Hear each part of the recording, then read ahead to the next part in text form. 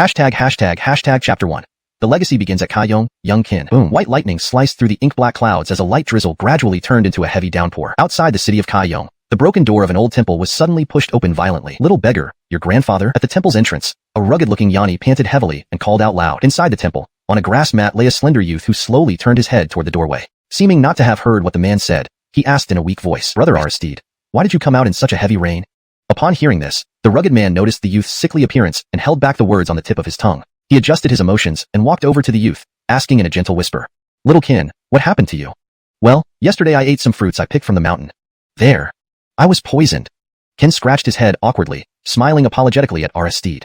"Oh, brother Aristide, did you see my grandfather in the city? He went to buy medicine for me but hasn't returned yet. It's raining so heavily outside. I'm worried about him." Upon hearing this, Aristide felt a jolt in his heart, and his face became complicated. He hesitated to speak. "Brother Aristide, what's wrong? Did something happen to my grandfather?" Seeing Aristide's troubled expression, Qin asked anxiously, "Little Qin, your grandfather is dead?" Hearing this, Qin's face abruptly changed, and he replied in a slightly angry tone, "Brother Aristide, that's not funny at all. When have I ever lied to you? Your grandfather's body is lying under the old locust tree outside Cangsheng City right now." Aristide's voice was low and choked with emotion. "I don't believe it. You must be lying to me." With that, Qin tried to crawl up using his hands and feet, but the toxins in his body hadn't been fully expelled, making him feel weak and powerless. His efforts were in vain. Smack! Suddenly, Qin grabbed Aristide's trouser leg and looked at him pleadingly. "Brother Aristide, please take me to the old locust tree." Seeing Qin's pleading look, Aristide didn't hesitate. He picked him up and ran swiftly towards the old locust tree outside Cangsheng City. The rain kept falling, becoming heavier. Thunder roared in unison with the pouring rain. On the Cangsheng City tower, and Darius in a gray robe bowed respectfully to the young master beside him. "Young master, as you predicted, the little beggar is on his way here." However, he wasn't alone. He was carried by the butcher from the west side of the city. "Aristide, huh? No problem. There's a good show coming up, wait and see." Speak of the devil. Under the locust tree far from the city tower, both Qin and Aristide stood stunned by the sight before them. The old beggar's limbs were missing, and his upper body was mangled beyond recognition, with no intact spot left. Blood flowed everywhere, dyeing everything within dozens of meters red. "Grandfather!" Seeing this, Qin seemed to go mad as he wriggled free from Aristide's back. He crawled through the mud with great difficulty. Under the locust tree, Qin tightly hugged the old beggar's mutilated body, sobbing, "Grandfather, wake up. It's Yuan. Please open your eyes and look at me. I promise I won't be naughty anymore. Do anything you want me to do. Please wake up." By now, Qin had lost his voice, blood and rain mixing as they streamed down his cheeks. Aristide, seeing this tragic scene, shed tears as well. He knew Sawyer was cruel, but not this much. Looking at Sawyer and the Elwyn in gray robes atop the city tower, a murderous intent grew in Aristide's eyes. "Qin, this is the gift I carefully prepared for you. Do you like it?" From the city tower, Sawyer yelled loudly. Amidst the noisy rain, Sawyer's laughter and mocking words could still be heard. Hearing this, Qin suddenly screamed in rage, "Sawyer, I will kill you." Pfft. Before he finished speaking, a mouthful of blood spewed from Qin's mouth. He blacked out and fell down. Seeing this, Sawyer laughed even harder. "Heart attack, that's exactly the effect I wanted." Having achieved his goal, Sawyer smiled and strolled back into the city with the old gray-robed man. 3 days later, atop a mountain peak, Qin knelt before the tombstone of the old beggar, completely dazed. His eyes, devoid of any sparkle, were filled only with boundless sorrow and the intent to kill. After a long silence, Qin spoke in a hoarse voice. "Grandfather, rest assured, if I don't avenge you, I swear I will not be Qin anymore. Don't leave too fast, I'm afraid I can't catch up." As he finished speaking, Qin wiped away the tears threatening to spill from his eyes. After bowing 3 times deeply to the tombstone, he pulled out the worn-out sword beside him and walked resolutely down the mountain without looking back. Shortly after Qin left, a woman in green sleeves slowly approached the grave. Looking at the stone inscribed, "Tomb of Grandfather Carey," tears welled up in her eyes. The woman took a deep breath to steady herself, bowed 3 times to Carey's grave, and then left. In the following days, no one in Cangsheng City saw Qin again. It was as if he had vanished from the earth. Meanwhile, a significant news spread across Cangsheng City.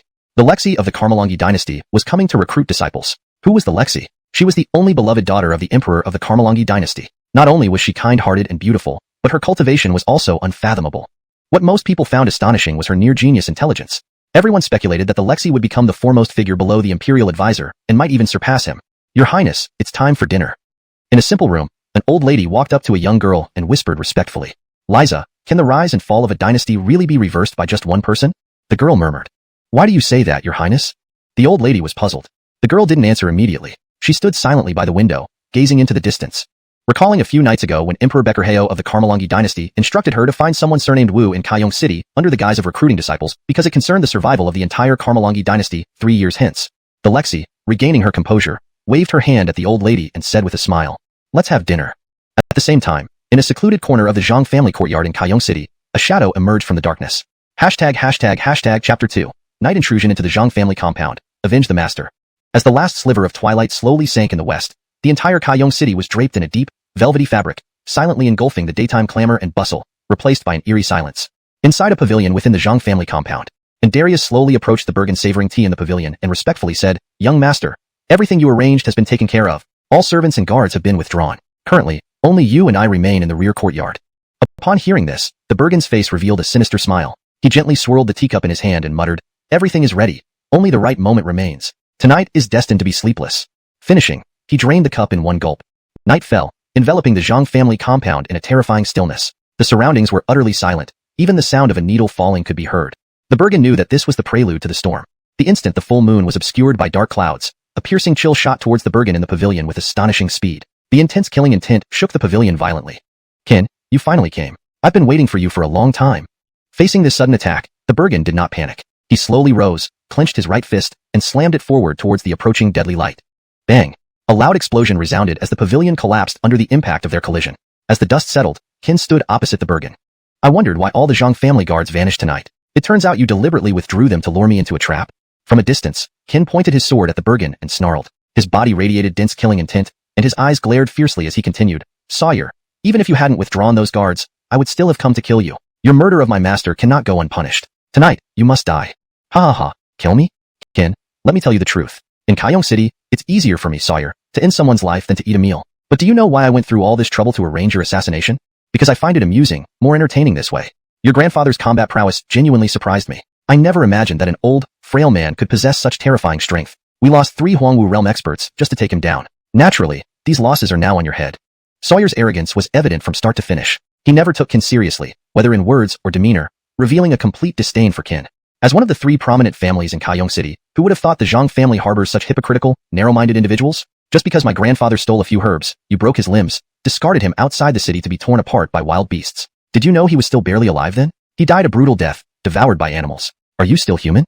Kin's eyes widened as he glared at Sawyer from afar, screaming with despair. Rage surged within him at the thought of the old beggar's tragic demise. His fists tightened, and his eyes blazed with fury as a terrifying killing intent emanated from him. At this moment, Kin's mind was clouded by hatred and anger. His trembling body and extreme killing intent showed he wanted nothing more than to tear Sawyer apart. A few herbs don't deserve death, but he had his reasons for dying. You can ask Harry yourself when you meet him. With that, Sawyer's expression shifted, and an overwhelmingly powerful aura emanated from him, sending waves of energy that forced Kin to retreat. "Kin, honestly, I admire your courage. Who would have thought you'd dare sneak into the Zhang family compound at night, with only a 3rd-rank martial artist's strength? Do you think the Zhang family is useless?" As he spoke, Sawyer's aura intensified, enveloping the entire compound in his terrifying energy. Kin was astonished to realize that Sawyer, barely 17, was already a 5th-rank martial artist. Confronted with this overwhelming pressure, Kin gripped his worn, broken sword tightly and shouted, "Sawyer, your murder of my master cannot go unpunished. Give up your life." With that, Kin lunged towards Sawyer, sword raised high. Seeing this, Sawyer sneered and met him with a punch. Boom! Kin slashed down with his sword, but Sawyer easily blocked it with his fist. The contact sent Kin flying back several meters before he finally stopped. Just stabilizing himself, Kin felt excruciating pain in his right hand's tiger mouth area. His sword hand trembled uncontrollably. One exchange made it clear that the gap between their strengths was immense. Yet, he had no intention of leaving alive. Slowly lifting his left hand, Kin, watched by everyone in shock, pulled out 3 silver needles from his robes and plunged them into his scalp. Instantly, a blood-red aura emerged, filling the courtyard with a chilling energy. Kin's eyes turned crimson, his face twisted in rage, resembling a demonic god. His presence was terrifying, making anyone who met his gaze shudder involuntarily. At the same moment, the subtle crack appeared on the sword charm hanging around Kin's neck. Seeing Kin unleash this power, Sawyer excitedly shouted, "I didn't expect you to have such a hidden move. Truly surprising. No wonder you're a pair of grandfather and grandson. You both use the same trick, but even so, you won't escape the same fate as your beggar grandfather." With that, Sawyer unsheathed his sword, his aura fully unleashed, and attacked Kin with excitement. Boom, boom. Using his life force to forcibly enhance his strength, Kin managed to fight Sawyer evenly for a while. Under the night sky, they darted about like night spirits. Suddenly, Kin swung his sword horizontally, aiming directly for Sawyer's waist. The speed was incredible, leaving only a trail of light. Seeing this, Sawyer sneered and blocked with his sword. Once again, Kin's swift strike was deflected effortlessly. Just as Sawyer gloated, Kin spun on his heel and kicked forcefully towards Sawyer's face from a cunning angle. Reacting swiftly, Sawyer stabbed Kin's right foot with his left hand gripping the sword. Thud. With a dull thud, Sawyer was thrown back, and Darius rushed forward and caught him. "Young master, are you all right?" Looking at Sawyer's contorted face, the Darius raged, "Boy, how dare you injure our young master? Die!" A wave of terrifying first-rank great martial artist energy swept over Qin, who tried to resist despite being injured. However, his body was already depleted, and the forcibly boosted strength dissipated in an instant. Chapter 3. A small martial artist, easily destroyed. Looking at the injured Sawyer in the distance, Qin knew that he likely wouldn't be able to avenge this wrong today. So be it. Without further ado, Qin slowly closed his eyes, ready to welcome death. You young whelp, offending someone from the Zhang family will lead you down a path with only one end, death. Pay attention next time. As the boss's attack grew closer, the terrifying energy became increasingly formidable. Facing death, Qin did not show any fear. Instead, a faint smile appeared on his face. Grandfather, I'm coming to join you. Just as this critical moment unfolded, a burst of white light erupted from the sword charm pendant around Qin's neck. In an instant, the entire Cangsheng city was illuminated as if it were daylight. Startled by the sudden event, the boss was taken aback and instantly retreated to Sawyer's side, shielding him behind him. What is this white light? Amidst his surprise, the boss vaguely saw a figure within the white light, the silhouette of a woman. We will remember what has transpired today, and we shall return it 100-fold. With those words, the white light and the woman vanished into thin air, taking the severely injured Qin with them. As the white light disappeared, darkness returned. At this moment, several powerful figures also appeared on the scene. Hi, are you alright? A Yanni in a gray robe looked at the injured Sawyer with concern. Father, I'm fine, just kicked by that guy Qin, but I'm okay. That's good. By the way, what was that white light earlier? The man in the gray robe frowned slightly as he asked Sawyer gently. I don't know where the white light came from, but I'm certain it has something to do with Qin. Sawyer rubbed his swollen cheek, feeling furious. He never imagined that a 6th-rank martial artist like himself would be bested by a 3rd-rank martial artist. Thinking about it made Sawyer angrier, and he wished he could tear Qin limb from limb. Alright, since he's already gone, there's no point dwelling on it. In 3 days, the Lexi will arrive in Cangsheng City. You should rest up these few days and prepare for the upcoming selection exams. After speaking, the man in the gray robe led the Zhang family's martial artists away with a flick of his sleeve. On the other side, Qin didn't know how long he had been unconscious. When he woke up, he found himself in a place he had never been before. Am I dead? Is this the hell people speak of? It doesn't seem much like the hell I imagined. Qin coughed lightly, enduring the intense pain as he dragged his heavy body up with great difficulty. Once he stabilized himself, Qin realized he was atop a massive city wall. The grandeur of the city wall was so vast it stretched beyond sight, and he was currently suspended above the clouds. Whoa, this is incredible. This can't be hell. It must be heaven. This isn't hell or heaven. Just as Qin murmured, a soft voice echoed from the sky. Then, a white light emerged, and a woman dressed in white slowly appeared. When the woman appeared, the heavens shook, and the colossal city wall trembled violently. An endless pressure swept through every corner of this space, causing Qin to tremble uncontrollably just by looking at her. Faced with this scene, Qin felt as if he were facing a great adversary. He steadied his shaking body, tremblingly drew out his broken sword, and gazed at the woman in the sky with a despairing tone. You, who are you? The woman did not immediately respond to Qin. She descended gracefully onto the city wall, walked smilingly up to Qin, extended her delicate hand, and said softly, Hello Qin, nice to meet you. The woman's face lit up with joy as she looked at the young boy, her eyes filled with excitement as if she had been eagerly awaiting this meeting. Startled by the woman's strange behavior, Qin paused for a moment before hastily extending his right hand in response. Why you? Hello, did you save me just now? After exchanging greetings, Qin asked cautiously. It was nothing. Nothing? That boss was a great martial artist, one of the top-tier experts in all of Cangsheng City, and you say it was nothing? Could you also be a great martial artist? At this thought, Qin suddenly realized and stared at the woman in front of him in shock. Great martial artist? The woman didn't answer Qin. She muttered to herself for a moment and then asked again, Qin, do you want to learn swordsmanship? Hearing this, Qin was initially stunned, then quickly replied, Yes, of course. I dream of becoming a sword cultivator. Do you wish to become my disciple and let me be your Dao protector? Dao protector? Upon hearing the woman's words, Qin fell silent.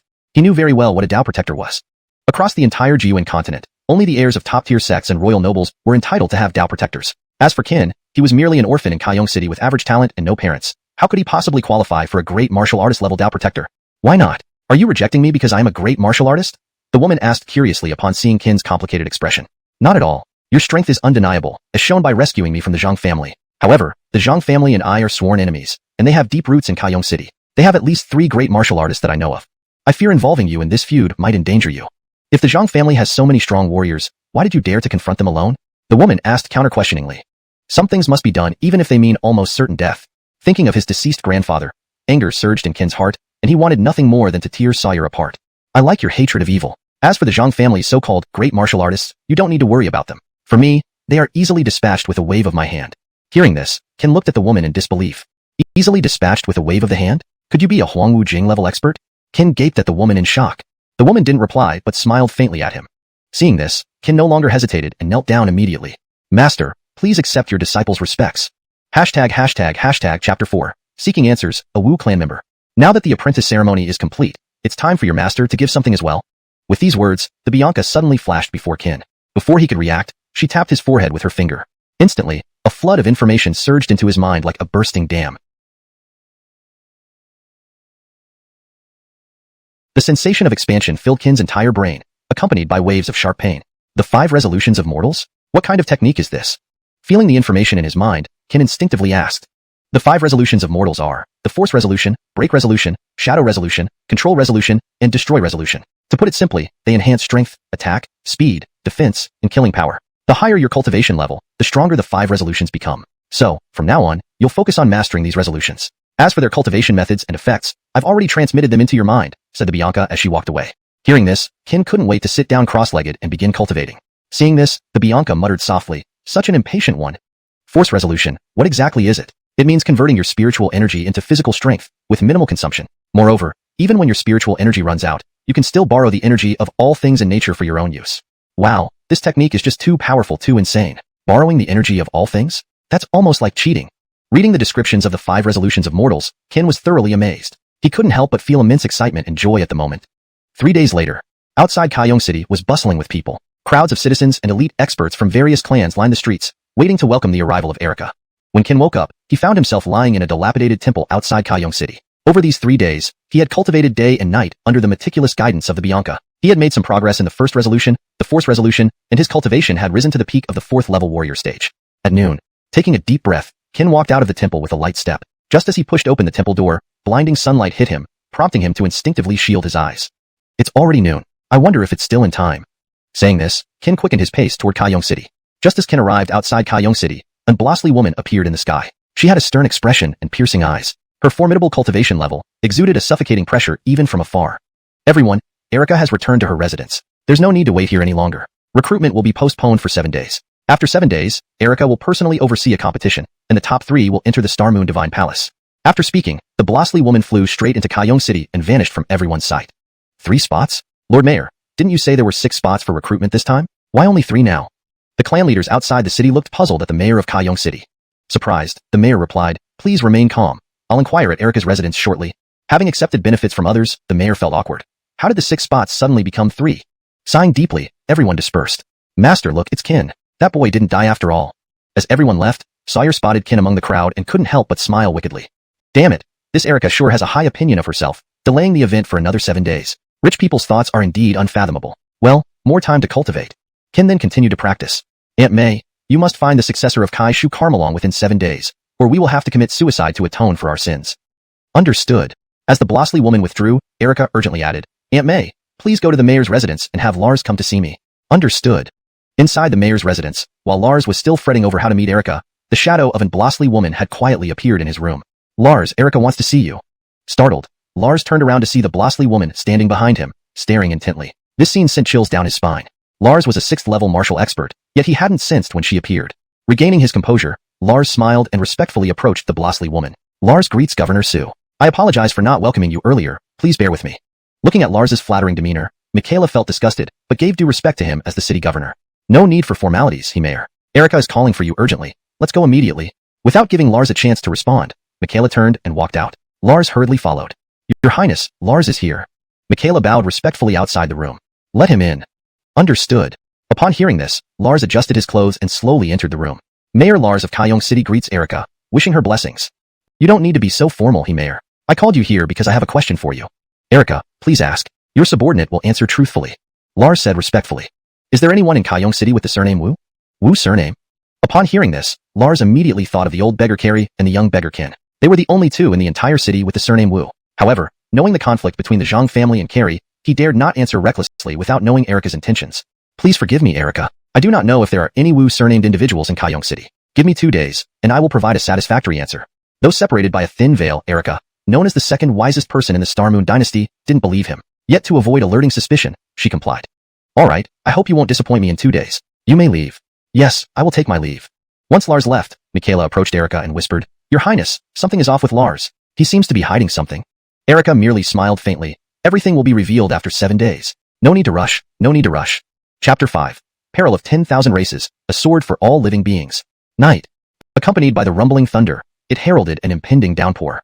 Outside Cangsheng City, in a dilapidated temple, Qin, who had been practicing all day, felt his energy continuously surging, indicating an imminent breakthrough. Just a little bit more to break through to the 5th level martial artist. It's been a whole day. What exactly went wrong? Just as Qin was puzzled, the figure of the Bianca suddenly appeared in the temple. Do you know why it's so difficult for you to break through to a mere 5th level martial artist? Disciple does not know. Please teacher enlighten me, Qin replied softly. Because before this, your foundation was unstable. Additionally, having already broken through one level previously means that while you have indications of breaking through again, it is always just a step away. To truly break through now, you need a catalyst, a chance for a thrilling battle. Only then will your foundation be stable, and the breakthrough will come naturally. Hearing the Bianca's words, Qin finally realized what he needed to do. Indeed, recalling the times with his grandfather, he only practiced occasionally to strengthen his body. He didn't take true cultivation seriously, which led to him still being a 4th level martial artist at 16. Sigh. Qin gave up on the idea of forcing a breakthrough and lay down. The Bianca slowly flew over and sat beside him. Sister, can you tell me about the outside world? Qin suddenly turned to look at the Bianca and asked. You want to hear? She countered. Yes. Qin answered innocently. Then let me tell you a story. Long ago, Wu Yuan continent was a place abundant in spiritual energy. At that time, all races coexisted harmoniously, with countless top-tier experts among them. Among these were the human race, heavenly demon race, and divine race.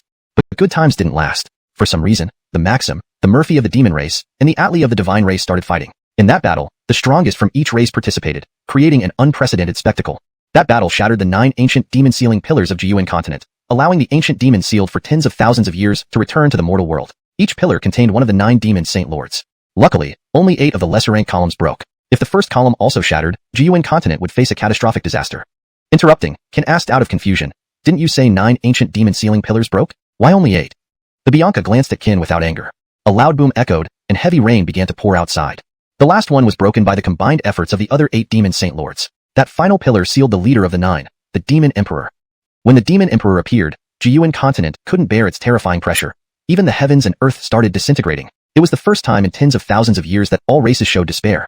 In this critical moment, the 3 greatest figures inexplicably stopped fighting and instead dealt with the demon emperor. Even combined, they couldn't harm him much. After unleashing their strongest attacks, they merely inflicted serious wounds, but couldn't destroy him completely. Their strongest attack couldn't destroy him? How powerful is this demon emperor? Qin exclaimed in shock. How did we win in the end? After careful consideration, they made a bold decision. Awaken Artemio, the first person of Wu Yuan continent. The first person, stronger than those 3? What kind of strength is that? He's different from them. He sleeps because he is mad. Mad. Qin was puzzled. How could they entrust such a critical matter to a madman? The real reason Artemio slept was due to his cultivation method, the path of all beings. This path relies on the fate of all races for power. The more fate consumed, the stronger he became. Thus, he needed to sleep periodically. Isn't the path of all beings like the 5 resolutions of life you taught me? Could these resolutions also be created by him? Yes, the 5 resolutions of life are indeed a gift left by that predecessor for future generations. However, these resolutions require only spiritual energy, unlike the sacrifice he made to defeat the demon emperor, which required the destiny of all races. That seemingly simple strike cost 5,000 years of their fate. Due to the destruction of the 9 ancient demon sealing pillars, the legendary 9 spirit guardians vanished, making further sealing impossible. To ensure future peace, Artemio used 5,000 more years of racial fate to banish the demon emperor and other demons to the westernmost edge of Wu Yuan continent. Between the continent and the demons, he established a seal known as Cangsheng Sword River. Over time, the seal has weakened. We must find the 9 scattered spirit guardians to maintain the seal. Otherwise, the entire continent's living beings will face destruction. Looking at Qin, the Bianca asked firmly, this concerns the survival of all life in Wu Yuan continent. Are you willing to contribute? Qin jumped up and knelt before her. All people must bear responsibility for the rise and fall of the world. Though I am weak, I am willing to contribute for the sake of all. Smiling, the Bianca then vanished. Guests have arrived. Chapter 6. The Spectre claims souls, the Grim Reapers collect lives. Guest? A loud thunderclap echoed as a bolt of lightning flashed across the sky. In that brief moment of light, the broken temple's door slowly opened, revealing 2 figures. Qin held his worn sword and stared intently at the entrance. Who are you? Do we have the honor of speaking to Qin? As these words fell, one man dressed in black and another in white walked in slowly. When Qin recognized them under the dim lighting, he was taken aback. You are the terminators of martial artists, the Black and Mais.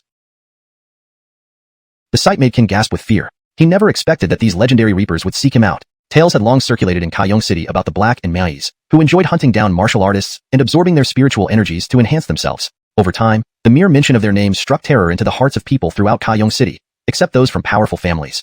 Unaware of your visit, I didn't receive you properly. Please forgive me. Qin is naturally dull-witted and but a humble beggar. I humbly request for your leniency and spare me. After saying this, Qin respectfully bowed to the Black and Mais. The Spectre claims souls, the Grim Reapers collect lives. We do this job for pay, not for personal grudges. Qin, if you regret anything, it should be for angering someone you shouldn't have. Hope you have a better next life. They pulled out weapons and approached Qin step by step, their 6th rank martial artist prowess resonating within the temple. Hell, it must be Sawyer's doing again. If I survive this, I will flay him alive, Kin cursed under his breath. But facing two 6th rank experts, all he could do was brace himself. Although individually they were only 6th rank, combined, they rivaled 7th rank powerhouses. How can I fight this? Roaring angrily, Kin raised his sword and rushed forward. The clash unleashed an explosive burst of energy, sending a powerful shockwave that threw Kin out of the temple. The ancient structure couldn't withstand the force and began to collapse. Rain continued to pour.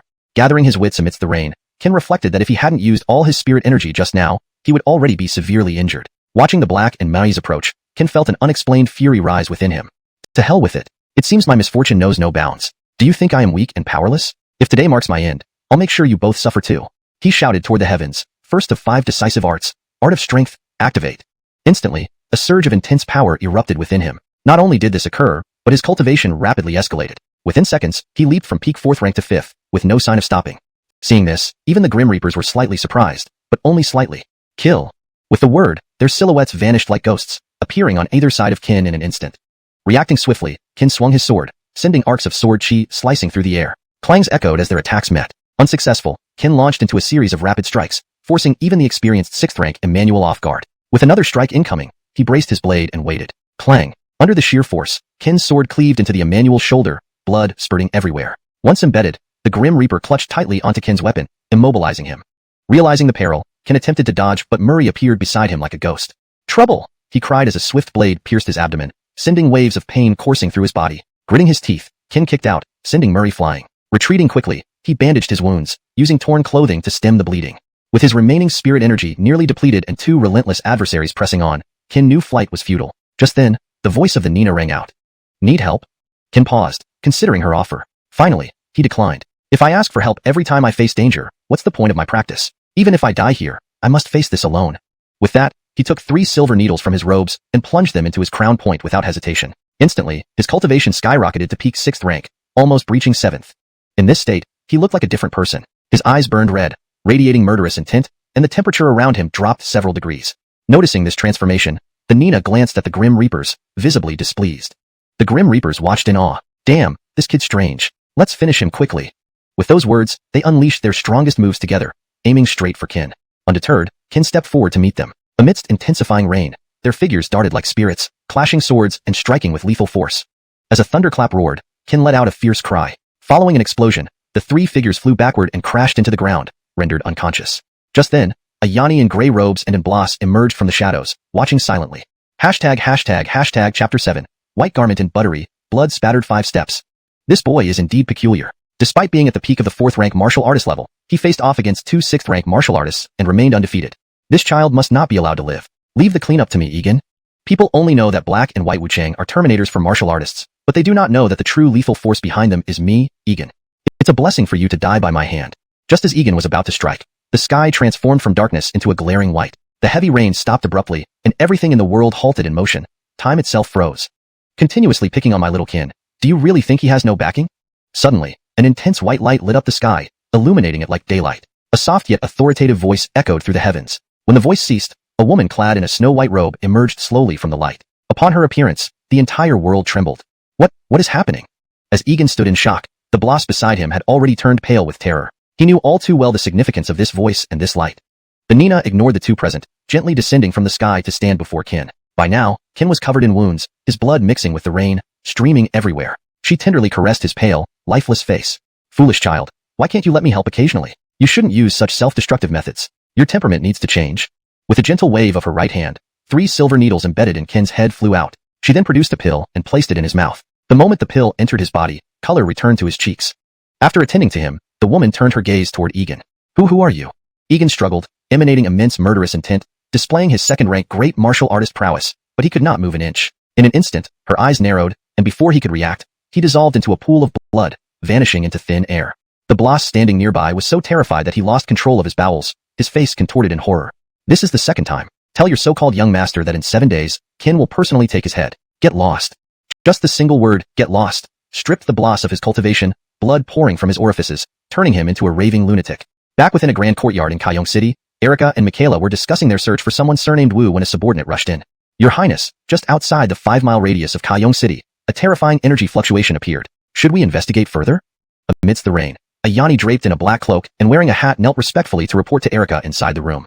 Powerful energy fluctuations? I've been here less than a day, yet something significant happened. Could it be Lars received information about our target and tried to silence them?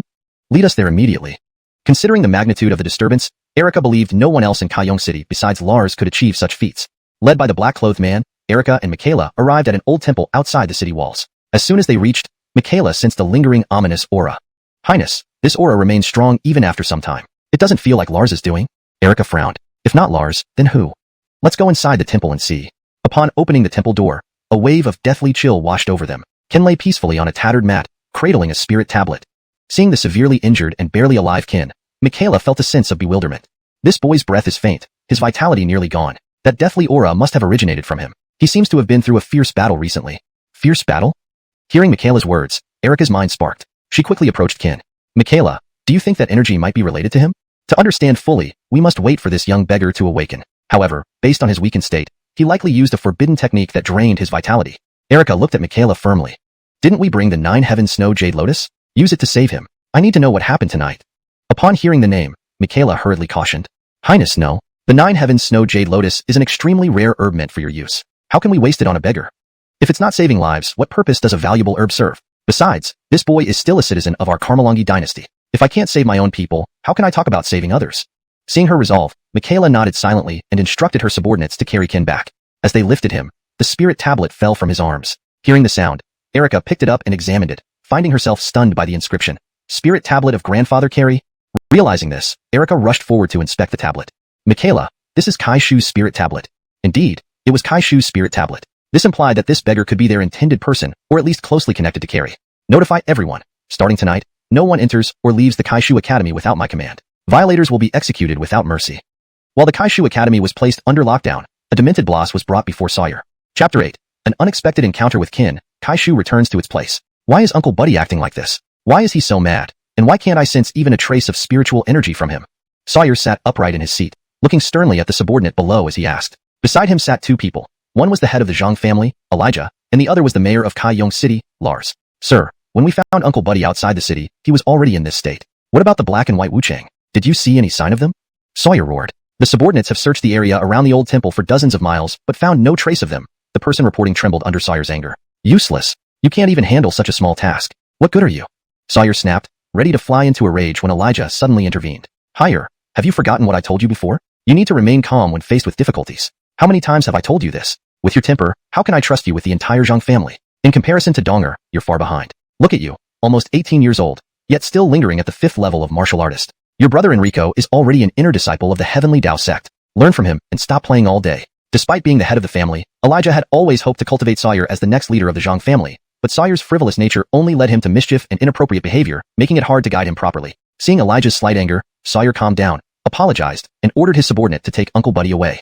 Mayor, Adeline asked you about someone surnamed Wu the other day. She came to recruit disciples. Why would she suddenly ask such a question? If my guess is correct, Adeline's visit to Cangsheng City might just be a ruse. Her real intention could be to find this person surnamed Wu, Lars replied. Hearing this, Elijah thought for a moment and then said darkly, do they know about our plan? No, they should not know yet. If they did, the ones coming here wouldn't be Adeline, but the Star Moon Guard. Lars cut him off, knowing well the workings of the Star Moon dynasty. Star Moon Guard.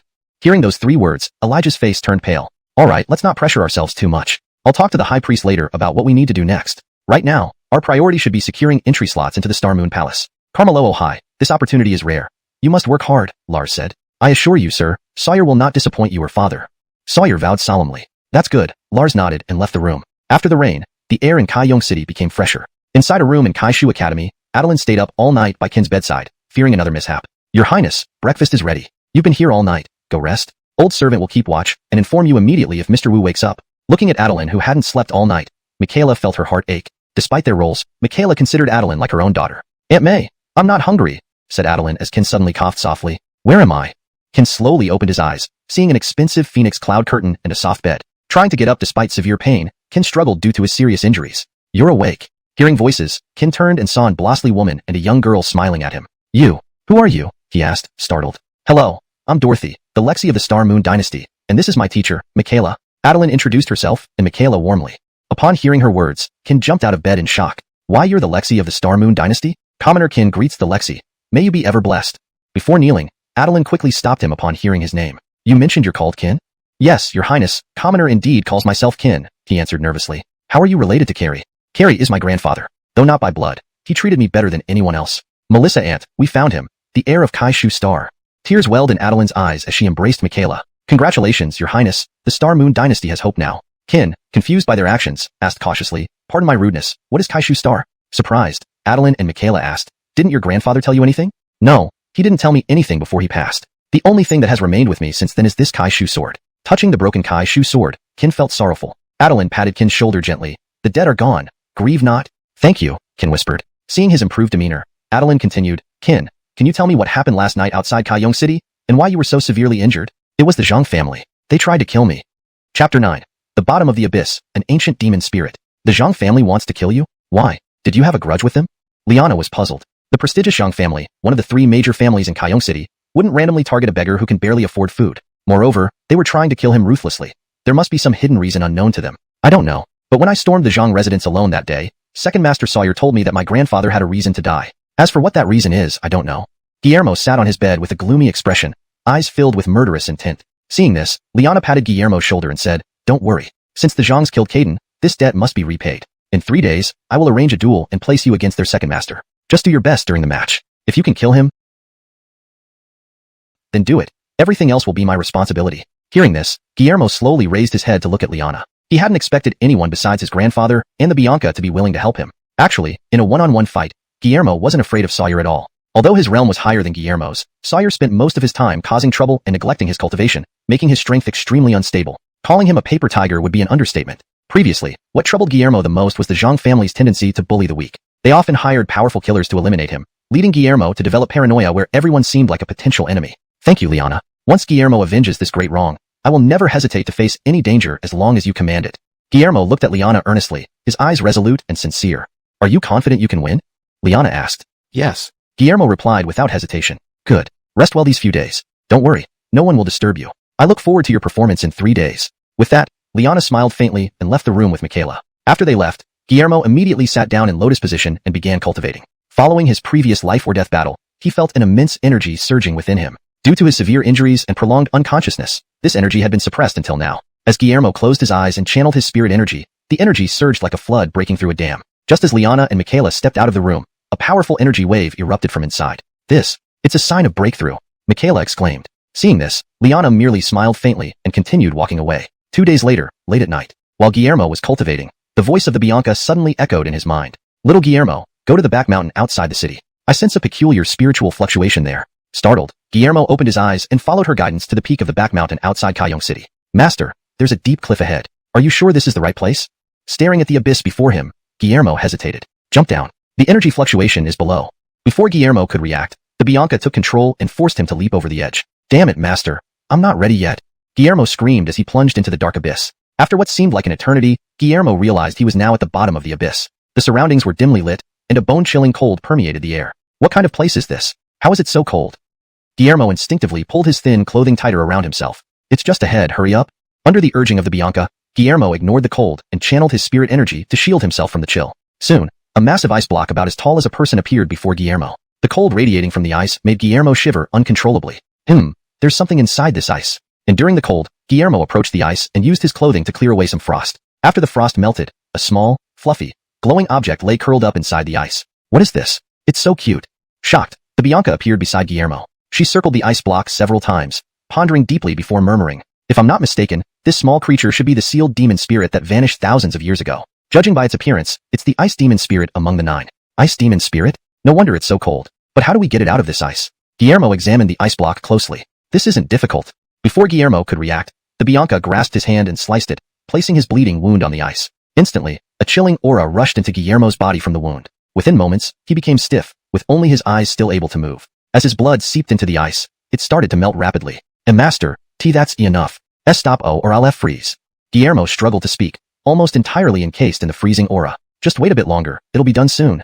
The Bianca ignored Guillermo's distress and waved her hand. After a while, the ice completely melted, and Guillermo's entire body was now encased in ice. Only his eyes moved as the ice demon spirit slowly opened its eyes after millennia of slumber. It stretched lazily, then scanned the surroundings with its snowy white eyes. Upon seeing Guillermo trapped in the ice, it excitedly flew toward him. Opening its tiny mouth, it swallowed the ice encasing Guillermo whole. Without giving Guillermo a chance to recover, the ice demon spirit leaped onto Guillermo and shouted, "Mommy!" Caught off guard, Guillermo blurted out, I'm not your mommy. I'm your daddy. Please let me know if you need any further assistance or revisions. Chapter 10. I'm your father, not your mother. Ken also had no idea what to do with this little creature in front of him. As a man, being called mother by such a tiny thing felt awkward and out of place. Forget it, mother is fine. I won't argue with you about this. Oh, master, why does this ice demon spirit look so dim-witted? Could it be that its mind was frozen from staying in the ice for too long? Ken poked the ice demon spirit in his arms and muttered. Not exactly. It's probably because it suffered severe injuries during a great battle thousands of years ago, which led to its current state. The idea of its brain being frozen is nonsense. According to my knowledge, all demon spirits seal themselves when faced with danger or nearing death to ensure their safety, the Bianca explained. No wonder this little thing looks so dazed. So, it's injured. Hearing her words, Ken finally understood. Hey, little one, do you remember your name? Ken poked the ice demon spirit in his arms and asked. I don't know. I only remember sleeping for a very, very long time. Like a long dream. The ice demon spirit looked at Ken with eyes as large as door knockers. Seeing its adorable expression, Ken was momentarily speechless. What if we call you Lainey? Ken smiled warmly at the ice demon spirit, his eyes bright as if seeking its approval. Sure. Lainey, that's such a beautiful name. Thank you, mother. The initially happy Ken frowned slightly when he heard the word, mother. I'm your father, not your mother.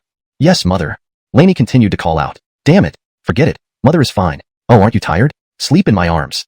As soon as Ken finished speaking, Lainey slowly closed its eyes and fell asleep. Damn, youth is good. You fall asleep right away. Before Ken could finish speaking, Lainey transformed into a streak of white light and entered his mind.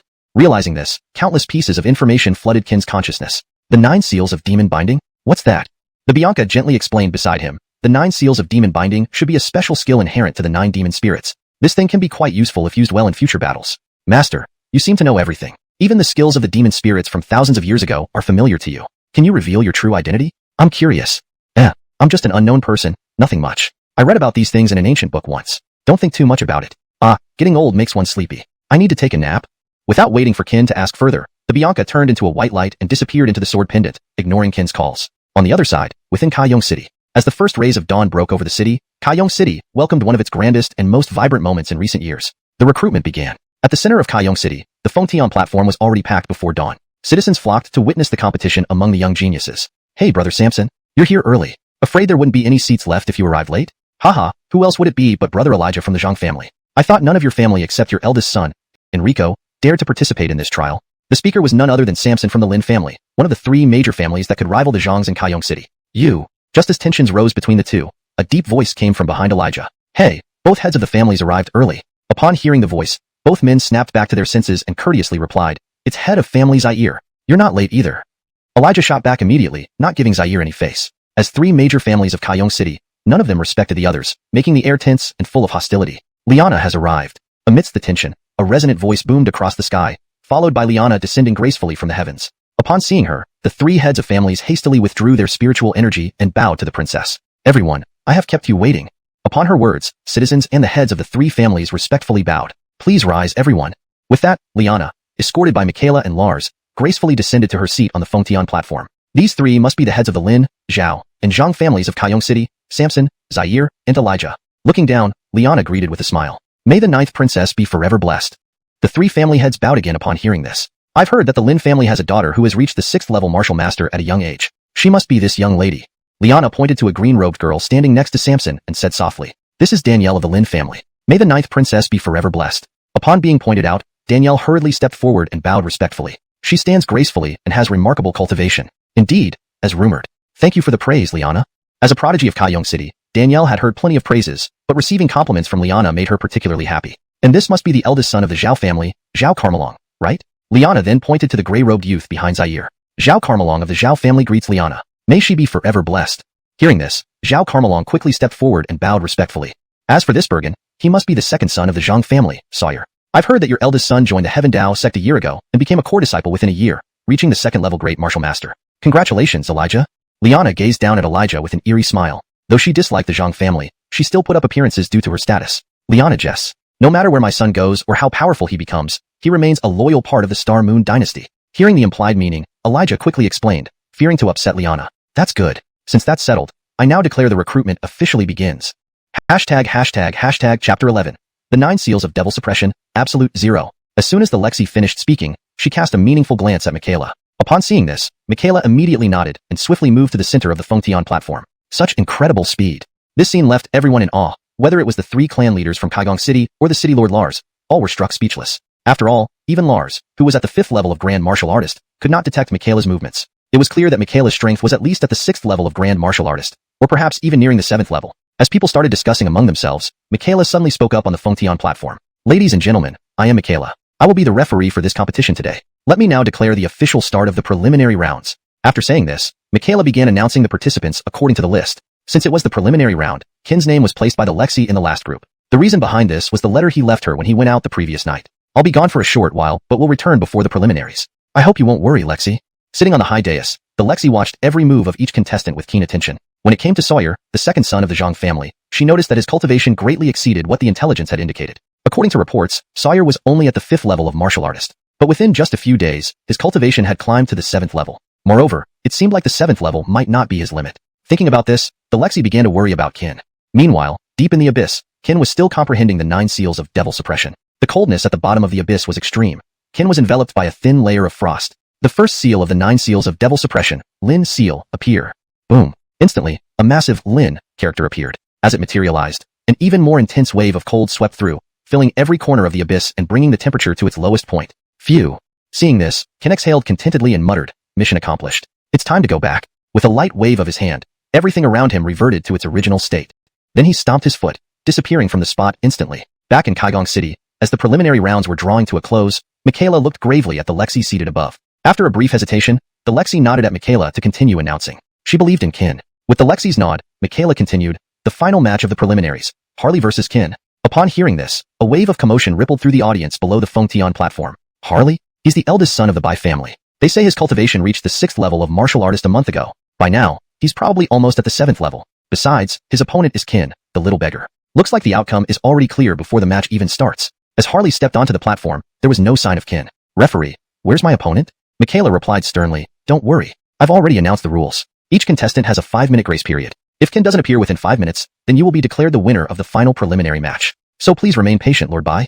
Michaela didn't want to say too much. Whether Kin would show up within 5 minutes was uncertain, but she had spoken, and now it depended on Kin. As time ticked away, the crowd grew impatient, starting to mutter among themselves. Referee, the 5 minutes are almost up, and Kin still hasn't shown up. I think he's afraid and hiding. Why waste everyone's time? Just announce the result. Sawyer chimed in from the crowd. Lord Zhang, please be respectful. Rules are rules. 5 minutes is 5 minutes. These are the regulations set by the Lexi. Are you unhappy with the Lexi's rules? Michaela's eyes narrowed suddenly, and an overwhelming pressure surged towards Sawyer. Instantly, Sawyer was overwhelmed, collapsing to the ground, spitting blood and unable to move. My son speaks rashly. Please forgive him, Lord Su. Elijah hurried forward to plead for mercy. Humph. Another offense will not be tolerated. Michaela waved her sleeve, dissipating the pressure instantly. Right then, a loud voice echoed from the sky. Who said I'm afraid? At the last moment, Kin finally arrived. Seeing Kin arrive on time, the Lexi smiled approvingly. My apologies for keeping you waiting. Kin bowed slightly to Harley apologetically. No problem. Now that you're here, let's begin our match. Without wasting any time, Harley launched into full attack mode. Of course, he had heard about Kin, the low cultivation, weak beggar. But as a member of the Bai family, Harley knew a fundamental truth. A lion hunting a rabbit still uses all its might. Thus, despite facing Kin, he did not hold back. This was both a recognition of his own abilities and respect for Kin. Wu brother, watch out. As soon as he finished speaking, Harley vanished and reappeared behind Kin. He clenched his right fist and struck powerfully at Kin's back. Faced with Harley's sudden attack, Kin did not show any surprise. Instead, a faint smile spread across his face.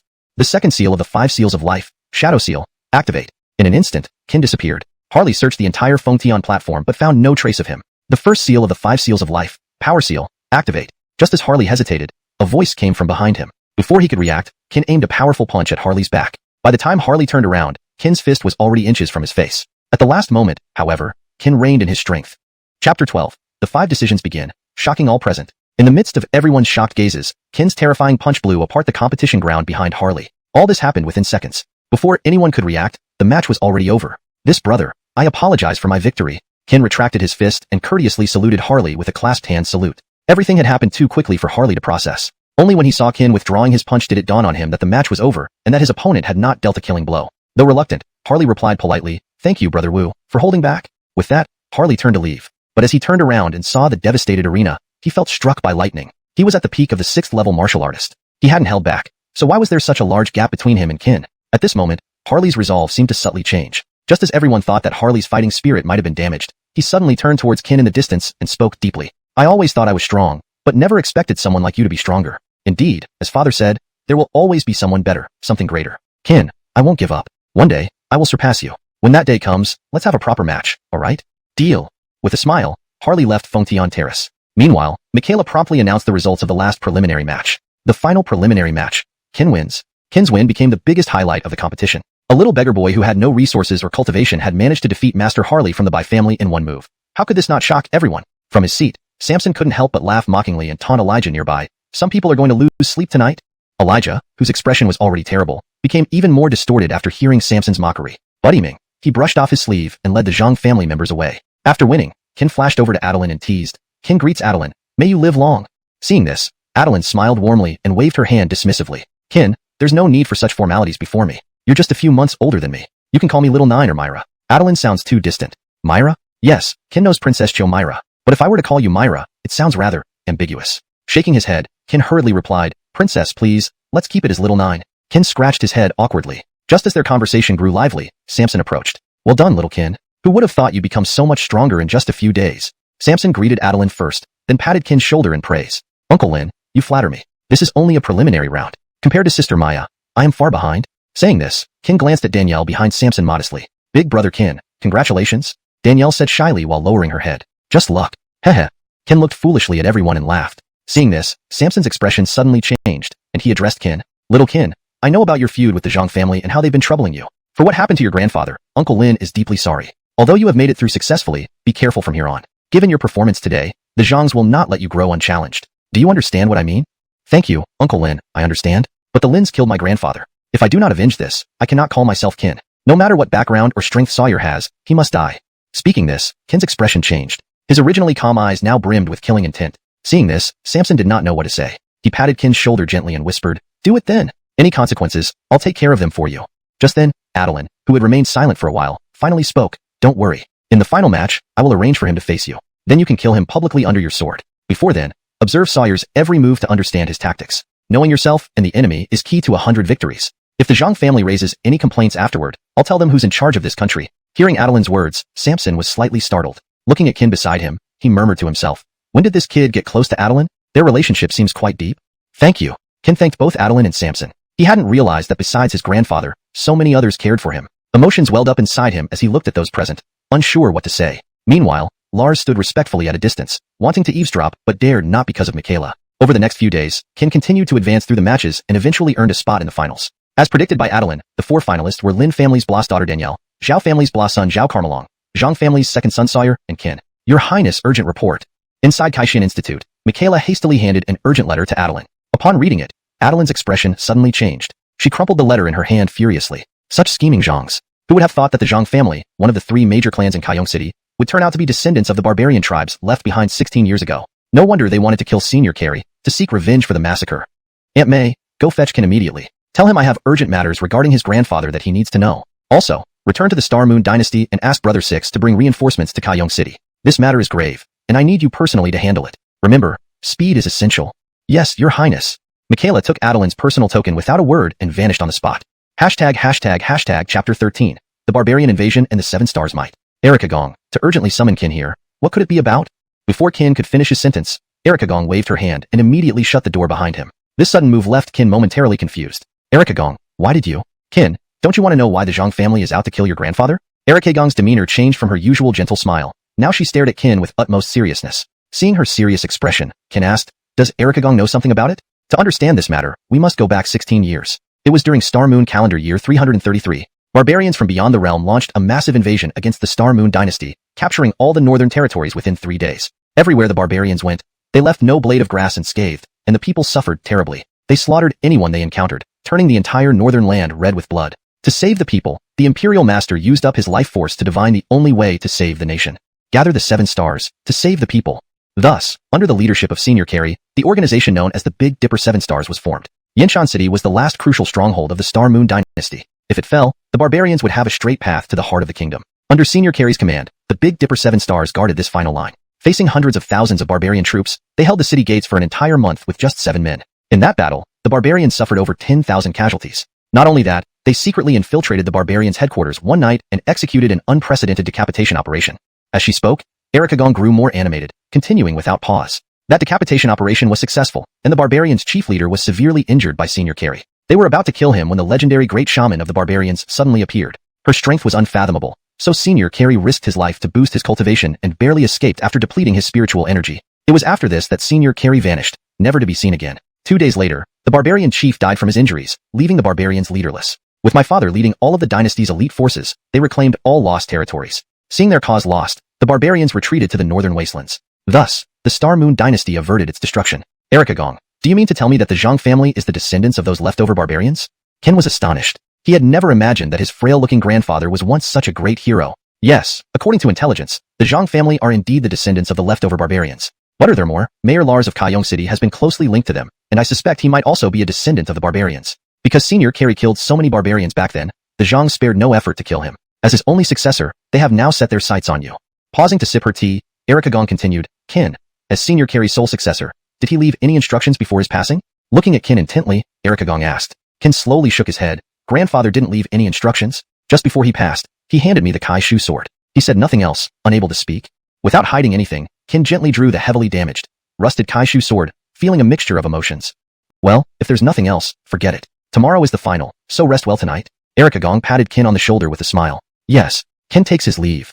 Ken nodded and withdrew. The next morning, as the first rays of sunlight rose in the sky, the fasting platform was already filled with people. Since Michaela had urgent matters elsewhere, the judge for this round became Samson, the head of the Lin family. After Samson's lengthy speech, the grand finale officially began. The first match, Danielle versus Zhao Carmelong. As Samson finished speaking, the two contestants commenced their battle. Both fighters unleashed their full power right from the start, both being first-stage great martial artists. Neither gave ground to the other. With a resounding boom, both fighters pushed their speed to the limit. On the fasting platform, the audience saw only two blurry figures dancing in midair like spirits. As time passed, the battle reached its conclusion. With a roar and a massive explosion, Danielle was sent flying backward amidst the dust cloud. When the dust settled, everyone saw that Zhao Carmelong was also at his limits, kneeling on one knee and spitting blood. Miss Danielle, I offer my thanks. Zhao Carmelong stood up despite the pain, acknowledging his win. Thank you, Lord Zhao, for showing mercy. Danielle admits defeat. Danielle knew that although others saw Zhao Carmelong winning by a narrow margin, she understood the true situation. During their final clash, had Zhao Carmelong not held back, she would have faced dire consequences. Despite their identical cultivation levels, Zhao Carmelong practiced a powerful and domineering technique.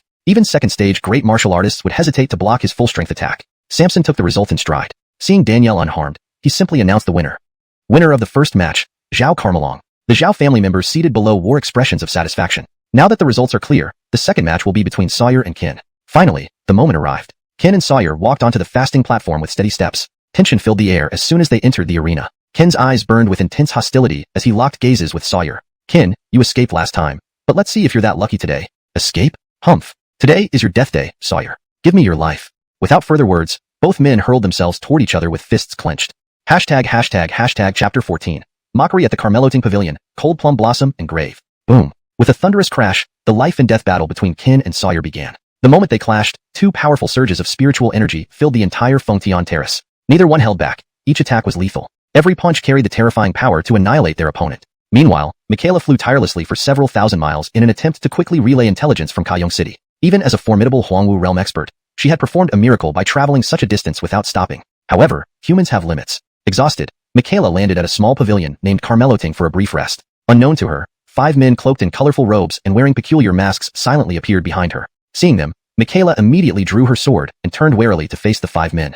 5-element envoys? I didn't expect to encounter the legendary 5-element envoys of the Mani here in this humble Carmeloting pavilion. Truly surprising. Recognizing their peculiar attire, Michaela said with a deep voice. I didn't think anyone in the vast Carmelongi dynasty would still remember us old fellows. It seems you must be Lady Michaela, attendant to the Lexi of Carmelongi, the man in the golden robe murmured. Useless question.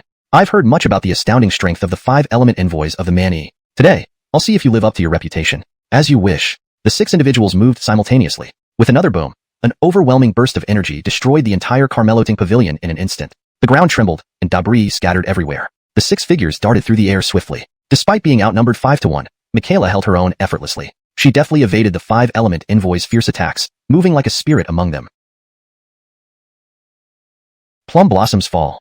In midair, Michaela slashed her sword, sending countless plum blossoms condensed from spiritual energy toward the 5-element envoys like a sudden storm. Instead of retreating, the 5 men advanced, delivering powerful punches aimed at Michaela. Simultaneously, 5 black snakes with glowing red eyes materialized around them, exuding dark, deathly auras. Driven by some unseen force, the snakes lunged at Michaela with astonishing speed. Reacting quickly, Michaela swung her sword again, releasing torrents of plum blossoms that bombarded the incoming snakes. The blossoms struck the snakes and fell to the ground with a heavy thud, kicking up dust. However, The snakes rapidly recovered after being hit and attacked even faster. Michaela frowned slightly. Her sword strikes cut through the snakes multiple times, but the results were always the same. Unable to think further, she increased her speed to its peak and vanished from sight. The black snakes lost their target momentarily before redirecting toward the collapsed stone pillars of the pavilion. Suddenly, Michaela reappeared. The 5 snakes instantly turned and rushed towards her again. What's this thing? Can't kill it, can't shake it off, she muttered, forced to flee once more. It's useless, Michaela. You can't escape. We marked you with a special scent only the black snakes can detect during our earlier clash.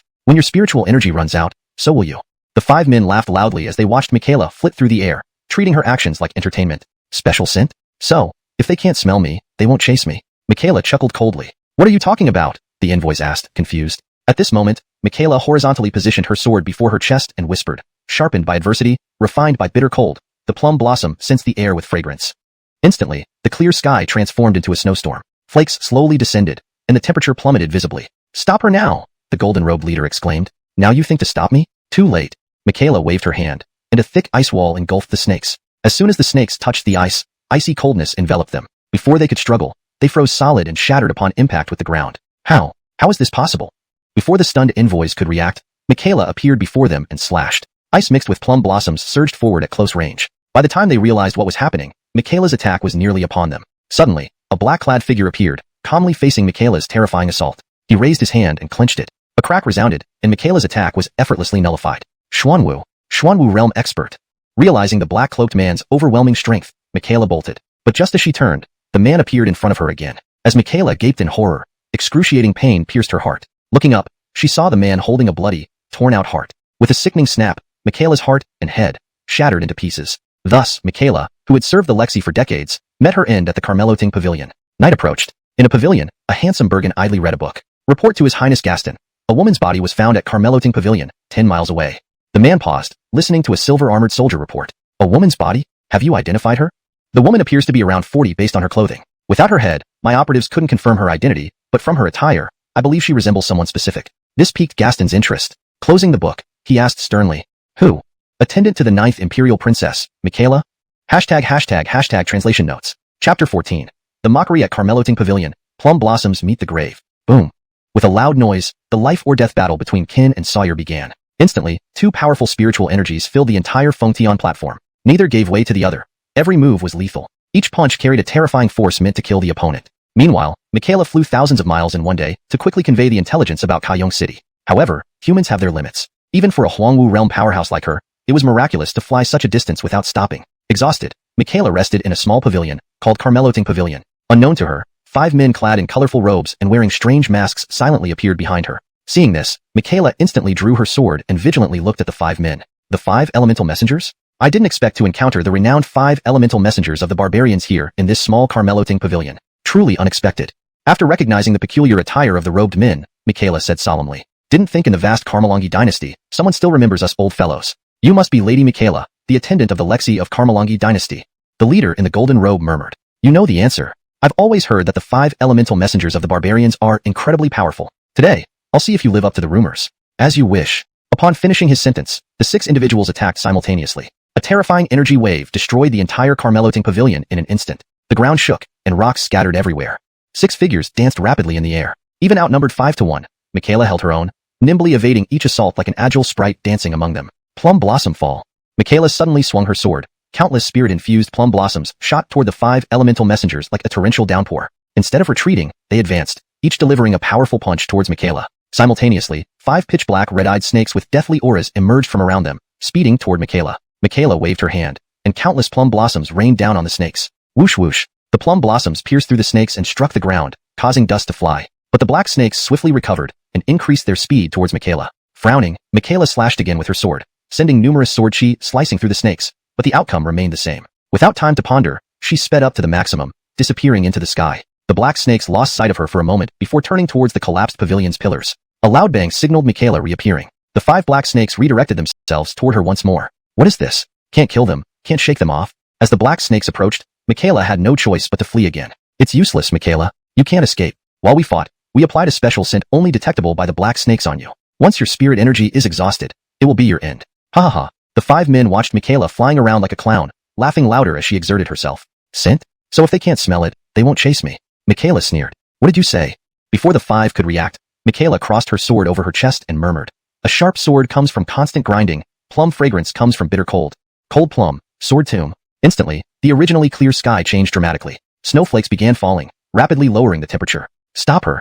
The leader shouted. Now you think to stop me? Too late. Michaela waved her hand, and a thick ice wall encased the black snakes. At the touch of the ice wall, frost enveloped the snakes. Before they could struggle, they turned into icicles, shattering upon hitting the ground. How? How is this possible? While the 5 elemental messengers were shocked, Michaela approached them. Before they could react, she swung her sword at them. With ice mixed with plum blossoms at such close range, the attack almost touched their faces when they finally reacted. Just as they despaired, a dark figure appeared in front of them. Facing Michaela's terrifying attack, the robed man showed no panic. With a slight raise of his hand, he effortlessly deflected the attack. Xuanwu realm expert.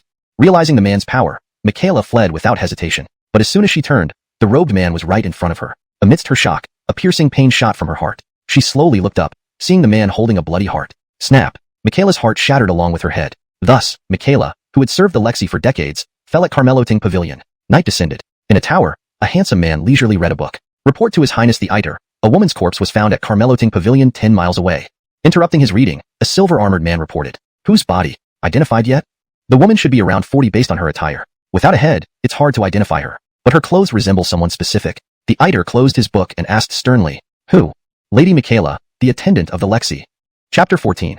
Ridicule at the Carmelot Ting Pavilion, cold plum blossoms by the tomb. Boom. With a thunderous roar, the life and death battle between Qin and Sawyer began. The moment they clashed, 2 powerful streams of spiritual energy filled the entire Fengtian terrace. Neither man gave way. Each move was lethal. Every punch carried the terrifying power to end the other's life. Meanwhile, Michaela, aiming to swiftly relay intelligence from Cangsheng City, flew for thousands of miles in a single day. But humans have their limits. Even a powerhouse like her, at the Huangwu realm, achieving such distance non-stop was nothing short of miraculous. Exhausted, Michaela landed at a small pavilion named Carmelot Ting for a brief rest. Unknown to her, 5 men cloaked in colorful robes and wearing peculiar masks silently appeared behind her. Upon noticing them, Michaela immediately drew her sword, eyeing the 5 warily. 5 elemental messengers? I didn't expect to encounter the renowned 5 elemental messengers of the Mani here at this humble Carmelot Ting. This is indeed surprising.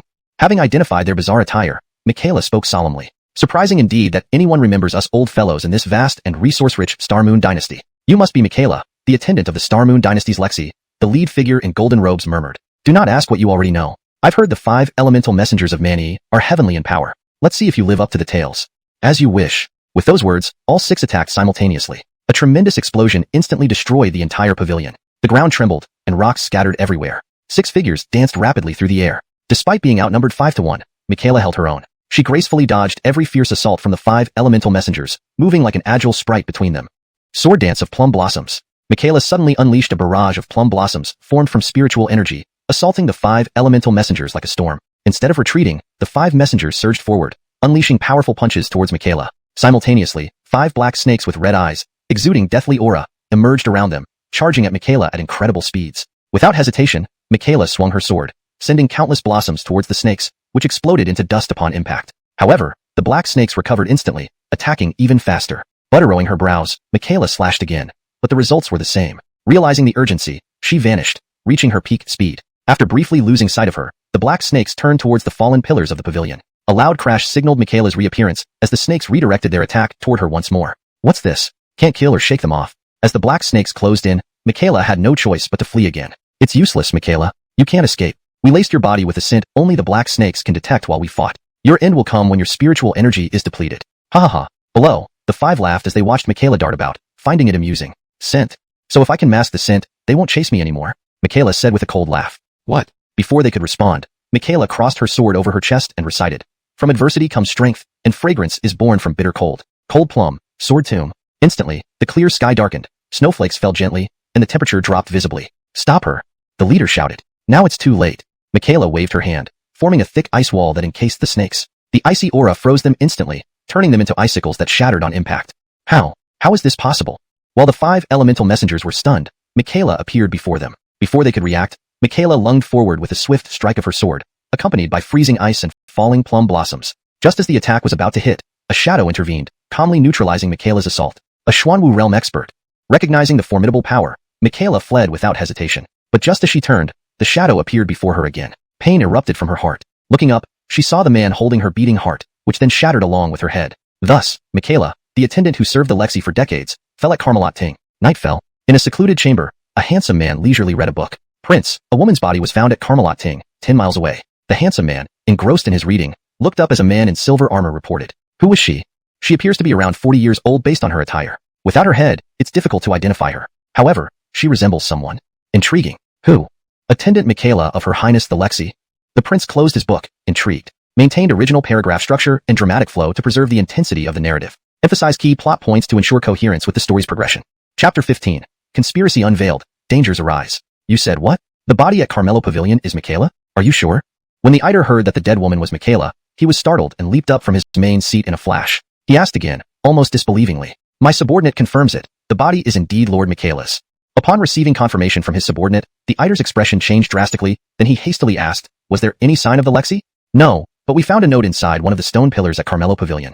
The armored dark guard respectfully handed the note to him. When the Eider saw the 8 large characters, barbarians remain. Cangsheng City is in danger. His expression grew increasingly grave. Transmit my order. All star dark guards immediately head for Cangsheng City. Depart now. The Eider knew that the Lexi must still be in Cangsheng City. From this confidential letter, it was clear that Michaela had been sent by the Lexi to deliver the message. Since Michaela was dead, it meant the barbarian tribe had discovered that the Lexi knew their secret. She was alone in Cangsheng City, surrounded by imminent dangers. As the leader of the Star Moon Guard, the Eider understood this well. Without hesitation, he led 36 star dark guards swiftly toward Cangsheng City. Meanwhile, inside Cangsheng City, the Lexi sat majestically on her high throne. Today, however, the atmosphere in Cangsheng City seemed different. There was an overwhelming sense of suffocation and pressure. Not only did she notice this, but also Samson, the head of the Lin family on Fengtian Terrace. Samson turned to look at the Lexi seated high above, who just happened to glance down at him as well. As Samson was about to say something, the Lexi shook her head slightly. Seeing this, Samson understood and turned back to preside over the competition. A loud boom echoed, sending both Qin and Sawyer flying off Fengtian Terrace due to the intense energy. Sawyer, after regaining his composure, taunted Qin from afar. Qin, I must admit, you have surprised me. Who would have thought that in just a few days, your strength could match mine? You're much better than your waste of space grandfather. But it's good this way. If the opponent is too weak, where's the fun in tormenting them? Isn't that right, Qin? Bastard, do you even deserve to mention my grandfather? I told you before, only one of us will survive this trial today, Qin angrily shouted, remembering the old beggar. His anger flared intensely once more. He pointed his sword at Sawyer and screamed, you want to kill me? Try it. Sawyer's eyes narrowed, and his aura swelled rapidly. Instantly, his cultivation rose to the first level of Great Warrior. Qin, see this? This is the gap between us. What do you, a mere 7th level warrior, have to fight me with? Sawyer sneered further, believing victory was inevitable. Ignoring the mockery, Qin raised his heavenly pivot sword and muttered, the second judgment of life's 5 decisions. Shadow decision, activate. In a flash, Qin vanished from Sawyer's sight. Before Sawyer could react, Qin's blade appeared right before him. Sawyer hurriedly raised his sword to block, resulting in a clash of metal. Just as Sawyer wanted to mock Qin again, his expression suddenly changed. He stepped back sharply, trying to distance himself from Qin. However, Qin wasn't about to let this opportunity slip. With a powerful cry, first judgment of life's 5 decisions, power decision, activate. Immense spiritual power surged out like water breaking through a dam. In just 3 breaths, Qin's cultivation skyrocketed to peak 8th level warrior. At this moment, Sawyer felt the weight of 1,000 pounds on his defensive blade. The stone beneath their feet cracked loudly. Pant. As Qin poured all his spiritual power into his arms, Sawyer finally couldn't withstand the immense force and spat out a mouthful of blood. Seizing the advantage, Qin tightened his grip on the heavenly pivot sword and pulled it down hard. Sawyer's sword snapped cleanly, and the heavenly pivot sword slashed straight into Sawyer's left arm. An agonizing scream erupted as his entire left arm was cleanly severed. Sawyer, I told you this day would be your end. With that, Qin aimed his sword at Sawyer's neck, determined to finish him off. Sawyer looked pale and terrified as the heavenly pivot sword neared him. Brat, how dare you? From below, Elijah roared furiously. Just as he was about to charge onto Fengtian Terrace, Samson appeared before him, shouting, Elijah, what are you doing? This is a competition. Do you want to violate the rules? Move aside. Just as tensions escalated, another thunderous sound came from Fengtian Terrace. People looked up to see a figure flying out. Upon closer inspection, they realized it was Qin being hurled out. Without thinking, Samson flashed over and caught Qin midair. Little Qin, are you okay? Looking down at the injured Qin, covered in blood and deathly pale, Samson asked worriedly. Thank you for your concern, Lord Lin. I'm fine. Qin coughed softly and replied faintly. As the dust settled, a Bergen stood on Fengtian Terrace and said, Long time no see, everyone. Everyone turned to see a gray-clothed youth standing beside Sawyer, bearing a striking resemblance to him. The youth's sharp gaze radiated a terrifying aura. Donger, how did you come back? Elijah exclaimed upon recognizing him. Hearing that someone was planning to target our Zhang family, I brought my teacher back to check. As he spoke, dark clouds gathered overhead, and thunder rumbled ominously. Amidst the astonished gazes of the crowd, and Darius draped in silk robes emerged from the rolling thunder. Upon seeing him, everyone stood in horror. A yellow martial mirror powerhouse. Translation notes. Chapter number and section headings were kept consistent. Character names such as Michaela, Sawyer, Samson, etc. were transliterated accurately according to Pinyin. Effort was made to maintain the original tone and style while ensuring the translation is natural and fluent in English. Paragraph structures and line breaks from the original text were preserved. Chapter 16.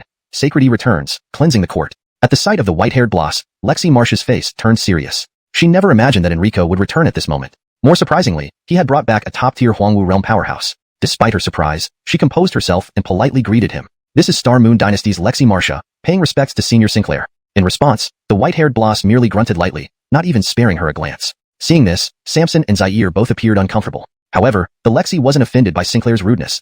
After all, every strong individual has their pride. Uncle Lin, who exactly is this Sinclair? Why does even the Lexi show such respect to him? Ken whispered to Samson from below. He is an outer sect executor boss of the Heavenly Dao sect. His strength is unfathomable. It's said that 3 years ago, his cultivation had already reached the second level of the Huangwu realm. From today's encounter, it seems the rumors are true. Ah, so he's a Huangwu realm powerhouse. No wonder, Ken murmured in surprise. Huangwu realm or not, the reason the Lexi respects Sinclair isn't because she fears him, but out of reverence for a top-tier powerhouse. However, Sinclair daring to come to Kaigong City now may have other motives. Just as Ken and Samson chatted, the Lexi suddenly stood up from her throne and solemnly announced, considering the violation of competition rules by Elijah of the Zhang family, I hereby declare the forfeiture of Sawyer's participation rights. The winner is Ken. Then, she shifted her gaze to Enrico on the Fengtian platform and continued, there are rules in the arena. Each life is fated by destiny. Elijah violated these rules by entering the arena prematurely to assist. This not only disrespects the competition rules but also undermines the authority of our Star Moon Dynasty. Today, I, Marsha, the Lexi of Star Moon Dynasty, formally arrest you.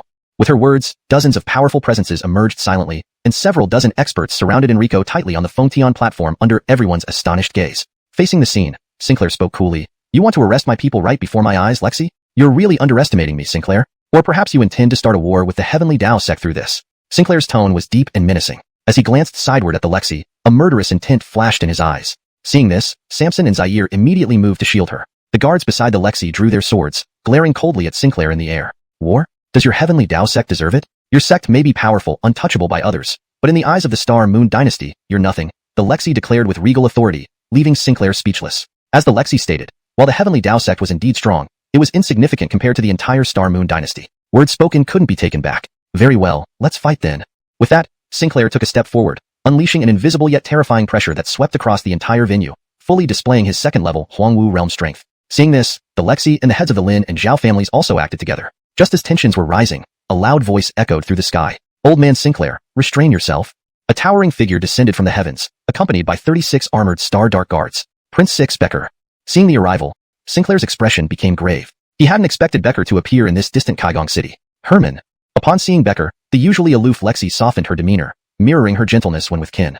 Prince Six nodded at the Lexi and then looked towards Sinclair. Old dog, heard your Heavenly Dao sect wants to declare war on the Star Moon Dynasty. Since so, I hereby accept this challenge on behalf of the Star Moon Dynasty. Becker waved his hand and shouted loudly, Star Dark Guards, heed my command. Star Dark Guards present. The 36 Star Dark Guards responded in unison, their voices booming and shaking the sky. From this moment on, every member of the Heavenly Dao sect, regardless of age or gender, kill them all. Star Dark Guards obey the order. With those words, Becker turned his gaze back to Sinclair, challenging him again. Old man Sinclair, rumor has it your strength has greatly improved. Let me see what you've got. Immediately, Becker's demeanor changed abruptly as he rushed towards Sinclair with his blade drawn. Seeing this, the Star Dark Guards focused on Elijah and company, moving swiftly without delay. Samson and Zaire wanted to join in, but were stopped by the Lexi. The battle down there can be handled by Herman. Your enemies are arranged otherwise. Amidst their confusion, the Lexi turned to the City Lord Lars and remarked, City Lord, he truly has a calm demeanor. With the chaos erupting around, you still sit here unperturbed. Truly admirable. Realizing his identity was uncovered, Lars put down his teacup, drained it, and stood up. Even after hiding for so long, I'm discovered by you. The intelligence of the Lexi astounds me. But it doesn't matter. We never intended to let any of you leave alive today. As they puzzled over his words, Lars took out a talisman and crushed it in front of them. Instantly, black clouds, terrifying in their darkness, covered the sky above Kaigong City. Hundreds of figures swarmed out from all directions within the city. A Yanni in black robes slowly approached the Fengtian platform. With each step, the entire Kaigong City shook, and his black aura felt like plunging into an icy abyss. Behind him followed 5 men in colorful robes with masks. Seeing this, Becker ceased his confrontation with Sinclair and flash-stepped to the Lexi's side. Upon laying eyes on the black-robed man, his complexion changed dramatically, and his body trembled uncontrollably. Xuanwu Realm, powerhouse. Hearing this, everyone gazed in disbelief at the black-robed man. Their breathing quickened, sensing the danger. This day marks the return of Sacred E, cleansing the court. None shall survive. Kill. Translation notes. Maintained original structure and line breaks. Names were preserved using pinyin, e.g., Marsha, Sinclair. Ensured fluent English while preserving tone and style. Hashtag Chapter 17. The Peril of Kaiyong, a do-or-die battle. Saini returns and purifies the court? What audacity! Faced with the terrifying pressure released by the black-robed man, Gaston Newton raised his long knife and took a step forward. His cultivation at the peak of Huangwu Jing's second level was evident. As the leader of Karmalanganwei, an organization of killers who live on the edge of life and death, he had long placed his fate in the hands of destiny. Despite the strength of a Huangwu Jing level expert being formidable, Lu Tan showed no fear. Moreover, Becker held another identity, the Iter of the Star Moon dynasty. How could the dignity of the dynasty allow such barbarians to defile it so easily? With his sword aloft, a series of cold, menacing flashes of blade light suddenly appeared. The buzzing sword energy emitted waves of scorching blade power. For a moment, the ringing of swords echoed deafeningly, reaching the heavens. Go! With those words, countless beams of sword energy flew towards the distant black-robed man. Like a myriad of drizzles, the dense sword energies flew out together. Seeing this, Samson, Ericagong, and Zaire swiftly joined in. Confronting a Huangwu Jing-level expert, none dared hold back. The vast attack carried boundless power, as if tearing apart the very fabric of space and time. At that moment, the 5 men in colorful robes who stood behind the black-robed man flashed forward, standing before him. They raised their right fists and simultaneously struck the incoming attacks. A loud roar erupted as the two forces collided, releasing a surge of terrifying energy that spread violently outward. Huangwu Jing experts. Below the Fengtian platform, Becker's face turned grave as he observed the 5 robed, masked men. He gripped his knife tighter. Although their strength was only at the 4th level of Huangwu Jing, far below the Xuanwu Jing of the black-robed man, there were 5 of them. Not including Lars, Elijah, Sinclair, and Enrico, they were already outnumbered. On their side, apart from himself, only Ericagong Marcia, Samson, head of the Lin family, and Zaire, head of the Zhao family, possessed Huangwu Jing-level cultivation. Including the blasts of both families, their overall strength was considerably weaker. Herman, after all this time, why hasn't Aunt May appeared? This was a question Ericagong had wanted to ask Becker since his arrival. She searched the entire Fengtian platform but found no sign of Michaela, which piqued her curiosity. Upon hearing this, Becker's expression changed slightly as he softly replied, "Ninth sister, Aunt May has died." Boom. These words hit Ericagong like a thunderbolt, causing her body to stagger backward. Suppressing her grief, she responded faintly, "All right, I understand." Becker wasn't surprised by her response. He knew Ericagong always prioritized the bigger picture. Now, with the enemy at hand, she too understood the gravity of the situation. "Ninth sister, today's battle will be difficult. Hoping for rescue is unrealistic. Herman only asks that you live well. Honestly, our chances of winning are less than 1 in 10. When the time comes, don't hesitate when I tell you to leave. Run as fast as you can, do you understand?" "Yes." Ericagong's voice was soft, but her serious expression betrayed her calm facade. "Kill them all, not a single one left." Following the black-robed man's command, hundreds of black-clothed figures holding scimitars surged toward the civilians and Karmalanganwei. The 5 color-robed masked men and others followed closely behind. The battle ignited. In just moments, cries of terror echoed through the city. Despite the Karmalanganwei's valiant efforts, the defenseless civilians fell one by one into pools of blood. Within half an hour, corpses piled up and rivers of blood flowed. The city of Kaiyong had become a living hell. Seeing the civilians fall one by one, Becker and Ericagong were filled with rage. They wished to help but were overwhelmed and powerless. Elsewhere, Ken saw an opportunity to kill Sawyer alone and avenge his deceased grandfather. Just as he was about to succeed, and Darius appeared beside Sawyer. This Elwyn was none other than Sawyer's attendant, whom the Bianca had crippled earlier. Pale and lifeless, his movements were stiff, and his attacks lacked form or skill. Seeing this, Sawyer regained some confidence. With his long sword in hand, he sped toward Ken alongside the Elwyn. "You came at just the right time. No need for me to hunt you down one by one. 5 resolutions of life. First resolution, power resolution, unleashed. 5 resolutions of life. Second resolution, shadow resolution, unleashed." With both resolutions activated, Ken's strength reached unprecedented heights. A startling amount of spiritual energy emanated from him, and in an instant, his figure vanished from their sight. By the time they realized what happened, Ken was already behind them. His sword slashed with lightning speed, severing both their necks. Blood spewed like fountains from Sawyer's severed head. Drenched in blood, Ken sighed deeply. As Sawyer fell, a long-standing knot within Ken seemed to unravel. Achieving his revenge, a rare smile appeared on his face. Kneeling, he roared skyward, releasing pent-up emotions. "Higher!" Seeing Sawyer killed, Elijah rushed madly towards Ken, driven by fury. However, he was stopped mid-run by Becker, who struck him with a single, lethal blow, decapitating him instantly. Enrico, witnessing the deaths of his brother and father, did not show any sadness. Without even glancing at Elijah's corpse, he continued fighting. After dispatching Elijah, Becker re-engaged with the powerful foes. Despite their strength, they now faced overwhelming odds. For a short while, they managed to hold their ground. But soon, the enemy's numbers advantage became apparent. Gradually beaten back, their desperate efforts proved futile. Just as all hope seemed lost, the 5 color-robed masked men clasped their hands together. Instantly, black aura enveloped them. 5 black snakes with blood-red eyes stared menacingly at the people below. In unison, the snakes darted toward Ericagong and others at high speed. Chapter 18.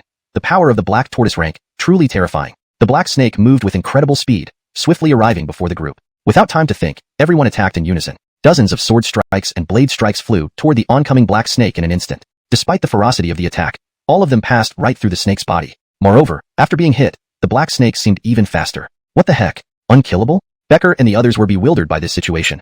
They had never encountered anything like it before. Dazed, the black snakes again rapidly approached the group. They opened their blood-red mouths, revealing sharp fangs. while their crimson eyes drew bloody arcs in the air. Damn, I don't believe we can't kill you.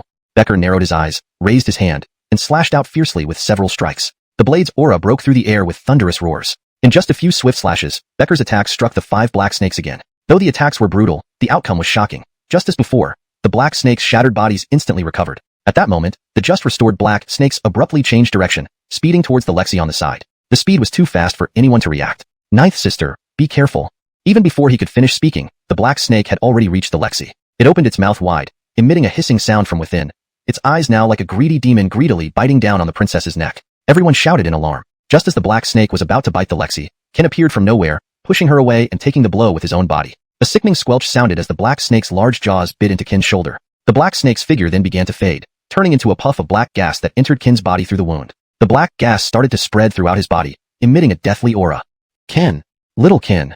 Just as everyone screamed in panic, the black gas suddenly stopped spreading. Immediately, dark clouds filled the sky above Cangsheng City, accompanied by flashes of lightning. Before anyone could grasp what was happening, snowflakes started falling from the sky, sending waves of coldness from above. The first sealing spell of 9 sealing spells, Lingju. Suddenly, the temperature within Cangsheng City dropped drastically, and everything around them quickly froze over with thick frost. At this point, the black gas on Ken's body had vanished. Looking at the remaining 4 black snakes in front of him, Ken raised his right hand slightly and pressed it forward. With a loud explosion, the 4 black snakes were shattered by an invisible force. Under the absolute 0-degree environment, the broken black snakes did not regenerate but instead disappeared completely. Seeing the black snakes defeated, everyone breathed a sigh of relief. However, before they could celebrate, the cloaked man took a leisurely step toward the group. Playing with you all long enough, it's time to end this farce.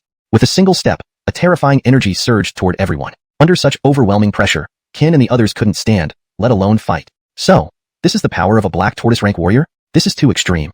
Teacher, is there any way to break free? Facing such a powerful opponent, Ken knew resistance would be futile. He used all his strength to call out to the Bianca, hoping she could provide a way out. I have a teleportation technique, but it requires cooperation from others. Given my current strength, I can only teleport 4 people at once. No more, the Bianca responded softly. Just 4. Ken muttered. Little Ken, understand that the current situation is extremely unfavorable for you. Against such a powerful opponent, survival is paramount. You can seek revenge when you're stronger. Staying here will only increase casualties. After pondering the Bianca's words, Ken replied, for it is. Teacher, please help me. Agreed. Immediately, a surge of astonishing energy erupted from Ken's body. White auras enveloped Ken, the Lexi, and the others, rendering them immovable despite the outside forces. Everyone, I have a way for us to escape, but it requires your cooperation, and only 4 people can escape, Wu Yuan said, his voice lowering. 4 people? I see, Becker nodded understandingly. Turning to the Lexi, he smiled faintly. 9th sister, the future of Star Moon Dynasty rests on your shoulders. Herman must go ahead. He then glanced at Ken and said softly, you are excellent. If Star Moon Dynasty ever faces danger in the future, I hope you can lend a helping hand. I am deeply grateful. With that, Becker bowed slightly to Ken. Without waiting for a response, he charged at the cloaked man with his large blade, never looking back. Samson and Zaire exchanged glances and said, farewell, young men.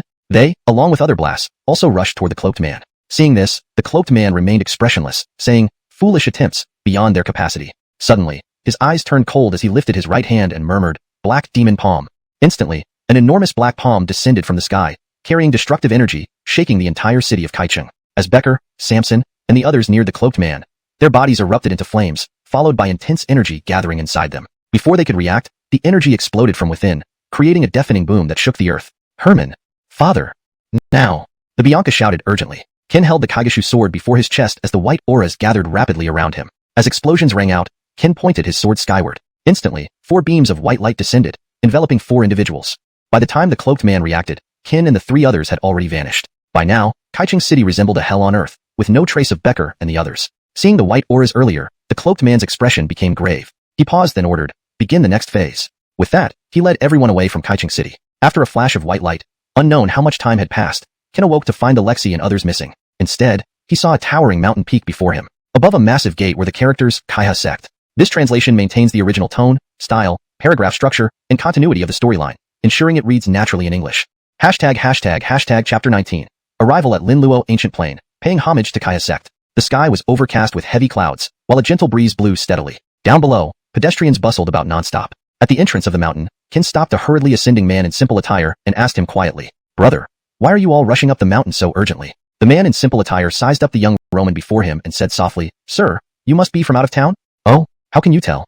Ken asked curiously. Because today is the quadrennial disciple recruitment ceremony for Kaiha Sect. On such an important day, who within thousands of miles around Guiyuan City wouldn't know? Since you're asking this, you must definitely be from out of town. Guiyuan City? In Ken's mind, He had never heard of such a city in the Star Moon Dynasty, nor had anyone mentioned the existence of Kaiha sect as a hidden sect within the dynasty. Could this not be the Star Moon Dynasty?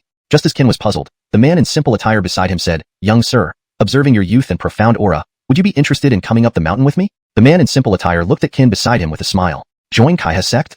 Qin pondered for a moment, then smiled politely and said to the man in simple attire, "Then please lead the way, brother." After that, the two set off together, chatting amiably as they headed towards the gate of Kaiha sect. On the way, Qin asked the man in simple attire many questions, which he courteously answered. The man in simple attire was named Albin. He told Qin that this place was not within the borders of the Star Moon Dynasty, but in a much larger country called the Wu Yuan Dynasty. The Kaiha sect they were heading to ranked among the top 3 major sects within thousands of miles around Wu Yuan City.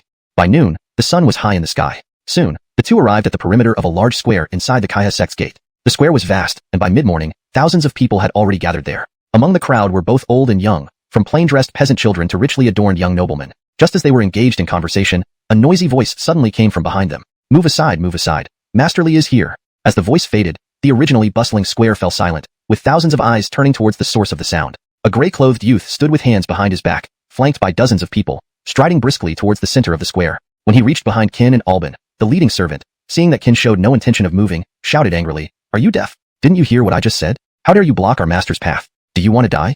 The leading servant squinted his eyes and pointed at Qin menacingly. Seeing this, a surge of anger welled up inside Qin. His expression grew serious, and he unconsciously tightened his grip on his sword. Just as tensions escalated, Albin suddenly pulled Qin to the side. "I'm sorry, my brother was born deaf and didn't hear you. Please forgive us, Master Li, we will leave immediately." Albin hurriedly apologized to the leading servant. With that, Albin dragged Qin quickly to the side. "Never mind. If he's deaf, it's not worth arguing over. We need to focus on the competition." At this, Master Li spoke, then continued toward the square's center under the escort of his entourage. As he passed Qin, Master Li occasionally glanced sideways at him. Who exactly is this Master Li? Why does everyone seem so afraid of him?" Qin asked, puzzled, watching Master Li walk away. "That person is called Cortez. His family, the Lis, is the foremost of the 4 great families in Guiyuan City. Relying on this, Cortez acts arrogantly throughout Guiyuan City. Anyone who displeases him may end up dead outside the city by the next day. Often, even though people know it was done by Cortez, because of his family's influence, higher-ups can only turn a blind eye. Over time, everyone in Guiyuan City reacts by either fleeing or complying with him completely. They tolerate abuse without retaliating. But that's not all. The real reason the Lis hold the top position among the 4 great families is that Cortez's grandfather is the law enforcement boss of Kaiha sect. Albin sighed deeply and continued, "If you join Kaiha sect later, try to avoid Cortez. He has both family connections and manpower, and we common folk can't stand up to him." Albin patted Qin on the shoulder and pointed towards the distance, gesturing for him to go over. At this moment, Darius with white hair dressed in a blue robe slowly descended from the sky, carrying a massive spirit testing platform behind him. To lift such a huge spirit testing platform so effortlessly, this person must be at least at the 6th or 7th rank of the Yellow Martial Realm, someone muttered. 6th or 7th rank of the Yellow Martial Realm? Do you know who this person is? He is Bowen Ace, equal in rank to Cortez's grandfather. His cultivation reached the 3rd rank of the profound martial realm several years ago, surpassing Cortez's grandfather. Hearing Qin's comment, Albin couldn't help but explain. "Ladies and gentlemen, first of all, thank you all for traveling far to participate in the quadrennial disciple recruitment ceremony of Kaiha sect. On behalf of all members of Kaiha sect, I, Ace, extend our sincerest greetings to you all.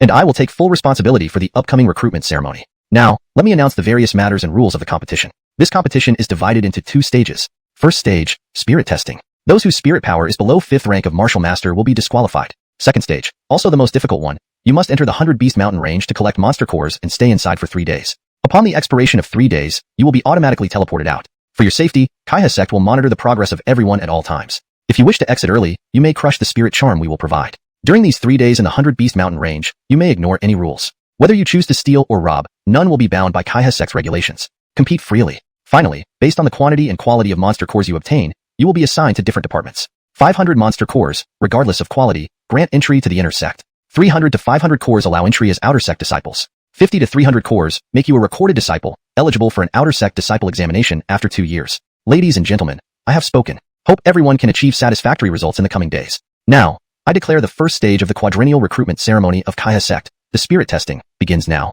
Chapter 20, Spirit Power Test, shocking everyone. Just as Ace finished speaking, the once quiet grand square erupted into a cacophony of voices. Countless young men and women now moved in an orderly fashion toward the testing stone. Qin slowly followed behind Albin. Why does this vast Kaiha sect have only one testing stone? That's too stingy, isn't it?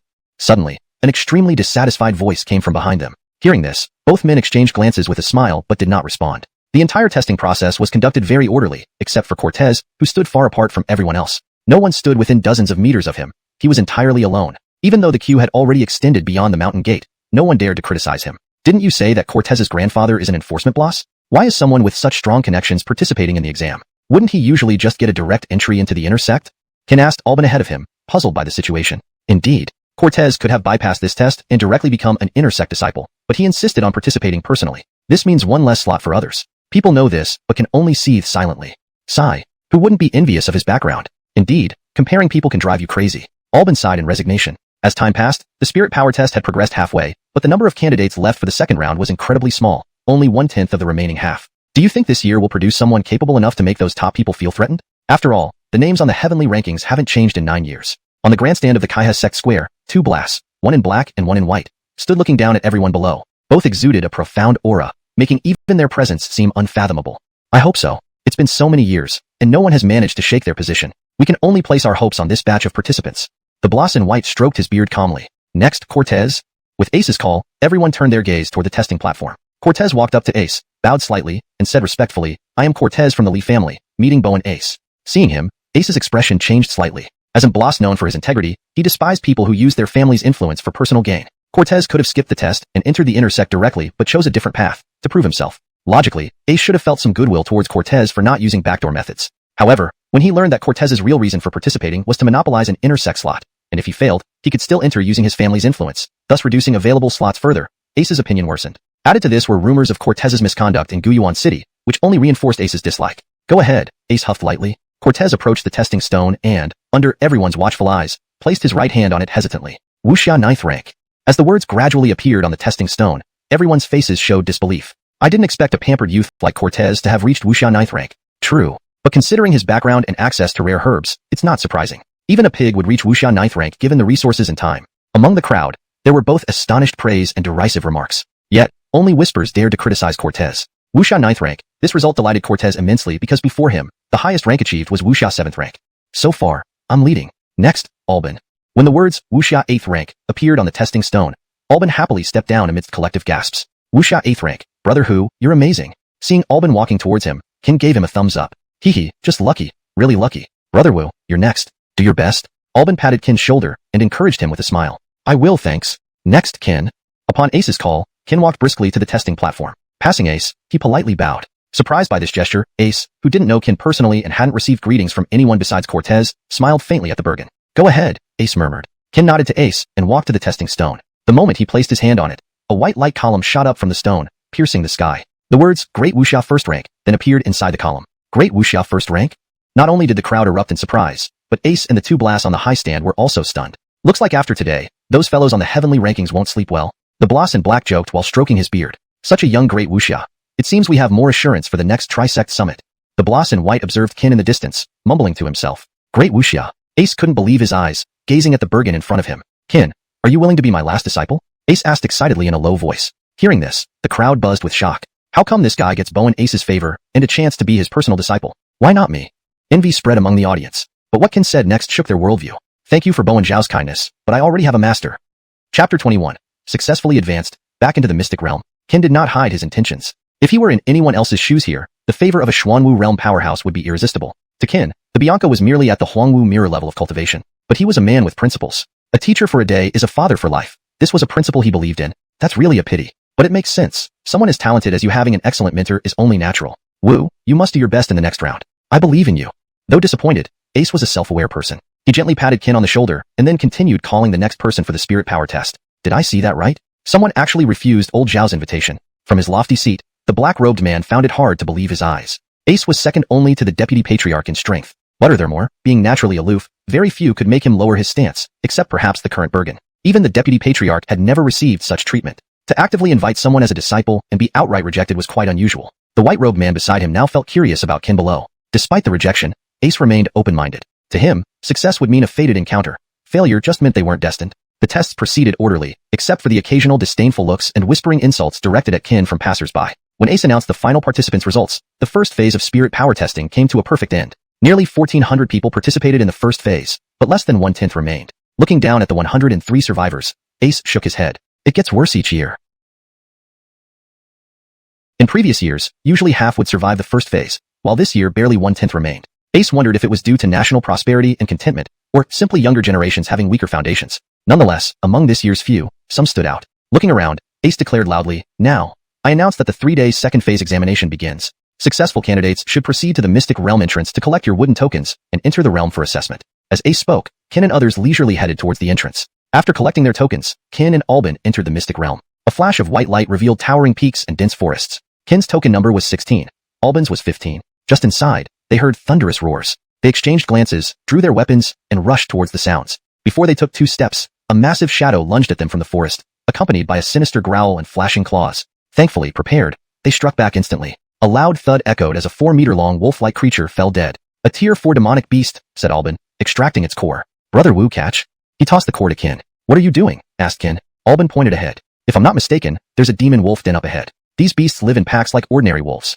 Not hesitating, Kin stowed the core and raced forward with Albin. Soon, a vast ravine blocked their path. Although wide, it wasn't deep. Upon closer inspection, the bottom was teeming with tier 4 wolf-like demons, some emitting near tier 5 auras. Wow, so many. Must be a couple hundred. Kin exclaimed, eyes gleaming. Kin was at the first level great martial artist stage, while Albin was at the peak 8th level martial artist. Tier 4 demons matched a 6th to 7th level martial artist strength. So dealing with these creatures would be effortless. Without waiting for plans, Kin charged into the ravine. Albin rolled his eyes. Big brother, I know you're strong, but consider the numbers. Nearly 200. Ignoring Albin, Kin charged into the pack. Seeing this madness, Albin sighed and followed suit. Instantly, wails filled the ravine. The duo moved swiftly, cutting through the pack mercilessly. Each sword swing brought down a demon. In no time, the ravine floor was covered in corpses and blood. The 4 nearly tier 5 demons in the center couldn't hold back their rage. Roaring fiercely, they lunged at Kin and Albin. Seeing this, Kin smirked. Brother Hu, handle the tier 4s. These 4 tier 5s are mine. Without waiting for a response, Kin met the demons head on.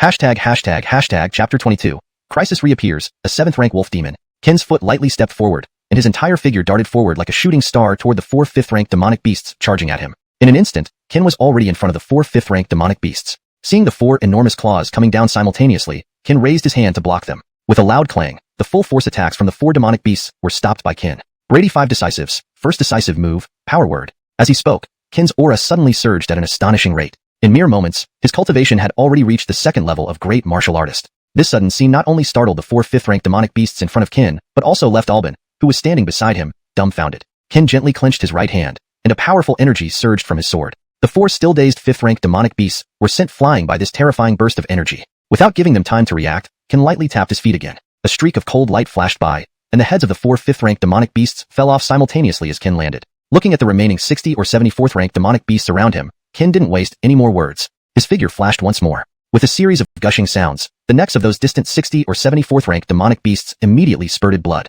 60 or 70 huge heads fell to the ground the moment Kin sheathed his sword. The overwhelming strength Kin displayed and his decisive personality made Albin feel a chill run down his spine. K. I'm glad I'm not Wu brother's enemy. Otherwise, I wouldn't even know how I'd die. Albin patted his chest reassuringly. Don't be scared. Don't be scared. Wu brother is on our side. After that, the two of them began the long task of collecting inner cores. Just as they were enjoying themselves, a deafening roar echoed across the sky, followed by violent shaking that shook the earth. Lifting their gaze, they saw a massive, snow-white wolf demon, over 20 meters long, slowly emerge from the darkness at the bottom of the ravine. The wolf demon opened its blood-red mouth, revealing sharp fangs dripping with a terrifyingly bloody smell. Its eyes were crimson red, fixated on Kin and Albin ahead. Every step it took caused the earth to tremble. Seeing this, Albin's face changed dramatically, exclaiming, 7th rank demonic beast. Upon hearing this, Kin's expression turned grave when he saw the 7th rank demonic beast. A 7th rank demonic beast was equivalent to a human at around the 1st level of great martial artist. Moreover, demonic beasts' overall strength was significantly higher than humans of the same rank. In this case, the opponent before them was comparable to a 2nd level great martial artist. Thinking about this, instead of fear, a hint of a smile crept onto Kin's face. Seeing Kin's eerie grin, Albin couldn't help but say incredulously, "Are you serious, man? You really want to exchange blows with it?" A loud roar came, and the giant wolf demon suddenly charged at Kin and Albin at an incredible speed. Without waiting for Albin to speak, Kin drew his sword and met the wolf demon head-on. With a deafening clash, Kin engaged in battle with the wolf demon. Seeing this, Albin could only shake his head helplessly. Insane, you're truly insane. In Albin's shocked gaze, Kin suddenly leaped into the air. His sword slashed down, striking the giant wolf demon's head fiercely. A metallic sound echoed as Kin's powerful strike was easily blocked by the wolf demon. Then, a massive claw attacked from his left. Unperturbed, Kin used the wolf's head as leverage, pushing off with his right hand, his body soaring back into the air. Mid-air, Kin's eyes narrowed, and a terrifying aura gradually overflowed from his body as he murmured. Brady 5 decisives, first decisive move, power word. Brady 5 decisives, second decisive move, shadow word. In an instant, Kin transformed into a white streak and plunged toward the wolf demon beneath him. His speed was so fast that even Albin could only see afterimages. Pierce. With one slash, the Kaishu sword embedded deeply into the wolf demon's head. A large volume of blood spewed out from the top of its head, splattering all over Qin. What followed was a deafening roar filled with rage. Sensing the intense pain from its head, the wolf demon thrashed its limbs frantically, trying to throw Qin off its head. Seeing this, Albin, who had been watching, finally made his move. Holding his sword, he launched himself at the giant wolf demon at full speed. When the white flashes of swords hit the wolf demon's body, its mournful roars grew louder, and blood sprayed everywhere. With more wounds on its body, the wolf demon had entered a near-mad state. Enraged, the wolf demon turned its gaze toward Albin. Before Albin could react, it swiftly charged toward him with heavy steps. Due to the disparity in their realms, Albin hadn't even reacted when the wolf demon's claws were already upon him. "Who brother, be careful." From atop the wolf's head, Qin yelled in anger, driving his Kaishu sword deeper into the wolf demon's skull. He tried to ease the wolf demon's attacks and hoped to stop it from attacking further. However, the wolf demon seemed to have given up on self-preservation, enduring the excruciating pain from its head while still swinging its claws towards Albin. There was a sickening thud. Albin's small figure was sent flying backward, for ghastly wounds appeared on his chest. Seeing this, Qin flew into a rage. He yanked the Kaishu sword out of the wolf demon's skull and transformed back into numerous afterimages circling the wolf demon. With a roar, a streak of cold light flashed past the wolf demon's neck. The wolf demon's massive body slowly collapsed under Qin's angry gaze. Qin gently helped Albin up and apologized. "Who brother, I'm sorry. This is all my fault. If I hadn't insisted on doing things my way, you wouldn't have been hurt so badly." At this moment, Qin wanted to break his wooden token to save Albin. But when his hand touched the token, Albin stopped him. "Just minor injuries. They won't kill me. However, I might not be able to continue with you on the path ahead. Wu brother, the rest of the journey depends on you. Best of luck. I believe in you." Finishing, Albin coughed slightly and continued. "Actually, being an outer sect disciple isn't bad either." Hearing this, Qin's face softened into a faint smile. Then, under Albin's astonished gaze, Qin scooped up all the inner cores he had collected and handed them to Albin. "Even as an outer sect disciple, I want you to be a highly ranked one." ####Chapter 23. The 7 shots of Shintian, 9 arrows. Originally, Qin intended to give Albin the 7th rank beast core as well, but Albin declined. He understood the value of a 7th rank beast core. Although he was severely injured in the process, he did not contribute significantly to the fight and even became a burden to Qin. "Wu brother, I will accept those 4 5th rank beast cores, but you should keep the 7th rank one for yourself. After all this trouble, giving me all the cores makes me feel guilty. I already have nearly 200 beast cores on me. I'll collect the remaining 100 myself. You don't need to worry about me. I am determined to become an outer sect disciple." As he spoke, Albin smiled at Qin from time to time, then slowly stood up with Qin's help. "Don't worry. The wolf beast only scratched me and didn't cause serious harm. After a brief rest, I'll be fine." Albin demonstrated by jumping a few times right in front of Qin. Seeing that Albin was indeed unharmed, Qin finally felt relieved. At this point, Qin had nothing left except the 7th rank beast core, and half a day had passed. He had no choice but to continue searching deeper for more beast cores. He left Albin at the top of a mountain peak and said, "If you encounter any danger, release a sword light into the sky, and I will return as quickly as possible." Patted Albin's shoulder, Qin immediately ran toward the deeper part of the mountain. Watching Qin's retreating back, Albin couldn't help but chuckle. This naive boy, with no ulterior motives at all. Doesn't he fear I might betray him? Time ticked by, and soon it was the next morning. Qin had reached the core area of the secret realm by now. Along the way, he killed numerous beasts, accumulating around 150 beast cores. However, he still fell far short of his goal to become an inner sect disciple. After running through the night, Qin arrived at a vast lake. It extended endlessly before his eyes. Moreover, he noticed something odd. The number of powerful 4th and 5th rank beasts here was unusually scarce. Only some scattered 1st and 2nd rank beasts were visible. Just as Qin was puzzled, the calm surface of the lake suddenly started to violently tremble. Huge waves surged outward. A slender figure leaped out of the water, followed closely by an enormous, pitch-black python several hundred feet long. The slender figure landed precisely in front of Qin, clutching its chest and gasping weakly, "Run fast!" before dashing away without looking back. Upon closer inspection, Qin realized the black giant python was actually an 8th rank beast, a creature equivalent to a human great martial master tier 4. How could anyone hope to defeat it? Seeing this, Qin turned and fled as well. Why would a mere great martial master tier 1 like you provoke such a monstrosity?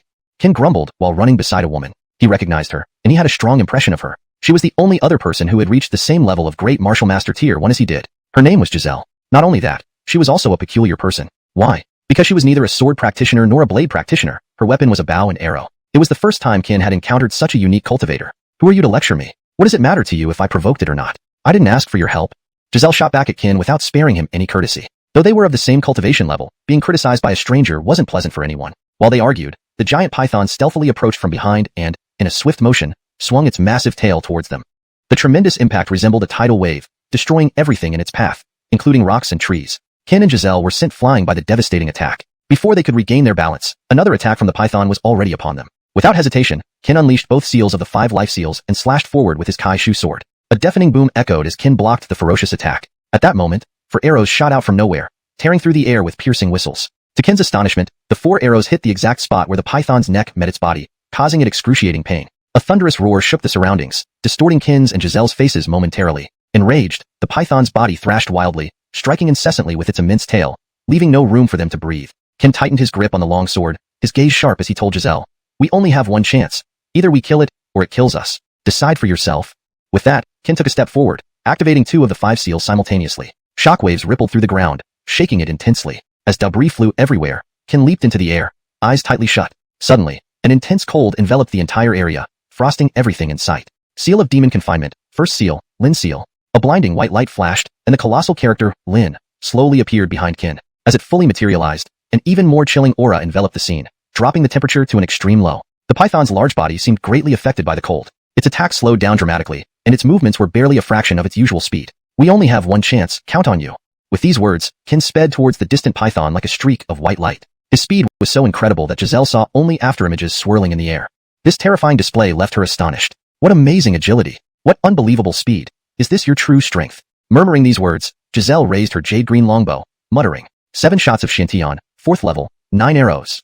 Chapter 24. Men and women working together make the work lighter. The words had barely left his lips when the divine arrow was launched. A feathered arrow carrying boundless power shot towards the distant python at an astonishing speed. The arrow tore through the sky, emitting a continuous roar, while chilling murderous intent swept across every corner of the battlefield. Even Ken felt a chill run down his spine at the sight of this arrow's lethal aura. The giant python wildly twisted its massive body in a desperate attempt to evade this deadly strike. However, Ken had already released all of his spiritual energy. Countless icy swords, conjured by the cold, rained down on the python like a torrent. Combined with the drastically reduced temperature that made breathing difficult, the python's movements were severely impeded. Trapped on the spot, it could only let out a frustrated roar. As the 4th arrow from Giselle drew a streak of white light through the air, the thunderous roar gradually turned into a sinister growl. As the 4th arrow pierced the python's body, Ken's eyes suddenly narrowed. An overwhelming coldness immediately gathered around him. In mere moments, all the surrounding cold air merged into Ken's sword. He appeared like an ice-carved war god encased in frost. A slight movement of his sword instantly froze everything around him with terrifying coldness. Injured gravely by the attack, the python let out another defiant roar, still struggling for one last stand. Its eyes blazed crimson, and its roars shook the sky as horrifying energies erupted from within it. Then, a devastating burst of energy shot out from its mouth. Seeing this, Giselle tried to dodge but had exhausted all her spiritual energy in her previous attack. With the terrifying onslaught drawing near, she displayed a look of grave concern. At this critical moment, a thick wall of ice suddenly appeared before her, followed by a young Roman holding a long sword. "Indeed, my fate must remain in my own hands." With these words, Ken braced himself against the powerful energy and charged toward the python. The formidable energy dissipated into countless small shards of ice upon contacting the intense coldness emanating from Ken's body. Amidst Giselle's astonishment, Ken transformed into a streak of white light heading towards the python once again. As the sword's light approached, the python's roar grew weaker. Slowly, it became encased in ice, standing like a gigantic statue before them. Ken gently tapped the frozen serpent, causing it to shatter with a crack. Thus, the 8th stage beast was successfully slain by Ken and Giselle working together. Both collapsed on the ground, gasping for breath, their faces pale from exhaustion. Lying on the ground, Ken glanced over at Giselle and asked weakly, "How should we divide this 8th stage beast's core? Since both of us contributed equally to its defeat, it's impractical to split it in half, right?" Hearing this, Giselle fell into a dilemma. Before she could respond, Ken continued, "Why not this way? This 8th stage beast core is worth about 1,000 4th stage cores. I don't ask for much, just give me 500. What do you think?" Although Ken didn't know why Giselle dared challenge an 8th stage beast alone, he knew the core would be valuable to her. So, he proposed this arrangement to do her a favor. "All right," Giselle agreed without hesitation and handed him a small cloth bag. "This bag contains 300 4th stage cores. I'll give you the remaining 200 later." Ken nodded, and after resting for half a day, he followed Giselle through the entire secret realm, mainly because he still needed those 200 cores. By the 3rd day, there were less than 3 hours left until they had to leave. During this time, Ken noticed something significant. Giselle easily killed low-level beasts with just a wave of her hand. Suddenly, Giselle handed Ken the remaining 200 cores and coldly stated, "Here are the remaining 200 cores. From now on, we have no more ties. Do not follow me anymore." Looking at the girl in black, Ken smiled faintly. "I'm not following you for the cores. We fought together, and you're injured. I was just worried about your safety or encountering other participants' attacks. Since the competition is almost over, I won't stay any longer. Missing, until next time."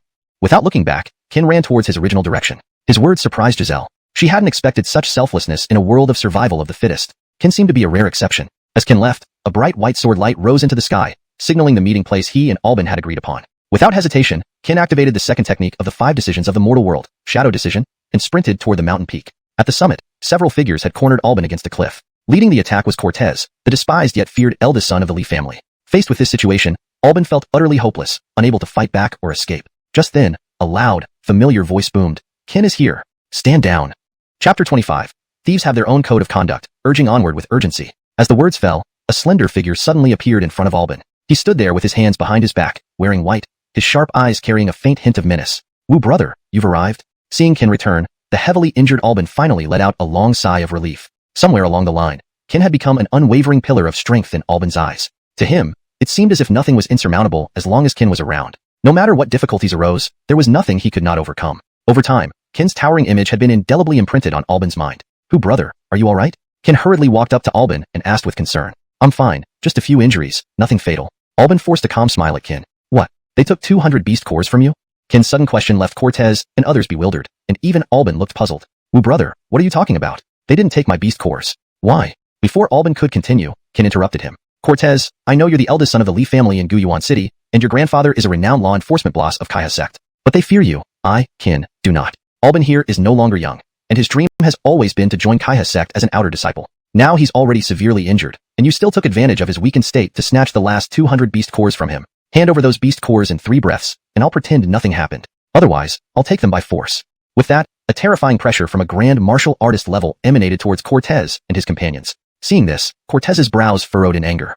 "Kin, don't make false accusations. When did we ever rob Albin of his beast cores? We had the idea, but you came back before we acted." The arrogance Cortez displayed earlier was now gone. Though furious, he knew his cultivation level was no match for Kin's. Thus, he could only vent his anger from afar. "I won't repeat myself. 1, 2. Before he could say 3, Kin moved so swiftly that he disappeared in a flash of light. By the time Cortez reacted, a cold sword blade was pressed against his neck. Cortez's expression changed drastically as he shouted, all right, I'll give them to you." Cortez was a 9th rank martial artist, while Kin was a 1st rank grand martial artist. Though just 1 rank apart, the speed Kin displayed was beyond Cortez's comprehension, let alone resistance. As Cortez slowly pulled out the beast cores, Kin spoke again. "You forgot what I said earlier. I didn't ask for them. I said I would take them. All the beast cores you have, I want. Do you have a problem with that?" Kin leaned close to Cortez's ear, speaking coldly, while pushing the sword slightly further. Cortez trembled, realizing Kin might really kill him if he didn't comply. There's always tomorrow. After leaving the secret realm, he'd find ways to deal with Kin. Moreover, without beast cores, he could still enter Kaiha sect's inner circle. After handing over a small cloth bag, Kin lowered his Kai Shu sword. "All right, you can leave now." Without a backward glance, Cortez and his group fled. Once they were gone, Kin opened the cloth bag. He was surprised to find nearly 600 beast cores, including a few high-tier ones. "Wu, brother, isn't this a bit too much? What if Cortez seeks revenge after this?" Albin expressed concern for Kin. "No worries," Kin replied, handing 300 beast cores to Albin. "I only need 100. Keep the rest for yourself. I already have over 200. If I get 300 more, I can become an inner disciple. But I'm comfortable where I am in the outer sect. You youngsters should take the inner positions." Albin didn't argue further. As Kin was about to store the remaining 500 cores, Giselle suddenly appeared. Can you lend me 200 beast cores? There's less than half an hour left in the competition, and most low-tier beasts are hiding. Right now, besides the 8th tier core, I only have 300 beast cores. I'm still short for the inner circle requirement. If you lend me 200, consider it a favor I owe you." Giselle, normally cold, now spoke humbly to Kin. Albin, confused, asked, "Do we know her?"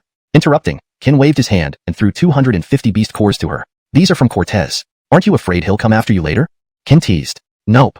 Giselle pocketed the cores confidently. Suddenly, 3 beams of light descended. Blinding white light engulfed them. When Kin reopened his eyes, they were back at the Kaiha sect square. Only 80 people remained from the original 100. Kin and Ace, the organizer, both felt shocked. Indeed, each year it gets worse. Chapter 26, Top 10 on the Heavenly Rank, Warrior Walter. The next phase is now entering its final segment, the counting of beast core numbers. With Ace's command, everyone below began to approach the testing platform. Unsurprisingly, not a single person among the first 40 to 50 had collected 500 beast cores. The highest number was similar to Albin's, just over 300. Next, Giselle. As Ace announced her name, Giselle slowly opened the small cloth bag in her hand. However, this cloth bag wasn't hers but Cortez's, which Kin had taken earlier. At that moment, seeing his own cloth bag from afar, Cortez was filled with anger. F***K. Using my stuff to impress girls? Kin, Giselle, you two better watch out. I swear I won't rest until I get revenge. Cortez left the square with a furious expression. Giselle, 554th tier beast cores and 1/8th tier beast core. As soon as these words were spoken, the entire square erupted into exclamations and chatter. Holy sh**T, that's an 8th tier beast core. How did she, a mere 1st rank great warrior archer, manage to achieve that? The crowd murmured below, and Ace also looked at the frail woman before him with disbelief. Congratulations on becoming an inner disciple. Given this 8th tier beast core, you can choose a weapon from the weapon vault. Of course, you may specify which weapon you want. Upon hearing this, Giselle immediately said 4 words, Zen Veil. You want the Zen Veil? Ace was slightly startled by Giselle's choice, but quickly understood. Based on her cultivation technique, her ranged attacks were indeed powerful, but her defense was a weakness. If an enemy approached her, the consequences would be dire. The Zen Veil, with its formidable defensive capabilities, perfectly compensated for this shortcoming. This explained why she risked her life to kill the only 8th tier beast.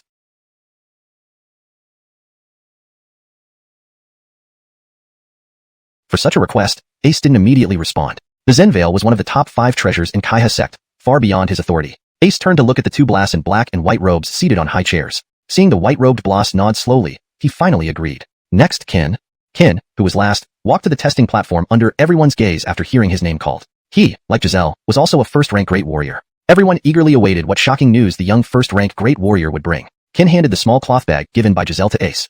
754th tier beast cores, 5 5th tier beast cores, 4 6th tier beast cores, 1 7th tier beast core, a total of 760 beast cores. These words caused another round of exclamations. Damn, true genius. 760 beast cores, no 8th tier core, but 1 7th tier core. Remember, there was only 1 7th tier beast and 1 8th tier beast in the entire secret realm. While Ken had slain many high tier beasts, he didn't receive any special choices like Giselle. Ace simply smiled lightly and said, "Congratulations on officially becoming an inner disciple of Kaiha sect." "Thank you, Bowen Zhao." Ken bowed politely and then descended from the platform. "Wu brother, congratulations on becoming an inner disciple." "Thank you, brother Hu. Congratulations to you on becoming an outer disciple as well." "I'm just an outer disciple. What's there to congratulate? But your terrifying strength will likely draw special attention from certain people in the inner sect," Albin remarked with a laugh. "Are you talking about Cortez?" Ken asked indifferently. "If it were only Cortez, I wouldn't be worried. He can't beat you regardless of how unruly he gets. I'm talking about the 10 terrifying individuals on the heavenly rank within the inner sect." "Heavenly rank? What's that?" Ken asked, genuinely puzzled. The heavenly rank lists the 10 strongest inner disciples. It's been nearly 10 years since it was last updated, meaning those 10 have held their positions for almost a decade. Giselle explained to Ken from behind. "Are they really that strong?" Both Giselle and Albin exchanged exasperated glances. How else could they stay on the heavenly rank for 10 years? "You can be so smart sometimes, but act so clueless when it matters," Giselle retorted. "It's rumored that the weakest among them is at least 6th rank great warrior, and the one at the top is a woman." "At least 6th rank great warrior? Seriously? That sounds insane. So the woman at the top must already be at the yellow warrior level?" Ken found it hard to believe yet felt increasingly excited. In his view, being around strong individuals could rapidly improve his abilities and expose his weaknesses. Just then, a towering, bare-chested youth with oil-slicked skin approached the trio. His eyes were sharp, radiating an intimidating aura. "Are you Ken, the standout among this year's new generation?" "My name is Walter, ranked 10th on the heavenly rank." ####Chapter 27. Delivering a challenge, summoning a battle at Ken. Heaven ranking 10th, Martial Man Walter. Someone in the crowd seemed to recognize the robust bare-chested youth and exclaimed in shock. Dream and Albin were both almost suffocated by the whooshing weiya of this imposing bare-chested youth. However, Ken showed no signs of discomfort on his face. Edit. To improve fluency and accuracy. Dream and Albin both felt an overwhelming pressure from the imposing bare-chested youth, almost making it hard to breathe. However, Ken did not show any signs of discomfort on his face. Note: Wuxing de Weiya is translated as overwhelming pressure to maintain natural fluency in English. After all, he had fought Xuanwu realm experts before, let alone the Huangwu realm expert standing before him now. Although Walter's presence was overpowering, it wasn't enough to make Ken fear him. Unperturbed even as Mount Tai crumbles before you. Indeed worthy of being the outstanding one among this year's new generation. Just for this courage, I, Walter, acknowledge you. You have the qualifications to be my opponent. With that, Walter glanced at Ken and then laughed heartily as he walked towards the inner sect. Seeing Walter gradually walk away, Dream and Albin finally took a long breath of relief. What a terrifying guy. Is this what they call a monster from the heaven ranking? Just one glance left me breathless. And this is only the 10th ranked person. I can't even imagine how formidable the top 3 must be. Albin wiped the sweat off his forehead, which had already soaked his clothes with beads of perspiration rolling down his cheeks. Dream also visibly relaxed after Walter left, noticing her sweaty palms where she had gripped her longbow tightly. Night fell, the moon high in the sky, cicadas chirping everywhere. Ken lay in his allocated dormitory room, the 16th one for the inner sect disciples. Having battled continuously for several days, even he felt mentally and physically exhausted. This night, instead of practicing, Ken lay down on his bed and fell into a deep sleep. In his dream, Ken once again found himself in the place where he had met the Waroman. The city wall of Kaidi Academy. The Waroman sat at the edge of the city wall, swinging her legs and gazing into the distance. "Master, what are you looking at?" This time, the city wall was different from before. Ken noticed that there was no longer a thick mist surrounding it, making the entire structure appear clear and majestic. Ken walked up beside the Waroman and sat down, following her gaze. Not far from the city wall, an immense river, filled with piercingly cold sword energy, stretched across the horizon, seemingly dividing the world into two. "Master, that must be the Kaiyuan sword river you spoke of. And those demons are sealed on the other side of the river, right?" Ken tilted his head and pointed into the distance. "Yes, but the seal is starting to weaken. Among the current powerhouses of the 9 Abyss continent, none can match the first demon. Carmelo Ken, the path ahead will be long and arduous. You must work hard." The woman's eyes remained fixed on the distance, her face showing a faint smile. They chatted leisurely atop the city wall of Kaidi Academy for a while. Of course, this was the most peaceful sleep Ken had had since Carrie's death. The next morning, as the first rays of sunlight spread across the horizon, a loud sound echoed outside Ken's door. Inside, Ken yawned widely and rubbed his still sleepy eyes before opening the door. "Who is it? What's the racket so early in the morning? Can a man get some sleep?" Ken's tone carried a hint of anger. It was rare for him to enjoy a good sleep without disturbance. "Ken, you're finally awake. How did you sleep?" The voice belonged to Walter, the heaven ranking 10th, whom they had encountered yesterday. "Do you not need sleep? What do you want coming here so early?" Ken was speechless. Walter must have been insane to wake him up at dawn. Kin, shall we have a duel on the heaven ranking platform of the intersect in 3 days? If you win, the 10th spot on the heaven ranking is yours, and I, Walter, will follow your lead. If you lose, you'll be my follower, okay? Walter waved his hand, and a challenge letter flew into Kin's hands. Kin was even more speechless. Why didn't you choose a better time to deliver the challenge? Did you have to come so early? Are you crazy? My rare good sleep is ruined. Kin scolded Walter angrily, leaving no room for leniency. Onlookers held their breath, as no one in the entire Kaya sect had ever dared to speak to Walter like this. Even Dream, who lived next door, climbed onto the city wall to watch the scene unfold. When everyone expected Walter to erupt in fury, his actions stunned them all. Walter slowly approached Kin and bowed slightly under everyone's expectant gazes. Sorry for disturbing your rest. That was my fault, but I hope you will accept my challenge in 3 days. Everyone, including Kin, was dumbfounded. Was this still the lofty and mighty heaven-ranking 10th? Seeing Walter's sincere apology, Kin couldn't help but say, I accept your challenge, but I have a request. If I win, I need you to accompany me somewhere 2 years from now, no matter how dangerous it may be. If I lose, I'll do the same. Kin stared coldly at Walter. He needed talent and allies. He hadn't forgotten his promise to the Lexi. The number of barbarian experts was overwhelming, and relying solely on himself wouldn't be enough. Thus, when Walter apologized politely, Kin saw an opportunity to recruit him. All right, I agree. Without hesitation, Walter accepted Kin's conditions. After all, the challenge was his initiative. Any hesitation now would show weakness, something he couldn't afford. Besides, Walter was at the peak of 6th tier Grand Martial Master, while Kin was only 1st tier. He had nothing to fear. In that case, see you in 3 days. With that, Kin turned back into his room without looking back. Chapter 28. The Heavenly River Treasure, the Shintian Pagoda. Kin took a brief rest upon returning to his room before sitting on the bed to begin cultivation. After all, Walter ranked 10th on the heaven chart, and had reached the peak of the 6th level of Great Warrior.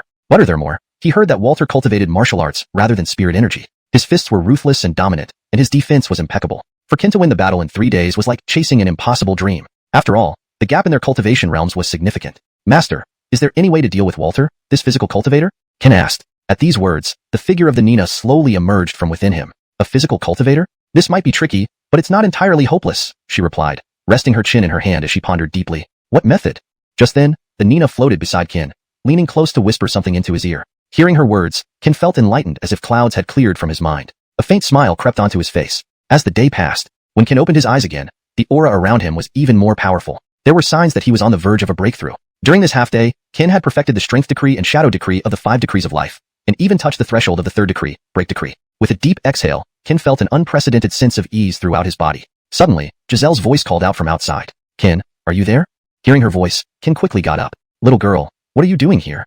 Seeing that it was Giselle, Kin looked at her in confusion. Despite being called little girl, Giselle did not show any displeasure. Without giving Kin a chance to ask further questions, she pulled his hand and ran outside, leaving him utterly bewildered. Hey, where are you dragging me? You'll see. Thus, under Giselle's urging, they soon arrived at the back mountain of Heavenly River Sect. Before them stood a towering pagoda emitting golden light. It stretched hundreds of zhang high, reaching the heavens. Not only was it immense, but its surface was also adorned with mysterious inscriptions. The entire structure exuded grandeur, solemnity, and awe. The Shintian Pagoda? What is this thing? Kin asked in confusion. This place is the forbidden area of the Heavenly River Sect's back mountain. This pagoda is one of the 5 treasures protecting our sect, Giselle explained softly. Prohibited area? Why did you bring me here? Aren't you afraid the blast will punish us? Giselle rolled her eyes at Kin's question. Although this is a forbidden area, inner disciples like us have 2 chances per month to challenge the pagoda. Outer disciples get 1 chance, while the top 10 on the heaven chart have many more opportunities each month. That's why everyone joining the inner sect wants to make the list. Hearing this, Kin finally understood. So, everyone knows about this except me? Embarrassed, Kin scratched his head and chuckled. Well, you're sometimes just plain silly. Giselle teased. Since that's the case, let's go try it out. Just as Kin was about to pull Giselle inside, she stopped. I can't join you. I've already used my 2 chances since entering the inner sect yesterday. Used up? Staring at the towering Shintian Pagoda, Kin asked in confusion. How many floors did you reach? 6. Giselle blurted out without hesitation. 6? Isn't it that easy to breach? Kin couldn't believe it. Although the Shintian Pagoda had 19 floors, with Giselle's great warrior strength, he thought she should have reached at least the 8th or 9th floor. Wouldn't you like to try? Giselle pointed to the pagoda and said, Try, I will. Wait here. Saying this, Kin walked toward the pagoda under Giselle's watchful eyes. As he approached, large characters appeared on the pagoda. Inner Disciple Kin, first entry this month, permission granted. The door to the Shintian Pagoda slowly opened. Kin steadied his heart and entered. Immediately, he sensed a murderous intent. A shadow of a 5th level warrior youth slowly approached him. 5th level warrior? Realizing why the minimum requirement for new Heavenly River Sect members was set at 5th level warrior, Kin speculated this youth was the last person who challenged the pagoda before him. Without hesitation, Kin rushed forward with a quick punch. Before the 5th level warrior could react, he was sent flying. Why didn't the shadow transform into my appearance after defeating him? As Kin wondered, the door leading deeper into the pagoda opened. He quickly ran towards the 2nd floor. Kin advanced through the lower levels effortlessly, overpowering weaker shadows with his 1st level great warrior cultivation. Soon, he reached the 6th floor, the highest Giselle achieved. When the shadow emerged from the darkness, Qin cursed. Damn, why is this floor the little girl? As soon as he spoke, Giselle's shadow shot 4 arrows at him. The arrows moved swiftly, cutting through the air with sharp whistles. Qin dared not block them directly and activated the shadow decree of the 5 decrees of life. In an instant, numerous illusions darted around Giselle's shadow. Seizing the moment, Qin charged forward with his sword. In a flash, he swung his sword at the shadow. A cold sword aura struck her solidly. Believing he would succeed, Qin heard a clanging sound. His proud strike seemed blocked by something, and Giselle's shadow showed no sign of damage. Instead, the 4 rapid arrows were coming back at him. Chapter 29. Below the heaven rank, above the intersect, Giselle's arrows moved at an astonishing speed, arriving before Qin in a mere instant. Qin saw this coming and raised his right hand, swinging his long sword with it. In that moment, a fierce wave of sword chi erupted from his hand. Instantly, the entire 6th floor was enveloped in a bone-chilling cold. The temperature rapidly dropped in a visible manner. As the sword light struck,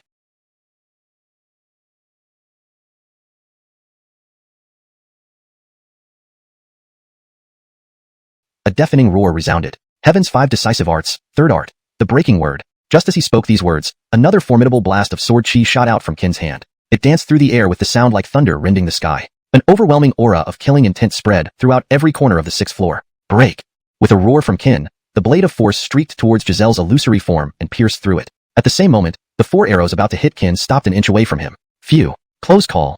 Facing the arrows inches from him, Qin could feel his heart pounding. If he had been any slower, those arrows would have surely pierced into his body. Seeing the arrows lose their lock on the target, Qin felt waves of fear ripple through him. This girl, even her illusions are so troublesome. How strong must her real self be? And if even someone as powerful as her can only stop at this 6th floor, how strong is the guardian of the 7th floor? As Giselle's illusion was defeated by Qin, the door leading to the 7th floor slowly opened. The moment it did, a mighty and terrifying aura rushed toward Qin from within the 7th floor. Seeing this, Qin's expression turned grave. What a terrifying aura!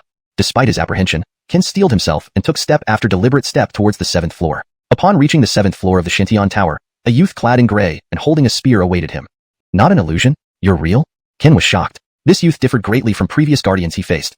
They were all illusions, while this youth was solid, meaning he was the actual person. Surprised? Defeat me, and I'll tell you why. Spear cultivator Ellie, please guide me. Ellie stomped his foot, sending his spear soaring upwards suddenly. With a swift strike of his palm on the spear shaft, the spear zipped off towards Qin at breakneck speed. Ellie quickly followed suit. The spear pierced through the air with booming sounds, carrying with it a sharp intent that bore down on Qin. Frowning slightly, Qin stomped the ground fiercely, unleashing a formidable aura within him. Heaven's 5 decisive arts, 1st art, the power word, open. Heaven's 5 decisive arts, 2nd art, the shadow word, open. Heaven's 5 decisive arts, 3rd art, the breaking word, open. Upon first meeting, Qin unleashed all 3 arts. In his judgment, this spear cultivator was no ordinary being. Just from the overwhelming spear force he displayed earlier, Qin already surmised this person's strength must be at least at the peak of Great Warrior 3rd level. There was no time for hesitation now. A misstep against such a formidable opponent could lead to a fatal blow. A loud boom resounded, spreading terrifying energy outward. Both men were sent flying back by this tremendous force. Harnessing the momentum of being hurled backward, Qin spun around and stomped again, launching himself back at Ellie with the ferocity of a cannonball.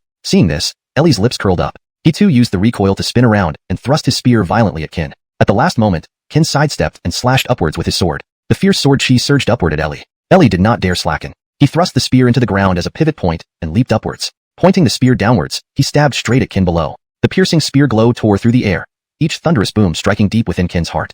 Break!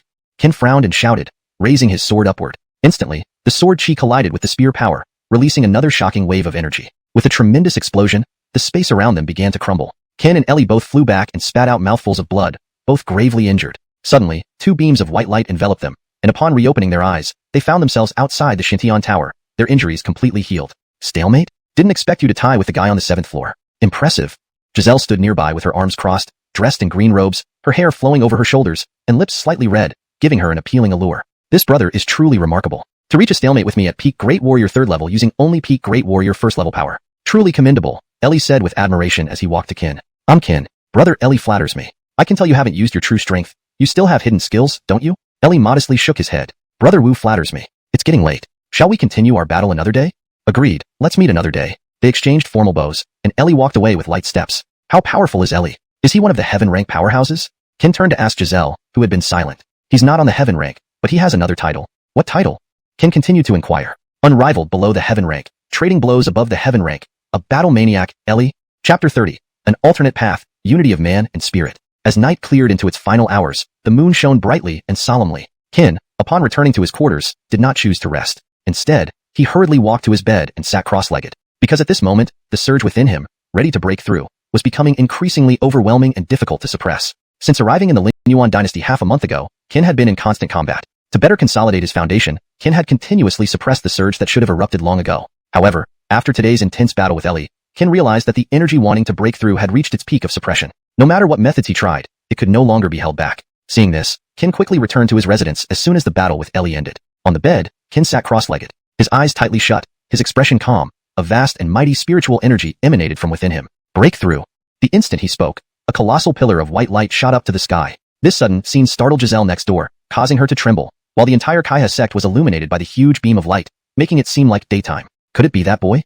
Everyone in the Kaiha sect was drawn to this massive, sky-piercing light beam. And on the peak of the back mountain, Ellie and Walter, who were still battling, paused upon seeing this spectacle. This aura, could it be Qin? Walter gazed at the huge light beam ahead, his face full of surprise. By the aura this light beam emitted, although it was merely a sign of advancement to the second-level Great Warrior, the oppressive power it brought far exceeded what a second-level Great Warrior could release. Seeing this, a look of gravity appeared on Walter's face for the first time. In Qin's quarters, as countless strands of spiritual energy gathered around him, Qin's expression gradually turned grim. At this moment, Qin suddenly clasped his hands together and roared to the heavens, "Merge!" As he spoke, a chilling and bone-chilling aura merged with his spiritual energy. Immediately afterward, an even more immense and mighty aura surged forth. In an instant, the entire room was covered in thick ice, and the temperature plummeted to an extreme. Absorb. With his words, the terrifyingly cold spiritual energy gradually merged into Qin's body. The layers of ice slowly dissipated. As the icy cold spiritual energy dispersed, Qin's entire body began to glow with an icy armor. Huff, finally, safely and soundly. On the bed, Qin exhaled deeply after absorbing the last thread of spiritual energy. He examined the icy armor covering his body, feeling immensely pleased. Master, I succeeded.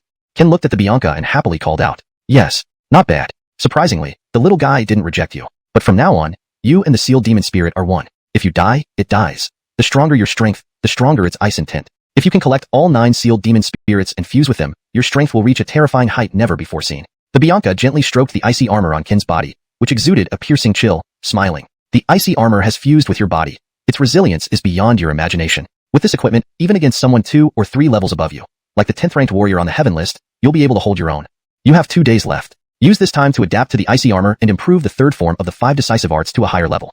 Only then will you stand a chance to win that match. The Bianca stood before Qin, her expression serious, explaining softly, "Alright, I understand. But before that, I have something important to do."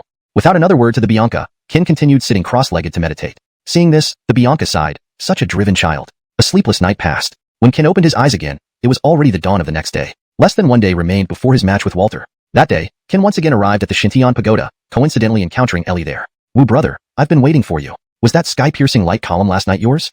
From afar, Ellie watched Qin, whose aura seemed formidable, and asked lightly, "Ellie brother, I kept you waiting." Qin reciprocated with a polite bow. "How about we don't go to the Shintian Pagoda this time, but to the peak of that mountain over there for the match?" Ellie pointed to the towering peak behind the pagoda. "Sure."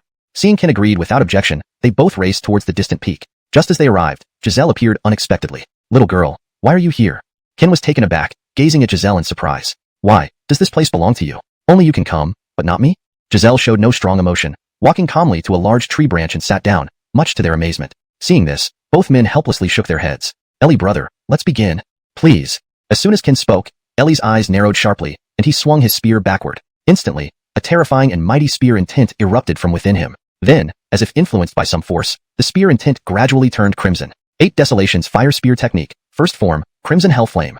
Suddenly, a crimson spear intent enveloped Ellie, accompanied by raging flames. A suffocating heat engulfed the entire peak. "Wu brother, be careful." Speaking, Ellie's expression changed abruptly. He swung his spear wildly, stepped forcefully, and charged toward Qin in a fiery red blur. Seeing this, Qin held nothing back. He drew his sword horizontally, closed his eyes slightly, and roared to the heavens. 5 Decisive Arts, third form unleashed. 9 Sealed Demons Art, first form, arrival. Boom. Instantly, powerful spiritual energy shot up to the sky, along with bone-chilling cold air. In an instant, the peak was enveloped in opposing powers, cold and heat, white and red. Under Giselle's shocked gaze, the two engaged in yet another intense showdown. Chapter 31. The 8 Realms Spear Technique and the Orange Netherworld Fire. The towering peaks of Kaiha sect were many, but the tallest was where Qin and the others stood. At this moment, a suffocating pressure permeated the entire peak. Cold and hot streams of spiritual energy filled every corner of the mountain. Bang! With a piercing cold light streaking across the sky, Ellie appeared instantly before Qin. He held a flaming spear in his hand, thrusting forward with his right hand forcefully. A terrifying spear strike, enveloped in red flames, shot fiercely towards Qin. The spear tore through the air, creating a series of roaring sounds. The suffocating heat engulfed Qin in an instant. Seeing this, Qin frowned slightly and quickly leaped backward on his toes. As he retreated, he suddenly slashed forward with his long sword. A chilling and frightening sword aura surged forward towards Ellie. In one move, Kin again propelled himself backward, then stepped forward forcefully, vanishing into a blur. With a loud roar, Ellie swung his spear behind him. There was a ting sound as Kin's figure appeared at that moment. Seeing his ambush failed, Kin raised his sword upwards forcefully once more. Instantly, a fierce sword aura shot upward toward Ellie. Seeing this, Ellie grunted lightly and stomped his left foot hard. Ellie's body soared into the air. He retracted the spear and gripped the spear shaft tightly with both hands, focusing intensely. In a great swooping motion like a spreading wing, he hammered down towards Kin below. The terrifying energy emitted from this spear strike bent the spear in Ellie's hand. The horrifying spear momentum, intertwined with fearsome red flames, distorted the surrounding space. The suffocating heat and overwhelming pressure shook the entire mountain peak, making the earth crack inch by inch. Seeing Ellie unleash such a terrifying attack, Kin did not dare to slack off for a moment. Suddenly bending his knees, a white, cold aura instantly enveloped him. Even Kin's eyes turned snowy white. He clutched his sword tightly in his right hand, while waves of terrifying aura emanated from his body. Then, he roared loudly into the sky. Break!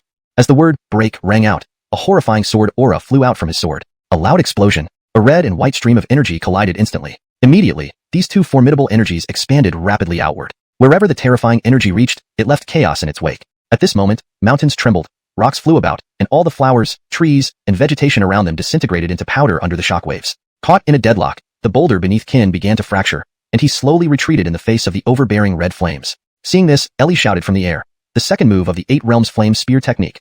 Orange Netherworld Fire. As soon as the words were spoken, an orange flame erupted from Ellie's body. That orange flame roared like a giant dragon. Under Kin's intense gaze, it struck squarely against the white energy barrier before him. Instantly, a large mouthful of blood spurted from Kin's mouth. Already retreating step by step, Kin's body carved another deep and long trench into the ground after this blow. Seeing this, Kin knew that if this went on, he would definitely lose. He then thought of a strategy that would cause severe damage to both himself and his opponent. Just as Ellie gathered his strength again, Kin suddenly withdrew all his spiritual energy. This sudden change left Ellie puzzled and surprised. When Kin withdrew all his energy, Ellie, holding the spear, plummeted towards Kin due to inertia. Realizing the danger, Ellie shouted, "Brother Wu, get out of the way." Ignoring Ellie's warning, Kin concentrated all his energy on his left shoulder. As Ellie's terrifying spear descended, Kin thrust forward with his sword in his right hand. Boom! An overwhelming surge of energy instantly spread outwards. For a moment, the whole mountain peak was shaken, forming a huge pit. A tremendous explosion echoed through the sky. Seeing this, Giselle, who was watching from afar, jumped off a tree branch and hurriedly ran towards them. At this moment, a Bloss in brocade robes also appeared on the scene. Gazing at the smoke-filled battlefield, the Bloss in brocade robes waved his hand. As the dust settled, the sight at the bottom of the pit shocked everyone above. Inside the pit, Ellie's spear heavily struck Kin's left shoulder, while the tip of Kin's sword rested against Ellie's throat. Another half-inch and Ellie's life would be taken. Staring at everything before him, Ellie couldn't believe what he saw. It wasn't because he lost to Kin, but rather that Kin had devised such an extreme way to win in such a desperate situation. "I concede, Brother Ellie." Having said that, Kin released his grip on the sword, closed his eyes, and fell backward. At that moment, the Bloss in brocade robes caught him firmly. "Bowen Ace, how did you come here?" Recognizing the Bloss's ace, Ellie was quite surprised. "Since the winner has been determined, let's disperse." With that, Ace carried Kin back to his residence, floating through the air. Seeing this, Giselle followed Ace away as well. Looking at the enormous pit before him, Ellie remained in shock. After all, he had never seen someone fight with their life on the line like Kin. Sighing deeply, Ellie helplessly shook his head and disappeared from the spot. Next morning, when Kin slowly opened his eyes, he realized he was lying on his bed in room number 16. Taking a moment to collect himself, Kin got up shakily from the bed. "You're awake?" At that moment, a familiar voice came from the doorway. Looking closer, he saw Bowen Ace standing there, watching him intently. "Bowen Zhao, why are you here?" Before Kin could ponder further, Giselle, Walter, and Ellie appeared in his room one after another. "I heard you battled Ellie yesterday. I'm a man of principles, so we can duel once you've recovered." Hearing Walter's words, Kin realized that the injuries from yesterday made him unconscious for a day. Feeling somewhat guilty, Kin said, "Sorry, I broke my promise." Hashtag chapter 32. Long-awaited battle, heaven ranked 10th. You know, I've always had a question. How did you dare to block my attack with your body? You should know that if you made even the slightest mistake under my strike, you would either be dead or half disabled. Does winning or losing mean more to you than your life? Ellie stood at the door, unable to figure out how Kin dared to make such an extreme decision despite spending the entire night thinking about it. Therefore, he came here early in the morning to wait for Kin to wake up and explain himself. At this moment, not only Ellie, but Ace and Giselle also wanted to know why. Although Walter didn't witness their battle, he could guess from Ellie's tone that the attack Ellie mentioned was his ultimate move, called Eagle Strikes the Sky. After all, they often sparred together, so they were familiar with each other's techniques. Using one's physical body to withstand Eagle Strikes the Sky? Walter shuddered at the thought. He wouldn't dare block it with his body. Kin responded with a sheepish grin. "Actually, I wasn't sure if I could take it. A few days ago, I cultivated a relatively powerful physical body. I wanted to test how resilient it is, so I came up with this idea on a whim. Luckily, I managed to endure it, though I was injured quite badly. But overall, I consider myself lucky, right?" Everyone looked at Kin in shock upon hearing his words. "Crazy. You're utterly crazy. You risked your life on a gamble under such uncertain conditions. Looks like I lost fairly. Hearing Kin's words, Ellie couldn't help but feel a newfound respect for this seemingly silly youth standing before him. Kin, since you're awake now, let's set our match for 2 days from now. I'll give you an extra day to recuperate. I hope to see you at your best then. With that, Walter turned and walked out of the room. Seeing this, the others also left. Over the next 2 days, Kin didn't challenge anyone else. The only time he went out was to head to the Shintian Tower. After all, tomorrow was the last day of the month, and if he didn't use his chances to challenge the tower by then, they would reset the following month. After several days of continuous sparring with Ellie, Kin's strength had improved significantly. Just having broken through to the second major martial master realm, he felt another impending breakthrough after his recent battle with Ellie. As before, Kin decided not to break through yet. His cultivation level had only recently stabilized in the second major martial master realm, so breaking through too soon might not be wise. Thus, Kin suppressed the surge of power once again. Night. When Kin emerged from the Shintian Tower, a faint smile appeared on his lips. 7 levels? Yes, Kin defeated Ellie's shadow in the 7th level this time. However, this victory came easily due to the slight difference between a shadow and the real person. What made him particularly happy, though, wasn't just passing the 7th level. Instead, it was encountering Walter's shadow in the 8th level. Though he failed to clear the tower, he gathered valuable information about Walter's strength. Walter was a body cultivator whose formidable martial arts and muscular physique offered unmatched defense.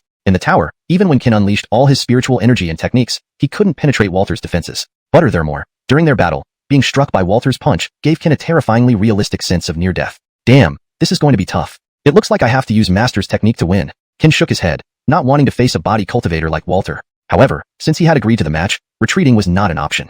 Sighing deeply, Kin headed back to his quarters, hands behind his back. That night, Kin chose not to continue training because he had promised Walter to be in peak condition for their upcoming battle. Early the next morning, Kin arrived at the appointed battleground where he and Walter were to duel. By then, many inner sect disciples had already gathered around the heaven rank platform. Even Steward Bowen Ace and the 2 Blossley men, one in black, one in white, were present as spectators. Just as Kin was about to step onto the heaven rank platform, 5 men and 1 woman standing below the high seat caught his attention. From the aura they exuded, even the weakest among them seemed to be at the peak of the 7th major martial master realm, while some appeared to have reached the yellow martial realm. It's said that what you can't perceive is the most dangerous. Among these 6, Kin could not gauge the cultivation of the woman in dark green attire. She stood there silently, yet somehow seemed to be elsewhere. This was a feeling Kin had never experienced before. What a strange person. Ignoring her, Kin strode forward and ascended the platform. Brother Wu. From afar, Walter greeted Kin politely with a bow. Returning the gesture, Kin acknowledged him. Brother Zhang, kept you waiting. At that moment, a cloaked bloss slowly descended between them from the sky. Walter bowed respectfully. Disciple Walter, greetings, Bowen Kai. Seeing this, Kin also bowed. Let me introduce myself. My name is Donovan. I am the deputy head of the Kaiha sect, and also hold the position of Great Bowen of the Martial Pavilion within the sect. Today's battle concerns the 10th spot on the heaven rank, so I will be overseeing it. Donovan's voice was calm, but clearly heard by everyone present. Moreover, Kin sensed an indescribable pressure from him, similar to what he felt from the black-cloaked man in Kaigong City. Surprisingly, he felt this oppressive aura again after only a few days. From the aura alone, Kin was certain that this black-cloaked bloss was even stronger than the man in Kaigong City. Since both of you have no objections, I hereby declare the heaven rank battle officially begins.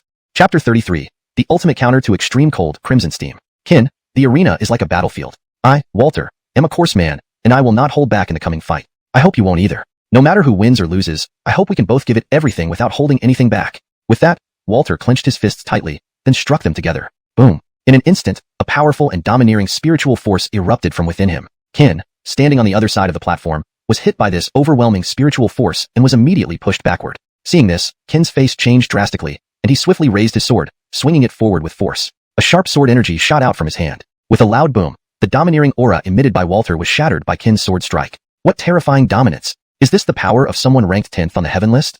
Kin looked at Walter seriously. Just the first move had almost overwhelmed him. How could he possibly fight on? From a distance, Walter smirked when he saw Kin's sword dissipate his domineering aura. Suddenly, Walter's eyes narrowed sharply, and a fierce fighting spirit flashed in them. He stomped his foot, and with astonishing speed, dashed towards Kin. The ground where Walter had stood instantly formed a large crater under the force of his stomp. So fast. Even as Kin was astonished, Walter's massive figure had already arrived in front of him. Without delay, Walter lifted his right fist and slammed it down with full force. The punch carried a torrential and overbearing aura, slicing through the air with thunderous roars. The entire heaven list platform rumbled beneath the impact of this single punch. Kin's pupils dilated, and his body involuntarily trembled. 9 seals of demon sealing, first seal, present seal, ice shield. Reacting instinctively, Kin suddenly shouted. An intensely cold aura emanated from his body, quickly converging in front of him. In the blink of an eye, a thick ice shield formed, blocking Walter's attack. A deafening boom echoed, and the entire platform shook violently, raising clouds of dust. Walter's formidable and overbearing punch left everyone below with wide-eyed disbelief. They knew the people on the heaven list were strong, but they hadn't expected such strength. Under such a terrifying blow, They began to doubt if Walter's cultivation was really only at the 6th or 7th rank of great martial artist. Giselle, watching from the stands, anxiously stared at the cloud of dust, her heart pounding. On the heaven list platform, as the dust slowly cleared, a slender figure gradually emerged into view. Yes, Walter's terrifying attack had been blocked by Qin. Amidst everyone's stunned gazes, Qin shook his numb right hand slightly, murmuring, "Truly worthy of being ranked 10th on the heaven list. One blow nearly made me unable to counter. Such powerful, overbearing aura is unprecedented." Compared to the shadow inside the mystic heaven tower, the difference was significant. "Fight on." Qin's figure sank slightly, his eyes widened, and he bellowed fiercely. 5 decisive movements of all beings, third seal activated. Instantly, a terrifying aura surged out from him, followed by waves of energy emitting an extreme cold, rapidly spreading around the platform. In a moment, the entire platform was shrouded in this icy coldness. Even Walter, who was immensely strong, showed a trace of seriousness. For corporeal cultivators like him, area of effect magic attacks were their biggest fear. Though his body was formidable, even he couldn't withstand its effects for long. Oh wow, didn't expect this Bergen named Qin to know this move. Now Walter has some fun. From the high seats in the audience, a woman dressed in plain green robes spoke leisurely. On the platform, Walter was also surprised by Qin's unexpected move. Although he had gathered information about Qin from Ellie before the fight, this particular technique was never mentioned. Damn it, that kid Ellie actually kept something from me. Angry though he was, Walter did not hesitate further. His eyes narrowed sharply, and a blood-red vapor began to emerge around him. This vapor wasn't spiritual energy, but something Qin had never seen before. Hey, Walter's using that move too. As the green-robed woman spoke, the blood-red steam around Walter solidified. The moment it solidified, the intense cold enveloping Walter shattered instantly. Moreover, Walter's blood-red steam seemed more powerful than Qin's cold aura, preventing it from approaching him. "Qin, let's go again." Speaking, Walter burst forward, his speed increasing dramatically. Before Qin could react, Walter reappeared behind him and launched another explosive punch. Boom! Another loud boom echoed. But this time, Walter's punch collided with a thick ice shield once again. Hearing the noise, Qin finally reacted. Not daring to delay, he swiftly stepped back, maintaining a distance. Looking at the ice shield riddled with cracks from Walter's attack, Qin felt a chill run down his spine. Damn it, so fast. If not for the ice shield blocking Walter's attack, I would probably have been obliterated by that punch. Relieved, Qin did not wait any longer. Lifting his right hand slightly, he lightly tapped his foot and leaped into the air, his sharp sword cutting through the air effortlessly with the aid of potent spiritual energy. In a flash, the tip of the sword reached Walter's chest. Clang! A powerful and overbearing aura surged from Walter's body. What? So hard? Qin's sudden sword strike was easily deflected by Walter's incredibly tough physique. At that moment, Qin felt as if his entire right arm was electrified, losing all sensation. At that instant, Walter, who had been standing still, suddenly raised his fist and unleashed another explosive punch towards Qin. ##### Chapter 34. A hard-fought victory. The punch was fierce and domineering, and with the red steam intensifying it, it became even more terrifying. In the blink of an eye, Walter's formidable punch was already before Qin. This time, because they were too close and Walter's punch was so fast, the thick ice shield that protected Qin only managed to barely form before Walter's fist struck Qin. In that moment, the ground trembled, and space seemed to crack. With a thunderous roar, Qin's body was sent flying at breakneck speed, crashing heavily onto the Kaibang terrace. Blood spurted from his mouth as he coughed violently. At this moment, Qin felt a searing pain in his chest, and his inner spirit energy began to waver chaotically. If it weren't for his ice shield-like robust physical strength honed through cultivation, Walter's punch would have crippled him instantly. Qin slowly urged the spirit energy within his body to stabilize. Seeing his move had failed, Walter flicked his wrist, once again gathering an overwhelming aura around his right fist. He darted forward with another powerful stomp, hurtling toward Qin far away. As an opponent, he wouldn't give Qin any chance to rest. As figures began to appear before him, Qin cursed angrily, "Damn, can these guys not get tired?" With those words, Qin waved his right arm, and his long sword hummed with sword song. Streams of snow-white cold light rapidly gathered around his sword. Feeling the extreme cold and intent to kill, Walter's brows furrowed. Sinclair 5 secs. First move, mountain shattering. With these words, the blood-red steam around Walter surged toward his right fist. In an instant, a terrifying and earth-shaking aura enveloped the entire Kaibang terrace. Waves of pressure rolled over like tidal waves towards Qin. Sensing this overpowering aura, Qin grew solemn. He didn't expect Walter to be so strong. Knowing Walter's next punch could end him if he didn't use his full strength, Qin closed his eyes without hesitation. Instantly, a white light pillar shot into the sky. The blinding white energy made everyone present shut their eyes involuntarily, including Walter on the Kaibang terrace. When he opened his eyes again, there were hundreds of Qin's shadows scattered across the terrace. Walter narrowed his eyes, quickly scanning the area. Qin had used this move at great cost of spirit energy because he intended to break through his limits. Not understanding what was happening, the crowd watched as immense energy surged out of Qin again. Walter realized Qin was trying to forcibly break through during combat. Daring not to delay further, Walter lifted his right fist and slammed it down into the Kaibang terrace. An incredibly potent force spread across the whole terrace, reducing it to ruins in moments. Hundreds of Qin's shadows vanished instantly under Walter's attack. Seeing Qin standing, Walter stomped again, roaring loudly, and charged forward with another punch. This time, Walter held nothing back, unleashing all his power. Sensing the suffocating ferociousness coming towards him, Qin opened his eyes. His breakthrough was successful. He had reached the 3rd level of Great Martial Master. Facing Walter's all-out punch, Ken didn't back down. He stood firm with his sword, gathering the surrounding cold air at a horrifying speed. Ken's eyes focused intently. With a swift swing of his sword, he met Walter head-on. A deafening explosion echoed as the two clashed. Boom! Another thunderous noise erupted, and terrifying energy spread outward. Seeing this, Donovan swiftly raised a hand, casting a white light barrier around the entire Kaibang terrace. In the stunned gaze of the crowd, the terrace was utterly destroyed, leaving a colossal crater. As the dust settled, everyone saw a person lying on the ground. It's Kin. The one lying on the ground is Kin. As I said, how could someone at the third level of Great Martial Master match Walter, ranked 10th on the Kaibang list? Unsure who shouted first, all eyes followed. As the dust cleared, they confirmed it was indeed Kin lying on the ground, while Walter stood unaffected. Just as everyone thought the battle was over, Kin struggled to rise, his right arm broken. Do you want to continue? As everyone puzzled, a thin stream of blood flowed from Walter's chest. Not only that, a faint white vapor emerged from the tiny wound. To everyone's shock, the white vapor spread across his body, enveloping him entirely. Even breathing became difficult for Walter. With a sigh, Walter admitted, I, Walter, am not afraid of losing and will own up to my defeat. This battle you win? Cheers erupted across the Kaibang terrace. Ken had become the most dazzling among the inner disciples. He single-handedly toppled the legend known as undefeated for 10 years on the Kaibang list and demonstrated that lower ranks could still defeat higher-ranked opponents. Ken's name spread throughout the Kaiha sect that day. That night, a knock came at his door. Opening it, he saw Giselle, Walter, Ellie, and the woman in the dark green dress from earlier. What brings you here? Ken was taken aback by their visit. Today, you successfully ascended to Kaibang's 10th rank. Such an important day should be celebrated. Oh, allow me to introduce her. This beautiful lady is Adrian, ranked first on the Kaibang list. Chapter 35. The woman in dark green, ranked first on the heavenly list. What did you say? She is ranked first on the heavenly list? Ken stared at the woman in dark green with disbelief. His eyes widened, filled with doubt and shock. So what if she's first on the heavenly list? Is it such a big deal? Adrian looked calmly at Ken and said slowly. Upon hearing her words, Ken almost choked. Do you mean it's just being number one? Do you know how close I came to losing my life for this 10th spot on the heavenly list? As he spoke, Ken occasionally rubbed his right arm. Recalling the final blow's overwhelming pressure, a chill ran down his spine. You few didn't come here today just to have a drink with me, did you? Seeing Ken ask this, Adrian stopped holding back and explained their intentions. Actually, we have two reasons for coming today. One is to have drinks, which is unquestionable. Two, we will use the drinking time to pass on some information. Adrian and the others slowly sat down, filled each person's bowl with wine, and after finishing a bowl in one gulp, she continued. Information? What kind of information? Ken put down his bowl and asked. 7 days later would be the day Kaiji Abyss opens. After deliberation by the sect leader and others, they decided that you four are the ones going to the Kaiji Abyss this time. And I'll serve as your temporary bodyguard. Temporary bodyguard? Seeing Ken's puzzled look, Giselle couldn't stand it any longer. She hit him on the head. How stupid can you be? Senior sister Adrian means she fears we might get bullied by people from other sects, so she'll protect our safety throughout this operation. Got it? If you had just said it like that, maybe I wouldn't have gotten a beating. Giselle shook her head helplessly at Ken's pained expression. Right, little girl, when you mentioned other sects earlier, does this Kaiji Abyss have such great appeal? Of course. Discovered by the Lin Yuan dynasty several hundred years ago, it is an ancient secret realm. It is said to be perilous beyond measure. Even the entire nation's efforts couldn't explore a fraction of it. Not only that, but numerous superlatives in the Kaiwu mirror have fallen within this abyss, Adrian said after finishing another bowl of wine. Kaiwu mirror? Really? How dangerous is this place?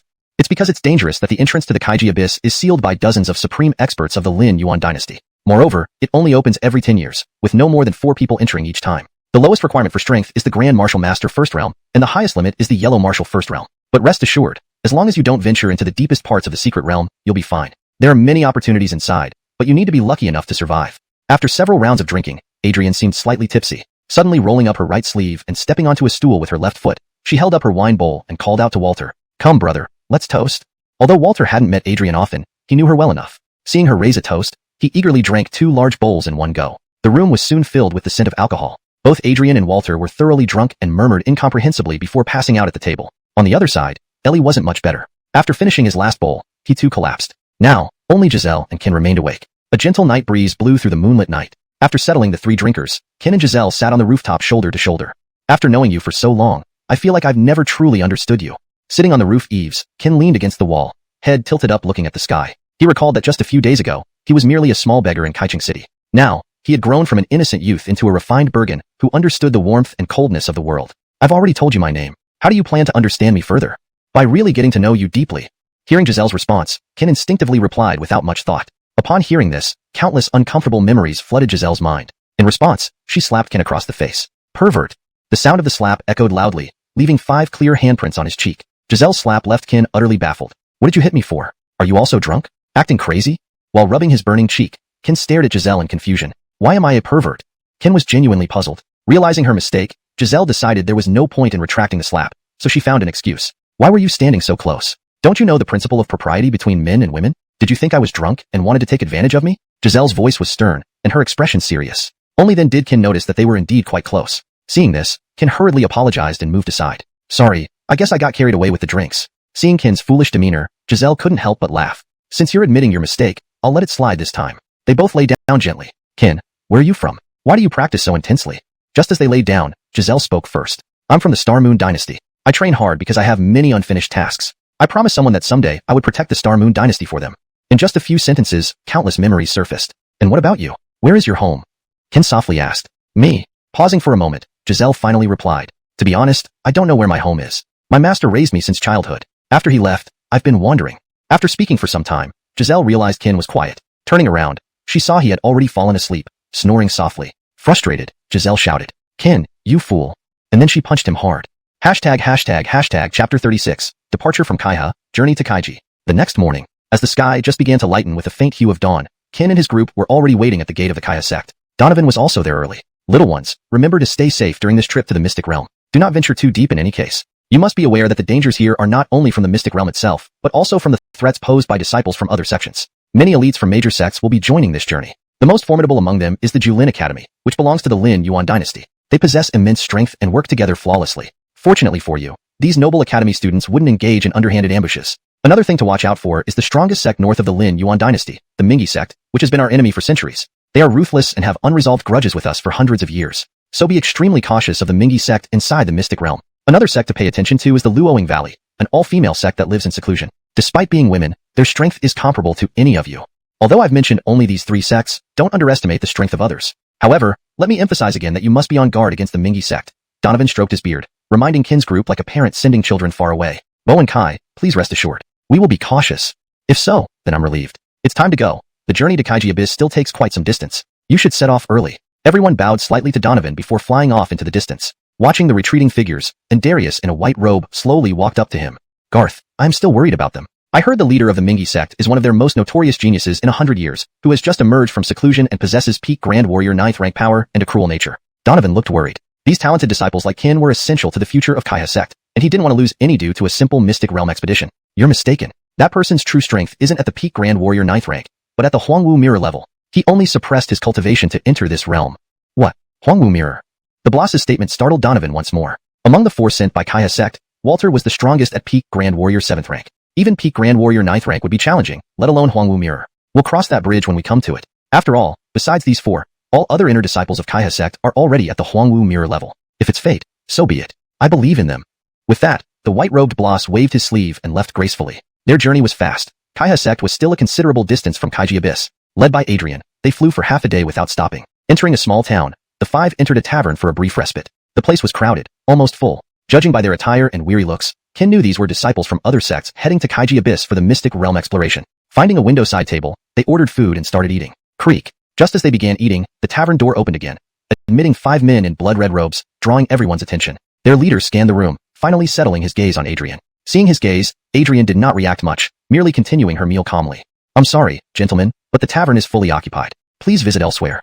The innkeeper apologized. The leader didn't respond immediately, but after a moment, he turned and left with the others. Were those Mingyi sect disciples? Ken asked curiously after they left. They wore blood-red robes, scanning the room, especially looking at you. These signs suggest elite strength. They are indeed from the Mingyi sect. Adrian finished her drink and remarked softly. They're the ones Bo and Donovan warned us about. No wonder when the leader stared at you. I felt intense killing intent from them, albeit briefly but very pure. Ken watched the direction they left, frowning. Don't worry about them. Eat up. As long as I'm here, they won't dare act rashly. Hearing this, Ken became even more curious about Adrian, the top disciple of Kaiha sect. He knew the leader was a 5th-rank Huangwu mirror cultivator, yet she remained calm and composed. Why can I gauge everyone else's cultivation levels, but not yours? Are you using a concealment technique? And what exactly is your level? This question had been nagging Ken, but now seemed like a good opportunity to ask. Just as Ken stared dumbfounded, a gentle female voice came from nearby. Freya from Luoing Valley, greetings to Sword Immortal Qixia. Chapter 37. The Abyssal Region, 3 Swords Converge. Karmalokia Sword Immortal? Both Ken and Giselle were shocked as they looked at the elegant woman before them. At that moment, both turned their gaze towards Lu Karmalokia. They knew Lu Karmalokia was strong, but they never expected her to also be a female Sword Immortal. How so? Hasn't anyone told you that senior sister Karmalokia is a Sword Immortal? Beside them, Ellie and Walter exchanged puzzled looks and then glanced at Ken and Giselle. Seeing this, Ken and his companion shook their heads, indicating it was their first time learning about Lu Karmalokia's status as a Sword Immortal. It's not too late to know. Among the younger generation of the Lin Yuan dynasty, there are only 3 sword immortals. Senior sister Karmalokia is one of them. The other 2 are Prince Ancel of the Julin Academy. Prince Ancel earned the title of scholarly sword immortal due to his refined appearance and gentle demeanor. And the last one is the grand senior sister of the falling Cherry Valley, Qinglian sword immortal Serena, who is known as the most beautiful sword immortal. Upon hearing this, Qin's face showed a mix of admiration and worry. It seems I can't just focus on cultivation anymore. I should travel outside more often. No need for formalities. Did your grand senior sister Serena come with you? Lu Karmalokia waved her hand and asked. Grand senior sister hasn't arrived yet. She still has some matters to handle. But calculating the time, she should join us tomorrow, replied Giselle. Alright, I understand. Go rest now. We'll meet at Kaiji Abyss. With that, Lu Karmalokia finished her drink and continued leading Qin and the others toward Kaiji Abyss. Wu senior sister, I have a question. Who among the 3 great sword immortals is the strongest? Hearing Qin's question, Walter and the others all looked intently at Lu Karmalokia, eager to learn about the relative strengths of the youngest 3 sword immortals in the Lin Yuan dynasty.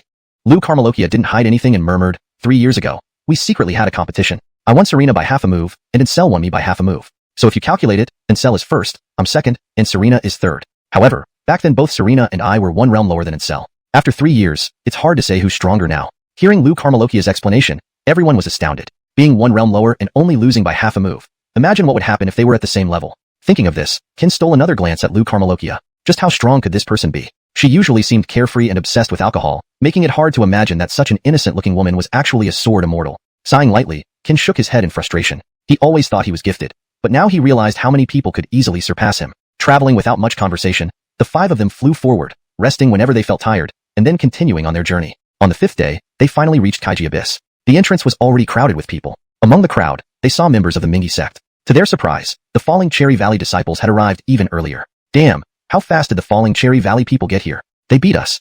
That's normal. The disciples of the Falling Cherry Valley are known for their speed, Qin commented. As if noticing them, the Falling Cherry Valley disciples began walking toward them led by a lady in a green robe with exquisite beauty. Karmalokia, long time no see. Her enchanting voice and stunning looks momentarily left Qin and company speechless, staring at her. Seeing this, Giselle stomped hard on Qin's foot and muttered, pervert.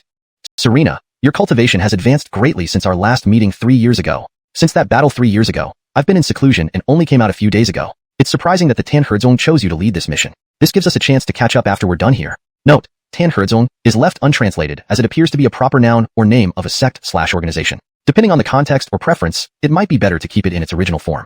For a more natural flow, the passage could be slightly rephrased. Since that battle 3 years ago, I've been in seclusion until just a few days ago. It's surprising that the Tan Herdzong chose you to lead this mission. After we're done here, we should definitely catch up. Too bad Ancel isn't here. Otherwise, this trip wouldn't have been in vain. Serena sister, I heard you calling from afar. Missed me?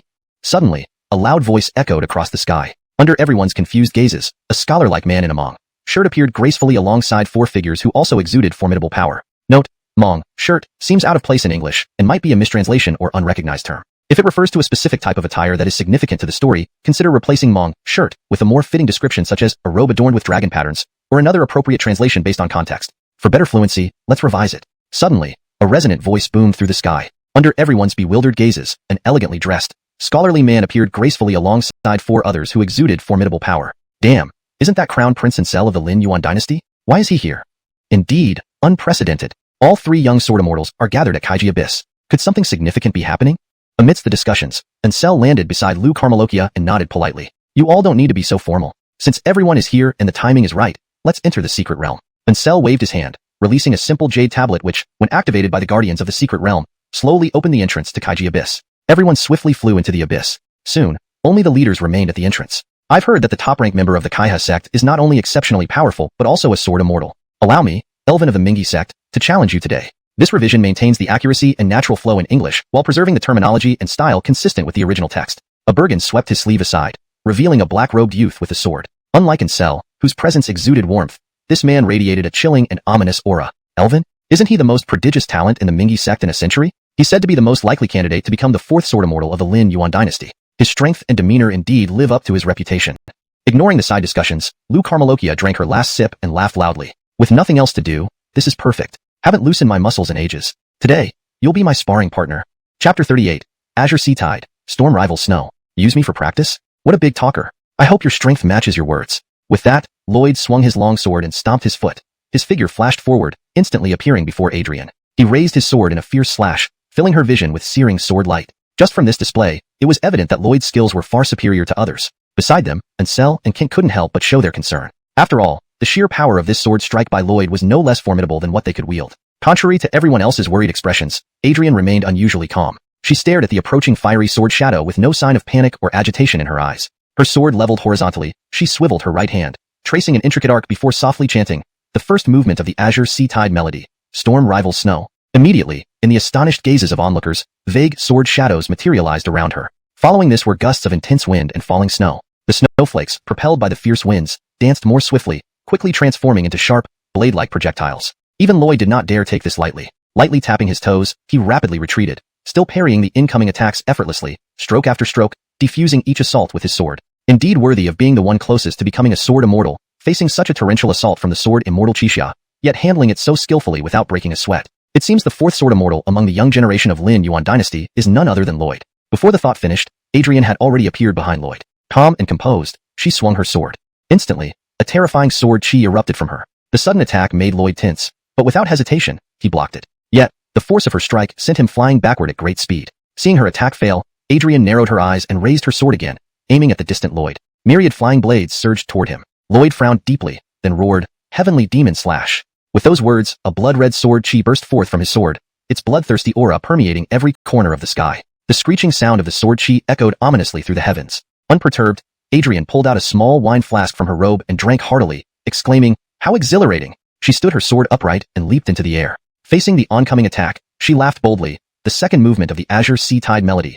Overlapping waves. Suddenly, the sky changed color. The clear blue turned dark as clouds gathered overhead, thunder rumbling. The snowflakes, now melting, transformed into droplets of rain cascading down. In an instant, the area where Lloyd stood seemed to have turned into a turbulent sea. Surrounded by pitch-black darkness and surging waves, a sense of powerlessness enveloped him. Above, as Adrian delivered another graceful sword slash, Lloyd's body crumpled under everyone's bewildered and shocked stares. No one knew what happened. All they saw was that after Adrian's slash, Lloyd fell and didn't rise for a long time. He lay there, gasping for breath, with traces of blood trickling from the corners of his mouth. This is the true power of sword immortal Qixia? Indeed, formidable. Struggling to his feet, Lloyd muttered, "Worthy indeed, the female sword immortal of our generation. Your power is truly awe-inspiring. Although you've won today, in the secret realm, your fellow disciples may not be as lucky. Let me tell you, all four of us from the Nero River sect are at least peak 7th rank great martial master. While I can't defeat you, what about your fellow disciples?" Hysterical laughter erupted from him. "Adrian, just wait until you gather their corpses." Before he could finish, Adrian flashed over, delivering a powerful kick to his chest. The impact was immense. Blood gushed from Lloyd's mouth as his body flew backward, crashing into a distant cliffside before finally stopping. Do not make assumptions. Whether we win or lose isn't up to you to decide. Who will end up gathering whose remains is yet to be seen. Putting away her sword, Adrian glanced at the injured Lloyd disdainfully before turning to walk towards Kent and Ansel. "Qixia, your azure sea tide melody is getting more proficient. Judging from today, once you master the third movement, even Huaiyue and I combined might not be your match." Ansel laughed, teasing her. "Prince, you flatter me. Compared to my azure sea tide melody, the fourth movement of your dominion technique gives Huaiyue and me more anticipation." Though Ansel was of royal lineage, Adrian, understanding his jest, responded lightheartedly. Kent joined in, "Both of you are too modest. My dominion technique, though formidable, has kept me at the threshold of the third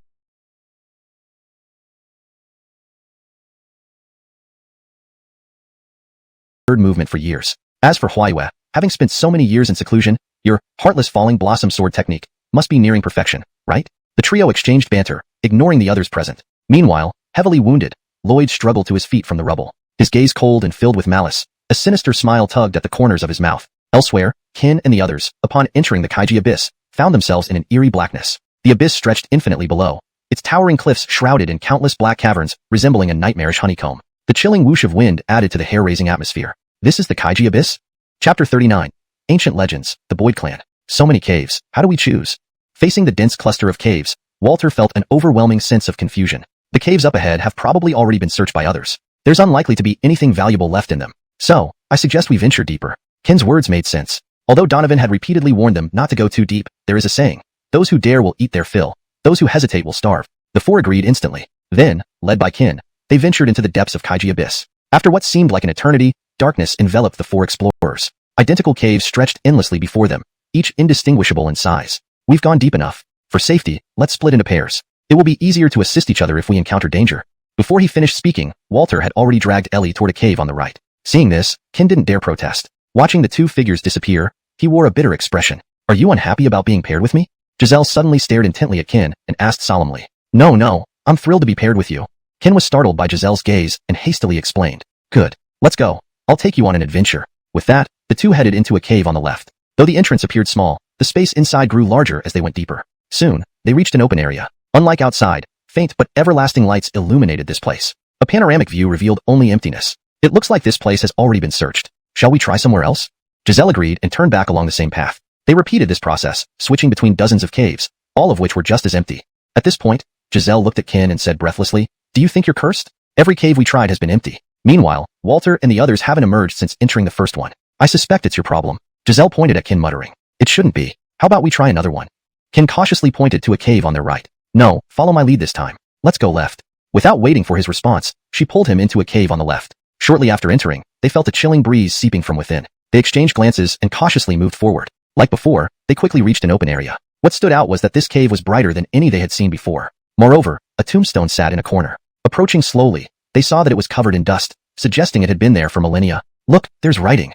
Kin pointed to some dusty ground in front of the tombstone. Clearing the dust, a line of small text appeared before them. "Those who see me must perform 3 kneelings and 9 prostrations. Hurry up and kneel." Hearing this, Kin looked puzzled at Giselle. "Why? Haven't you forgotten Bowen Donovan's words? While dangers abound in Kaiji Abyss, so do opportunities." Kin whispered, "Then why should I kneel and not you?" Before Kin finished speaking, Giselle's fists clenched audibly. Seeing this, Kin hurriedly said, "All right, I'll do it. You're so violent. Careful you won't get married. Shut up and kneel." Noticing her fierce expression, Kin reluctantly performed the 3 kneelings and 9 prostrations. Nothing happened afterward. "I told you this guy was lying. No wonder he died here." Just as Kin spoke, the stone wall behind the tombstone rumbled and slowly opened before their shocked eyes. They stepped cautiously inside the revealed chamber. It wasn't large, but it was filled with countless lifelike puppets arranged in rows, as if they were real humans preserved post-death. As they examined the room, a white translucent figure rose from the puppets, revealing an Darius with white hair. Seeing this, they immediately drew their weapons and watched him warily. Thousands of years, finally someone worthy has arrived. The ghostly figure sighed, looking at them. "Who are you?" Ken stood with his sword drawn, eyes locked on the Elwyn. The 5 decisive lives and 9 demon sealing skills were ready, because his intuition told him this man was extremely dangerous. "Miss Giselle, greetings, senior." Giselle knew this boss posed no immediate threat. Otherwise, he would have killed them the moment they entered. You little girl, show more respect than this rude fellow." The Elwyn smiled at Giselle. "Don't mind him, senior. He's my brother and was kicked in the head by a donkey when he was young, so sometimes he doesn't think before speaking." Giselle glanced at Ken and replied softly, "Wait, what? Since when am I your brother? Who was kicked in the head?" Ken looked speechless at Giselle, wanting to object, but upon seeing her wide, glaring eyes, he swallowed his retort. Unfortunate soul, to have suffered such things at such a young age. The white-haired boss looked at Ken and shook his head sympathetically. "Senior, when you mentioned thousands of years, did you mean you've been here that long?" Giselle feigned surprise. "Yes, nearly 3,000 years. I remain because I wait for someone worthy to inherit my life's masterpiece." "Life's masterpiece?" Giselle glanced at the puppets around them, understanding something. "Have you heard of the Boyd clan?" Chapter 40, Boyd Treasure, 7 Supreme Boyd. The Boyd clan? What kind of race is that? I've never heard of it. Ken looked puzzled, and the white-haired boss sighed softly. "Thousands of years have passed. It's only natural you don't know. Back in our prime, the Boyd clan was incredibly powerful. Even during the devastating battle back then, our clan left a deep impression on our enemies," the boss said with a proud smile. "If the Boyd clan was so powerful, how did it end up in ruins?"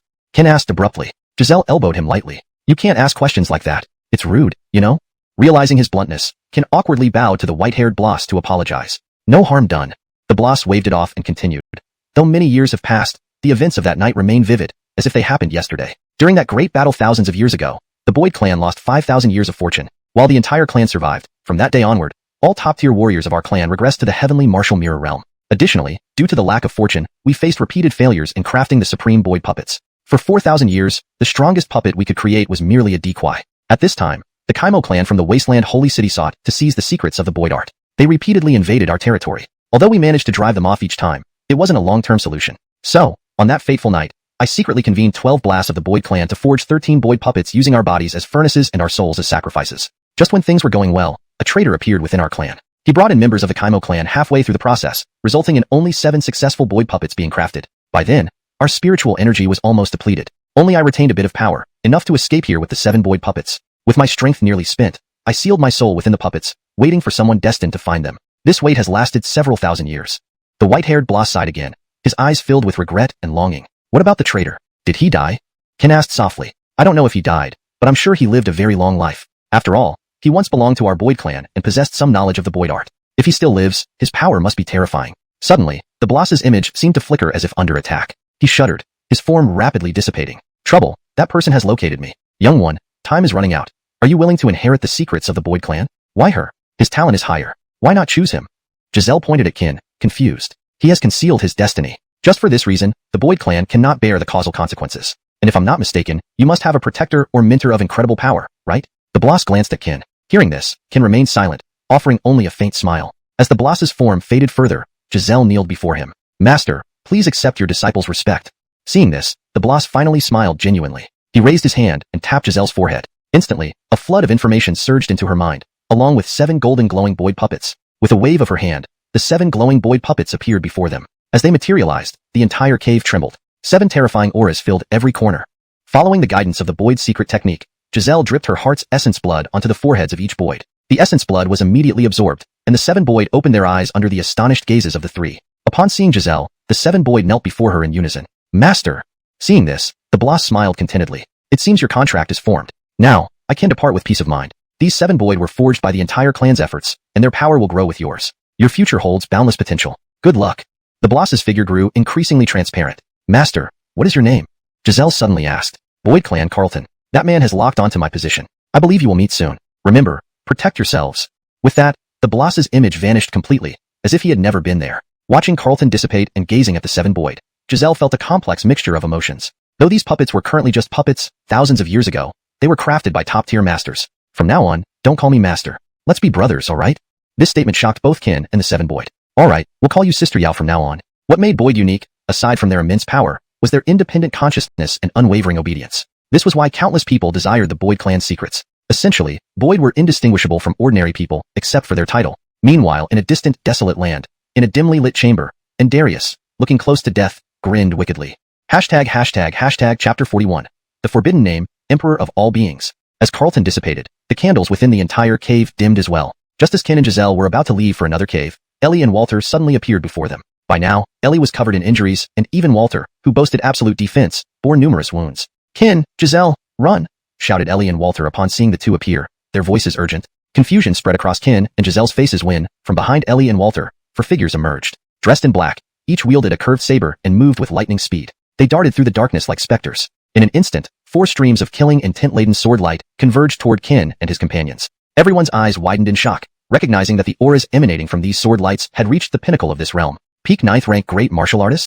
No wonder they managed to beat up Ellie and Walter so badly. Qin, stunned, wasted no time in activating both the 5 decisions of all beings and the 9 seals to seal demons. A surge of formidable spiritual energy flooded the abyss. Meanwhile, Giselle's expression hardened as 4 arrows flew from her hands simultaneously. Ellie and Walter also unleashed their full strength. A thunderous explosion rocked the entire Kaiji abyss. However, their attacks crumbled like tiles against the black-clad figure's blades. The lethal sword lights continued unrelentingly toward Qin and the others. Qin swung his hand, pulling Giselle and the others behind him. He thrust his long sword into the ground, causing thick ice shields to rise from the earth. Boom! The ice shield shattered, but they managed to slow down the sword light's speed momentarily. The 4 black-clad figures, observing this, glared coldly and rushed forward with raised sabers. Qin roared skyward. Instantly, over a dozen larger ice shields blocked the path. But despite this, under the joint assault of the 4 assailants, the shields shattered quickly. Using this brief respite, Qin and the others fled into the darkness. Search. The black shadows scattered once more, dashing into various caves. In one of the caves, Giselle carried the exhausted Qin to a random spot where she sat down. Observing the surroundings, she realized this cave was significantly larger than the ones they had previously visited. Despite appearing empty, they all felt an unnamed pressure since entering. In the distance, a rusty longsword caught everyone's attention. After a short rest, they cautiously approached the sword embedded in the ground. As they examined the rusted weapon, a loud voice echoed, "Who dares disturb my solitude?" Immediately, the sound wave struck them, causing them all to spit blood. An ear-piercing roar followed, causing intense pain and making them roll on the ground in agony. Blood poured from their orifices, rendering them ghastly. At this critical moment, a white light slowly emerged. Except for Qin, everyone else lay motionless on the ground, as if frozen in place. A woman in a white gown stepped out as the white light appeared. The oppressive feeling vanished immediately. She landed gently before Qin and smiled, saying, "Little Qin, get up and kowtow." With the oppressive force gone, Qin finally caught his breath, panting heavily. Glancing at the woman beside him, he muttered, "Master, why are you here? And why should I kowtow?" Before Qin could finish speaking, the woman gently pressed her hand down. Instantly, a powerful yet gentle energy pushed Qin to his knees. Confused, Qin tried to speak when he noticed the longsword trembling slightly. Then, Darius with disheveled hair appeared before them. The Elwyn stood with his hands clasped behind his back, his face serene but exuding an intimidating presence. His silver beard moved without wind, and his very stance commanded respect. "Annika, why are you here?" asked the Elwyn upon seeing her. "Master, who is this boss?" Qin asked curiously. "Do you remember the story I told you about the old madman who saved the entire Jiuan continent at a crucial moment? His name was forbidden at the time, and his self-created sword scripture of all beings was later known as a banned book. His name is Fadi.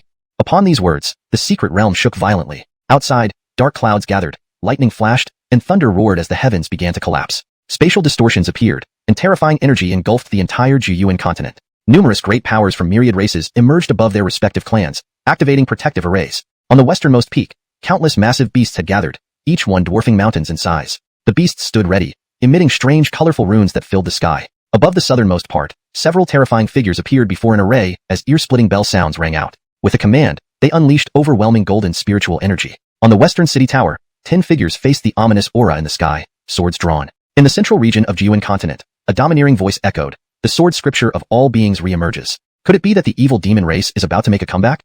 Chapter 42. The Mortal Sword Technique and the Creation of Enyang. Mentioning only his name was enough to invoke such a terrifying heavenly tribulation. Looking at the surging thunder in the ninth heaven, every powerhouse across the entire Wu Yuan continent now wore solemn expressions. For some ancestral blasts of certain sects, and those who had lived for thousands of years, this energy was all too familiar. The heavens roared and space twisted. No one could remain unafraid of this earth-shattering power. At this moment, Bryn, the person in white, suddenly raised her hand and lightly waved it. Instantly, the horrifying, overwhelming energy vanished. She quietly gazed at the resurrected Brady and chuckled softly. This world needs fresh blood. Since you are already dead, why not do something more for the world before your complete demise?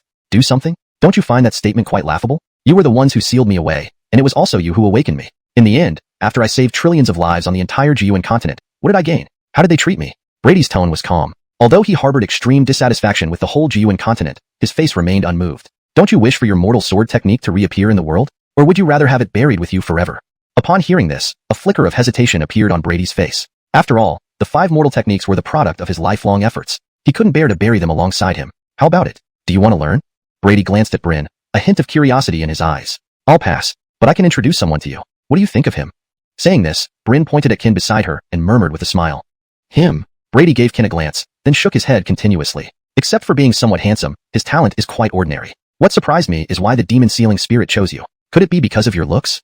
Kin scratched his head awkwardly. He didn't know how to respond to that. Bryn interrupted by raising her hand. He has one thing very much like you.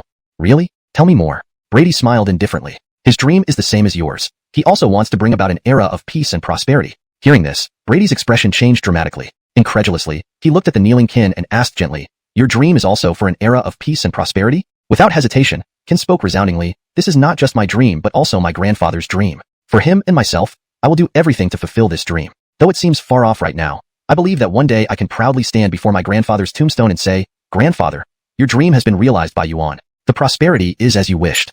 At that moment, Kin's voice was strong and determined, and his eyes shone with resolve. Kin's words brightened Bryn's eyes and left even Brady incredulous. He hadn't expected a teenage boy of 16 or 17 to speak with such grandeur. From him, Brady seemed to see the shadow of his younger self. Yes, shouldn't youths be like this? Taking a deep breath, Brady's expression softened, and he smiled warmly at Kin. If one day, after learning the mortal sword technique, a technique known as forbidden, you face opposition from the whole world, would you regret it? Kin laughed lightly. No, why not? Brady continued probing. Because my path is mine to control. Others have no right to meddle in my decisions.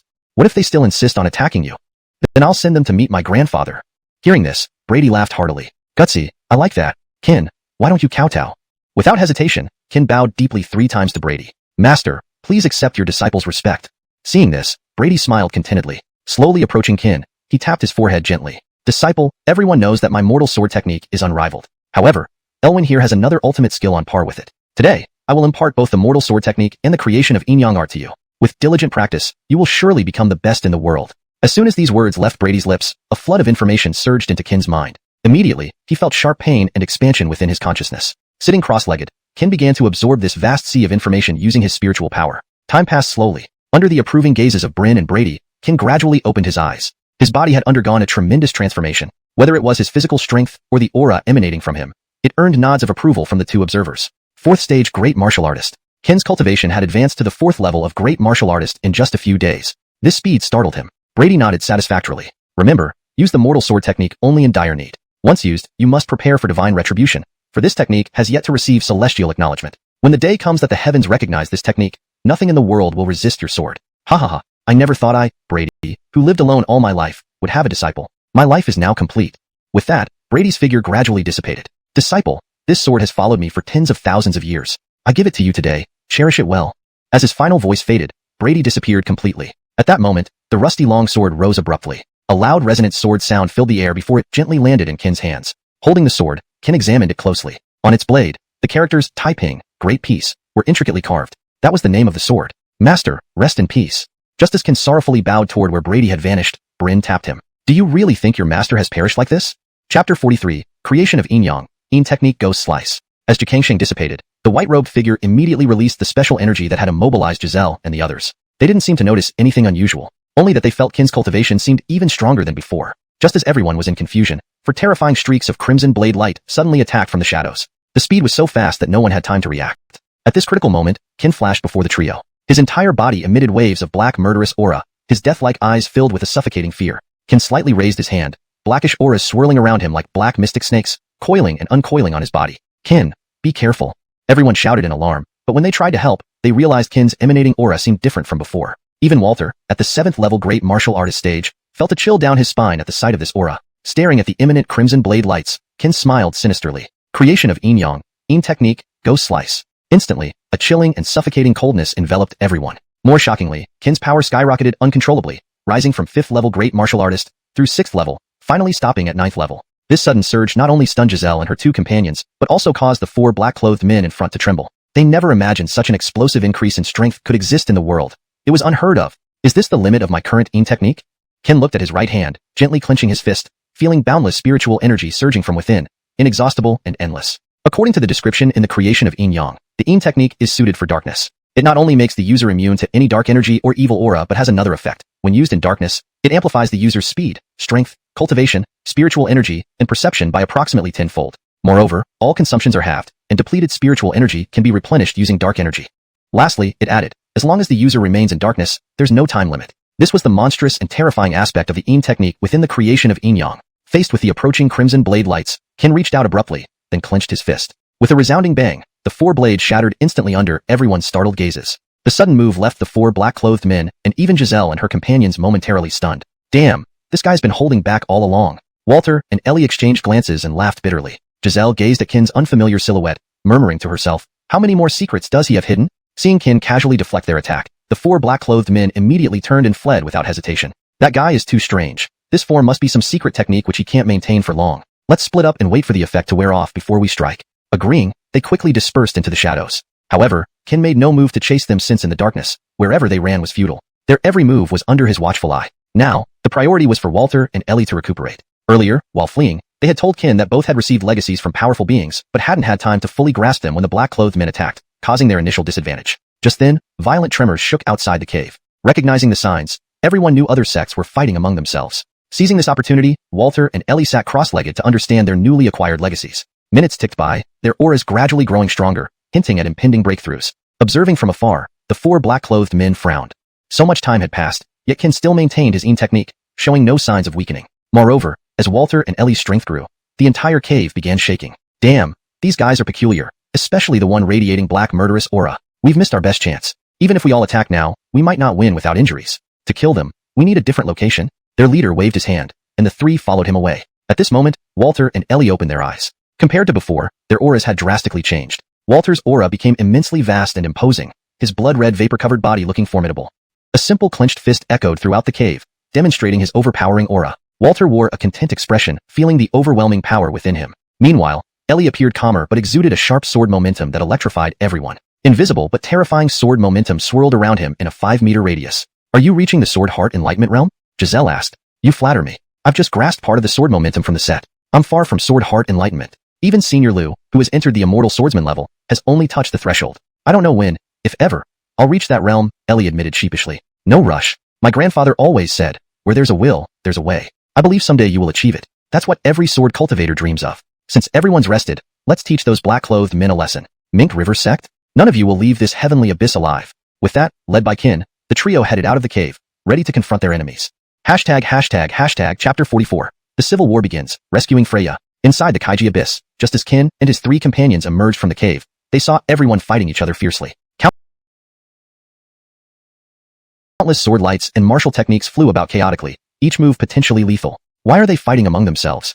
Just as they were puzzled, Kin noticed that the 4 black-clothed individuals who had attacked them earlier were now working with the sect's disciples to kill 4 women. On closer inspection, Kin realized that one of the leading women was Freya from Luoying Valley, whom they had met in the small tavern. Seeing the situation, Kin gave a signal to Giselle and the others. He then held the Kaishu sword and charged towards the distant black-clothed men. Walter and Ellie followed closely behind. Brady 5 secrets. Third secret. Break. 8 wastes flame spear technique. First move. Crimson Hellfire. Chitian 5 sects first move. Shake the mountain. The moment they spoke, the three surged forward at an unbelievable speed into the battlefield. Their combined attacks caught the 4 Menghe sect members off guard, landing terrifying blows on them. Recognizing Qin and his companions, the faces of the 4 black-clothed individuals showed a hint of apprehension. The leader tried to speak, but suddenly felt a chill down his back and shouted, "Be careful." Before he could finish, arrows were already upon them. With a series of thuds, 3 out of the 4 black-clothed men were hit by Giselle's 4 arrows. If not for the leader's timely warning and their superior cultivation, this strike might have cost them their lives. With Qin's intervention, Freya and her companions, who were previously overwhelmed by the black-clothed men, finally got a chance to catch their breath. Seeing Qin and the others, they were visibly shocked and confused. Observing this, the lead black-clothed man looked furious. He stepped forward and glared at Qin, saying coldly, "Kid, you really like sticking your neck out, don't you? Well, I'll be waiting for you up ahead." Saying that, the black-clothed leader led the remaining 7 into the darkness until they disappeared. "Thank you, esteemed members of Kaiha sect, for rescuing us from Luoying Valley." After the black-clothed men vanished, Freya and her companions exhaled deeply. "Don't mention it. Actually, we didn't come specifically to save you. We acted because we have a grudge against the Menghe sect." Everyone knew about the feud between Kaiha sect and Menghe sect, so Freya and her group did not argue. No matter what Qin said, they knew he and his companions had saved them, and proper etiquette must be observed. By the way, why did the Menghe sect people suddenly attack you? And which sect joined forces with them? These coordinated attacks must have had a reason, piquing Qin's curiosity. To be honest, the reason for this outbreak is that we discovered something peculiar in a cave ahead. It's covered with a fruit called blood bodhi. Freya continued, "Our senior sister told us before coming to Kaiji Abyss that blood bodhi is an extremely rare heavenly treasure. It can instantly restore spiritual energy and heal injuries, as well as enhance one's cultivation and consolidate one's realm. Those people wanted to monopolize all the blood bodhi in the cave, hence the conflict." Blood bodhi? There's such a thing? Qin and his companions were astonished. They hadn't expected to find something like this here. According to Freya, there seemed to be quite a bit of it. Hearing this, Freya led Qin and the others towards the cave with the blood bodhi. They needed help to secure more of it for themselves. Without further ado, the 8 quickly arrived at the entrance to the cave Freya mentioned. Just as they were about to enter, Qin suddenly halted them, sensing something dangerous at the entrance under the influence of the Sword technique. "What's going on?" Walter asked, puzzled by Qin's gesture. "There's danger at the cave entrance." "Danger? Let me see what kind of danger it is." Before Qin could finish speaking, Walter walked unhurriedly toward the cave entrance, ignoring everyone's protests. After all, he had recently upgraded his physical body. At this point, apart from Qin, no one could harm Walter. Curious about his newfound strength, he proceeded. "Hold on."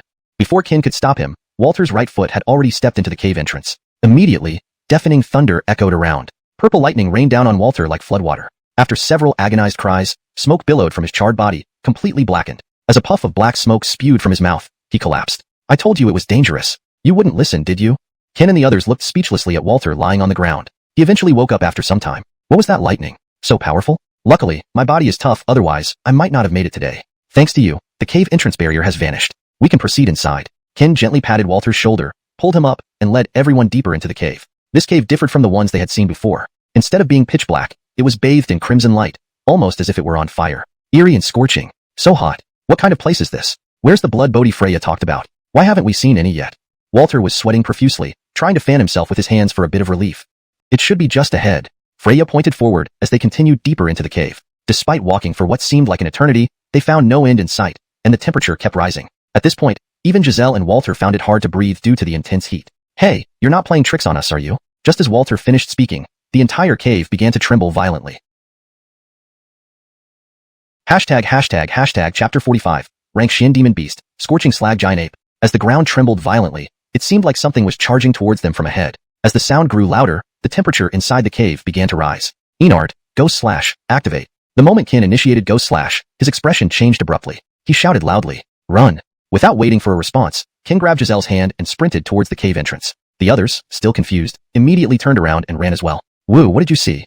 Walter asked urgently. Walter knew that with Qin's current strength, he wasn't afraid of anyone here. Whatever had made him run in terror must be incredibly formidable. Qin ignored Walter and focused solely on escaping. After all, the cave's limited space would severely restrict their movements if a battle were to occur. After running for an indeterminate period, they realized they had lost track of Freya and the others. As they saw a faint light ahead, Qin used the Enart to scout once more. Finding no danger, he led Giselle and the others toward the light. Upon seeing the blinding light, they slowed down. In front of them was an expansive cave. Not only that, but there was also a blood-red pool at the center of the cave. Around the pool, extremely hot crimson lava flowed, and along its edges, countless blood-red fruits grew. "Blood bodhi fruit!" exclaimed someone. In shock, everyone leaped forward. Seeing the abundant blood bodhi fruits, they found it hard to believe their eyes. Something rumored to be exceedingly rare in the outside world was as common as cabbage here. At this moment, disciples from other sects who had been fighting outside the cave also arrived. Seeing the blood Bodhi fruits scattered everywhere, they rushed over without a second thought, collecting the fruits feverishly, oblivious to their previous conflicts. Seeing this, Walter, Ellie, and Giselle followed suit, gathering as many blood Bodhi fruits as they could. Only Kin remained motionless. Boom. Suddenly, a violent tremor shook the ground, accompanied by roars. The lava began to boil furiously, startling everyone. It's here. Following Kin's words, a massive creature resembling a gorilla appeared in the center of the cave. Its body was covered in fiery red fur. Upon seeing everyone picking blood Bodhi fruits, its already bloodshot eyes became even more ferocious. Rank Xian Demon Beast, Scorching Slag Giant Ape. Someone in the crowd identified it aloud. Hearing it was a rank Xian Demon Beast, everyone stopped what they were doing. They stared at the Scorching Slag Giant Ape with disdainful expressions. Just a rank Xian Demon Beast? I thought it might be rank high. Let's deal with it first. Then we'll collect the blood Bodhi fruits. With those words, everyone drew their swords and weapons. Under Kin's watchful gaze, 3 or 4 dozen people charged at the Scorching Slag Giant Ape together. The combined power of their attack was immense. A loud boom echoed through the cave, causing another violent tremor. Everyone smirked. Just that? As they turned to leave, a thunderous roar emerged from the dust. To their shock, the Scorching Slag Giant Ape disappeared in a blur and reappeared right in front of them. The unprepared crowd flew backward, crashing into the walls and spitting out mouthfuls of blood. One strike had sent 30 to 40 great martial masters flying and left them severely injured. Such terrifying speed and strength were beyond what even Kin, who had activated the Enart, could perceive. This genuinely startled him. Damn, is this Scorching Slag Giant Ape really a rank Xian Demon Beast? Looking at the situation, everyone felt disbelief. No one expected that after all of them attacked simultaneously, not only did the Scorching Slag Giant Ape remain unharmed, but it also incapacitated them in an instant. Such a scene was hard to believe unless witnessed firsthand. At this moment, only Kin and 3 others were uninjured. From the rubble, a Bergen in embroidered clothing struggled to stand up and addressed Kin. Brother, now only you 4 are uninjured. I know this rank Xian Demon Beast is powerful. I don't ask you to defeat it, just buy us some time to recover. We have blood Bodhi fruits, which will help us recover quickly. Please. Seeing the pleading gazes of the 30 to 40 people, Kin's heart softened. 1 minute. We'll buy you 1 minute at most. Not a second more. Kin raised a finger to emphasize his point. After witnessing the Scorching Slag Giant Ape's terrifying power, 1 minute was unimaginable for everyone. Lifting his heavenly pivot sword slowly, Kin activated the Enart, Ghost Slash, and powered up the 5 decisions of creation and the 9 seals of demon sealing to their maximum. Ellie, Giselle, and Walter joined in, unleashing their full power. Instantly, powerful energies surged throughout the cave. Seeming to sense these energies, the Scorching Slag Giant Ape slowly turned and looked at Kin and the others, roaring fiercely. Just as they were about to strike, the Scorching Slag Giant Ape appeared before them. Its massive fist descended like a small mountain, aiming directly at Kin and the group. The overwhelming pressure immobilized Ellie and the others. Hell, so fast, they thought as the fist approached. Before the strike could land, Kin appeared in front of them. 5 decisions of creation. 3rd decision, breach. Chapter 46, a moment between life and death, reversing the crisis. A loud hum resounded as a streak of white sword light flew out from Walter's hand. As the sword light plunged into the body of the fiery giant ape, Kin's face suddenly changed. Because this strike had not hit the true form of the fiery giant ape but its afterimage instead. Oh. Before they could react, the fiery giant ape reappeared behind Giselle and her 2 companions. Without giving them any time to respond, the fiery giant ape punched towards the 3 of them with explosive force. Giselle, who was at the back, couldn't evade in time. Just as she was about to summon Boyd, Walter appeared in front of her without warning. Second style of the 5 techniques of equality heaven, cleave the earth. Facing the incoming massive fist, Walter didn't hesitate. He activated his red steam immediately and combined it with the recently mastered second style of the 5 techniques of equality heaven, the ground cleaving fist. He thought that while this blow wouldn't defeat the fiery giant ape, it should be able to withstand the attack. At the moment Walter clashed with the fiery giant ape, an overwhelming burst of energy exploded. Everyone was thrown backward by the suffocating force of this powerful energy. The cave also began to shake violently. After a deafening roar, Walter flew out from the dust cloud once again. Luckily, Kin reacted quickly to catch him. Otherwise, Walter would have fallen into the flowing magma. At the moment Kin caught Walter, the latter spat out a mouthful of blood. Walter's face was deathly pale, his eyes dazed. He clearly suffered severe internal injuries. Without a second thought, Kin carried Walter to Ellie and Giselle and instructed them, give him a blood Bodhi quickly, or he will be in danger of losing his life. Then, holding his sword, Kin walked toward the distant fiery giant ape. Although Kin knew he wasn't a match for the fiery giant ape, he had to buy some time for Walter and the others. With a flick of his wrist, Kin pushed his shadow technique to its limit. To buy time, he needed to ensure Walter could stand up again before the fiery giant ape defeated him. In an instant, Kin vanished from where he stood. Reappearing, he quietly came behind the fiery giant ape. Immediately after, dozens of Kin's afterimages surrounded the fiery giant ape. Seal Devil 9 decisions, present decision, activate. 5 decisions of the world, 3rd decision, break word decision, activate. Under the enhancement of the creation Enart, Kin's 2 great skills reached unprecedented heights. With a slight twist of his right wrist, several terrifying sword auras surged towards the fiery giant ape from all directions. Under the thunderous sword momentum, the terrifying sword intent caused everyone present to change expressions drastically. Maybe this sword can do it. Indeed, Kin's sword was the most terrifying one ever seen at his level among those present. Though Kin's realm was somewhat lower, the sword intent approached Xuanwu boundary. The sword light arrived. When everyone thought that Kin's sword aura would land entirely on the fiery giant ape, The next scene plunged them back into despair. Upon hitting the fiery giant ape, Kin's expression changed abruptly. Right, he struck the fiery giant ape's afterimage again. By the time he realized, the fiery giant ape had already reappeared behind him. Raising its large fist, it smashed down toward Kin's head. Seeing no way to dodge, Kin waved his hand vigorously. Instantaneously, layer upon layer of thick ice walls, emitting extreme cold, rose from the ground. A huge explosion resounded as the thick ice wall before Kin shattered under the fiery giant ape's strike. Then came the second and third ice walls. As the final ice wall shattered, Kin raised his hand again and slashed another sword. This sword exhausted almost all of his spiritual power and was the most powerful one he had ever wielded. With this sword, I see how you can avoid it. Boom. Another loud boom echoed as the fiery giant ape's blow smashed heavily onto Kin. Under the horrified gaze of the crowd, Kin spewed a mouthful of blood. His body shot backward like a cannonball towards the wall. Seeing this, Giselle stomped her foot hard and dashed towards Kin. She boosted her speed to the maximum. At the critical moment, Giselle rushed to Kin's side. Due to the tremendous power of the fiery giant ape's strike, even with her utmost effort, she couldn't stop Kin from flying backward. Knowing they were about to collide with the wall, Giselle quickly moved behind Kin, embracing him as a human cushion, and they both crashed heavily into the wall. One blow left both severely injured. Girl, are you alright? Amidst the rubble, Kin struggled through the pain to get up. Looking at Giselle, whose face was covered in blood and breathing weakly, Kin ignored his own injuries. He quickly took out a blood bodhi from a small bag within Giselle's embrace and gave it to her. As soon as Giselle swallowed the blood bodhi, her pale face gradually regained color. Cough cough. Seeing that Giselle was not seriously harmed, Kin's heart finally relaxed. You're so foolish. Do you know how powerful the fiery giant ape's blow was just now? If there were no blood bodhi today, that single blow would have cost you your life. Deeply moved by Giselle's rescue despite the risk, Kin felt grateful. Growing up, besides his grandfather, no one had ever risked their life to save him. Although Kin's words sounded like scolding, Giselle saw something different in his eyes. I'm fine. What else can I do since I owe you?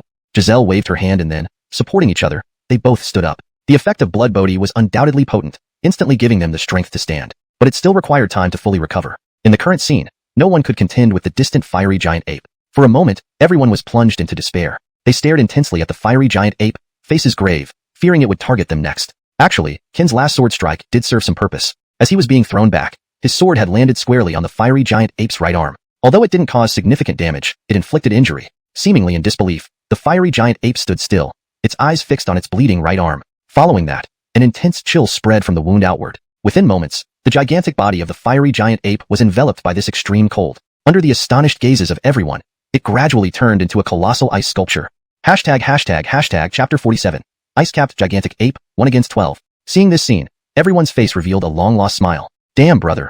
You're awesome. Yeah, too strong. For a moment, everyone in the cave was speechless at Kin's actions. They never imagined that the one to save their lives at this critical juncture would be a 4th-rank great martial artist, a mere teenager. Moreover, he had endured the longest against the magma giant ape. Everyone on the scene couldn't help but admire his prowess. Just as everyone was cheering, Kin, who seemed unharmed moments ago, suddenly spat out a large mouthful of blood. Dizziness overwhelmed him, and his body went limp as he collapsed. Fortunately, Giselle reacted quickly and caught him steadily. Kin, are you okay? Didn't you take a blood bodhi just now? Why is this happening? As Kin tried to take more blood bodhi from Giselle, he waved her off. I'm fine. That last attack nearly drained all my spirit energy. Even if blood bodhi is powerful, it can't restore all my lost energy instantly. I just need a short rest. As Kin finished speaking, 12 black shadows darted out from the darkness. They moved swiftly, with a clear target. The 12 figures rushed toward Kin, who was now far away. Without considering their own injuries, Walter and Ellie immediately flashed over to Kin's side. Together, they attacked in unison. Second form of the 7 sects of Sinclair, Cleave Earth. Second form of the 8 Desolates Lee Fire Spear Technique, Orange Netherly Fire. Fourth form of the Dark Heaven 7 Shots, 9 Arrows. This combined attack exhausted all their spirit energy. After all, they were facing 12 7th-rank great martial artists or above. Facing this overwhelming force, they had no choice. As their attacks collided, Giselle and company's combined strike was easily overpowered by the dozen attackers' united strength. When the thunderous sound echoed again, the 4 of them were thrown back yet again. The blow worsened their already severe injuries, leaving them without the strength to get up. Mingi Sect, Luoying Valley, Huatian Gate? Why did you all come together? From a distance, the leading figure from Julin Academy shouted out loud. Upon hearing this, Kin realized that their attackers were from the Mingi Sect. Seeing disciples from Luoying Valley and Huatian Gate standing with them, Kin's expression remained unchanged. Kin, I said before that today is the end for the 4 of you from Kaya Sect. Are you prepared to face death? The leading black-clothed man smirked at Kin and his companions. Della, you deceitful bitch. I never thought you'd be in league with the Mingi Sect. We saved you guys, for nothing. Walter raged upon recognizing Della among the attackers. He wished he could tear her apart. Did we ask you to save us? Don't overestimate yourselves. Della taunted, causing Walter to spit out another mouthful of blood. You don't seem surprised. What? Got nothing to say about our flawless plan? Della asked curiously, noticing Kin's calm demeanor. Huh, flawless? In my eyes, your plan is so poor that I don't even feel like exposing it. Della laughed heartily. Dying and still talking big. You claim you've seen through our plan. Tell me, how do you intend to break this situation? Rely on them? They're irrelevant. In an instant, Kin's form flashed, appearing behind Della and her group in the blink of an eye. With a swift movement, two of Della's companions fell in pools of blood before they even realized what happened. The fluid motion stunned everyone, making Della and her gang break into cold sweat. You have no spirit energy left, why? None of your business. As he spoke, Kin raised his hand lightly, a glint of cold light flashing. At the last second, the black-clothed leader appeared in front of Della, blocking Kin's attack effortlessly with a horizontal slash. A terrifying wave of blade energy flew out. Kin's brows lifted slightly. With a swift step, he dodged the lethal blade energy, then quickly distanced himself from the enemy. Kin's sudden attack had thoroughly frightened Della, who stood frozen, looking shaken. Regaining her composure, Della pointed at Kin, asking darkly, "How did you know about our meticulously planned scheme?" "Heh, I didn't know your plan. If you must know, it's because I never trusted you from the start. Coincidentally, that matched up with your so-called perfect plan." "From the start? You mean in that tavern? Just one meeting made you suspicious of me?" "It's not just that. Before we came to Kaiji Abyss, Bede told me that Sister Lu treats everyone in Kaiha sect kindly. Yet, when you greeted Sister Lu, she barely acknowledged you. Anyone ignored by such a kind person couldn't be trustworthy. That's why I started suspecting you." "So, just that?" "Not exactly. I confirmed it when you claimed you found Blood Bodhi and everyone wanted it for themselves. Do you think people would fight over something like that alone?" And seeing how the other sect members acted when they arrived, ignoring each other while picking Blood Bodhi, only solidified my suspicion. By the way, I almost forgot to tell you, the magma giant ape was trapped because of me. Let's welcome its return together." With a wicked smile, Kin waved his hand. The extreme cold holding the magma giant ape shattered, and the beast woke up once more.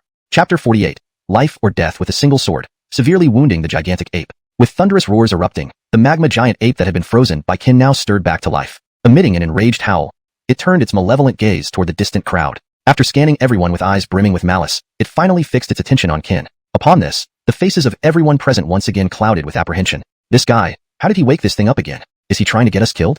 Before the magma giant ape could move, Kin swiftly darted behind Freya and the others. Kin knew that his current speed was incomparable to the apes, but from another perspective, among all those present, only the disciples of the Luoying Valley matched him in speed. Everyone else paled in comparison. As Kin appeared, Freya and the others were taken aback. They hadn't expected him to use such a despicable tactic. In their moment of shock, the magma giant ape suddenly flashed into the sky above Freya's group without anyone noticing. Without waiting for a response, it plunged its mountain-like fist downwards with apocalyptic force. This blow seemed fueled by rage. The entire cave trembled violently as the ground below was blasted into a massive crater by its punch. In Freya's group, only the few at peak Great Warrior 9th rank managed to narrowly dodge. The slower ones were obliterated without a trace, reducing their original 10-member team to 6. With just one strike, half of Freya's fighting strength was decimated. Meanwhile, Kin had used Shadow Step to escape to safety as the ape's fist was about to land. Seeing this, Freya's face contorted with anger. "Kin, you bastard!" Roaring in fury, Kin reappeared before her. "Hearing you're looking for me?" The sudden reappearance startled Freya. Before she could speak again, the giant fist was already hurtling towards her. "Farewell." As Kin vanished, the ape's punch came straight for Freya's face. Stunned by the terrifying punch, she froze in place. At this moment of despair, the lead black-clad man appeared beside her and shouted, "Slash!" His long sword shattered upon contact with the ape's gigantic fist, sending both him and Freya flying against a distant wall, spitting out blood. Seeing Freya and the black-clad man seriously injured, Kin sighed deeply. "Damn, I didn't think you two would be so weak. One hit and you're down. This is disappointing." Sure enough, with Freya incapacitated, the magma giant ape locked its gaze on Kin. Now, Kin felt as if the slightest blink would mean a fist smashing into his face. He treaded carefully, even holding his breath. "Damn, what do I do now?" Kin furrowed his brow. Just as he thought, the ape appeared behind him and punched fiercely. Sensing the chill behind him, Kin's expression changed drastically. There was no time to escape. He immediately maximized the sealing demon art's first decision, enveloping himself in intense cold. Layers of thick ice instantly encased him. A loud crack echoed as the ice shattered. With a mouthful of blood spurting out, Kin tried to endure the pain and counterattack, but the ape was faster. Another powerful punch landed on his back, breaking his bones and causing him to vomit more blood. In midair, Kin was now like a ragdoll, tossed around mercilessly by the ape. Witnessing this brutal beating, Freya and the others in the ruins felt triumphant. "Ha ha ha, good job, Kin. Never thought you'd have this day." On the other side, Giselle and his companions wanted to help but were still too wounded. Even standing was difficult, forget about flying to assist. "Damn, they said Blood Bodhi was divine medicine. Why is recovery taking so long?" Walter roared, frustrated. Due to his lack of spiritual energy, the Blood Bodhi worked the slowest on him. Helplessly, he watched Kin get beaten. "You damned beast, stop it, come fight me instead." 4 arrows shot towards the magma giant ape. Clanging sounds resonated as the arrows fragmented against its massive body. Giselle was also nearing her limit despite consuming several Blood Bodhi pills. Citizen 5 Decision's second form, Break. Ignoring the excruciating pain, Kin clenched his teeth and swung his last sword with all his remaining strength, directly impaling the ape's right eye. It let out a roar of agony. "Don't!" Amidst Giselle's desperate cries, the ape struck Kin again. Another mouthful of blood erupted as his pupils contracted, and his vision blurred. The dark aura around him dissipated. Kin now lay lifeless and devoid of any vitality or spirit energy, plummeting into the vast magma pit. "Kin, Wu Jr. brother." Elliot. Watching Kin fall into the magma pit, the trio tried desperately to reach him but in vain. Damn it, I'll fight you to the death. Chitian 5 Sects Second Form, Crack Earth. 8 Desolate Fire Spear Technique Second Form, Orange Nether Fire. The battle continued, fierce and unforgiving. Chapter 49, Kin's Death, Heavenly Quintessence Display Power. Their attacks were like mud sliding into the sea, posing no threat to the blazing lava ape. After the two were blasted away once more, the ape suddenly shifted its gaze towards Giselle standing beside the lava pool. Sensing the killing intent, Giselle stared back at the distant blazing lava ape without a trace of fear. With Kin dead, her face was now void of any expression. A thunderous sound erupted as the ape pushed off from the ground again. It rushed towards Giselle at an astonishing speed. Its fist swung in the air, creating a series of deafening roars and striking at a bizarre angle toward Giselle. Ellie and Walter looked on in horror. Giselle, hurry. Get out of the way. As the enormous fist closed in on her, not only did Giselle not dodge, she slowly closed her eyes instead. She offered no resistance, nor did she have the strength to do so. No. Amidst Ellie's and Walter's cries of despair, another loud boom resounded. Giselle. From the smoke, 7 towering figures with intimidating auras gradually emerged. When the smoke cleared, they were surprised to find that the flaming lava ape's punch had been caught single-handedly by one of these tall figures at the front. His left hand rested behind him, his face expressionless, and his eyes sharp and deadly. The flaming lava ape's right hand seemed to be locked tightly in place. No matter how hard it struggled, it couldn't break free. The sight shocked everyone present, causing them to gasp involuntarily. Although saved, Giselle's face remained devoid of any emotion. She slowly lifted her head to look at the 7 towering heavenly quintessences before her, tears beginning to well up uncontrollably in her eyes. She then screamed hoarsely at them. Why do you only appear now? Kin is already dead. What good does your appearance do? I've tried countless times to summon you, but every time I received nothing but insufficient spiritual energy. If that's the case, why didn't you just let me die instead of saving me now? Anger and resentment that had built up for so long surged up within her, especially after Kin fell into the lava before these heavenly quintessences finally appeared. Her disappointment was inevitable. Shocked by Giselle's sudden outburst, the 7 heavenly quintessences kneeled before her. Sorry, Sister Yao. According to the pact, we can only appear when you are in mortal danger, or if you actively summon us. This pact has been a rule for the Heavenly Quintessence clan for tens of thousands of years, which we cannot change. The lead Heavenly Quintessence spoke softly and solemnly. Change it. Upon hearing this, Giselle barked. I, Giselle, as the latest successor of the Heavenly Quintessence clan, hereby decree that from now on you need no medium to come and go. As she spoke, black runes began to surface around the bodies of the 7 heavenly quintessences. Under everyone's watchful eyes, Giselle waved her hand over the black runes, and within moments, they vanished into thin air. Since the rules are resolved, let's deal with our current issue. Tear it apart. Giselle pointed furiously at the flaming lava ape. Hearing this, the 7 heavenly quintessences trembled. Understood. In an instant, the leading heavenly quintessence appeared before the flaming lava ape as if by ghostly means. With a gentle touch, he grabbed the ape's throat firmly. In front of everyone's astonished eyes, he gave it a lethal squeeze, separating the ape's head from its body. Flashes of movement later, the powerful flaming lava ape was torn limb from limb by the 7 heavenly quintessences. Most astonishingly, it all happened in mere breaths, without shedding a single drop of blood. After disposing of the flaming lava ape, the 7 heavenly quintessences respectfully laid the scattered remains before Giselle. Sister Yao, the task is complete. Please review. Gazing at the lifeless remains of the flaming lava ape, Giselle remained silent. Shifting her gaze to the direction of Freya and others in the ruins, she muttered, kill those as well.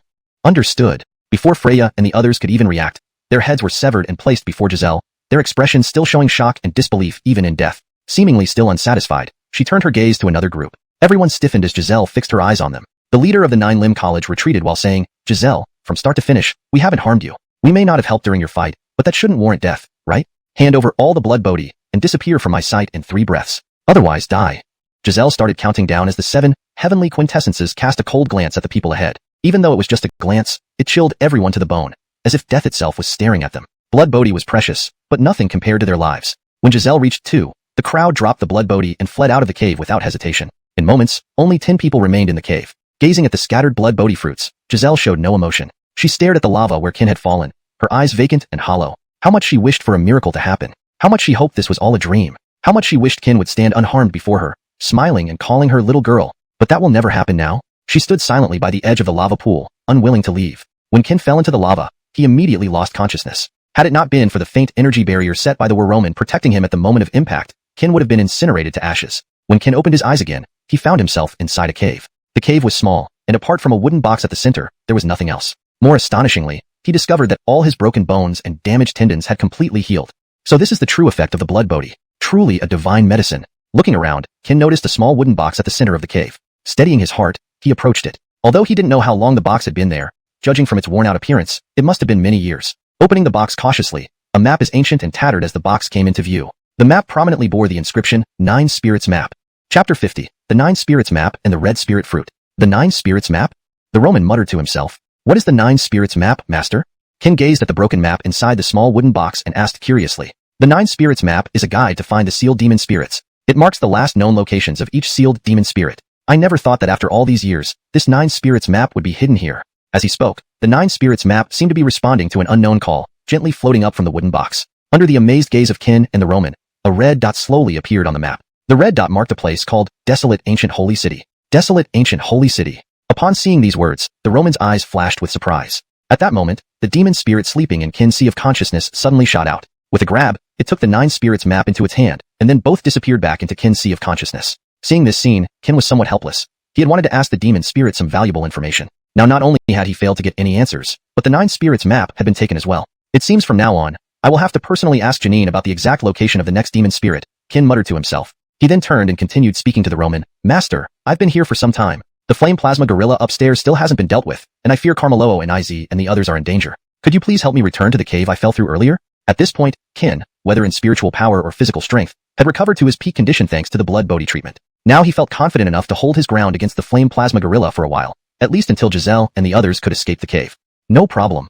The Roman gently waved his hand, and a white energy shield enveloped him as he slowly flew towards the lava pool above. Surprisingly, Qin didn't feel any heat as they entered the lava. Amidst the rolling flames, Qin suddenly noticed dozens of red glowing fruits floating around him. Out of curiosity, Qin reached out and lightly touched one, instantly sensing a more powerful spiritual fluctuation within it than that of the blood bodhi. Master, what is this? Red spirit Zhu fruit. This is a treasure, the Roman explained after carefully observing one. Red spirit Zhu fruit? What exactly is it? Qin pressed. Red spirit Zhu fruits are rarer than blood bodhi, and besides their incredible restorative properties, they are especially desired by cultivators below the heavenly martial realm. They can greatly enhance your cultivation and stabilize your foundation during breakthroughs. Moreover, consuming one adds 100 years to your lifespan with no side effects. Hearing this, Qin's eyes lit up as he looked around at the floating red spirit Zhu fruits. With the help of the Roman, he quickly collected all 98 fruits from the pool. Holding the bag full of red spirit Zhu fruits, Qin smiled widely. Little Qin, the red spirit Zhu fruit is an exceedingly rare fruit. Due to its unique growth environment, even the entire Lin Yuan dynasty combined might not possess more than 5 of them. So, it's best if as few people as possible know about this, the Roman warned. I understand, master. Qin understood the implications. Although red spirit Zhu fruits were incredibly useful for cultivators below the heavenly martial realm, there weren't many such experts in the 3 dynasties of Dongji region. Therefore, this fruit was invaluable not just for cultivation, but also for extending life without side effects. Its true value lied here. For cultivators who had reached a bottleneck and could no longer advance, extended life gave them more chances to find a breakthrough and further enhance their strength. Knowing the significance and importance of the red spirit Zhu fruits, Qin rushed out of the lava pool. He had stayed there for too long. According to Adrian's instructions, the Kaiji Abyss secret realm should soon close. Thus, he had to leave before it did. Otherwise, he would have to wait several more years. Outside the secret realm, Jalen reluctantly left under Walter and Ellie's consolation, as the entrance showed no signs of opening and time was running out. Giselle, Walter, and Ellie were the last ones to exit. Just outside, Adrian approached them anxiously asking, "Is Brother Wu really dead?" Upon hearing this, Giselle couldn't hold back her tears and sobbed loudly in Adrian's arms. Bowen's sister, Brother Wu, fought fiercely against disciples from the Dark River sect, Falling Cherry Valley, and Huatian Gate to protect us until he was exhausted. Then the flame plasma gorilla shattered his bones and meridians, sending him into the lava. We tried to save him, but our spiritual power was already depleted from battling the gorilla. Even with the blood bodhi's boost, we were helpless. Brother Wu is gone. Adrian, looking at the heart-wrenching scene, felt tears welling up. She took a deep breath to keep from crying, gently comforting Giselle. Little sister, don't cry. Since Brother Wu has died, we will not let those who harmed him go unpunished. With these words, Adrian directed a fierce gaze toward the leaders of the Dark River sect, Falling Cherry Valley, and Huatian Gate. The air around her shook with her formidable spiritual energy. Not let us go? Quite a bold statement. Adrian, your Kaiha sect killed our 3 sect's disciples. You haven't answered for that yet. Don't think we're afraid because you're a sword immortal. Remember, it's 3 against 1 now. No matter how strong you are, I don't believe you can handle all of us. With that, the 3 leaders pointed their swords at Adrian and her group. In an instant, 3 terrifying spiritual energies of first-rank yellow warrior level converged towards the 4 of them. Chapter 51. Qin returns, battles meditating alone. Seeing this, Adrian's face showed no sign of fear. Instead, she advanced confidently, taking a step forward, and with an abrupt movement, a fierce sword force instantly shattered the 3 terrifying streams of spiritual energy. The ease with which she destroyed these 3 streams of spiritual energy left Ansel and others watching in shock. Seeing this, Elvin raised his hand, and a cold spiritual force immediately enveloped him, while Kent did the same on the other side. Adrian, today, we 3 shall test whether your strength as the so-called strongest female swordsman is indeed as powerful as rumors suggest. As they spoke, the 3 of them moved swiftly with their swords drawn, while from a distance, Adrian and her companions were ready for a final stand. Just as the entrance to the secret realm was about to close completely, a familiar booming voice echoed through the heavens. Rats are still rats. Besides bullying the outnumbered or outmatching the young, do you dare to fight me, Qin, one-on-one? As the voice faded, a slender figure slowly appeared in the sky, wearing white robes that fluttered without wind. He held Kaishu and looked down upon all. Seeing the arrival, Giselle and others gazed at Qin in disbelief. Wu Jr. brother, you didn't die? Damn, Wu brother, you're actually alive. I knew you wouldn't die that easily. That's great news, Wu brother is alive. Adrian and her two companions exclaimed as they saw Qin in the sky. When Qin gently landed before them, Giselle rushed up and punched him. You made me cry. Looking at their slightly red eyes, Qin said apologetically, sorry, I made everyone worry. Thank goodness, thank goodness. The news that Qin wasn't dead brought immense joy to the 4 members of Kaiha sect but disappointment and anger to the trio from the 3 rival factions. I didn't think that even after being broken by the Qijiang gigantic ape and falling into magma, you'd still survive. Truly incredible. However, since you want a one-on-one duel, I, Elvin, can only accept your challenge with pleasure. His cold tone reflected a deeply sinister expression. Elvin, you are at least a first-stage Huangwu cultivator. How can you face off against someone only at 6th-stage great martial artist honorably? 6th-stage great martial artist? Only then did Adrian and the others realize that Qin had reached this level. Recall that before entering Kaiji Abyss, Qin was merely at 2nd-stage great martial artist. How long had it been? And yet, he had already achieved 6th-stage great martial artist. From his aura, it seemed he hadn't forced his advancement. Instead, it was solidly 6th-stage great martial artist, and his foundation appeared more solid than anyone present, like steel forged through countless trials. What does that have to do with me? The challenge came from you, refusal also from you. I thought Kaiha sect was remarkable, turns out it's filled with cowardly rats. Elvin scoffed, looking at Adrian and company with disdain. Hearing this, Adrian was momentarily speechless. She glanced around, noticing all eyes were on them. In her dilemma, Qin suddenly roared, who says Kaiha sect fears a battle? Qin smiled at Adrian, don't worry, senior sister. Trust me.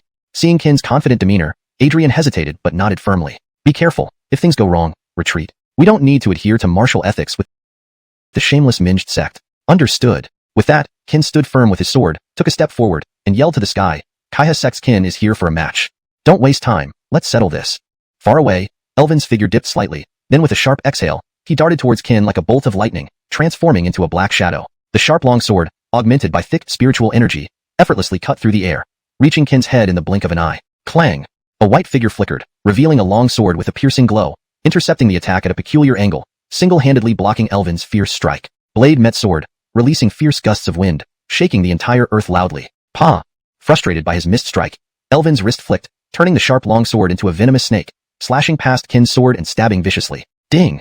Just as the long sword slipped past the long sword, Qin's left hand shot out, delivering a powerful punch directly onto Elvin's blade, deflecting it. Simultaneously, Qin thrust his sword upwards, aiming at Elvin forcefully. Seeing this, Elvin shifted sideways, evading Qin's attack effortlessly. Suddenly, Elvin's gaze hardened, and his spiritual energy surged. The long sword trembled ominously, with numerous terrifying spiritual energy shadows appearing in front of him. Thousand Flame Saber Aura. Instantly, the area in front of Elvin was filled with overwhelming sword shadows. With a swift motion, he thrust his black longsword forward, sending these shadows surging towards Qin like floodwaters. The fiery sword shadows filled Qin's vision. Though they were ethereal, the hidden spiritual energy was formidable. If he faced them casually, the concealed blade edges would surprise Qin, catching him off guard. From this single move, Qin recognized Elvin's skill surpassed the others in Kaiji Abyss. With such intense spiritual energy, his techniques were immensely powerful. Seeing this move, Adrian and the others grew tense.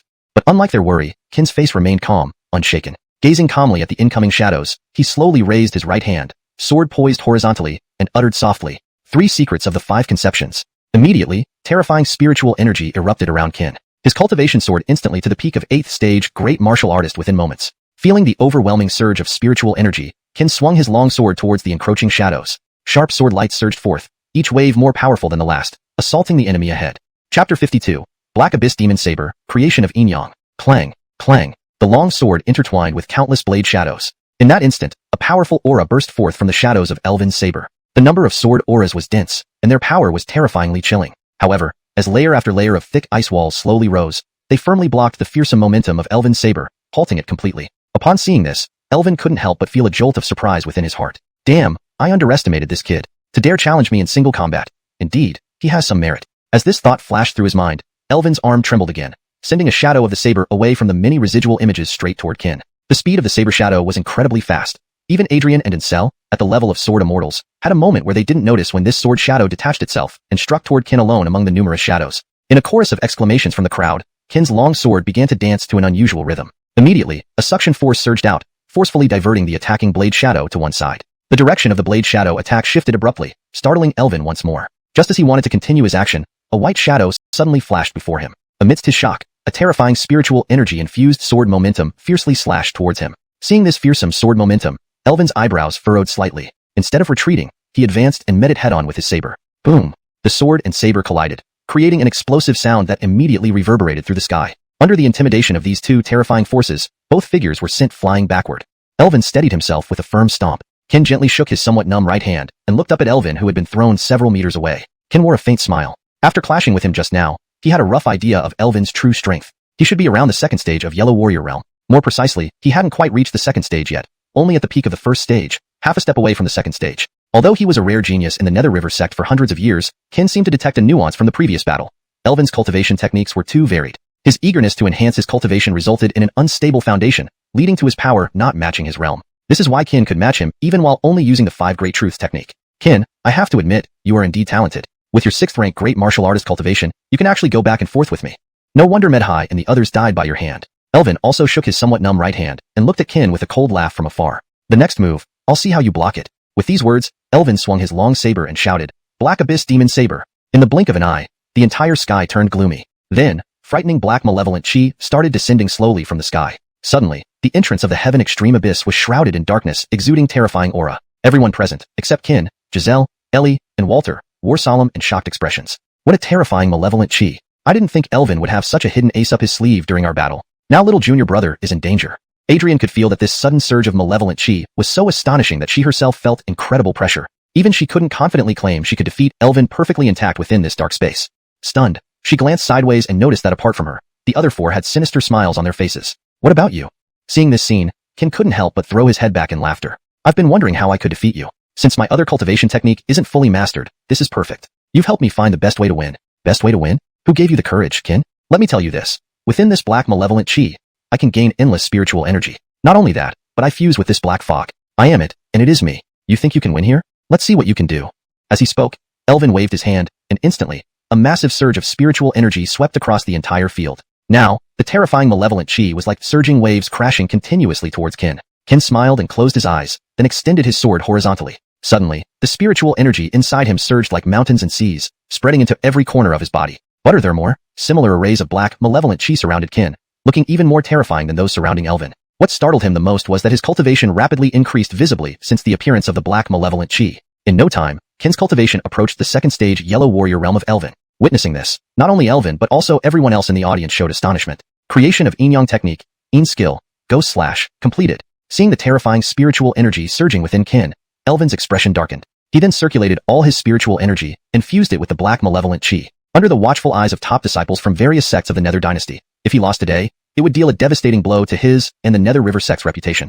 Moreover, he was a genuine cultivator of the Yellow Warrior Realm and the most monstrous disciple in hundreds of years of the Nether River sect. On the other hand, Kin was a 6th rank great martial artist cultivator who, through some secret method, barely reached the Yellow Warrior Realm. Today's battle had transformed from initial disdain into a serious battle for honor. From all angles, today's competition must result in a win for him. It was imperative. Determined, Elvin's eyes flashed with a chill. His fingers curled slightly, gripping the saber tightly and pointing forward. Immediately, 2 figures blurred in rapid motion, leaving the spectators gasping in shock. Thunderous roars resounded as the ground violently trembled. Adrian, Ansel, and Kent could all feel the growing thickness of spiritual energy within the 2 individuals. Clearly, the ensuing clash would be even more intense. It was uncertain whether today's battle would see Kin paying the price for his arrogance or Elvin bleeding due to his overconfidence. Feeling the vast amount of spiritual energy surging from the 2 figures under the sky, everyone fell silent, their faces filled with solemnity and anticipation. After all, such a battle was not common in this secluded corner.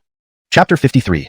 The Deceitful Bully, Preying on the Weak. Leandro versus Leandro. At this moment, the 2 stood in the sky, both letting out a shout as they once again attacked each other under everyone's watchful eyes. Blades clashed with a terrifying and fearsome energy spreading from above. Elvin's eyes narrowed as he gripped the hilt of his saber tightly with his right hand, instantly increasing the power. Using the downward force, he tightened his grip on the long saber and slashed downwards vigorously. An overwhelming spiritual force instantly sent Kin flying. As he slid down, Elvin seized the opportunity, wielding the long saber and stamping his foot hard, turning his body into a fleeting shadow shooting towards the plummeting Kin. His speed was so fast that it left people gasping. Just as the saber approached, Kin's figure suddenly darted aside. He held the long sword, twisting 180 degrees in midair in an eerie manner. Just as Elvin's attack missed, the sword pointed directly at Elvin's waist and slashed fiercely. At this moment, both were exhibiting their utmost speed. Such close distance didn't give Elvin enough time to dodge. Damn! Cursing under his breath, Elvin quickly responded. He loosened his fingers slightly, flicking the saber handle vigorously with his fingertips. While falling, the saber handle instantaneously swapped places with the blade. In just a breath, Elvin's right hand transformed into a palm, tapping the handle backward lightly. With a swoosh, the long saber landed precisely on its target, his waist. Right then, Kin's sword came crashing down. Clang! A crisp sound echoed as Qin's sword was narrowly blocked by Elvin again. However, Qin also knew how to use consecutive attacks. Seeing the attack fail, Qin used the sword embedded in Elvin's armor as leverage to leap upward. As he leaped, Qin stomped down fiercely with his right foot. A loud thud resounded as the foot solidly hit Elvin's waist. Under everyone's astonished gaze, Elvin began to plummet rapidly. Qin's sudden strike left Elvin in disbelief. Seeing he was about to crash to the ground, without hesitation, Elvin let out another shout, several streams of black aura swiftly converging around him. Empowered by the aura, he firmly gripped the saber and stabbed it downward sharply. As the saber made contact with the ground, his form leapt forward again, defusing the crisis. After engaging, Elvin realized this seemingly young and inexperienced fighter possessed combat experience and mental fortitude far beyond his years. Already at great martial artist level 6, his true strength was already this monstrous. If allowed to grow further, what might become of him? Growing increasingly concerned, Elvin signaled to Qin and the others from afar. They immediately understood. Under the watchful eyes of many, the three, armed, simultaneously attacked Qin. The second movement of Bai Haichao Shangchu, tides rising over green seas, waves upon waves. Before they had taken a few steps, the sounds of ocean waves were heard. The oppressive dark mist became unusually damp. Suddenly, an endless expanse of the vast ocean appeared before them. Apart from being boundless, wave after wave of 100-meter-high surges roared fiercely towards the three. Seeing this, the three unleashed their strongest killing moves. Combined, they managed to easily neutralize Adrian's second move of the Bai Haichao Shangchu. By the time they regained their sight, Adrian and the four others were already beside Qin. The situation instantly formed a 5-against-3 confrontation. From an overall strength perspective, Elvin's side was indeed stronger than Adrian's. But the trouble caused by Adrian's Bai Haichao Shangchu made the trio hesitate even though they held the upper hand. Just as the two sides stared at each other, three blastly voices tore through the heavens, followed by three extremely terrifying pressures descending straight toward Adrian's group. Xuanwu realm experts. Startled, all five tried their best to resist. The moment the pressure descended, only Adrian managed to hold her ground slightly, while Qin and the rest were pressed to their knees. As Adrian spat out a mouthful of blood, the three blasts in the sky narrowed their eyes, then disdainfully said, "Sword immortal? You're just a somewhat powerful ant. Today, we shall bury you here." As they spoke, the three large hands moved further downwards. Instantly, even more terrifying spiritual energies rained down upon Adrian and her companions. Facing the combined attack of three Xuanwu realm experts, even Adrian, top of the heavenly rankings, looked grave. She had confidence in battling one, possibly holding up against two for dozens of rounds undefeated. But three. Realizing this, Adrian let out a battle cry. Her right hand shaking as she and her sword met the incoming terrifying pressures head-on. Don't overestimate yourself. Since you wish to die, so be it. They lifted their hands again, pointing at Adrian, unleashing another series of horrifying attacks. Despite wave after wave of terrifying assaults, Adrian remained unfazed, raising her sword to counter. At this critical moment, a black figure flashed, and a vast, terrifying spiritual force filled every corner of the battlefield. Immediately, a massive palm imprint descended from the heavens. Thunder roared, and the earth shook. Boom. After the explosion, the previously arrogant trio of blasts spewed blood and stood wounded in the sky. Who is it? Roaring in anger, the three blasts looked towards Adrian's direction. Once the dust settled, a loud voice echoed through the sky. Heavenly River Sect, Donovan. The authoritative and domineering voice reached everyone present. A black-robed figure moved despite no wind blowing, with piercing murderous intent in his eyes. Upon hearing this, everyone gasped. Donovan? Deputy sect leader of the Heavenly River Sect? Apart from Incel and the others who looked shocked, the three heavily injured blasts were visibly grim. Donovan's legend in the Lin Yuan dynasty could hardly be finished in days. Preying on the weak, is that skillful? Come, let me entertain you. Without giving them a chance to refuse, Donovan waved his sleeve. Instantly, another massive palm imprint, carrying infinite power, descended. Even hundreds of feet away, the rumbling booms could be clearly heard. Seeing this, the three blasts prepared for battle. Chapter 54. An unnamed knight, Bowen Donovan. The tremendous power of the Great Seal Palm displayed by Donovan left everyone present in awe. The three blasts knew they could not compete. Yet with no way to retreat, they had to charge forward regardless. Their palms clenched tightly as a formidable spiritual energy surged from within them. The overwhelming momentum spread across the area, causing all the powerful figures present to draw in sharp breaths.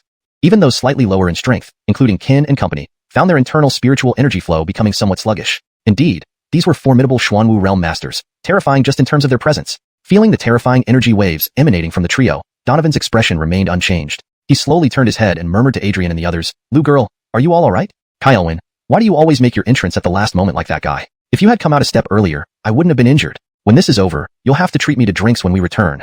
Adrian's eyes narrowed before she turned her head away. Seeing this, Donovan helplessly shook his head and said, "Wasn't it because I had a couple more cups of wine? Okay. I'll treat you to drinks when we get back, alright?" Donovan genuinely liked Adrian. That's better. Now, watch as I teach these three old fellows a lesson and take revenge for you. As Donovan spoke the last word, the intense atmosphere shattered instantly. With a single step, an overwhelming aura erupted from Donovan's body. The terrifying spiritual energy surged forth like massive ocean waves, one after another, enveloping the sky and the earth. At that moment, the entire world seemed to tremble. Rocks shattered, and space itself tore apart. The observers below, their faces filled with shock and despair, found it hard to even breathe. Great desolate imprisonment palm. As soon as the words were spoken, a gigantic palm imprint appeared high in the sky. The chilling intent and the thick spiritual energy radiating from it felt like being crushed under countless mountains, suffocating anyone who dared look. The three blasts did not dare to be negligent either. With grave expressions, they lunged towards the palm imprint in the sky. Although their attack looked simple in comparison, neither in spiritual energy nor momentum could it match Donovan's palm, but this was their most formidable combined strike. Failure here would mean death. Boom. The four energy waves intertwined, releasing a deafening explosion that echoed through the heavens. In one blow, three figures plummeted to the ground under the shocked gazes of the onlookers. With several loud thuds, three massive craters formed on the earth. With just one move, the three blasts were once again gravely wounded. Combined with their previous injuries, their current state was dire. In the rubble, the three of them lay pale-faced, staring intensely at Donovan. They were still incredulous at his strength. They knew Donovan was strong, but not this much. Though they were all of lower ranks in the Xuanwu realm compared to Donovan, working together should have compensated for the gap. However, reality slapped them hard. To bully juniors? Today, I'll let you die here.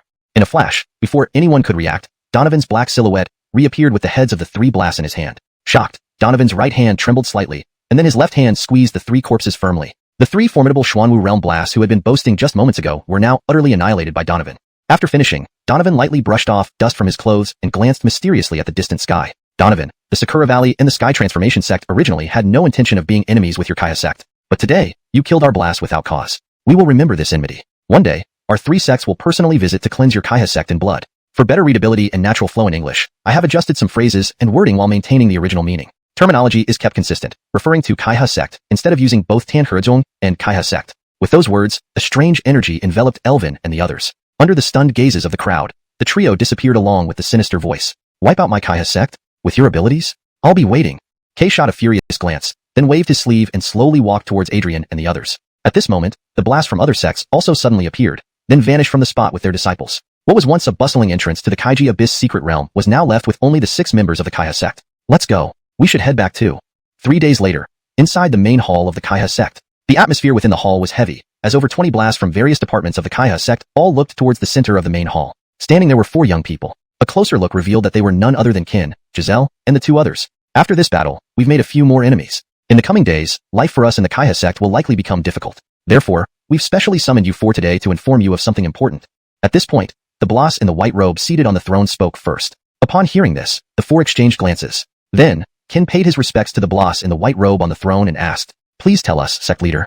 On the throne, the withered fingers of the boss in the white robe lightly tapped the back of his chair. His solemn gaze locked onto the 4 people in the hall. In 4 years, it will be time for the triennial Tri-Reign Conclave, an important event in the entire Dongji domain. Although our Kaiha sect is not considered a formidable sect within the Linyan dynasty, I hope that in the coming days, you can all try your best. Not necessarily to achieve a high ranking in the Tri-Reign Conclave competition, but at least to make the other sects reevaluate the Linyan dynasty and recognize there is an excellent sect named Kaiha sect. I believe that the Mingi sect and the other 2 sects will definitely participate in the Tri-Reign Conclave competition as well. After all, the top 5 have the chance to go to the central domain and directly become outer disciples of one of the top 10 sects there. The Tri-Reign Conclave, the central domain. Such unfamiliar names. Hearing this, Kin subconsciously asked, "Sect leader, which are the 3 reigns you mentioned?" "The Linyan dynasty, the Taiga dynasty, and the Karmalongi dynasty." Donovan shot an angry glance, flicked his sleeve, and slowly walked towards Adrian and the others. At this point, the blasts from other sects also suddenly appeared, then disappeared along with their disciples, leaving only the 6 members of the Tanhezong at what was once the bustling entrance to the heavenly extreme abyss secret realm. Chapter 54. Unnamed Donovan, Bowen of Kaiha sect. The divine hand seal demonstrated by Donovan undoubtedly left a huge impression on everyone present. Faced with such a scene, the 3 Blossly men knew they were no match, but at this moment, they had no choice but to fight on despite the odds. They clenched their palms, and a powerful, terrifying spiritual energy erupted from within them. This terrifying aura spread throughout the area, making all the experts below take in a sharp breath. Those with slightly lower strength, including Kin and several others, were shocked to find that the spiritual energy within their bodies was flowing sluggishly. Indeed, these were mighty black tortoise realm powerhouses. Even their aura alone was so terrifying. Sensing the horrifying energy waves from the trio, Donovan's face didn't show any changes. He turned his head slowly and looked at Adrian and the 4 others beside her, murmuring, "Little Lou, are you all alright? Kai, old man, why do you always have to be just on time like him? If you had come out 1 step earlier, I wouldn't have gotten hurt. Once this matter is settled, you have to treat me to some drinks when we get back." Adrian's eyes narrowed slightly before she turned her head to one side. Seeing this, Donovan shook his head helplessly and said, "Wasn't it because I indulged in a couple more cups of wine? Alright, I'll treat you to drinks when we get back." Donovan really liked Adrian. That's more like it. Alright, wait until I give these 3 old fellows a thrashing and vent some anger for you. As soon as Donovan finished speaking, the tense atmosphere that pervaded instantly shattered. With a single step forward, an overwhelming aura erupted from within him. The terrifying spiritual energy now resembled massive ocean waves spreading through heaven and earth one after another. At this moment, the entire world seemed to tremble. Rocks cracked, and space ripped apart. Those observing from below had looks of shock and despair on their faces, even finding it difficult to breathe. Great desolate imprisonment palm. Upon uttering those words, a colossal palm print appeared high up in the sky. The terrifying killing intent and dense spiritual energy radiating from it gave anyone who saw it a feeling of being weighed down by countless mountains, struggling to breathe. The three blasts dared not neglect the situation for even a moment. Their faces darkened as they launched a fierce attack towards the palm imprint in the sky. Though their strike seemed unremarkable, lacking both the spiritual energy and the imposing aura of Donovan's hand seal, this strike represented the most terrifying effort from their combined might. If this strike failed, it would mean certain death for all three of them. Rumble. For formidable energies intertwined, and thunderous explosions rang out in the sky alongside intense spiritual energy fluctuations. After one blow, the three figures were seen crashing towards the ground rapidly under everyone's astonished gaze. With loud thuds, three enormous craters formed where they landed. In just one move, the three blasts were heavily injured again. Combined with their previous injuries, they were now suffering greatly. In the rubble, the three of them had pale faces, devoid of blood color, their right hands clutching their chests as they stared intently at the distant Donovan. There was disbelief mixed in their solemn gazes. They knew Donovan was strong, but they hadn't expected him to be this strong. All three were Black Tortoise Realm cultivators, although their realms were one level lower than Donovan. Under normal circumstances, their combined efforts should have compensated for this gap. However, reality had slapped them hard. Bullying the weak? A flash of movement occurred, and before the crowd could react, a black figure flashed past. Moments later, the heads of the three blasts in the pits were in Donovan's hand. Shocked, Donovan twitched his right hand slightly, then squeezed the corpses fiercely with his left hand. The three mighty Black Tortoise Realm cultivators, who had been making grandiose threats just seconds ago, were now thoroughly obliterated, dead beyond any doubt. Finishing everything off, Donovan lightly brushed the dust off his clothes and cast a strange look towards the distant sky. Donovan, Lotus Blossom Valley and Transformation Heaven Sect did not intend to be enemies with your Kaya sect. But today, without any reason, you killed our two Bloss leaders, and we will remember this enmity. One day, the three of us will personally visit you and cleanse your Kaya sect with blood. As these words faded, a peculiar energy suddenly enveloped Ming-Yu and the others. Under the shocked gazes of the crowd, they instantly vanished along with the sudden gloomy voice into the distance. Cleansing my Kaya sect? With just you guys? I'll be waiting. Donovan glared angrily once more, flicked his sleeve, and then slowly walked towards Adrian and the others. Meanwhile, the blasts of other sects also appeared and vanished with their disciples, leaving only the 6 members of the Kaya sect at what was once the bustling entrance to the heavenly extreme abyss secret realm. 3 days later, inside the main hall of Kaya sect, the atmosphere in the hall was extremely solemn, with over 20 blasts from various departments of Kaya sect looking intently at the center of the hall. There stood 4 young people. Upon closer inspection, these were none other than Ken, Emily, and the others. After this battle, we, the Kaya sect, have gained several more enemies. In the coming days, life for us may not be easy. That is why we've summoned you 4 here today to tell you something important. At this moment, the Darius in the white robe on the chief seat spoke first. Upon hearing this, the 4 exchanged glances, then Ken respectfully bowed towards the white-robed Bloss on the chief seat and asked, "Master, please speak."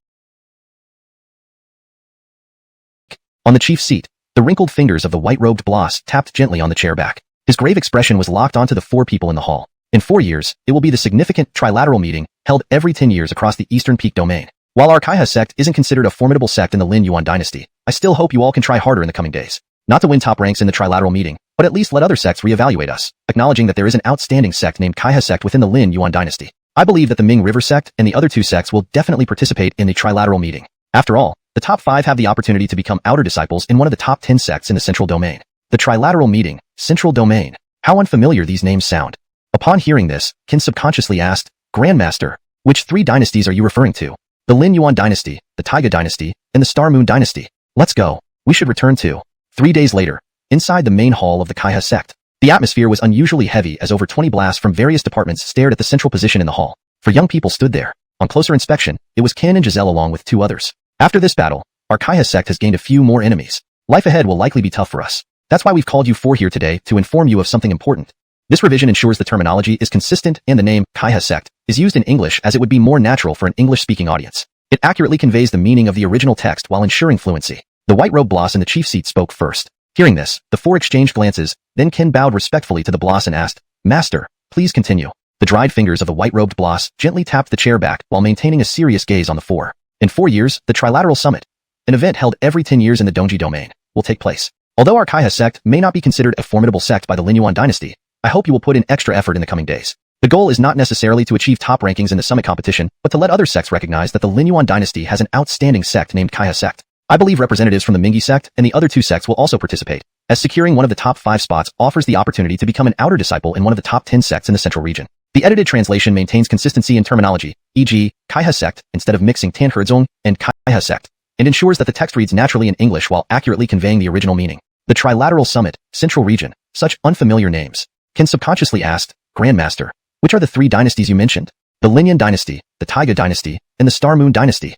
##### Chapter 55. The Decade Tournament, the Summit of 3 Reigns. The Star and Moon Dynasty? What a familiar name. Initially startled, but then reflecting on it, he realized there was nothing strange about it. After all, the Star and Moon Dynasty was another kingdom that had stood tall in the eastern domain for several hundred years. Although it couldn't be compared to those reclusive sects or the other 2 dynasties, after so many years of development, its strength was still not to be underestimated. After the meeting concluded, Ken and his 3 companions were specially permitted by the white-robed boss to double their monthly entries into the Profound Heaven Tower. This decision was something they had not anticipated. The Profound Heaven Tower was truly the best place for training. After the 6th level, every floor held enemies whose power far exceeded one's imagination. After brief farewells, the 4 went their separate ways, each returning home. Upon arriving at his residence, Ken immediately sat down cross-legged. His journey to the heavenly abyss had made him realize once again how vast the world was, with countless stronger beings outside. He had thought that after improving his strength and combining it with the 3 pure skills, he could challenge a Black Tortoise Realm expert. However, just a wave of pressure from the other party left him completely unable to resist. Indeed, the gap in cultivation realms was insurmountable by any means.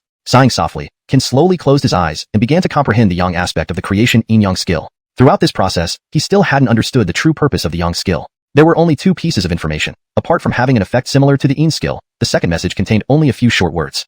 Yin and Yang combined. Heavenly Tao infinite. Chaos births yin and Yang. Yin and Yang transform into the 5 elements. 9 nines reach extremity, transform 9 into 1.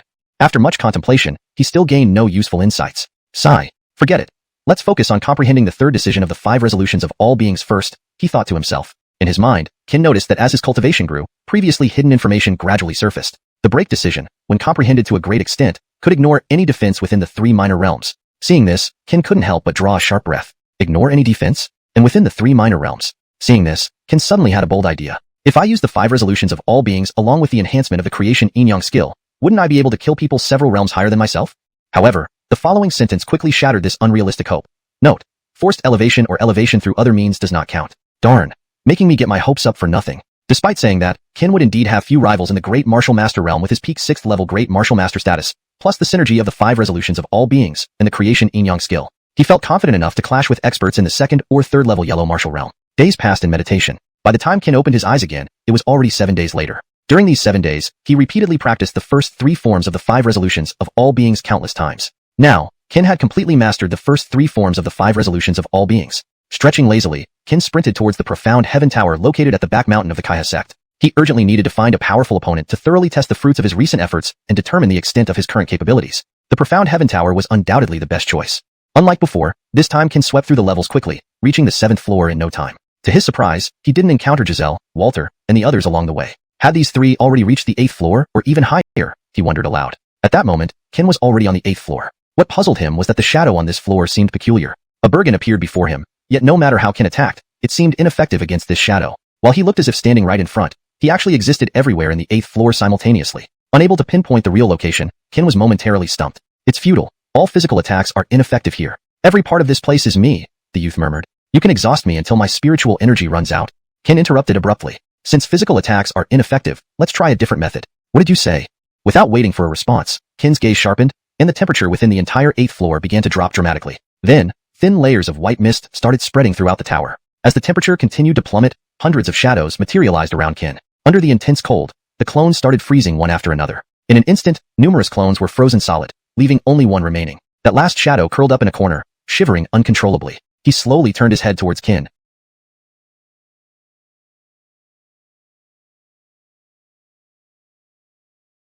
Trembling, and spoke, "Be brother, I yield. Please stop your divine technique. If you continue, I will freeze to death." The youth was covered in frost, his body rigid, breathing ragged. With a wave of his hand, Ken dissipated the white mist. After sitting for a while, the youth gradually regained his senses. "I am Kian, 9th on the heaven list. May I ask if you are the newly ranked 10th on the heaven list, Ken?"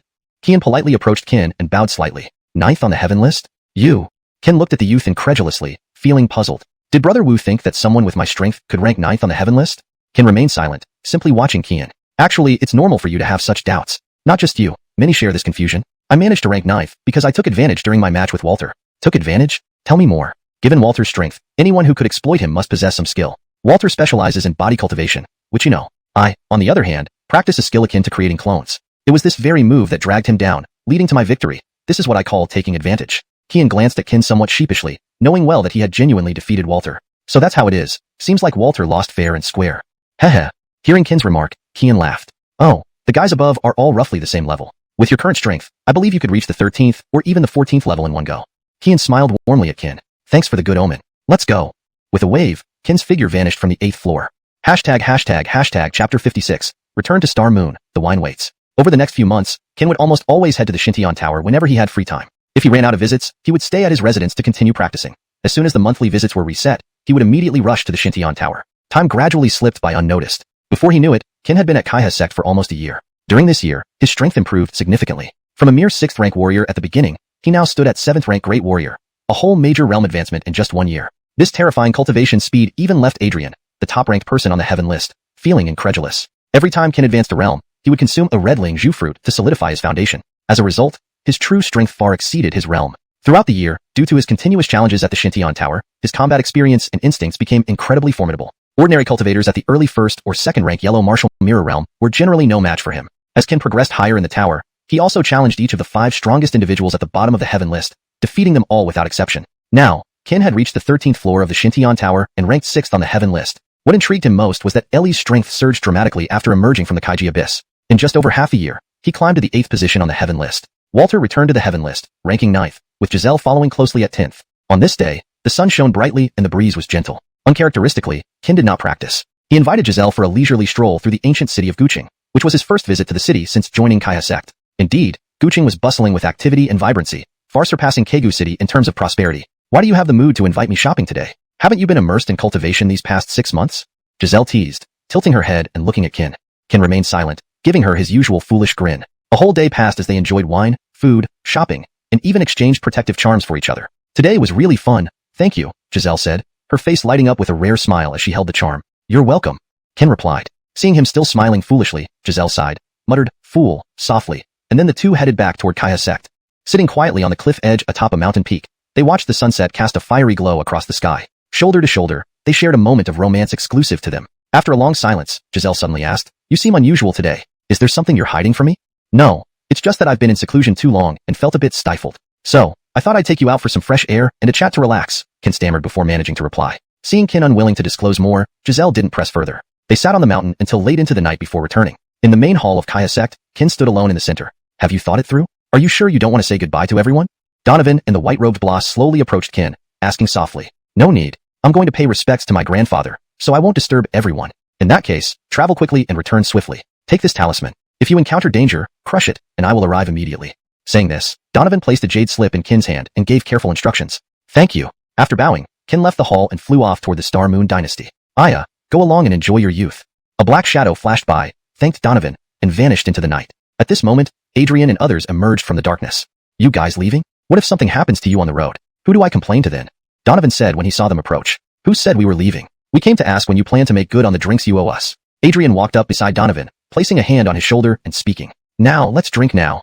Sighing helplessly, Donovan led Adrian and the others to the back courtyard. The Star Moon Dynasty was a considerable distance from Lin Yuan Dynasty. Even at full speed, Kin took 7 days of continuous flight to cover only slightly more than half the journey. One day, while flying, Kin suddenly caught a whiff of intoxicating wine aromas. Due to the long journey, his curiosity piqued upon sensing the unfamiliar yet alluring fragrance. Guided by the scent, he slowly descended. It was a secluded village on the outskirts, with only a handful of houses scattered around. Muddy paths and dilapidated eaves stretched before him. The sight reminded Kin of his life a year ago. Following the aroma, he made his way to the western end of the village. There, red lanterns and auspicious couplets adorned a house, clearly celebrating a joyous occasion. Approaching the muddy fenced yard, Kin gently knocked on the door. The door opened to reveal a beautiful woman in a red dress. Seeing Kin in his spotless white robes, she guessed he must be from a wealthy family. Politely, she asked, May I know why this young master has graced our humble home? Caught off guard, Kin scratched his head awkwardly. While flying, I was drawn here by the scent of wine. It seems like you are celebrating a happy event today. Congratulations. Please forgive my intrusion. I'll take my leave now. Just as he turned to leave, the woman called him back. Are you a celestial being from above? I am not a celestial being, just a low-ranking cultivator, Kin replied modestly. But you are. Today's blessings doubled by meeting you. Wouldn't it be a blessing within a blessing? If you don't mind, please come inside and join us. Once the auspicious time arrives, we will offer you ample wine. Hesitating momentarily, but unable to resist the allure of the wine, Kin agreed. Led by the woman, he entered the inner chamber. Chapter 57.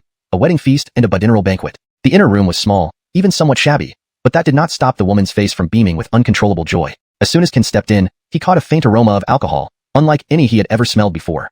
It was distinctly different from ordinary liquor. "Sir, the guests haven't arrived yet. Let me serve you a pot to tide you over." The woman placed a small wine pot, still emitting wisps of light smoke, in front of Kin. Her refined makeup complemented her red dress, making her look absolutely stunning. Embarrassed, Kin chuckled. Thank you. Thank you.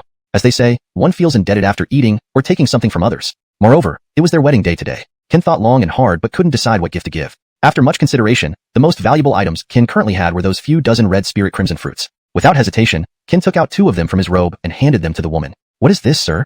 Seeing the crimson shimmering, translucent fruits, the woman knew they were no ordinary item and tried to refuse immediately. "Today is your big day, and I don't have much of value. Please accept these fruits as my wedding gift. However, please keep them hidden. If there's anyone in your family who practices cultivation, they should consume them, which would greatly benefit their future practice. If no one does, find a reliable auction house to sell them. I believe they will fetch a good price, enough to improve your living conditions." Kin slowly poured a cup of wine, swirled it gently, sniffed its aroma, then drank it all in one gulp. The moment the wine touched his throat, he felt an almost transcendent pleasure that words couldn't describe. "Excellent wine. I've never tasted anything like it."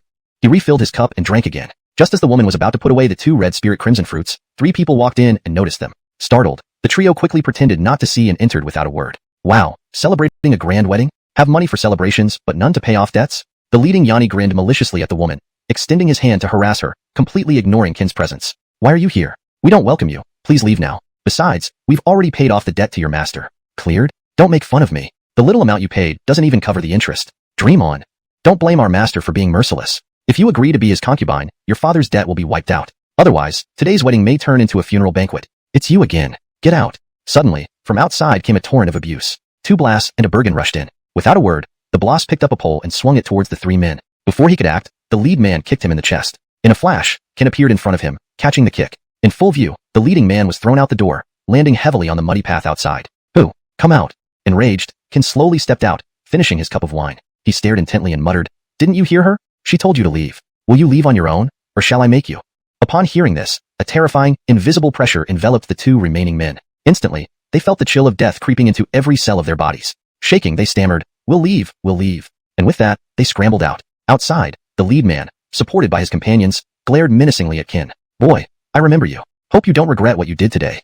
With that, the 3 left in a huff. "Thank you, immortal, for saving us." The woman's words caused the others to pause. Then, following her lead, they knelt before Kin. "I'm no immortal. I've said it before, I'm just a low-level cultivator. After today, they probably won't let this go easily. It's best if you move away once you're married." The 2 blasts pondered for a while before saying, "All right, we can't provoke them but can certainly avoid them. After the wedding, we'll pack and leave this troublesome place. The world is vast. Surely we can find somewhere to settle." Sighing, the boss organized the wedding. "Father, why start the ceremony so early? The guests haven't arrived yet. The Bi-family heir has threatened that anyone who attends will face the destruction of their entire family. Today's wedding will have no guests except this gentleman." Upon hearing this, their expressions darkened. Without further ado, under the guidance of the 2 blasts, Kin was seated in a high position as the sole witness to the new couple's union. After the ceremony, Kin sat alone on the rooftop, drinking heartily. He suddenly realized the potency of the wine. Even with his full spiritual power, he couldn't resist the intoxication. Soon, dizziness overcame him, and he fell into a deep sleep. The next morning, as Kin gradually woke from his drunken stupor, a strong scent of blood rose from below. Chapter 58. Misfortune strikes. Kin flies into a rage. Blood smell. Leaping to his feet, as Kin soared off the roof, he found the entire courtyard in shambles. He rushed to open the door, and an overwhelming stench hit him immediately. 3 bodies lay in a pool of blood, dismembered limbs scattered everywhere. A search around revealed no sign of the woman. Recalling the words of the lead man from yesterday, Kin's eyes narrowed sharply, and a wave of killing intent spread across his face. Without hesitation, he ran towards the distant city. Under the city gate, Kin slowly lifted his head to look at the 3 large characters, Huangtian City, on the city wall. With murderous intent in his eyes, he slowly walked into the city. In front of the magistrate's residence, as soon as Kin stepped inside, he saw more than a dozen constables eating, drinking, and even gambling in the hall. On the other side, a Yanni wearing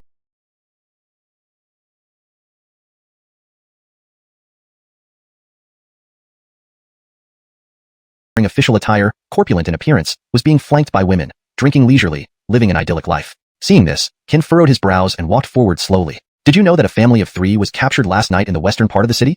Kin's voice was soft, yet it reached the ears of all present. "What? Dare to barge into the county office, tired of living?" One constable suddenly approached, ready to grab Kin's collar. However, as soon as Kin's eyes narrowed, the constable flew backward, crashing heavily before the corpulent official in county attire. The sudden scene startled everyone. All eyes were now fixed on Kin standing at the entrance. Their expressions turned grave, and they slowly drew their swords. Unconcerned, Kin turned his gaze toward the terrified county official. "I'll ask you one last time. Did you know that a family of 3 was killed last night in the western part of the city, and the woman is missing?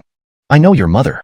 Before Qin could finish speaking, the nearest constable swung his sword at Qin. But how could an ordinary person match a cultivator? Before he could react, a flash of cold light cut through the air, and the attacking constables were instantly dismembered by Qin. Blood splattered everywhere, severed limbs flew, creating a horrifying scene. These officials, used to bullying others, had never seen such violence. They were paralyzed with fear, wetting their pants. The women beside the county official fainted upon witnessing the gruesome scene. Qin, filled with murderous intent, held his dripping sword and slowly walked toward the county official, coldly saying, "Looks like you don't like this way of asking questions. Let me try another method." Without giving the county official a chance to speak, Qin flashed forward and plunged his sword deep into the official's thigh. A gurgling sound followed by the official's screams echoed. Blood spurted out like a fountain. Facing the county official's agonizing cries, Qin pulled out the sword expressionlessly. Just as he was about to stab the other leg, the official shouted in desperation, "It's Prince Hale of the imperial family." Upon hearing this, Qin paused his raised sword. "If I find out you're lying to me, you know the consequences." Without waiting for a response, Qin flicked his sleeve and left the office. Meanwhile, at the Huang family compound, Hale had tied the kidnapped woman to a beam and was whipping her with a spiked whip. Each lash tore away a small piece of flesh. Each stroke caused a fresh gush of blood. The woman was already unrecognizable after being tortured by Hale. On his way to the Huang family, Qin was suddenly stopped by a Yanni in armor. "Who are you? Are you another of the Huang family's lackeys?" Qin glared at the man, sensing that he was a first-tier great martial artist. "I am not with the Huang family. I'm just a minor city guard here. I'm warning you, stay out of the Huang family's affairs. Hale is the emperor's nephew. Do you think you have the strength to oppose the entire Huang nation?" The Yanni looked sternly at Qin, his tone filled with disdain, mixed with regret. Throughout, Qin hadn't shown his true strength, hiding his cultivation level since arriving. To outsiders, Qin seemed like a mere 7th-rank martial artist. Hearing the man's words, Qin smirked, "Whether I'm a match or not, I don't know. But some things must be done. Compared to hypocrites like you, honestly, you disgust me." Thinking of the family's tragic fate, a raging fire welled up within Qin. His sole thought now was to tear Hale apart to quench his thirst for vengeance. Ignoring the man, Qin strode forward. As he passed the Yanni, he suddenly halted. "As a city guard, I have the authority to stop you. No one wants to see this happen. Listen to my advice, go back." With a loud thud, the man was thrown backward. Before he could react, Qin stomped heavily on him, shouting, "You know you're a city guard? Where were you when this happened? People like you love standing on moral high ground, blaming the helpless to gain approval. Doesn't that feel good?" Harumph. Turning away, Qin stopped and coldly said, "I hope you're not involved in this. Otherwise, I will make sure you die miserably." With that, Qin walked away without looking back. At the imperial compound, Hale was admiring 2 red spirit berries he had taken from the woman. "Never expected you, bitch, to possess 2 such rare treasures. Such things I've only read about in books. Today, I not only see real red spirit berries but own 2. When I refine them, who else would be the strongest in the Huang kingdom?" Ha ha ha. Hale stared greedily at the 2 red spirit berries, lost in euphoria. Just as he was about to torture the woman again to find Qin, a ghostly white figure silently appeared before him. "You won't have that chance." Note: the translated content maintains the structure, tone, and style of the original Chinese text, ensuring natural English flow while preserving the original storyline and character nuances. Chapter 59. A petty nation. What fear have I? Without uttering extra words, Qin swiftly severed Hale's limbs. He strode to the woman and pulled out a blood bodhi from his robe, helping her swallow it. In no time, the horrific wounds on the woman's body began healing, slowly opening her eyes as she saw Qin. Long-suppressed grievances could not be contained any longer, immediately turning into tears streaming down. "Immortal, please vindicate Emmanuel." Startled for a moment, Qin then gently helped her up. Patting her shoulder, he comforted her in a soft voice. "Since I was your wedding witness, your matter will indeed receive my full attention. Kill whoever you wish among those present here today." No sooner had Qin finished speaking when a mocking laughter came from outside the door. "Kill whoever you wish?" Quite the boast. Seeing the arrival of the newcomers, the crippled Hale lying on the floor felt like he'd found a lifeline. He forced a smile through his contorted face. "Father, save me." Upon hearing the plea, the Yanni outside instantly turned pale at the sight of Hale drenched in blood. With anger filling his face, he pointed at Qin, roaring, "You brat! How dare you harm my son? Today, I'll leave you with no place to bury your bones. Get him." Perceiving potential threats still lingered, the Yanni suddenly pulled out a jade slip and crushed it in front of Qin, murmuring, "The Huang family is in peril. Quick, send reinforcements." Instantly, all the powerhouses around him unsheathed their weapons and launched coordinated attacks towards Qin. As they presumed certain death for Qin, streaks of white sword light flashed before their eyes. The speed left everyone gasping in astonishment. In mere breaths, dozens of figures fell one after another, revealing terror and regret amidst bloodstains. This shocking scene frightened the once arrogantly standing Yanni, prompting him to rapidly retreat outside the house, even threatening Qin within. "Boy, do you know the Huang family status in the Yellow Kingdom? We share the same surname with the kingdom. Let me tell you this, the current ruler of the Yellow Kingdom is none other than Hale's uncle." Hardly had the words ended when thick clouds gathered over the Huang family courtyard, accompanied by booming drumbeats. Hearing this, Hale grinned wickedly. "Qin, you're done for. My uncle is here. Prepare to die." Outside, the Yanni also sneered at Qin. "Sorry, immortal. It's Emmanuel who brought this calamity upon you. Perhaps." Interrupting Emmanuel's continued speech abruptly, Qin extended his hand. "Just a tiny nation. What fear have I?" With that, Qin stepped forward, vanishing in an instant only to reappear atop the sky outside the house. Hands clasped behind his back, he stood eye to eye with the Axton. So, you wreak havoc and kill our people in my kingdom?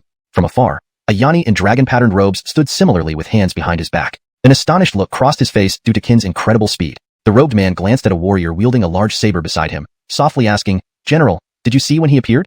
"No, sir. His strength might exceed mine," replied the warrior sheepishly.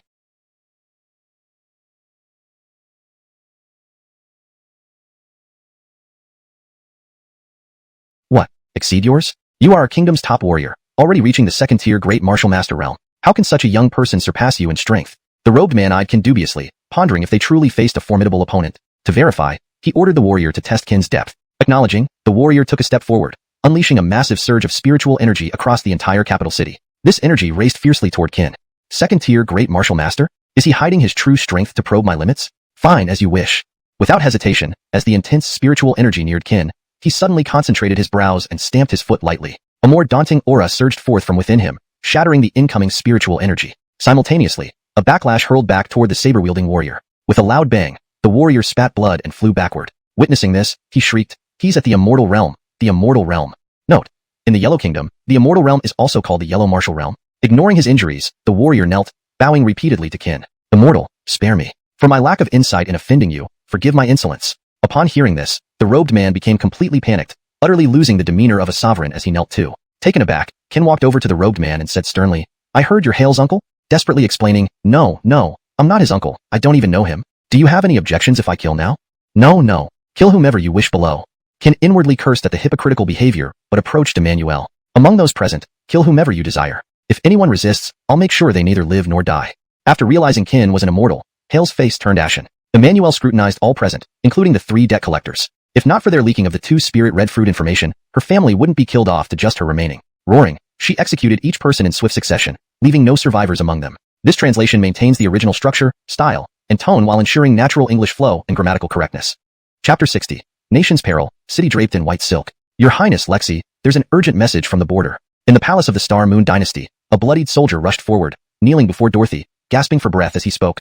"Lexi, 6 of the Beidou stars have rebelled. The Emperor and several princes are all gravely injured and trapped on Qishan Mountain." Before he could finish his words, the soldier collapsed and fell silent, never to breathe again. Upon hearing this news, Dorothy's expression darkened. She clutched the urgent dispatch in her right hand so tightly that her long nails pierced into her palm, drawing slow streams of blood down her hand. This was the 10th dispatch she had received today. At this point, nearly all able-bodied men in the entire Star Moon Dynasty were already on the front lines, from the Emperor and princes to commoners, leaving only the blossly, sick, and infirm behind. Even the kingdom's most brilliant seer, while calculating the position of Qin, was struck by celestial retribution. Now, except for Dorothy herself, no one else remained who could still fight. Taking a deep breath, Dorothy wiped away her tears and walked toward the rear hall. In a simple yet elegant room filled with various divination tools, 7 lights of the Beidou constellation and 8 soul lamps stood prominently in the center. "Lexi, you're here," said the seer lying on the couch, attempting to rise but unable to due to severe injuries. Seeing this, Dorothy quickly approached and gently pressed him back. "Seer, your body is not healed. Please rest and recover." Noticing her tear-streaked eyes, the seer gently stroked her face with tender sorrow. "You bear such a heavy burden at such a young age. It pains me. I must do what I can. Our nation is under invasion, and within months we've lost much of our territory. With the rebellion of 6 Beidou stars, my father and brothers are besieged. The dynasty has sent everyone it could to the battlefield. And the civilians, they cannot return home."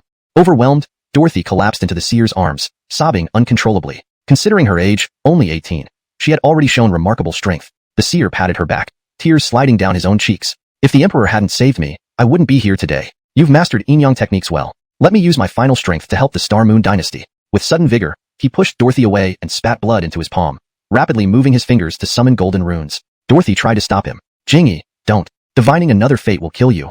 But it was too late. The divination was cast, sealing Jarvis's fate. At that moment, the 7th Tianshu lamp in the hall lit up. Jarvis coughed up more blood, weakly holding Dorothy's hand with a smile. "Your Highness, He, has returned." Simultaneously, the 8 soul lamps dimmed and extinguished when Jarvis closed his eyes forever, signifying the deaths of Dorothy's father and brothers. Barbarians invading, her country shattered, family lost on the same day.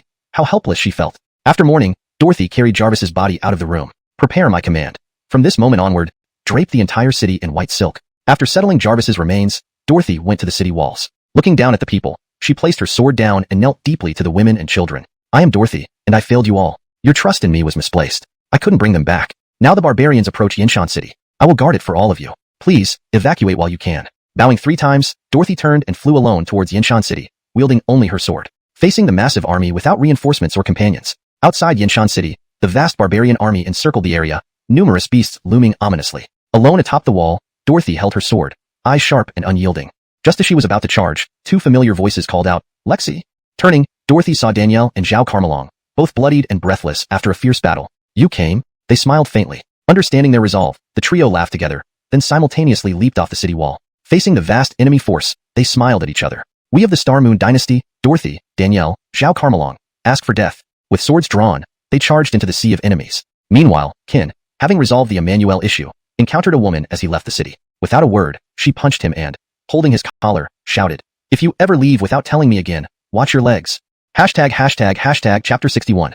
The Yinshan Rescue, a hair's breadth from disaster. On the peak of a mountain outside Cangsheng City, when Qin and his companion arrived at Carrie's grave, they found a man in tattered clothes, limping as he carefully wiped the mud off the gravestone. Seeing the man's back, Qin suddenly teared up and shouted, "Brother Aristide." Startled, the man slowly turned his head, and upon seeing Qin, tears welled up in his eyes as well. "A little Qin? It's so good to see you're alive." Overjoyed, Aristide hobbled towards him. Seeing this, Qin swiftly stepped forward and gently supported him. "What happened to your leg, Brother Aristide?" Witnessing Qin's agile movement, Aristide looked both surprised and delighted, then said, "Never mind my leg. What I can't believe is that in just 1 year, your cultivation has advanced so much. You're no longer the troublemaker you used to be. Your grandfather can rest in peace." Aristide patted Qin's shoulder lightly and continued, "Quick, pay your respects to your grandfather." Qin slowly walked to Carrie's gravestone and knelt down, with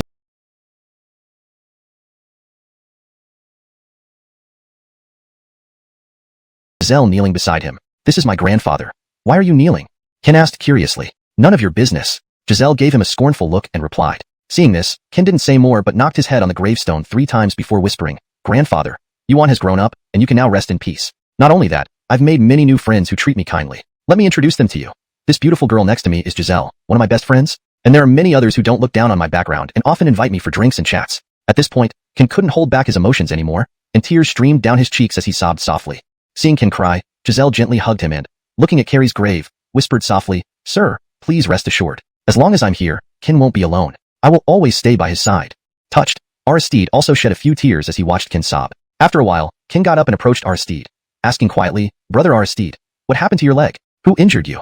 Hearing the question again, Aristide sighed helplessly. 6 months ago, the barbarian tribes launched a massive invasion on the Carmelongi dynasty, and that's when I was injured. What? They invaded 6 months ago?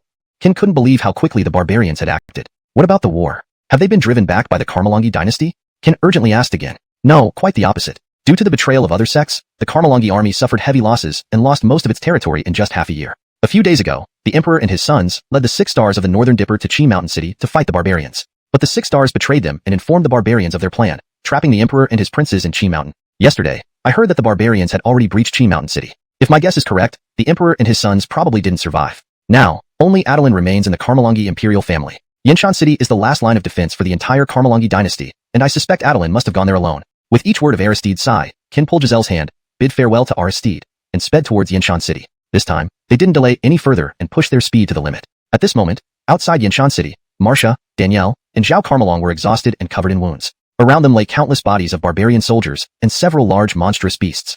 Breathing heavily, the 3 thrust their swords into the ground, gripping the hilts tightly as they gazed into the distance. Faced with an endless army of barbarians, they felt powerless. Who would have thought that I, Zhao Carmelong, would accomplish such a great deed in my lifetime? Even in the underworld, I can proudly stand before my father.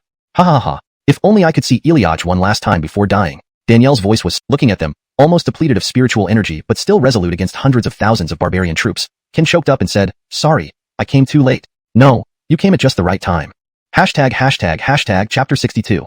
The 7 Stars Battle, 1 against 6. Qin took out 3 blood bodhi pills from his pocket and gave them to the 3 individuals before slowly walking towards the distant nomadic army alone. Jody, please help me take care of them. Let me handle these nomadic people first. With a swing of his longsword and a step forward, an alarming surge of spiritual energy instantly erupted from Qin's body. A wave of chill rapidly spread outwards in all directions, centered on him. In a short moment, a thin layer of frost covered the area within hundreds of miles outside Yinshan City. A 7th stage great warrior? Seeing Qin's cultivation, the 3 were greatly startled. Before they could finish their shock, Qin activated 3 seals simultaneously. In an instant, his cultivation soared to the 1st stage Yellow Warrior Realm.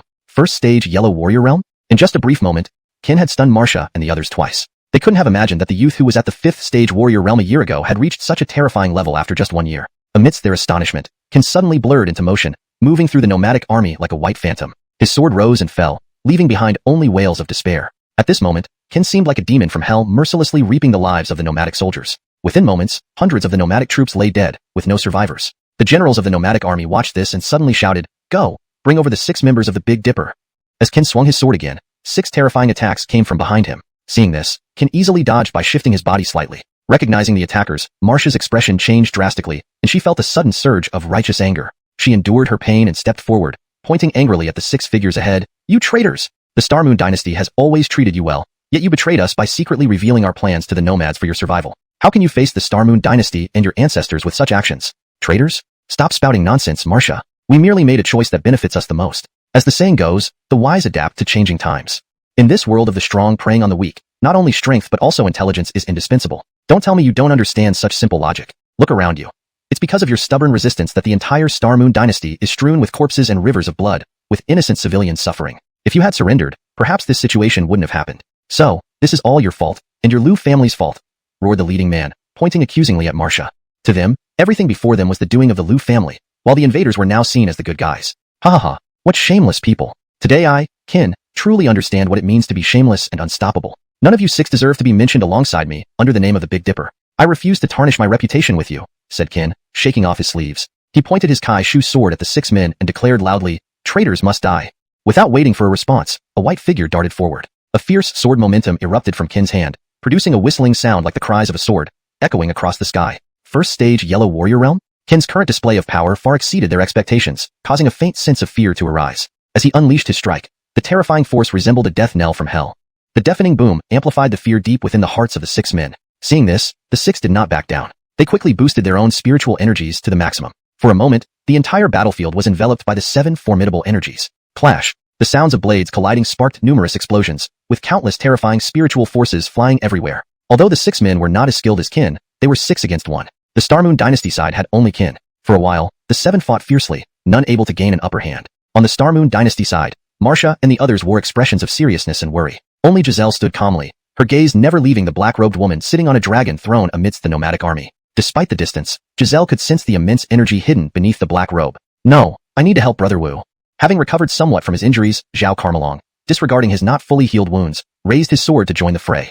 Marcia and Danielle had similar thoughts. "Don't worry, these 6 combined cannot harm him. We should focus on the black-robed woman in the nomadic army and the blast beside her," Giselle said calmly. The 3 were surprised and followed her gaze to the distance. Sure enough, there sat a black-robed figure on the dragon throne among the nomadic army, though they couldn't tell if it was male or female. "How do you know the person in the black robe is a woman?" the 3 asked in unison, looking puzzled at Giselle. "I said so, that's all."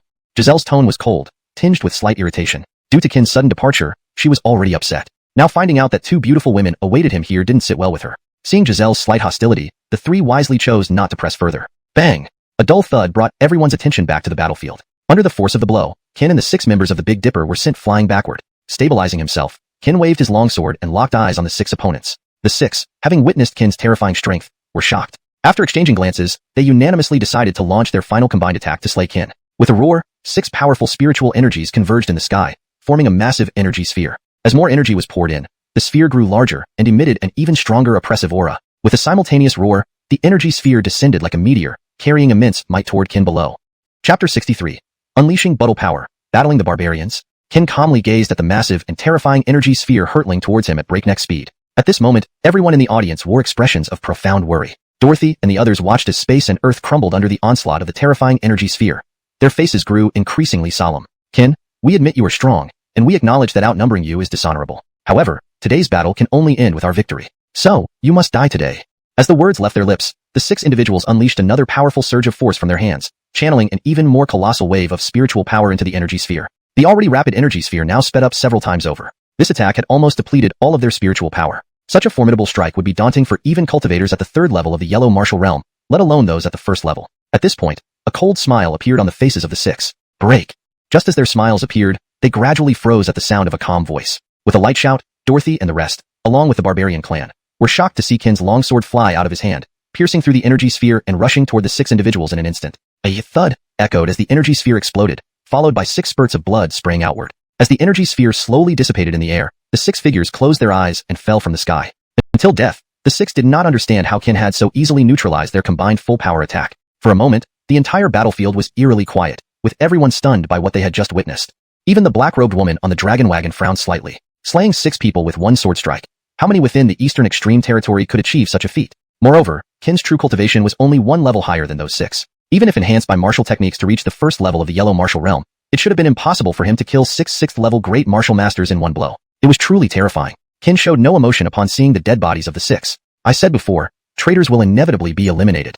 He held his long sword, turning slowly to face the hundreds of thousands of barbarian soldiers ahead, and sternly declared, "Bring forth your best attacks. I, Qin, am ready to receive them." Before he finished speaking, a dark shadow suddenly flashed from within the barbarian ranks, moving at an astonishing speed. Before anyone could react, the shadow appeared in front of Qin, delivering a powerful palm strike towards his chest. Simultaneously, arrow feathers quietly approached the shadow, aiming directly at his heart. At this moment, a thick ice wall rose abruptly, blocking Qin firmly behind it. A deafening boom erupted. Qin was sent flying backward, while the shadow was also grazed by Giselle's 4 arrow feathers. Seeing this, Giselle and the others flew over to support Qin, stabilizing him as he landed. Blood spewed from Qin's mouth, his complexion turning deathly pale. To injure Qin with a single strike, the individual's strength must be incredibly terrifying. After swallowing a blood bodhi pill, the 5 once again focused on the barbarian army. Only then did Dorothy and the others realize that the attacker was none other than the Black Warrior Realm expert who had wreaked havoc in Caillou City.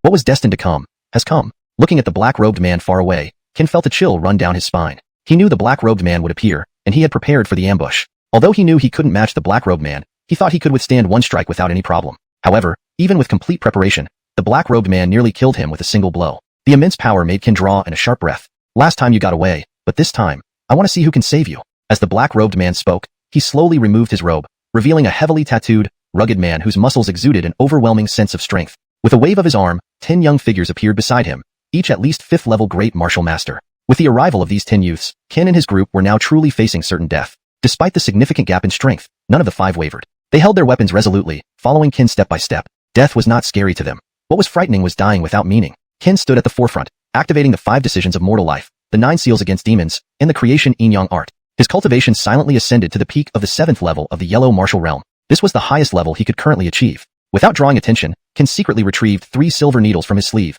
hiding them in his hand. At this point, he had exhausted all available methods, and these needles were his last resort. They weren't entirely hopeless. Qin still had a jade slip given by Donovan hidden in his clothes. However, he didn't want to involve the Heavenly River sect in this predicament, which was why he hadn't shattered the jade slip yet. Suddenly, Qin leaped into the air, brandishing his sword as he reached the tattooed man in an instant. With a roar, he swung his sword fiercely at the tattooed man. The celestial pivot sword roared, its formidable energy shaking the entire Yin Mountain battlefield. The sky split open, and the earth crumbled beneath his sword. To deal with this tattooed man, Qin knew he had to unleash his full power or risk being overwhelmed. Blinding flashes of sword light soared like lightning towards the distant tattooed man. Confronted with such fierce and intense sword strikes, nearly all the barbarian forces instinctively took a step back. The tattooed man, however, showed no fear. Raising his right hand into a fist, his gaze hardened, and he delivered a punch straight at Qin's sword lights. Instantly, a brutal and domineering fist wind shattered the dozens of sword strikes into fragments. The fist wind pierced through the sword light, targeting Qin. A deafening explosion shook the battlefield, and everyone turned to look. A large, deep ravine lay where Qin had been standing. Qin. Wu brother. Wu. Note. The translation maintains the original paragraph structure and line breaks while ensuring natural English fluency. Chapter 64. In desperation, Kaiha saves the day. Amidst their worry, everyone watched as a slender figure struggled to rise from the ruins amidst the billowing dust in the distance. Qin wiped the blood from his mouth, coughed heavily a few times, and muttered to himself, "There's no other way. I can only use my last trump card." After taking a few deep breaths, he slowly raised his long numb right hand and shakily lifted it above his head. Without hesitation, he plunged it down towards the top of his skull. At this critical moment, a delicate hand suddenly grabbed his descending right arm. "Little junior brother, you're not fair. There's a fight and you didn't call us." What a familiar voice. Qin abruptly turned his head and, seeing who had come, exclaimed in shock, "Bo and Sister Lu, why are you here?" Looking at Adrian's smiling face, Qin was completely taken aback. No matter how hard he thought, he never would have imagined that Adrian would be the one to rescue them. Adrian smiled gently and said softly, "I'm not alone." With that, Adrian slowly raised her head and looked up at the sky, then called out loudly, "Everyone, now is the time to act." As she spoke, Qin and the others, along with the hundreds of thousands of barbarian troops, all looked up at the sky. Standing majestically under the clouds were 7 imposing figures. They seemed like deities from heaven, even more sacred and pure in the sunlight. Under the stunned gazes of everyone, the 7 figures descended gracefully from the heavens. Kaiha Sect Heaven List 9th place, Walter. Kaiha Sect Heaven List 8th place, Kian. Kaiha Sect Heaven List 7th place, Ellie. Kaiha Sect Heaven List 5th place, Dempsey. Kaiha Sect Heaven List 4th place, Cora. Kaiha Sect Heaven List 3rd place, Li Shintian. Kaiha Sect Heaven List 2nd place, Dempsey Chi. Kaiha Sect Heaven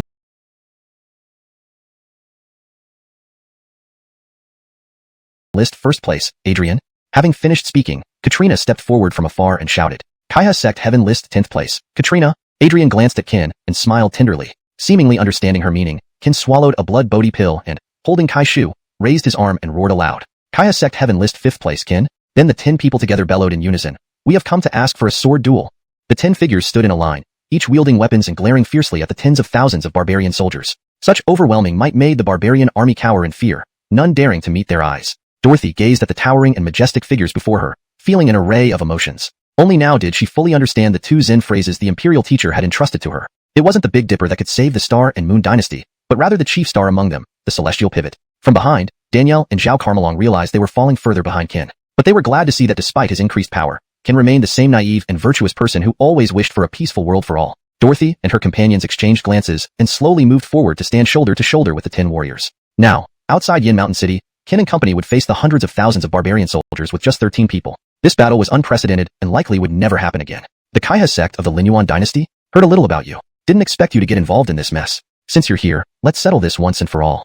Far away, as this magical voice echoed, the barbarian forces began to part to the sides. A woman in a black robe slowly emerged, and even the tattooed man respectfully bowed before retreating.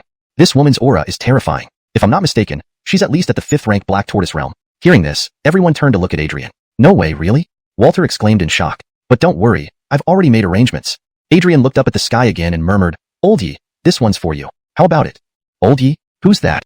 Another thunderous voice resounded, filled with a powerful and awe-inspiring domineering presence. This voice was familiar. You brat, always so disrespectful. Suddenly, space tore open in the sky, revealing an Elwyn in a black robe. Vice Sect Leader K? Seeing him, everyone below gasped in surprise. Ignoring them, K gave a faint smile, then fixed his gaze on the black-robed woman. Never heard of me? No problem. After all, I've sealed my sword for decades. Time passes, and people naturally forget.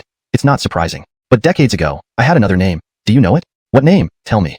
Wine Sword Immortal, K, he declared, his voice resonating across the sky. With a wave of his hand, he proclaimed, I've sealed my sword for decades. Today, I'll make an exception for you. Sword, arise. A deafening hum reverberated throughout the area. Countless swords flew towards K from every direction, forming a swirling mass around him. K stood calmly, laughing heartily. Kaiha Sect Vice Sect Leader K has come to ask for a sword duel. He focused his energy, sending a deluge of sword rain surging towards the black-robed woman like ocean waves. The scene left everyone stunned. The black-robed woman removed her cloak, revealing a smirk. Great Shaman Lena accepts the challenge. She raised her staff, revealing a blue-red longsword. With a light step, she leaped into the air, raising her sword to meet the incoming sword rain.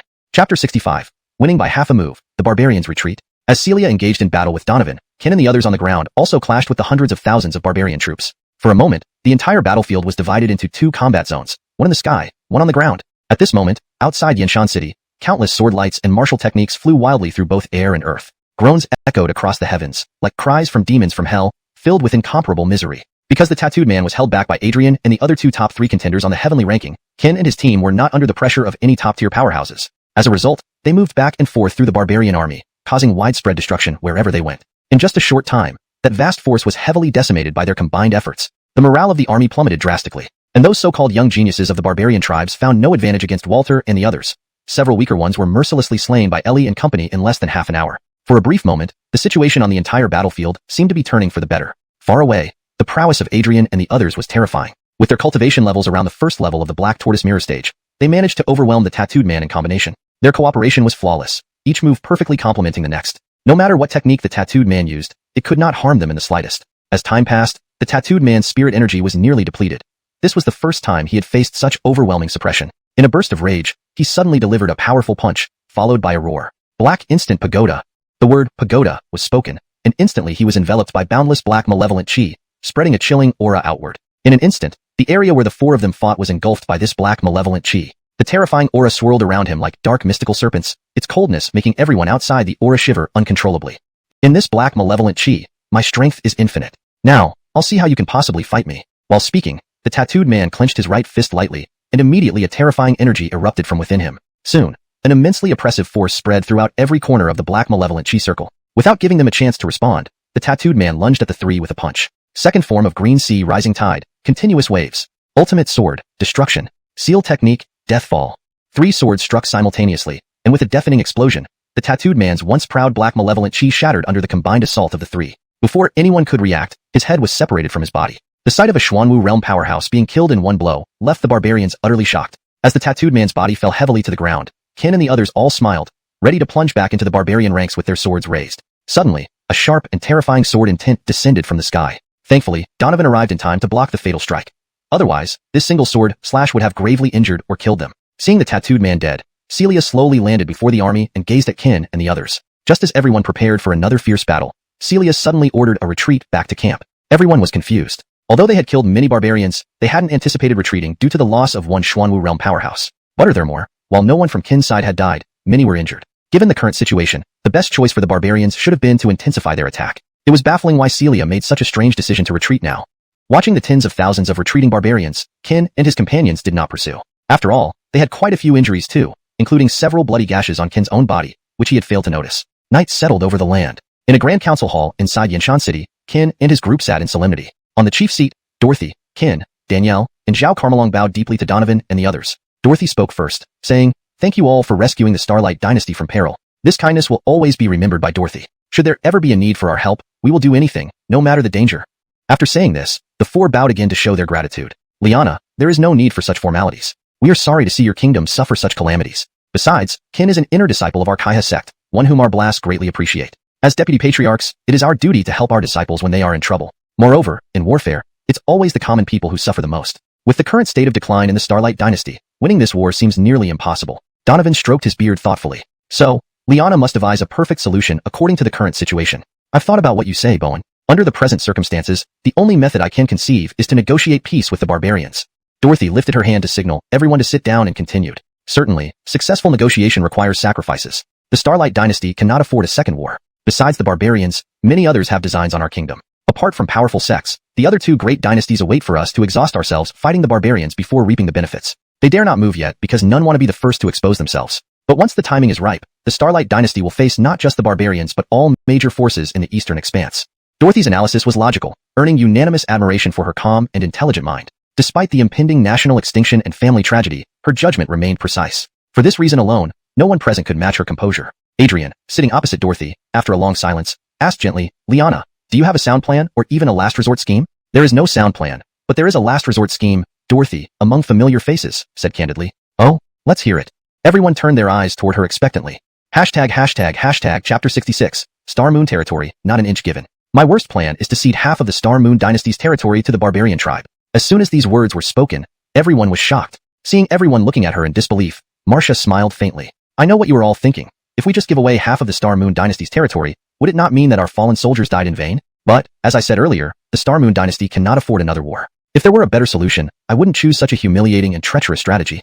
At this point, Marcia's voice became choked with emotion, and tears began to stream down her cheeks. For the plan to cede territory, no one present felt worse about it than she did. A person who was willing to use the rare treasure, Geotian Snow Jade Lotus, to save a beggar. How could her heart not love this country? At this moment, Kin, who had been sitting next to Marcia, suddenly stood up and looked at her solemnly, saying softly, "Not an inch of Star Moon's territory can be given to them. If they want to fight, we'll fight till the end." Kin's voice was low and deep.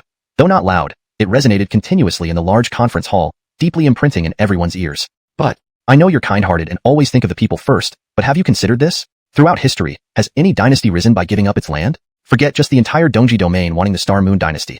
Even if it meant being enemies with the whole Jiyuan continent, so what? I promised your older brother. If he knew my help cost you half of Star Moon's territory, how could I face them after death?" Kin's tone was heavy, and now he stared intently at Marcia, his eyes for the first time making her feel estranged.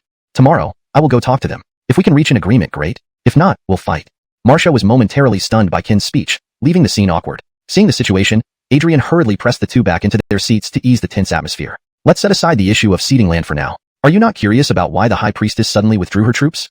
Her words startled everyone from their stupor. "That is strange. While they lost a Xuanwu realm powerhouse, I don't think it should have seriously weakened them. On the surface, we seem to be gradually winning, but realistically, if it came to a head-on battle, we still have no chance of victory." After Adrian and Jeremy analyzed the situation, the sudden withdrawal of the barbarian High Priestess indeed seemed suspicious. Think about it. On the battlefield, facing imminent victory, why would someone suddenly retreat? Adrian glanced around the room as she spoke. Given today's situation, unless there was a significant upheaval within the barbarian tribe, there's only one possibility. The High Priestess didn't want this war, or rather, there is someone within the barbarian tribe who didn't want this war but had to fight due to uncontrollable factors. Marcia's unexpected analysis once again stunned everyone. Hearing this, Adrian grinned and gave her a thumbs up. "Liana's analysis matches mine. Except for the High Priestess losing her mind, I can't think of any other reason. I agree with Master Lu. Has anyone noticed something peculiar?" Marcia continued. "What peculiar thing?" everyone asked, puzzled. "From the start of our battles with the barbarians, haven't you noticed that aside from a few strong individuals, the rest of them seem to lack the desire to fight? More importantly, I know my father, my brothers, and the other generals of the Star Moon Dynasty very well. Without exaggeration, even if those barbarians knew about my father's plans, it's delusional to think they could silently and swiftly eliminate all of them within a short period. Marcia's words stunned everyone once again, and they looked at her with an unusual gaze. Why are you all looking at me like that? For a moment, Marcia was unsure how to respond to Qin and the others' odd gazes. Liana lives up to the reputation as the successor to the state preceptor. Faced with such a situation, you can still calmly analyze the battle and identify discrepancies. Initially, I didn't believe it, but now I am convinced, Donovan said approvingly. At this moment, he suddenly thought of taking her as a disciple. So, Liana, what do you suggest? Adrian asked again. My idea is that behind the barbarian tribe, there must be a powerful unseen hand manipulating everything. We just haven't uncovered it yet. Do you have any suspects, Liana?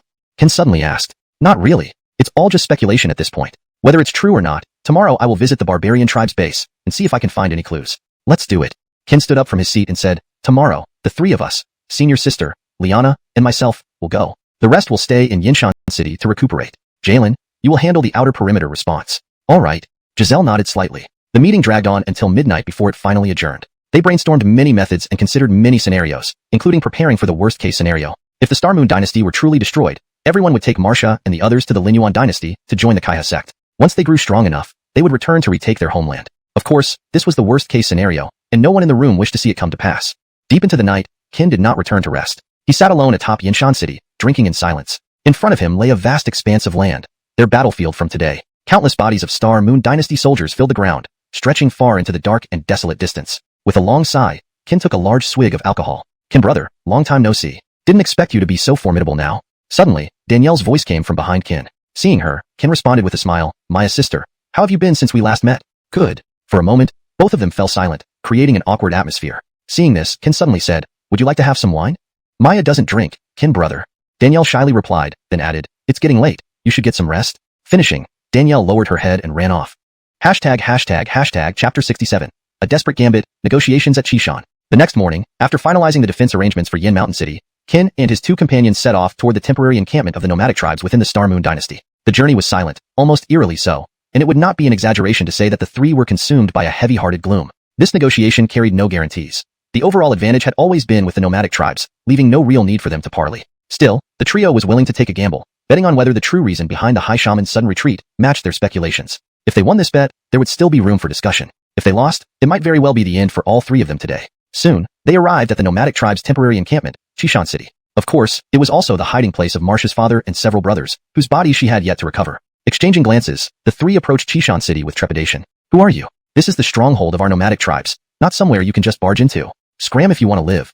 From atop the city wall, the head guard suddenly shouted down at Qin and his companions. Princess Marcia of the Star Moon Dynasty has come to seek your High Shaman for important discussions. Please inform him, Marcia called out loudly, her head tilted back. Princess Marcia of the Star Moon Dynasty? Hearing this, the guard shuddered, then quickly ordered those around him in a stern voice. Enemies approaching. Enemies approaching. Everyone, enter combat readiness. With that, the guards atop the wall drew their weapons, eyes fixed warily on the trio below. Moments later, the blaring horns of an enemy invasion echoed across the sky. The entire city went on high alert, as armed soldiers lined up on the walls, facing the trio. At this moment, High Shaman Lina slowly appeared above the city wall. Hands behind her back, she looked down coldly at the three people on the ground and spoke in a low, grave tone. You dare to intrude upon our stronghold during battle, and only three of you? Quite courageous indeed. If anyone else were here, we wouldn't dare to come. But if it's you, we must. Qin smiled up at Lina, who hovered in midair. What do you mean? Lina narrowed her eyes, puzzled. Qin did not immediately answer her, but instead glanced around before giving her a calm smile. Seemingly understanding his intent, Lina hesitated for a moment before issuing an order. Open the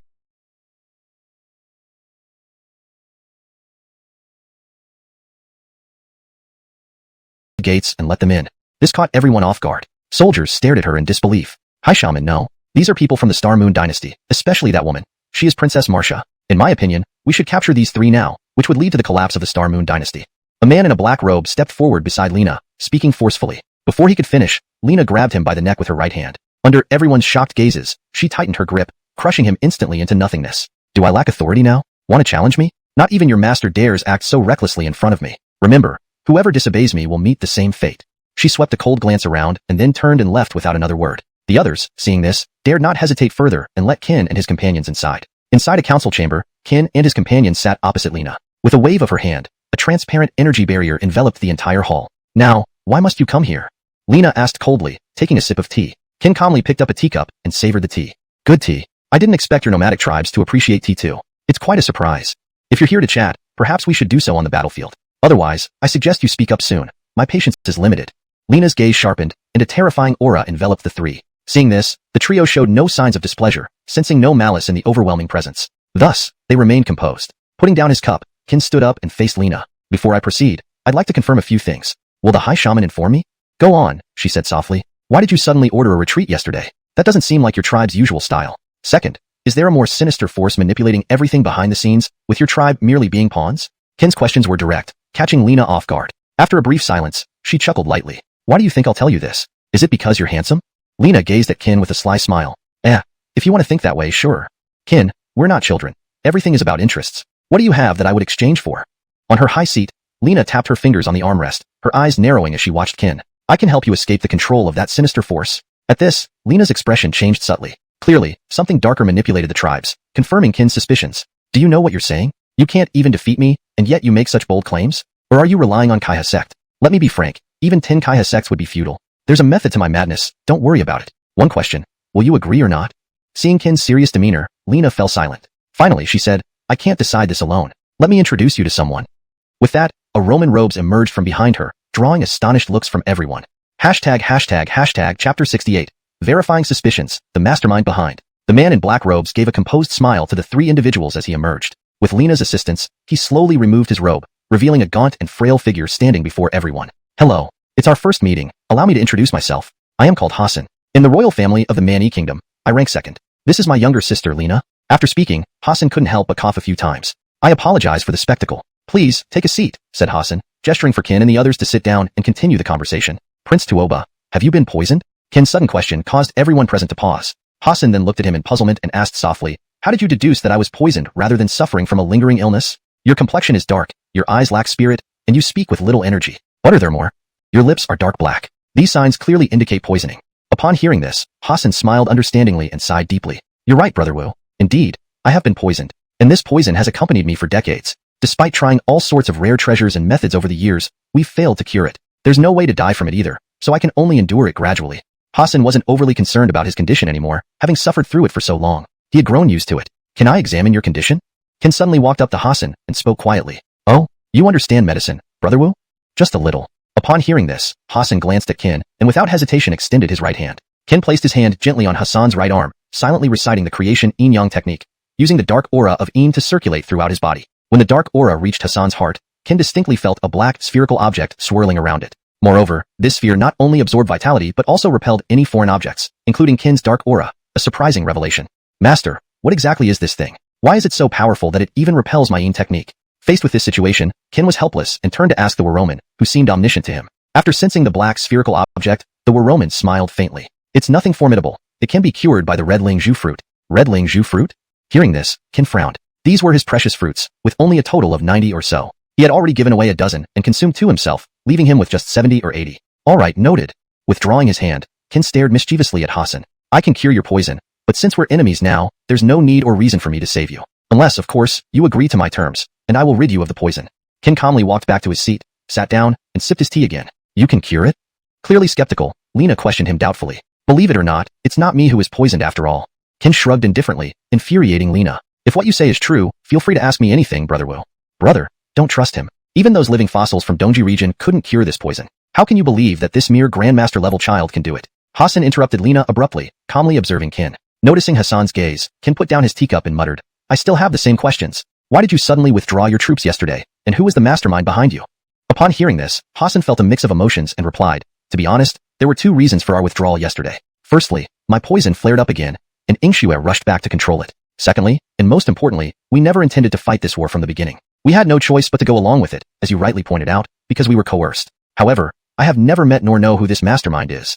Thinking back, Hassan paused momentarily, seemingly recalling something important. I remember once during a toxic flare-up, my boss brother seemed to meet with a man in black. They thought I was unconscious, but I remained slightly awake by sheer willpower. From their conversation, I overheard mention of someone called the Muhammad. I'm not sure what else they discussed because the pain was excruciating, and I soon lost consciousness. Listening to Hassan, the 4 individuals fell into a thoughtful silence, pondering the identity of the Muhammad. So, it seems your boss brother is the true orchestrator of this conflict, and he might also be the one who poisoned you? Yes, that's correct. Aside from the possibility that he poisoned me, which I cannot confirm, I can firmly state that we conservatives opposed this war from the start. We never treated you as enemies on the battlefield. My brother, however, ever since our father's death 10 years ago, has sought complete control. His ruthless nature means only about half support him, while those loyal to me outnumber his supporters. Hence, I have always suspected he was behind my poisoning. What about my father and brothers? Were they also killed by your brother and the man in black? Kylie suddenly stood up from her seat and asked urgently. Yes, that's correct. Your father and several brothers were killed by them. They were eliminated instantly, and to the very end, they didn't even know how they died.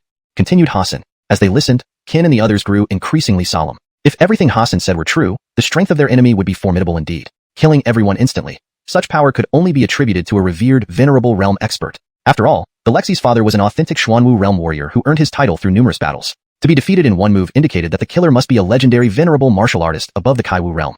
Chapter 69. Crisis resolved. Departure to the ancient wasteland. Revered martial realm? Kin murmured to himself, and then continued questioning. If you and your Bloss brother have different paths, why do you still plot to attack the Star Moon dynasty? Doesn't that seem contradictory? Or is there something you're not telling us? Because my Bloss brother has the antidote. For the sake of my second brother, this battle is one I must fight, Lena suddenly interjected. So that's how it is. After asking, Kin took a red spirit Zhu fruit from his robe and handed it to Hassan. Upon seeing the fruit, both were taken aback. Red spirit Zhu fruit, where did you get this? Kin replied, never mind where it came from. You only need to remember our agreement. Hassan, holding the fruit, said, Brother Wu, rest assured. We will honor our word. We will withdraw our troops tomorrow. However, let me warn you. My Bloss brother isn't a good man. Though he has few men under him, they are all top-tier warriors. When he learns that I've withdrawn privately, he won't be satisfied and will likely launch an even more aggressive attack. Be prepared. Hearing this, Kin and his companion smiled calmly. As long as you can take away most of the troops, the remainder we can handle. In that case, may our cooperation be smooth. As a gesture of goodwill, I have another piece of information for you. My Bloss brother is not here but has gone to a place called the Ancient Sacred City. He probably won't return for 1 or 2 years, which gives you ample time to catch your breath. Upon hearing this, Kin and the others showed faint smiles once again. That's excellent news. Brother Tsongnan, until we meet again.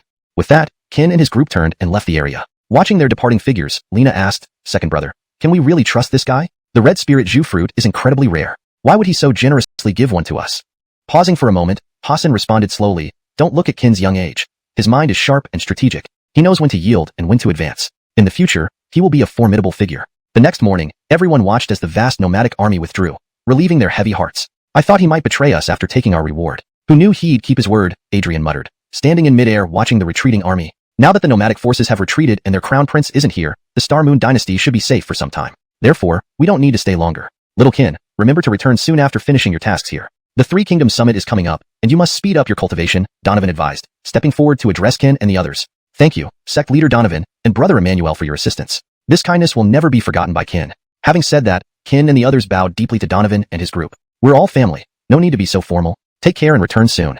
Understood. Watching everyone depart, Marcia felt the lightest he had in a long time. With the immediate crisis resolved, Marcia also retrieved the bodies of his father and brothers. A few days later, Kin sat alone outside the main hall of the Star Moon dynasty, drinking wine. Suddenly, Marcia arrived with Danielle and Zhao Carmelong. Haven't we four been long without drinking together?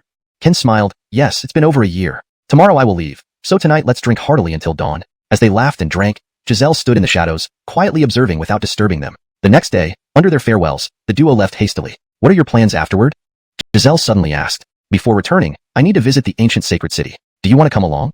Hearing this, Giselle quickly declined. I won't go. I have some matters to attend to back home. Travel safely, and I won't see you off. All right, Kin agreed, and they parted ways. Kin was heading to the ancient sacred city primarily to investigate the whereabouts of the nomadic prince and, secondly, because the Nine Spirits magic map indicated that the second sealed demon spirit was located there. After flying for what seemed like an eternity, Kin found himself in an increasingly hot environment. Below, a vast desert stretched endlessly before him. Just as thirst threatened to overwhelm him, he spotted an oasis in the distance. Without hesitation, Kin flew straight towards it. Upon landing, he was immediately captivated by the imposing and ancient city walls inscribed with Ancient Sacred City. Each character exuded a fierce and domineering presence, almost as if alive. Recognizing that whoever wrote these characters was no ordinary person, Kin steadied himself and entered the city. Inside, the scene amazed him. Unlike the barren wasteland outside, the city bustled with activity and abundant goods. Moreover, its size far exceeded expectations, easily fitting the entire Star Moon dynasty within its walls. Kin entered a small tavern, ordering a bowl of noodles and a pot of wine to quell his hunger and exhaustion from days of continuous flight. As soon as the food arrived,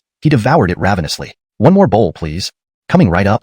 Owner, I'll have one more too. Charge it to that person's bill. Startled by the request, Kin frowned and looked up to see a little girl around 10 years old, with 2 pigtails, smiling awkwardly. Stacked before her were already 20 to 30 bowls, towering higher than she was. Wait, who are you? Do I know you? Chapter 70. First arrival at the sacred city. Accidental encounter with Kana. Hi, I'm Kana. As they say, first time is a stranger, second time is a friend. You help me this time, and I'll help you next time. How about that? No way. Kin waved his hand and continued. Honestly, even the pigs in my house don't eat as much. You want me to pay your bill? Dream on. Finishing the last bite of noodles, Ken was ready to pay and leave immediately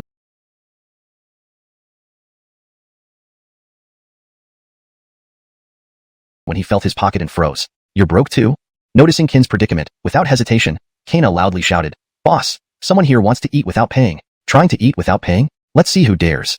As he spoke, the boss of the small tavern approached them, wielding a cleaver, looking like he could devour them alive. Seeing this, Ken quickly took out a blood bodhi from his chest and placed it on the table, then dragged Kana away. They ran far until no one chased after them before stopping. Damn it, why did I bring you along?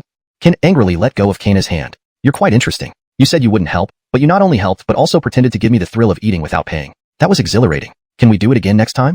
Kana looked at Ken with a grin and excitement. No, little girl, I never intended to help you. Running with you was an instinctive reaction, understand? Also, don't follow me, got it?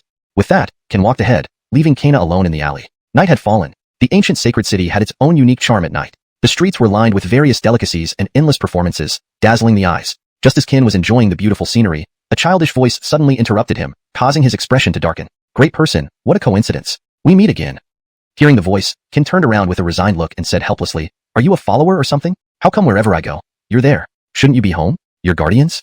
Kana replied, What are you saying? The ancient sacred city is so big. We just met again so soon. Don't you think it's fate? And anyway, my guardians won't worry about me going out to play. Ken asked skeptically, Fate? Sure. If you're coming to me, it can't be good. What do you want? Kana grinned wickedly. I'm hungry again. Can you treat me to another meal? I promise I won't eat as much this time. Just 10 bowls will do. 10 bowls? Ken was speechless. Do I look like I have that much money? 10 bowls? Anyone would think I'm a tycoon. If you weren't a tycoon, why would you casually pay with a rare medicinal herb like blood bodhi instead of cash? Kana looked at Ken innocently and whispered. Hearing this, Ken was momentarily surprised. You recognize blood bodhi? His gaze towards Kana subtly changed. He didn't expect a seemingly 10-year-old girl to know about blood bodhi. Who do you think I am? I know a lot more than that. Kana pouted. So, blood bodhi is precious in the ancient sacred city? Of course. If you're not exaggerating, one blood bodhi could buy that place where we ate today, and the boss would still owe you change. You paid a bowl of noodles with one blood bodhi. How extravagant. Aren't you a tycoon? Ken almost choked with frustration. Damn, I've lost big time. After a moment of regret, Ken asked, Last question. If you answer me, I'll treat you to a meal, okay? Is it all you can eat? Kana interrupted. Of course, till you can't eat anymore. Hearing this, Kana smiled brightly. Ask away. In the ancient sacred city, there's nothing I don't know. Really? So confident. Ken was doubtful. Of course. My meal is at stake. Ken understood. Food was Kana's top priority. He suddenly asked, Do you know if there's a place called Yinsongchi in this city? Kana looked at Ken curiously. Yinsongchi? Why are you going there? Ken retorted, Answer me, not ask questions. Do you want that meal or not? Kana replied, Yinsongchi is where the old monster meditates. Besides being extremely hot, there's nothing else there. Oh wait, there's lava everywhere. Old monster? What old monster? Ken was puzzled. The old monster is the disciple of the Muhammad. He looks ancient and non-human, so I call him Old Monster. Who's the Muhammad? Ken asked again. Why so many questions? Can we eat while we talk? My stomach is growling. Kana grabbed Ken's hand, pulling him toward a restaurant nearby. One more question. Are there any auction houses here? Auction houses? Why do you need an auction house? Kana looked confused. Do you want me to give away another blood bodhi for dinner? Ken rolled his eyes. Brother, you really are a tycoon? Do you have more blood bodhi? Can I try one? Kana clung tightly to Ken's arm, pleading. I might give you one, but only after you take me to Yinsongchi, otherwise, forget it. Ken dangled a blood bodhi in front of her. At the sight of the blood bodhi, Kana's eyes lit up. Great person, you must keep your word. I'd be heartbroken if you tricked me. Definitely. And don't call me great person. I have a name, Ken. ##### Chapter 71. The Auction Master, Kaylee. The sacred ancient auction house was the only and largest auction house in the time-honored holy city. The auction house towered high, so tall that one could barely see its top as it vanished into the clouds. Its grandeur was awe-inspiring, evoking continuous exclamations of admiration. Here, as long as you had enough money, there was nothing you couldn't buy. After a moment of marveling, the two walked inside. Just as they stepped into the hall, the golden splendor of the interior caused Ken to gasp in amazement once more. Wow, this is way too luxurious. Beside him, Janine glanced at Ken with a slight tilt of her head and murmured, Brother, you're a tycoon, right? How can such a small scene shock you this much? If someone didn't know any better, they'd think we're from the countryside. Calm down, calm down. Under Janine's lead, they quickly reached the second floor of the sacred ancient auction house. At this moment, a Yanni with a slightly plump figure approached them with a broad smile. Good day, young masters and miss. I'm the manager here, Apsel. May I ask if you were here to bid on items or sell something? Apsel? Coincidentally, my pet also has that name. Janine suddenly remarked. Hearing this, Ken hurriedly covered Janine's mouth, apologizing profusely. I'm sorry, my little sister is still young and doesn't understand etiquette. Please don't take offense. We're here to sell something. To this, Apsel merely chuckled awkwardly and asked, May I know what item you wish to auction? Blood bodhi. With a boom, Janine blurted out the answer without a second thought. Her voice wasn't loud, but almost everyone on the second floor heard her. In an instant, all eyes were on them. Hearing about the blood bodhi, Apsel nearly stumbled backward in shock. He then quickly led them into a VIP room on the second floor. What does Manager Zhao mean? Ken asked, puzzled. Sir, you might not be aware, but our store hasn't seen a blood bodhi, a rare medicinal herb, for at least a decade. The number of people seeking it is countless. You saw the reactions when Miss mentioned blood bodhi just now? It's unimaginable how intense the bidding will be when it comes up for auction, Apsel explained after taking a deep breath. He added, blood bodhi is too rare for me to decide. Please wait here for a moment. I'll fetch our mistress. Without waiting for their response, Apsel hurried away. Soon after, a woman dressed in a purple gown with simple embroidery slowly approached them. Seeing Janine, she smiled calmly before shifting her gaze to Ken. I am Kaylee, the owner of this sacred ancient auction house. May I know how I may address you, young master? Ken. Ah, Mr. Wu. I heard from Manager Zhao that you wish to auction a blood bodhi. Kaylee had a gentle voice and a captivating beauty, embodying the best qualities of all women. One glance was enough to make anyone unable to look away. Ken composed himself and said, I have one blood bodhi. I'm unsure of its price, so could you give me an estimate, Miss Situ? With that, he took out the blood bodhi from his robes and handed it to Kaylee. Looking at the blood bodhi in her hand, Kaylee's eyes sparkled with excitement, and her breathing quickened. This was the first time in decades since she took over the auction house that she received a blood bodhi. She had even sent people to search for it, but all attempts failed. Regaining her composure, Kaylee said, Mr. Wu, instead of auctioning this blood bodhi, would you consider selling it directly to our auction house? Based on the auction price, this blood bodhi should fetch 80 million ancient coins. Our auction house is willing to pay 100 million ancient coins. What do you think? How much? 100 million. Seeing Ken's expression darken, Kaylee thought she had offered too low a price. She hastily added, if you find the price too low, I can offer more. 120 million ancient coins, perhaps. He's not worried about the price. He's heartbroken. Janine interjected. Heartbroken? Why? Because someone ate 2 bowls of noodles and paid with a blood bodhi as the bill. What? A blood bodhi for 2 bowls of noodles? Kaylee stared at Ken in shock. Don't mention it. I already regret it. Ken felt like crying. 120 million ancient coins for 2 bowls of noodles. It was something only a fool would do. No, even a fool wouldn't do it. 100 million ancient coins it is. Let's call the remaining 20 million a gesture of friendship between you and me. Deal. It's an honor to make friends with a tycoon like Mr. Wu. Ken. After saying this, Kaylee took out a bag from her robe and handed it to Ken. There's exactly 100 million ancient coins in here. Please verify. Inside, you'll also find a lifetime VIP card for our auction house. If you ever want to buy or sell anything, feel free to come straight to me. Putting away the blood bodhi, Kaylee smiled faintly at Ken. Alright, thank you. Since we've finished the transaction, let's take our leave. Just as Ken was about to leave, Janine pulled him back. Don't rush. Didn't you promise to treat me to a meal? Alright, then let's eat. Now that we have money, we can order whatever we like. I'll treat. Ken waved his hand and took out 1,000 ancient coins. Miss Situ, please arrange some food for us. Mr. Wu jokes, but naturally, this meal is on me. Please wait a moment. I've already instructed the staff. The food should arrive shortly. As she spoke, delicious dishes started arriving, their fragrant aromas making both their mouths water. Seeing this, Kaylee added softly, there's an auction soon. If you have no other plans, you could stay for dinner and then watch the auction. Smiling gently, she left the room. A while later, Ken and Janine arrived at the auction venue under Apsel's guidance, settling into a VIP booth. It wasn't that Ken wanted to attend. Janine had dragged him along. Ladies and gentlemen, the auction begins now. The translation retains the paragraph structure, tone, and style of the original text while ensuring fluency and coherence in English.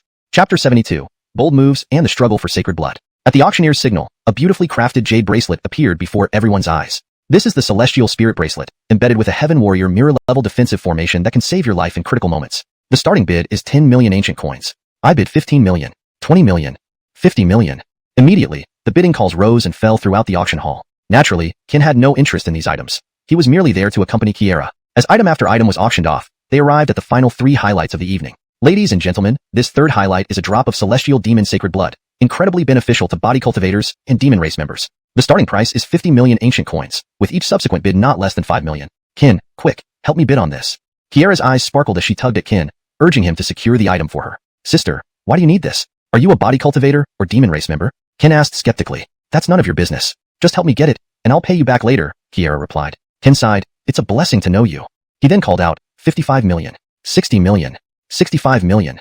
Ken did not hesitate to raise the bids generously, having promised to secure the item for Kiera. Murmurs rippled through the crowd. Who is that? How daring to compete with the Huangpu family? Yes, he must be asking for trouble. Ignoring their comments, Ken continued. 70 million, 75 million. When his opponent bid again, Ken immediately countered without giving any quarter. Suddenly, a youth across from Ken stood up angrily, glaring at him. Boy, do you know who I am? You dare openly compete with me for this? Do you want to die? Ken frowned and retorted. Do you know who I am? So, tell me, I'm curious about your identity. The youth sneered. I am your father.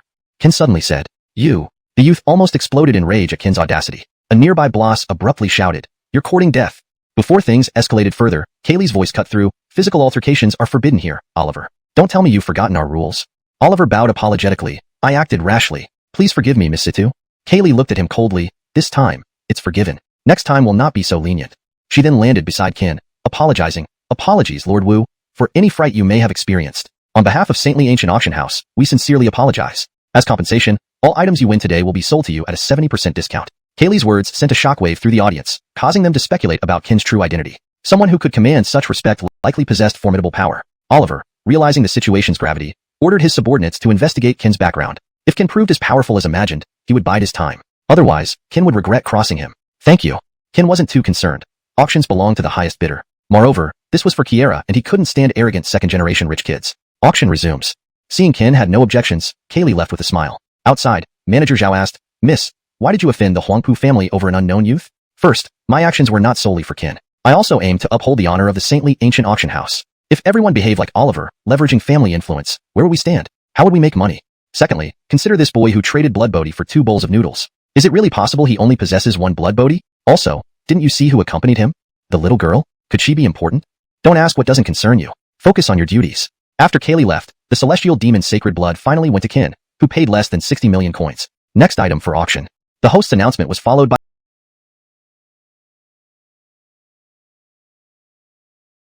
a longbow glowing with 7 colors, emitting a resounding dragon cry. Good heavens, that's a dragon cry. Everyone was awestruck by the sight and sound. The host explained, this bow is called the Dragon Roar 7-string bow. It is forged from the hardest segment of a dark dragon's bone, combining lightness with 7 traces of true dragon energy, immensely beneficial for cultivators. Moreover, its 7 strings are said to be made from the tendons of 7 domain outsiders supreme saints, matching the bow's resilience. Starting bid, 100 million ancient coins, increments not less than 5 million. Gasps echoed as the audience absorbed this information. Although many found the bow impressive, few practiced archery, making it more ornamental than practical. Spending 100 million on a decorative piece seemed wasteful, so no immediate bids came forward. I bid 200 million ancient coins. Chapter 73. Auction Controversy. Kaylee saves the day. 2 billion? One stone has stirred up 1,000 waves. At this moment, everyone in the auction house turned their eyes towards the source of the voice. Under everyone's astonished gazes, Qin slowly stood up. Aren't you my brother? Even if you have money, you don't need to spend it like that. That's 2 billion. You're not an archer. Why would you buy that thing? Besides, we don't have that much money on us right now. Seeing Qin rise, Janine beside him hurriedly tried to dissuade him. Qin waved his hand and signaled, I know what I'm doing. Seeing this, Janine didn't say anything more but slowly sat back down, muttering to herself, rich people are different indeed. Spending 2 billion on a decoration.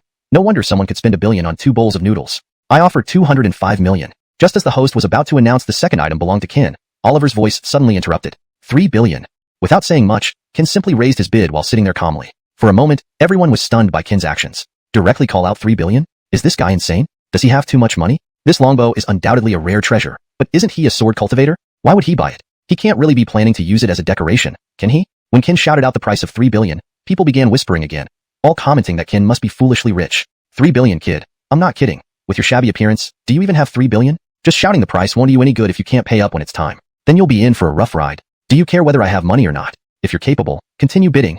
What? Surely the esteemed young master of the Huangpu family can afford 3 billion, can't you? Qin slowly picked up his teacup, sipped it lightly, then looked coldly at the distant Oliver. You're talking nonsense. It's just 3 billion. Do you think I don't have it? I'll offer 3.5 billion. But wait, Oliver paused abruptly. Are you trying to provoke me? You obviously don't have that much money. You only said that to make me bid higher and buy back this useless broken bow, didn't you? Luckily, I'm smart enough not to fall for your trick. Auctioneer, I don't want this bow anymore. Let him have it. Also, I demand Saint Ancient Auction House verify his funds. I seriously suspect he came here just to cause trouble.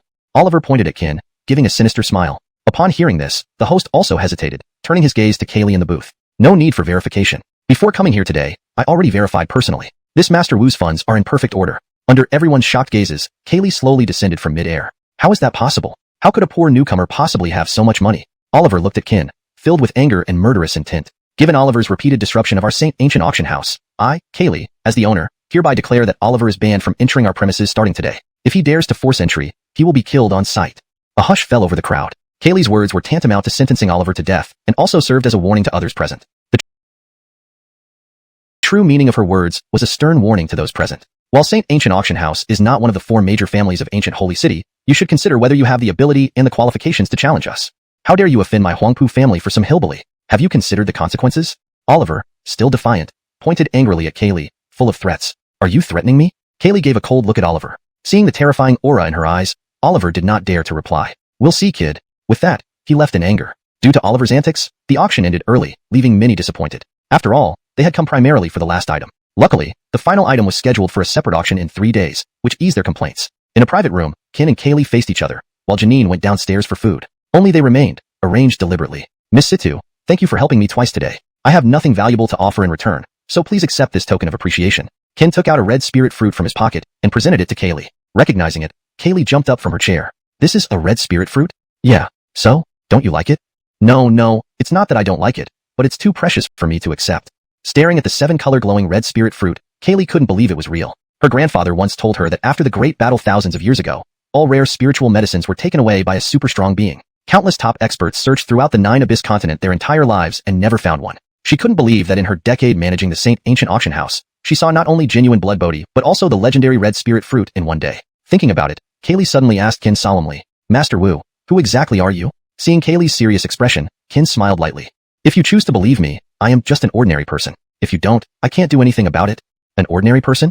Looking at the red spirit fruit in her hand, Kaylee felt confused. Since you don't trust me, never mind. Keep the red spirit fruit and consider it payment for the auction items. I believe this red spirit fruit should be enough to cover these 2 items, yes? Finishing, Kin picked up his things and headed toward the door. Master Wu, I apologize for what I said earlier. I'm sorry. Behind him, Kaylee bowed respectfully. Kin did not stop him, replying with a calm smile, I'm not petty. I have something to do, goodbye. So, are we still friends? Kaylee asked again. Of course. Chapter 74. Hidden Elite Family, Young Master Kin. Inside an elegant courtyard, Kaylee stood respectfully within a pavilion. Facing her were a Yanni and Darius. The Yanni wore a light gray robe, with a kind face but eyes that now radiated a sharp intensity. In contrast, the Darius exuded even more commanding presence. Clad in simple white robes, his eyebrows were gentle, yet despite his advanced age, he carried himself with an imposing, almost tyrannical air. As a chess piece slowly landed on the board, the Darius gently stroked his beard and smiled faintly. You've lost again. Seeing this, the Yanni sighed softly. Father, your chess skills have improved significantly. Even if I studied for another few hundred years, I couldn't match you. You fool. With your mind preoccupied, how could you possibly win? Are you still worried about me? The Darius slowly rose from his seat and walked toward the pavilion entrance. Kaylee and the Yanni quickly followed by his side. Father, The Yanni wanted to say something but hesitated. Enough. Life and death are matters of fate. How can we mere mortals defy it? You're no longer a child. Try to be more open-minded. The Darius sighed lightly, then turned his gaze to Kaylee. Fanger, I heard that yesterday you offended Oliver of the Huangpu family because of a newcomer to Primal Ancient Holy City? Yes, grandfather. Oliver repeatedly disrupted the auction house's order, so I expelled him, Kaylee replied, standing quietly before the Darius, her head lowered like a child who had made a mistake. The Darius pondered for a moment. From what I know, you don't make such simple mistakes. Could this Bergen be the son of some prominent clan or powerful force? Kaylee said softly, based on my investigation, he is not from any major clan or power. On the contrary, he has no background at all. The Darius was puzzled. Then why did you offend one of the 4 major families in Primal Ancient Holy City for him? That's not like you. Kaylee continued, because he possesses blood bodhi. Blood bodhi? Upon hearing this, both the Darius and the Yanni were startled. Moreover, he used blood bodhi to pay for 2 bowls of noodles. Think about it. A Bergen who spins so extravagantly cannot be ordinary. What? He paid for noodles with blood bodhi? The 2 exclaimed again as they stared at Kaylee. Under their shocked gazes, Kaylee slowly took out a blood bodhi from her robes and placed it before them. It's really blood bodhi. The Darius regarded the blood bodhi as if it were a treasure, carefully examining it. So pure life force. This is the purest blood bodhi I've ever seen. If you have this blood bodhi, your lifespan can be extended, right? The Yanni asked hopefully. If it had appeared 2 or 3 years earlier, it would have been useful. But now, its benefits are minimal. It can only cure my old ailments but does not extend life. The Darius sighed. Perhaps it's fate. Not even blood bodhi works? The Yanni was disappointed, realizing too soon his hope was misplaced. While the Yanni wore a worried expression, the Darius remained composed and didn't let this affect his mood. And this? Kaylee then produced another item, a crimson spirit fruit, and placed it before them. Both men stared at it intently. The Darius suddenly gasped. This is a crimson spirit fruit? The legendary supreme medicinal herb that extends life? That's right, a crimson spirit fruit. Kaylee smiled softly. Where did you get this crimson spirit fruit? The Darius asked in astonishment. The Bergen gave it to me. The Darius looked incredulously at Kaylee, wondering if he had misheard. He gave it to you? Yes, he gave it to me. The Darius marveled. Such rare herbs given away just like that? No wonder you would offend the Huangpu family for him. This Bergen must be quite extraordinary. Fanger, what's his name? Where is he now? I want to meet him. I don't know. I haven't seen him since he left the Saint Ancient Auction House. As long as he's still in Primal Ancient Holy City. The Darius smiled faintly, then walked towards an ancient, rustic room without further ado. Qingfeng, I will be meditating for the next few days. Don't let anyone disturb me. With that, he disappeared from view. I understand, father. Elsewhere, after leaving the Saint Ancient Auction House, Ken and Martha found a random inn to stay in. With over 30 million credits in his possession, Ken could now be considered a wealthy Bergen. As a result, they indulged themselves, ordering the most expensive items on the menu. Ken, protect me while I absorb this sacred blood. There might be some unpleasant occurrences, so bear with me. Martha patted Ken's shoulder and closed the door, leaving him alone outside to keep watch. I must have owed you in my past life for you to come back to collect debts. Muttering under his breath, Ken sighed and sat down on a chair. As time passed, Kin noticed the room began to tremble. Before he could react, there was a loud explosion, and a terrifying burst of energy shattered the door, rushing straight toward him. Chapter 75. The Sacred Blood Awakens, possessing Kin. The sudden attack caught Kin completely off guard. Struck by the terrifying energy, he was sent flying away in an instant. If not for his unprecedented physical enhancement during this period, he would have been gravely injured by that blow alone. The entire tavern crumbled from the force of the strike, and countless guests rushed out in panic. Amidst the ruins, Kin wiped the blood from the corner of his mouth and looked up to find that the one who attacked him was none other than Kiera, who had been absorbing the sacred demon blood inside the room. Confused, Kin immediately shouted in anger, "Hey, Kiera, what are you doing?" Focusing on her closely, Kin noticed something wrong with Kiera's expression. Her eyes were crimson red, and a chilling red aura radiated from her body. Worse still, this aura seemed to be eroding her flesh. Watching as Kiera's body slowly rotted, Kin furrowed his brows deeply. Without hesitation, Kin activated the Eem technique of the creation Yin-Yang art, the Ghost Slash. After all, Eem techniques were the best method to deal with such evil auras. With a light step, a black figure flashed past. Before Kiera could react, Kin threw a powerful punch at her abdomen. A loud roar resounded as the already unstable tavern began collapsing once more. Just when Kin thought he had succeeded, he suddenly realized that his right hand was firmly grasped by something invisible. No matter how hard he struggled, he couldn't pull it free. On closer inspection, Kin saw that the frightening red aura surrounding Kiera had transformed into a massive black hand. Not only had it blocked his strike effortlessly, but it now tightly gripped his right hand. What is this? Does this evil aura possess intelligence? In shock, the black evil aura suddenly converged again, forming several sharp spines in an instant, rapidly lunging towards Kin. Reacting quickly, Kin activated the 3 seals simultaneously, releasing an overwhelming surge of spiritual energy from within him. His cultivation and strength skyrocketed, allowing him to break free almost immediately. Kin stared coldly at Kiera, who was now visibly rotting severely. If he didn't help remove the evil aura soon, she would dissolve into a puddle of blood within moments. It seems I'll have to absorb this black evil aura into my own body. Murmuring to himself, Kin knew that the creation Yin-Yang art provided him protection and immunity against all forms of evil aura. With this in mind, he decided to proceed. This time, he held nothing back, wielding the sword of Kaishu. Enhanced by the shadow seal, Kin maximized his speed to its peak. In the night sky, Kiera could only see blurred shadows darting around her at incredible speeds. Suddenly, the black evil aura reconverged, forming a human-like shadow under Kin's horrified gaze. As the shadow appeared, a terrifying pressure spread around it. The phantom images of Kin circling Kiera vanished instantly. Realizing the situation's severity, Kin no longer entertained thoughts of removing the evil aura without harming Kiera. His immediate priority was to incapacitate Kiera quickly, then carefully implement his next plan. Deciding to act, Kin's expression hardened as he moved swiftly to Kiera, drawing his long sword in a strange angle before delivering a fierce strike towards her. As the sword light flashed, a piercing sound cut through the sky, followed by a terrifying and piercing force that struck Kiera powerfully. This blow tore open a gaping wound in the black evil aura encasing her. A muffled cry sounded, and Kiera spat out a mouthful of blood while encased in the evil aura. Without giving her a chance to recover, Kin spun around abruptly and kicked her left arm with immense force. A loud thud echoed as Kiera was sent flying and crashed heavily into the ground. Kin watched quietly from afar as Kiera emerged from the dust, seemingly unharmed after 2 consecutive heavy strikes. Behind her, the black evil aura coalesced once more, its shadow staring intently at Kin. "You're quite interesting. Such formidable strength at such a young age. You've surprised me. So, I've decided. I want this body of yours." With those words, Kiera flashed forward, appearing instantly before Kin. She raised her right hand and lightly tapped his forehead. A thunderous bang echoed as Kin was thrown backward. So fast. Kin was startled. He hadn't anticipated the shadow's speed. While dazed, the black shadow reappeared before him, gazing at Kin with a chilling stare. "Surprised by your sudden increase in strength? To be honest, when I first obtained this body, I despised it for being weak. So weak, I couldn't bear to look at it. But I had no choice. Without finding a better host, I temporarily used this one." However, her body couldn't withstand the erosion caused by my evil aura and began decaying rapidly. Fortunately, as we both belong to the heavenly demon race with heavenly demon bloodlines, she didn't die the moment I possessed her. Ironically, your appearance offers me a better host. You should feel honored. Becoming my vessel is the greatest glory of your life. Kin wasn't shocked by the Black Shadow's words. From the moment Kiera asked him to purchase the drop of sacred demon blood, he suspected she might be of the demon race. How could someone exuding spiritual energy possibly be a body cultivator, let alone a woman? Before Kin could respond, the Black Shadow smiled wickedly and transformed into a cloud of black gas, merging into his body. Instantly, Kin felt an intense corrosive force engulf him. Had it not been for the Eem technique protecting him, he would have dissolved into a pool of blood. This is the power of a demon saint? Too terrifying.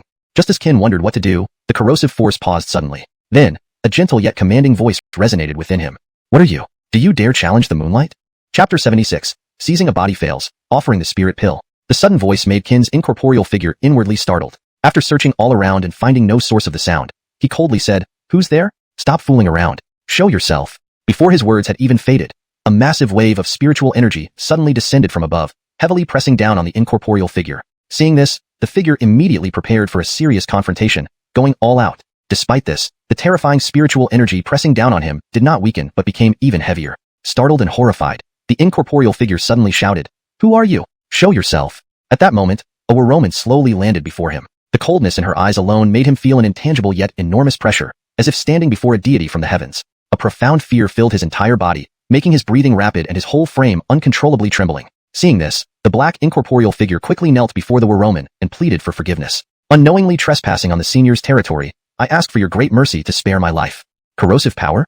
The Waroman looked coldly at Erwin on his knees and muttered, "I give you two choices. First, death. Second, transfer your corrosive power to the host of the body you've seized, then protect them until they reach the heavenly martial mirror stage. Afterward, I'll offer you an opportunity." "I choose the second option." Hearing the Waroman's words, Erwin didn't hesitate and chose the second option. After all, he had already died once. If he were to die again, he would truly be obliterated. Besides, with such a significant opportunity before him, how could he not cherish it? Though his strength was now less than 1/10 of what it used to be, at least he could still handle a 9th-layer Xuanwu realm expert.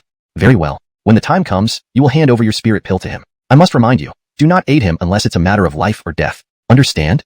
Erwin hurriedly replied, "I understand completely, absolutely." The Waroman gave Erwin a cold look and asked, "He's coming. Need instructions?"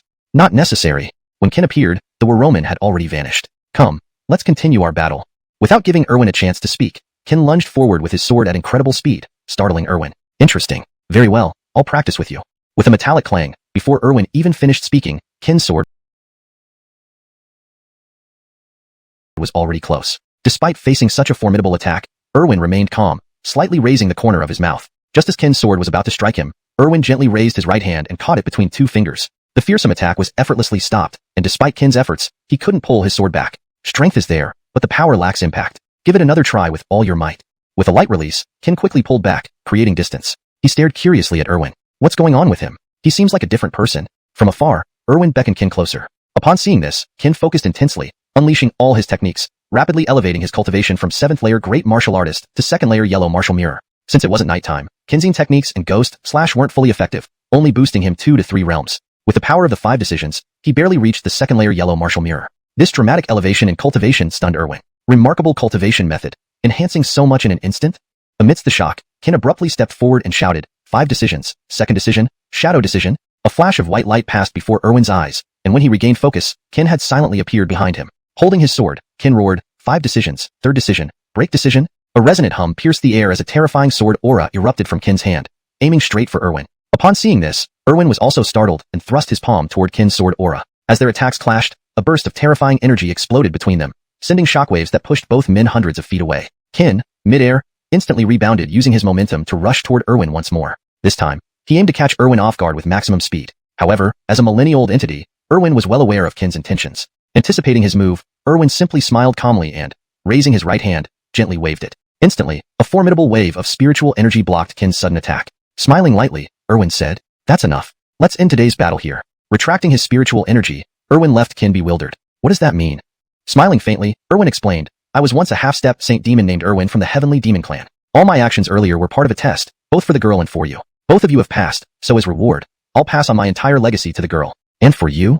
Pretending to think, Erwin continued, "I plan to impart my corrosive power to you. Are you willing?" "Test?" Suspicious of Erwin's words, Qin asked, "How can I be sure you're not lying?" Seeming to have anticipated this, Erwin retrieved his spirit pill and handed it to Qin. "Does this convince you? You should know what a spirit pill means to a cultivator."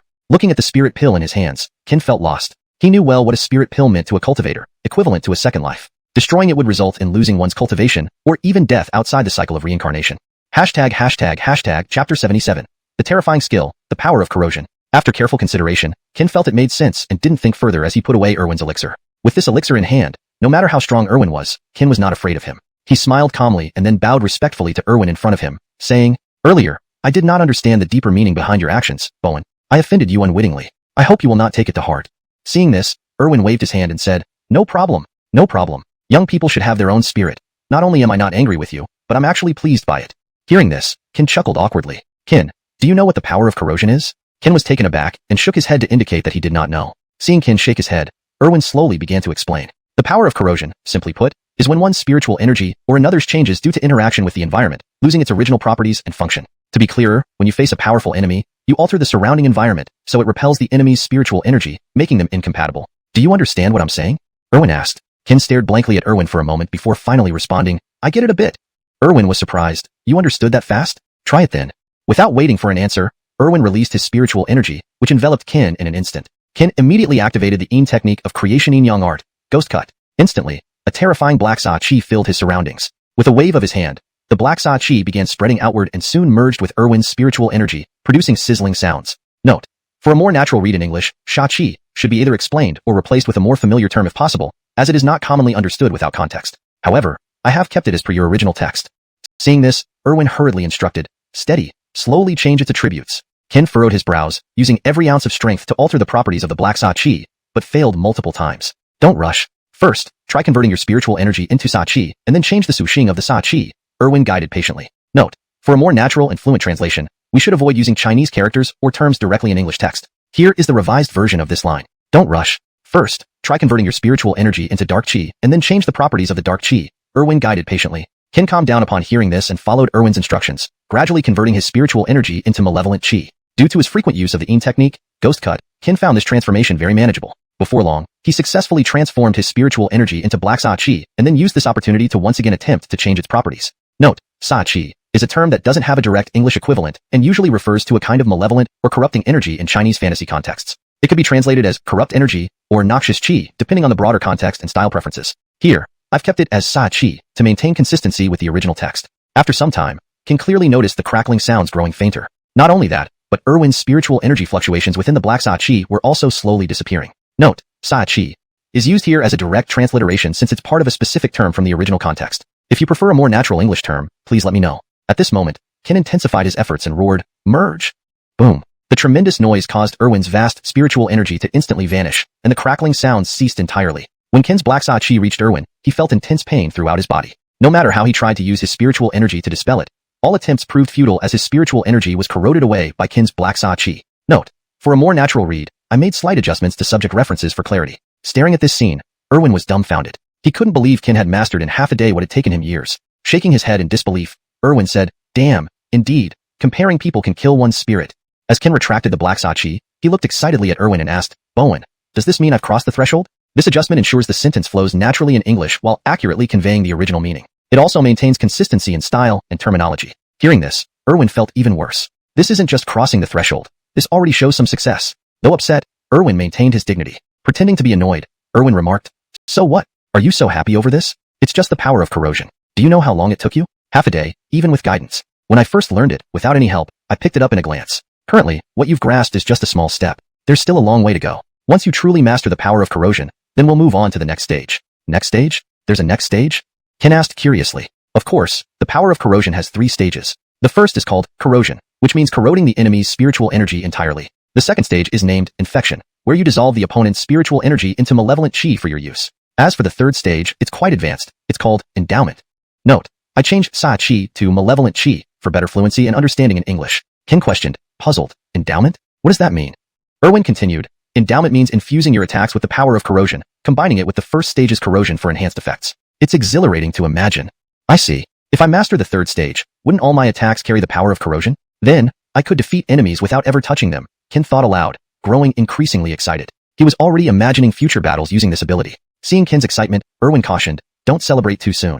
Do you think these skills are easy to grasp? Even I, a top talent, barely touched the second stage infection by the end of my life." Kin smiled calmly, "Bowen, you shouldn't say that. Your era lacked spiritual Qi, and cultivation was hundreds of times harder than today. Despite such harsh conditions, you managed to reach the second stage, proving your exceptional talent. It also implies the power of corrosion isn't as difficult as imagined. And now, with you as my mentor, I believe I can learn it. That's what I like to hear. You're right. No matter how hard it is, with me guiding you, there's nothing you can't learn. Alright, let's focus. You've learned enough for now.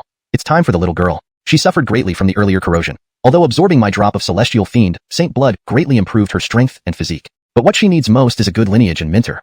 With that, Kin nodded and returned to reality with Erwin. Outside, Kiera had awakened and was sitting cross-legged, meditating to better absorb the miraculous effects of the celestial fiend Saint Blood.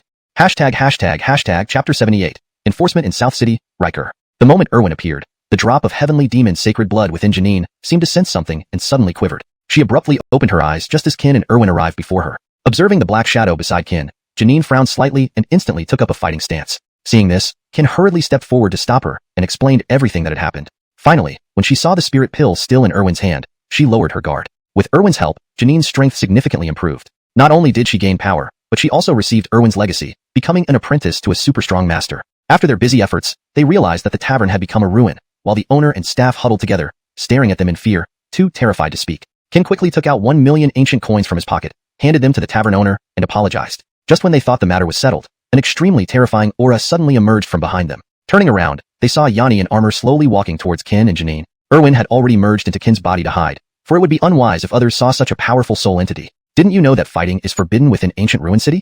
The armored man glared coldly at Ken and Janine, questioning them. Ken hurriedly explained, Sir, there might be some misunderstanding. I was just sparring with my sister after drinking. She couldn't hold her liquor well and lost control of her strength, causing this mess. We have already compensated the shopkeeper and received his forgiveness. Spar.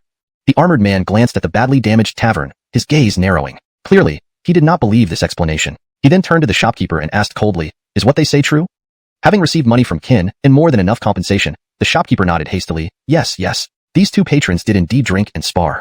Hearing the shopkeeper confirm this, the armored man stopped probing further. Fighting is forbidden in ancient ruin city. If it happens again, both of you will be arrested. Ken replied promptly, Understood. As the armored man walked away, Ken and Janine were about to leave when an arrogant voice came from behind. Was this your doing?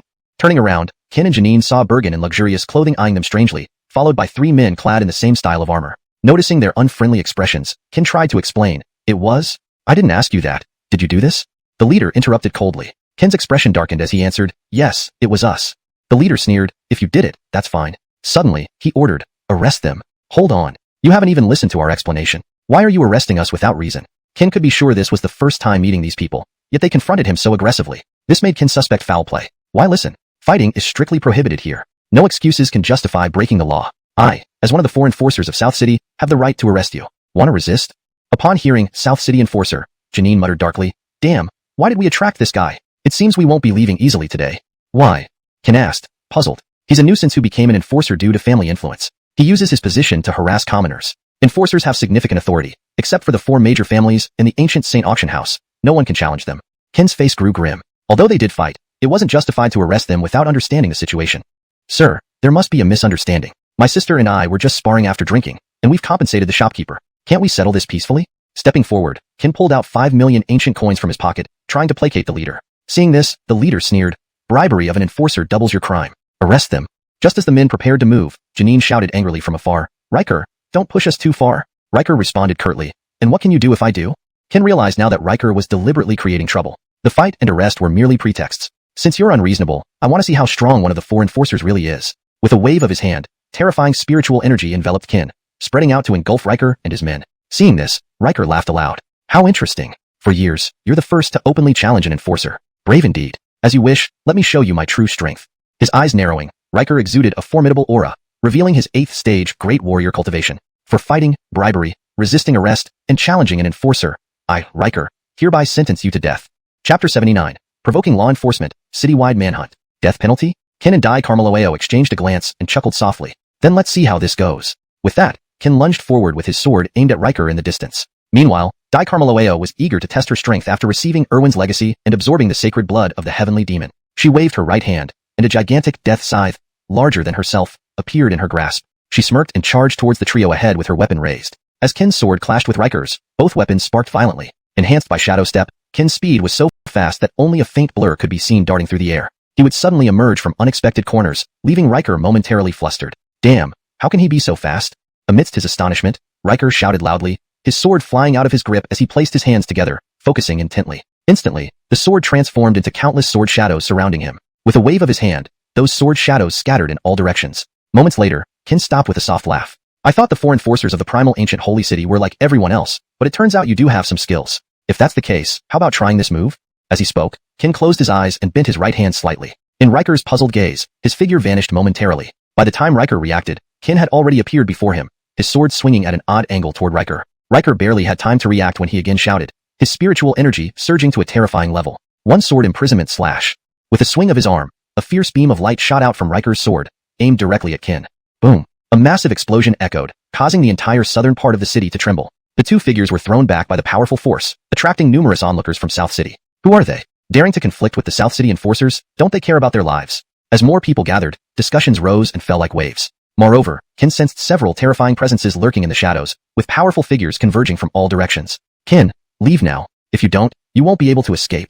Dai Carmaloeo rushed to Ken's side, urgently urging him. Seeing this, Ken did not hesitate. He struck one last blow at Riker before dragging Dai Carmaloeo into the darkness. Riker watched the two disappear, his expression grim. This was the first time someone dared to provoke him since he became one of the 4 enforcers. Even worse, despite being 4 against 2, they managed to escape, a fact he found intolerable. Suddenly, Riker roared, "Everyone, spread the word. Search the entire city for these two. Any information leading to their capture will be rewarded with 1,000 primal ancient coins. I want them to know who rules this city." Following Riker's order, within a night, South City erupted into chaos as enforcer figures swept through every street and alley. Meanwhile, in a dark alley of South City, Kin and Dai Carmeloeo hid cautiously. Watching enforcers pass by, they felt helpless. In just a moment, they had turned into wanted fugitives. Dai Carmeloeo expressed her guilt. "I'm sorry, it's my fault." Kin patted her head casually. "It's okay. It's what we're used to, given what I owe you from my past life." Rolling her eyes, Dai Carmeloeo continued, "But what should we do next? We can't keep hiding forever." After some thought, Kin had an idea. In the ancient auction house's elegant room, Kaylee stood by the window, observing the bustling South City below. She knew about Riker's orders, but wasn't sure if the wanted individuals were Kin and Dai Carmeloeo. All she could do was silently pray that it wasn't them, knowing the trouble a manhunt in the primal ancient holy city could cause. AI. Just as Kaylee was about to close the window, Kin and Dai Carmeloeo appeared outside, startling her. "Master Wu, why are you here?" Without waiting for her to finish, Kin and Dai Carmeloeo jumped inside and quickly shut the window. Entering the room, their first action was to drink water, as they were exhausted from being chased all night. After downing several cups, Kin finally turned to Kaylee. "Situ miss, I apologize for the sudden intrusion." Kaylee softly replied, "It's fine. After all, we're friends, aren't we?"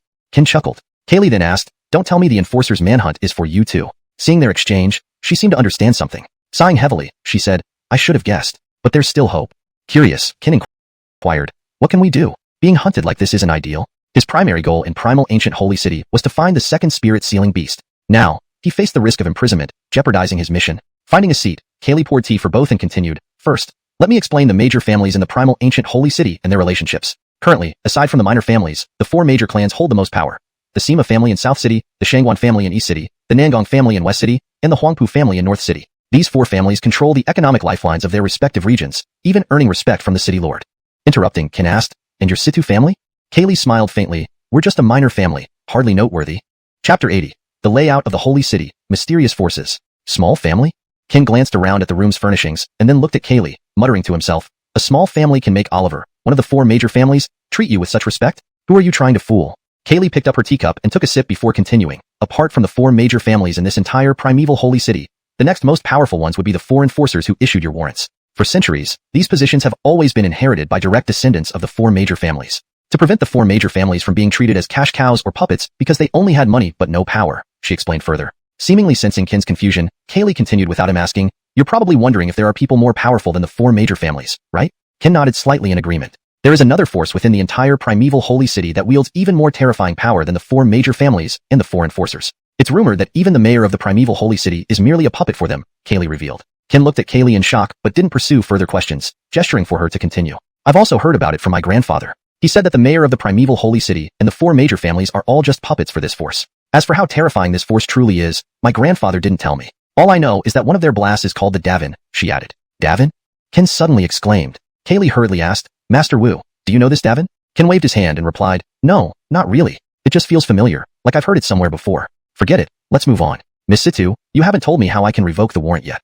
Kaylee responded earnestly. "To revoke the warrant isn't particularly difficult or simple, but if it's you, Master Wu, it will definitely be possible." Curious, Kin urged her to explain. Kaylee continued, "If you defeat all 4 enforcers on the sacred platform and earn the title of Chief Enforcer of the Primeval Holy City, not only will the warrant be revoked, but even the 4 enforcers will have to obey you. Your power and status would be second only to the mayor." Upon hearing this, Kin quietly stared at her before suddenly asking, "So you mean I should declare war on all 4 enforcers at once and defeat them all?" "Yes." Speechless, Kin asked, "What are their cultivation levels?" After pondering for a moment, Kaylee answered, "Based on the intelligence I gathered recently, except for those 2 from the Sima and Nangong families who are at peak 8th stage Great Martial Artist, both from the Huangpu and Shangguan families are at 9th stage Great Martial Artist." Kin followed up, "If I hypothetically defeat them, do I still need to challenge the current Chief Enforcer?"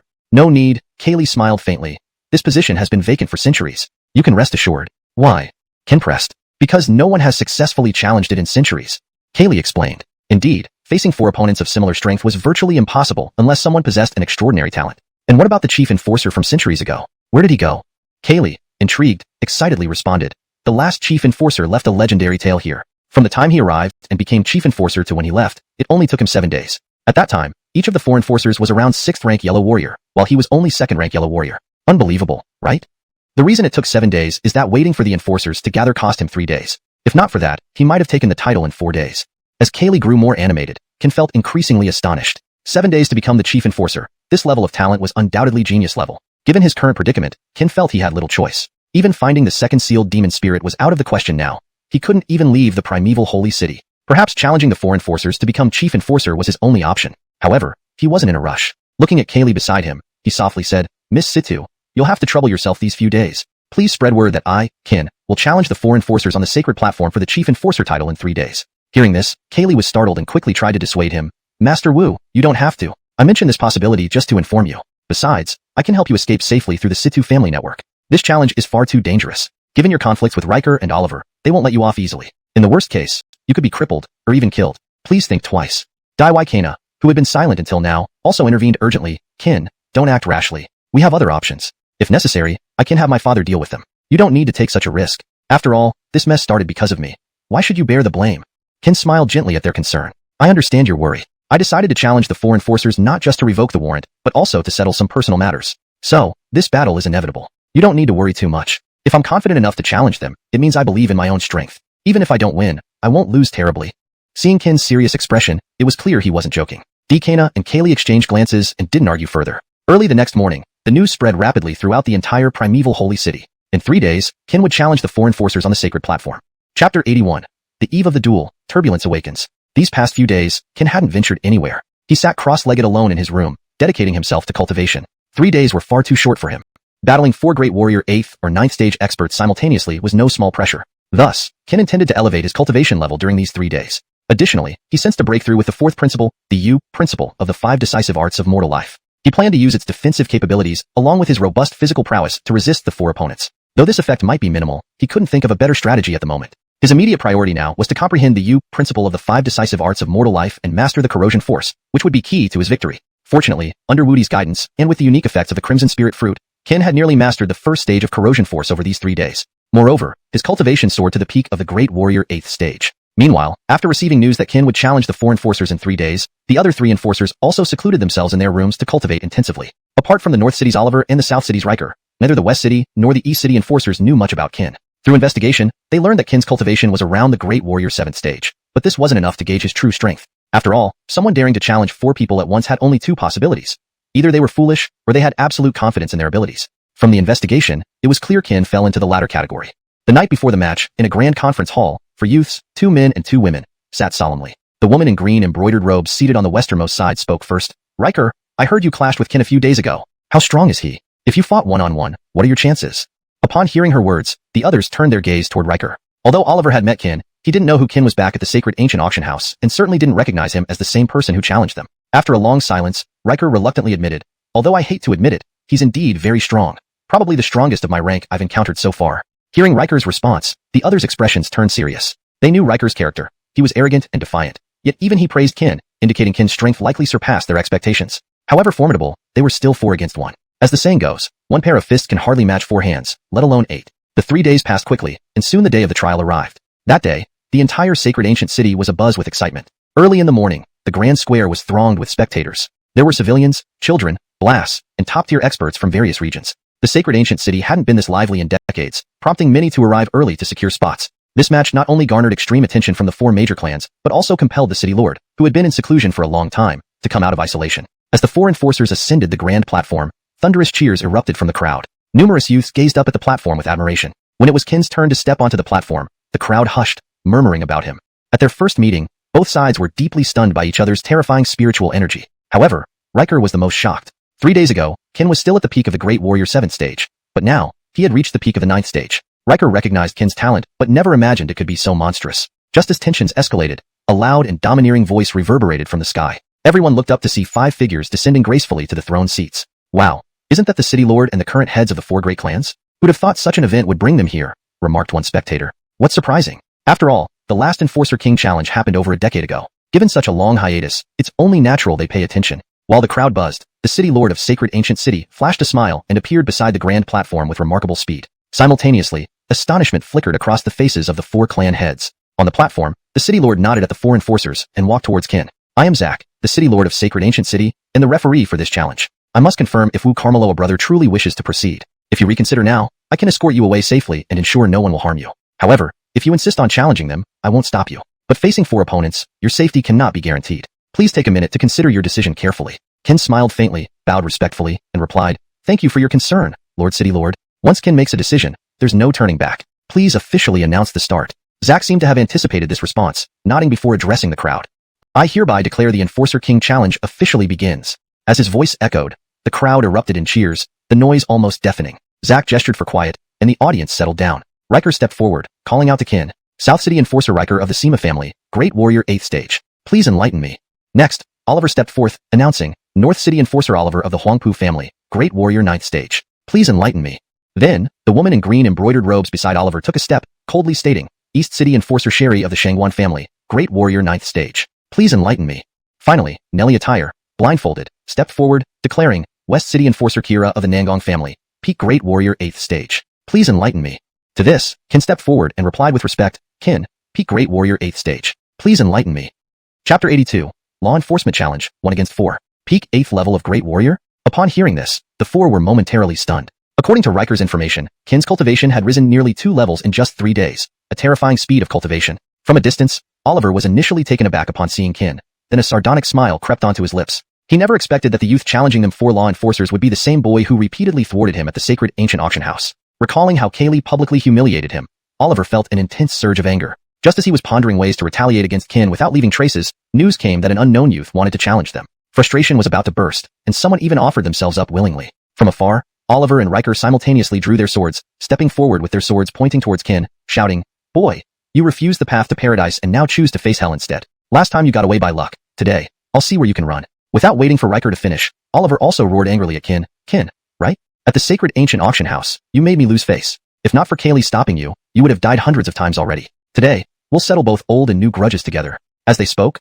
Riker and Oliver simultaneously shouted, then stepped forcefully, launching themselves rapidly towards Kin, drawing gasps from the onlookers due to their incredible speed. Meanwhile, Sherry and Taryn remained stationary, observing closely. Seeing the two approaching him, Kin's eyes narrowed, and without further ado, he wielded Kai Shu to meet them head-on. Bang! At the moment their moves clashed, 3 powerful energies erupted outward, causing the entire holy platform to shake violently.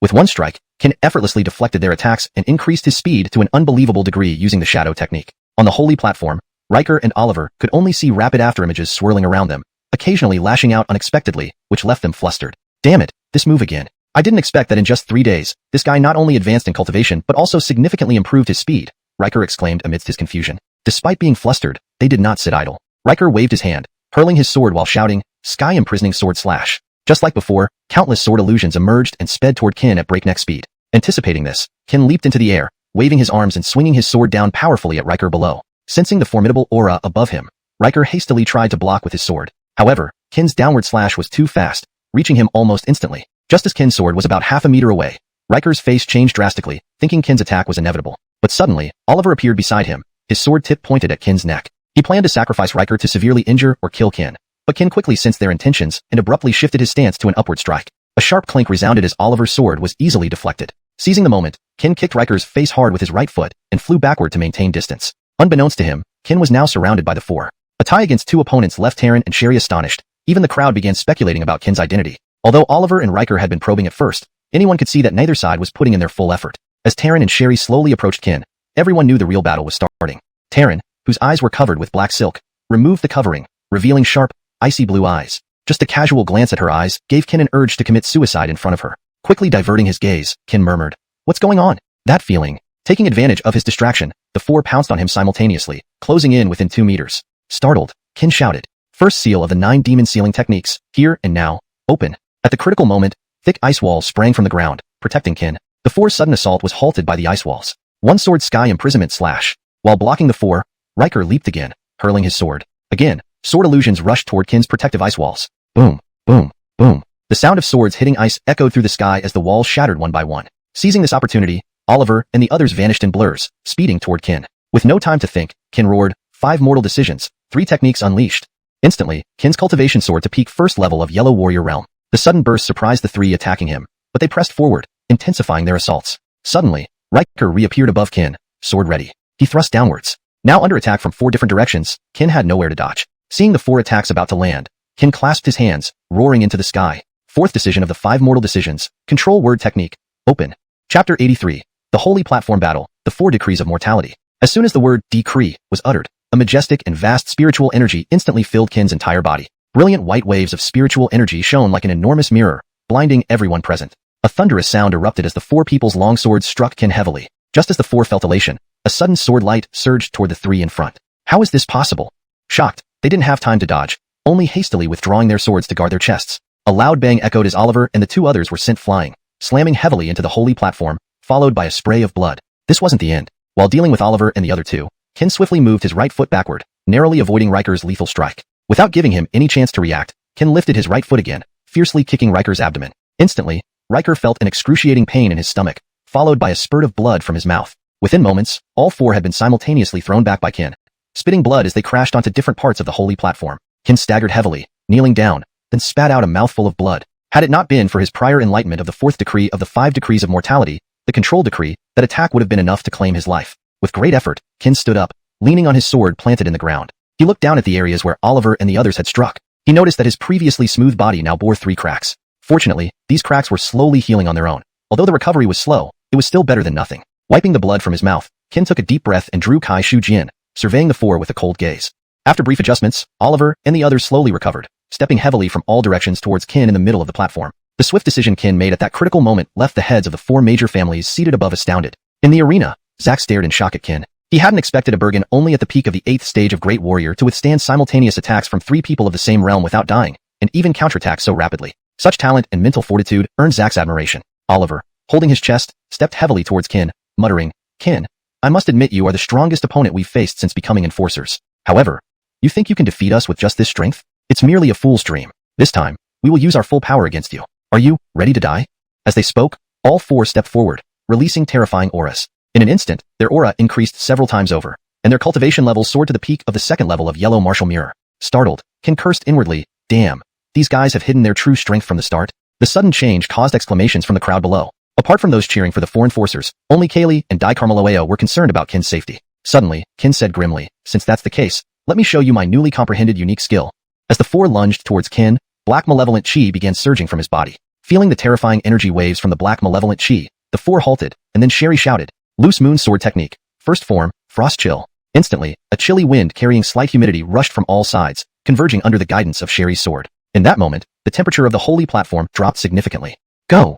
As she spoke, the chilly air, imbued with a sharp sword momentum, surged towards Qin's black malevolent chi. In a mere second, Sherry's fierce attack tore a large opening in Qin's black malevolent chi. Seizing this opportunity, Oliver and Riker unleashed their ultimate techniques. Heaven Imprisoning Sword Slash. Illusory Annihilation Sword Technique. Avoiding the black malevolent chi, countless sword shadows spread across the sky like raindrops, the scene shocking everyone present. "Go!"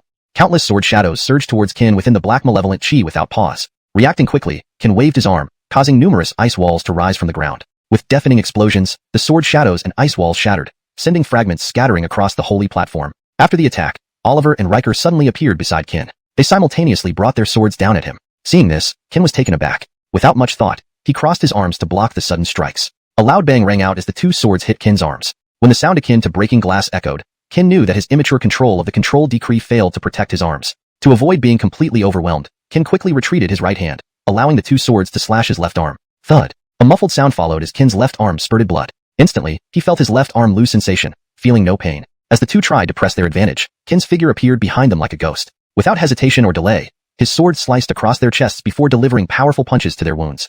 Chapter 84. Dreamlike and Illusory, the Sumeru Illusion. A deafening thud rang out as Oliver and Riker were severely injured and sent flying by Qin in utter silence. But what Qin did not expect was that even in their grievously wounded state, they mustered their last ounce of strength to thrust their swords toward the crack in his chest that had yet to fully heal. With a sharp, brittle sound, Qin knew the final barrier protecting him had vanished completely. At this moment, the 2 men who were flying backwards suddenly let out an agonized roar, "Aiden now!" Just then, Taryn, who had remained outside the black aura surrounding Qin without making a move, suddenly flashed before him. She opened her piercing blue eyes and locked gazes with him. Note: for better readability and consistency in character names, Hal Tong should be translated as Hai Tangda. Just then, Taryn, who had remained outside the black aura surrounding Qin without making a move, suddenly flashed before him. She opened her piercing blue eyes and locked gazes with him. In that instant, Qin felt a whirlwind in his mind, and countless memories he never wanted to recall flooded back. "You honor, grandfather died so miserably. It's cold down there. Grandfather feels so lonely. Won't you come down to keep me company?"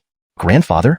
Seeing Carrie, covered in blood, approaching him, Qin froze. As he was about to step towards Carrie, the figure of the Eater of the Star Moon Dynasty appeared before him. "Qin, how did you promise me?" You promised to protect the Star Moon Dynasty well. Look at how many people have died. Is this how you act? Was it all for nothing that we sacrificed ourselves to let you escape? Return our lives to us. As Qin watched Carrie and the Eider rush towards him, he hurriedly explained, no, it's not like that.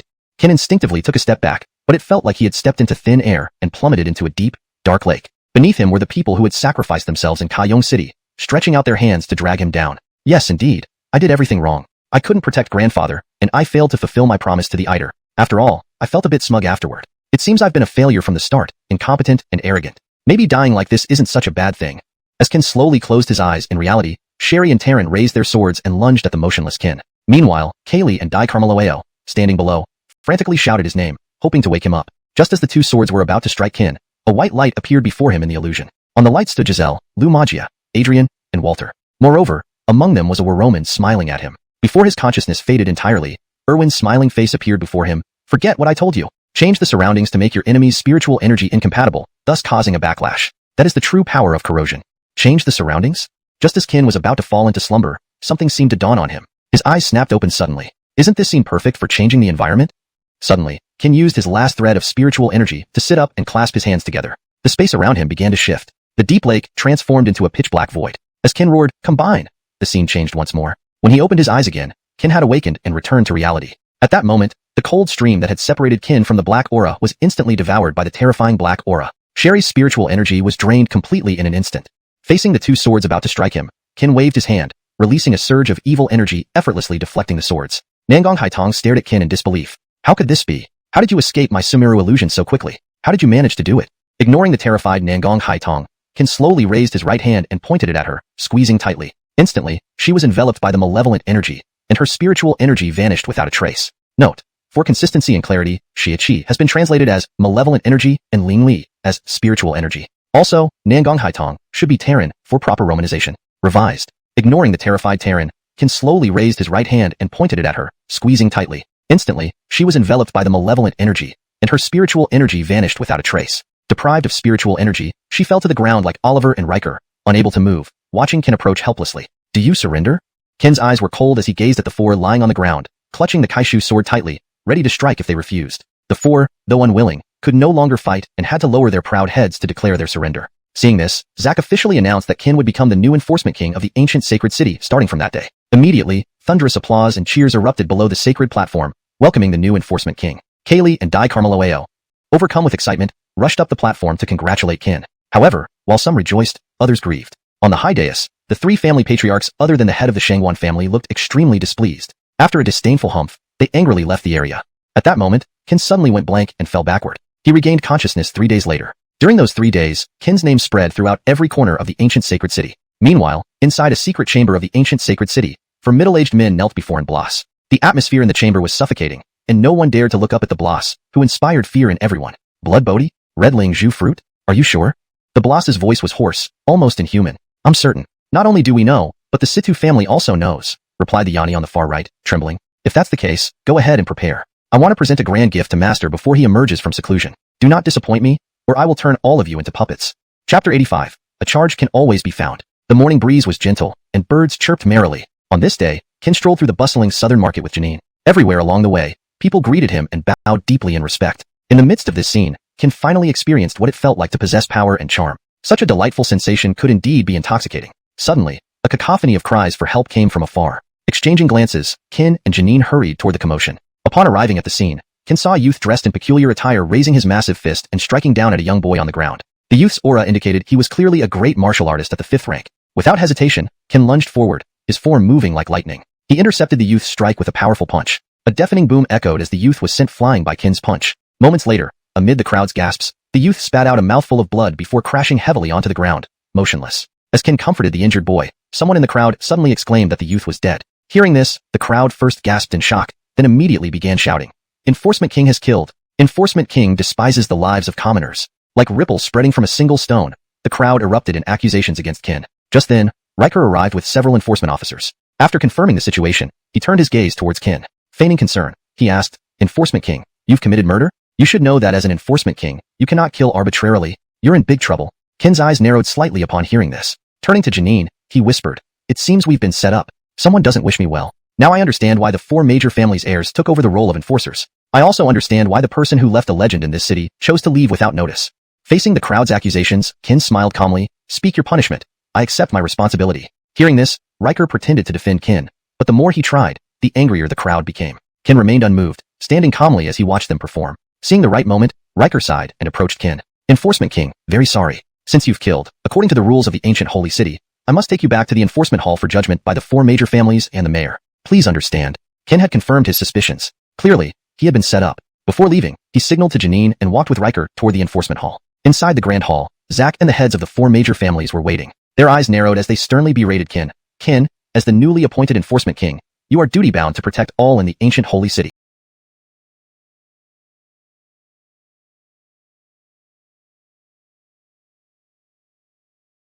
Why did you harm someone far below your rank today? Do you not know that the enforcement king cannot kill innocently, let alone in broad daylight before so many civilians? How can we possibly exonerate you?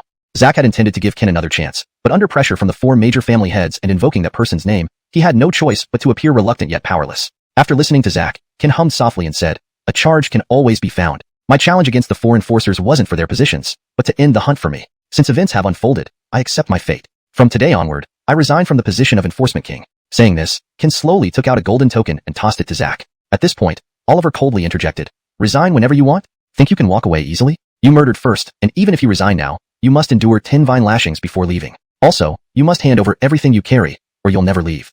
Qin turned to glance at Oliver, now fully understanding the plot orchestrated to obtain the red spirit fruit and blood bodhi seed. He scoffed and said, I'll guess who really wants these items. It's probably the Davin you mentioned. Boom. Instantly, terrifying auras pressed Qin down. Zack, seated above, angrily pointed at Qin, demanding, how did you find out? Now pinned to the ground, Qin managed to sneer, nothing can be hidden unless kept secret. With sudden force, he shouted, 5 spells of mortals. 4th spell activation. First form of 9 seals of demon suppression. Lin character, activate. First stage of corrosive power, activate. His spiritual energy surged rapidly, reaching peak 3rd level yellow warrior realm within moments. Holding the celestial pivot, he stood up, trembling under the combined pressures of 5 people. This stunned everyone. How is this possible? He stood against our combined pressure. His talent is too terrifying. He cannot leave alive today. Zack spoke again. Although you defeated the 4 enforcers and earned the title, we should not treat you like this. So, here's your chance. Surrender the red spirit fruit and blood bodhi seed, and we'll spare your life. Otherwise, next year will mark your death anniversary. Ha ha ha ha. Never seen plunder justified so pompously. If you want to fight, let's fight. No need for words. Zack frowned. Since you seek death, we'll grant it. Boom. Immediately, 5 overwhelming killing intents descended upon Qin. Chapter 86, A Feast of Doom, Survival and Despair. The moment the 5 men struck together, the entire law enforcement hall began to shake violently as if it were about to collapse at any second. Faced with the combined attack of the 5, Qin felt as though his whole body was being torn apart by the terrifying energy. Taking a step forward, Qin held the Kaishu sword and roared furiously to the sky, break. With a swift slash, the sharp sword light, augmented by an intense coldness, let out thunderous sounds as it fiercely hurtled toward the 5 men's combined strike. As the sword light was about to touch the terrifying aura from the 5 men, a loud bang echoed, and the sharp sword light shattered instantly. One slash failing, Qin exhausted all his spiritual power for another strike. However, the result remained unchanged. The sword light crumbled upon touching the horrifying intent. Qin, now drained of spiritual power, could only stand helplessly, watching the 5 murderous intents rushing towards him. Second level of heavenly martial sword cannon, buttery sword stance. At the critical moment, a weighty and deep voice reverberated throughout the law enforcement hall, accompanied by a fearsome sword technique that chilled everyone present. With one sword, Zack and the patriarchs of the 4 major families were all shaken so violently they spat blood. Seeing the newcomer, Zack's face changed dramatically. He stuttered, Wilson, you're still alive? Turning around, Qin saw Darius in black and white robes standing calmly beside him. Upon hearing Zack's words, Qin asked in disbelief, you're Miss Kaylee's grandfather? Hearing this, Wilson simply smiled faintly and slowly approached Zack and the others, angrily rebuking them. Zack, as the city lord, I didn't expect you to collude with these shameless individuals to bully a Bergen for the sake of elixirs without any regard for right or wrong. Honestly, I feel ashamed on your behalf. And you 4, how can you do such heinous acts in front of your own children just to win someone's favor? Aren't you embarrassed? I'll teach you all a lesson today for those old fellows' misdeeds. Before he finished speaking, Wilson had vanished, moving so fast that Zack could barely catch a glimpse of him. When he reappeared, the 4 family patriarchs were already severely injured and could not even stand up. Just as Wilson was about to move against Zack, a cloaked bloss appeared mysteriously. Upon his appearance, the law enforcement hall started collapsing. Greetings, Spirit Enforcer. The cloaked bloss's sudden arrival made Zack and the other 4 patriarchs kneel down in reverence. The cloaked bloss looked coldly at Wilson, saying, Wilson, are you really prepared to go against the entire ancient sage city for a Bergen? Have you considered the consequences? Wilson merely laughed disdainfully. So what if I do? Do you think you can stop me with your current strength? What if we join forces?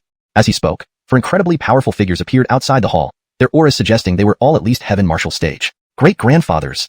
Seeing them, Max and the others called out joyfully. The situation suddenly tilted in favor of Zack and his group. Wilson frowned slightly. I didn't expect even you old fellows to be here. So, it seems difficult for me to take this Bergen away today? Difficult? No matter who comes today, this Bergen will not leave. And Bloss, clad in the attire of the Huang family, suddenly barked sternly, causing the atmosphere within the hall to become exceptionally heavy. Although Wilson was more powerful than any individual present, he couldn't contend with their overwhelming numbers. Furthermore, apart from Max and the others, everyone else possessed a minimum strength of 7th level Xuanwu realm. The cloaked Bloss and the 4 great Bowens each had 1st level Kaiwu realm strength.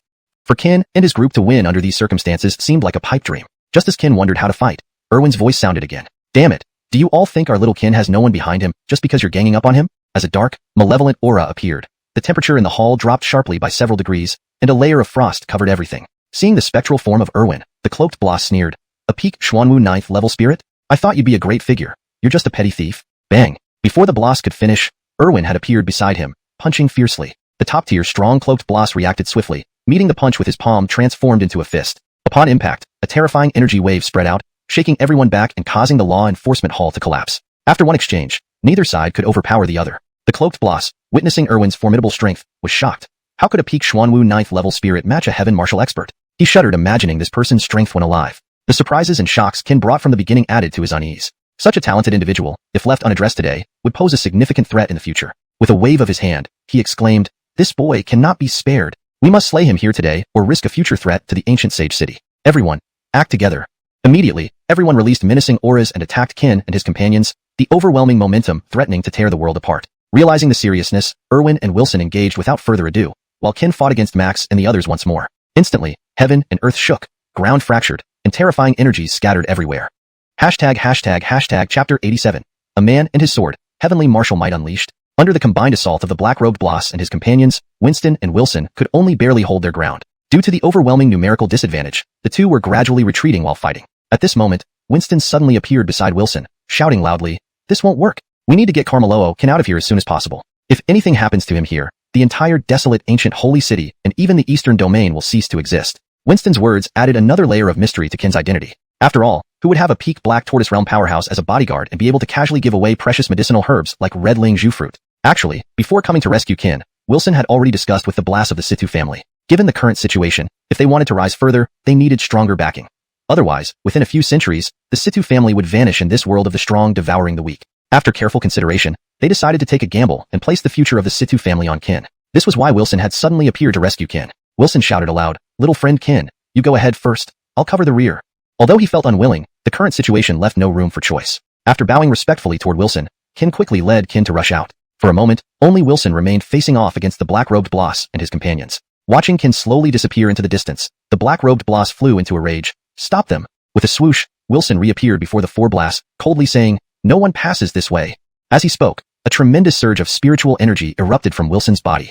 "Black-robed man, let me see how you plan to receive this next strike." The spiritual energy around Wilson surged again. As he pointed his sword skyward, the bright sky abruptly turned dark and gloomy. Immediately, ghostly cries filled the air above the enforcement hall. Seeing this, the black-robed Bloss and the other 5 Blasts were stunned, exclaiming in fear, "Is this the 3rd level of the Heavenly Martial Sword Sutra, the Grief Sword Stance?" Holding his sword, Wilson laughed aloud. "Since you recognize it, are you prepared to face it?" In the sky, Wilson waved his hand, sending countless sword shadows transforming into black spiritual entities that swiftly descended upon Zack and his group. Instantly, the fierce sword shadows enveloped everyone, and the haunting cries pierced their hearts. Everyone fell into an illusion of despair, with negative thoughts flooding their minds, temporarily robbing them of their combat instincts. However, Wilson did not kill them mercilessly. Killing them now would have severe consequences, and one misstep could doom him and the entire Situ family. So, Wilson seized this moment to flee quickly. Just as he was about to turn and escape, a sharp sword light struck him from behind, instantly piercing through his body. And with that, the terrifying effects of his Heavenly Martial Sword Sutra vanished. How is this possible? Stunned, Wilson turned around slowly to look at the black-robed Bloss behind him, disbelief etched on his face. Only then did Wilson realize that the black-robed Bloss was not human but a puppet with self-awareness. Now, the black-robed Bloss had discarded his black robe, revealing a gaunt figure with no visible flesh, fittingly described as skeletal. The black-robed Bloss slowly floated in front of Wilson and smiled sinisterly. "Do you know why I let them go? Because I want to capture him and your entire Situ family. As long as you're alive, I don't believe they won't come to save you." With that, the black-robed Bloss raised his hand and imprisoned Wilson. "Announce my order." The law enforcement king, due to indiscriminate killing and refusal to accept the ruling of the enforcement hall, engaged in a fight with the Bowens of the enforcement hall. Furthermore, he colluded with the Situ family to massacre in the desolate ancient holy city as revenge against the entire enforcement hall. Now, the former patriarch of the Situ family, Wilson, has been captured by our enforcement hall. In 7 days, we will publicly execute him on the holy platform as a warning to others. Immediately, Qin became a wanted criminal once again, and the Situ family was labeled as accomplices. This news quickly spread throughout the desolate ancient holy city, including reaching the ears of the Situ family. Qin managed to break through the encirclement under Winston's guidance. He dared not show his face in the city anymore, so he hid in a remote mountain outside the southern part of the city. At this moment, Qin was anxiously watching the distance from atop a mountain peak. Senior, do you think Senior Situ will be alright? Qin asked, concerned. Due to the heavy soul force consumption during the battle, Winston could only respond softly from within Qin's body. I don't know. Those guys aren't weak. Based on my experience, without additional help, he's likely in grave danger. Upon hearing this, Qin immediately reached for his Kaishu sword, intending to return to the enforcement hall to save Wilson, but Winston stopped him. Winston scolded, given your current strength, going there would be like throwing eggs against rocks. In such situations, we must remain calm. They still need him, and won't kill him so quickly. What we should do is recover our strength and find a foolproof plan to rescue him. Of course, if you can get help from someone behind you, it's a different story. Behind me? Qin asked, startled. Senior, have you seen my master inside me? Winston hurriedly replied, I don't know what you're talking about. I'm tired and need rest. Don't disturb me unless it's necessary. Winston's voice then disappeared completely, ignoring Qin's calls. Seeing this, Qin stopped asking. He knew he needed to devise a perfect plan. As Qin pondered, the 9 spirits map in his mind suddenly emerged, with a red, slowly landing on a mountain peak. Upon closer inspection, Qin realized that the peak on the map was indeed the one he stood on.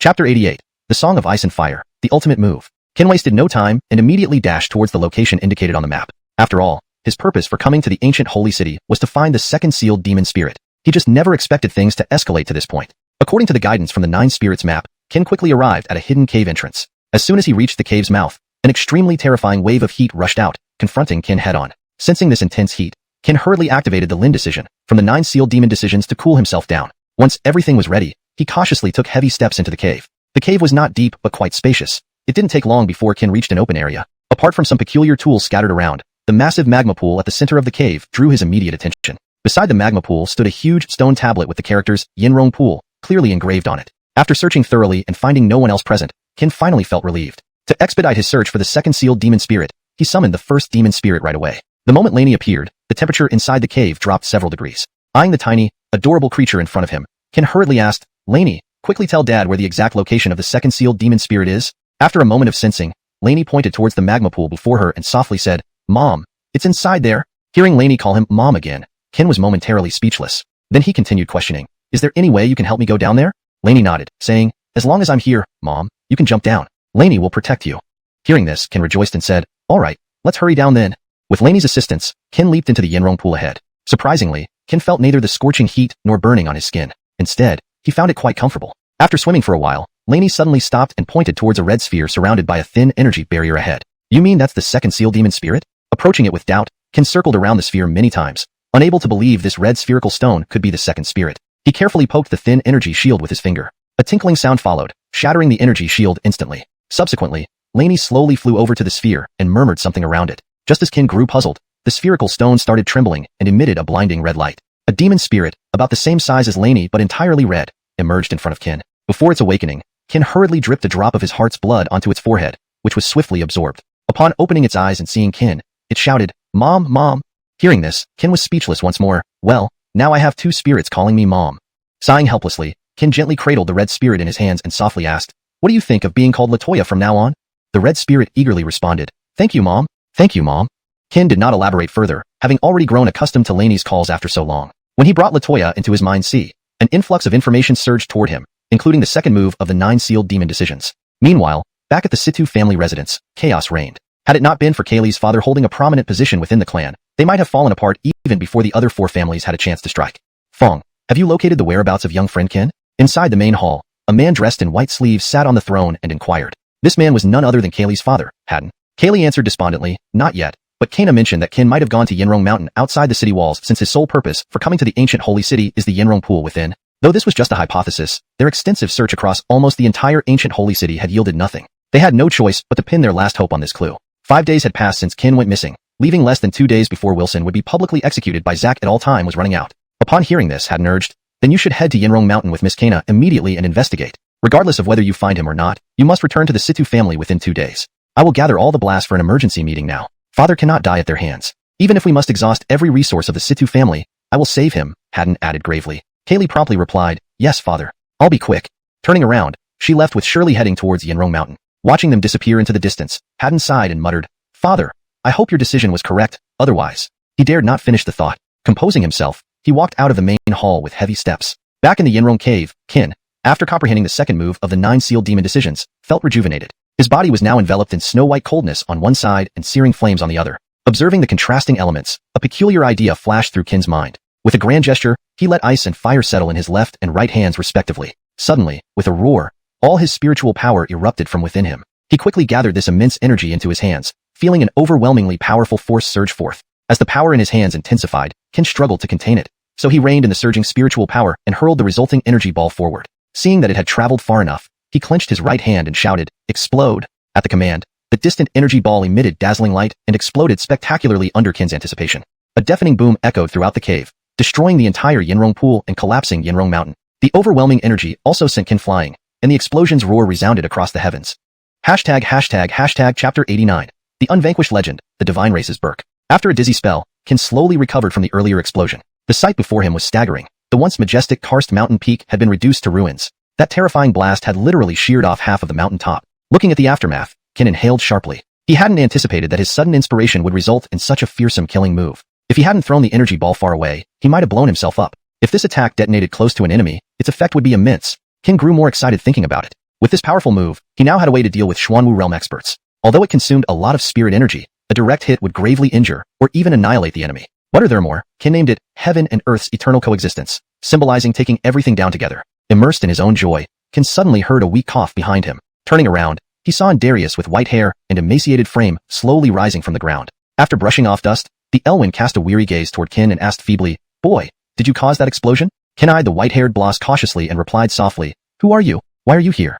After a brief pause, the Bloss answered, "I am Berk. I've been imprisoned here for centuries. If not for your accidental release of me today, who knows how much longer I'd be confined." Qin queried again in confusion, "Why were you imprisoned for so long? Did you offend one of the superpowers in the ancient holy city?" Berk chuckled lightly at Qin's words. "Not quite. I didn't offend anyone. Rather, I left a legendary tale in the ancient holy city. That person imprisoned me solely for my divine bloodline." Startled, Qin exclaimed, "You're from the divine race?" Berk continued, surprised. "In just 7 days back then, I defeated the 4 major enforcers and all the prodigies of the ancient holy city. My glory was unparalleled, even ignoring the city lord Zack." Hearing this, Qin suddenly asked, "Are you the previous enforcer king everyone often talks about?" Berk paused momentarily, then questioned, "Oh, so you've heard of my legend?" Excited, Qin replied, "More than heard. Your name is like thunder." "Ha ha ha." Berk laughed heartily upon hearing Qin's words. Qin approached Berk and sat down, asking curiously, "Senior, can you tell me who imprisoned you? You're so formidable. Whoever could defeat and imprison you must be extremely strong." Seeing this, Berk sat down as well and replied slowly, "The one who imprisoned me is the Davin. He is the renowned Davin of 7 spirit sword towers in the eastern extreme region. His power can only be described as terrifying. Centuries ago, his cultivation was already at the peak of the Kaiwu realm. Now, after so many years, he must have reached even higher levels." Curious, Qin asked, "What level?" Having never thoroughly investigated the cultivation ranks since leaving Kaiyong City, Qin thought that the Kaiwu realm was already the pinnacle of strength. As for realms above it, he had never heard of them. Berk replied solemnly, "Above the Kaiwu realm is the Zunwu realm, also known as the Supreme Realm. Even on the entire Jiyuan continent, those at this level are among the elite." "Zunwu realm?" Qin repeated, sounding bewildered. "And above that?" he asked. Berk looked disdainfully at Qin. "Seems you know nothing." Before Berk could finish speaking, Qin took out a blood bodhi seed from his robe and placed it gently in his hand, smiling. "I'm new to this world and still lack understanding. Please enlighten me, senior." "Blood bodhi?" Berk exclaimed in surprise upon seeing the medicinal herb. Given his current weak state, he desperately needed premium spiritual medicines like blood bodhi, which, while not the best, was still highly potent. Taking the blood bodhi into his mouth, Berk meditated. Afterward, his face gradually regained color. Not only did his graying hair slowly turn black, but his appearance became younger too. Within moments, the once frail Bloss transformed into a vibrant youth, leaving Qin speechless. Seeming to sense Qin's confusion, Berk explained, "Don't be amazed. This is my true appearance, merely aged by that Elwyn's constant blood extraction over time. Since you gave me the blood bodhi, I'll explain things once for you. In fact, several millennia ago, cultivation rankings were already standardized across the Jiyuan continent. However, certain individuals later broke the existing limits, leading to a reordering. The ranks now include Warrior, Great Warrior, Huangwu Realm, Xuanwu Realm, Kaiwu Realm, Zunwu Realm, Huai Realm, and Saint Realm. Note that between Xuanwu Realm and Kaiwu Realm, there used to be the Du Realm, which was cancelled for unknown reasons. From Warrior Realm to Huai Realm, each stage has 9 levels, while the Saint Realm only has 2 stages, Earth Saint and Heaven Saint. Don't underestimate these 2 stages. A Heaven Saint can easily take on 100 Earth Saints, illustrating their disparity. Naturally, as I mentioned earlier, some individuals surpass the highest limit of Heaven Saint, leading to the creation of the D, Emperor, realm above it. Unlike other realms, the D realm only has 1 stage. Reaching it is incredibly difficult, requiring immense fortune and exceptional talent. Only with countless auspicious influences can one barely touch the threshold of the D realm. Most importantly, breaking through to the D realm requires surviving the 6th Dao lightning baptism and then leaving one's full name on the heavenly Dao board. Only then can one be truly called a great emperor. Chapter 90. The mysterious powerhouse, the Red Robe Bowen. Upon hearing Gustavo's words, Kin felt as though he had stepped into a brand new world. He never imagined that the Nine Abyss continent had such a complex hierarchy. Suddenly, Kin thought of something and jumped up from the ground in shock. According to what you say, we are currently on the territory of the 7th Pagoda Master, right? At Kin's words, Gustavo leaped to his feet, exclaiming in surprise, "Damn, if you hadn't reminded me, I would have forgotten this crucial detail. Let's run before that old guy comes back." Without another word, Kin and Gustavo dashed frantically toward the direction of the primordial sacred city. At this moment, two familiar figures appeared within their sight. Miss Situ, Dai Carmeloeo, why have the two of you come? Seeing it was them, Kin finally let out a sigh of relief. Upon seeing Kin, Kaylee and Dai Carmeloeo both sighed in relief as well. Kaylee hurriedly walked forward and said, "Young Master Wu, we have searched for you everywhere." Kin asked with confusion, "What happened? Did something go wrong?" Kaylee hastily replied, "Grandfather was captured by the Zack gang. They will publicly execute him on the holy platform in front of all citizens tomorrow. We came looking for you to see if you have any ideas or reliable allies who could save Grandfather." Hearing Kaylee's words, Kin was instantly startled. "Miss Situ, rest assured, Senior Kaiwu was captured because of me, Kin. I will definitely not stand idly by. This is serious business. Let's discuss it as we move." Just as they were about to set off, Gustavo suddenly interjected, "You also have a feud with Zack and his group?" Noticing a stranger, Kaylee and Dai Carmeloeo exchanged puzzled glances. Kin quickly explained, "Let me introduce you to. This is none other than the law enforcement king Gustavo, who left an unparalleled legend in the primordial sacred city and single-handedly challenged all the young talents without ever being defeated." Upon hearing this, Kaylee stared in shock at the man before her. Her idol was standing before her in this manner. Gustavo interrupted Kin with a smile. "Oh, Brother Wu, those are past events. Heroes don't dwell on past glories. Although I did create many legends here, I believe if you, Brother Wu, were to challenge them today, you could achieve the same. Let bygones be bygones." As he spoke, a satisfied grin appeared on Gustavo's face. Then Gustavo added, "Brother Wu, I'll join you in tomorrow's battle. I also have some unresolved grudges with Zack. Leave that Elwyn to me." Kin was overjoyed and hurriedly thanked him. "If so, Kin thanks you in advance." Gustavo waved his hand. "No need for formalities among brothers. Besides, you just gave me a blood bodhi fruit. Though it can't completely heal my long-term injuries, it will restore me enough to deal with that old coot." Curious, Kin asked, "Even the blood bodhi cannot cure your old injuries?" Gustavo smiled but shook his head. "It's fine." Just as Gustavo was about to leave, Kin held him back. "Tomorrow's battle will be brutal. How can I let you fight injured?" After much consideration, Kin decided to give Gustavo a red spirit Zhu fruit. When Gustavo saw the red spirit Zhu fruit, he was utterly astonished. In disbelief, he stared at the fruit in Kin's hand, lips trembling. Brother Wu, you're sure to give me this? This is a red spirit Zhu fruit. You're giving it to someone you just met?" Kin patted Gustavo's shoulder, smiling. "Isn't meeting each other fate?" Gustavo laughed heartily after hearing this. "Good one. Fate indeed. You've won me over, Brother Wu. Rest assured, I won't disappoint you tomorrow." Laughing and chatting, the four flew towards the distant primordial sacred city. Shortly after they left, a blast radiating terrifying energy suddenly appeared atop the karst mountain. Surveying the chaos before him, the blast seemed to recall something and rushed into the karst cave. Inside, the scene made him lose his composure as he roared furiously to the sky. Who stole my demon spirit?" A surge of horrifying power erupted from within him, instantly turning the entire cave to rubble. The blast then noticed that Gustavo, whom he had confined earlier, was missing as well. Enraged, he raised his right fist and punched downward with immense force, reducing the entire mountain to ashes in an instant, leaving only a large crater beneath his feet. Back at the Situ residence, after Kin returned, Haddon urgently gathered all the family's strongest warriors to discuss strategies in the main hall. From his seat, Haddon addressed Kin, "Little Brother Wu, do you have any good plans for tomorrow's battle? Given our current strength, rescuing my father openly seems almost impossible. Ignoring the black-robed Blasts, even the four Blasts of the four major families are formidable. Not to mention Zack himself. Each of them has at least first-rank Sky Martial Realm, while our highest-ranking members, including myself and Bowen Situ Qingshui, are only at the 8th-rank Profound Martial Realm. With such disparity, we have no chance of winning." With a heavy sigh, everyone in the hall grew solemn. In their view, tomorrow's battle was certain to end in defeat. Seeing this, Kin remained calm. "Senior,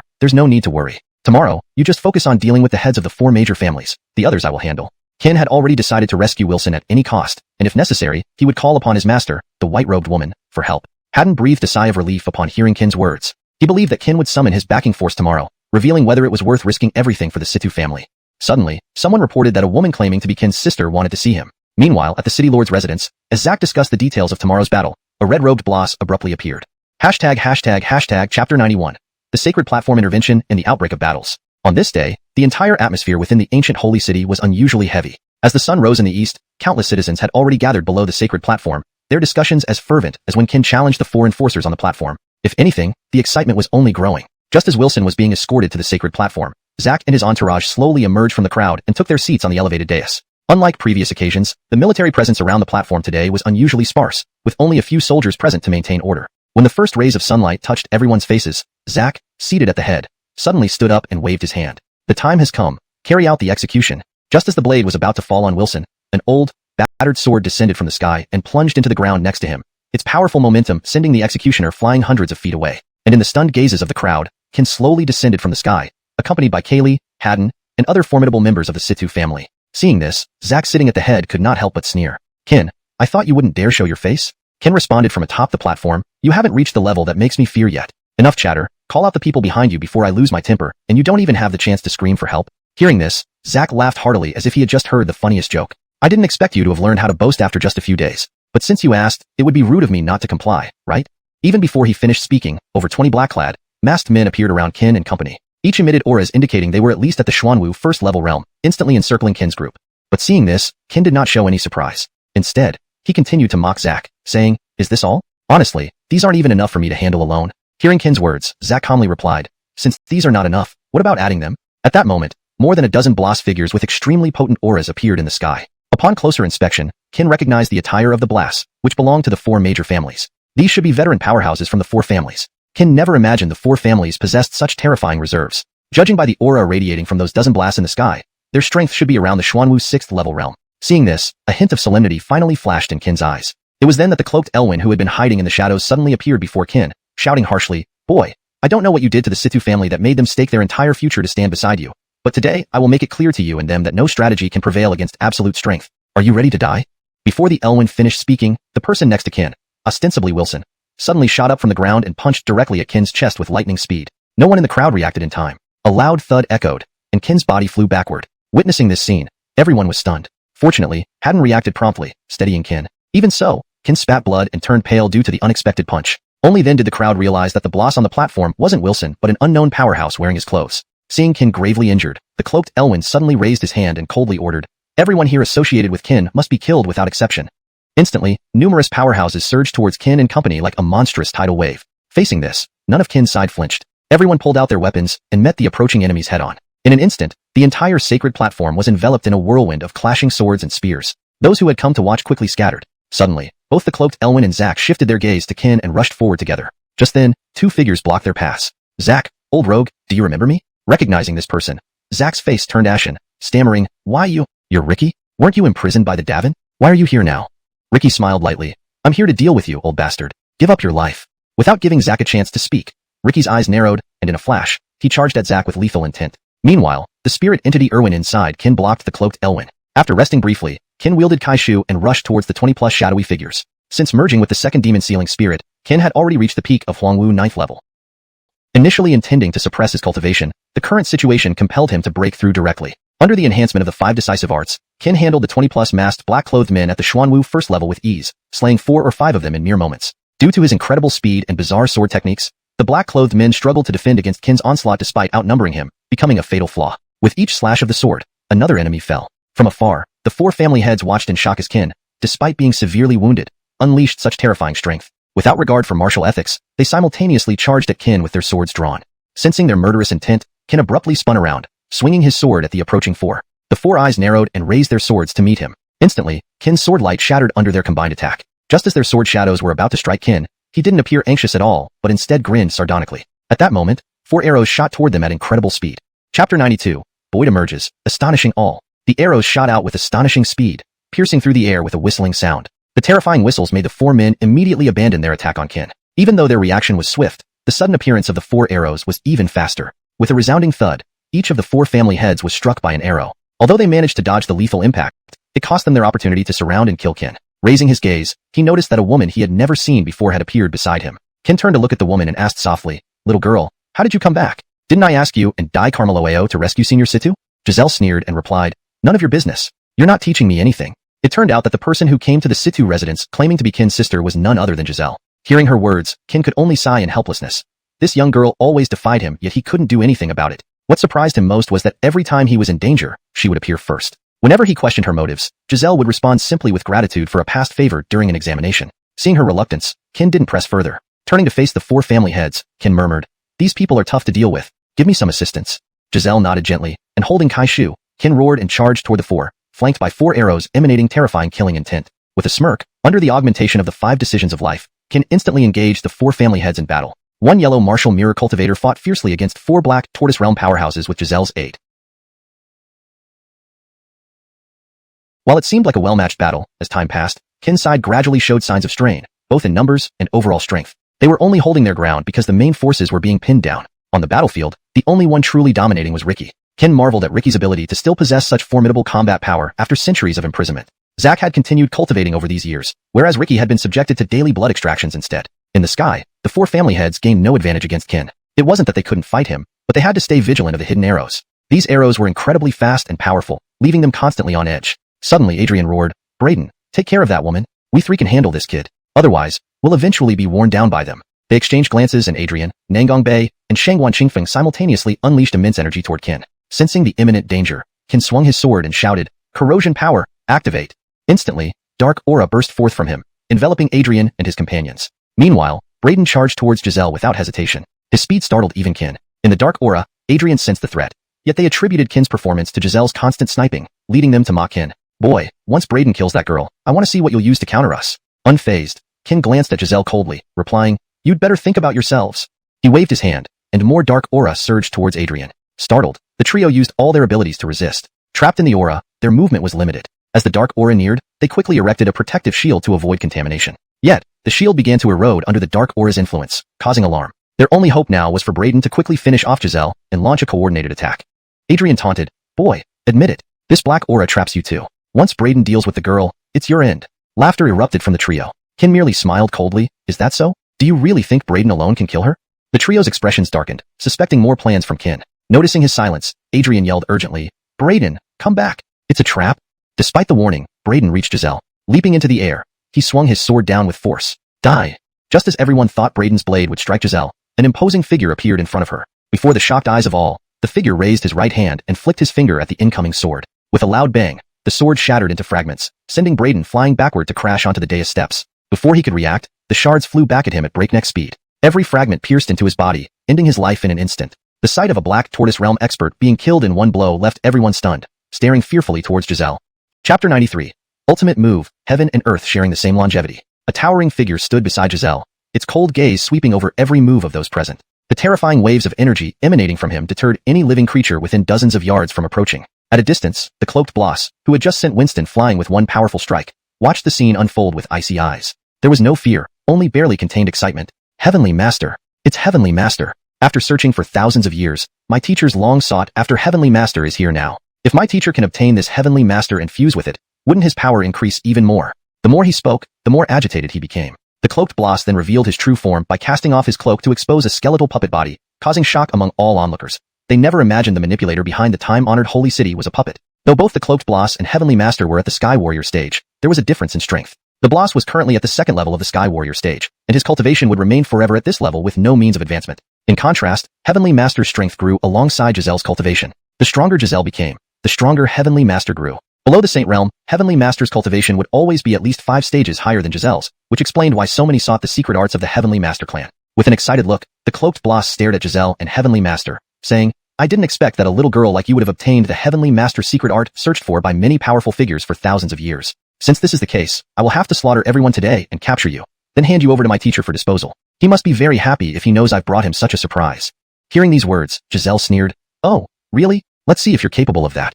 Suddenly, the cloaked boss launched a swift attack towards Giselle, ignoring Winston, eliciting gasps from the crowd. Seeing this, Heavenly Master abruptly leaped up and met the attack head-on. The moment their fists collided, a fearsome energy wave spread outwards, forcing all below the Sky Warrior stage to fly back under the tremendous impact. They ended in a draw after that first exchange, which only heightened the cloaked boss's excitement. This is the power of Heavenly Master? Too strong.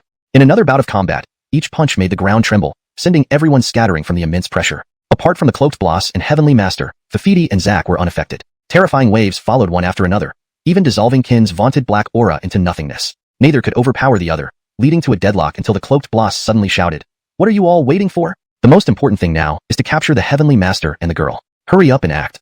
Seeing his anger, the 4 family patriarchs and Blast stopped observing and joined the battle. Qin and company couldn't let this happen.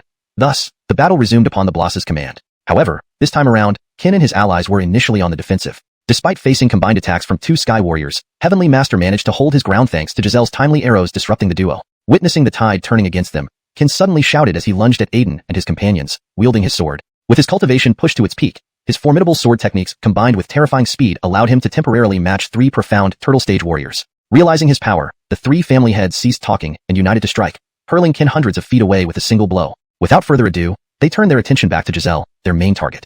Sensing danger, Qin dashed to protect Giselle and roared, "First seal of 9 demon sealing techniques. Activate. Second seal of 9 demon sealing techniques. Activate." Instantly, white and red energy surged from his body, converging rapidly into his hands. Gradually, these energies formed 2 small orbs. As the family heads watched in astonishment, Qin merged the orbs, unleashing an overwhelming force that caught everyone's attention. Sensing the danger, the 3 patriarchs looked at each other and simultaneously pointed their swords upward. Instantly, countless bolts of lightning swirled in the sky before striking their swords, transforming into blue-black thunder light. A burst of equally formidable energy erupted from their hands as they charged towards Qin with roaring might. At this moment, Qin completed his dual-colored energy orbs, throwing them towards the trio as he quickly retreated with Giselle. Everyone fled immediately upon realizing the impending danger. Before they could escape far, a deafening roar erupted, shaking the heavens and causing everyone to spit blood while flying back. The huge explosion lasted a long time before gradually subsiding, leaving the Saint platform completely destroyed, replaced by a massive, deep crater. Groans filled the air, but no sign of the 3 patriarchs could be found. Their presence vanished. After the devastating strike, Qin coughed out a mouthful of blood and collapsed. Giselle quickly caught him. Almost drained of spirit energy, his face pale, she administered a blood bodhi fruit to stabilize him. This translation maintains the original tone, style, and paragraph structure, ensuring coherence and fluency in English. Chapter 94, 1,000 enemies hurt, 800 self-damaged. With one blow, Qin's side also suffered significant repercussions. Although no one died, more than half of the people were seriously injured. Compared to them, many people on the Elwyn and Black Robe side had died, and quite a few were severely injured. Apart from those few top-tier powerhouses, everyone else was either dead or severely wounded. It could be said that Qin's move was a desperate tactic, hurting 1,000 enemies at the cost of 800 casualties. Seeing a hint of bloodiness on Qin's face, Giselle reproached, "You knew I still had an ace up my sleeve, so why did you use such a move? Are you trying to get yourself killed?" After taking several deep breaths, Qin slowly stepped forward and murmured, "If I hadn't done this, our defeat would have been even worse, with more deaths. This strike not only inflicted considerable damage on us, but caused even greater losses for the enemy. Moreover, don't you think something is amiss?" Giselle squinted her eyes and asked in confusion, "What issue?" Qin replied with a grim face, "The little girl surely hasn't returned yet. Don't you find it suspicious?" In fact, ever since Giselle arrived at the Situ family residence last night, Qin and his group had come up with a 2-pronged plan. The purpose of their mission to the sacred platform was ostensibly to rescue Wilson, but actually to stall the Elwyn in Black Robes and his companions. From the start, they knew the Blastide on the platform wouldn't be Wilson. Being wounded by the enemy was part of their strategy to mislead the opponent, ensuring all attention was focused on the sacred platform. This allowed Shirley to secretly rescue the imprisoned Wilson. Given her demon bloodline, her heightened senses made her the best choice for this task.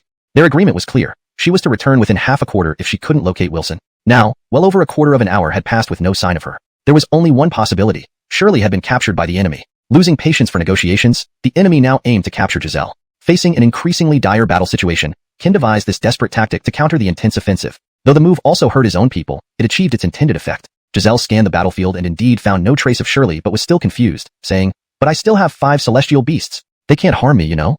Puzzled by Qin's actions, Giselle asked again, "Why can't I summon anymore?" Qin firmly responded, "From now on, regardless of what happens, you must never summon another celestial beast. Do you hear me?" "Why?"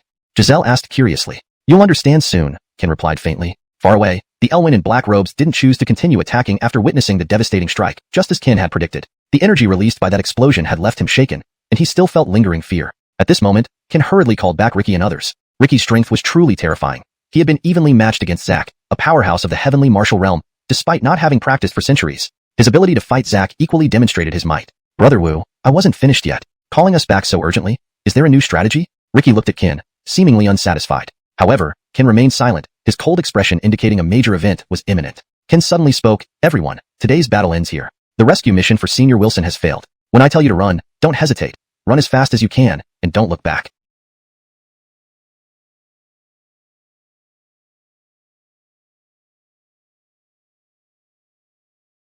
His words left everyone perplexed. Beside him, Haddon curiously asked, "Little friend Wu, what do you mean?" Before Qin could answer, the Elwyn in Black Robes began laughing maniacally. "Haha, finally, it's here. Ants, kneel and welcome the arrival of His Excellency." Instantly, the clear sky darkened. Thunder roared across the heavens, shaking the very earth, followed by a terrifying pressure that made everyone despair. Realizing the danger, Qin yelled, "Run now!" Shocked at first, everyone immediately sprinted away upon seeing the scene before them. Qin glanced at Giselle beside him and sternly repeated, "Remember, don't use the Celestial Beast secret technique again. Run now." Despite the urgency, Giselle stood frozen, determined not to leave without Qin. As a crack appeared in the sky, a red-robed Bloss gracefully descended. With every step, his formidable aura caused the ancient sacred city to shatter beneath him. Only Qin, Giselle, Ricky, Kaylee, Haddon, Erwin, and the Situ family's Bloss patriarch remained. Gazing at the red-robed Bloss, everyone involuntarily gasped at the overwhelming presence emanating from him. Ricky's face darkened, cursing, "Damn it! Why is old Bide coming here? This is going to be fun." The red-robed Bloss noticed Ricky below and muttered, "Ricky, who freed you?" His voice was soft, yet the overpowering authority sent everyone spitting blood. How strong? Is this a respected martial realm expert? Such power is terrifying. Ken wiped the blood from his mouth, murmuring. With a light scoff, Ricky stepped forward, pointing his sword at the Bloss and jeering, "Think you can trap me with that? Can't I leave any time I want?" "Big talker, seeking death," the red-robed Bloss snapped. Chapter 95. The Terror of a Venerable Martial Arts Master. Before the words had fully left his mouth, the red-robed Bloss atop the sky slowly raised his right hand and gently pressed it down towards Ricky and the others on the ground. Instantly, a terrifying power capable of destroying heaven and earth poured down like a torrential rain, in just a fleeting moment pressing Ken and the others to the point of spewing out large amounts of blood once again. Not only that, under this extreme pressure, their bones began to make creaking sounds. The might of a venerable martial realm master was indeed terrifying, subduing all of Ken's group with just one move. Facing absolute power, Ken now realized that his so-called top-tier martial arts and sword techniques were utterly useless. Even if he exerted all his strength, he remained powerless before the red-robed Bloss, not even able to garner a single glance from him. "Master, you have arrived." At this moment, the black-robed Bloss, who had been silent until now, walked up to the red-robed Bloss with an excited expression and respectfully called out. Seeing the arrival, the red-robed Bloss chuckled lightly and said, "Carmelo Okue, you are at least a heaven warrior mirror master, yet you can't deal with these ants? It's ruining my reputation." Hearing this, the black-robed Bloss hurriedly apologized and continued, "Master, this isn't the time for reprimand. Today, I've prepared a great gift for you, guaranteed to please." Curious, the red-robed Bloss asked, "Oh, is that so? Tell me, what great gift did you prepare for your master?" The black-robed Bloss then pointed to Katrina in the distance with excitement and said, "Master, do you see that young girl? She possesses the heavenly chief secret technique you've been searching for." As he finished speaking, the red-robed Bloss was suddenly taken aback and grabbed the black-robed Bloss by the collar, asking coldly, "Are you sure she has the heavenly chief secret technique that I've searched for thousands of years?" The sudden action startled the black-robed Bloss, who nodded mechanically in terror as he looked at the red-robed Bloss. Seeing this, the red-robed Bloss released the black-robed Bloss's collar and cast his gaze towards Katrina on the ground. Meeting the red-robed Bloss's piercing eyes, Ken hastily shielded Katrina behind him and accused, "You should have left when you had the chance, now it's too late." Seeing Katrina, the red-robed Bloss was suddenly taken aback and then remarked, "It's you. No wonder I felt a familiar presence as soon as I arrived. Back then, when I discovered Carlton, I sensed two other presences near him. I didn't expect those two people to be you. Later, I specially sent people to investigate but found nothing. Who would have thought you would deliver yourselves here? How amusing." Hearing the red-robed Bloss's words, both Ken and Katrina's faces darkened. They never imagined that the terrifying aura they had sensed back in the Kaiji Abyss secret realm belonged to the red-robed Bloss before them. Thinking about it, Katrina suddenly furrowed her brows and stepped forward, angrily pointing at the red-robed Bloss and shouting, "You're the traitor who betrayed the heavenly chief clan? How dare you speak to my master like that? Wanna die?" the black-robed Bloss shouted. The red-robed Bloss, however, did not get angry. He waved off the black-robed Bloss and said, "Never mind." Continuing to look at Ken and Katrina on the ground, the red-robed Bloss said, "I admit I'm a traitor. What can you do about it? Let alone whether you have the strength to contend with me. Do you dare oppose me?" The red-robed Bloss looked down at everyone below with disdain and mockery in his eyes. At this moment, Ricky, who had been silent all along, suddenly sneered and said, "Just a venerable martial realm master. What's there to be proud of? One might think you're a saint realm master. Your supposed support is the 7-spirit sword tower, the strongest force in Donji territory. Big deal? To tell you the truth, any god of slightly higher status from our divine race could easily thrash your 7-spirit sword tower. What are you boasting about?" Hearing Ricky's words, the red-robed Bloss couldn't help but burst into laughter. "Do you know who kept me imprisoned for hundreds of years, draining my blood for hundreds of years? And a prisoner dares to talk big in front of me? Truly laughable. Prisoner? If you were so powerful, why did you seal my cultivation after capturing me? Isn't it because you were afraid I'd call for help? At the end of the day, you're just a coward. How dare you brag?" Ricky's words seemed to hit home, and the red-robed Bloss's face gradually darkened as he spoke. "I won't argue with you. All I know is that you will die by my hands. Once you die, I will imprison your souls eternally and turn your bodies into puppets to serve as my slaves for eternity. Disciple, take action." With that, the black-robed Bloss narrowed his eyes and charged towards Ken and the others, with Zack and others joining the assault without hesitation. Seeing this, Ken and the others did not hesitate either, drawing their swords to meet the attack. For a moment, the ancient holy city was plunged into fierce battle once again. Due to the earlier withdrawal of the Situ family's strong forces, the combat strength between the two sides was vastly different. They were now being steadily defeated by Zack and the others. In the entire battlefield, only Ricky was holding his own against Zack, while Ken, with the assistance of Katrina, barely managed to match a heaven warrior mirror master. Although they could temporarily handle the immediate danger, over time they would surely be defeated. Ken had no choice but to use that move again. After a sudden slash, Ken quickly distanced himself from the great Bowen of the Sima family and began gathering his ultimate skill under Katrina's cover. Seeing Ken's aura rapidly increasing, the black-robed Bloss's expression changed drastically as he roared to the heavens. "Don't give him the chance to gather his ultimate skill. Quick, attack him together." Though Ken's cultivation wasn't high, barely making him a yellow warrior mirror cultivator, enhanced by martial arts, his strength was rapidly increasing. Moreover, His heaven and earth share the same age technique was astonishingly powerful. Even the black-robed boss dared not say he could withstand it. Hearing the black-robed boss's words, the others immediately disengaged from their fights and rushed towards Qin. However, how could Ricky and the others allow them to approach Qin? Everyone activated all their spiritual energies to hold off the black-robed boss and the others. At this moment, the red-robed boss atop the sky suddenly laughed softly. "Hi, go help them." As he spoke, the space above the sky split open again, and a man dressed in the attire of the Mani clan slowly emerged. His presence was daunting, his sharp eyes exuding an air of authority, and his vast spiritual energy struck fear into the hearts of everyone below. With a light step, the man brandished a crescent saber and declared coldly, "Riggs has come to challenge." ##### Chapter 96, The Lifebound Technique, Zoltan Reborn. Riggs. When the man in the sky announced his name, both Qin and Giselle were startled. They had never imagined that Riggs would be the disciple of the red-robed boss. What shocked them even more was that based on the spiritual energy emanating from Riggs, his strength was at least at the peak of the Xuanwu realm's 9th level, with 1 foot already stepping into the Kaiwu mirror realm. The numerical disadvantage, coupled with the disparity in strength, left Qin and his group struggling to find a way to win this battle. Their original plan was to rescue Wilson, after which Qin would use his ultimate move, Heaven and Earth Same Longevity, to suppress everyone and retreat. The situation had now escalated far beyond Qin's initial plan. All they could do now was pray that Janine could successfully rescue Wilson. Otherwise, all their efforts today would be in vain. At this point, Qin had already condensed Heaven and Earth Same Longevity halfway. If he abandoned it now, he would not be able to recondense it again. But if he didn't give up now, Riggs would attack him and deliver a fatal blow. Caught between a rock and a hard place, Qin found himself in a dilemma. Facing Riggs's fierce attack, Qin felt increasingly anxious. Just as he was about to give up, a towering figure suddenly appeared before him. Focusing his gaze, he saw Giselle standing calmly beside Zoltan, blocking Riggs. Indeed, she had once again ignored Qin's instructions. "Little girl, you." Giselle smiled faintly and said, "Why should I listen to your orders? I won't obey you."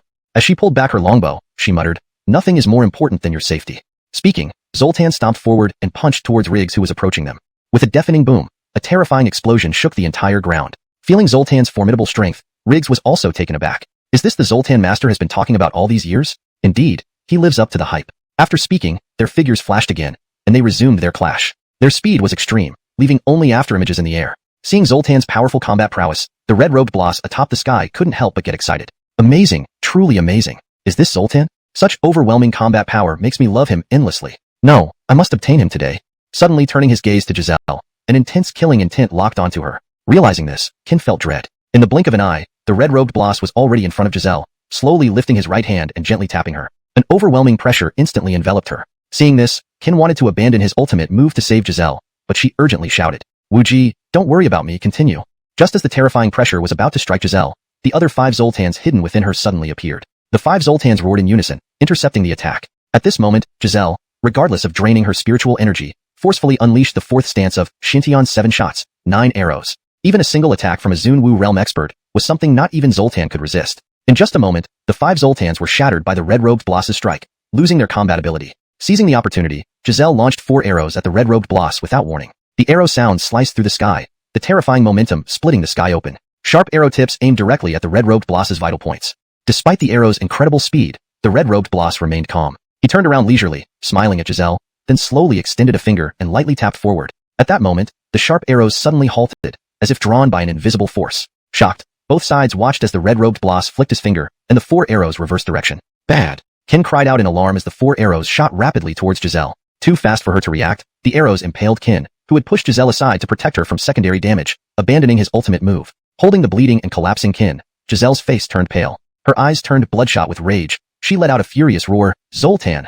Her voice echoed across the heavens, and as if answering her call, the shattered 5 Zoltans restored themselves. Moreover, as intricate runes emerged on Giselle's body, the spiritual energy of all Zoltans surged dramatically. Seeing this, the red-robed boss narrowed his eyes and muttered, "Lifebound technique? Is this girl willing to die? Even using the lifebound technique?" The lifebound technique is a special form within Zoltan's secret arts. It boosts Zoltan's strength by sacrificing the user's life force. The downside is immense. A single minor realm advancement costs the user 5 years of lifespan. In this instance, each Zoltan's strength increased by a Wu realm, meaning each cost 25 years of her life. As she boosted 5 Zoltans, this means she lost 125 years of life in an instant. Such reckless actions made the red-robed boss slightly surprised, and he remarked, "You possess the perfect Zoltan's secret art. I won't let you die here." As he spoke, the 5 Zoltans charged toward the red-robed boss with terrifying force. Their simultaneous attacks shook the world, destroying everything in their path. Facing such a formidable attack, the red-robed boss merely smiled and calmly pressed his hand down. Boom! Upon impact, the 5 Zoltans were thrown backward, but unlike before, they weren't torn apart by the force. Instead, the red-robed boss was slightly pushed back by this attack. Chapter 97. The little demon returns, a battle with the odds stacked against them. This shocking turn of events was not only unforeseen by everyone present, but also by the Eduardo himself. As a dignified Zun Wu realm powerhouse, he had actually been forced back half a step by 5 Kai Wu realm heavenly leaders, an outcome he found utterly unacceptable. At this moment, anger started to surface on the Eduardo's face. With a vigorous swing of his arm, he delivered a powerful strike that unleashed an energy wave far more terrifying than before, resembling rolling thunder from the heavens. Facing such a fearsome blow, Giselle and Qin could only helplessly watch as it descended upon them. Both were already drained of spiritual energy, unable to exert even a fraction of strength, especially Giselle, who now had snow-white hair and a rapidly aging appearance. Boom! Following a deafening explosion, the severely wounded Qin and Heavenly Leader were reduced to ashes by the Eduardo's devastating attack. Although as long as Giselle lived, the Heavenly Leader would not be destroyed, the current situation made it seem that even Giselle would not escape today. Giselle's breaths grew weaker, her vitality depleting at an alarming rate. Qin, dragging his exhausted body, gently embraced her. In this moment, he truly felt what sheer power and despair meant. He had considered calling out Bryn for help, but immediately dismissed the idea when the Eduardo appeared.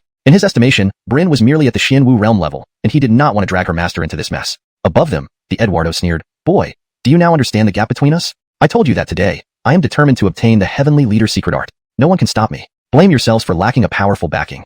Continuing, the Eduardo reached out, drawing Giselle towards him swiftly. Seeing this, Qin, despite being nearly depleted of spirit energy, attempted one last desperate sword strike. Though it was his utmost effort, it was still no match for the formidable Zun Wu realm boss. With a slight stomp of his foot, the Eduardo effortlessly nullified Qin's terrifying sword momentum, causing it to vanish into thin air. As Giselle was about to fall into the hands of the Eduardo, Qin stood helpless. No!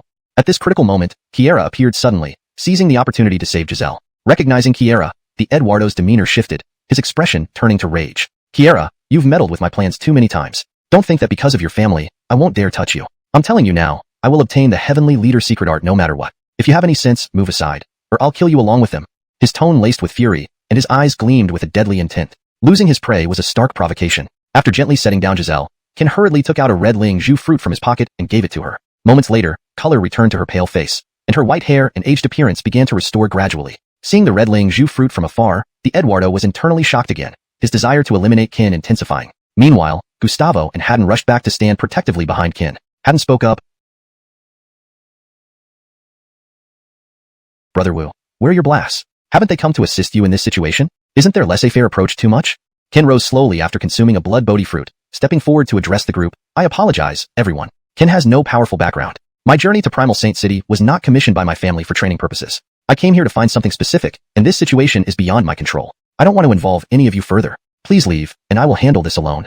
Hearing Qin's words, Haddon was startled and shouted angrily, "Didn't you say you were from a powerful clan and everything today was under your control? Didn't you say you could rescue my father? We went all out to help you, and now you tell us you're just some lone individual? What do you think of our Situ family?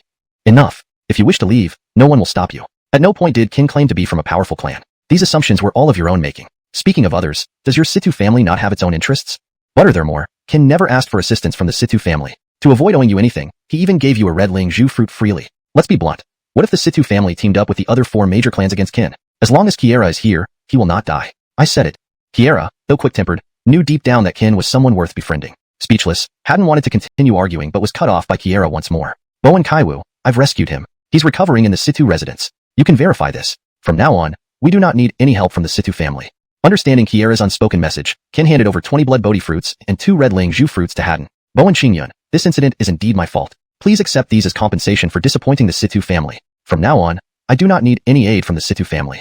After saying this, Qin glanced at Kaylee, then led Giselle, Kiera, Gustavo, and Heavenly Leader toward the Eduardo. Looking at the precious herbs in his hands, Haddon's eyes lit up, clutching the herbs tightly. Excitedly, he said, "Fanger, see these medicinal herbs? They will elevate our Situ family status in Dongji region. Let's go find grandfather." Seeing this, Kaylee shook her head in disappointment, looking coldly at Haddon. "Father, you have greatly disappointed me."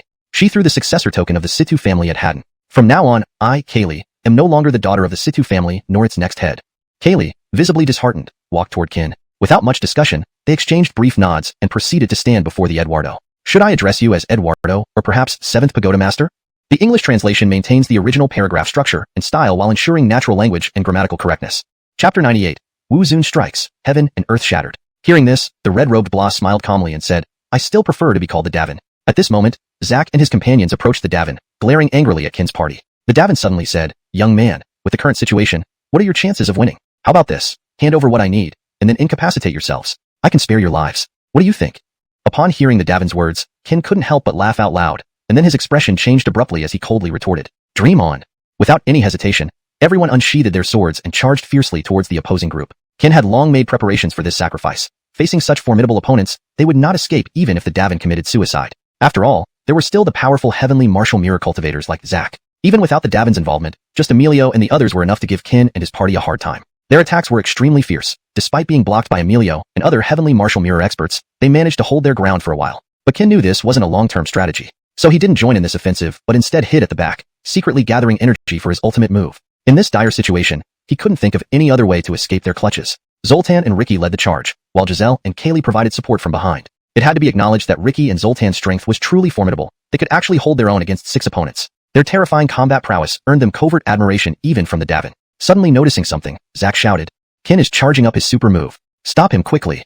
This remark caused a commotion. Everyone's gaze immediately turned to Qin. They joined forces to unleash an attack, directly sending Ricky and Zoltan flying before rushing towards Qin. A horrifying wave of energy surged like tidal waves, overwhelming and vast. Even with the combined efforts of Ricky, Zoltan, and others, they couldn't stop it. At the moment the terrifying attack landed on Qin, a faint evil smile appeared on his lips. With a resounding thud, Qin was hurled backward. At this moment, a red and white energy sphere suddenly appeared before the attackers. Seeing this, Zack's face changed drastically as he roared, "Not good! Run!" Such a rare opportunity. How could Qin let it slip away? He waved his hand, clenched his fingers, and shouted, "Explode!" As soon as the word was spoken, a thunderous boom shook the heavens and earth. A massive tremor spread out rapidly, shattering the land and tearing open the sky into several frightening cracks. Ancient Holy City lost a quarter of its structure in this single strike. The entire southern city vanished instantly. Fortunately, all the civilians had already evacuated when Qin and his party started fighting, which was part of his plan. Therefore, Qin felt free to release this heaven-defying move without restraint. After the deafening explosion, Qin and the others were also shaken by the terrible energy, spitting blood from the impact. The blast range was too wide for them to escape in time, affecting even Qin himself. Amidst the thick smoke, everything was eerily silent except for a huge crater on the ground. Qin hadn't detected any sign of Zack and the others yet. In the last moments, the Davin stepped forward, looking grimly at Qin. "I didn't expect your attack to be so devastating. Fortunately, I was cautious beforehand, or my 2 disciples might have perished by your hands." As the dust slowly cleared, Zack and the others reappeared unharmed inside a large protective energy shield. Seeing this scene, Qin felt utterly defeated. His full power attack had been blocked by the Davin's shield. Although everyone was vomiting blood due to the shockwave, the outcome was far from what Qin had hoped. Without much time to ponder, Qin barked at his companions, "Run!" Without hesitation, they fled. The Davin hovering in the sky sneered contemptuously, "Isn't it a bit late to think of running now?" Before anyone could react, he appeared right before them in a single step. Without giving them any chance to respond, he raised his hand and pressed down powerfully. Instantly, a terrifying energy surge rushed towards them. In the moment of despair, Qin reappeared in front of everyone. Facing the Davin's world-shattering attack, Qin showed no fear, raising his sword to meet it. "Break!" As he shouted, a sharp blade of light shot forward swiftly. Despite its terrifying power, the blade shattered instantly upon contact with the Davin's destructive energy. Predicting this outcome, Qin showed no change in his expression and shouted again, pushing forward with the celestial pivot sword. In an instant, he spat blood, his bones fracturing, and streams of blood oozed from his 7 apertures. Qin was already at the brink of exhaustion. His ability to hold the sword against the terrifying energy came not from his spiritual power but from sheer instinct. Even so, he resolved to defend his companion's safety. To ensure Giselle and the others could escape, Qin abandoned any hope of survival and softly called out, "Bo and Erwin, can you give me one last boost?" Hearing Qin's plea, Erwin, who was already critically injured, poured all his remaining soul force into Qin. With that, he fell into complete dormancy. Empowered by Erwin's soul force, Qin finally gained some resistance. He turned to look at the group beneath him and smiled faintly. "Everyone," Qin goes ahead. "It was an honor to know you. I hope we can be friends again in another life." As he spoke, holding the celestial pivot, he transformed into a beam of light shooting towards the terrifying energy above. Everyone cried out in anguish, "Qin, no! Wu brother!" The moment Qin neared the terrifying energy, Kiera below suddenly shouted upwards, "Dad, come save us." The jade tablet in Kiera's hand shattered, releasing a beam of light straight into the sky. A majestic voice echoed across the heavens, "Who dares harm my daughter?" Chapter 99. The Heavenly Demon Clan, Wu Zun Argyle. A dignified voice reverberated through the heavens, a terrifying pressure sweeping across the scene. When the voice echoed, the entire world seemed to shatter inch by inch. In the sky, as cracks tore open, a Yanni dressed in a light gray robe slowly emerged from within. His stern expression and fierce, murderous eyes gazed down upon everyone. With a single step, the heavens trembled once more. "Who dares to harm my daughter?" Seeing him, tears welled up in Kiera's eyes, and she cried out, "Dad, if you had come any later, you might never have seen your daughter again."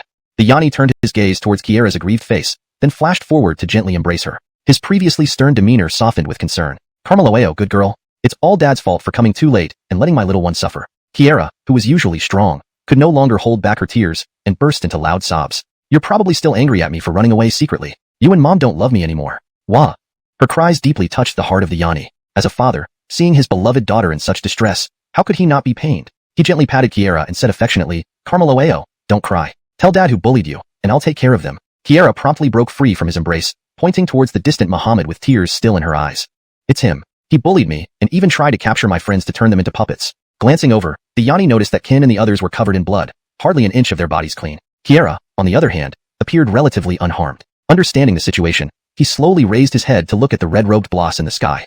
He furrowed his brow slightly, speaking with a slight ridicule. I didn't expect the esteemed Muhammad of the Seven-Spirit Sword Pagoda to stoop so low as to bully the weak, a truly disappointing sight.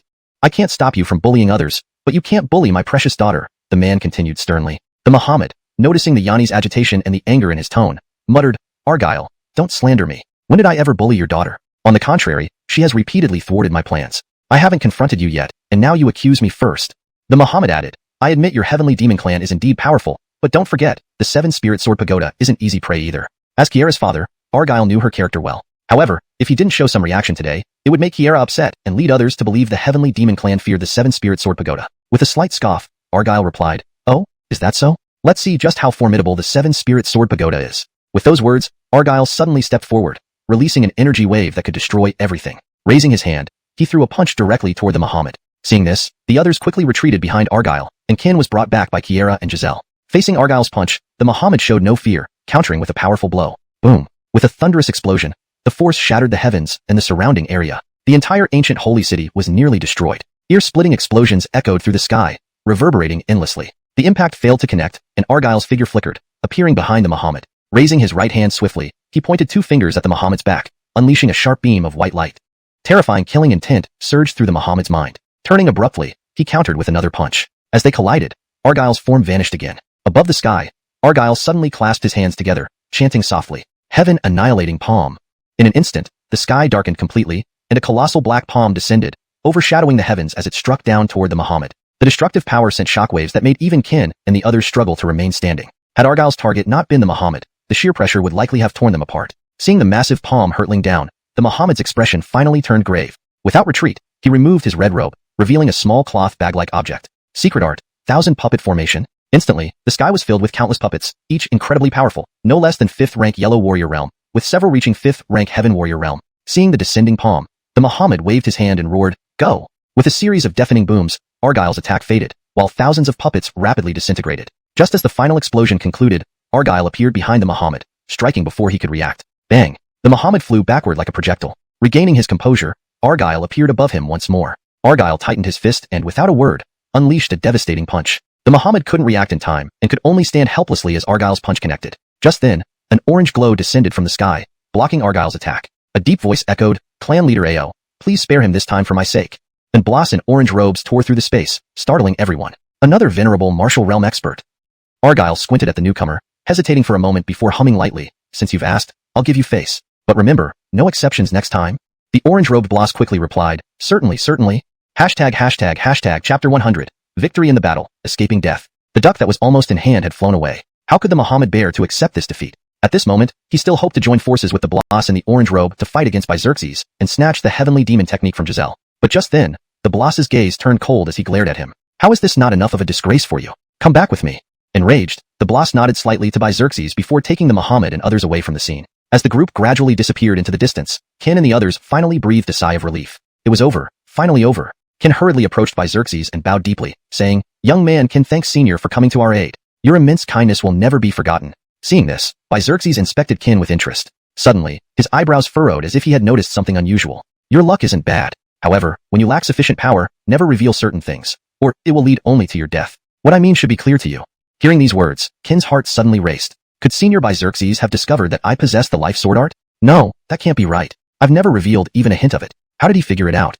Seeing Kin's silence, Xerxes chuckled softly and then turned to Kana in the distance. Kana, are you done playing? Can we return together now? Your mother is very worried about your safety. Though reluctant, Kana knew staying here wasn't an option now. After all, Xerxes had just defeated the Muhammad of the Seven-Spirit Sword Pagoda. He feared they might seek revenge, so he wouldn't let her stay alone outside any longer. At least not for now. Kana walked slowly to Kin, looking at him regretfully. Kin, I'm going back first. If you ever encounter difficulties or need a place to go, find me in the Kaya clan. Kin patted Kana on the head with a smile. Sure.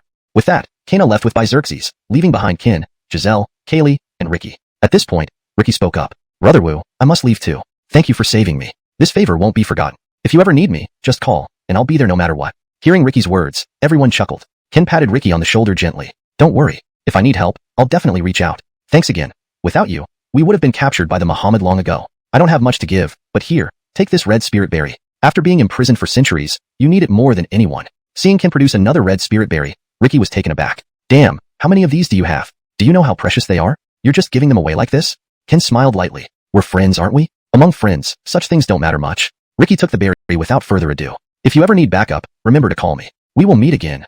Ken replied. Until next time.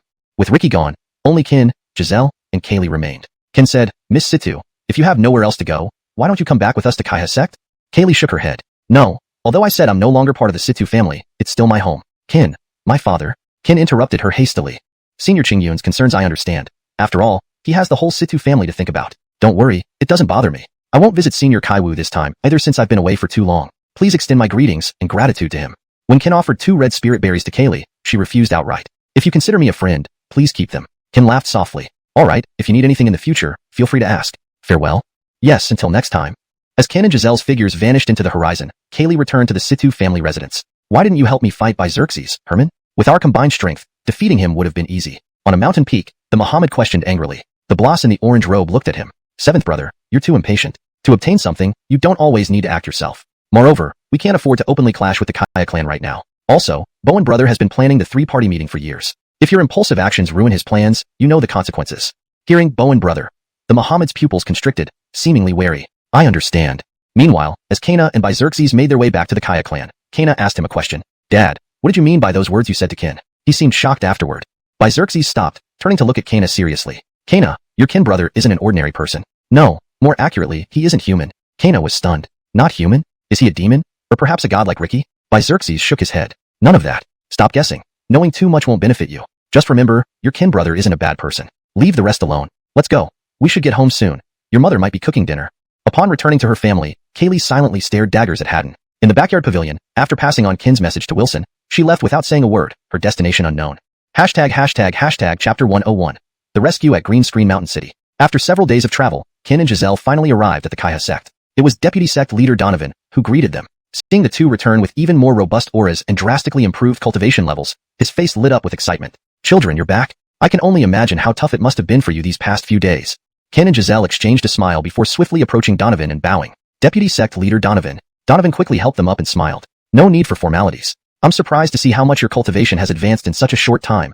Truly impressive. Especially you, Ken. A few months ago, when you left the sect, you were merely a 5th stage great martial artist. Now, after a few months, you've already reached the 2nd rank Yellow Warrior realm. I sense your aura might burst soon, suggesting that you will break through to the 3rd rank Yellow Warrior realm within days. Or perhaps you could already break through to the 3rd rank Yellow Warrior realm but are holding back, aren't you? Donovan's words resonated with Ken. He chuckled lightly and replied, to be honest, I am suppressing my realm advancement on purpose. I want to solidify my foundation fully and thoroughly understand the 2nd rank Yellow Warrior realm before advancing under perfect conditions. This way, my foundation will be stronger, and I'll be more powerful than average opponents of the same rank. Donovan stroked his white beard, smiling gently. Not impetuous or arrogant, well done? Alright, don't stand outside. Go inside and rest properly. Alright. After bidding farewell to Donovan, Ken and Giselle didn't return to their residence immediately. Instead, they both headed towards the back mountain Shintian Pagoda, an idea forming in both their minds simultaneously. Before entering, they glanced at each other, and then proceeded into the pagoda. After this series of events, their strength had significantly increased. They were eager to see just how far they could advance now. Inside the pagoda, Ken still breezed through the first 9 levels effortlessly. Although he encountered challenges between the 10th and 12th levels, he managed to cope ingeniously. Finally, after relentless effort, Ken reached the 14th level. This level was different from the others because there were 2 guardians here, something Ken hadn't anticipated. He recognized these 2 individuals as Dempsey, the 5th ranked person on the heavenly list, and Cora, the 4th ranked. Ken was puzzled. Why would these 2, who ranked differently, appear together on the 14th level? Despite his confusion, Ken didn't ask and directly engaged in combat. One-on-one, he stood a slight chance, but facing 2 opponents at once was impossible. As expected, Ken was defeated after a few rounds and was teleported out. Giselle was already waiting outside. She looked at Ken coldly and asked, which level? 14th, Ken replied, but I didn't win. How about you?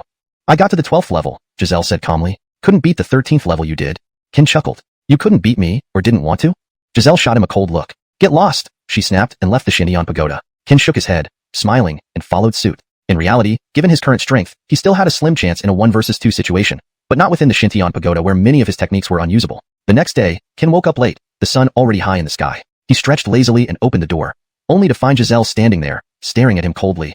Without waiting for Kin to speak, she said, "Get ready. Bowen Donovan wants us at the main hall for important matters." Kin nodded in surprise. At the main hall of Kaiha sect. When the two arrived, Donovan, who had been waiting, spoke gravely. "You're here." Kin respectfully asked, "Why did you summon us so urgently?" Donovan sighed deeply. "I didn't want to call you so soon after you returned, but the entire sect depends on you two now. Everyone else is on missions elsewhere. So, I need you to go on a mission for me." Kin asked, "Where do you need us to go?" Donovan continued, "In the last 2 months, rumors have surfaced that demonic beasts and demon clan members have been terrorizing the villages outside Green Screen Mountain City, massacring everyone overnight. The Lin Yuan dynasty has ordered every sect to send at least 2 disciples around the Yellow Warrior realm to purge the evil. I sent Walter and Ellie. They reported regularly until last month, but we've heard nothing since. I fear they may have encountered danger."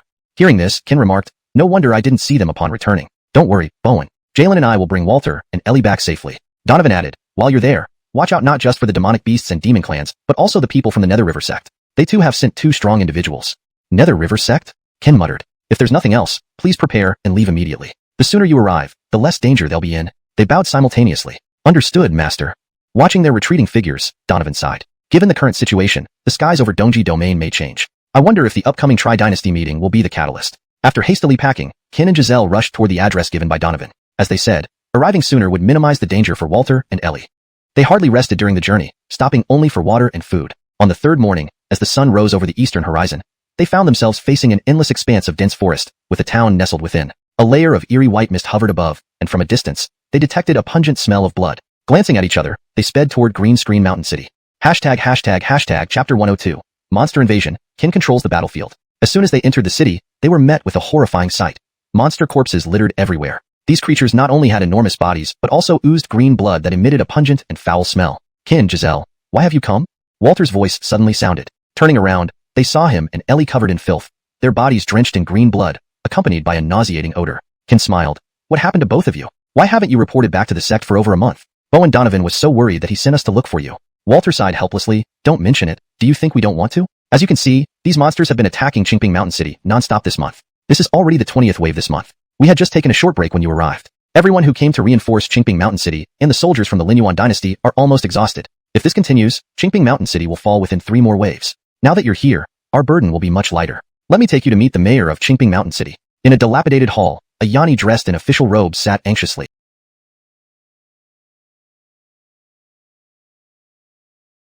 "Mayor Russell, allow me to introduce you to these 2 inner disciples of Kaiha sect who have come specifically to help Qingping Mountain City." Upon hearing this, Mayor Russell lifted his head slowly. Seeing that it was Walter, his solemn expression eased. "Ah, it's the guests from Kaiha sect. Come, please sit down." After some casual conversation, Kin and the others learned that the main reason for the monster invasion might be related to the city's location. Qingping Mountain City was situated on the westernmost edge of the Lin Yuan dynasty, safe only in the east. The other 3 directions were unsafe. To the north was the border between the Demon Realm and the Lin Yuan dynasty. To the south was the Monster Mountain Range, and to the west was an ocean. Thus, Qingping Mountain City was a crucial junction connecting 3 regions, and controlling it meant holding the initiative.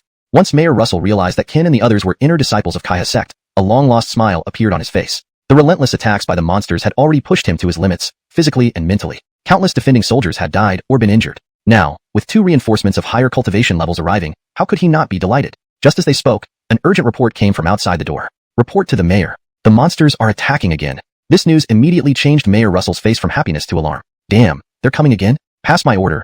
Everyone prepare to defend." On the city walls, all the sect disciples gathered, while outside, a vast army of monsters charged forward with a thunderous roar. The earth shook violently from their charge, and their roars echoed into the sky. Mayor Russell raised his arm and stood with his sword at the ready. "Everyone, follow me to exterminate these beasts." With a loud cry, everyone leaped off the wall. Various colorful beams of light flashed as the monsters screamed in agony. Kin held the kaishu and darted through the monster crowd in a blur of movement. Each swing of his sword cut off several monster heads, each strike infused with lethal killing intent from the 5 decisive moves technique. Like a tireless machine, Kin continued to fight while everyone else was gasping for breath. Assisted by Giselle, Kin grew more excited with each move, each sword strike deadly, showing no signs of stopping. Everyone watched in astonishment. Who is that person? How is he so formidable? From his attire, he seems to be a disciple of Kaiha sect. Using this brief respite, everyone began discussing. Kin's displayed strength left them gasping in awe. Even in their prime, they would not dare claim to be as powerful as Kin now, let alone being utterly exhausted. As the sole Xuanwu realm powerhouse in the field, Mayor Russell was also startled by Kin's terrifying power. According to Walter, Kin was only ranked near the bottom of the top 10 among Kaiha sect's inner disciples. At first, Mayor Russell did not believe it, but witnessing Kin's combat ability today made him a believer. Suddenly, several deafening roars echoed through the air, startling everyone once again. Looking up, they saw 6 9th-tier Huangwu realm monsters bursting forth, heading straight for Kin. Seeing this, Mayor Russell shouted urgently, "Young friend Kin, quickly retreat. Let me handle these creatures. Before he finished speaking, a man in a black robe with an obscured face appeared before him and engaged him in battle. Damn it! Demons are taking advantage of this situation. Roaring furiously, Mayor Russell focused on battling the black-robed man, unable to assist Qin. Meanwhile, everyone else was surrounded by countless monsters. Forget rescuing anyone. They were barely holding their own. Facing the incoming 6 9th tier Huangwu realm monsters, Qin did not panic, but turned to Giselle, saying, Jalen, help the others. I can handle these 6 monsters. Hearing this, everyone was stunned once more. A 3rd tier Huangwu cultivator against 6 9th tier Huangwu realm monsters? Was this person insane? Ignoring the astonished crowd, Giselle nodded gently. At that moment, the 6 monsters launched a coordinated attack. Unafraid, Qin raised his sword to meet them. With a loud boom, Qin was sent flying backward, but the monsters did not give him a chance to catch his breath, charging at him again instantly. Seeing this, Qin's eyes narrowed sharply as he bellowed. The second move of the 5 decisive moves, the Shadow Technique. In a flash, the monsters' combined attack missed, and Qin was already behind them. Gripping his sword tightly, he slashed fiercely at the monsters in front of him. A sharp beam of sword energy flew out directly toward the necks of the monsters. Sensing danger, one of the monsters abruptly turned and punched the beam of sword energy. Another explosion resounded, and seeing that his strike had failed, Qin unleashed all 4 moves simultaneously. Instantly, a massive surge of spiritual energy erupted from his body, boosting his cultivation level temporarily to around the 7th tier of the Huangwu realm. This spectacle drew gasps from everyone present, even startling the 6 monsters. As the sun set and darkness gradually enveloped the land, dawn faded into twilight. Chapter 103, The Night Dancer, Qin. As the last rays of the setting sun faded away, darkness descended. At this moment, a wicked smile curled on Qin's lips. Seeing this, Giselle slowly lowered her longbow. Resting after successive volleys had left her almost overwhelmed. The sheer number of demonic beasts was too much. As soon as one wave was slain, 2 more would emerge, seemingly endless. Finally, the sun set. Giselle knew this was when Qin's performance would begin. She called back Walter and Ellie to sit with her atop the city wall to witness the slaughter that would unfold in the dark. Others, seeing their strange behavior, also retreated from the battlefield and joined them atop the wall. Seeing everyone's odd actions, Russell returned to the city wall as well. Just as he was about to question everyone, he felt an overwhelmingly terrifying energy surge toward him. He looked closely and saw Qin, standing among the demon beasts, staring intensely at 6th stage Huangwu demonic beasts with an eerie grin on his face. In the night, I am invincible. In the night, I am eternal. Destiny Yin-Yang Technique. Yin skill, go/activate. With those words, a pillar of black light erupted from his body, shooting towards the sky. Under everyone's astonished gaze, Qin's cultivation skyrocketed. In mere breaths, he leaped from the 7th stage of the Huangwu realm straight to the 3rd stage of the Xingkong realm. Not only that, but everyone suddenly noticed the temperature around them plummeting rapidly. Soon, the entire battlefield was covered with a thin layer of white frost. Terrified by the ominous aura emanating from Qin, the 6 Huangwu demonic beasts recoiled. Qin laughed softly and said coolly, "Let the battle continue." In an instant, a black shadow flashed. Before the 6th 9th stage Huangwu demonic beasts could react, they felt a cold sensation around their necks, followed by gushing blood. In a single moment, all 6 were decapitated.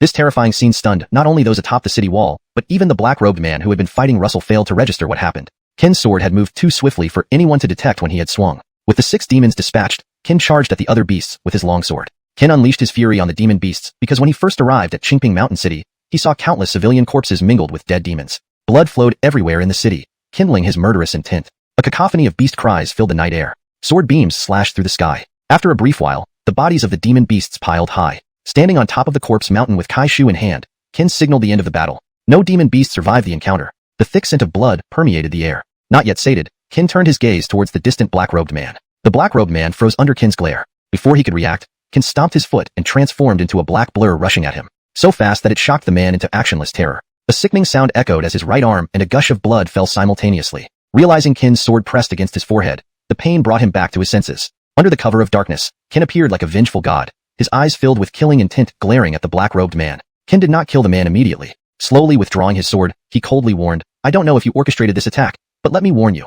If you dare to return, I will personally come to your underworld realm for answers. If you disagree, report back and tell them Qin awaits their arrival in Qingping Mountain City." The black-robed man hastily replied and fled without looking back. Thus ended today's battle. The first victory Qingping Mountain City had won in months, and solely due to Qin. Everyone on the city wall remained in shock even after the battle ended. Only when Qin returned did they realize it was over. Recalling his formidable power, they all regarded him with a mix of awe and suspicion. "Brother, are you a disciple of Kaiha sect?" Qin smiled calmly. "Yes, I'm an inner disciple of Kaiha sect, Qin." Hearing this, the crowd exclaimed again. "So, you're an inner disciple of Kaiha sect? No wonder you're so powerful. I heard there's a strength ranking list within Kaiha sect called the Kai list. What rank are you on it?" Someone's sudden question drew everyone's curious gazes. Even Russell wanted to know where Qin stood on the Kai list with such terrifying prowess. Qin did not hide it, replying calmly, "6th place on the Kai list." Sibilance, such incredible power is just 6th place? How powerful must the top 5 be? Overnight, Kaiha sect's reputation surged beyond everyone's imagination. Qin noticed many were skeptical, but he spoke the truth. Within the Shintian Tower, he hadn't faced Changchio, 5th place, or Korra, 4th place, thus remaining 6th. Celebrating this rare victory, Russell shared his long-stored fine wine with everyone. After a feast, Kin and 3 others climbed atop the watchtower for some idle chat. Looking at Kin, Walter sighed helplessly. Boss, I didn't expect you to have reached this level in just a few months, while we've barely progressed. Sigh. It truly kills one's spirit to compare oneself to you. Ellie interjected. Yeah. When you first came to Kaya's sect, I could still match you. Now? Forget about matching. You'd probably defeat me in 10 moves. Kin took out 2 red lingzhu fruits from his robe and handed them over, saying, Fellow brothers, no matter how strong I am, my abilities are limited. These red lingzhu fruits will greatly aid your cultivation. Let's strive together to shine at the upcoming 3 Kingdoms Assembly. Accepting the fruits eagerly, they laughed. Good. Let's work together. Unbeknownst to them, a man in a green robe watched their every move from the shadows. Back in his room, Kin prepared to meditate when a man in a green robe suddenly appeared at his window, then quickly ran off. Chasing after him into the dense forest, the green-robed man abruptly stopped and turned to whisper to Kin. Kin, do you wish to know where your parents are? Hashtag chapter 104. Shocking news, parents' whereabouts. Boom. The words of the long-robed man left Kin standing dumbfounded. Hearing those 2 familiar yet distant terms, Kin was momentarily at a loss for how to respond. With his sword pointed forward, he sternly asked, Who are you? And what did you mean by what you just said? In the darkness, even with his creation yin-yang technique and ghost cut ability, Kin could not see the long-robed man's face clearly. Each time he tried to probe, it seemed as if an invisible energy barrier blocked him. The long-robed man smiled calmly and said, You don't need to know who I am. You only need to tell me whether you want to know where your parents are. Parents? Since Kin had grown up, he had always wanted to know where his parents were. More importantly, he wanted to ask them face to face why they had abandoned him so heartlessly. He urgently replied, Of course I do. Do you know where they are? At that moment, Kin's heart was undeniably stirred. Though he had indeed resented them before, all his anger vanished in an instant when he learned news of his parents. Ultimately, no child doesn't miss their parents. No one wants to be an orphan, especially not Kin, who lost his parents' love at such a young age. The long-robed man continued, If you truly want to know, then work hard on your cultivation. After you win the Tri-Realm Summit, I will tell you where your parents are. Moreover, if you perform well, perhaps you can even meet them. Kin exclaimed excitedly, Do you promise? The long-robed man chuckled softly. Do you think I have any reason to lie to you? Fine. It's a deal. Rest assured, 3 years from now, the champion of the Tri-Realm Summit will definitely be me. Without saying more to the long-robed man, Kin turned and left. He knew that no matter how much more he spoke, the man would not provide any additional information. Now, all he needed to do was improve himself and strive to become the champion of the Tri-Realm Summit in 3 years. On the other side, when the demonic race learned that a youth in Green Screen Mountain City not only crippled their people, but also arrogantly confronted them, they were enraged. As everyone debated who should go to regain their honor, a youth suddenly appeared, floating through the air. No need for all this. It's just a small human. I'll be back in a bit. Meanwhile, in the Demon Beast Mountains, a Yanni on the high seat was flushed with anger upon learning that none of the demons who attacked Green Screen Mountain City had survived. So, humans, since you show no mercy, don't blame us for ours. Montgomery, bring me that person's head. As he spoke, the youth disappeared into the dense forest in an instant. These past few days were possibly the most peaceful for everyone. Without the disturbances of demon beasts and the demonic race, injuries were healing. On the city walls of Green Screen Mountain City, Kin sat alone drinking wine, basking in the warmth of the bright sun. It feels almost addictive, Kin mused. Don't drink without inviting me? Giselle sat down, snatched the wine jug from Kin, and took a gulp. Kin stared blankly at her. When did you start liking alcohol? Girls should avoid it. Giselle rolled her eyes coldly. What's it got to do with you? Kin didn't get upset by her words. He laid back, hands behind his head, and sighed deeply. It would be great if things could stay like this forever. Giselle sneered. Don't worry, this life doesn't belong to you. At least not right now. Suddenly, a voice echoed loudly, resonating throughout the city. Who is Kin? Come out here. Seeing this, Giselle sighed. See? I told you tranquility isn't meant for you. Everyone gathered on the city wall, looking up at the white-clothed youth standing in the sky. Russell cursed. Damn, we've barely had peace for a few days, and here it comes again. Kin smiled calmly. Patting Russell's shoulder, he leaped up, facing the youth. I'm Kin. Who are you? The youth narrowed his eyes and sized up Kin. I am Quentin, the 7th prince of the demonic race. You not only crippled our envoy, but also boldly declared you would come to the demonic race for retribution? Kin scoffed, stepping forward. So what if I did? Quentin continued. Quite a big mouth you've got there. Hope your strength matches your talk. Just as they prepared to fight, another crack opened in the sky. Montgomery of the demon beasts here. Who is Kin? A shirtless youth similar to Walter appeared in the sky, his booming voice echoing across the city. Sensing some tyrannical power in his voice, Kin cursed under his breath. Damn, another one. Can this never end? Kin asked the newcomer quietly. Are you also here for me? Montgomery slowly turned his gaze toward Kin. Your Kin? Yes, Kin replied. Montgomery stated. Indeed. Sent by the chieftain to claim your head. Quentin retorted angrily. A tiny beast dares to compete with me? Have you looked in the mirror to see if you have the strength? Montgomery glanced at Quentin. What are you? Daring to challenge me? Wanna die? Seeing the standoff, Kin observed from the sidelines, watching the two squabble. But realizing neither intended to attack, he understood they were putting on a show for him. Shaking his head, he stepped forward. Alright, stop acting. Your performance is terrible. If you want, both of you can come at me together. Hearing this, both men flashed evil grins. As you wish. We didn't request this. Don't say later we ganged up on you. Qin waved a hand, rest assured. I'm not as shameless as you. Then let's begin. They exerted their powers simultaneously, and terrifying auras instantly filled the skies above Green Screen Mountain City. The oppressive force made everyone below shudder. Second-tier peak, Xuanwu realm experts. Russell's face darkened as he observed the scene. He looked at Qin, who remained calm, and felt puzzled. Qin is only a third-tier Huangwu realm cultivator. Why is he still composed in front of Xuanwu realm experts? And he has to face two of them. Just then, Qin stepped forward, murmuring. The 5 decisions of life, 4 decisions activated. The 9 decisions of sealing demons, 2 decisions activated. Corrosive force, activate. The chapter ends on a tense note, with Qin preparing for battle against 2 formidable opponents. Chapter 105. 4 Lives of the Heavenly River, seeking sword among demons. Fighting 2 against 1, and both opponents having significantly higher cultivation levels. Qin did not dare to underestimate them. The moment he unleashed his 3 great techniques, terrifying auras swept across the entire battlefield instantly. His cold eyes flashing, he brandished his sword and charged towards Montgomery and Quentin. The sharpness of his sword, combined with the eerie movements, caused those on the city wall to draw in a sharp breath. A single slash sent a resounding sword cry echoing through the sky. Seeing this, Montgomery and Quentin moved simultaneously, unleashing 2 colossal energies that surged toward Qin's sword strike. Upon impact, several beams of terrifying energy spread outward rapidly. In amazement, the trio clashed fully, each touch of their weapons releasing energy filled with powerful killing intent. Each move was life-threatening, every attack aimed at ending the other's life. Break. As the word escaped, Qin's right hand spun slightly, and his sword lunged upward abruptly. Then, a fierce beam of light shot from below straight for Montgomery's face. Without time to think, Montgomery gripped his large blade tightly and roared, chopping down fiercely. The mighty and domineering force of the saber split Qin's fierce sword light into pieces. At the same time, Quentin suddenly condensed black malevolent energy in his right hand. With a wave of his arm, it transformed into countless razor-sharp spikes. With a loud roar, Quentin pressed his right hand down lightly, and immediately, spikes rained down like a storm. These piercing noises tore through the sky. Having narrowly escaped earlier, Montgomery narrowed his eyes once more, roaring, "Die!" He slashed downward with both hands gripping his saber. But Qin did not sit idle as the two attacked. Closing his eyes, he formed a red and a white energy ball in each hand, rotating them. Suddenly, Qin clasped his hands together, unleashing a terrifying amount of energy. Each pulse deeply stirred Montgomery and Quentin's hearts. Forebodingly, they glanced at each other before letting out another roar and rushing towards Qin. At this moment, Qin's eyes snapped open, emitting an energy potent enough to destroy the heavens. Raising his right hand slightly, Qin made the 2 now-merged energy balls rise slowly before launching them at lightning speed towards Montgomery and Quentin. When the energy balls were within 10 meters of the 2, Qin clenched his right hand tightly and murmured, "Explode."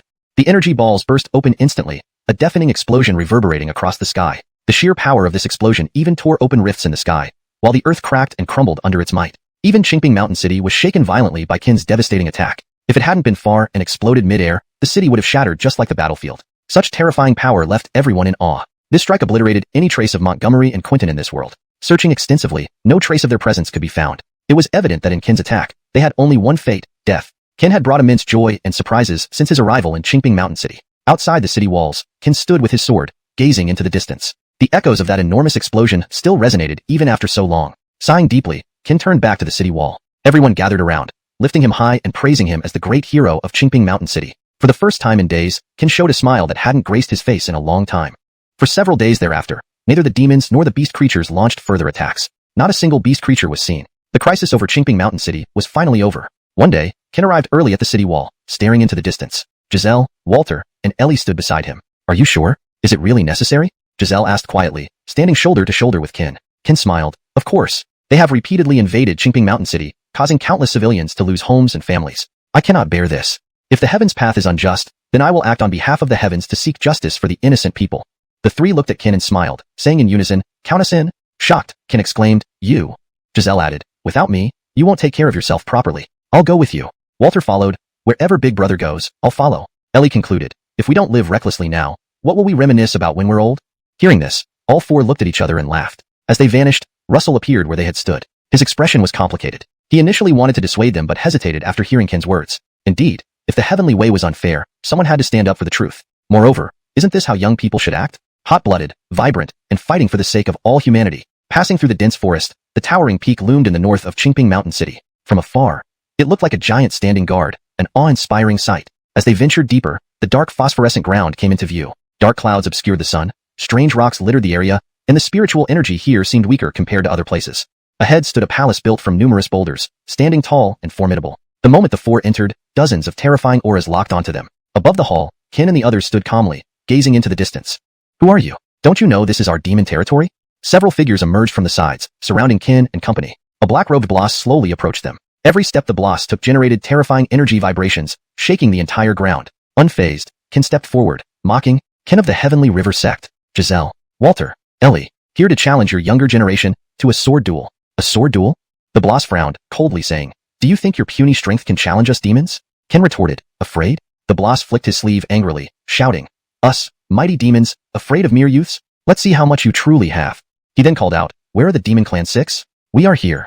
The Bloss continued, "Come out, for a sword duel."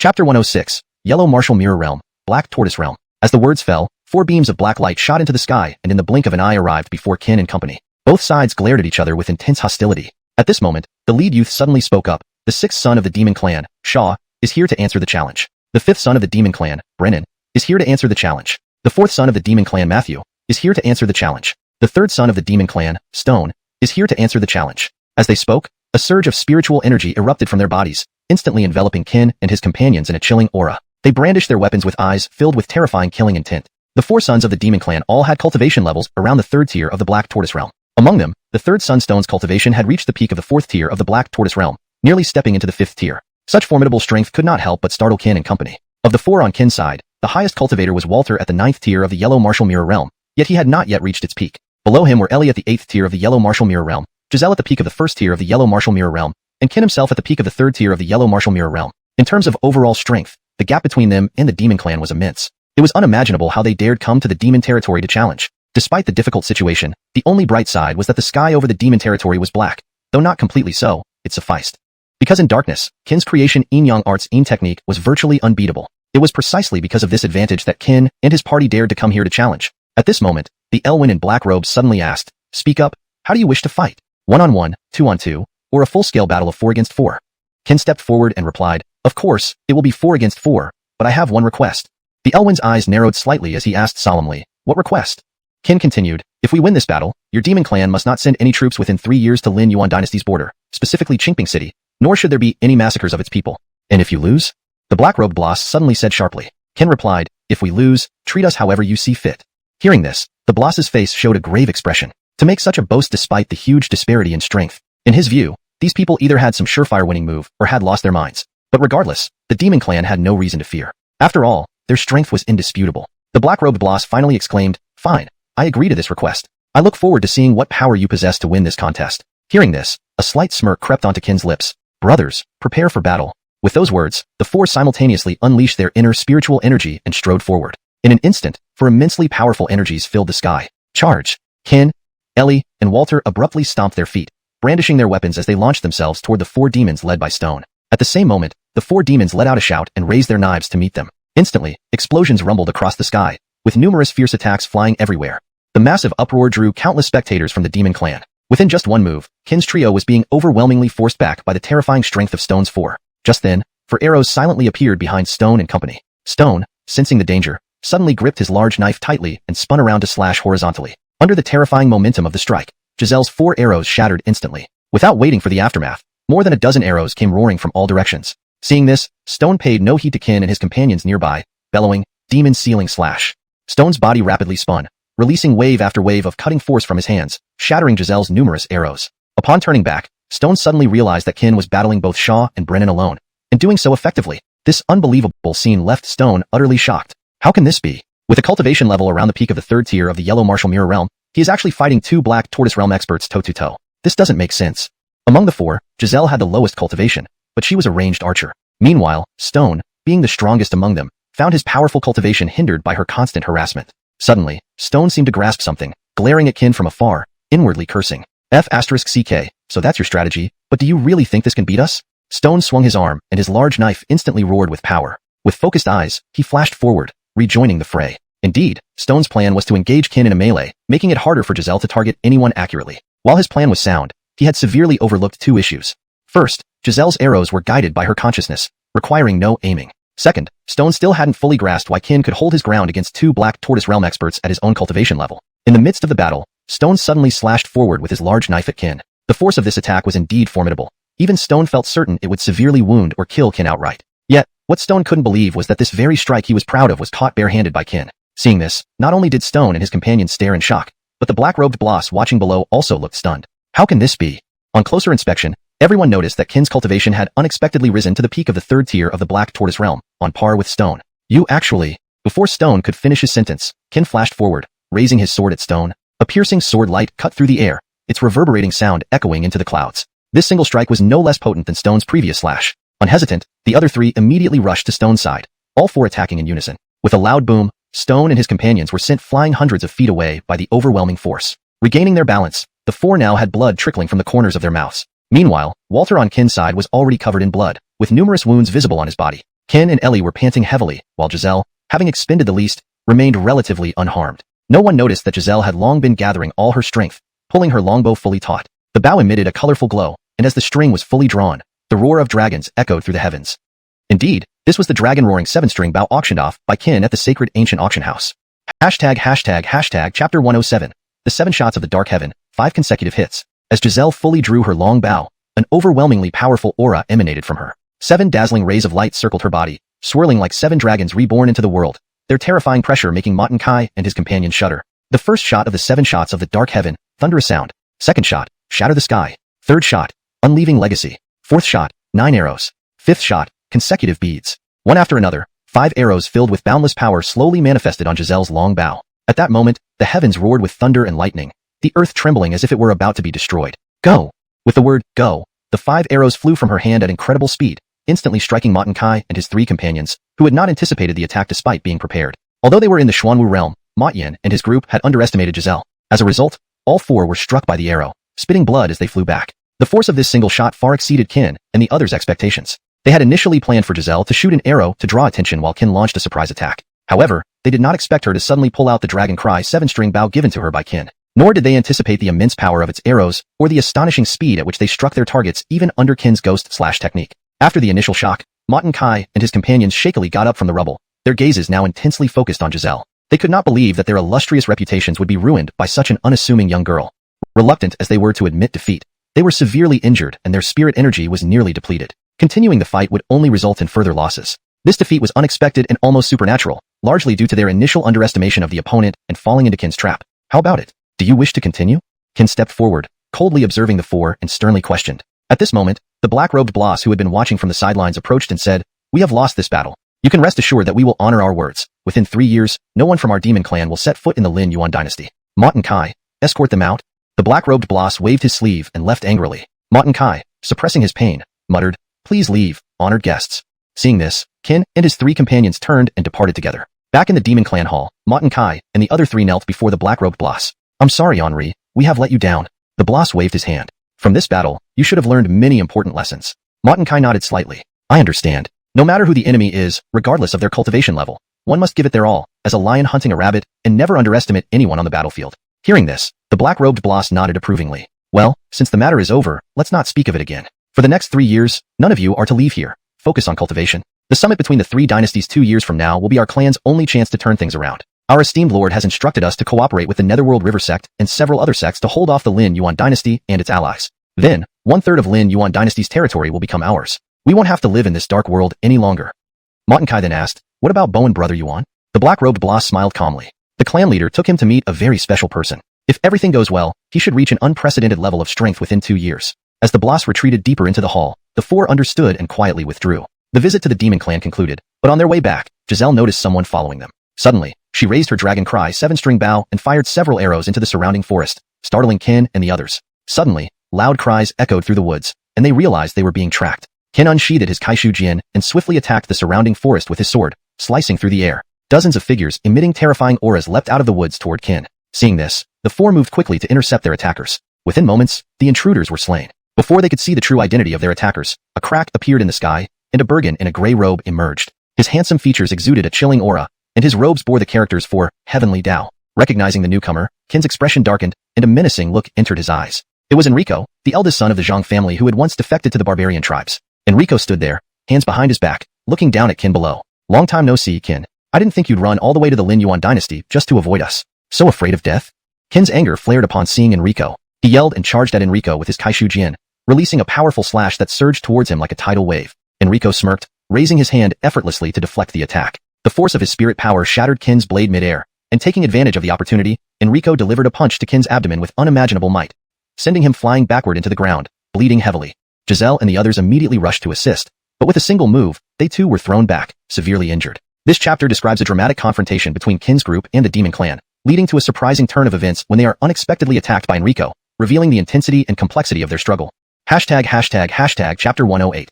Within the boundless prison, the woman in yellow. Shock and horror. Qin never imagined that Enrico's strength had surged so much in just over a year. He looked at Enrico, who was slowly ascending into the sky from a distance, with an incredulous expression. At this moment, he wished more than anything to slay this person under his sword. Recalling the battle in Cangsheng City back then, if not for the interference of him and the Heavenly Dao sect, why would they have lost so many people? At the pinnacle of the heavens, Enrico glanced coldly at the ruins where Qin stood and sneered, "Qin, today, I will let you live as a dog. I want you to live under my shadow from this day until your death." Ha ha ha. As a crack appeared again, Enrico's figure vanished into the sky. Qin found it strange. Although Enrico's strength had indeed improved significantly in just over a year, it shouldn't be enough to knock out all four of them with one strike. What puzzled him most was that after receiving that single blow, not only he but even Walter and the others were unable to muster any strength, and their spiritual energy had vanished without a trace. This thought haunted Qin like a nightmare even after the four of them returned to the Kaiha sect. Night came, and as the full moon rose slowly, the figure of the man in blue robes reappeared before Qin's window. Just like before, the two met in the dense forest. Before Qin could speak, the man in blue said first, "So, have you realized how weak you truly are? I'm not afraid to shock you, but with your current cultivation level, you might not even be able to withstand a single attack in the Tri-Nation Conference competition. Do you know why you were able to exchange 2 blows with that venerated martial realm expert?" Qin gazed silently at the man in blue robes. Because of the realm suppression, the entire Nine Abyss continent is bound by the will of heaven. Due to this will, all experts above the celestial martial mirror can only unleash their full power within certain special regions. Outside those areas, their overall strength is suppressed by the will of heaven. A yellow martial mirror versus a venerated martial realm? Huh. If we're being blunt, in those specific regions, they wouldn't need to lift a finger to kill you. Just a glance would be enough. Hearing the man in blue's words, Qin was utterly shocked. The strength he had always prided himself on seemed insignificant. No, less than insignificant, to those true powerhouses. Thud. Qin knelt heavily before the man in blue and said resolutely, "Please, sir, teach me." Seeing this, the man in blue smiled faintly and asked, "Are you sure?" Qin nodded repeatedly, "I am." The man in blue continued, "Very well, then follow me to a place." Without waiting for Qin's reaction, the man in blue waved his hand, and a deep rift appeared. By the time Qin realized what was happening, they were already in a place he had never seen before. Upon arrival, an invisible oppressive force instantly swept over him. Not only that, Qin found that his spiritual energy had completely disappeared. Perplexed, Qin asked, "Sir, where are we?" The man in blue replied indifferently, "This place is called the Boundless Prison. It holds countless world-defying experts who have rebelled against the will of heaven throughout thousands of years in the Eastern Domain. My requirement is simple. You need to survive here for 1 year. Do you have any objections to this arrangement?" The man in blue asked coldly. Qin hesitated, not because of fear, but because surviving among countless world-defying experts with no spiritual energy seemed impossible. Seemingly perceiving Qin's thoughts, the man in blue continued, "When I entered, I had the same doubts. Back then, I was only at the 8th level Grand Martial Master stage. Do you know what my cultivation level was after I spent a year inside?" Qin shook his head, "No." The man in blue replied, "After 1 year, my cultivation reached the 8th level peak, Profound Martial Realm." "Hiss. Really?" Qin asked incredulously. The man in blue laughed. "Do you think I have a reason to lie to you?" After a long silence, Qin took a deep breath and said solemnly, "Sir, I'll go." The man in blue smiled faintly and said, "In that case, we shall meet again in 1 year." With a wave of the man in blue's hand, Qin felt a sudden dizziness. When he regained consciousness, he found himself in a bizarre place. Everything was dimly lit, and the moon in the sky was blood red. Qin slowly got up, holding his Kai-Shu sword tightly and observing his surroundings warily. Although he had no spiritual energy, his battle instincts told him that countless pairs of eyes were watching him from the shadows. On the other side, after Qin fully entered the boundless prison, the man in blue took a deep breath. Looking up at the distant peak, he murmured, "Sister, I've done what you asked. The rest depends on him. This chess game involves too many people. It's said that the one has nearly reached that step. Hope your choice is right."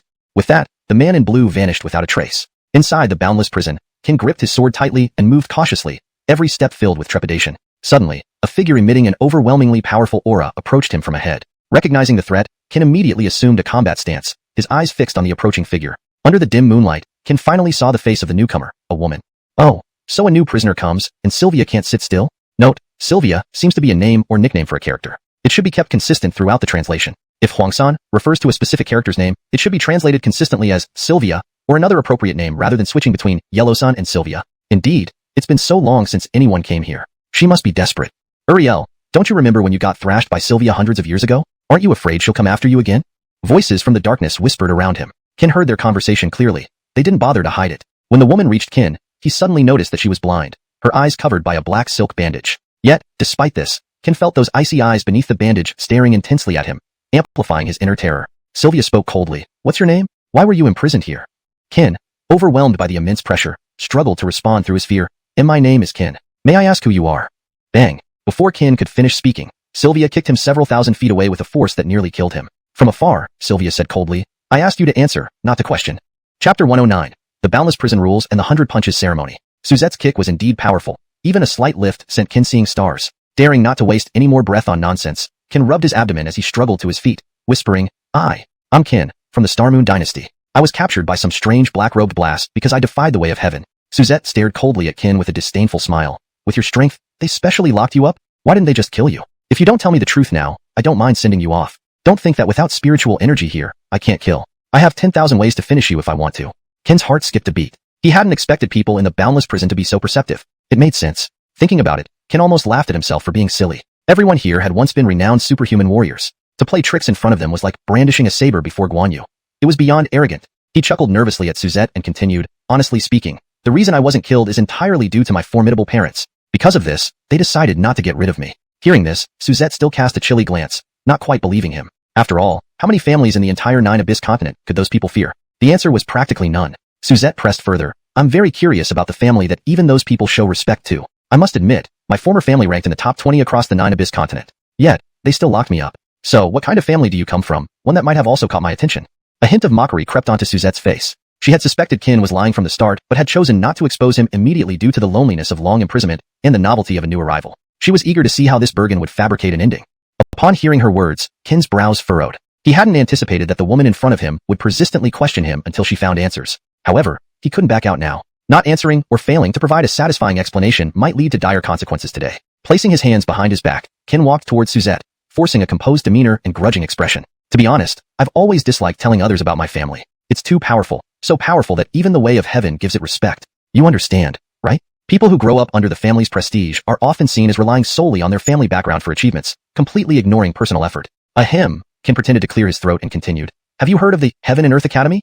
At the mention of the three words, Heaven and Earth Academy, Kin could clearly sense Suzette's expression change slightly. Even the hidden masters around them began to whisper among themselves. Seeing this, Kin muttered to himself, this might work. Suzette pursued, which family from the Heaven and Earth Academy do you belong to? As far as I know, before I was imprisoned in the Boundless Prison, there was no family named Wu.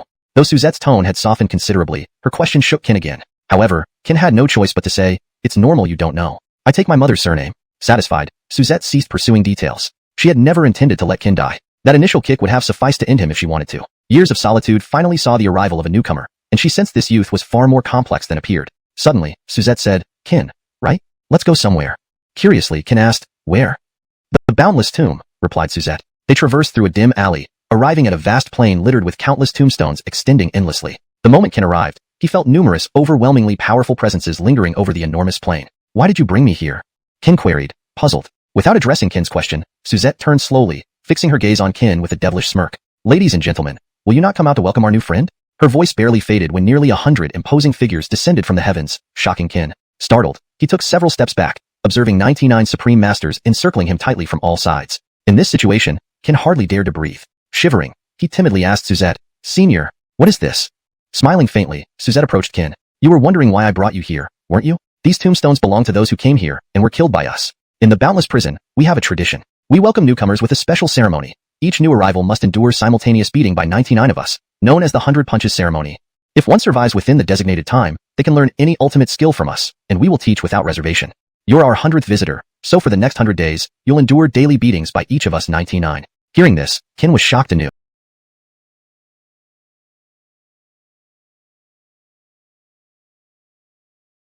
What? Beaten by 99 of you for 100 days? Can't you just kill me directly? Why make it a ritual? Your earlier kick nearly finished me. Do you think I can last 100 days? Suzette stepped forward, coldly stating, Boy, here, rules are absolute. You have no room to argue or refuse. Follow orders.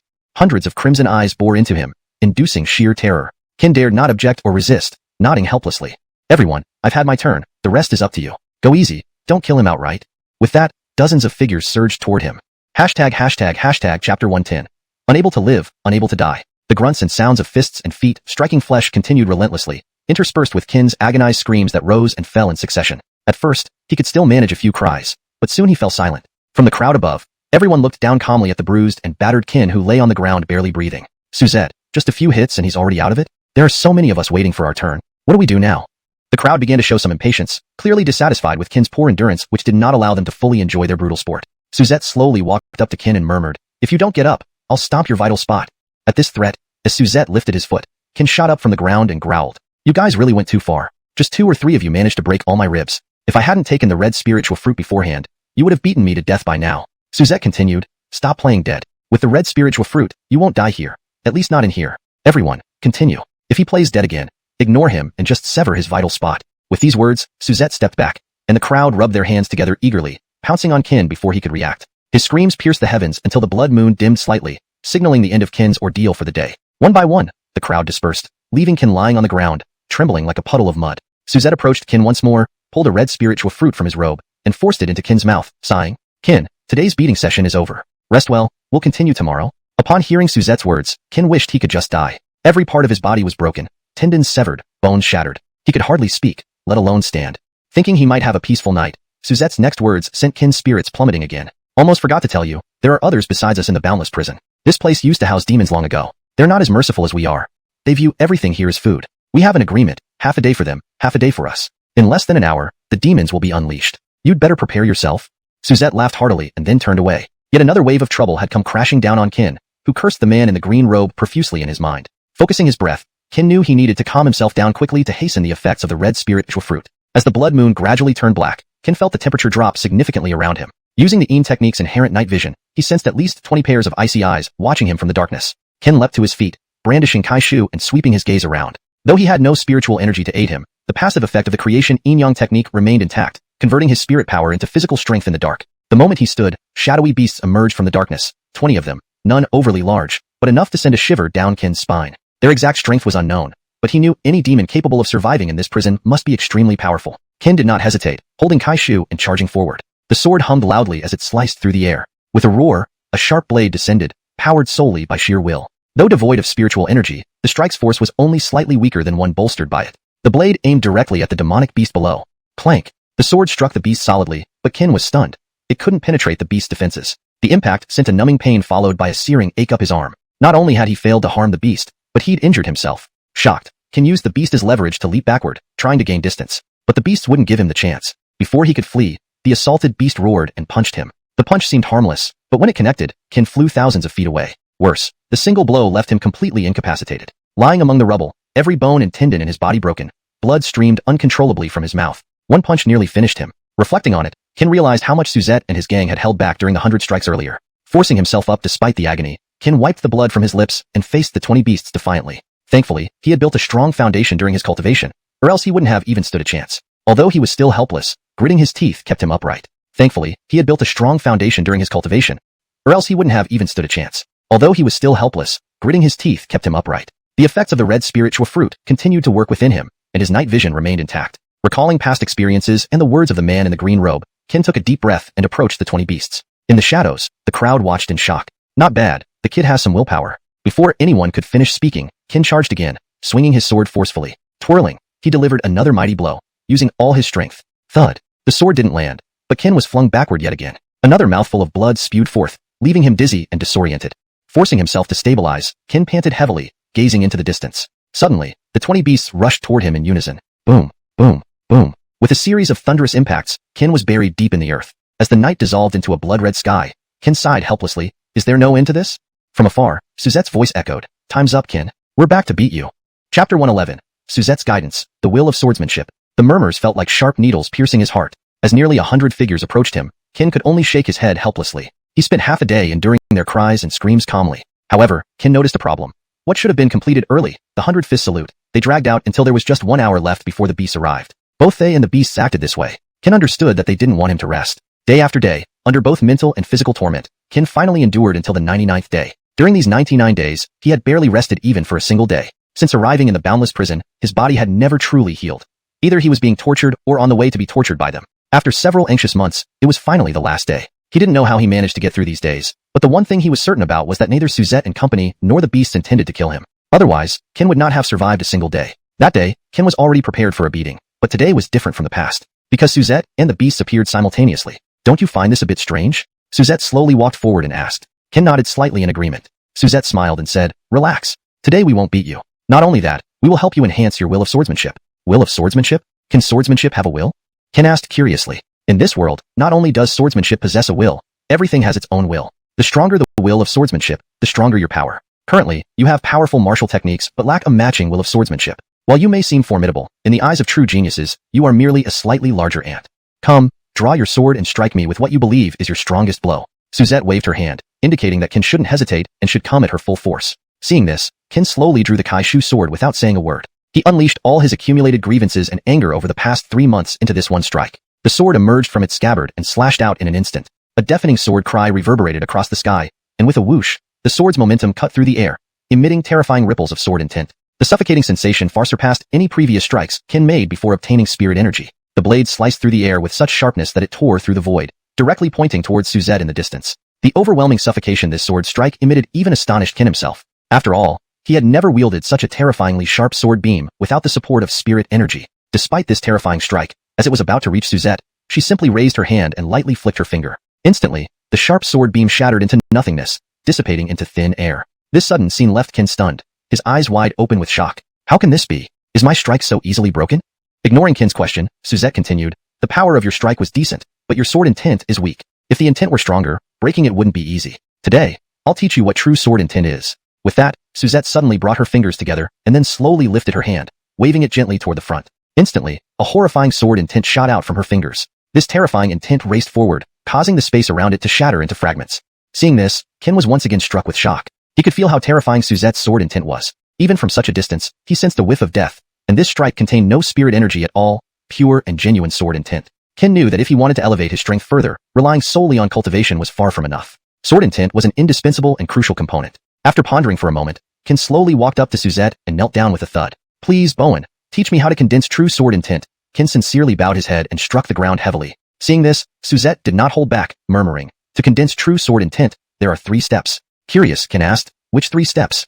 Suzette continued, the first step is continuous sword practice. Swing your sword tens of thousands of times each day. Over time, you'll naturally find the feeling. The second step is purification, not bathing, but purification by sword intent. Only after being purified by countless powerful intents will you understand the subtleties and secrets within. You're lucky. There's a sword pool inside the boundless prison. After completing the first step, I'll take you there. The third step is combat, specifically combat with powerful sword cultivators. Through battles with them, you will learn the purpose behind each sword strike. Ask yourself why you swing the sword. Purposeless strikes will waste your spirit energy, while purposeful ones will unleash their true power. Do you understand? Qin nodded uncertainly. Although he didn't fully grasp Suzette's words, he understood a principle. True sword intent comes from comprehension through combat. All theoretical knowledge merely deepens understanding and helps avoid detours. As for purpose, he lacked none. Suzette then summoned the beast beside her and told Qin, this beast is the incarnation of an ancient magic ape. Its physical strength is so great that even ordinary respected martial realm experts cannot injure it. Your task is simple. Swing your sword at it every day. When you can leave even the faintest scratch on its body, you can move on to the second step of sword intent training. Let me be clear. I'm giving you only 1 month. If you can't scratch it by then, it means you aren't suited for this. Everything afterward will be pointless. You'll be left here to survive on your own. Qin was confused by Suzette's words and asked, what do you mean, Bowen? Hearing this, Suzette sneered slightly. Boy, you're 16 or 17 now, right? Having been in the martial world for so long, you must know the word interests. Do you think we train and cultivate you out of goodwill? Because we have nothing better to do? Here's another lesson. In this world, apart from your parents, anyone else's kindness towards you is always purpose-driven. Don't naively think this world is as simple and pure as you imagine. Continue believing that, and you'll suffer huge losses later. I won't say more. Take care of yourself. Remember, you have only 1 month. That's the most time we can give you. Hashtag Chapter 112, 10,000 sword strikes, minor success in sword intent. Everyone had left, leaving only Qin and a terrifying beast emitting an extremely fearsome aura standing in the same spot. The dark, shiny skin of the beast was glaringly visible under the blood moon. Qin bowed slightly and said, Senior, please bear with me. Instantly, Qin raised his sword and leaped up, his right hand tightly gripping the long sword as he swung it down with great force. A loud clang echoed, and the horrifying sword momentum was forcefully deflected by the beast's formidable body. Not only that, but the webbing of Qin's right hand also split open at this moment, with a trickle of pungent blood slowly seeping out. Ignoring the pain, Qin once again raised his sword and swung it. This strike nearly exhausted all his strength, sending relentless waves of terrifying sword force like unending tidal waves towards the beast. However, even so, Qin's sword momentum came to a halt amidst the shattering sounds of shattered sword light. At this moment, the motionless beast suddenly spoke, Kid, this won't do. As the saying goes, haste makes waste. Although they have left you little time, a full month is not too short. I may not understand your human concept of sword intent, but from what I gather, it should be similar to our beast's boxing intent, a style within the same realm. To grasp intent, you need to calm your mind and reach a state of serene tranquility. Did you forget what Suzette told you earlier? You must think carefully about the purpose behind each sword strike. Aimlessly swinging your sword thousands, or even 10,000 times won't yield any results. Hearing the beast's words, Qin slowed down his movements and began to ponder deeply. After a brief silence, Kin suddenly opened his eyes and swung his sword again. This strike appeared ordinary but had undergone significant changes compared to before. Not only did the sword momentum become more fierce, but the energy around him started to change subtly. "That's it, keep going," the beast yelled with a smile. Kin chuckled softly and swung his sword at the beast once more. Similar to before, this strike made the surrounding world tremble slightly. One strike, two strikes. Secretly watching all this were Suzette and the others. Each of them was momentarily stunned when Kin delivered that focused strike after holding his breath. No one spoke. They continued to watch silently. A day passed quickly. By then, Kin had lost count of how many times he had swung his sword. He felt almost completely drained, struggling even to lift his sword. As night fell and the pale red-black moon rose, Kin, who was previously out of strength, suddenly became rejuvenated, brimming with vigor. This sudden transformation also startled the beast nearby. What's happening to this guy? Wasn't he out of energy just now? How can he suddenly look so invigorated without a trace of fatigue? Muttering to himself, the beast saw Kin clench his eyes tightly again and grip his sword firmly before delivering another strike. Days passed one by one. Kin didn't know how much time had elapsed or how many strikes he had made. All he knew was that the blood moon had risen and set 29 times. On the last day, when the blood moon rose again, Kin, who had been silent for a long time, slowly opened his eyes. Holding Kaishu, he smiled while looking at the beast and murmured, "Senior, today is the final deadline. This strike is the culmination of what I have learned over these 30 days. Though I don't know if it meets Senior Huang's expectations, are you willing to give it a try?" Though Kin's voice was soft, it sent a slight chill through the beast, who replied with a light laugh, "Come on, boy. Let's see what kind of terrifying sword intent you can muster after your rest." Without further ado, Kin slowly walked toward the beast with his sword. Soon enough, the beast sensed a familiar aura, reminiscent of Suzette, emanating from him. With a step, Kin paused. He lifted his hand slowly, gaze unwavering, and swung Kaishu with firm determination. Instantly, a faint streak of sword light escaped from his hand. The strike contained no spiritual energy nor any murderous intent, just a simple, plain sword intent, nothing more. When the sword intent cut through the sky, the world seemed to flicker between light and darkness. The beast instinctively raised its hands to defend itself as the sword intent approached. Swoosh! Upon impact, there were no visible changes around the beast. The sword light simply passed through its body, continuing on its trajectory. Startled and puzzled, the beast felt a sudden shock followed by a spurt of blood.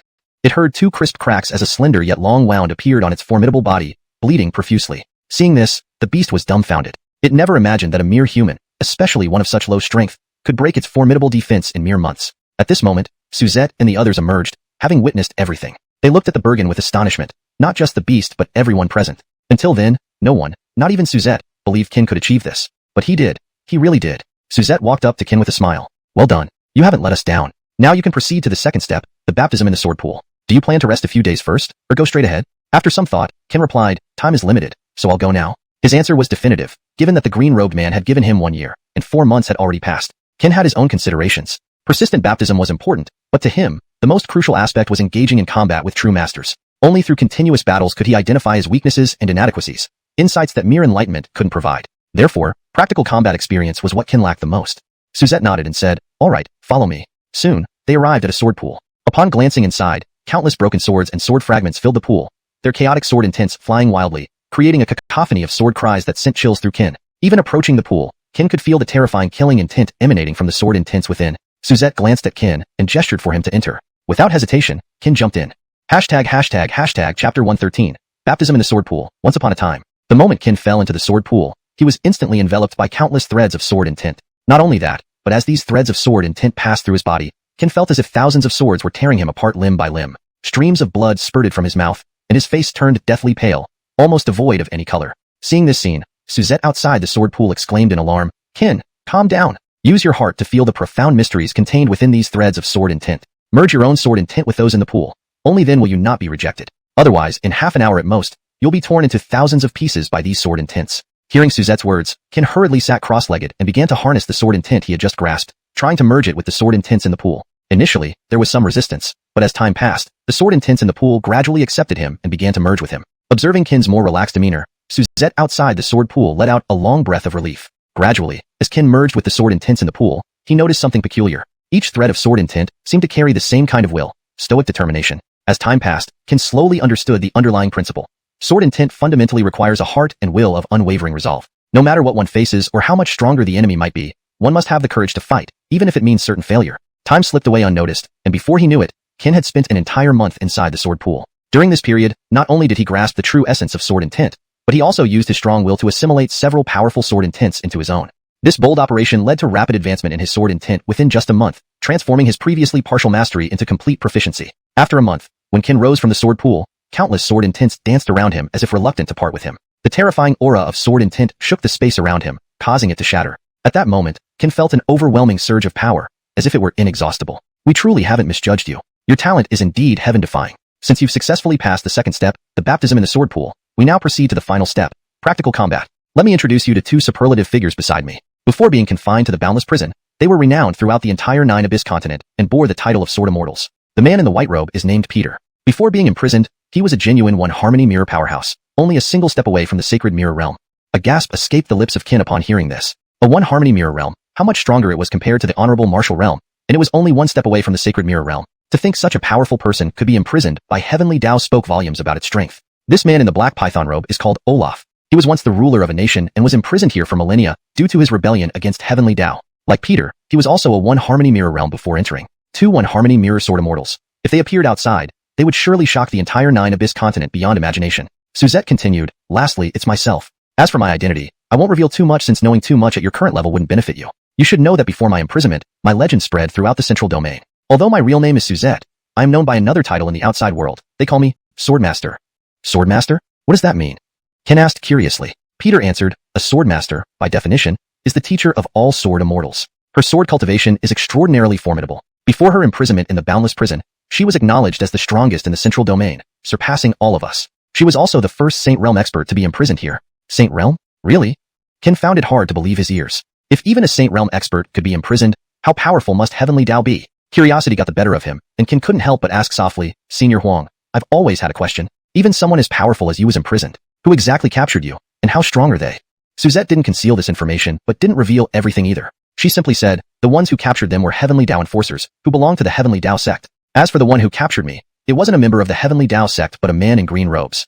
Pausing briefly, she continued, even I don't know how powerful that man in green was. He defeated me with a single move and told me that one day, a Bergen would come here a century later, and we were to treat him well. It seems that Bergen is you. He also said only you can set us all free and change the course of the world. Suzette's words enlightened Ken. Everything finally made sense. Recalling her previous statements, Ken suddenly understood why they tried so hard to strengthen him. The Heavenly Tao sect, a name so familiar that a daring thought crossed his mind. It seemed a terrible plot was woven through the entire Nine Abyss continent, and somehow, it was closely linked to him. He dared not think further because he sensed that the sudden appearance of the man in green wasn't coincidental. Every step Ken took now seemed predetermined by events set in motion thousands of years ago. What Ken needed most urgently was to rapidly enhance his strength. Just as the man in green had said, in the presence of true geniuses, he was nothing more than a slightly larger ant. Enrico was proof enough. Furthermore, Ken had a premonition that significant events would unfold during the upcoming Tri-Realm meeting. Though he didn't yet know what these events were, he was certain that they would shape the future of the Nine Abyss continent. Hashtag Chapter 114. Wu returns, Kaiha sect in peril. Without further ado, Ken said directly, 3 venerable seniors, to be honest. I came here to enhance my strength. The duration is 1 year, and half of that time has already passed. In the next 6 months, I hope the 3 of you can provide some guidance. Ken revealed his true intentions without holding back. The others seemed to have guessed this and smiled gently, replying, no problem. From now on, the 3 of us will conduct your final intensive training. After all, Ken was their only hope to leave this place. Millennia of darkness were nearly driving them insane. Their greatest wish now was to leave as soon as possible. Time flew by, and another 1.5 months quickly passed. Ken's almost manic cultivation, along with the meticulous guidance from Suzette and others, paid off. Currently, Ken's sword cultivation was almost unmatched among those of the same realm. Moreover, his sword intent had also fully matured. If he were to step outside now, combined with the enhancement from spirit energy, it would be unimaginable how terrifying the power of his sword strikes would be. Several months passed in a blur, leaving less than a day before Ken's departure. That day, Suzette and the others all came to bid farewell to Ken. In the blink of an eye, a year had passed, and it was time for Ken to say goodbye. Suzette stepped forward slowly and said calmly, Ken, don't forget our agreement. Whether we can get out depends on you. Ken replied, rest assured, venerable senior. I will keep my promise. In the past year, I thank you all sincerely for your careful guidance and generosity. I will never forget your kindness. With that, Ken bowed slightly to the group. They smiled and said, boy, don't disgrace us old folks when you go out there. And please send my regards to the heavenly Tao. Tell him that Olaf censored out his mother. These words sparked the resentment against the heavenly Tao that they had built up over many years. They all asked Ken to pass on their greetings accordingly. Suddenly, a white light emanated from behind Ken, signaling the arrival of someone to escort him out. Everyone watched quietly without speaking. Each person's eyes reflected deep attachment and reluctance. Though their time together was short, they had formed a strange bond that was hard to describe. Venerable seniors, Ken is leaving. We shall meet again someday. Ken saluted with a clasped fist. Then in a blinding flash of white light, he found himself atop a mountain within the Lingyan dynasty. Not far away, a man in a blue robe looked at Ken coldly and muttered, now, I will release the suppression on your spirit energy. Your strength will surge significantly. Remember, you no longer need to suppress your realm. You won't have to worry about unstable foundations or instability in your cultivation anymore. Enjoy it. Before Ken could respond, the man waved his arms suddenly. As the spirit energy returned, An incredibly powerful force surged through Qin's body like floodwaters. He immediately sat cross-legged, performing a series of fluid movements seamlessly. Following the blue-robed man's instructions, Qin stopped suppressing his realm. The overwhelming force filled his body continuously. At that moment, his realm shot up rapidly. Yellow Martial Realm Level 4, Yellow Martial Realm Level 6, Yellow Martial Realm Level 9. Finally, with a loud shout, Qin opened his eyes, stabilizing at Profound Martial Realm Level 1. He looked down at his hands, feeling the immense power coursing through him, seemingly inexhaustible. At that moment, Qin felt terrifyingly strong. He even had the illusion that he could stand his ground against a respectful martial realm expert. Seeing Qin's current accomplishments, while he hadn't reached the heavenly martial realm as expected, it was still satisfactory. The blue-robed man clearly sensed that Qin's sword intent had undergone a dramatic transformation compared to before. The pure sword intent enveloped him, which made the man happier than if Qin had advanced several realms. The blue-robed man walked to Qin with a smile. Good. You've gained much from this trip to the endless prison. You haven't disappointed me. However, I have some bad news to tell you. The Kaiha sect is currently being slaughtered by the entire Lingyan dynasty. Go and see what you can do. Upon hearing this, Qin's smile vanished. Without another word, he turned and sped toward the Kaiha sect. Meanwhile, inside the Kaiha sect, it was engulfed in flames. Broken walls and dead bodies of Kaiha sect disciples littered the area. Donovan stood with his sword, though he was gravely injured. Opposite him stood 4 blasts, each radiating terrifying auras, all of whom were at least as powerful as Donovan. Within the Kaiha sect, from the Patriarch and Bowens down to the outer disciples, everyone was severely injured. Even Een Dream, after summoning the 6 venerated heavens, couldn't make a difference. The Kaiha sect was on the brink of extinction. Above the sky, Adrian stood with her sword. Before her were Hua Yuekue and Encel, 2 sword immortals, and another individual from the Mingi sect, Elvin, who had just recently become a sword immortal, the 4th among the younger generation in the Lingyan dynasty to reach this level. Elvin sneered suddenly. Adrian, did you ever think it would come to this? That day in the heavenly pole abyss, your Kaiha sect's actions against our Mingi sect and 2 other sects, I promised I would get revenge. Now, this is the day your sect is destroyed. The only flaw is that little boy Qin isn't here. Otherwise, I would tear him limb from limb. Thinking of his failures against Qin, Elvin fumed inwardly, wishing he could grind Qin into dust. Encel spoke up. Adrian, although your Kaiha sect is a medium-sized sect within the Lingyan dynasty, you stubbornly refuse to integrate it into the 9 Lin Academy. Since we cannot obtain such a sect, we must destroy it. Don't blame us. Adrian chuckled lightly upon hearing Encel's words. When you want to accuse someone of a crime, you'll find a way. Since this calamity has befallen the Kaiha sect, I have little to say. Whether we survive or perish isn't determined by you. Come, let's continue our battle. At that moment, an extremely terrifying aura appeared above the sky. This aura was no weaker than that of Adrian. All eyes turned to the source. A young Roman stood with his sword, his eyes half closed, looking down. Hashtag chapter 115. The sword intent unleashed, all swords bow. Above the sky, everyone turned their gaze to see who had arrived. It was none other than Qin, an inner disciple of the Kaiha sect who had been missing for over a year. Upon seeing him, everyone was startled as they noticed that Qin's cultivation had already reached the peak of the Xuanwu realm first stage. The aura he exuded hinted at an imminent breakthrough to the Xuanwu realm second stage. Junior Brother Wu. Brother Wu. The crowd below burst into exclamations. With one step, Qin swiftly appeared beside Adrian and whispered gently, Senior sister, leave it to me. You should take a good rest. Hearing this, Adrian did not argue but merely smiled softly before landing beside Giselle. You have good taste. Junior Brother Wu is almost perfect except for being a bit foolish, Giselle said with a smile. He's very good and works hard. But I don't want him to be too tired. He has surpassed me by far. To not burden him further, I also need to work harder so I can always walk beside him. Up above, when Meditator Yu and his 3 companions saw Qin's arrival, they were all taken aback. Especially Meditator Yu, whose face darkened upon sensing the formidable aura emanating from Qin. Meditator Yu pointed his long sword and shouted fiercely, Qin, you finally show yourself. I broke through my mental barriers to reach the sword immortal level just to slay you with my own hands. Come on, let's see if your strength has improved as much as your cultivation has over the past year. The 3 suddenly attacked simultaneously, their figures dashing toward Qin with terrifying speed, leaving only afterimages in the sky. By the time everyone reacted, Meditator Yu and his companions were already in front of Qin, thrusting their swords at him with full force. Be careful. Following a shout, everyone present couldn't help but widen their eyes in disbelief. They couldn't believe what they were seeing. Meditator Yu and his companions' powerful strikes landed heavily on Qin, yet he stood there motionless, expressionless. These 3 strikes could not penetrate any further, nor did they leave even a scratch on Qin's body. In shock, the trio quickly retreated to keep their distance. At this moment, all 3 wore expressions of astonishment and confusion as they stared intently at Qin. Qin lightly brushed off the dust on his clothes and coldly remarked, Is this the strength you've gained by breaking through your mental barriers to reach the sword immortal level? If so, it's truly disappointing. Sword immortal? Qin glanced coldly at Meditator Yu and the others, sighing, Do you 3 deserve to be mentioned alongside Senior Sister as the 4 great young sword immortals? Your combat strength is pitiful, and you haven't even grasped the basic will of the sword. Calling yourselves sword immortals is truly laughable. Hearing Qin's words, anger flashed across Meditator Yu and his companions' faces. Will of the sword? As if you know it well. Qin, I admit you are strong, but don't forget you're at the end of your strength. It would be easy for us to wipe you out. I wonder who gave you the courage to speak such big words. Hearing Meditator Yu's agitated voice, Qin didn't get angry but instead began to mock. Do you want to make a bet? All 3 of you attack me, and I'll only use 1 sword strike. If I win, you three must retreat today and promise not to cause trouble for the Kaiha sect within a year. What do you say? Just one sword strike? How arrogant. And what if you lose? And Cell, who had been silent, suddenly spoke up. If I lose, you can do whatever you want with everyone here. His words clearly put the entire Kaiha sect on the brink of life and death. Though the Kaiha sect was indeed in a dire situation, if everyone fought to the death, they might still have a fighting chance, taking a toll on those present before they all perished. And Cell's expression was grave. He could sense that Qin had changed dramatically since before, but he couldn't believe that just one sword strike could defeat them. To minimize casualties on their side, and Cell turned to look at the distant boss in white robes. This person was Kaming, the sect master of the Kaiha sect and Donovan's senior brother. Seeing Cell's gaze, Kaming smiled softly and said, Qin's decision represents the decision of the Kaiha sect. If we cannot win this battle, every member of our sect will commit suicide in front of you.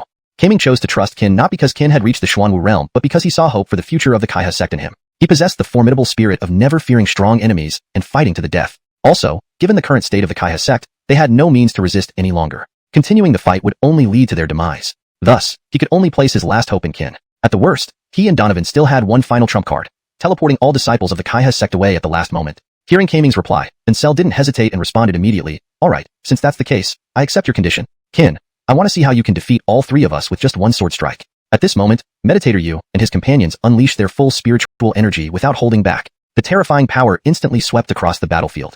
3 different types of sword auras spread around, forming a massive sword domain enveloping Qin tightly. Taking a step forward, they roared together, Qin, hand over your life. This time, instead of each delivering their strongest individual strike, they combined their powers into one single sword strike. This strike was not only overwhelming in momentum but also emitted terrifying energy. Facing this formidable sword strike rushing towards him, there was no trace of fear in Qin's eyes. He raised his right hand slightly, his eyes resolute, and murmured, all the generations of sword immortals bless me. With this one strike, how can you possibly defend?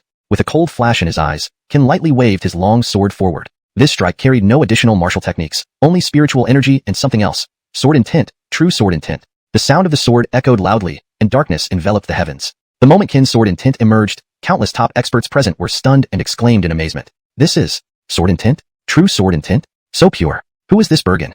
Wu Jr. brother. Wu.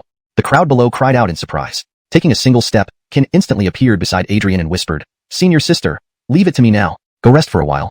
Adrian didn't argue. She simply nodded with a soft smile and landed beside Giselle. You have good taste, Giselle chuckled. Wu isn't too bad apart from being a bit dense. He's great and works very hard, but I don't want him to be overburdened. He has surpassed me by so much. After this, I must also work harder to become someone who can walk beside him. Up above, when Mingyu and the others saw Qin arrive, they were taken aback. Especially Mingyu, whose face darkened upon sensing the powerful aura emanating from Qin. Mingyu pointed his sword and shouted, Qin, you've finally come out. I, Mingyu, have broken through my mental barriers to reach the sword immortal realm just to slay you with my own hands. Come, let me see if your strength has grown as rapidly as your cultivation over this year.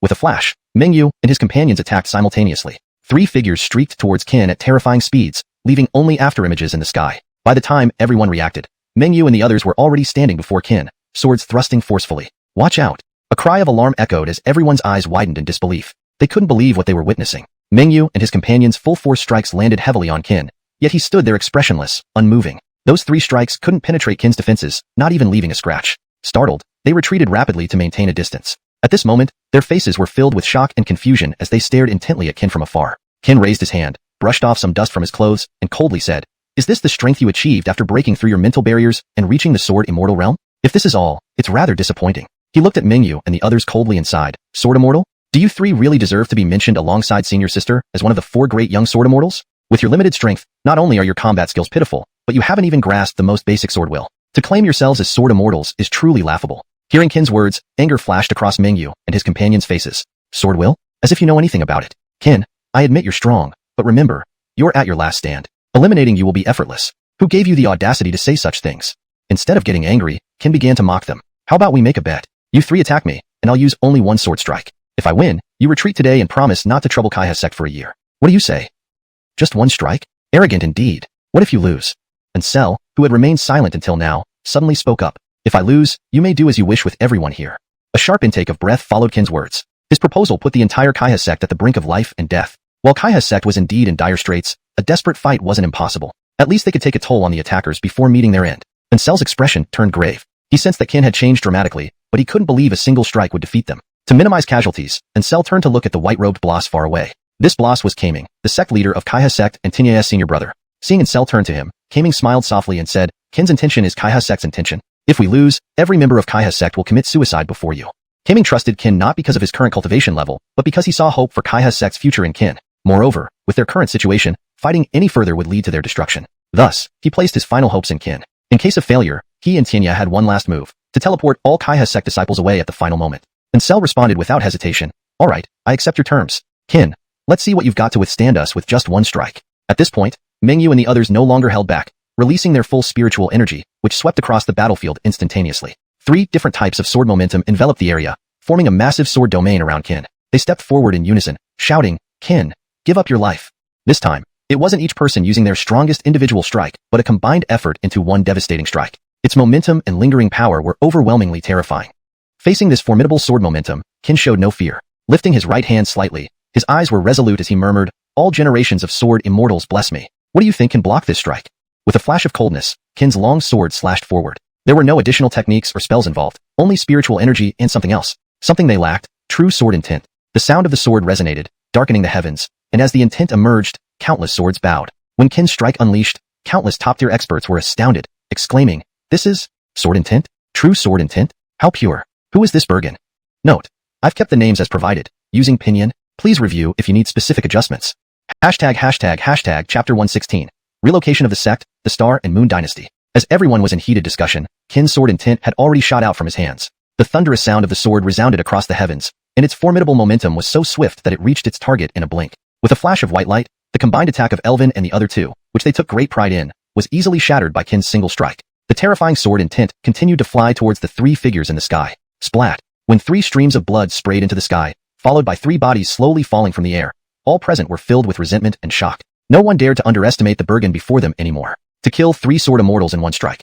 It was an unbelievably powerful feat. What was even more frightening was that all the top experts present saw the terrifying sword intent contained within Qin's seemingly effortless strike. It was true sword intent, pure and powerful without any support from techniques. At this moment, all the strong individuals present simultaneously harbored murderous intentions towards Qin. They exchanged glances, and in an instant, 10 extremely terrifying figures suddenly appeared in front of Qin. It was at this moment that the 6 celestial chiefs and Donovan, Arden also appeared beside Qin. Wu Winston, who had been dormant for a long time, suddenly emerged from Qin's body as well. All the top experts glared at him angrily. Arden pointed his sword at Ansel and shouted angrily, "Ansel, as a prince of the Lin Yuan dynasty, you should be honorable. Why are you making others fight on your behalf because you lost the battle and feel guilty?" Before Ansel could respond, Blas stepped forward coldly, "Arden, don't stand on moral high ground to criticize others. Don't forget our true purpose for coming here today. We came to eliminate you. How can you talk about not keeping faith?" Prince 2 is kind-hearted and didn't want to handle you personally, so he agreed to your request. As his loyal subjects, it's natural for us to relieve him of this burden.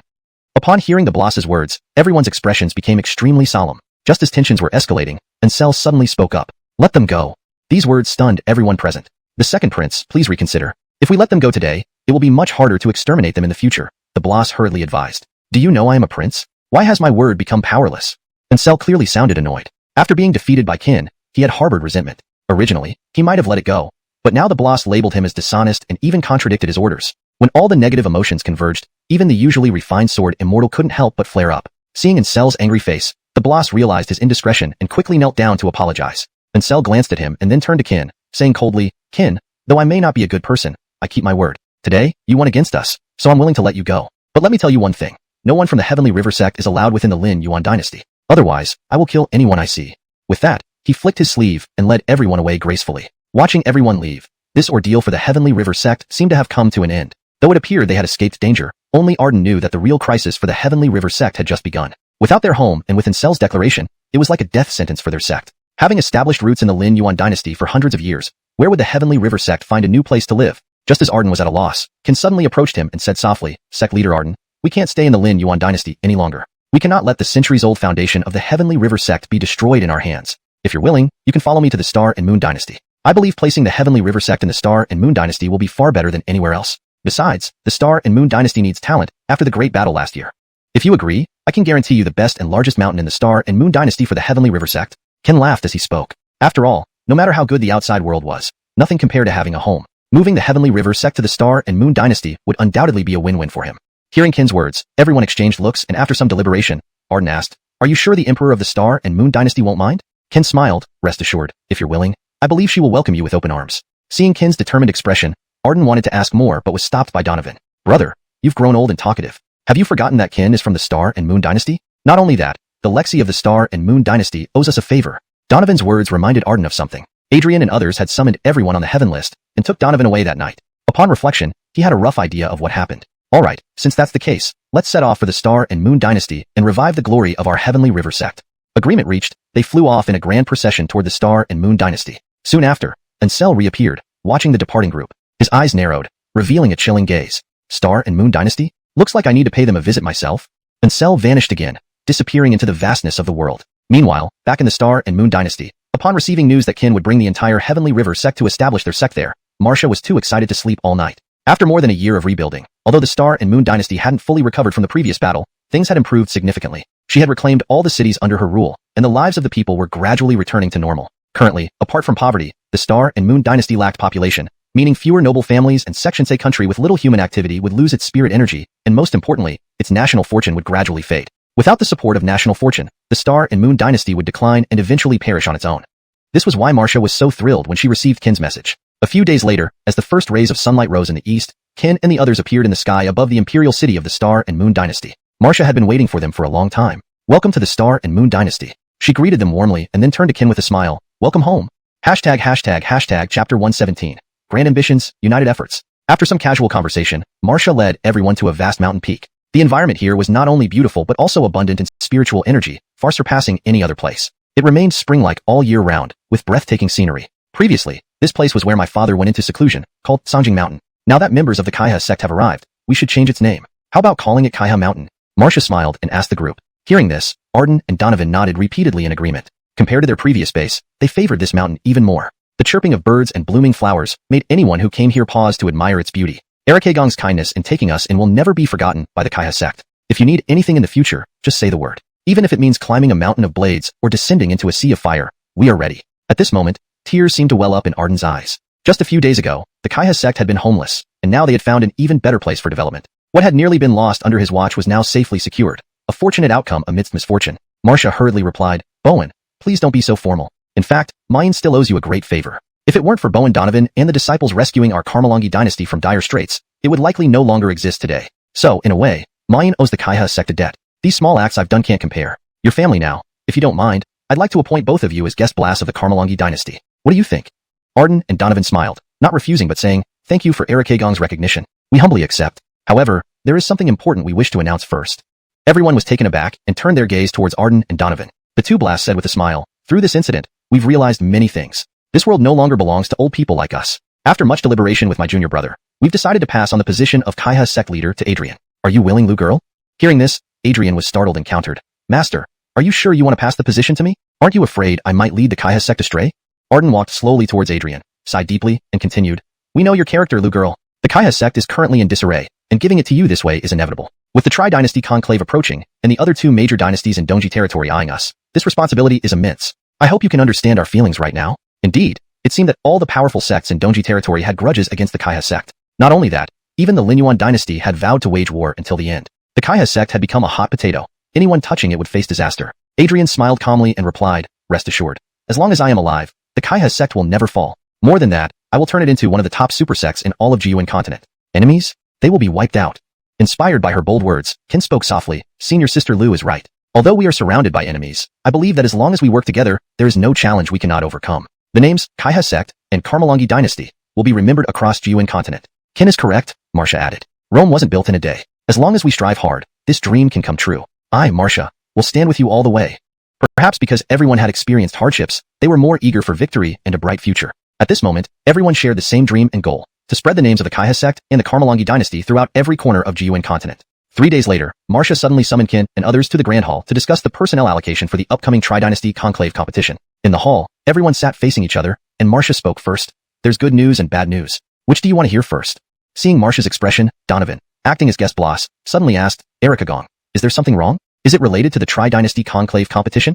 Understanding that Marcia was being tactful, Donovan opened the conversation. On the throne, Marcia stood up, sighed helplessly, and said, to be honest, I just received notice from the Seven Spirit Realm. The bad news is they intend to revoke our Karmalongi dynasty's qualification for the competition, offering it instead to the Demon Clan or Beast Race. Hearing this, everyone's faces darkened. Ken stood up, curious, and asked, what is the Seven Spirit Realm?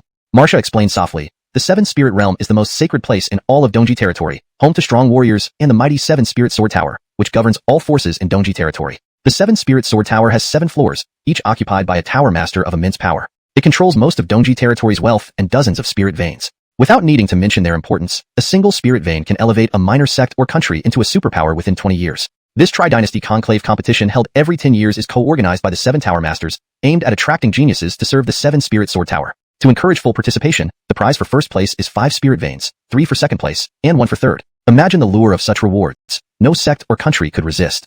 Realizing this, Qin then asked, "And what is the good news?" Note: I have maintained the paragraph structure, line breaks, and original tone as requested. Additionally, I've kept character names as accurate pinyin equivalents. Chapter 118. The 7 Spirits Realm, the last slot. Good news?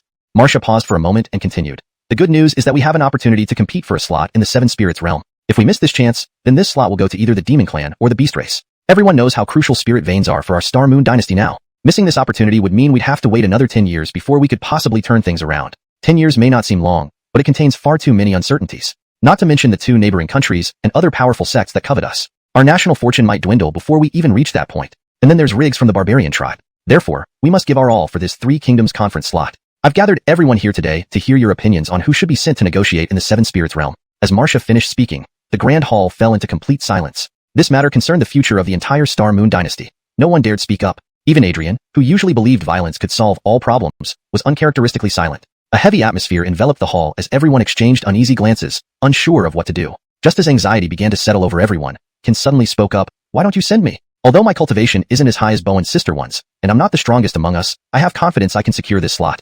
Qin's words broke the long-standing silence, drawing everyone's gaze toward him. Then, Adrian quickly added, "How about I accompany junior brother Wu? 2 people can look out for each other." Before she could finish, Qin interrupted, "For this trip to the 7 Spirits Realm, it would be better if I went alone. If too many people come, they might think we from the Star Moon Dynasty are cowards. Besides, with the war looming, senior sister Lu, you're the strongest among us. I hope you can focus on cultivating and elevate your strength further. Though I don't know the exact details of this competition, I can feel that it will be more perilous than previous ones. I have a hunch that the 3 Kingdoms conference competition won't be as simple as we imagine." Qin's reasoning made sense, and everyone sensed something amiss. It wasn't just the threat of the barbarians canceling the qualification for the 3 Kingdoms conference competition. It also raised questions about why the slot was being offered to the Demon Clan and the Beast Race when Star Moon Dynasty's decline didn't necessarily merit such drastic action. Historically, the Demon Clan and Beast Race had always been hostile towards various dynasties and sects in East Pole. Giving our slot to them raised suspicions of some hidden conspiracy. After much deliberation, everyone reluctantly agreed with Qin's decision. With time pressing, Qin did not linger and left the Star Moon Dynasty early the next morning. According to Marcia, he should head west to find the entrance to the 7 Spirits Realm. Traveling westward, Qin flew for 6 consecutive days without spotting the entrance Marcia mentioned. On the 10th day, he finally saw, in the distance, an enormous boundary stone resembling a small mountain, standing majestically before him. Its 7 layers of different colored auras made it particularly striking, and beside it were 7 differently colored swords neatly arranged. Qin could feel the terrifying energy emanating from the swords even from afar. Engraved from top to bottom on the massive stone were the 4 characters, 7 Spirits Realm. Each stroke exuded supreme power, rugged yet profound. His first impression. Qin steadied his heart, took a deep breath, and stepped into the 7 Spirits Realm. A flash of white light blinded him briefly. When he opened his eyes again, he found himself in an unfamiliar environment. Unlike the outside world, the 7 Spirits Realm consisted of 8 large islands floating in mid-air. Apart from the central island, each surrounding island featured a towering spire of different colors, an awe-inspiring sight. Moreover, the concentration of spiritual energy here was unmatched by any renowned mountain or holy site in the outside world. A single day of cultivation here equaled at least half a month to a month, or more in the outer realms. This must be the effect of the spirit veins. Truly a rare treasure of the world. Qin mused aloud as he headed toward the central island, walking down its bustling streets. He hadn't taken a few steps when he felt countless piercing gazes from concealed strong individuals. Suddenly, figures landed in front of him, blocking his path. Seeing the arrivals, Qin's expression darkened, not out of fear, but because he recognized 2 of them. Enrico, the eldest son of the Zhang family from Cangsheng City, and Riggs, the rarely seen crown prince of the barbarians. Though he didn't know the others, their formidable auras indicated they were no ordinary beings, all at least 8th rank Xuanwu stage. Upon seeing Qin, both Enrico and Riggs smirked wickedly. Enrico stood with his hands behind his back, glaring coldly at Qin and scoffed, "Qin, you refuse the road to paradise and choose the path to hell. What brings you here today? Did you come to seek death?" Qin replied with a sneer, "I'm not here to fight you today. I'm here to secure the last slot for the Star Moon Dynasty for the 3 Kingdoms conference competition next year. If you want to spar, you'll have to wait until after I finish this business." Despite the overwhelming pressure from the 2, Qin showed no sign of backing down. Instead, he waved his hand, forcefully pushing them back. Startled by this, they attempted to attack again but were stopped by a powerful, authoritative voice. "Enrico, Riggs, show some respect. Haven't you heard the phrase guests should be treated politely?" Before anyone could respond, a towering figure in black emerged from the crowd at the end of the street. As the Darius appeared, Enrico, Riggs, and the surrounding experts were visibly shocked and hurriedly knelt to greet him. "We pay our respects to black-robed officer."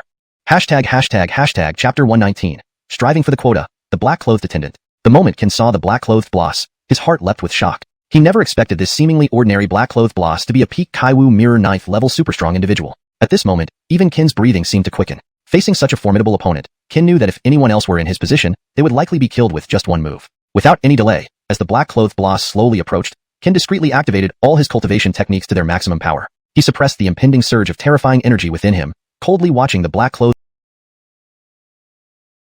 boss with unwavering eyes, not daring to move an inch. The black-clothed boss did not acknowledge Enrico and his companion as he passed by. He merely glanced at them and continued his brisk pace towards Qin. Approaching Qin, the black-clothed boss smiled calmly and said, "Little brother, you mentioned earlier that you wished to secure the last quota for the Tri-Realm meeting for the Star Moon Dynasty?" Hearing this, Qin nodded continuously, replying, "Yes." Even facing such a formidable opponent, Qin stood upright, boldly answering with neither servility nor arrogance. This scene shocked not only Enrico and company, but also left the black-clothed boss feeling somewhat astonished. After so many years, Qin was the first young person to dare speak standing before the black-clothed boss. But furthermore, everyone could see that in this moment, Qin did not exhibit even a trace of fear in his gaze. Instead, his posture remained straight and his eyes steadfast and resolute. The black-clothed boss continued, "Do you know who cancelled this quota?" Qin frowned slightly and said in a solemn voice, "No, but this quota belongs to the Star Moon Dynasty, does it not? I do not know who caused this obstruction behind the scenes, but this quota is extremely important to the current Star Moon Dynasty. I hope you can give us a chance. Opportunities are not given but earned. To make things fair, since members of the Demon Race and the Beast Clan are here and also seeking this last quota, how about we have a competition? Whoever wins gets the last quota." "No problem." Without hesitation, Qin agreed immediately. Given the current situation, there was no time for contemplation. He had to try, regardless of the outcome. Smiling faintly, the black-clothed boss said, "Very well, then follow me." Under the guidance of the black-clothed boss, Qin arrived at a massive competition platform. In front of him were two other men whose strength appeared to be at least Xinyuan 8th level. The black-clothed boss walked over to a white-haired boss and spoke to him briefly. Subsequently, the white-haired boss gathered Qin and the other two and murmured, "Three of you. Now that the Tri-Realm meeting is approaching and there is only one remaining quota, for fairness, you will face two tests. First, whoever can endure for 1 incense stick duration under the black-clothed attendant's pressure passes. Second, if all three endure until the end, there will be one-on-one matches. Whoever stands last will get the final quota. Do you have any objections?" The rule was simple and clear. All three shook their heads, indicating no objections. Satisfied, the white-haired boss nodded to the black-clothed attendant, signaling the test could begin. The moment the white-haired boss stepped away, an overwhelming pressure instantly descended upon the trio. Suffocating, this force pressed down on them, causing all three to kneel. Seeing this, the three did not hesitate, releasing all their spiritual energy around them to resist this sudden and terrifying pressure. Under the intense pressure, the three slowly rose, nearly standing upright when the black-clothed attendant suddenly intensified his gaze and took another step forward. Another, even more terrifying pressure descended upon Qin and the others, causing them to fall back to their knees with a thunderous impact. At this moment, the Beast Clan member and the Demon Race member emitted bone-cracking sounds, spitting out mouthfuls of blood moments later. Despite this, they did not retreat and continued to struggle on the ground. In contrast, as the second wave of terrifying pressure hit, Qin swiftly drew his long sword. Though he still bore the immense pressure, he managed to release a streak of sword light in that critical moment, aiming directly at the distant black-clothed attendant. The resonant and powerful sword intent was startling, not only shocking the Beast Clan and Demon Race members, but even leaving the black-clothed attendant feeling incredulous. What is this? Sword intent? So pure. Such a young age to cultivate such sword intent, truly a millennium rare genius. Just as Qin's sword was about to strike the black-clothed attendant, he instinctively raised a hand to block it. With a deafening roar, the immense pressure previously pressing on the trio suddenly loosened. Seizing this opportunity, Qin forcefully kicked off the ground, his lean figure becoming ethereal under the influence of the shadow technique. By the time the black-clothed attendant realized, Qin had already appeared behind him. Gripping his sword tightly, Qin roared and unleashed a mighty slash, sending another streak of sharp sword intent towards the black-clothed attendant. This attack came unexpectedly and was incredibly powerful. Even the 9th level Kaiwu Mirror Realm black-clothed attendant appeared flustered, quickly raising a fist and delivering a powerful punch. The punch met Qin's blade, producing another thunderous sound. Qin's consecutive attacks momentarily distracted the black-clothed attendant, giving the two others the chance to breathe and counterattack. Their terrifying aura surged like a tidal wave toward the black-clothed attendant. Meanwhile, far away, Qin horizontally brandished his sword with closed eyes, releasing an even more formidable power than before. Opening his eyes abruptly, Qin gripped the sword tightly and slashed forward, unleashing dozens of streams of frightening sword intent. The entire competition platform began crumbling, and the sky was torn apart by the terrifying sword intent released from Qin's sword. Within moments, the sky displayed web-like cracks. Witnessing the ferocity of the three individuals' attacks, the black-clothed attendant on the platform not only did not show any signs of panic, but gradually formed a faint smile. Taking a step forward, he clasped his hands together and bellowed, "Heavenly Palm." ####Chapter 120. Wardenclyffe fights Bayard. Suddenly, the sky turned dark. Under the astonished gazes of the crowd, a gigantic black handprint carrying destructive power descended from above. This energy was on a completely different level compared to the previous oppressive force. It suffocated everyone, as if it could tear them apart at any moment. Boom. The moment the colossal black handprint struck, the trio's powerful attacks crumbled instantly. What differed this time was that Qin and the others emerged unharmed, standing perfectly still, their eyes fixed on the front. Amidst the shock, the voice of the black-robed warden rang out again. Time is up. Very well, all three of you have passed the first round of tests. The second round will now commence, free-for-all. As the black-robed warden's voice faded, Qin was the first to react. He stood with his sword drawn, focusing intently on the two distant figures. At this moment, Qin suddenly vanished. Before the two unsuspecting opponents could react, they were slashed to the ground by his blade. Only when excruciating pain pierced through them did they snap back to reality from their daze. Looking at the bleeding wounds on their bodies, the two were enraged. Glancing at each other, they temporarily joined forces, attacking Qin in unison from a distance. Facing their combined assault, Qin did not retreat but advanced instead. In a state where all three of his techniques were activated, he actually managed to hold his own against the two. In the audience, the black-robed warden, the white-haired boss, Enrico, and others were startled upon seeing this scene, especially Enrico. He couldn't believe how much Qin's strength had improved in just 1 year. Even something as difficult as comprehending sword intent had been achieved by him. Enrico regretted not killing Qin outright earlier. Given Qin's displayed potential, if he continued training for another year or so, even Enrico himself wouldn't be confident of winning against him. The competition on stage was particularly intense, with countless skills and techniques flying about. Although the Beast Clan and Demon Clan temporarily joined forces to attack Qin, they gained no advantage. As time passed, their spiritual energies were almost depleted while Qin seemed inexhaustible. Not only did he show no signs of fatigue, but he grew more courageous and gradually began overwhelming them. As the battle intensified, it seemed to be reaching its conclusion. When Qin stopped attacking and coldly stared at the two distant opponents, the black-robed warden guessed who the victor would be. As the two launched their final charge toward Qin, he stood motionless. The black-robed warden and the Beast and Demon Clans were stunned. What is he doing? Why isn't he countering? Enrico suddenly spoke from the audience. Just as their attacks were about to hit Qin, his figure vanished. When the two reacted, a piercing sword intent had already appeared behind them. Thud. With a dull sound, the members of the Beast and Demon Clans fell to the ground. It was clear that Qin had won effortlessly, even against two opponents. The crowd gasped again. At this moment, Qin's demonstrated strength earned full recognition from the white-haired boss and the black-robed warden. With Qin alone, the Star Moon Dynasty had the right to participate in the Tri-Dynasty meeting next year. The black-robed warden approached Qin and nodded in satisfaction before retrieving a 7-colored token inscribed with 7 Spirit Sword Tower. Just as the black-robed warden was about to hand over the token, a thunderous voice echoed from the heavens. Wait! Everyone looked up to see dozens of figures standing arrogantly high above. Seeing the newcomers, Qin's expression darkened. Not only did his expression change, but he also activated all his techniques. These weren't ordinary guests. They were none other than the 7th Tower Master who had suffered a significant loss in Primal Saint City and in Cell and Company. Qin finally understood why the Star Moon Dynasty's qualification had been revoked without warning. The crowd knelt respectfully as the newcomers arrived, but only 2 people remained standing, Qin and the black-robed warden. As the 7th Tower Master and his group slowly landed on the competition platform, the black-robed warden, surprised, asked, Bayard, what do you mean? The 7th Tower Master looked at the black-robed warden and smiled. Cliff, this 7-colored token should not be given to him. The black-robed warden's gaze hardened as he coldly replied, not give it to him? Why? This Bergen has already won the competition. By both reason and principle, the final spot should belong to him. This is not only a rule of the 7 Spirit Realm, but also an order from the 1st Tower Master. Are you trying to violate these rules and defy the 1st Tower Master's command? Enraged by the mention of the 1st Tower Master, Bayard retorted, Cliff, don't use the 1st Tower Master to pressure me. Today, this last slot either goes to the Beast Clan or the Demon Clan. Either way, I don't mind, but it cannot go to him. With that, Bayard kept glaring at Qin. What if I insist on giving it to him? Cliff countered sharply. Hearing this, Bayard laughed loudly. Cliff, don't think that being a black-robed warden grants you the right to challenge our authority. If it weren't for the protection of the 1st Tower Master, I could kill you with a mere wave of my hand. Hand over the last token, or you won't see tomorrow's sun. Haha, do you really think I became a black-robed warden through connections? Isn't that the case? Bayard sneered. Why don't you try and see for yourself? Fine, let's try. In an instant, Cliff and Bayard flashed forward, unleashing immense destructive energies. For a moment, the entire 7 Spirit Realm shook, the sky and earth beginning to crack. Above, Cliff and Bayard exchanged fierce punches. Upon collision, an incredibly terrifying energy burst outward, obliterating everything in its path. Far away, Bayard, furious, pointed at Cliff and shouted, Cliff, are you really willing to fight the 7th Tower for an outsider? I am, Cliff responded coldly, hands clasped behind his back. As tensions escalated between them, 2 even more formidable figures suddenly appeared between them, angrily reprimanding. What are you 2 doing? Have you lost your minds? Chapter 121. Clifton, Jonathan. Only when they saw the arrivals did Cliff and Ibrahim finally calm down. At this moment, both men glared at each other, unwilling to yield. One boss was draped in an orange robe, exuding dominance. The other wore a white robe, hands clasped behind his back, eyes blazing without needing anger, giving off an immortal and sage-like aura. We pay our respects to the Jonathan and the Shiloh. Upon seeing the arrivals, Enrico and others once again kneeled to pay homage. They hadn't expected that a mere Qin could disturb even the Jonathan and the Shiloh, leaving them full of shock and confusion. The Jonathan suddenly shouted angrily, What are you 2 doing? Bickering among yourselves?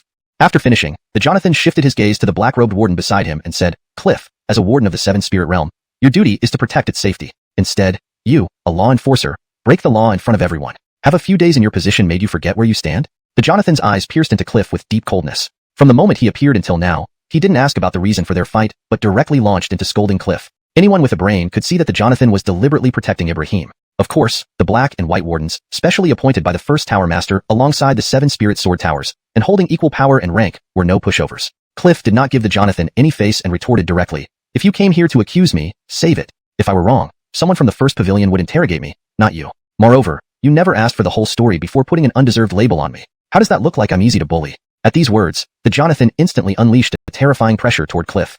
But just as this powerful pressure approached, the Shiloh, who had been silent, stepped forward to block it and smiled. "Jonathan, there's no need for anger. Let's wait for the investigation by the first pavilion to make a decision."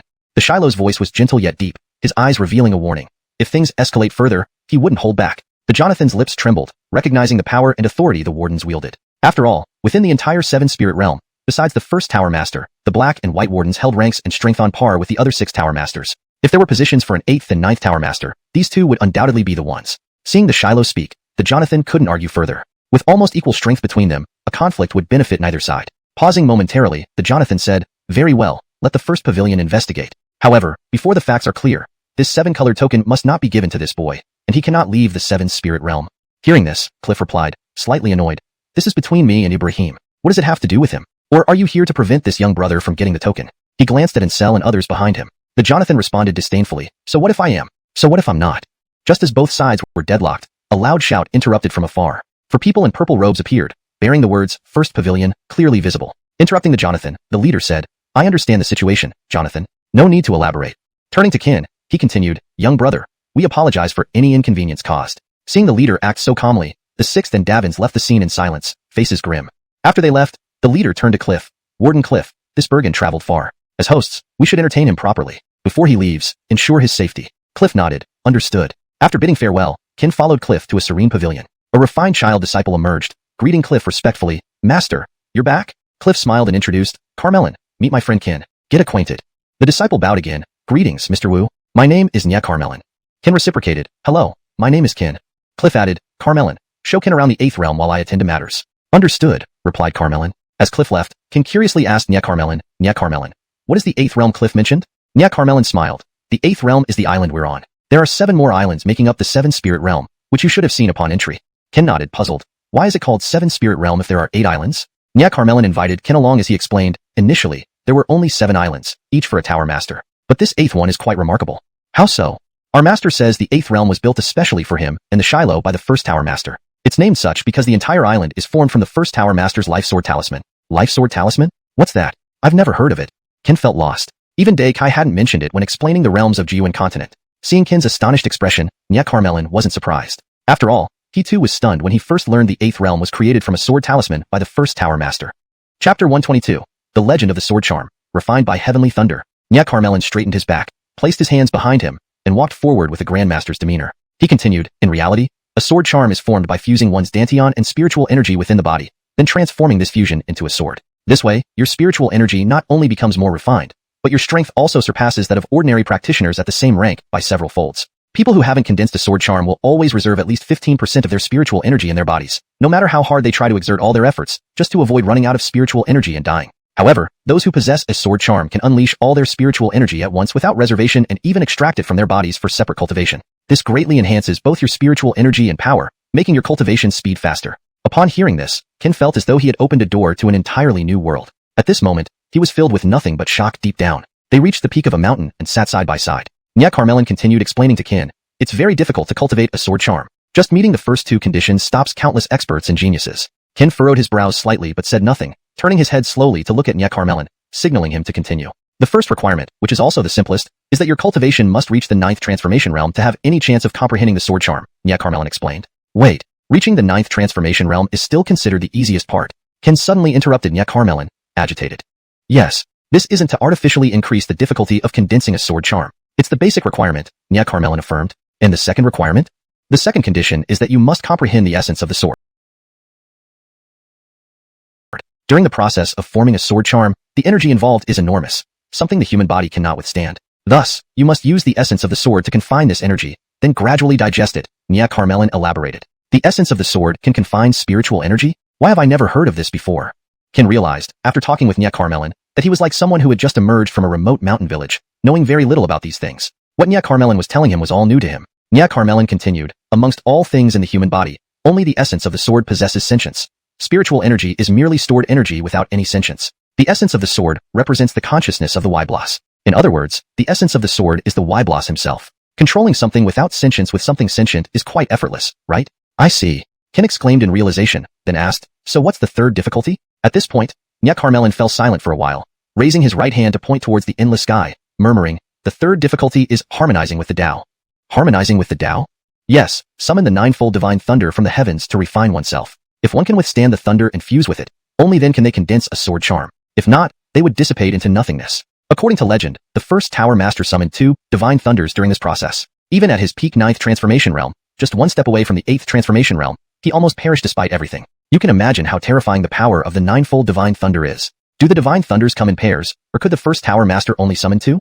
The ninefold divine thunder has 9 layers. Each additional layer adds another thunder inscription on the sword charm. Although I don't know what the inscriptions do, it's rumored that after the first Tower Master condensed his sword charm through life and death, his strength soared overnight, granting him the power to destroy heaven and earth with a single gesture. Not only that, the first thing he did after condensing the sword charm was to go to the Celestial Academy to challenge the 10th sword seat. You want to guess what happened? That 10th sword seat said he was too weak and told him to come back after reaching the Celestial Saint realm. This simple statement shook Ken's perception again. A 9th transformation realm expert with 2 thunder inscriptions on his sword charm was still deemed unworthy to fight. How formidable must the 10th sword seat be? After a long chat, the two finally left. Ken now thoroughly understood the entire cultivation landscape of the 9 Abyss continent. Carmelin also informed Ken that each dynasty, apart from itself, could send 3 additional sects to participate, with a total of 6 participants, meaning each dynasty could field up to 24 combatants. Thinking about it, Ken realized that besides Kaiha's sect, the Star Moon dynasty didn't have anyone else ready to compete. Even if he included everyone on the heaven rank list, they could barely gather 10 people. After much thought, Ken suddenly remembered 2 people, Janine and Ricky. For a few days, the 6th and Davins did not bother Ken. After Cliff handed Ken the last rainbow token, he hurriedly departed for the Heavenly Demon Clan based on the address provided by Janine. Outside a massive valley, as Ken stopped, a familiar voice called out from behind. Turning around, he saw Janine. Ken, I knew you'd come. I've been waiting for you, she said, wearing a dark green dress with her usual twin braids swaying beautifully. Carmelo, I'm here because I need your help with something important. Is it about the Tri-Dynasty competition next year? She interrupted before Ken could finish. Startled, Ken asked, how did you know?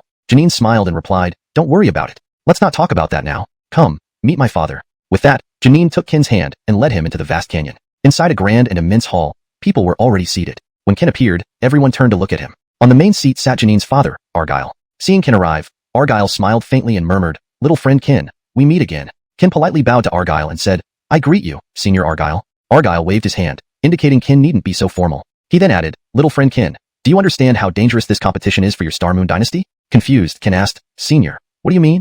Hashtag chapter 123, the Three Kingdoms Tournament, Conspiracy Unveiled. Argyle's face suddenly turned grim. He coldly looked at Ken and said, if you lose this battle, the Star Moon dynasty's origin will belong to the 7 Spirit Sword Tower. When that happens, the entire Star Moon dynasty won't just lose its national fortune. Even flowers and grass will not survive. Upon hearing Argyle's words, Ken was taken aback and asked in confusion, origin? What is that? Argyle slowly stood up, placed his hands behind his back, and walked toward Ken as he continued, the birth of every nation relies on the blessing of the origin, which is indispensable for a country's rise. Its importance surpasses even the national fortune.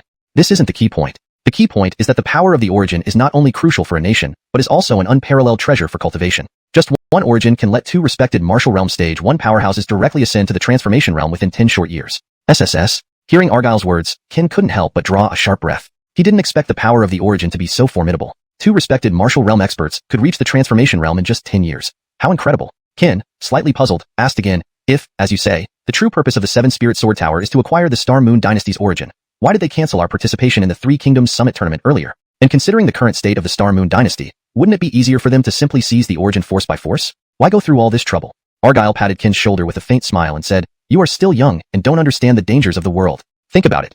Since the 7 Spirit Sword Tower is an unrivaled existence in the entire Eastern Pole region, why would they go through such lengths to organize this Three Kingdoms Summit tournament? Ken frowned slightly, thinking deeply before he suddenly exclaimed, could it be because of the Heavenly Tao rules? You guessed half right. Indeed, there is a reason due to the Heavenly Tao rules, but the main reason is that they lack the strength. Lack the strength? Why? Ken asked curiously. Just as I mentioned earlier, because of the Heavenly Tao rules, all areas of the 9 Abyss continent outside a few specific regions are under restrictions set by the Heavenly Tao. Any powerhouse above the Heaven Martial Realm will have their strength and realm reduced to peak 9th stage of the Heaven Martial Realm once they leave those specific regions. Although their aura remains the same as their original cultivation level, their real strength is only at the peak 9th stage of the Heaven Martial Realm. For example, if my cultivation hadn't been suppressed last time, I could have reached any corner of the Eastern Pole region in a blink of an eye. This is also one of the reasons why you were able to contend with the Muhammad with your current Huangwu realm strength. So you mean the Seven Spirit territory happens to be one of those specific regions? Argyle nodded gently. Exactly. Conspiracy. Everything was part of a conspiracy. Only now did Qin realize that what seemed like better development opportunities for the Star Moon Dynasty was merely a rumor spread by the Seven Spirit territory. Suddenly, Argyle added, however, from another perspective, this tournament is not entirely bad. Given the current situation of the Star Moon Dynasty, the tournament seems to be your only way out. If you really win the championship in the Three Kingdoms Summit tournament, even the Seven Spirit Sword Tower would not dare to harm you openly, considering all eyes would be on you. Young man, remember, the greater the temptation, the higher the risk. Isn't wealth often sought amidst danger? How do you know the outcome unless you try? Isn't that right? This trip to the Heavenly Demon Clan was indeed worth it for Qin. He never expected that a seemingly simple tournament concealed so many conspiracies. Reflecting on it, Qin felt a chill run down his spine. At this moment, Argyle spoke again. Young man, I know your purpose for coming to my Heavenly Demon Clan. I'm willing to let Kana accompany you, but you must promise me to ensure her safety no matter what danger you encounter. Even if you die, you must die before she does. Do you understand? Argyle's expression suddenly turned cold, his eyes piercing Qin with icy intensity. Hearing this, Qin put away his playful demeanor and replied seriously, Sir, rest assured, as long as I have breath left in me, Kana will not suffer any harm. To hurt her, they would have to step over my dead body. Seeing Qin's resolve, Argyle's expression softened. He bowed gracefully with a calm smile. Go. This world now belongs to you young people. Let's see what waves you can stir. Qin nodded, bowed slightly to Argyle, then turned to leave with Shirley. As the two figures gradually disappeared, and Bloss in the hall asked, Chief, you're confident leaving Miss with this Bergen? Argyle kept his gaze fixed on where they had left, murmuring, This boy is no ordinary person. I guarantee that the victor of this Three Kingdoms Summit will definitely be him. Hearing this, the Bloss was startled and asked curiously, Chief, you trust him so much? From what I observed, his cultivation is only at the peak of the Xuanwu realm stage 1. At his age, there are many more geniuses in the Eastern Pole region. Bowen High, in this era, high cultivation does not necessarily mean one is strong, nor does low cultivation imply weakness. Let's wait and see how it turns out, Argyle replied. Finally leaving the Heavenly Demon Clan, Shirley felt incredibly joyful. Along the way, the two chatted and laughed, running here and there like a little sprite. A few days later, when they returned to the imperial city of the Star Moon Dynasty, Giselle and others were already waiting. Concerned about the future of the Star Moon Dynasty and fearing Qin might be troubled by the Muhammad, they had been watching for his return almost daily since he left. Seeing Qin return safely, everyone's hearts, which had been hanging anxiously, finally settled. Everyone, Qin has not failed the mission and has retrieved the last slot. Qin shook the rainbow token in his hand and smiled. Everyone cheered at the sight. Kylie approached slowly, tears welling up in her eyes, and whispered softly, Thank you for your hard work. Qin smiled and said, I'll explain the tournament rules to you later. Right now, I have an important matter to attend to. Before anyone could ask, Qin suddenly pulled out a jade slip from his chest and crushed it. Then, a loud voice echoed across the sky. Brother Wu, good to hear from you. Chapter 124, Yusef returns, team completes. Above the heavens, a majestic figure suddenly appeared. Seeing the visitor, Qin smiled calmly and said, Brother Yusef, it's been over a year since we last met, and your cultivation has advanced significantly. Yusef laughed heartily and slowly landed before Qin, replying, I must thank you for that red spirit pearl fruit you gave me back then. If not for it, it would have taken at least 8 to 10 years to fully recover my peak strength. Don't talk about me. I didn't expect that in just a little over a year, your strength has reached the Black Tortoise realm. Your aura suggests you're on the verge of a breakthrough. Qin waved his hand and chuckled, You're much stronger than I am. You've already reached the first level of Heavenly Martial Mirror, so don't belittle me. I called you here today because I need your help with an important matter. Help? I don't like hearing that word from you. Just tell me what needs to be done. Qin smiled and continued, This time, I asked you to join us in participating in the Tri-Dynasty Summit tournament next year. The rules state that each dynasty can send 3 additional sect disciples aside from their own. Each team consists of 6 people, making a total of 24 participants. Our Star Moon Dynasty suffered heavy losses in a major battle over a year ago, leaving us shorthanded. That's why I thought of asking for your help. Leave it to me for any fighting matters. No questions asked, I'll definitely help. Everyone laughed heartily upon hearing this. Following this, Dorothy welcomed everyone into the Grand Hall to discuss the follow-up. Inside the Grand Hall, Yusef suddenly asked, Brother Wu, how many people do we have so far? Qin thought for a moment and replied, We currently have Senior Adrian, Walter, Kian, Ellie, Dempsey, Cora, Li Xintian, Changchochi, myself, and Dream, 10 people in total. Including you and Kana, we make 12. This is our best combat force so far. After pondering carefully, Yusef said, Fighting 24 with 12 is indeed challenging, but not insurmountable. In a one-on-one match, I can take all of them. In a melee, I'll handle one group while you handle another. The rest should be manageable for them. Yes, we're in for a sure win. Everyone was initially stunned by Yusef's words, but soon burst out laughing. Although this was his first meeting with Dorothy and others, his powerful demeanor left everyone deeply impressed. Since the format of the tournament was still unknown, to avoid any disparity in combat strength, they decided to divide the 12 people into 2 groups after thorough discussion. The leaders of the 2 teams would be Adrian and Qin, with the remaining fighters allocated accordingly. Given that Adrian had worked with the top 5 on the Heaven ranking list for a long time, they were more synchronized. Hence Changchochi, Cora, Kian, Li Xintian, and Dempsey were assigned to her group. Qin, having fought frequently with Walter and Ellie, naturally grouped them together.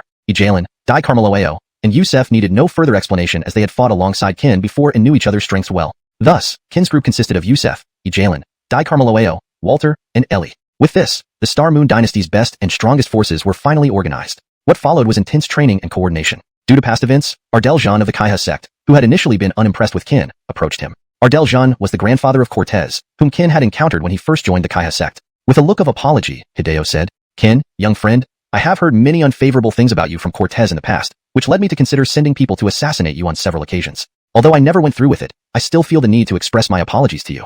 This time, despite the sudden changes at Kaiha sect, Wu Yuan City was not significantly affected. Nevertheless, Kaiha sect is like a second home to me. When you, a newly arrived disciple, saw Kaiha sect in dire straits, you did not choose to leave, but instead spared no effort to relocate the entire sect here. In all my years, I have never met anyone quite like you. Even though Cortez offended you multiple times, you did not hold it against him. Your magnanimity commands my respect. Please accept my apology. Seeing this, Qin hurriedly helped Hideo up and softly replied, "Ardel Jean, there's no need for this. Ever since joining the Kaiha sect, I have considered it my second home. What I did was reasonable and just. Now that the Kaiha sect has undergone such changes, we should unite and work towards its prosperity. As for what you mentioned, I haven't taken it to heart. In fact, Cortez isn't bad either. Despite the dire situation back then, he could have chosen to flee but didn't, showing that his heart isn't inherently evil. Let bygones be bygones. We should focus on intensifying our training and strive to enhance our strength before the Tri-Dynasty Summit competition." At this moment, tears welled up in Hideo's eyes. He was touched by the breadth of heart and vision this Bergen possessed. Not only did Qin demonstrate remarkable character, but his concern for the greater good also deeply impressed him. Taking a deep breath, Hideo straightened up and said, "In that case, during this period, Bowen Donovan and I will jointly train the 6 of you intensively. As for Carmelo Elu and her team, Bowen's Ace and Arden will be responsible for their training. Does that sound good?" Everyone smiled and nodded in agreement. They were busy training intensively, and it had to be acknowledged that the 4 capable blasts of the Kaiha sect were indeed exceptional. Even strong individuals like Adrian could barely hold their ground against the combined efforts of Bowen's Arden and Ace. Meanwhile, Qin's group, being slightly weaker overall compared to Adrian's group, couldn't last 100 rounds under the joint attacks of Bowen's Donovan and Hideo. Given the high-intensity training, each move by the 4 blasts was executed with full force, leaving no room for leniency. One can only truly unleash the hidden power within when faced with an absolute predicament. This was what Bowen's Donovan and company believed, and so did Qin and his team. Meanwhile, the ancient Taiga dynasty welcomed an unexpected guest, the Davin, Xuan Kuei. After talking to the emperor of the Taiga dynasty, Xuan Kuei left with both men smiling broadly. "Friend Qin, Cortez used to speak ill of you, leading me to consider assassinating you multiple times secretly. Although I ultimately didn't go through with it, I must express my apology. Despite recent changes at Kaiha sect not heavily affecting Wu Yuan City, Kaiha sect remains my second home. As a newcomer, you not only chose to stay, but also relocated Kaiha sect here without hesitation. In all my years, I've never met someone like you. Moreover, despite Cortez's repeated offenses, you did not hold grudges. Such magnanimity deserves my utmost respect. Please accept my bow." Seeing this, Qin quickly held Hideo up, saying softly, "Ardel Jean, there's no need for such formality. Ever since joining Kaiha sect, I have become one of its members. It's both reasonable and right to act this way. Now that Kaiha sect has undergone such changes, we should unite and grow it even stronger. As for your concerns, I haven't held them against you. Cortez isn't bad either. Despite the dire situation, he chose not to flee, showing that his heart isn't truly evil. Let's move forward. What we need to do now is focus on training to enhance our strength before the Tri-Dynasty Summit." Hideo's eyes were moistened. He was touched by the breadth of this Bergen's heart and his selfless concern for the greater good. Taking a deep breath, Hideo straightened his body and said, "If so, during this period, Bowen Donovan and I will train your group intensively. Ace and sect leader Arden will handle Adrian's group. Is this arrangement acceptable?" Everyone nodded in agreement, smiling. Intensive training began immediately. Indeed, the 4 blasts of Kaiha sect had formidable abilities. Even strong fighters like Adrian could barely hold their ground under the combined efforts of Arden and Ace. As for Qin's group, being slightly weaker, they fell within 100 rounds under the combined attacks of Donovan and Hideo. The blasts pushed to their limits, ensuring maximum intensity without holding back. Only when faced with extreme adversity can one fully unleash hidden potential. This was their shared belief. Meanwhile, the Taiga dynasty welcomed an unexpected guest, the Muhammad Ibrahim. No one knew what he discussed with the emperor, but both left with smiles on their faces. Chapter 125. The Mysterious Rune, a descendant of the Ling clan. The night was silent, and the sky above the Star Moon dynasty shimmered with an unusual brightness tonight. On the city wall, Qin lay sprawled on the ground with a wine pot in his hand, gazing lazily at the countless stars above, thoroughly at ease. Drinking alone? Marcia suddenly appeared beside Qin, sitting down slowly and finishing off the wine from the pot in one gulp. Qin chuckled faintly. "How about it? Enjoy being the emperor?" Marcia shook her head and said, "If I could, I really wouldn't want to be this emperor. There's just too much to deal with every day. In the past, I always thought father didn't spend time with us because he didn't want to. I blamed him, cursed him, called him an incompetent father, thinking anyone could do that job. Now, I can no longer blame or see him. Even my doting Bloss brothers are gone. To say I am completely alone would not be far from the truth. You still have me and everyone else, right? You had parents and siblings growing up, which is more than I can say. Since I was old enough to understand, I've never seen my parents. My grandfather raised me by scavenging. I never got the chance to repay him before he left this world. In comparison, we should consider ourselves lucky. At least we have a home in each other, don't you think?" Qin took back the wine pot and drank deeply, the bitterness in his heart perhaps only understood between them. Marcia propped herself up on both hands, gazing up at the stars and pointed to the brightest one. That brightest star must be Father, right? Even as they become stars, they still guard the Star-Moon dynasty and us from the heavens. Kin remained silent, staring at the night sky. In a daze, he seemed to see the long-deceased Carrie waving at him from the sky. After a long silence, Marcia spoke again. Kin, after the three-court meeting concludes, why don't I pass the throne to you? I'll be the imperial advisor and assist you from behind. How does that sound? Marcia smiled and turned her head to Kin, murmuring. Hearing this, Kin was first stunned, then he retorted, no way. I'm just a rough man who knows only fighting and cultivation. I have no interest in being an emperor. Besides, the Star-Moon dynasty is the only thing your father left you. How will you face him in the netherworld if you give it away? And remember, the Star-Moon dynasty must remain under the Lu surname, not the Wu, nor any other. Got it? Kin said sternly. Haha, just kidding. Marcia waved her hand with a laugh, then slowly stood up and turned to leave. Just a few steps later, she paused and muttered, Kin, thank you for everything you've done for the Star-Moon dynasty. Without you, it might not exist now. You've grown so quickly, surpassing me by so much that I can hardly help you anymore. If you ever need anything, just ask, even if it risks the entire fortune of the Star-Moon dynasty. I, Marcia, will not hesitate. Kin smiled calmly and replied, rest assured. If I need your help, I won't hesitate to ask. That's good. With that, Marcia leapt down and disappeared into the night. As soon as Marcia left, Kin suddenly asked, want a drink together? Just then, Giselle emerged from the darkness and, like Marcia, picked up the wine pot from Kin and finished it off. Taking a deep breath, Giselle sat beside Kin. Seeing Giselle silent, Kin curiously asked, we've known each other for almost 2 to 3 years, haven't we? Frankly, I still don't know where you're from. This quiet night gives us a rare moment. Can Kin hear your story? Giselle replied, didn't I tell you? I'm an orphan.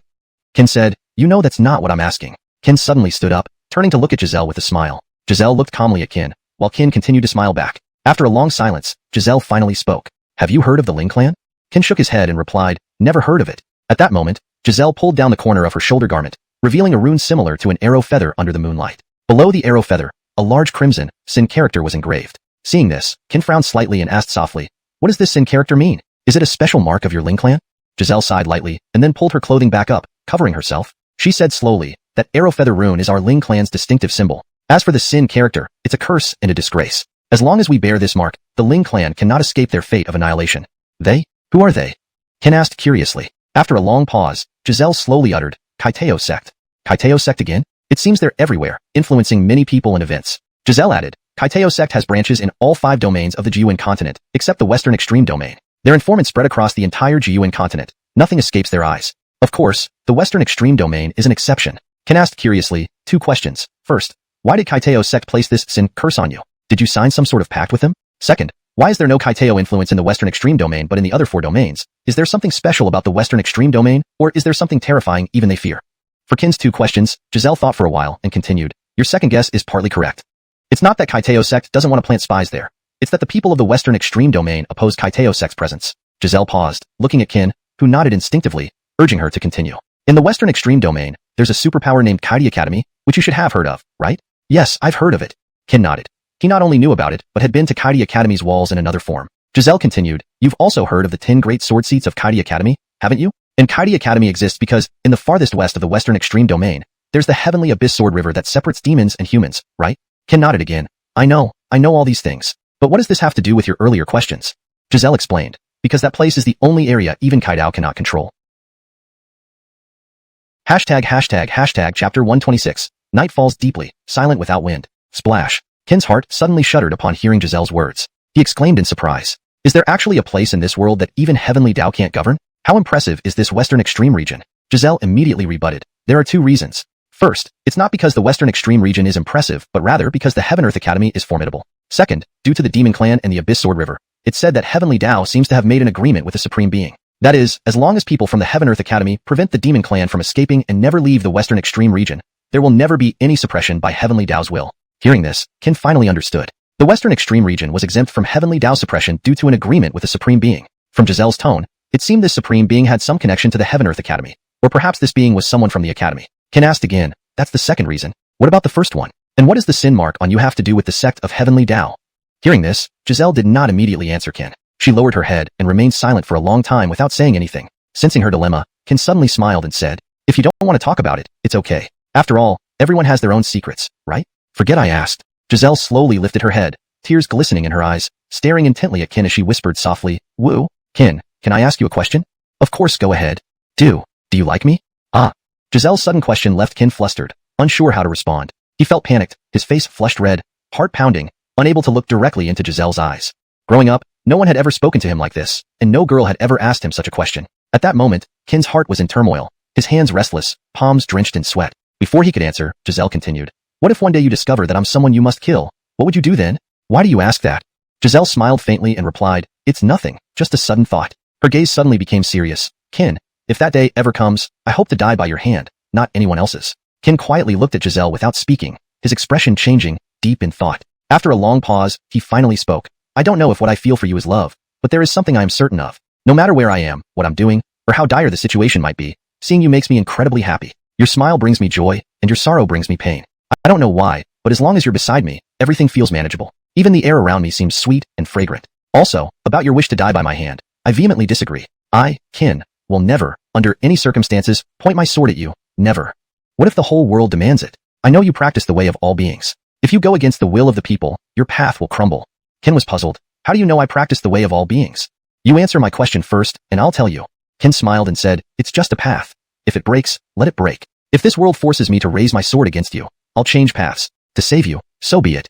Hearing Qin's words, Giselle suddenly trembled, tears streaming down her cheeks. She laughed through sobs and scolded him as a fool. "After the Tri-Realm meeting ends, I'll explain everything about myself and how I knew you practiced the way of all beings. Please believe me, okay?"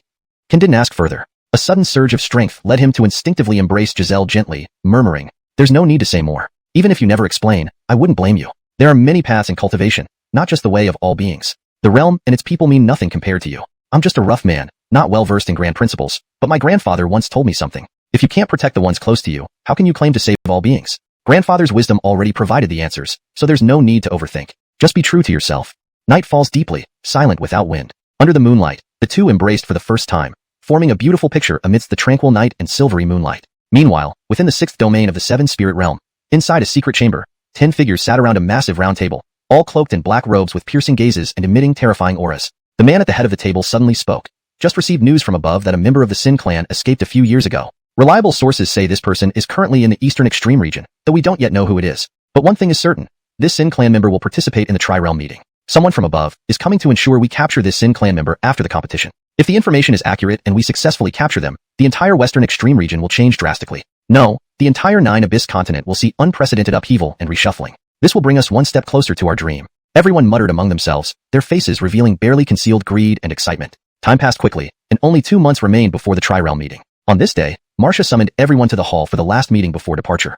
Looking at everyone present, Marcia said heavily, "Competition is imminent. I'll allocate personnel now. Arden and Ardeljan, please stay behind with Mayin to guard against other forces taking advantage of our absence." Arden and Hideo nodded without objection. The rest will be led by Bowen Donovan, departing in 3 days to participate in the decennial Tri-Realm meeting. Although this battle concerns the future of the Star Moon dynasty, safety is paramount. Note: the translation aims to maintain the original paragraph structure and line breaks as much as possible while ensuring fluency and coherence in English.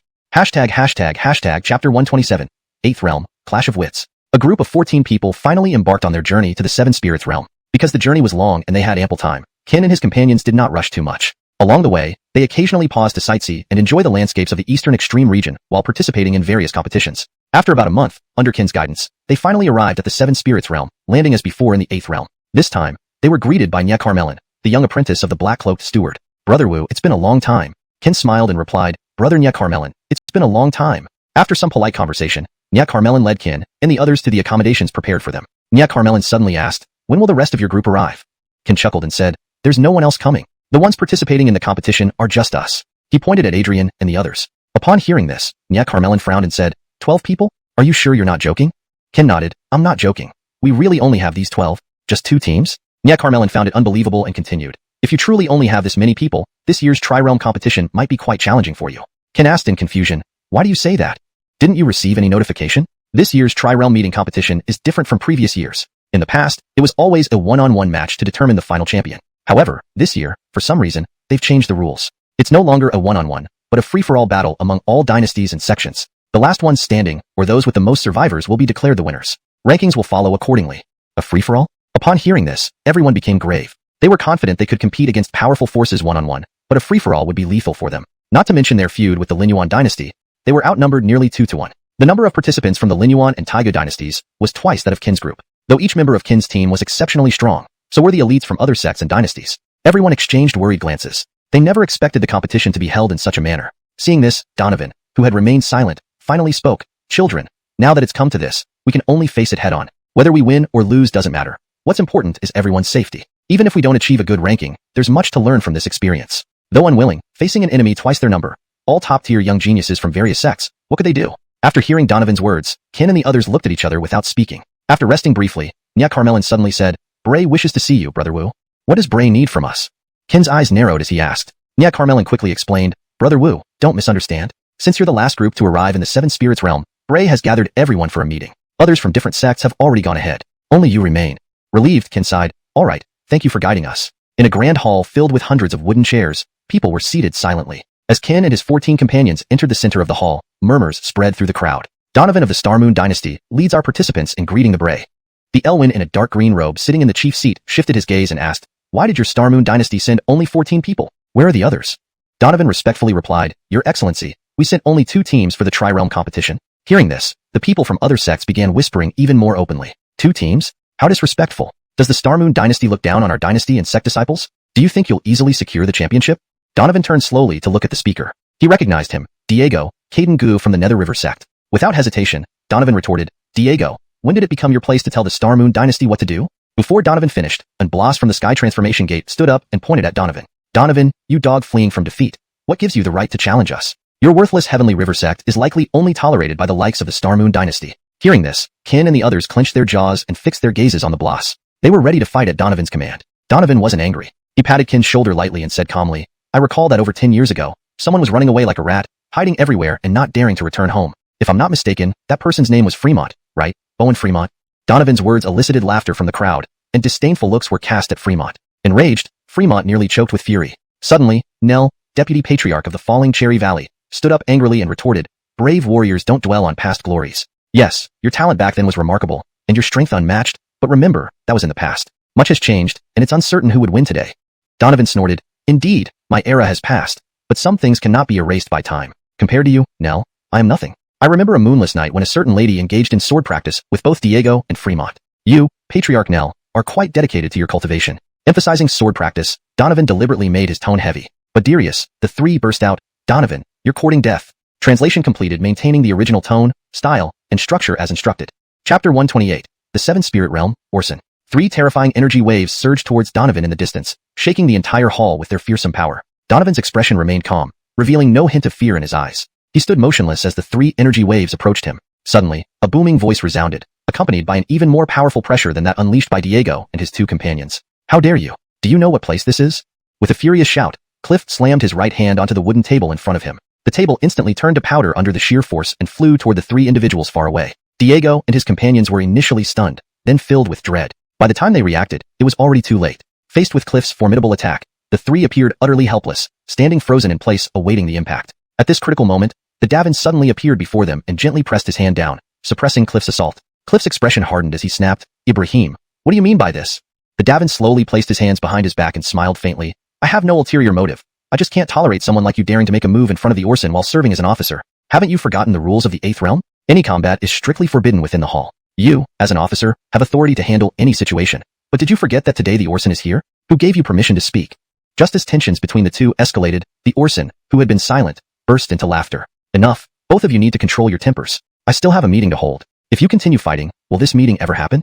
Only then did the 2 men return to their seats, while Ken and others followed suit. The Orson then stepped forward with a smile. Let's skip the formalities. There are a few things I must explain about this year's competition. First, unlike previous years, this year we're holding a free-for-all tournament to test how participants can make clever judgments when faced with perilous situations. Second, there are no rules or restrictions for this tournament. Contestants' fates lie in their own hands, and no one in the audience can intervene until the competition concludes. Of course, conceding is also an option, but if any one person concedes, the entire team of 6 loses their eligibility to continue. As for rewards, previously we used a one-on-one format to decide the champion and grant them the opportunity to cultivate in the central region. However, this year is different. If any member of a 6-person team persists until the end and wins the championship, all 6 members will gain the chance to cultivate in the central region. Additionally, the winning team will receive 3 spirit veins. The second-place team gets 2, and third place receives 1. Everyone gasped at the generous rewards. Both the spirit veins and the chance to enter the central region were highly coveted prizes that none could resist. They exchanged glances, their excitement palpable despite their silence. Especially the young contestants, who couldn't wait for the competition to begin. Before leaving, the Orson added, this year's tournament will be watched by several distinguished guests, including an Bloss from a prestigious family in the central region. He's not only here to observe the competition, but also to identify talented individuals that catch his eye. The meeting concluded as everyone returned to their respective residences. As they parted ways, Mingi sect cast hateful glances at Qin and his group, who simply ignored them and left. For the next month, the entire seven-spirit realm enjoyed unprecedented peace, devoid even of minor skirmishes. In a large chamber, Qin and his companions wore grave expressions. Qin spoke first. Does anyone find it odd that the seven-spirit realm has been unusually quiet lately? Ricky interjected. It does seem strange. Given the magnitude of the triennial conference and competition, this place should be bustling. Instead, I haven't seen many people on the streets. Something tells me this year's event might conceal some sinister plots. Seeing Ricky so serious for the first time since they met, Qin felt the gravity of the situation. Everyone turned to Donovan, awaiting his guidance. Donovan finally rose, stroking his beard as he walked towards them. We can only deal with whatever comes our way step by step. As for the hidden motives behind this competition, we can only speculate. For now, focus on preparing yourselves for the best possible performance tomorrow. Everyone nodded resolutely. Suddenly, a soft but urgent knock came from outside the room. Exchanging glances, Qin hurried to the door and whispered, "Who is it?" "It's me, Cliff." Hearing the voice, Qin quickly opened the door, only for Cliff to swiftly enter and close it again, much to everyone's surprise. "Cliff, what's going on?" Qin asked, bewildered. Before he could finish, Cliff covered Qin's mouth and said urgently, "You all should abandon the competition and leave the seven-spirit realm before they notice you." Taken aback, Donovan asked, "What do you mean, Cliff?" Cliff was visibly agitated. "If you trust me, leave immediately. Don't participate in this year's competition, or else." He seemed to notice something and quickly departed without another word. The group fell into deep contemplation, watching Cliff's retreating figure. Chapter 129. The decennial competition begins. Watching Cliff and his party leave in a hurry, everyone once again fell into deep thought. At that moment, the entire room was filled with a heavy atmosphere. Everyone looked at each other, no one speaking a word, and for a time, the room was plunged into a dead silence, only the heavy breathing sounds breaking the stillness. Suddenly, Qin broke the silence and said, "Though I don't know exactly what Senior Cliff meant by his words just now, his underlying meaning seems to be telling us that our current situation might not be safe. With the competition approaching, let me share my thoughts. Since we have come this far, how can we return empty-handed? Therefore, my plan is to continue fighting. Even if it means risking my life, I am willing to take on this challenge." Upon hearing Qin's words, Ricky smiled slightly, then stood up and walked to his side, saying, "You're worthy of being a brother I, Ricky, admire. If you say so, then I will join you." "Exactly, it's just a fight. When has Kaiha's sect ever feared them?" Adrienne's voice rang out as soon as Ricky finished. She also slowly stood up and walked to Qin's side, smiling at him. In an instant, everyone in the room stood up and gathered around Qin, forming a line and facing Donovan together. They declared loudly, "Bo and Donovan, we will not retreat from this battle. In the past, Kaiha's sect has never feared anyone, and today is no different. Besides, tomorrow's battle concerns not only the future of the Star Moon Dynasty, but also presents an opportunity for Kaiha's sect to prove itself before the world. Although we are few in number, we must not lose the courage to fight." Everyone knelt down on one knee and called out in unison, "We ask Bo and Donovan for your support."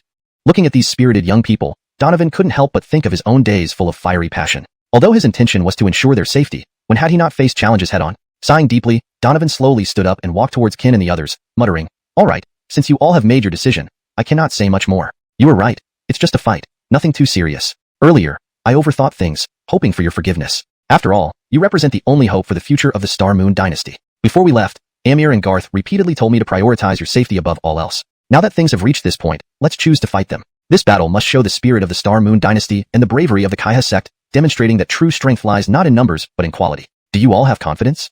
Yes. Everyone shouted in unison, their voices shaking the heavens. Hearing this, Donovan raised his arm, and amidst the enthusiastic applause of everyone present, they moved towards the door. The next day, as the first rays of the sun illuminated the sky, in the heart of the 8th domain, a colossal platform rose from the ground. The platform was so large it almost occupied the entire space of the 8th domain. Not only that, but surrounding the platform were 7 towering structures of different colors, standing majestically and piercing through the clouds, appearing incredibly majestic. When Qin and his companions arrived at the platform, representatives from the other two dynasties were already there. Soon, the entire platform was filled with people. At that moment, the master of the 7th tower stepped forward and loudly announced, "Ladies and gentlemen, before the competition begins, please allow me to introduce our honored guests." Pointing to a robed boss beside him, the master of the 7th tower said, "This is the chief Bowen of the demon race." Although they did not secure the final spot this time, in humanitarian consideration and after consultation among the tower masters, 6 young disciples from the demon race have been invited to observe and learn from this event. As the master of the 7th tower spoke, everyone's expressions turned grave. Continuing, the master of the 7th tower introduced, "This is the deputy head of the Magic Clan." As mentioned earlier, the Magic Clan did not get the last spot either, so they also sent 6 disciples to observe and learn along with the demon race. Pausing, the master of the 7th tower walked to Indarius and respectfully helped him stand up, announcing, "Next, I present Bowen Danilo from a superpower in the central region. Should any of you perform exceptionally well and catch Bowen Danilo's attention, your future prospects will be boundless." Then, pointing to some other individuals, he continued, "I believe you all know these figures. Wearing an orange robe is the master of the 6th tower, wearing a yellow robe is the master of the 5th tower, and wearing a green robe is the master of the 4th tower. Due to special circumstances, the master of the 1st tower is currently in seclusion, so the Orson will oversee this competition. Please welcome him with applause." Clap clap clap. After a round of enthusiastic applause, the Orson stepped forward with a smile and said, I believe everyone is eager for the competition to begin. I won't say more. On behalf of the 7 spirit domains, I wish all participants success. As everyone took their seats, it signaled the official start of the competition. On the platform stood 12 members from the Star Moon Dynasty, 6 from the Demon Race, 6 from the Beast Race, 24 from the Lin Yuan Dynasty, 24 from the Taiga Dynasty, and 24 from the 7 spirit domains themselves. 96 participants altogether, a spectacle unprecedented in the entire eastern extremity. When the Orson gave the signal, the decennial gathering and competition officially began. There were no rules, no referees. This was not just a contest between dynasties, but a life and death struggle. This kind of rule had never appeared since the inception of the competition in the 7 spirit domains. Technically, the decennial competition should have been a trial to gather the top geniuses from each dynasty, yet it had now turned into a deadly battle. They could guess the reason behind it. They had considered it but felt powerless to resist. The rewards of this competition were simply too irresistible to refuse. Immediately after the Orson spoke, several terrifying auras spread across the platform. No one held back anymore. Their spiritual energy radiated outward, filling the entire sky with oppressive pressure. Facing this scene, Kin and his group remained fearless and shouted, Brothers, prepare to meet the enemy. Hashtag Chapter 130. Arrival from the Central Region, Bowen Danilo. At the start of the competition, the disciples of Kalingshi Domain and Taigu Dynasty clashed immediately. The 6 members from the Demon Clan and Beast Clan also engaged in battle at this moment. For a time, the entire arena was filled with thunderous sounds as countless martial techniques flew about. The stage shook violently under their assault. Seeing this, Kin and his group did not immediately look for opponents. In the end, only 1 sex members would be standing on the stage. And since Kin's team was outnumbered, it made sense to conserve strength for now. However, someone didn't wish to let them off that easily. At this moment, the Lin Yuan Dynasty's 24 members slowly approached Kin's group, led by Crown Prince Ansel, who had been defeated by Kin's sword previously. Kin, you never expected we'd meet like this, right? Last time, I underestimated you and lost. What do you think now when we have 24 people? Kin sneered lightly, standing with folded hands. Taking a step forward, he said calmly, 24 people? So what? Today, just as before, you are no match for me. Hearing Kin's words, Ansel suddenly laughed out loud. I hope your skills are as hard as your mouth. Just as Kin was about to respond, Ricky suddenly patted him on the shoulder, stepped in front of him, and mocked, a defeated general should act like one. According to Kin, you're a sword immortal? How pitiful. I've killed at least 800 if not 1,000 sword immortals. To be honest, I can beat 100 mediocre ones like you. The crowd erupted in laughter. Ansel, on the other hand, looked embarrassed, glaring fiercely at Ricky. What garbage are you to talk to me like that?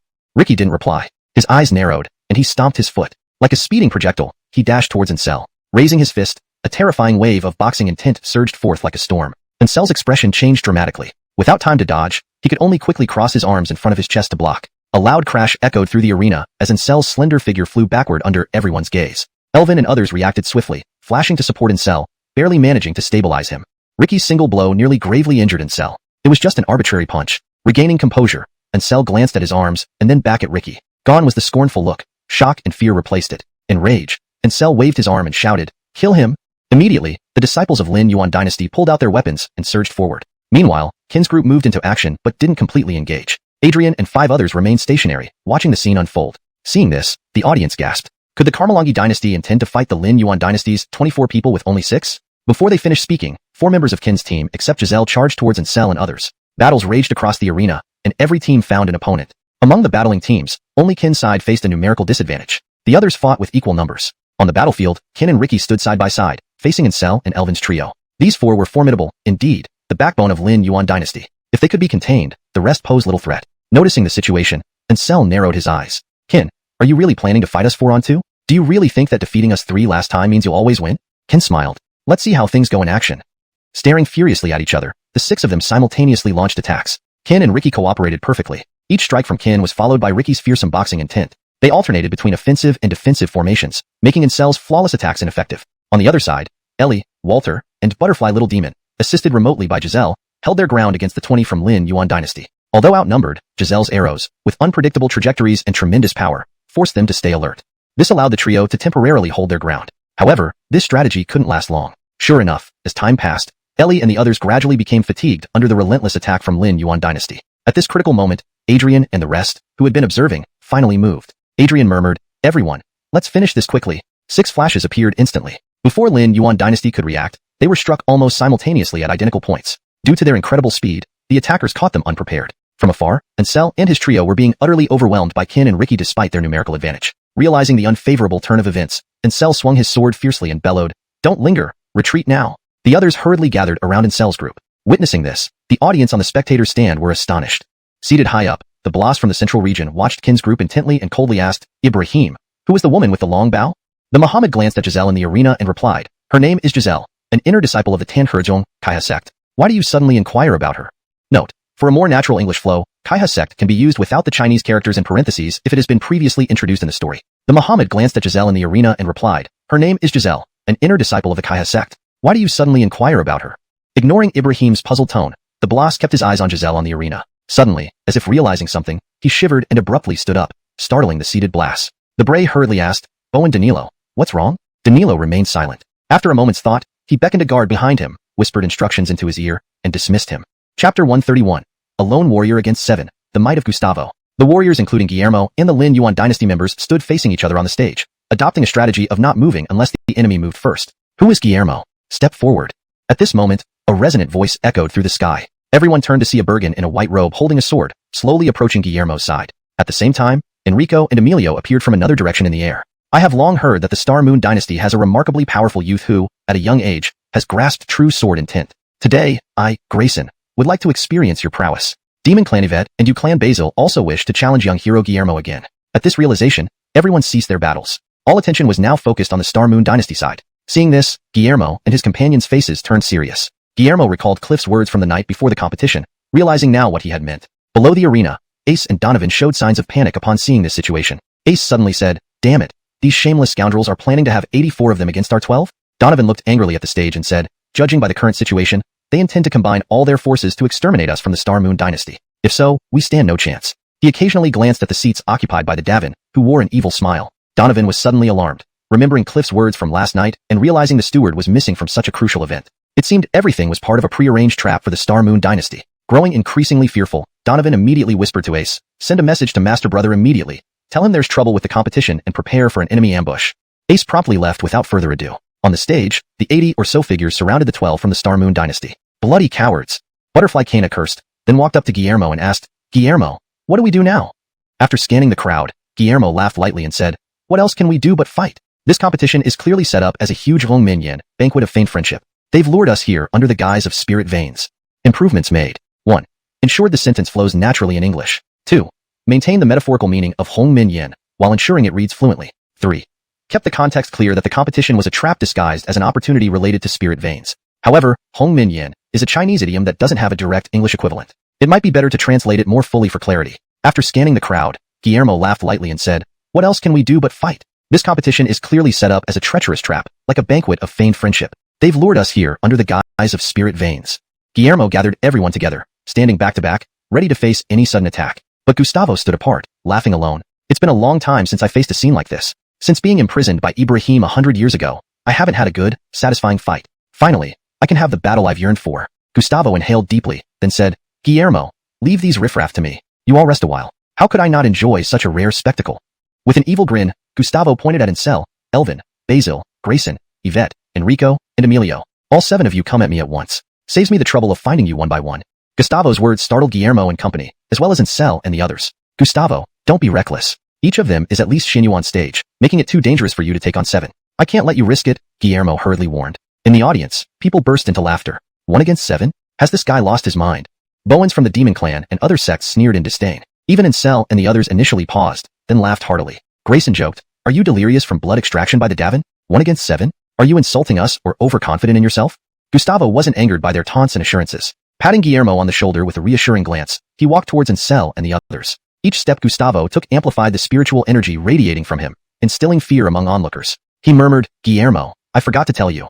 I don't follow the path of cultivation. I follow the path of killing, known as no rank." As he finished speaking, Gustavo's right hand unfolded, and a sharp, gleaming white longsword materialized. The sword's emergence darkened the entire sky of the 7-spirit region, its piercing whistle reverberating across the heavens. "Come, scum, let your grandpa Gustavo teach you how to wield a sword." As soon as the word sword left his lips, Gustavo flashed through the air, targeting Grayson, Enrico, and Emilio first. Sword extreme, word kill. When Gustavo's voice echoed across the region, a formidable blade of light shot from his hands, tearing apart space as it advanced. Realizing the threat, Grayson and his companions summoned their strongest techniques to block. Their combined efforts met Gustavo's blade in a colossal explosion. Unfazed, Gustavo's sword light continued unabated. Panicked, Grayson roared, "Still need help."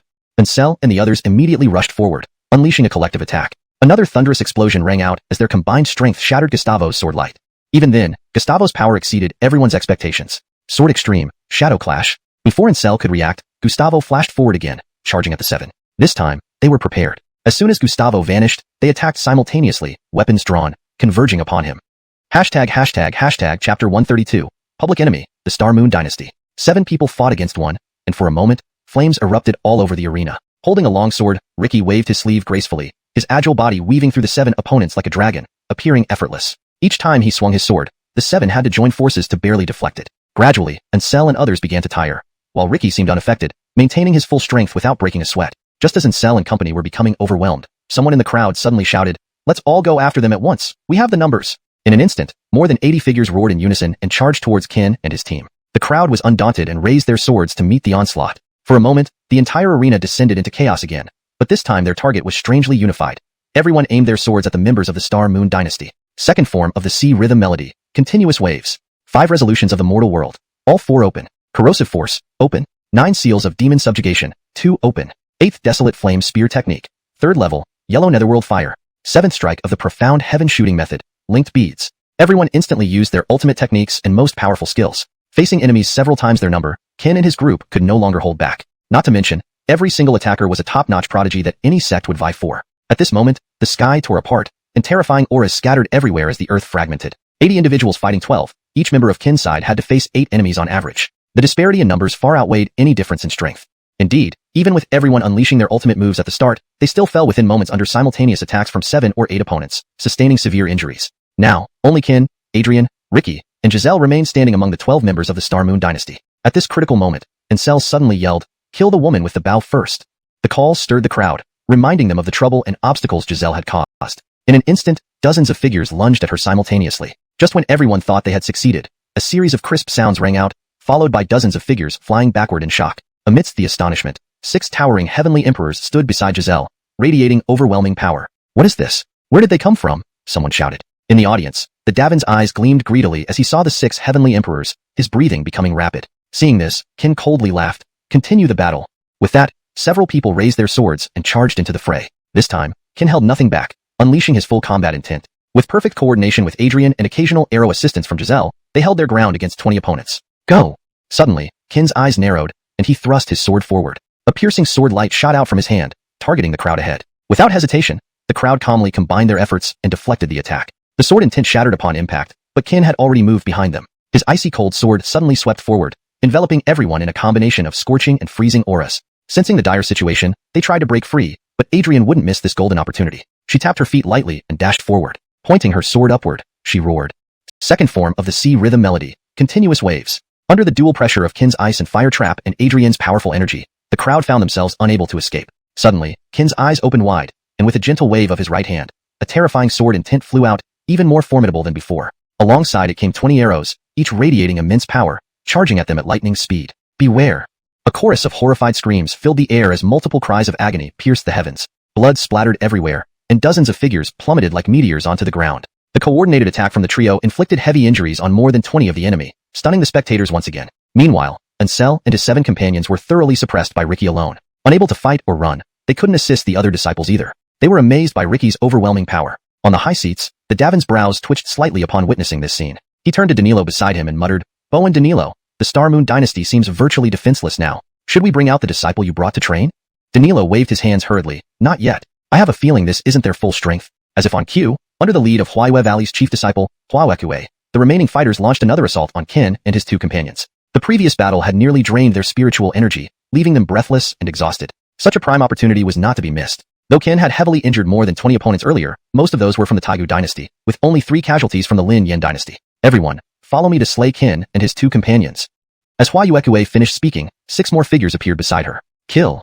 They roared in unison and charged towards Ken and the others below. Ken's face paled. Lifting his sword, he swung it towards the approaching Huayue and her 2 allies. Already at the end of his strength, how potent could his sword strike be with depleted spiritual energy? Huayue and her 2 companions casually deflected his attack. Seeing his attack fail, Ken used his last bit of energy to activate the shadow step technique and fled. Before he could take a few steps, Huayue reappeared behind him and slashed without hesitation. Thud! A searing pain shot through Ken as he slowly looked down. Deep within his abdomen, a long sword emitting a chilling aura was embedded. Chapter 133. A fight to the death, the mysterious youth. As the first long sword pierced Ken's body, it was quickly followed by a second and then a third, all impaling him in quick succession. "Ken! Brother Wu! Leader!" The others screamed in shock. The The ones lying on the ground disregarded the intense pain coursing through their bodies and struggled to get up, but their adversaries would not give them the chance. The dozens of fighters who had been holding off the sixth Boyd quickly withdrew, 5 more to charge towards Walter and the others who had just managed to rise. On the other side, when Giselle saw Qin critically injured, she immediately ignored the 2 people charging at her. With her last ounce of spiritual power, she fired 5 arrows to intercept the next attack from Serena and his companions, placing herself in grave danger. Thud. Another muffled sound echoed, but this time, the swords did not strike Giselle. Instead, they impaled one of the Boyd who had positioned himself protectively in front of her, taking the blow. How? When? Before they could finish their sentence, Boyd suddenly grasped both swords with his left hand, preventing the assailants from pulling them out. He swiftly raised his right hand and smacked it towards the 2 attackers. With a loud bang, the 2 assassins were instantly killed, making them the first fatalities since the competition began. After Boyd fell, Amaya was next. Just as 2 long swords were about to land on Amaya, a blur appeared, followed by a flash of cold light. Thud. Another muffled sound echoed, this time originating from the assailants attacking Amaya. After the cold light flashed, the 2 figures assaulting Amaya were cut into pieces, blood splattering everyone around. Witnessing this, everyone was taken aback. It wasn't anyone else but Alwyn, who had been battling in Cell and his group, who had come to the rescue. After such a long battle, someone had finally died, the 4 casualties being from the Lin Yuan dynasty, Taiga dynasty, Demon race, and Beast race respectively, while the 7 Spirit Realm participants remained unscathed. And Cell and his team, seeing their allies lying in pools of blood, were now filled with rage, their eyes brimming with murderous intent. Clutching his fists tightly, and Cell roared furiously, "Kill them!" Dozens of figures surged forward like an unstoppable tide, their terrifying aura permeating every corner of the arena. This time, they were determined to avenge their fallen comrades. Alwyn turned and faced the charging crowd, shouting fiercely, "Come on, let me see what you're made of." With that, Alwyn wielded his longsword and charged forward, swinging his sword. Instantly, a 1,000-foot beam of light slashed toward the approaching foes with overwhelming force. Meanwhile, Giselle and Amaya at the edge of the arena did not remain idle. Despite their nearly depleted spiritual power, they swung their swords again, exhausting every last bit of energy. In the sky, the 60 to 70 people attacked in unison, forcing even the formidable Alwyn to be on the defensive. Under the heavy onslaught, Alwyn spat out a mouthful of blood. Biting his teeth, as he fell, he merged his remaining life force and spiritual energy for one final slash, despite the cost to his life. The deafening sword resonance reached an unprecedented level of terror. One slash eliminated several leading figures among the attackers, shattering his sword's light simultaneously. With his spiritual power exhausted and no strength left, Alwyn slowly fell from the sky, a faint smile appearing on his lips as he looked at the advancing foes. "Qin, it's up to you now. I can't hold on any longer." Just as Alwyn closed his eyes, and Cell and his group's attacks were mere meters away, the desire to slay Alwyn had been etched into their bones. In their fury, they had forgotten someone, Qin, who was about to bring them calamity. "Die!" And Cell bellowed, and the 60 to 70 figures rained down like drops of rain, their twisted faces and bloodthirsty eyes revealing their intention to kill Alwyn. Just as they descended, a figure suddenly flashed in front of them, and as Alwyn disappeared, a black and white energy sphere appeared before the crowd. Recognizing the sphere, and Cell's expression changed dramatically, revealing despair and fear. His clouded mind cleared instantly upon seeing it. He urgently shouted, "Withdraw! Get away from here!" Confusion spread across the faces of his followers as the energy sphere flashed white and exploded under Cell's horrified gaze. Boom! The massive explosion shattered the protective barrier covering the entire 7 Spirit Realm, causing countless cracks to form like a spider web in the sky, creating a terrifying sight. Simultaneously, more than half of the arena vanished, leaving only the 4 corners intact. In its center, a vast, bottomless pit formed. The audience atop the high seats gasped as they witnessed this scene, hastily standing to examine the arena. Dust and echoes lingered in the air. The 4 corners of the arena gradually emerged, revealing 12 figures still standing, one less than the original group, excluding Qin and Alwyn, who lay on the ground. On the opposite sides of the arena, only a few dozen figures remained. As the dust settled, a massive crater slowly revealed itself. All spectators watched in shock. Qin and Alwyn stood face to face in the arena's corner, panting heavily. Their gazes never strayed from the central area, where they had felt an astonishing burst of energy during the explosion. Had it not been for the timely arrival of the 5 Boyd sent by Giselle, they might have been dismembered. One attack had annihilated the 5 Boyd, an unimaginable display of power. Worthless trash, over 80 people couldn't even defeat 12. How can such scum be called prodigies? Suddenly, a booming voice echoed from the top of the crater. A gray-robed youth stood atop the crater, his hands behind his back, looking down calmly and elegantly at Qin and Alwyn. "Brady Dao, Sha Dao, it's been a while since I've met such opponents. Come, both of you together." Chapter 133. A Desperate Battle, The Mysterious Youth. After the first longsword pierced Qin's body, the second and third swords followed suit, each impaling Qin's body in quick succession. "Qin! Brother Wu! Leader!" The crowd screamed in shock. Those who were lying on the ground, despite their excruciating pain, gritted their teeth and struggled to rise. However, the others would not give them such an opportunity. Dozens of people who had been restraining the 6 Boyd quickly freed 5 among them to once again charge at Walter and his companions as they staggered back to their feet. On the other side, when Giselle saw Qin severely wounded, she disregarded the 2 attackers lunging at her and exhausted her last bit of spiritual power to fire 5 more arrow feathers, blocking the next attack from Serena and the others on Qin. In doing so, she placed herself in grave danger. Thud. Another dull sound echoed, But these two swords struck not Giselle, but a Boyd. He stood upright, shielding Giselle, letting the swords pierce him forcefully. When did you? Before either could finish, the Boyd suddenly clutched both swords tightly with his left hand, making it impossible for them to withdraw. He swiftly raised his right hand and slapped both of them hard. With a bang, the two who tried to kill Giselle were instantly slain by the Boyd, marking them as the only deaths since the contest began. After the Boyd fell, next came Adrian. Just as two swords were about to land on Adrian, a shadow suddenly appeared, followed by a flash of cold light. Thud. Another dull sound rang out, but this time it was not from Kin's side. It came from the bodies of the two attacking Adrian. After the cold light flashed, everyone turned their attention there. The two figures attacking Adrian were now severed in half, their blood splattering over everyone present. Seeing this, everyone was horrified. The one who saved them was none other than Gustavo, who had been battling in Cell and his group all along. After fighting for so long, finally someone had died. The four casualties included one each from the Lingyun Empire, Taigu Dynasty, Demon Clan, and Beast Race, while those from the Seven Spirits realm remained unscathed. Looking at their fallen comrades, Cell and his group seethed with anger, their eyes filled with murderous intent fixed on those on the ground. Cell clenched his fists and roared, "Kill them!" Several dozen shadows surged forward like an unstoppable flood, their terrifying aura permeating every corner of the arena. They were determined to avenge their fallen comrades. Gustavo turned to face the charging crowd and shouted fiercely, "Come then, let me see what you've got." With that, Gustavo rushed forward, raising his long sword and slashing out. Instantly, a 1,000-foot beam of light slashed toward the incoming crowd with overwhelming force. Giselle and Adrian at the edge of the arena did not remain idle. Despite their near-exhausted spiritual energy, they swung their swords once more, drawing on whatever reserves they had left. In the sky, 60 to 70 people attacked together. Even as strong as Gustavo was, he was overwhelmed by Cell and his group, spitting out a mouthful of blood under their assault.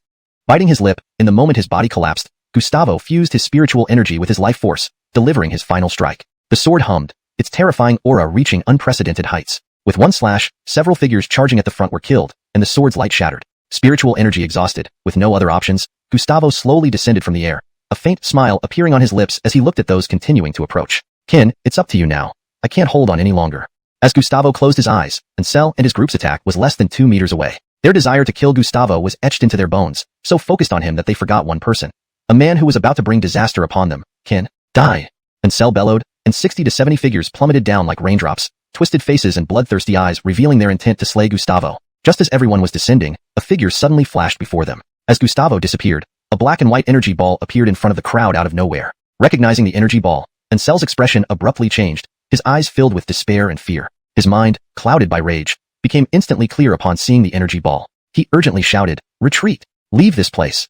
As everyone was still bewildered, the energy ball suddenly emitted a flash of white light and exploded violently in Cell's stunned gaze. Boom! The explosion shook the entire protective barrier over the Seven Spirits realm to pieces, and countless cracks spread across the sky like a spider web, a chilling sight. At the same time, the arena was reduced by more than half, leaving only the four corners standing. In the center of the arena, a massive, bottomless pit appeared. On the high seats, the Davin and others' expressions changed drastically as they watched the scene unfold below. Smoke rose and thunderous echoes resounded. First to emerge from the smoke were the four corners of the arena. Carefully looking, 12 figures remained, all but Kin and Gustavo lying on the ground. On the other sides of the arena, only a few dozen people remained standing. As the dust gradually settled, a colossal pit emerged before everyone. All spectators were shocked at the scene before them. In the arena's corners, Gustavo and Kin faced each other, panting heavily but never taking their eyes off the central area. Moments before the explosion, they had both sensed a tremendous energy surge. If not for the timely arrival of the five Boyd, they would have been decapitated. The five Boyd were instantly annihilated by a single blow, showcasing a strength beyond imagination. Neither could fathom how such a powerful entity existed unnoticed. Worthless, all 80-odd of you couldn't even defeat 12 mere individuals. Such trash can be called geniuses? Suddenly, a booming voice echoed from above the giant pit. A gray-robed youth stood atop the pit, calm and composed, gazing down at Kin and Gustavo from afar. "Brady Dao, Sha Dao, it has been long since we've encountered opponents like this. Come, both of you, attack together." Chapter 134, Central Domain Adamir, Seventh Heaven. With a wave of his hand, an awe-inspiring and terrifying spiritual energy swept across the entire arena. The pressure emitted by this Bergen was not only comparable to that of the Davin during his release in the ancient holy city, but also slightly surpassed it. He's at the peak of the 9th level of the heavenly martial mirror, half a step away from becoming a venerated one. Ricky and Kin exclaimed in unison. They couldn't believe that at such a critical moment, another formidable opponent had emerged. In their current heavily wounded states, they could barely withstand this pressure, let alone engage in a combined battle with him. Both wore solemn expressions. Previously, the duo had fought off more than 80 opponents, suffering significant losses to barely turn the tide. Just as victory seemed within reach, an even stronger enemy appeared out of nowhere. Kin took deep breaths, rapidly recalling every detail from when they ascended the stage, the timing and positions of each challenger. However, no matter how many times he reviewed the events, he could not remember where or when this Bergen had come from or which team he had hidden in. As twilight deepened and the last light on the western horizon faded, Kin's and Ricky's anxieties finally began to ease. They exhaled deeply in relief. Just as the final rays of sunset dipped below the horizon, Commotion spread once again throughout the arena, followed by a booming sound that echoed into the night sky. Everyone was puzzled, especially the Bergen atop the pit. A special technique? Interesting. The gray-clothed youth smirked. Creation of Yin-Yang technique. Yin art. Ghost slice. Open. Door of Netherworld. Open. General Iman, please aid Ricky. As you command. When a crimson gate slowly opened in the sky, heart-wrenching cries filled the air, and terrifying auras flooded out like tidal waves. Upon manifestation, the sky seemed to melt like iron doused in acid, emitting piercing sizzles. Upon receiving the order, a towering figure appeared behind Ricky before the blood-red gate closed. Immediately, both Kin and Ricky's cultivation levels surged drastically. Within moments, Kin reached the peak of the third level of the heavenly martial mirror, while Ricky's aura gradually revealed itself. The power and dense bloody scent emanating from him were overwhelming. Despite the unclear specifics, Kin felt an immense strength from Ricky, stronger than anything he had experienced before. Indeed, this is more like it. This aura befits the air of life path and killing Tao. Even I feel a chill down my spine. It's been a long time since I felt this suffocating sensation. It's truly nostalgic and unforgettable. The gray-clothed youth drew his sword slowly as he walked forward. Remember this well, your killer today is Adamir, second son of the Jia family from the seventh heaven of the central domain. Remember my name on your way to the Yellow Spring. Cold glares exchanged, they engaged in battle immediately. As their swords clashed, a devastating sword force enveloped the Seven Spirits realm. The tremendous sounds of clashing steel deafened everyone. Within moments, hundreds of exchanges occurred, with flashes of sword light illuminating the night sky continuously. On the elevated seats, the Davin and his entourage watched in astonishment. The trio's displayed strength far exceeded their expectations. What surprised them most was that despite nearly depleted spiritual energy, Kin and Ricky still managed to display such formidable prowess. He pondered long and hard but couldn't fathom the source of their energy. Bo and Danilo, have you discerned the peculiar source of these two's energies? The Davin asked softly. Danilo remained calm, stroking his white beard. If my guess is correct, they must have cultivated some unique techniques that can only be used at night. Based on their auras, the Bergen named Ricky seems to follow the killing Tao, while the white-clothed Kin, I'm not entirely sure about yet, but one path matches him closely based on his aura. Hearing this, the Davin and the Orson became intrigued. Which path? Danilo's expression turned grave as he said word by word, prohibited techniques, the path of life. What? The path of life? Everyone gasped. Hadn't the path of life vanished along with the forbidden book thousands of years ago? How could it reappear now? Doesn't the celestial Tao control this? The Orson exclaimed, losing his usual composure. Danilo continued. It depends on whether he uses the life sword technique or, more specifically, that particular sword. He paused, seemingly remembering something, then suddenly stood up. Do you recall a few years ago when the entire Nine Abyss continent was momentarily covered by celestial thunder? After hearing Danilo's words, everyone paused, then quickly recalled the past few years' events. At the same time, they all looked up at Danilo in disbelief. You mean that incident? Danilo nodded. It seems so. I didn't expect so many astonishing revelations from this tournament. Looks like there will be quite a spectacle tonight in the Seven Spirits realm. Boom. Another loud explosion echoed in the night. Despite joining forces, Kin and Ricky could only hold their own against Adamir, and at times, Adamir seemed to overpower them. Slash. Both Kin and Ricky roared as they simultaneously unleashed their swords toward Adamir. With a gentle smile, Adamir deflected their attacks with a single stroke. Upon impact, their sword lights shattered explosively. Once more, Kin swung his sword, charging towards Adamir with the Kaishu sword. Gripping the sword tightly, he delivered a powerful downward strike accompanied by ear-piercing sounds. Facing this attack, Adamir did not retreat, but instead met the strike head-on. Snap!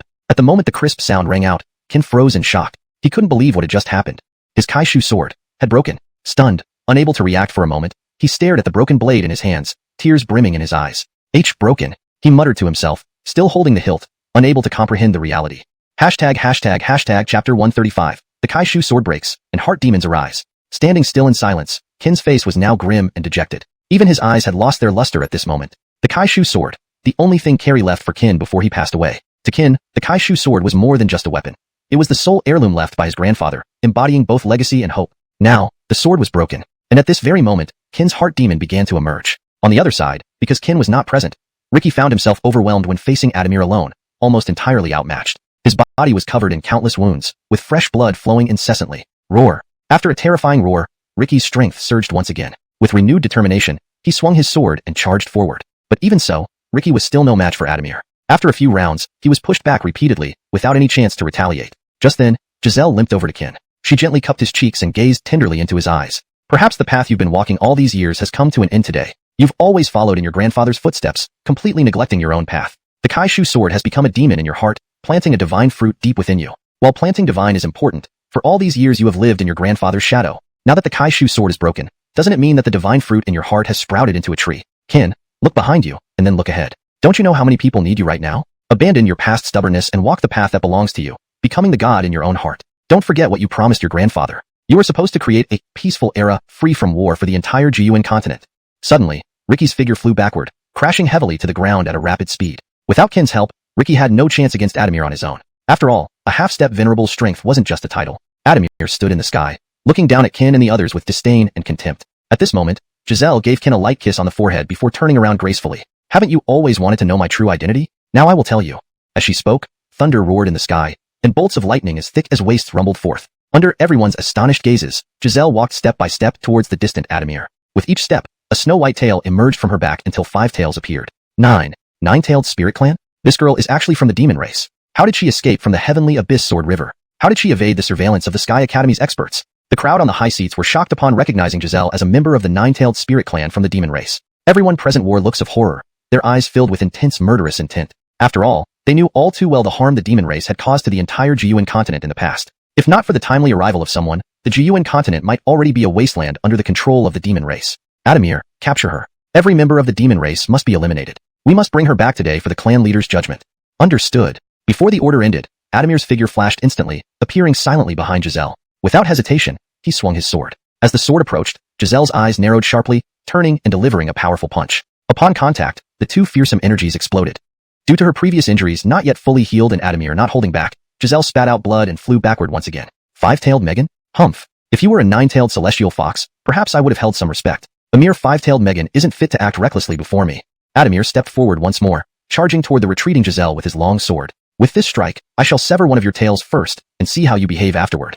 A blood-curdling scream echoed across the heavens as Adamir's sword struck, cleanly slicing off one of the snow-white tails. Jalen, Adrian, and the others, seeing the situation, disregarded their injuries and charged at Adamir together. Seeing this, Adamir sneered and swung his sword once more, unleashing a terrifying beam of sword light that sped towards them. Ultimate sword, word of annihilation. Facing this attack, Ricky acted first, sacrificing himself to clear the path for Adrian and the others. The sword light shattered, and simultaneously, Ricky's eyes lost their sight as he clenched his teeth and delivered another blow. Keep advancing.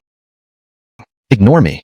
The remaining 10 figures continued charging forward without pausing. In the sky, Adamir's expression turned cold. Foolish ants trying to stop a carriage, beyond your limits. Since you seek death, I shall grant it. With that, Adamir's eyes flashed, and he swung his sword again, releasing 7 or 8 beams of sword light. I want to see what you can block. At this moment, Walter suddenly shouted, I'll handle it. When Walter's body collided with the leading sword light, a horrifying large wound appeared, causing torrents of blood to spurt. Walter shouted loudly, Brother! Walter wishes to be your brother in the next life. Fellow companions, Walter goes first. At this time, Ellie suddenly shouted, I'll do it. Kian, I'll do it. Changsheng, I'll do it. Cora, I'll do it. For a moment, all Kaiha's sect disciples except Adrian lay heavily injured and barely alive. As the master sister of Kaiha's sect, Adrian failed to save Giselle from Adamir, even at the cost of her left arm. Except for Kin, all members of the Kaiha sect were gravely injured. Raising his sword, Adamir aimed for Giselle's remaining 4 tails. At this moment, Kin remained trapped in his heart demon, unable to extricate himself. Far away, he seemed to see the figure of Carrie standing above him with a smile, waving. Yuan, have you fulfilled the promise you made to Grandpa? Kin fell silent, lowering his head. He whispered, I'm sorry, Grandpa. Yuan failed to complete your wish. Not only that, I also broke the Kaishu sword you left for me. I let you down. Kin clutched his head and wept bitterly. Carrie smiled faintly. Who told you the Kaishu sword was left for you? That sword that followed me my entire life was meant for all living beings. Go back. Walk your own path. The voice gradually faded, along with the remaining half of the Kaishu sword in Kin's hand. Hashtag chapter 136. Let go of the past, face the butcher. Guillermo, let go of the past and face the future. Your life shouldn't be this way. Whether it's for all living beings or the world, your path lies at your feet. There's no need to follow others. Master Brady, what exactly is the sword art of all living beings? Guillermo asked, puzzled. Brady, whether to destroy or save is entirely up to you. To save or to destroy, that's the path you must walk. Upon hearing this, Guillermo tried to summon Taiping's sword, but it didn't respond. After multiple attempts, the result remained the same. Master Brady, why is this? Still that sentence. Only by letting go of the past and facing the future can you enter the path of Brady. As he spoke, a blinding white light flashed, and Guillermo suddenly opened his eyes wide. At the critical moment, Guillermo hastily summoned Erwin, and together they barely managed to block Adamir's sword strike. On the ground, everyone was barely breathing.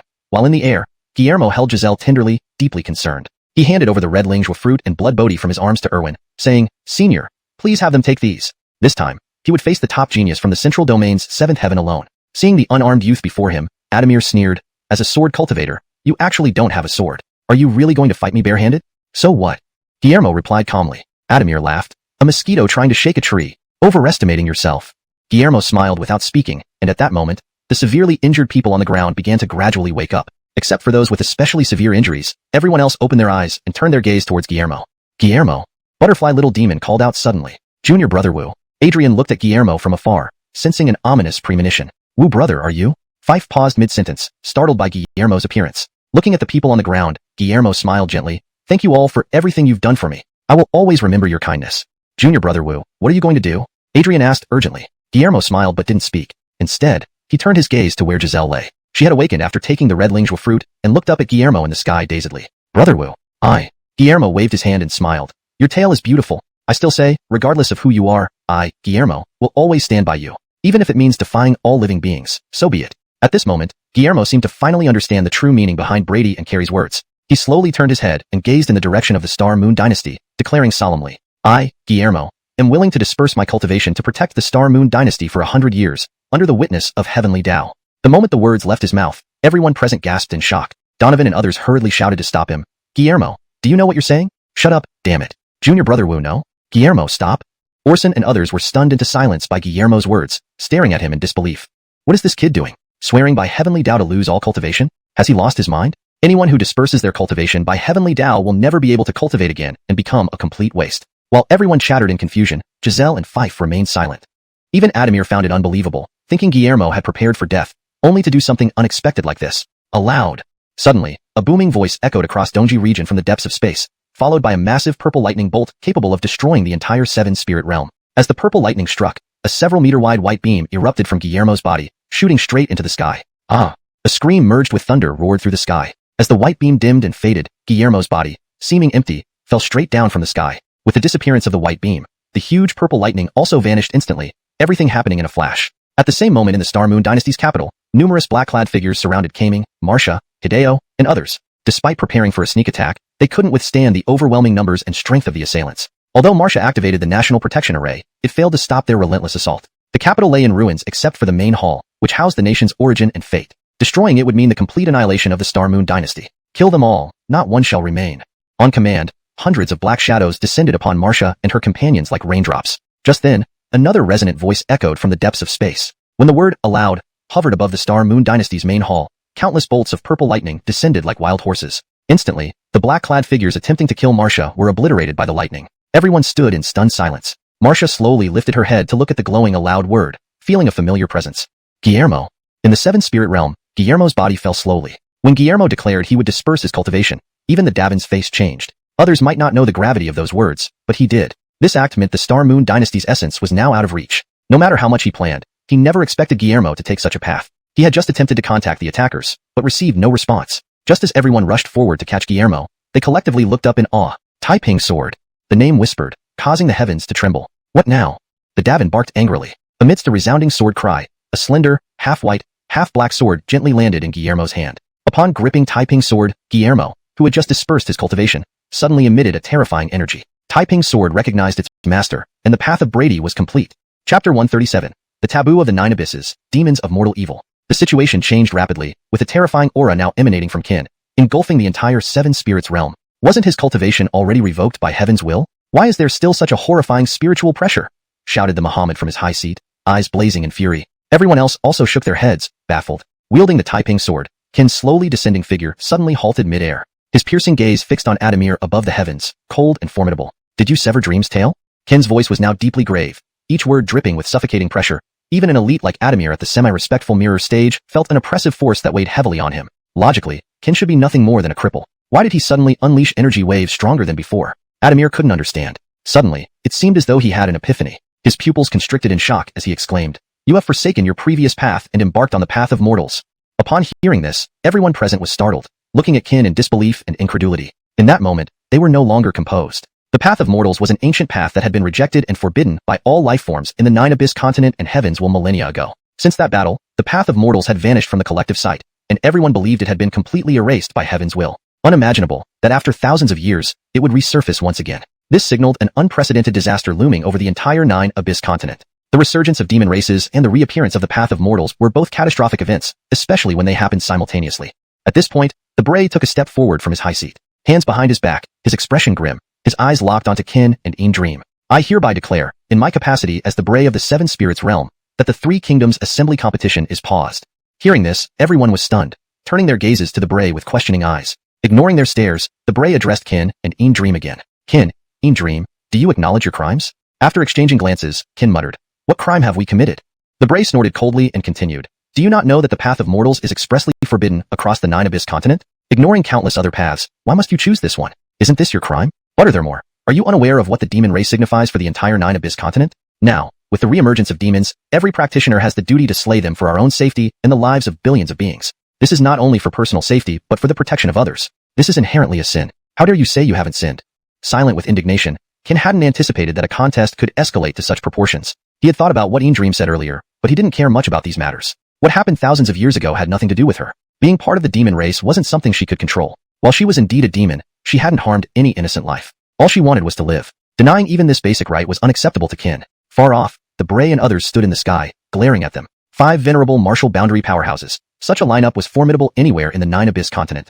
Kin was undeterred. Stepping forward, he spoke humbly, Bray, as the chief judge, I believe you are a righteous and impartial person. Let us make a deal. If you let us go, consider our Moonstar dynasty as never having participated in this competition. As for who takes first place, decide amongst yourselves. I, Kin, will offer 50 red spirit jujube fruits and 500 blood bodhi seeds as compensation for the fallen, and we promise never to leave Moonstar dynasty again. What do you say?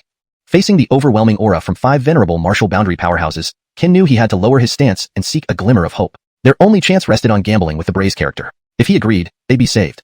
Otherwise, Kin and Dream might meet their end today. After all, 5 venerable martial boundary powerhouses were not easily defeated by brute strength or powerful techniques. Most importantly, the 8th realm was formed by the first Tower Lord Sword Talisman, meaning they could unleash their full power without restriction by heavenly will. Despair. Kin had never faced such despair, not even during battles with Adamir. Let you go? Has Adamir knocked some sense out of you, Kin? With the dual taboo of the path of mortals and demons appearing here, how can our 7 spirits realm stand in Eastmost domain if we don't eliminate you both today? I, Ibrahim, say this only once. Today, even the Son of Heaven cannot save you too. Ignoring the Muhammad, Kin's eyes remained fixed on the Bray. Upon hearing Kin's plea, the Bray's expression flickered subtly but quickly disappeared. The allure of red spirit jujube fruits and blood bodhi seeds was significant. Privately, he might have considered letting them go, but with representatives from the 7 Heavens Jia family present, he couldn't waver. Without hesitation, the Bray responded, Kin, I admit you're exceptional, the most outstanding among the younger generation in Eastmost domain so far. But fate cannot be defied. Today, I can let your companions go, but you too must die. Relieved to hear this, Kin understood it was all about ensuring Adrian and the others' safety. With a bitter smile, he nodded. Agreed? Chapter 138. The Mirror of Despair, 5 Venerables. Kin did not say anything further. After all, ensuring the safety of Adrian and others in front of the 5 Venerables was already pushing the limits. Before they could change their minds, Kin quickly came to stand before Adrian and muttered, Senior sister, you should return first. Tell the Lexi that this is all I can do. The future of the Star Moon dynasty is entrusted to you. The Elwyn, you take them back. I'm not going back. We won't leave either. We will die together if we must. Nonsense. Upon hearing Adrian and others' words, Donovan suddenly burst into a scolding rage.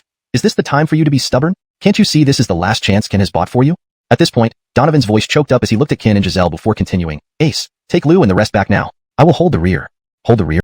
Upon hearing this, everyone's hearts trembled slightly. How could they not know that Donovan was planning to sacrifice himself to buy Kin and the others some chance to escape? Seeing that no one moved, Donovan roared in anger. Haven't you run yet? Still, the group stood firm with determined eyes before him. Looking at this, Donovan glared at Adrian and others and scolded. What are you disobeying me now? Adrian, who had always been playful, now turned serious. If I were to leave today, I would be unworthy of being the eldest sister of Heavenly River Sect. You don't need to persuade us anymore. Even if we all die here today, we will not abandon junior brother Wu and senior sister Jalen. Donovan paused for a moment, then took a deep breath and shook his head helplessly. Fine, fine. If that's how it is, let's fight. Who cares about the path of benevolence or the demon clan? Right now, I only know that Kin and Giselle are disciples of our Star Moon Dynasty's Heavenly River Sect, and anyone who wants to take their lives has to ask me first. In that moment, everyone simultaneously looked at Kin. They lined up side by side without changing their expressions or wavering despite facing 5 martial venerable realm powerhouses. Seeing this, Kin smiled faintly and said, You? At that moment, Ricky suddenly appeared beside Kin and laughed loudly. You kid, you sure have a knack for stirring trouble. In less than a year, your ability to cause trouble has only grown stronger and bigger. However, after exchanging glances, both men burst into laughter. Then Kin turned to look at Dai Carmeloeo and said, You shouldn't stay. I promised your father that I wouldn't let you get hurt. Dai Carmeloeo smiled calmly and waved her hand, then live well for my sake. Beside her, Giselle felt a bit embarrassed looking at Adrian and the others. Sorry, I didn't mean to hide my true identity. I just had my reasons. Senior sister Jalen, there's no need to explain. Whether you're a demon or not doesn't matter. Right now, you're still little sister Adrian of the Heavenly River Sect, a disciple of Heavenly River Sect and a friend of ours. Yes, yes. From afar, the 7th Pagoda Master sneered when he saw the group had no intention of leaving. Finished talking? Since you want to die, let's fulfill your wish so you'll have company in the Netherworld. After saying this, the 4th Pagoda Master and others stepped forward simultaneously, instantly releasing 5 terrifying auras from above. In an instant, the protective shield over the 7 spirit realm shattered and fell straight down toward Kin and his companions. Seeing the situation, everyone exerted all their might, unleashing their full power. Swords Extreme, Word of Destruction, 5 Ascension Second Style, Earthrending, Bright Sea Rising Tide Second Style, Continuous Waves, 8 Desolations Fire Spear Third Style, Yellow Netherworld Fire, 10,000 Swords Return, Strike. At that moment, 14 people used every ounce of strength they had to unleash what they believed was their strongest attack ever. The sky darkened, and the earth split inch by inch as dozens of powerful attacks met the 5 terrifying auras falling from above. The moment they collided, there was a sharp crackle, and the prided efforts of everyone instantly crumbled into nothingness. Horror, despair, suffocation. Everyone stared wide-eyed at the incoming pressure but were powerless to stop it. Indeed, against martial venerable realm powerhouses, any resistance seemed laughably futile. As the terrifying pressure loomed close, Donovan and Ace exchanged a glance and leaped without hesitation. Children, live well. We'll go first. Under everyone's stunned gazes, Ace and Donovan self-destructed their bodies to lessen the pressure from the 5 venerables' attacks. Old Man, Bowen Donovan, Bowen Ace. With a loud explosion, the terrifying pressure caused by the 4th Pagoda Master's release vanished along with Donovan and Ace's demise. Seeing their initial attack ineffective, the 7th Pagoda Master took another step forward, slowly extended his right hand, and slammed it down, sending a colossal hand-shaped seal like a meteor crashing toward everyone. Everyone tried to resist again, but could such resistance withstand a blow from a martial venerable? All their attacks shattered upon contact with the giant hand seal like waves hitting a rock. At this critical moment, the 6 Sky Tyrants and Winston reappeared, barely slowing the descent of the giant hand seal together. Seeing this, the Bloss from the central region coldly snorted. Like moths to a flame, you're delusional. Die now. Danilo suddenly leaped forward, tightly clenched his right fist, and pounded downward towards the group. The ground trembled as space disintegrated inch by inch, and the entire 8th realm violently shook as if it would shatter. Bang! When Danilo's punch landed on the 7th Pagoda Master's hand seal, Winston and the 6 Sky Tyrants were instantly engulfed by an overwhelming energy wave. As the Sky Tyrants dissipated, Kin hurriedly used the contract power to retrieve Winston's soul. A palm strike, a punch, they descended directly towards everyone, and despite the suffocating pressure, they could do nothing but wait helplessly. At this critical juncture, Dai Carmeloeo hastily pulled out a jade slip from her chest and shattered it, and Ricky did the same. As the jade slips broke, 2 beams of light shot up, followed by 2 figures standing proudly in the sky. Please note that this chapter continues the intense action-packed narrative where characters make heroic sacrifices, revealing deep bonds and resolve in the face of overwhelming adversity. ##### Chapter 139, Desperate Sword, the Mortal Sword Art. The white light column vanished, and the combined attack of the Muhammad and Danilo was simultaneously shattered. At that moment, Argyle appeared, accompanied by a man clad in white armor. The expressions of the Muhammad and the others turned grim upon their appearance. Argyle, are you also going to interfere with the affairs of the 7 spirit realms? The Muhammad asked. Argyle smiled faintly and replied, what if I am? And what if I'm not? You! The Muhammad spat blood in anger at Argyle's words. He didn't dare act recklessly because Argyle was also a venerated martial realm expert, and his cultivation was 1 or 2 ranks higher than his own. Not daring to overstep, the Muhammad shifted his gaze to the armored man and asked, who are you? The armored man glanced at the severely wounded Fife before looking back at the Muhammad coldly, saying, did you do this? The Muhammad sneered and replied, so what if I did? Die. Before the words were fully out, the armored man threw a punch, a terrifying boxing intent tearing through space,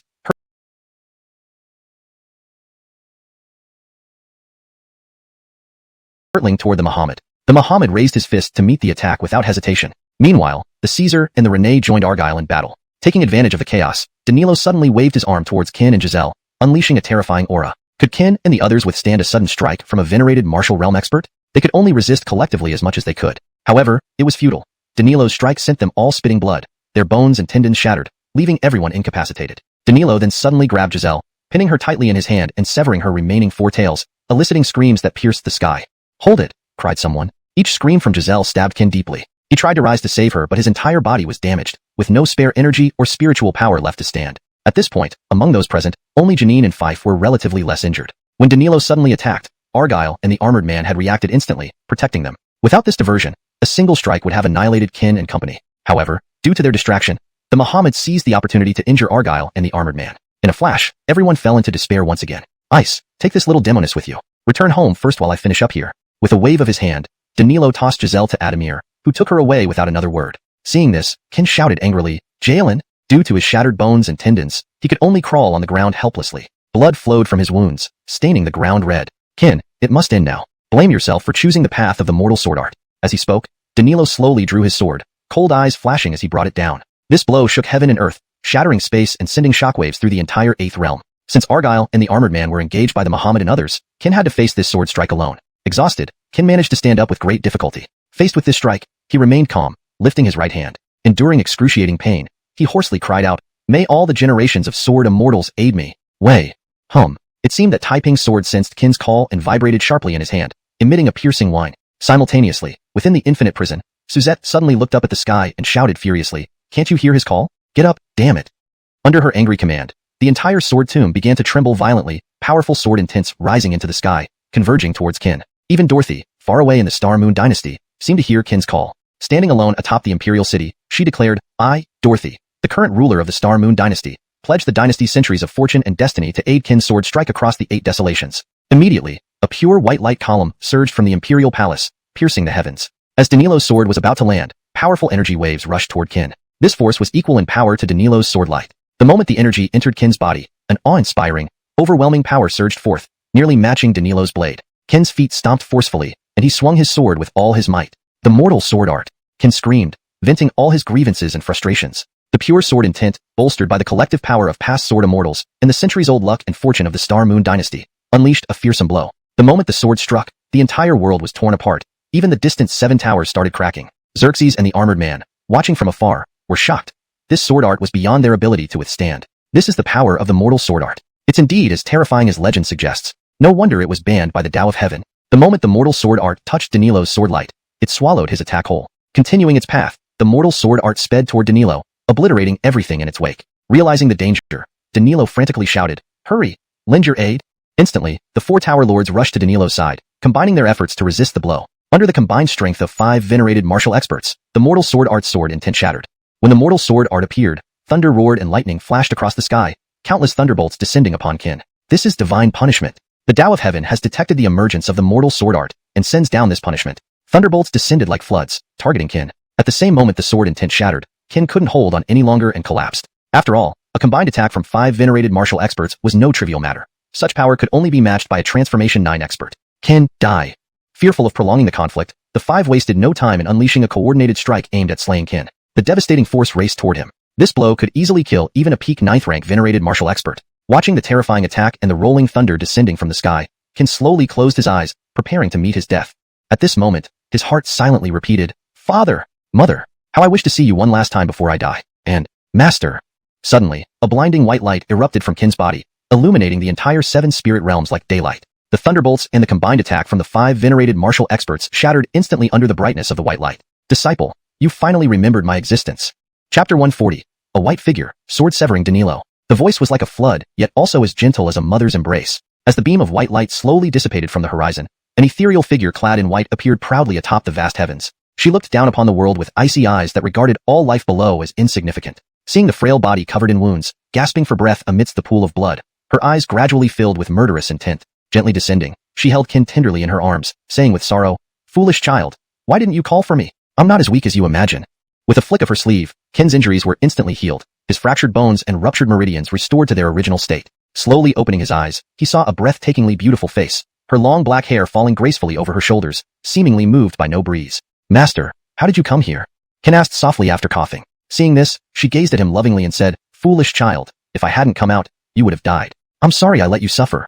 Hearing these words, a mix of emotions surged within Qin. The scene felt so much like a mother's caring love for her child. Yet, he knew this wasn't real, or was it? At least it was now. Master, I'm sorry. I'm useless. They were too strong for me. Bowen Donovan and Bowen Ace sacrificed themselves to protect me. Senior sister Adrian and the others are nearly dead, and even Dream was captured by the people from the 7th heaven of the central region, the Jia family. Master, are we truly guilty? If they want us dead, then fine, but why can't even the Tao of Heaven tolerate us? I don't accept it. I can't.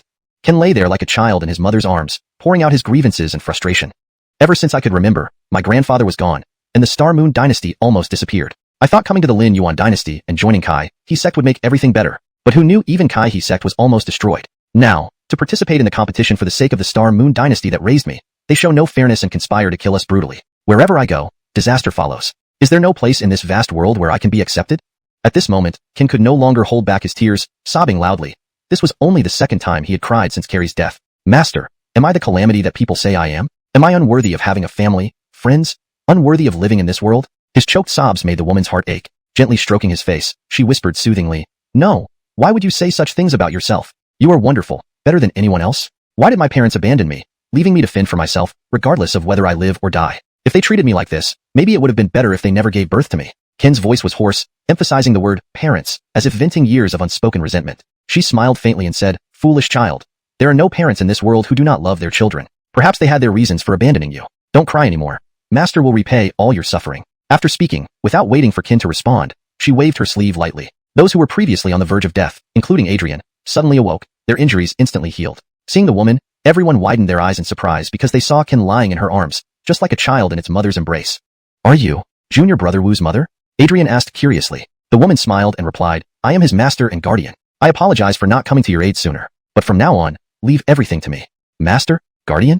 Everyone was stunned. They had never heard Qin mention this before. Most importantly, she said everything would be left to her? They were facing 5 martial respect nobles. Adrian muttered under her breath, could this senior be a transcendent realm expert? After gently placing Qin down, the woman slowly turned to look at the Muhammad and the others. Her demeanor changed. Her gaze became extremely cold, sending chills through the hearts of the 5 men, making them feel as if they had fallen into the depths of hell. In the sky, Argyle and the armored man exchanged glances, whispering, brother, can you tell this Nina's cultivation level? The armored man shook his head. Although there's no trace of spiritual energy from her, my intuition tells me this person is extremely dangerous. Argyle's expression grew even more serious after hearing this because he felt the same way. Far away, when the woman turned to look at the Muhammad and the others, they simultaneously felt a chill. Even they couldn't discern her true strength. Danilo forced himself to stay calm and stepped forward, glaring at the woman. Your kin's protector? Good timing. We'll deal with you today as well. Saves us the trouble of looking for you later. Without warning, Danilo drew his sword. Amidst the blinding light, a terrifying force erupted from his blade, rushing towards the woman. This strike was even more powerful and fearsome than before, causing everyone present to be alarmed once again. Below, when Qin saw this strike, he instinctively shouted, Master, be careful. She suddenly turned her head, smiling faintly at him. Thank you for your concern. As she spoke, the sword's glow reached her. She didn't move, standing silently while staring ahead. Break. At that single word, Danilo's devastating strike seemed to shatter upon command. Everyone's eyes widened in disbelief. Just one word caused a martial respect noble's full power attack to crumble instantly. If they hadn't seen it with their own eyes, they wouldn't believe it. Even a transcendent realm expert couldn't match her ability. Witnessing his formidable strike being easily countered, even a fool could tell the Nina was extraordinary. Danilo involuntarily took a step back, appearing quite disheveled. Indeed, he was scared, truly terrified after seeing the extent of her power. I am Danilo, the second Bowen of the 7th Heaven Jia family from the central region. May I ask your identity? A flash of white light cut through Danilo's words before he could finish, severing his spirit and soul. None of those present noticed when she unsheathed her sword. The 7th Heaven Jia family? What rubbish is that? With that, she shifted her gaze to the Muhammad and the others. Now, it's your turn. Hashtag chapter 141. Neither the will of heaven nor the multitude deserves it. The white-robed figure's gaze was incredibly cold, and with just one look, the temperature in the entire universe plummeted. Their cultivation level was indiscernible, their strength inscrutable. The expressions of the Muhammad and others grew gravely serious. Though they were all now at the venerable martial realm, not a single one dared to underestimate this person before them. Sir. Swoosh. Before the Muhammad could finish his sentence, he was beheaded by a streak of white sword chi, his divine soul nailed to a distant red tower. Silence. At this moment, the 8th realm was eerily quiet, almost frightening. No one had seen when or how the white-robed figure had drawn her sword. Everything happened in less than a breath. Ibrahim, the Muhammad, a seasoned top-tier venerable martial 6th-stage powerhouse, was killed so effortlessly. Though he wasn't truly dead, what difference did it make? The Bray and others watched in horror, their breathing quickening. Who are you? Do you know what your actions mean? Aren't you afraid of being punished by the will of heaven? The life sword art is acknowledged as a forbidden technique by the will of heaven itself. By doing this, you're making an enemy of both the will of heaven and the entire world. At that moment, the Bray knew even if they joined forces, they would not be a match for this Roman. For survival, he invoked the name of the will of heaven. Hearing this, the white-robed figure sneered. Make an enemy of the will of heaven? Make an enemy of the multitude?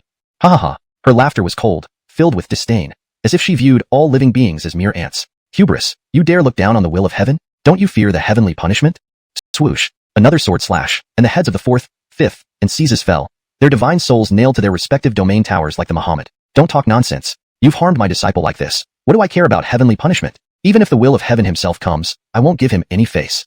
At this point, not only were the Bray and others shocked, but also Xerxes and the armored man high up in the sky drew in sharp breaths. In her hands, 3 venerable martial realms powerhouses were like children, or more fittingly, mere ants. Adrian and others gaped in disbelief, completely astonished. They hadn't expected Qin's master and protector to be this powerful. Before her, 5 venerable martial realms powerhouses were no more than ants, easily crushed. Who dares cause trouble in my 7th spirit realm?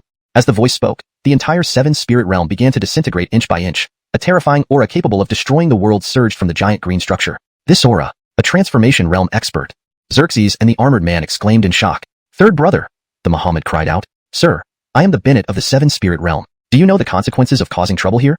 Before anyone could see what the Bennett looked like, swoosh, another head fell.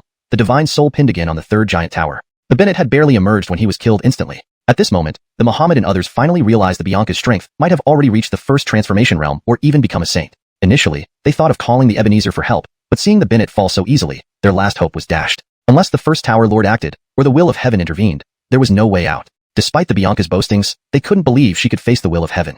What was the will of heaven? It was the supreme ruler of this universe, the strongest being whose will all creatures and laws obeyed. Now, their only option was to summon the will of heaven. Second brother, quickly call upon the will of heaven, the Muhammad insisted, still refusing to give up. They dominated the Dongji region because the will of heaven once bestowed them with a jade slip to summon its avatar. Initially, the Ebenezer believed the Bennett alone could handle the situation.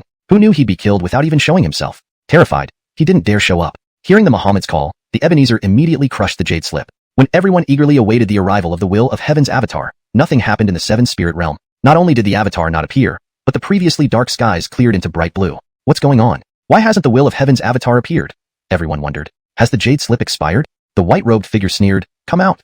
Suddenly, the Ebenezer seemed compelled, appearing involuntarily before everyone. Before he could react, another streak of white sword chi flew out, pinning his divine soul on the second giant tower. Despair washed over the Muhammad and others. With the first tower lord absent and no appearance from the will of heaven's avatar, they had no remaining cards and could only wait for death. I heard you're so arrogant because you have the protection of the will of heaven, the white-robed figure suddenly asked. You can only bully us. If the will of heaven's avatar descends, not only would you die, but even 100 of you would perish before it. Lord Bai, don't listen to him, I never said such things. Suddenly, a resounding voice echoed across the Nine Abyss continent, an oppressive force capable of obliterating the entire Dongji region. Startled, everyone looked up. A man clad in black robes stood at the peak of the heavens, a large character, Dao, on his robe shining brilliantly. Seeing him, the Muhammad laughed aloud. Here, the will of heaven's avatar has descended. The jade slip isn't expired. You're finished, bitch. Bam. Before the Muhammad could finish speaking, the black-robed man at the heavens casually clenched his right hand, and the Muhammad's divine soul dissipated. Confused, the crowd watched as the black-robed man suddenly spoke. Damn, don't involve me in your lies. Insulting Lord Bai. You're asking for death. Junior, will of heaven, paying respects to Lord Bai. Hashtag chapter 142. The grand competition ends, a new power rises. Sir?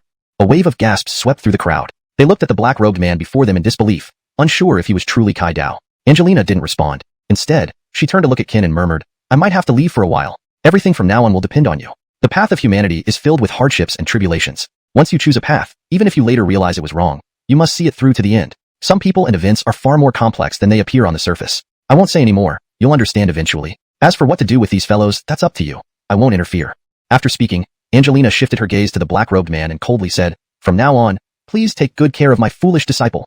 Hearing this, the black-robed man quickly replied, Certainly, as long as you don't let her keep bothering me for no reason. Angelina smiled faintly, her figure gradually fading as she said, Disciple, see you at the Heavenly Institute? When Angelina's figure completely vanished from this world, the black-robed man also prepared to leave. Before departing, he waved his arm, and instantly, from miles away, the Star Moon Dynasty's national and spiritual fortune erupted like diesel encountering fire. Due to Qin's self-sacrifice to gain Kai Dao's protection, he could feel the changes happening within the Star Moon Dynasty at this moment. Instantly, the dynasty's national and spiritual fortune soared to unprecedented heights, and the concentration of spiritual energy even surpassed that of the current seven-spirit realm. Young master, I've fulfilled my promise to White Lord. What comes next is up to you. There are things White Lord didn't tell you because she couldn't bear to. But as an outsider, I want to remind you. Another person's strength, no matter how powerful, is still someone else's. Do you understand what I mean? Qin gave a slight bow to the black-robed man and respectfully said, I understand. Qin would never have had the chance to meet you without my master's guidance. If not for her, the Star Moon Dynasty wouldn't be blessed with such great fortune either. Your advice is clear to me. Good. Then work hard. With that, the black-robed man's figure disappeared from the world. Staring at the disappearing silhouette, Qin knew that changing the entire Nine Abyss continent's rules required more than just his efforts. Moreover, the enemies he would face would only grow stronger. This led him to contemplate forming his own force. After deep contemplation, Qin walked toward the 5 Tower Masters standing far away. Upon seeing Qin approach, the 5 Tower Masters, who were pinned to the Great Tower by Angelina, all looked at him fearfully. At this moment, their lives were in Qin's hands. A single command would unleash the sword chi that could instantly wipe them out. After some thought, Qin suddenly said, let them down. The sword light buzzed and disappeared, leaving the spirits of the 5 Tower Masters puzzled at Qin's actions. We tried to kill you earlier, why didn't you seize this opportunity to eliminate us? The 3rd Tower Master suddenly asked. Qin laughed and said, as the saying goes, no acquaintance without a conflict. All this was instigated by the Davin Ibrahim. My decision to spare you isn't based on righteousness. I give you 2 choices. First, I wish to form my own organization and hope you 5 can become my honored blast. If you agree, my master may guide you, helping you advance further. Second, if you refuse, I'll ask my master to come back and permanently seal you here, denying you eternal rebirth. Upon hearing this, the 5 men were startled, not by the threat of permanent sealing but by the possibility of Angelina's guidance. At their level, advancement depended on rare opportunities. Guidance from a supreme powerhouse would change everything. Without hesitation, they agreed. We're willing to become your honored blasts, they responded in unison. Satisfied, Qin then asked, one more thing. Where did you imprison Senior Cliff and the others? At this, the 3rd Tower Master flicked his sleeve, revealing the figures of the black and white administrators. Although they had been imprisoned, they were aware of everything that transpired outside. Qin slowly approached the black administrator and respectfully asked, Senior, Would you and your companion join my organization? Ken doesn't force anyone. It's entirely up to you.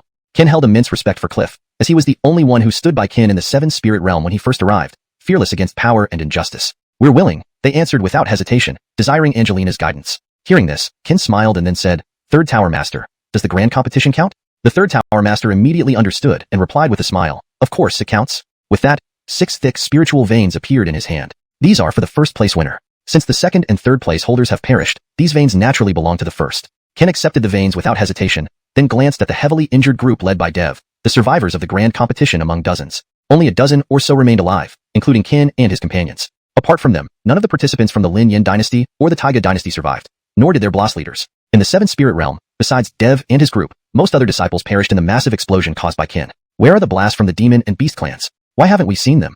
Ken's question made everyone realize that those blasts seemed to vanish after engaging with Ken and the Davin.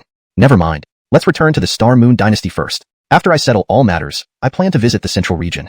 Ken murmured to himself, Dream, wait for me. He then turned his gaze to Argyle and the armored man in the sky, giving them a slight bow. They simply smiled and departed. By the way, little friend, do you have a name in mind for our new sect? Cliff suddenly asked. Caught off guard, Ken replied, I haven't really thought about it. Do you have any suggestions, senior? After a moment's thought, Cliff suggested, how about calling it the Wu Dao Hall? This translation preserves the original tone and style, maintains paragraph structure, and ensures natural and fluent English while keeping the storyline coherent. Hashtag chapter 143. The domain of the gods, the 12 celestial deities. Within the Star Moon dynasty, the spiritual energy had become extremely dense due to the presence of the hooded man. Marcia knew that this richness of spiritual energy was definitely related to Ken. Above the imperial city, 11 figures stood majestically, signaling their triumphant return. For various reasons, Ken did not allow the Third Tower Master and others to return with him immediately, but instead waited until they finished all matters in the 7 spiritual realms before rejoining. Welcome home. Everyone has worked hard. Marcia and Bowen Kaming greeted them with smiles. Where are Brody and the others? Bowen Kaming suddenly asked. Hearing this, everyone lowered their heads without speaking, tears welling up in their eyes. Seeing this, Bowen Kaming seemed to understand and did not ask further. Just coming back is enough. It's enough. Bowen Kaming patted their shoulders and then led everyone back to the main hall. After a feast, Ken took out 3 spirit veins from his bosom and handed them to Marcia. Initially, Marcia didn't want to accept them, but after Ken explained everything, she finally took them. Now, the Star Moon dynasty not only enjoyed a prosperous era, but also benefited from the addition of 3 spirit veins. As a result, countless forces began flocking to join the Star Moon dynasty. In the chamber, Ken sat cross-legged. Since he had dispersed his cultivation to walk the true path of life and death, he had been curious about his current cultivation level. After several days of recuperation, Erwin also recovered. Have you heard of the path of life and death? Erwin replied, I've heard a little about it, as someone once told me. Ken was surprised. Isn't the path of life and death a forbidden art? Why would anyone know about it? Erwin smiled. Others may not know, but if it's him, he definitely knows. Ken asked, puzzled. Him? Who are you referring to? Erwin continued. He is one who knows all past, present, and future events. In the world, he is called the Sage of Books. He once mentioned the path of life and death to me, though he didn't elaborate much, and I didn't pay much attention either. If you want to know more about the path of life and death, you should seek him out in the Southern Abyss Sea. Ken asked again, Southern Abyss Sea? What place is that? Erwin paused before continuing. It's an isolated place located at the southernmost tip of the entire 9 Abyss continent. To reach the Southern Abyss Sea, you must pass through the domain of the gods, and to do so, you must gain the approval of the gods. The domain of the gods? Ken thought for a moment, then his eyes lit up. Ricky is a member of the divine race, isn't he? Maybe I can ask him about the domain of the gods. With that, Ken hurriedly stood up. Ricky, are you asleep? In a simple chamber, Ricky, like Ken, had not slept but was cultivating on his bed. Upon hearing Ken's voice, he quickly got up to open the door. Wu brother, what brings you here so late? Ricky welcomed Ken into the room and asked softly. Ken got straight to the point. Ricky, do you know about the domain of the gods in the Southern Abyss Sea? Ricky was taken aback for a moment, then replied, Of course I do. The only way to the Southern Abyss Sea is through the domain of the gods, and you need the gods' permission to enter. Why do you ask? Ken explained. Because I have an important matter that requires me to visit the Southern Abyss Sea. Since you're from the divine race, I wanted to ask how to gain the gods' permission. Ricky waved his hand. I thought it was something serious. It's not difficult to get the gods' permission. Remember that armored man in the 7 spiritual realms? Ken nodded. Of course I remember. Ricky continued. He is one of the 12 guardian deities of the domain of the gods and the Southern Abyss Sea, the god of the 12th hour. Ken realized, no wonder he was so powerful. He's one of the 12 guardian deities. Ricky patted Ken's shoulder. Leave it to me. I'll make sure they don't give you trouble. When are you going? Ken thought for a moment, and sometime, after Bo and Cliff and the others arrive. Right now, the Star Moon dynasty is gradually stabilizing, and many forces are joining us. I'm worried that if I leave, other powers might covet our dynasty's prosperity. Besides, the Martial Dao Hall is still in its early stages, and I need to finalize the base location and personnel assignments before I depart. Ricky nodded. All right, we'll go together when you're ready. Oh, can you give me a position in the Martial Dao Hall? Ken paused for a moment, then smiled. Of course. What position do you want? Ricky grinned mischievously. I want to be the deputy head. The two exchanged glances and burst into laughter. All right, deputy head it is. Qin's intention to create his own force was known to Marcia and Kaming. Qin had not hidden anything about what happened in the 7 spiritual realms and told them everything. Kaming and Marcia were broad-minded and did not blame others for Bowen Brody's death. After all, in the path of cultivation, the strong ruled and casualties were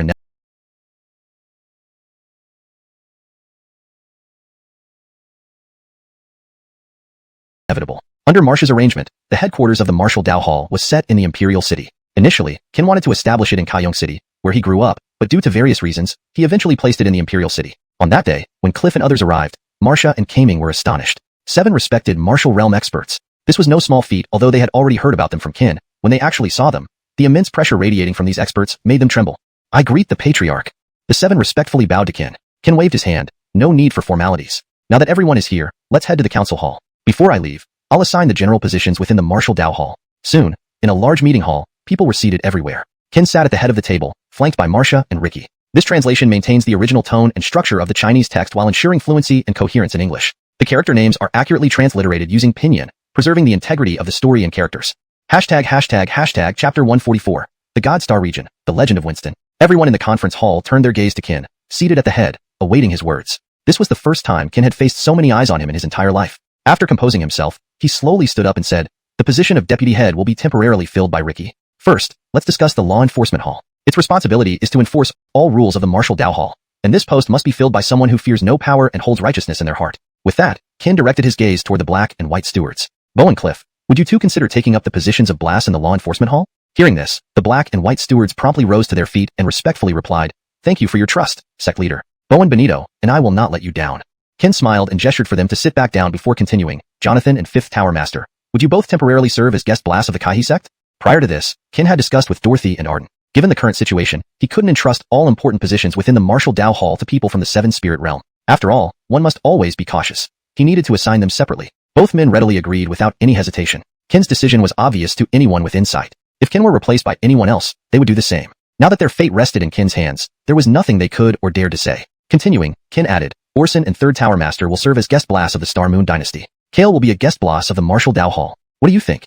All present nodded in agreement, expressing their gratitude. Because the Martial Dao Hall was newly established, Qin had yet to finalize everything immediately. He wanted to wait and see how Orson and the others performed later.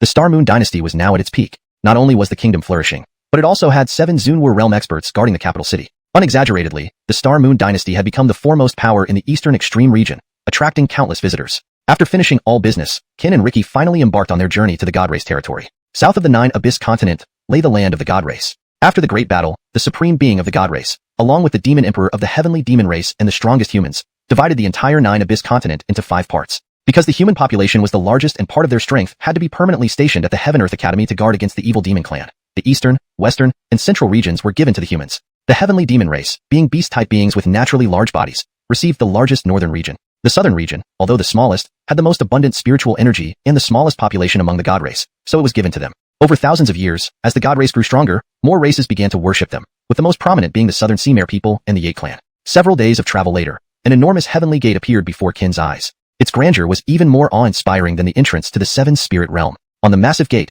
3 large characters, Shun Min, Heavenly Gate, shone brilliantly. Led by Ricky, they soon arrived at a starry passage towering above the 9 heavens. On either side stood 6 gigantic statues, each unique and exuding imposing auras. Qin marveled. Is this the God Star region guarded by the 12 star deities you spoke of? Ricky nodded and led Qin forward. As soon as they stepped into the starry passage, the 12 colossal statues, which had been standing still, simultaneously turned their heads to face them. At that moment, Qin felt an immense pressure pressing down on him, a terrifying and suffocating sensation that made him momentarily forget to breathe. Seeing this, Ricky hurriedly said, Little Ricky humbly asks the 12 star deities for leniency to allow my brother to pass. Hearing this, the invisible pressure vanished instantly, followed by a domineering voice. Little Ricky, don't you know the rules of the God Star region as a member of the God Race? We can give you this favor to let him pass, but have you thought about whether he can get past the South Dark Sea after passing through here? You know well that without the Netherboat, even if we let him through, he cannot reach the southern shore. Recognizing the speaker, Qin knew it was the armored man from the 7 Spirit Realm, one of the 12 star deities named Haishan. Ricky frowned slightly, then smacked his forehead, blaming himself. Damn, how did I forget this? Embarrassed, Ricky looked at Qin and said, Brother Wu, this isn't because I don't want to help you, but it's a bit difficult. Confused, Qin asked, Brother Ricky, please tell me freely. Ricky continued, actually, getting through the God Star region isn't too hard. The difficult part is the South Dark Sea within it. What do you mean? Qin questioned, puzzled. Just then, Haishan's figure appeared before them, saying, there are only 2 ways to reach the northern shore of the South Dark Sea. 1. Swim across. But this requires an extremely powerful physical body and at least a first transformation realm level strength, because the water in the South Dark Sea isn't ordinary, it's weak water from the netherworld. Weak water is terrifying. It has a very low density, so low that even a feather falling on it would be instantly swallowed. Moreover, it has a strong corrosive power that can destroy any strong tool or physical body almost completely if not careful. In the thousands of years I've guarded the God Star region, only one person reached the shore of the South Dark Sea, and he swam across. Upon hearing this, Qin's heart skipped a beat. Someone who swam across? This reminded him of Winston. Qin hastily asked, was the person who swam across from the heavenly demon race? His name is Winston. Hearing Qin's words, the armored man was taken aback and replied, yes, that's him. He was the only one in the heavenly demon race who simultaneously cultivated his body and cultivation to the first transformation realm. Even so, he nearly perished while swimming across the South Dark Sea, showing just how terrifying it is. However, after returning, his strength soared rapidly, reaching the threshold of Sage Realm in just a few decades. Unfortunately, during his search for a breakthrough opportunity on Pillar Peak, he encountered an unknown super powerhouse and disappeared from public view. Qin hadn't expected that the Winston inside him had such a legendary story. Even after so many years, everyone still regarded it as a remarkable tale. Since then, Qin's admiration for Winston increased further. Then what's the other method? The armored man glanced at Qin and said, go to the netherworld and find the netherboat to cross the sea. Chapter 145. The Barren Desert, the Netherworld. The Netherworld? Spirit boat? Qin wore a puzzled expression. He had never even heard of these terms before. He asked immediately, so where is this netherworld, and what exactly is a spirit boat? Upon hearing Qin's question, the armored man showed no sign of impatience. Instead, he calmly explained to Qin. The netherworld is a place of extreme cold and darkness connected to the southern abyss sea. It's where countless souls are held as they await their next cycle of reincarnation. Legend has it that there's someone there who specializes in guiding all the deceased souls. She personally prepares a potion for each soul, helping them forget everything from their previous lives. Souls that did good in their past life can be reborn again through reincarnation, while those who committed evil deeds may suffer. Lesser offenders are cast into the 9th layer of the netherworld underground, while the worst are thrown into the weak water river, where they endure eternal torment. And she is the only one in the world who knows the whereabouts of the spirit boat, and is the only one capable of sailing it across the southern abyss sea. Qin was shocked by what he heard. Previously, he had never believed in the concept of reincarnation, but now, hearing the armored man's words, his views began to shift. Though he didn't know if it were true or not, he felt compelled to find out for himself. He had a compelling reason to try. Giselle had been captured by the Jia family from the Central Heaven Realm. As a member of the demon clan, they wouldn't treat her kindly. Time was running out to save her. Qin needed to thoroughly understand the path of life before heading to the central region, otherwise, he wouldn't even know how to cultivate. Qin hastily asked, Senior, how do we get to the netherworld? The armored man observed Qin's serious demeanor, pondering for a moment before murmuring, we can take you there. We're stationed here not to guard the southern abyss sea, but to prevent anything from escaping the netherworld. Without hesitation, Qin responded, then I ask Senior to take me along. Seeing Qin's resolve, the armored man added nothing more, not worried about Qin dying in the netherworld, having witnessed his white-robed companion's strength firsthand. Working together with the other 11 star deities, they opened a passage to the netherworld. A chasm several dozen meters long appeared instantly, and without a second thought, Qin jumped into it, his resolute action causing even the 12 star deities to shudder. Falling straight down, Qin was surrounded by darkness and an intense cold. After an unknown duration, a dim, blood-red light appeared in his vision. He knew the netherworld was near. Landing steadily, what greeted his eyes was an endless barren desert. Except for him, there was no sign of anyone else. Qin felt puzzled. Wasn't this supposed to be a place of gathered souls? Why was it so eerily quiet? He walked forward, not knowing where the weak water river was or the whereabouts of the spirit boat. All he could do was push on. Amidst swirling sands and fierce winds, Qin trekked alone for an indeterminate amount of time. Just when he doubted his direction, a small house appeared atop a sandy hill in the distance. It stood alone in the vast desert, much like a lone boat in the ocean, looking incredibly desolate. Qin felt somewhat exhausted here, sensing his cultivation suppressed by some powerful force, making it quite uncomfortable. Taking a deep breath, he trudged toward the distant house. As he neared, its outline became clearer. It resembled a rustic mud brick house found in the countryside, with faint light shining through windows worn by sand. Pushing open the door, the interior was simple. A large statue, a stool, a table, and a big pot. Akei was stirring something in the pot, engrossed enough that even Qin's sudden appearance didn't distract her. After a while, she slowed her movements, scooped up a ladle of soup, and said, drink this, and you will forget all the pain from your past life. Her voice was soft and melodic, but Qin remained motionless, his eyes flicking between the Akei and the bowl of soup on the table. Noticing Qin's lack of response, the woman slowly lifted her head, eyebrows furrowing in surprise and curiosity upon seeing him. You're not a soul, you're human? Only then did Qin respond, young Qin greets the senior. Senior? Do I look old? The woman retorted coldly. Qin hurriedly explained, no, you don't look old at all. In fact, you are extraordinarily beautiful. You might be the most beautiful woman I've ever met. Oh, really? So tell me, what makes me so beautiful? The woman pressed on. Qin blurted out, emerging pure from the mire, neither stained nor entangled by worldly affairs. The words left her momentarily stunned. She laughed. You're quite eloquent, but as they say, men's tongues deceive like ghosts, and none of you are any good. Hearing her remark, Qin hesitated before asking quietly, why do you say that? Have you experienced a love story that you cannot forget? Ignoring Qin's question, she looked at him coldly, as a human. Why aren't you staying in the human world? Why did you come to the netherworld? And haven't your parents taught you that prying into others' privacy is rude? Kin quickly bowed and apologized. I overstepped. Please forgive my rudeness. I came here because I have an important matter to attend to. The woman waved her hand. I'm not that petty. If I cared, you wouldn't even be here. Tell me, what is your purpose here? Pausing, Kin continued. To find the spirit boat that can take me to the southern abyss sea. At the mention of the spirit boat, the woman's expression changed abruptly. You want to cross to the far shore of the southern abyss sea?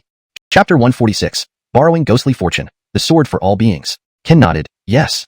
He had no intention of hiding it. He didn't want to hide anything. Time was running out for him, and in this unfamiliar netherworld, all he could do was search for any information about the whereabouts of the boat in the underworld and those who knew about it. The woman in blue stared at Kin. Purpose?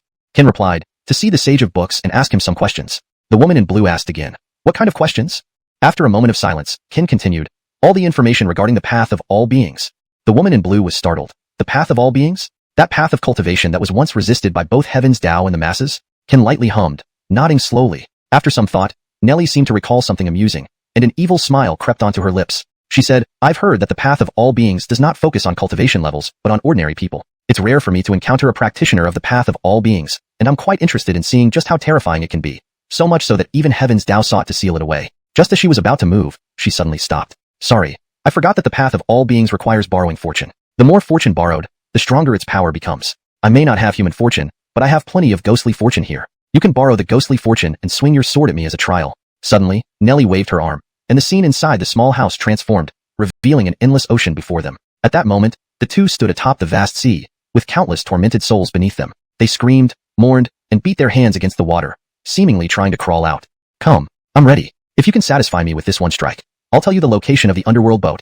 Upon hearing this, Kin felt a surge of joy. Although he had never borrowed ghostly fortune before, he had no better option now. Without hesitation, Kin took a deep breath and raised his right hand. The Taiping sword appeared in his hand. Without unnecessary words, Kin closed his eyes and positioned the long sword in front of him, whispering, The way of all beings. Sword art. In an instant, the entire sea began to violently tremble, its waters boiling like a cauldron. Under Nellie's astonished gaze, a massive black light, hundreds of feet wide, surged toward Kin's sword like a broken dam. Immediately, the entire netherworld shook, and an awe-inspiring aura radiated from Kin's sword. Struggling under the intense energy, Kin's face contorted in pain, and beads of sweat rolled down his cheeks. Go! With a roar, Kin swung his right hand forward.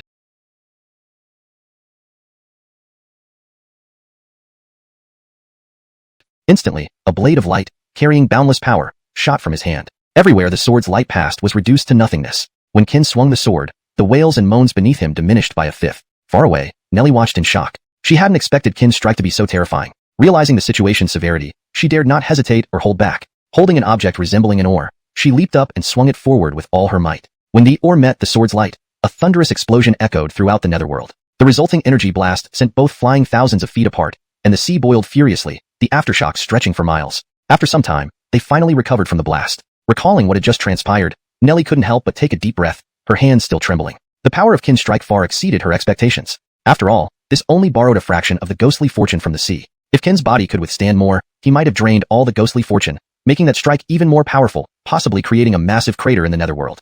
The woman in blue did not dare to think further because the more she thought, the more fearful she became. Taking a deep breath, she walked towards Kin, forcing herself to calm down. Sir, I am truly sorry. Kin has limited ability, and that strike was my limit. If I failed to meet your expectations, may I have another chance to try again? Kin walked over to Nellie, somewhat embarrassed. Hearing this, Nellie coughed awkwardly and said, This strike's power was average, barely acceptable. Though it didn't reach the level I hoped for, considering your current state, it's already impressive. Enough, I won't make it difficult for you anymore. You wanted to know where the underworld boat is, right? I'll tell you now. She waved her arm, and the scene around Kin changed again, bringing them back to the small earthen hut. However, the hut now floated on dark waters instead of the desert. The large pot used for soup had become a black boat, and the ladle was now an oar-like object. Kin looked at Nellie with confusion. Sir, this is? The woman in blue smiled. This is the underworld boat you've been searching for, and this item in my hand is the oar. Kin was stunned. The soup pot turned into the underworld boat, and the ladle became the oar. It seemed too casual. As this thought crossed his mind, a flash of inspiration struck Kin. He widened his eyes and stared at Nellie, shocked. Could you be the ferryman? The woman in blue chuckled softly and replied, What ferryman? Just an old woman who has been entangled by love for thousands of years. Kin frowned and asked, Why do you say that, sir? The woman in blue said, If you're not in a hurry, would you like to hear a story? A story? After some thought, Kin sat on a dusty stool. I'm all ears, he said. The woman in blue smiled. Actually, I'm human, not a tormented soul. Hashtag chapter 147. Across the South Sea, Scholar Sage by Carmelo. Kin was taken aback. He had always assumed that Nellie before him was also a wronged soul, never expecting her to be a human like himself. Kin asked with some confusion, If you are also a human, why are you here? The woman in blue replied, My name is Tamsin. I am here because I am waiting for someone, an absent one. Waiting for whom? Ken softly inquired. Tamsin's expression turned somewhat dejected, her eyes filled with reluctance and longing. She spoke faintly, across the South Sea, the scholar sage by Carmelo.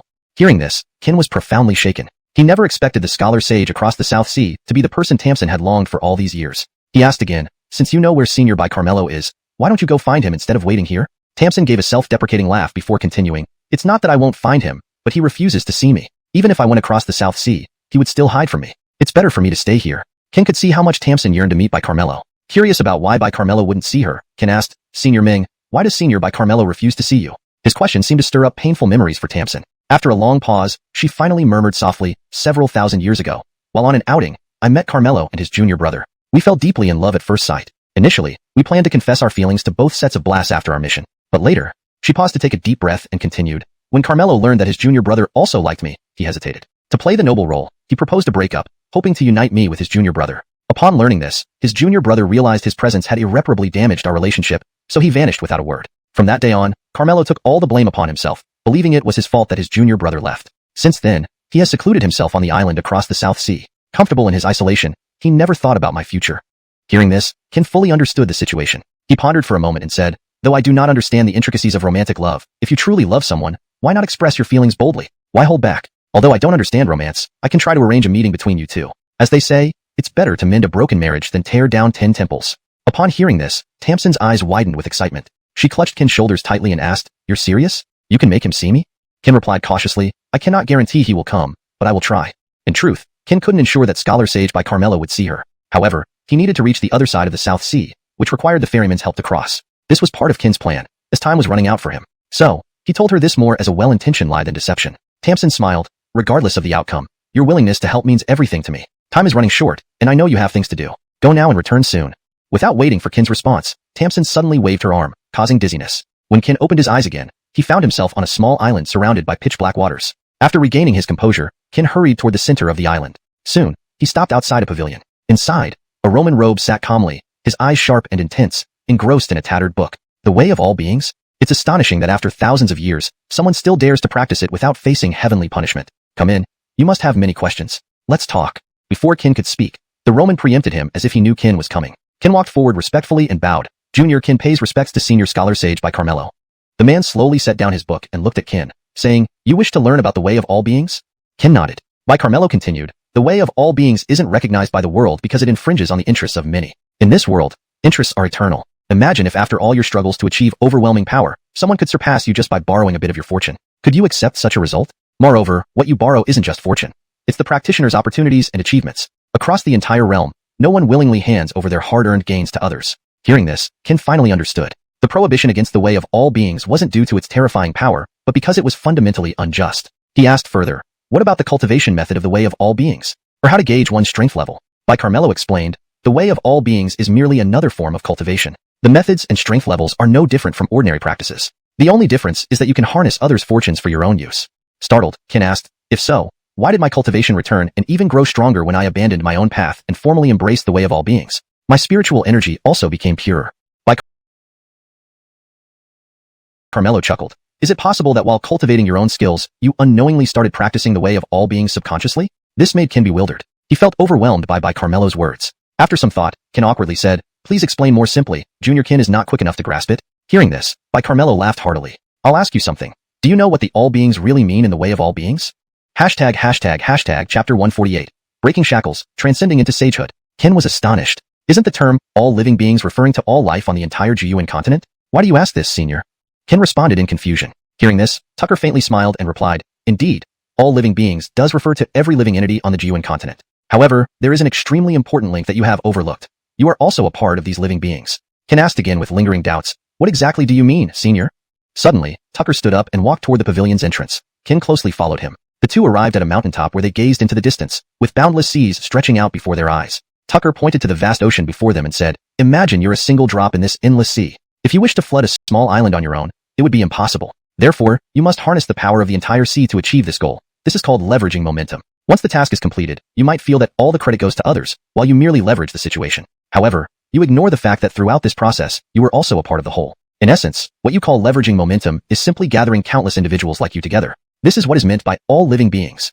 Regarding your cultivation, let me reiterate. Its appearance was not a coincidence. The moment you chose this path, the fortune of all living beings was unknowingly nurtured within you. As you cultivated, your connection to this fortune grew stronger, eventually manifesting as the phenomenon you witnessed when you dispersed your cultivation. The way of all living beings can be challenging but also straightforward. It ultimately depends on your future decisions. As the saying goes, a single thought can lead to enlightenment or demonic possession. Whether you achieve one or the other requires deeper consideration. However, I observe that your character is commendable. To have reached the peak of the third level of Cangsheng realm at such a young age, though not extraordinary, means that with your use of the way of all living beings sword technique, no one can rival you within your realm. In simpler terms, at any given cultivation level, with the enhancement of the way of all living beings sword technique, you become an invincible existence. Upon hearing this, Qin's mind finally cleared. So, the true way of all living beings is like this. Qin hurriedly bowed respectfully to Tucker and said, "Thank you, senior, for clarifying my doubts. Your kindness cannot be repaid. As for the matter of being unmatched within my realm, perhaps we should set it aside for now. After all, using the way of all living beings sword technique comes with too great a cost, and not everyone is willing to lend me their fortune at all times." Tucker waved his hand and corrected him, "Not quite. Perhaps I wasn't clear enough earlier. By all living beings, I mean not only humans but also rivers, mountains, sun, moon, plants, trees, and countless spirits in the netherworld. In short, anything in this world with spirit and life can provide its fortune." Qin was shocked. He knew the way of all living beings was powerful, but he hadn't expected it to be so profound. Excitement evident, Qin quickly praised, "Truly worthy of being the sage of books who knows everything from past to future. I am deeply admiring you." Tucker gently smiled. "My young friend Qin, you are too kind. I am merely a student who has read many books. My cultivation stopped at the 9th level of Hua Yi realm thousands of years ago. I am not the sage of books you speak of." Qin furrowed his brow and asked, "Stopped at Hua Yi realm for thousands of years? Why?" Tucker remained silent, slowly raising his gaze toward the horizon over the South Sea, as if there was someone or something he longed for. Seeing this, Qin seemed to grasp some of it. He calmly sat beside Tucker and spoke softly, "Senior, are you thinking of someone? Someone you haven't seen for thousands of years?" Tucker was startled and turned to look at Qin. "You've met her?" Qin replied, "Yes, not only did I meet her, she helped me get here." Tucker hesitated and asked indirectly, "Is she, well?" Qin smiled. "Why don't you ask her yourself?" Tucker sighed deeply. "Forget it. I am no longer worthy to see her. Perhaps such an ending is better for both of us, isn't it?" Qin hastily countered, "Perhaps she doesn't think so?"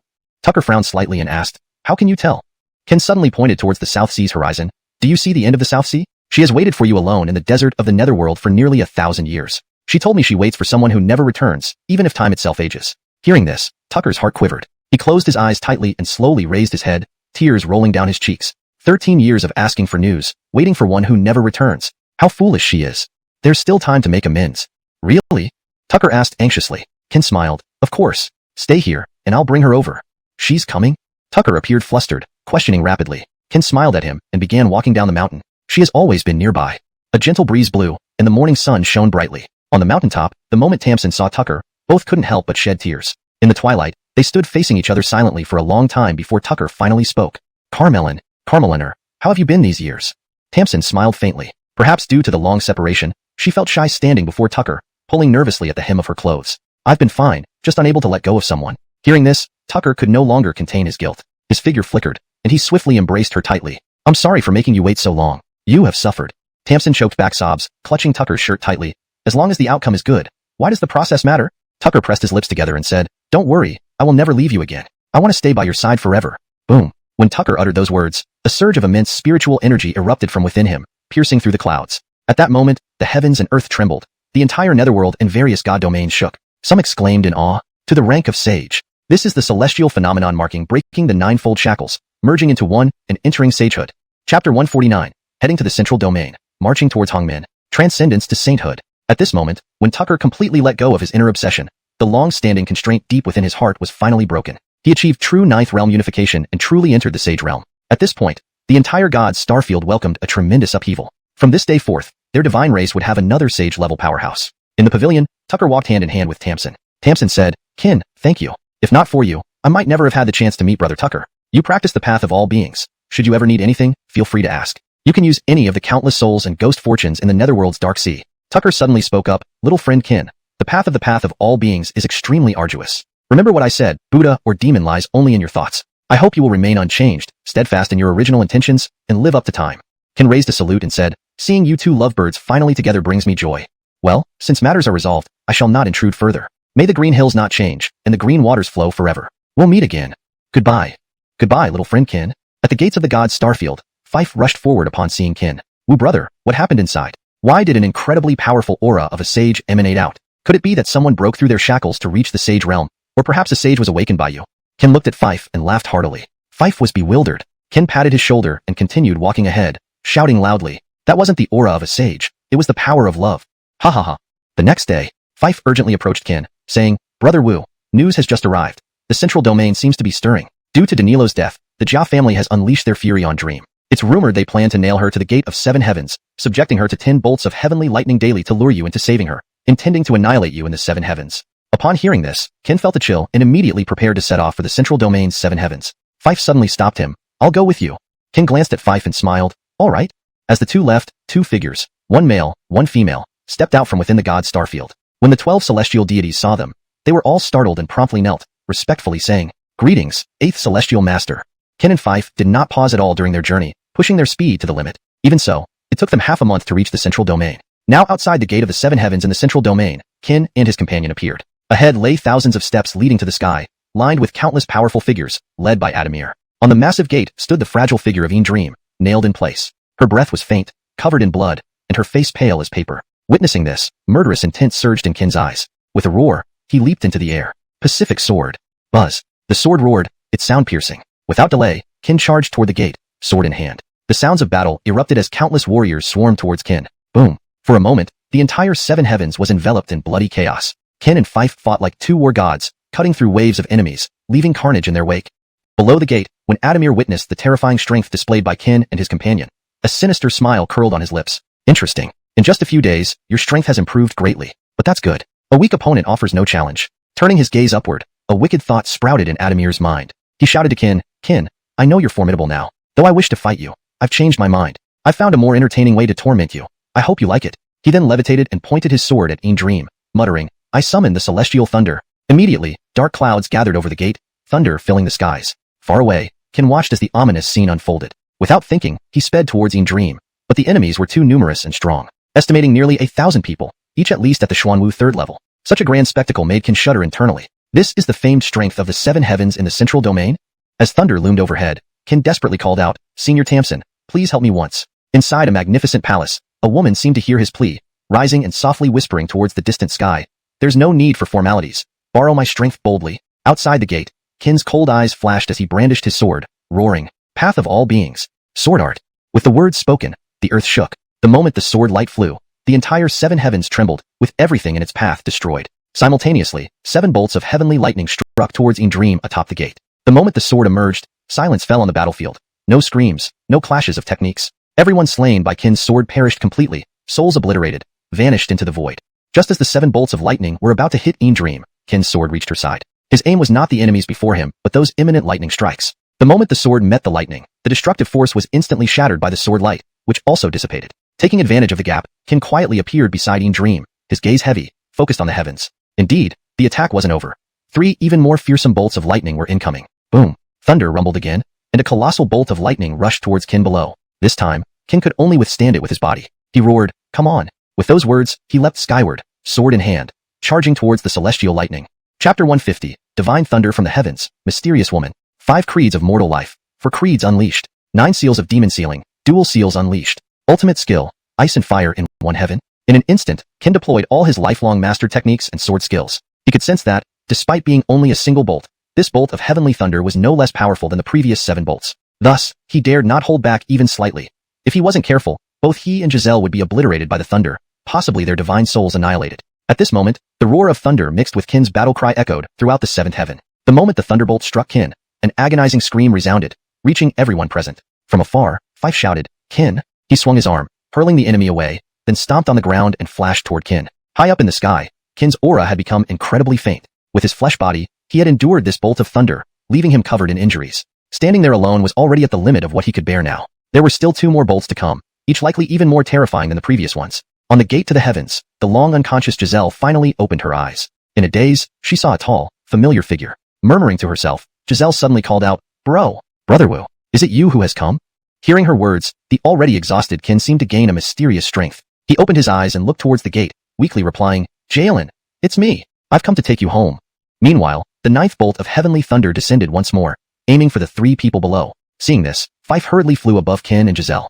With his hands clasped, his brows furrowed, he chanted non-stop, The gates of Netherworld, open. Invoke General Pucheong of the 100 Slaughter to possess me. As soon as he finished speaking, a towering 100-foot-tall avatar appeared behind Fife. The ninth bolt of thunder struck immediately afterward. Boom. Instantly, Fife's 100-foot avatar was split in half by the ninth bolt, and Fife himself spat out a large mouthful of blood. When the ninth bolt fully struck, the remaining half of the avatar shattered like mud into the sea. Without waiting, Fife faced the descending thunder with his sword raised. The ultimate sword, one word, annihilation. Under the influence of overwhelming killing intent, this strike from Fife was unprecedented in its power. He did not hesitate to exhaust all his spiritual energy and risk his own life. When the sword light met the heavenly thunder, an enormous explosion resounded throughout the sky. As both the sword light and the thunder shattered simultaneously, Fife's body was severely injured by the terrifying energy from the impact. But before things could settle, the 10th bolt of heavenly thunder approached, seemingly even more powerful than the previous 9. Its presence sent shockwaves through the entire 7th heaven, almost obliterating everything in its path. A wave of boundless pressure swept down from the heavens. Seeing this, Ken positioned himself protectively above Giselle, holding his sword aloft. Wiping the blood from his mouth, Ken shouted angrily, "Damn it! What great magic does Adamir use to summon such terrifying bolts of heavenly thunder? Does the Wei not care?" Without retreating, Ken's gaze sharpened. With a sudden shout, he charged upward towards the 10th bolt of heavenly thunder. Below, Fife cried out urgently, "Ken, don't! You'll die if you continue." Before Fife could finish, Ken had already reached beneath the thunderbolt. From a distance, Ken appeared incredibly small compared to the 10th bolt. Slash! At the moment the bolt fell, a streak of sword light flew from Ken's hand, but it vanished instantly under the power of the bolt. Despite using all his strength, this attack had little effect. Looking at the descending thunder, Ken showed no sign of retreat. His eyes remained resolute, and his grip on the sword tightened further. Turning his head, he gave Giselle a faint smile. "Jalen, if I could, I really wish to go with our blast to your spirit clan for marriage arrangements. But it seems this is too late. Since we cannot live together, let us die together today." Then, he turned his gaze to Fife and shouted, "Fife, being brothers with you in this life is Ken's honor. Thank you for all your help over the years. This kindness shall be returned in my next life." "Don't, Ken." Just as Fife's voice echoed, Ken held the Taiping sword and dashed towards the thunderbolt, disappearing into it. Despite this, the thunder continued its rapid descent toward Giselle on the gate. Just when everyone thought Ken had been killed by the thunderbolt, a streak of sword light suddenly pierced through the thunderbolt, causing it to shatter instantly. Everyone was stunned, turning their gazes upwards. A slender figure stood majestically in the sky, a woman. She held Ken in her arms, her icy cold eyes looking down. Beside her stood a man in a green robe. Slowly landing, the woman, with tears welling in her eyes, gently caressed Ken's cheek, her expression filled with pain. "Am I dead?" Ken struggled to open his eyes, seeing a woman of unparalleled beauty smiling at him. "Who are you?" Ken asked weakly. The woman stared intently at Ken without answering but let a tear fall onto his face. Suddenly, she pulled Ken tightly into her arms, sobbing, "I'm sorry, my child. You've suffered so much. I don't deserve to be a mother." Taken aback, Ken quickly pushed her away and looked at her. They stood facing each other in silence for a long while before Ken finally spoke. You are my mother?" ##### Chapter 151. Reunion on the 7th Heaven. The woman didn't immediately reply to Ken's words, but her continuous nodding and tears streaming down her face told everything. Ken was stunned. He looked at the woman with unmatched beauty and disbelief. "Is this my mother? The mother I've missed day and night? The mother who carried me for 10 months? The mother who abandoned me since childhood without caring about my life or death?" Tears welled up in the woman's eyes as she stretched out her hands, intending to embrace Ken again. However, Ken instinctively took a step back. The woman was taken aback, but she seemed to understand why Ken acted this way. "I'm sorry, child. It's your mother's fault that you had to wander outside and suffered so much hardship. It's all my fault." The woman choked, unsure of how to earn Ken's forgiveness. Just then, Ken suddenly spoke. "You did nothing wrong. If anyone is to blame, it's me for being born. I don't know what hardships you and father faced, but why did you abandon me after giving birth to me? You might as well have not given birth to me in the first place. 18 years, a full 18 years. I haven't had a single day where I didn't dream of reuniting with my family. Now, I realize what difference does it make whether I have a family or not. As others say, I am merely an orphan child." Ken's tone was cold and indifferent. His gaze held no emotion towards the woman, only unfamiliarity and resentment. Hearing this, the woman quickly explained, "I'm sorry, child. We had our reasons. Please don't be angry with your mother any longer. Give me a chance to make amends, will you?" The woman tried to reach out to Ken, but he once again pulled away. Ken stared at the woman with red-rimmed eyes and shouted angrily, "Make amends? What can you possibly offer now? Where were you when I was nearly devoured by beasts? Where were you when I was sick and close to death? Where were you when I had nothing to eat? And where were you when I was relentlessly hunted by top-tier experts? Where were you when I had nowhere to go and no one to turn to? You say you had your reasons, which I can somewhat understand. But how could those reasons let you ignore your own child for 18 years? Make amends? Tell me, how do you plan to make amends? What can you possibly offer now? Grandfather is dead, Bo and Kay is dead, and Dream is in grave danger. How do you plan to make amends?" These words were almost shouted by Ken. He slowly approached the man in the green robe, took Dream from his arms, and was about to leave when he paused, saying coldly, "You don't owe me anything. You don't need to feel guilty or try to make amends. Just continue as you have been. Pretend." He hesitated briefly before continuing, "Pretend I was never your son." The woman's spirit nearly broke at this point. She almost stumbled but was steadied by the man in the green robe who promptly interjected, "Ken, you cannot take her away now. If you take her away, she will truly be in mortal danger. Leave her with us. We have a way to save her. Please believe me." Ken froze, looking down at the barely breathing Dream in his arms, his eyes filled with pain and reluctance. There was no choice. Taking her with him was not the best option in her current condition. He turned slowly and asked the man in the green robe, "Where do you plan to take her?" Without hesitation, the man replied, "To the Heaven-Earth Institute." Upon hearing these 3 words, Ken's pupils constricted sharply. He asked, "What? Can even you not tolerate her?" The man in the green robe hurriedly clarified, "You misunderstand. We are taking her back to the Heaven-Earth Institute because only there can we fully treat her. Besides, her identity as part of the demon clan has spread throughout the entire 9 Abyss continent, and only there is she safe." The man paused momentarily, then continued, directing his gaze towards the woman. "If it were before, we would have executed her without hesitation. But now, things are different. Many things are not as they seem. Your parents really do have their reasons. If they hadn't cared about you, they wouldn't have risked punishment by secretly sending me to protect and guide you. Ken, all the mysteries will be revealed when you reach the Heaven-Earth Institute. Strive hard in your cultivation. The burden on your shoulders is not as simple as you think. Enough said, train hard, and we'll see you there." The woman reluctantly looked at Ken, unwilling to leave, but knowing she must. Just like when she left the young Ken behind. "My child, I'm leaving. Take care of yourself. I'll wait for you at the Heaven-Earth Institute." With that, they disappeared into the horizon with Dream. Seeing the woman vanish, Ken couldn't hold back his tears anymore. They streamed down his face. He stood still, gazing in the direction she disappeared, lingering long. Only he knew what thoughts filled his heart. Bruno came over, patting Ken on the shoulder. After a deep breath, they both left the place. To everyone's surprise, Adamir did not stop them, allowing them to depart freely. On the journey, Ken's mood remained heavy. To ease the awkwardness, Bruno spoke first. "What's next for the sect leader?" The title sounded strange to Ken, who smiled and said, "Let's just call each other brothers." Sect leader feels odd. They exchanged glances and laughed heartily. "I will focus on my cultivation to get to the Heaven-Earth Institute sooner. What about you, going back to the Star Moon Dynasty or the Divine Race?" Ken asked. Bruno replied, "I'll return to the Divine Race. The enemies ahead are getting stronger, and my current cultivation isn't enough. Plus, I've wasted centuries that need catching up." Ken nodded. "Very well, we part here. See you soon. I hope to meet a completely new you next time." Bruno smiled and agreed. "Definitely." With a smile, Bruno turned and vanished into the horizon, leaving Ken alone. Staring at Bruno's disappearing figure, Ken murmured a soft laugh and also vanished into the distance. Chapter 152. Departure to the far north, the Northern Territories landscape. After bidding farewell to Ricky, Ken returned to the Star Moon Dynasty, as he still had many matters that needed to be addressed. Inside the martial hall, numerous figures gathered. Gazing at the spacious and grand hall, Ken felt immensely satisfied. Whether it was the layout or the color scheme, everything suited his taste perfectly. Ken smiled softly and said, "Everyone, I have returned this time to arrange the future operations of the martial hall. In my absence, Bowen Arden and Ebenezer will be in full charge. I don't know when I will return. I hope everyone can live in harmony and guide the martial hall onto the right path during this period." Ken's gaze swept across the crowd of powerful individuals below, who all rose in response upon seeing this. "Please rest assured, sect leader. We will surely develop the martial hall and bring it into order by the time you return," the Ebenezer slowly replied, with others echoing his words. Hearing this, Ken smiled faintly. "With your assurance, I feel relieved." With a wave of his hand, 7 red spirit Ju fruits and 70 blood Bodhi seeds landed steadily in the hands of 7 people. "These are advance rewards for you. Don't worry. If everything goes well, there will be more benefits waiting for you when I come back." Seeing this, the Ebenezer and others were visibly shocked. Offering 10 blood Bodhi seeds and 1 red spirit Ju fruit was a generous gesture only Ken could make without hesitation. They reflected that they were fortunate not to have refused Ken's invitation earlier, otherwise, they might not only miss out on the blood Bodhi but also suffer torment nailed to the giant tower. Since Walter and others had already received plenty of blood Bodhi from the Sky Peak Abyss before, Ken didn't give them any more. He spread out his palm, and hundreds of blood Bodhi seeds appeared. After giving some to Bowen Arden and others, the remaining 100 were all given to Marcia. Moreover, each person in the room received 1 red spirit Ju fruit.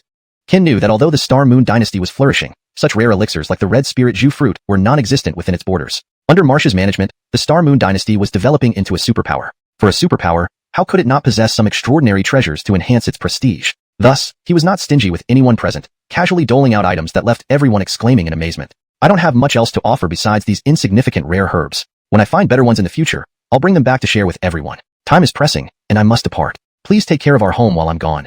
After exchanging a few warm words, Ken was about to leave when Marcia suddenly stopped him. "Ken, there's something I forgot to tell you. According to the information I obtained, my father's death seems related to the Heavenly Tao sect. Furthermore, I found out that the Heavenly Tao sect is planning a significant move, though I'm not sure what it is. Please take extra care of yourself while you're out there alone." Ken nodded with a smile. "Don't worry. I'll take good care of myself. As for the Heavenly Tao sect, once I have the time, I will confront this sect that has been manipulating the entire 9 Abyss continent from the shadows." Bidding farewell to everyone, Ken embarked on his personal cultivation journey. His next destination was the northernmost part of the continent, the territory of the Heavenly Demon Race. According to the 9 Spirits map, the 3rd sealed demonic spirits trail was located at the far north of the Heavenly Demon territory. However,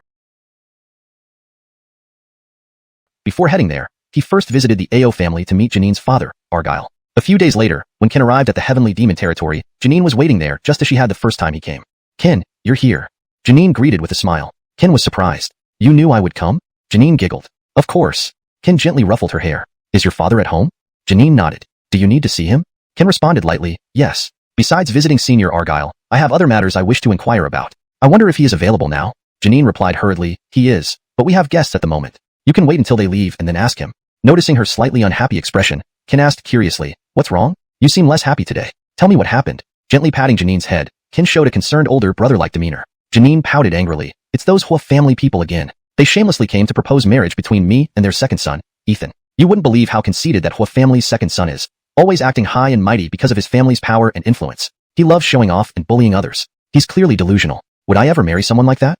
The more she spoke, the angrier she became. Hearing this, Ken understood the situation. He then asked, the Hua family? Are they also part of the heavenly demon race? Janine explained, of course. Besides our AO family, there are 3 other major powers in the entire polar domain. If ranked by strength, we AO family only rank 4th. 4th? Ken was incredulous and exclaimed. He then asked, who are the top 3 apart from the Hua family? Janine continued, 3rd is the Yin family. Their strength is almost on par with ours. They rank ahead of us because they have a genius disciple who entered the heavenly demon mountain, while none of us from the AO family have made it there yet. That's why the Yin family ranks higher than us.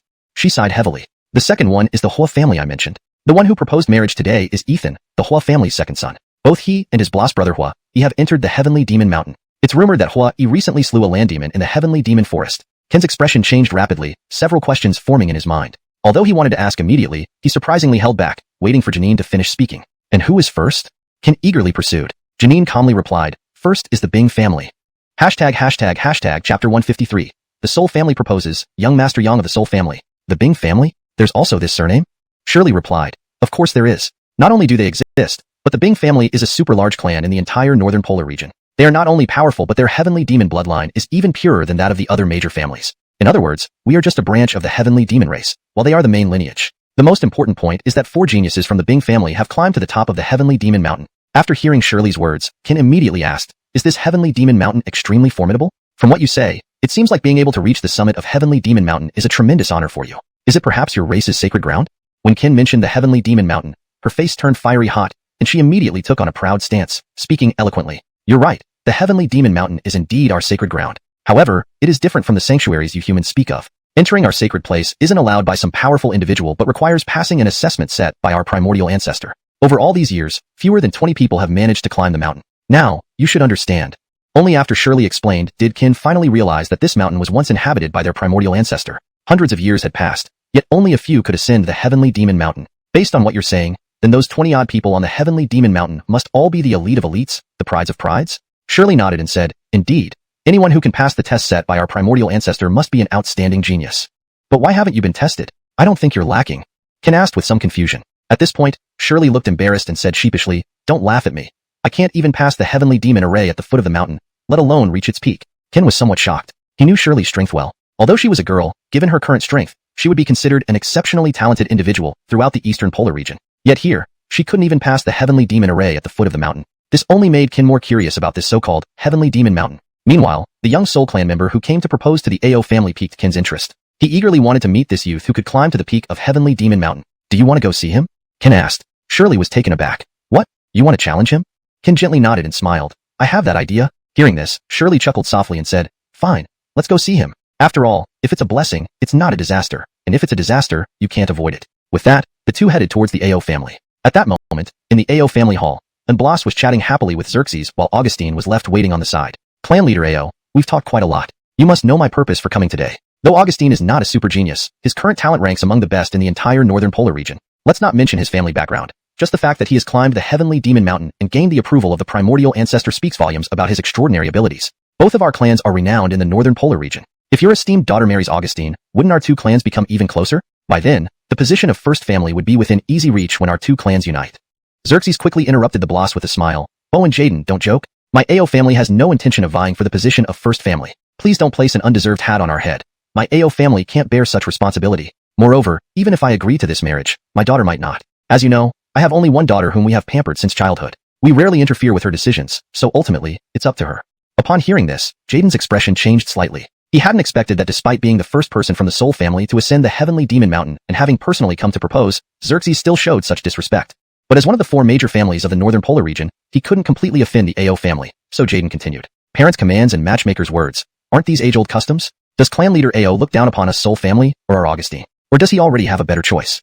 At this point, Jaden's tone gradually became cold, and the way he looked at Xerxes shifted subtly from respectful to threatening and resentful. Seeing this, Xerxes did not show any fear.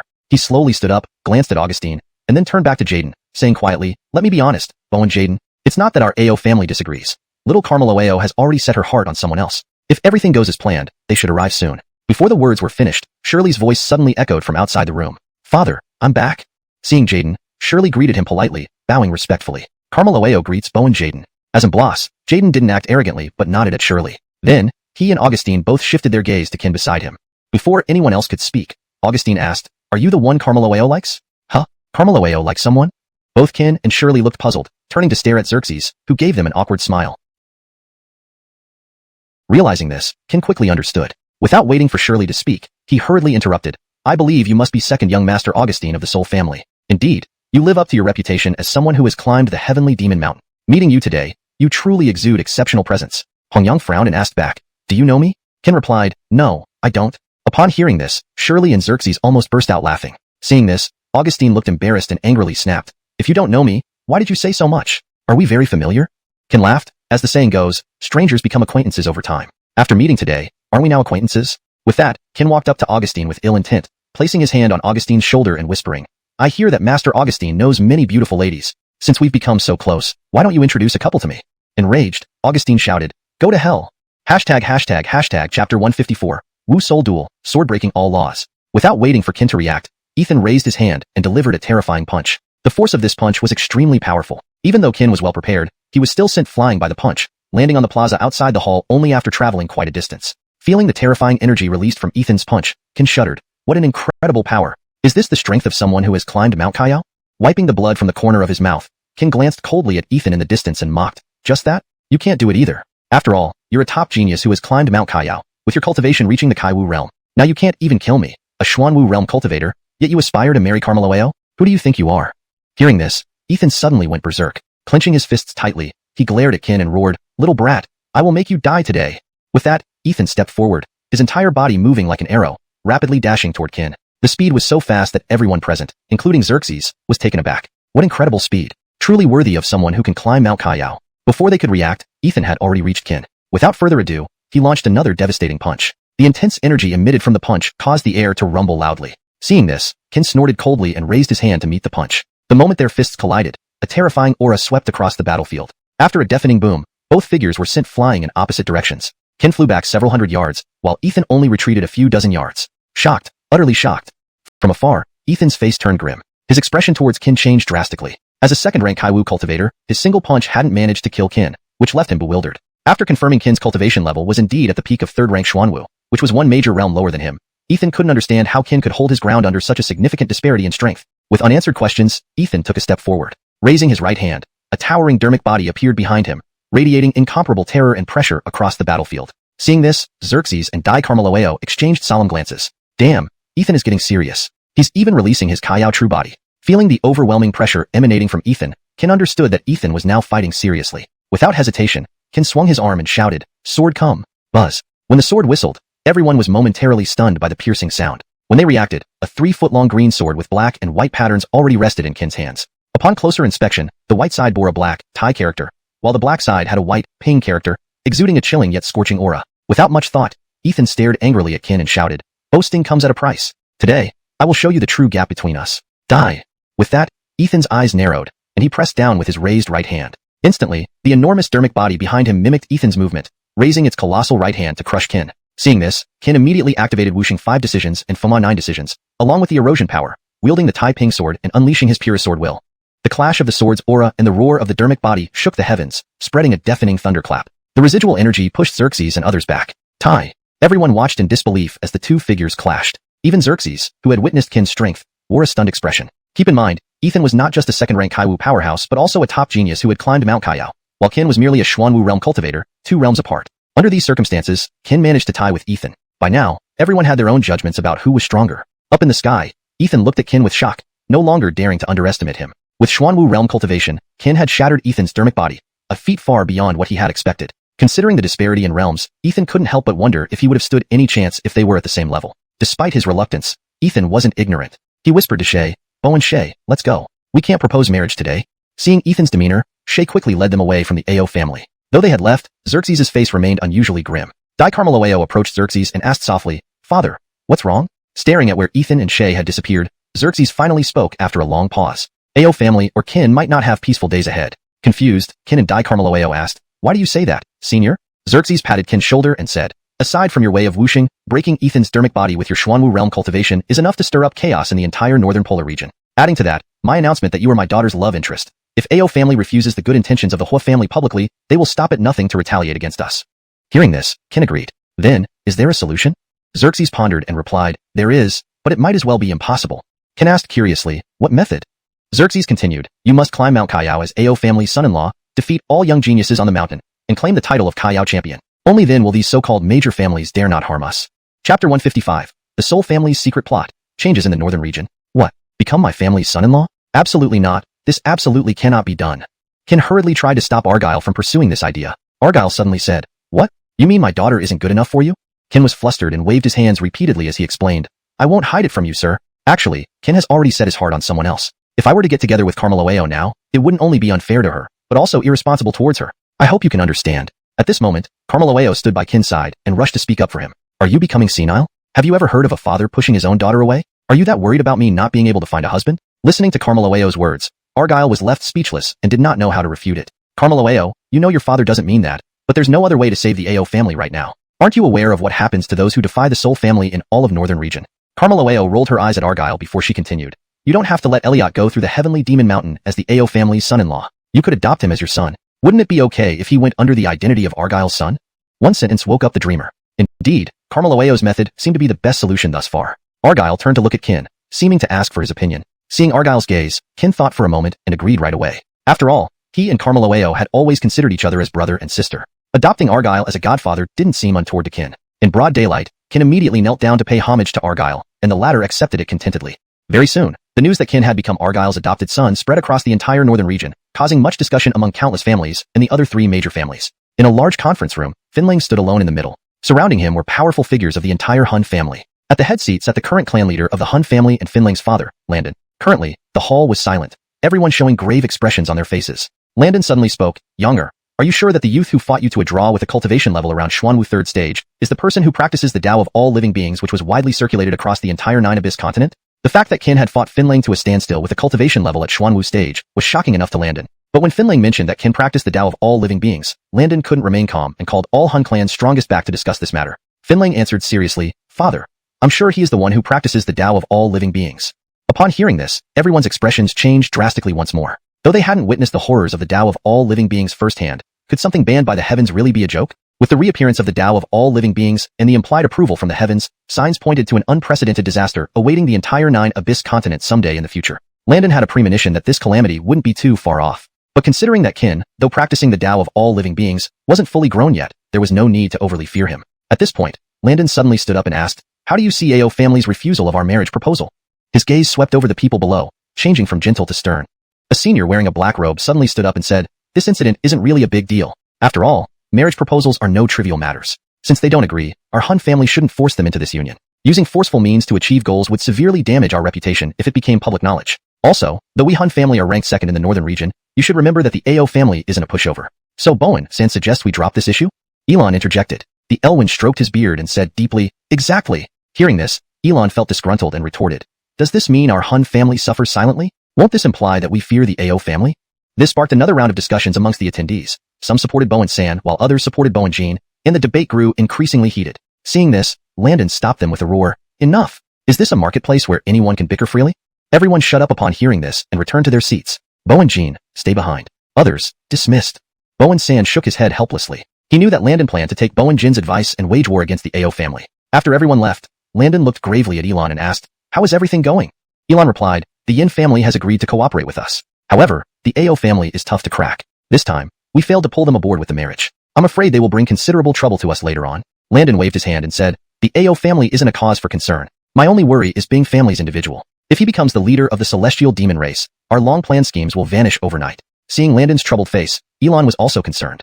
Tai is truly the most demonic existence within the demon race over thousands of years. If he becomes the leader, recognized by the ancestor of celestial demons, not just the Bing family, but even the survival of our Hun family in the northern region becomes uncertain. After pondering for a while, Landon still hesitated, "Bowen-jin, Have the Hun family keep a low profile recently. Don't start trouble outside. Let's wait until after Bing family's member comes out of seclusion to see if he can pass the ancestral trial and gain the title. If he does, we bury this plan forever. If not, we have nothing to fear. Tell your people and the Yin family to get ready. Oh, by the way, how's the contact with the Heaven's Way sect? Are they willing to help?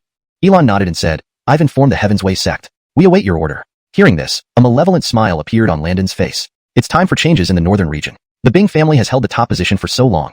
It's time to switch things up. Reporting to the clan leader, just now, Argyle announced to the entire northern region that he acknowledged Qin as his adopted son and claimed he would represent the entire Ao family in challenging the Celestial Demon Mountain. What did you say?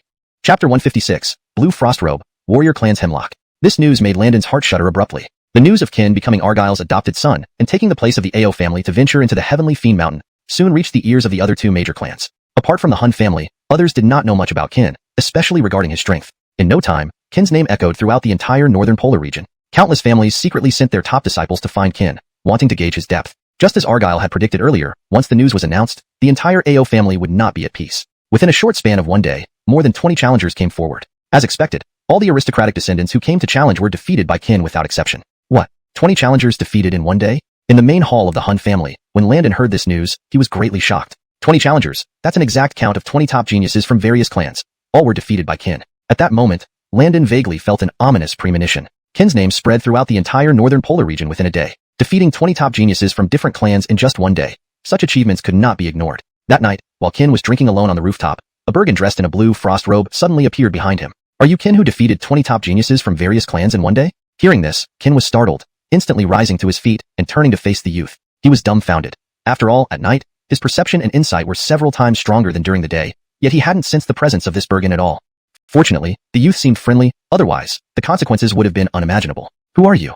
Qin asked coldly. The youth didn't answer immediately but walked straight to Qin, took the wine flask from his hand, and drank deeply. Good wine, he said, then tossed the flask back to Qin. Qin caught the flask and asked again, who are you, and what's your purpose here? The youth smiled faintly and replied, no need to be so tense, I have no ill intentions. Saying this, he sat down uninvited. Logically speaking, you're not one of our Heavenly Fiend clan, right? Qin narrowed his eyes and nodded lightly. Not. The youth continued. Then why are you venturing into the Heavenly Fiend Mountain? Because it's necessary for the Ao family. The youth turned to look at Qin with a smile. If my guess is correct, you're aiming for the position of Heavenly Fiend Leader too. Qin remained silent, staring intently at the youth. After all, the youth hadn't revealed his identity or the true purpose of his visit to the Ao family. Most importantly, the overwhelming strength he had just displayed left Qin wary. Seeing Qin's silence, the youth smiled and continued. Do you know how hard it is to claim the position of Heavenly Fiend Leader? Hearing this, Qin's interest piqued. After all, Argyle hadn't mentioned these details. How hard is it? Qin asked curiously. Harder than reaching the heavens, the youth replied. Qin frowned slightly and retorted. Isn't it just defeating everyone among the younger generation? That can't be as exaggerated as you say. The youth waved his hand and laughed. You only got half of it. Half? Are there other requirements? Qin was puzzled. Besides defeating everyone in the younger generation, you must also survive attacks from the older generation. And most challenging of all, you must withstand the full blow from the original ancestor of the Heavenly Fiends. If you succeed, you become the leader. If not, you will be utterly destroyed. Qin shivered at the casual tone. He never imagined so many hidden secrets behind the contest for leadership. Thinking for a moment, Qin softly asked, what's the gap between the strength of the older generation and the original ancestor of the Heavenly Fiends?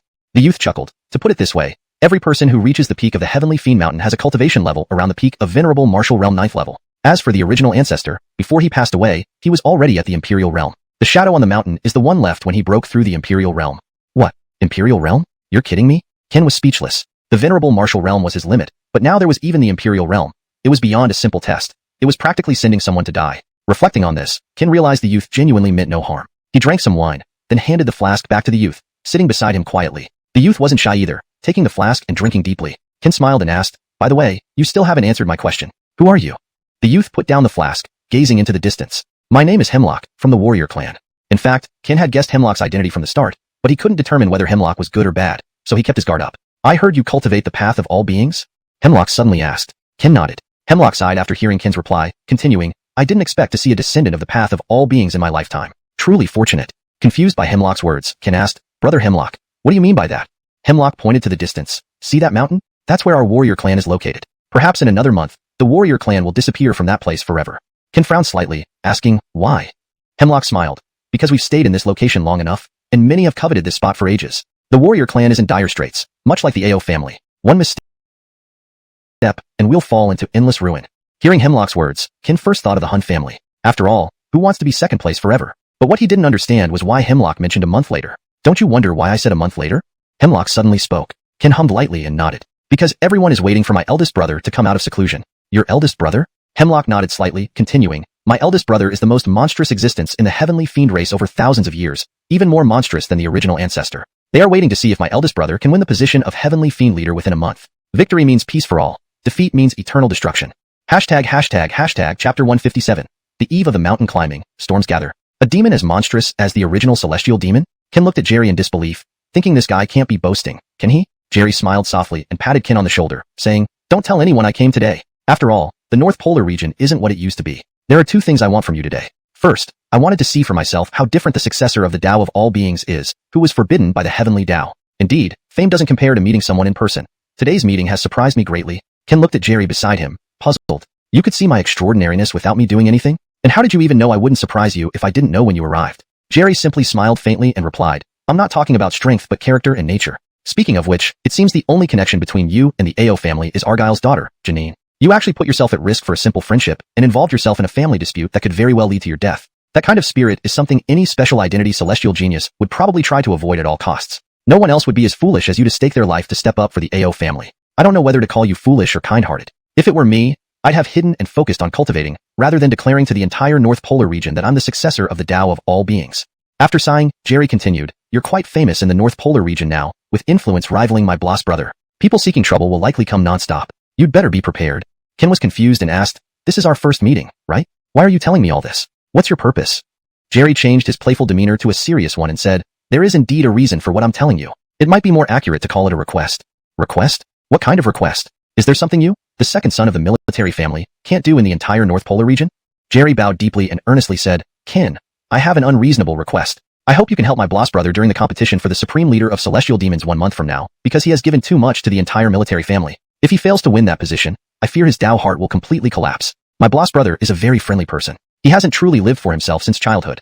Everything he does is for the family. I can tell he's very tired. As a younger brother, I can't help him in any way, so I hope you can counsel him if you get the chance. Ken fell silent, never expecting Jerry to come to him for this matter. Is this your personal wish or the entire military family's?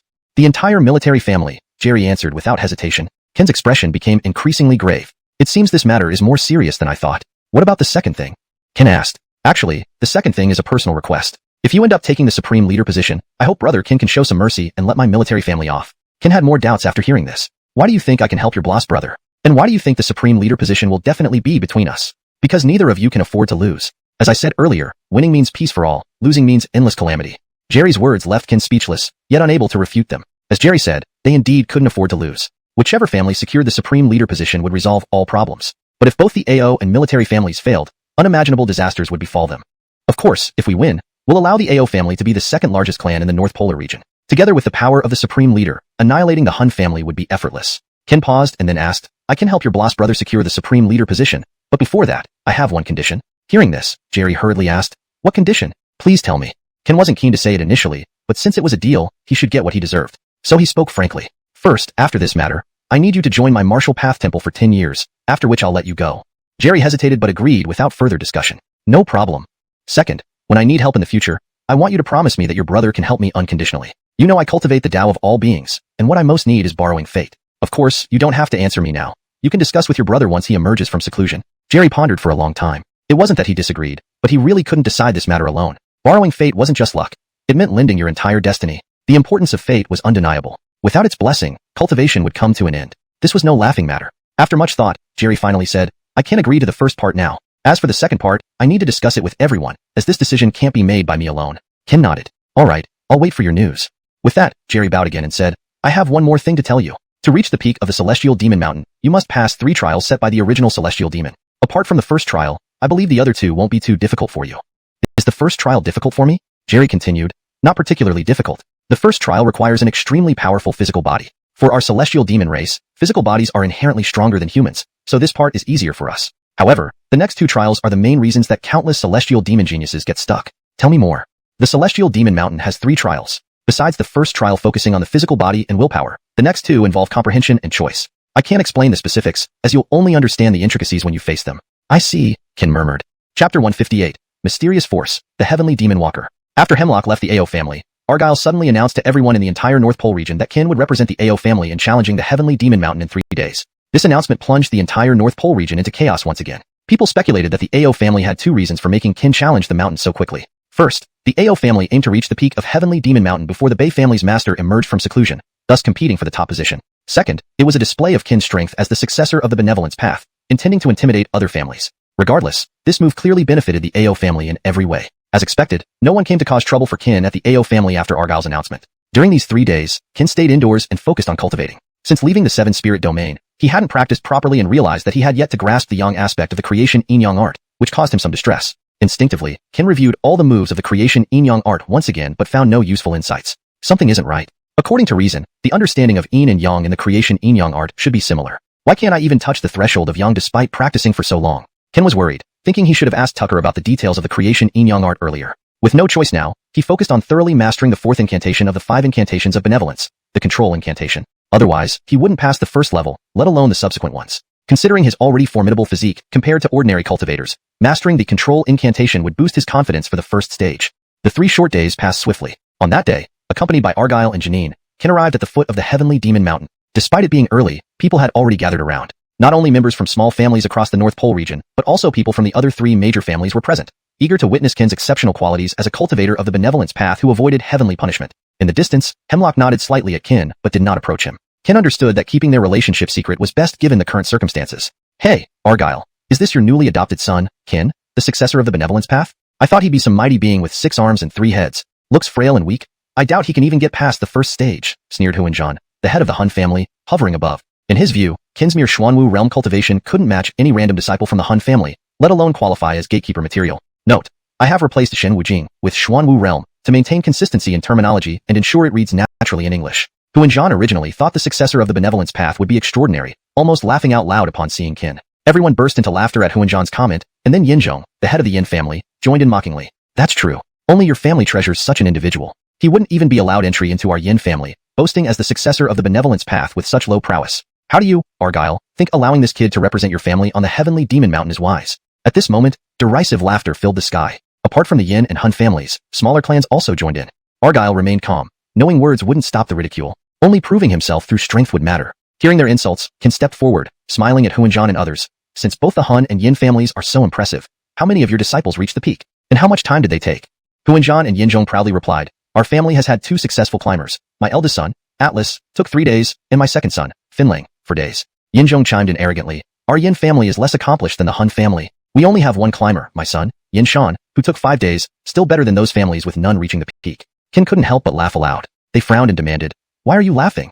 Qin explained hastily, sorry, I couldn't hold back. Climbing the Heavenly Demon Mountain takes several days? Ignoring the Bei family's eldest son, even the second son Hemlock only took a day, and even the Bloss's son Bingwu only 2.5 days. Who dares mock others when climbing takes them 3 to 4 days? Frankly, it looks like mere luck to me. Upon hearing this, Hu Yuan and Yinzhong's faces darkened. Just as they prepared to act, Argyle appeared beside them, coldly stating, you won't fight here, will you? Have you forgotten the rules of the Heavenly Demon Mountain? No one may harm the challenger. Violators face immediate execution by the Heavenly Demon Walker. Hearing Heavenly Demon Walker, Hu Yuan and Yinzhong hesitated, abandoning their plans. Suppressing his anger, Hu Yuan said, let's see how many days you, Qin, take. Qin noticed their hesitation, understanding their fear of the Heavenly Demon Walker. He simply pointed and declared, I need just 1 day.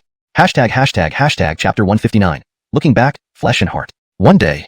Ha ha ha. Boy, are you trying to make us laugh? Just you? At this moment, Landon seemed to have heard the funniest joke in history. Pointing at Qin, he laughed. Boy, it's not that I underestimate you, but do you think Heavenly Demon Mountain is as easy to climb as a human mountain? No bragging, you probably won't even get past the first level. Hearing Landon's mocking words, Qin smiled faintly and replied, believe it or not, it's up to you. With that, Qin walked toward Heavenly Demon Mountain under everyone's watchful eyes. Ahead stood a massive stone monument inscribed with 6 large characters. Willpower, insight, choice. Indeed, just as Jerry said, Qin muttered to himself before resolutely walking towards the base of Heavenly Demon Mountain without looking back. The moment Qin stepped into the boundary marked by the monument, an incredibly terrifying pressure descended from the heavens. In an instant, his limbs, bones, and meridians were simultaneously constricted and tormented by this powerful force. It felt as if millions of ants were gnawing at his body. The pain was like 2 immensely powerful energies squeezing each other. Not only that, but Qin also felt his flesh being slowly corroded by the pressure. The dual agony, internal and external, almost overwhelmed him. F***K. No wonder the test for this stage is willpower. Anyone with a slightly weaker resolve would likely give up right from the start. Qin gritted his teeth and began sitting cross-legged, using his spiritual energy to disperse the pain. As time passed, Qin had endured for roughly an hour. By now, he was drenched in sweat, his expression solemn. In a daze, Qin seemed to see his grandfather, Carrie, lying bloodied under the old locust tree outside Kaiyong City, barely alive, waiting for Qin. Qin was puzzled. He didn't understand why he thought of Carrie at such a moment. Yet, compared to the heart-wrenching pain of parting with his grandfather, this current physical pain was insignificant. The current pain was merely bodily suffering, while the pain when Carrie passed away truly pierced Qin's heart. Compared to that, this present ache was nothing. In reality, Qin's expression gradually calmed, shifting from intense concentration and pain to one of serene calm. To onlookers, it seemed as though Qin was unaffected by the pressure, even enjoying this moment. Seeing this, Landon and others' faces showed surprise because they knew that based on Qin's current demeanor, he was nearly certain to pass the first level. Not only that, it had only taken him about an hour and a half since the beginning. To pass the first level required transcending oneself, and Qin seemed to have achieved that state. Just as Landon thought, when Qin slowly rose to his feet, the oppressive force lifted, and before him appeared a chaotic battlefield. There were heavenly demons, humans, and various races from the 9 Abyss continent fighting together. Before them was a vast sea of demonic beings. Despite their united efforts, they couldn't inflict significant harm on the demons, while countless races fell under the onslaught of evil. Suddenly, 3 figures appeared amidst the chaos. They not only suppressed the demons' massacre, but also jointly resisted several powerful demon leaders. Victory seemed to be tilting towards the myriad races. But in a critical moment, the demon leaders simultaneously sacrificed themselves, summoning the Isekai, considered the most powerful in history. When the Isekai emerged, the entire 9 Abyss continent was shrouded in a blood-red mist, and a towering celestial pillar collapsed. Above the heavens, the 3 figures stood proudly atop the sky, facing the Isekai. They were the strongest of humans, the supreme deity of gods, and the first ancestor of the heavenly demon race, Deshan. Witnessing this scene, Qin suddenly realized, isn't this the battle Mac told me about? Facing the Isekai, the 3 strongest fighters could not inflict any harm despite their combined assault. Worse, the Isekai wounded all 3 with a single strike. Victory seemed to tilt once again. The 3 exchanged glances and chuckled softly. Without words, they understood each other's thoughts. Suddenly, Qin's body jolted. If it follows what my master said, they should be about to awaken Cangsheng. All events unfolded as Mac described, and Qin eagerly awaited Cangsheng's reappearance. But this time, after waiting for a long while, he saw no sign of Cangsheng, only the gaze of the 3 figures directed at him. Startled by this unexpected turn of events, Qin thought, this isn't right. Shouldn't Master Cangsheng appear next? Besides, isn't this an illusion? Why can they see me? The unfolding events completely contradicted what Mac had narrated, leaving Qin bewildered. Can you see me? Qin pointed at himself and asked quietly. Upon hearing Qin's question, the 3 paused momentarily. Then Deshan said, it appears my decision to leave this test was indeed correct, child. Now, it's time for you to make a choice. Do you want to sacrifice thousands of years of prosperity and fortune of the myriad races on the 9 Abyss continent to seal the evil demon, or let the 9 Abyss continent fall into the hands of the demons? Why shouldn't Master Cangsheng make this choice? And with my current strength, I doubt I can shoulder this responsibility. The trio exchanged smiles, then Deshan spoke again. Believe in yourself. Though another person besides you can also seal the Isekai, she has long abandoned the fate of the myriad races. Thus, now and in the future, no one but you can defeat him. Confused by these words, Qin's mind raced. What was going on? While Qin was lost in thought, the 3 figures were suddenly obliterated by the Isekai with a mere gesture. Shocked by the scene, Qin froze in place. As the 3 faded away, Deshan's smile remained unchanged. Child, it's time for you to make your choice. Hashtag chapter 160. Welcoming Qin, climbing to the peak of Kai Mountain. Choice. Qin's body trembled as he watched the figure gradually dissipate. At that moment, something came to his mind. No, this isn't right. This was not just an assessment. It was a record of an unrecorded war. Moreover, the second test's objective was not enlightenment, but rather the choice in the third test, and the sequence had been reversed. Realizing this, Qin extended his right hand, and the Taiping sword appeared in his grasp. Without hesitation, he dashed toward the Isekai in the distance. Seeing Qin approaching, the Isekai appeared slightly surprised. Why is it you? Where is Jai Brady? Qin smiled. Is there any difference between him and me? Hearing this, the Isekai sneered disdainfully. If it were him, I would be wary, but with you, it's like an ant trying to shake a tree, overestimating your own strength. Really? With these words, Qin took a step forward, and a massive force surged from within him. Raising his right hand, he gazed proudly at the entire Jiyuan continent and shouted, everyone, the mortal realm is in peril. Can you lend me your strength? Qin's voice was not loud, yet it resonated in the ears of every individual on the Jiyuan continent. Upon hearing those few words, the myriad races responded almost immediately. The Dongji region will lend its strength for 5,000 years. The Karmaloji region will lend its strength for 5,000 years. The Beiji region will lend its strength for 5,000 years. The Nanji region will lend its strength for 5,000 years. Instantly, countless streams of energy carrying immense power converged towards Qin. The overwhelming force capable of annihilating the entire Jiyuan continent enveloped him, forming a formidable surge in his hands. Seeing this, the Isekai lost his composure. He activated all the energy from the other evil demon leaders and himself, unleashing it in one massive attack directed at Qin. Facing such a terrifying blow from the Isekai, Qin remained calm. Lifting the Taiping sword slightly, he swung it forward. Final move of the Mortal Sword Technique. One strike for mortals. As he spoke, a moon-shaped sword light emerged from his blade, accompanied by a thunderous sound. Wherever the sword light touched, blood-red mist dissipated. Upon colliding with the Isekai's devastating attack, the latter shattered instantly, while the sword light continued unabated. Only when the mortal energy fully penetrated the Isekai's body did he roar in frustration. Why? Why does it end like this? Meanwhile, a hoarse voice echoed from within the Isekai. No, Master Isekai, I expended millennia of cultivation to rewrite history, yet why is the outcome still the same? Why is this happening?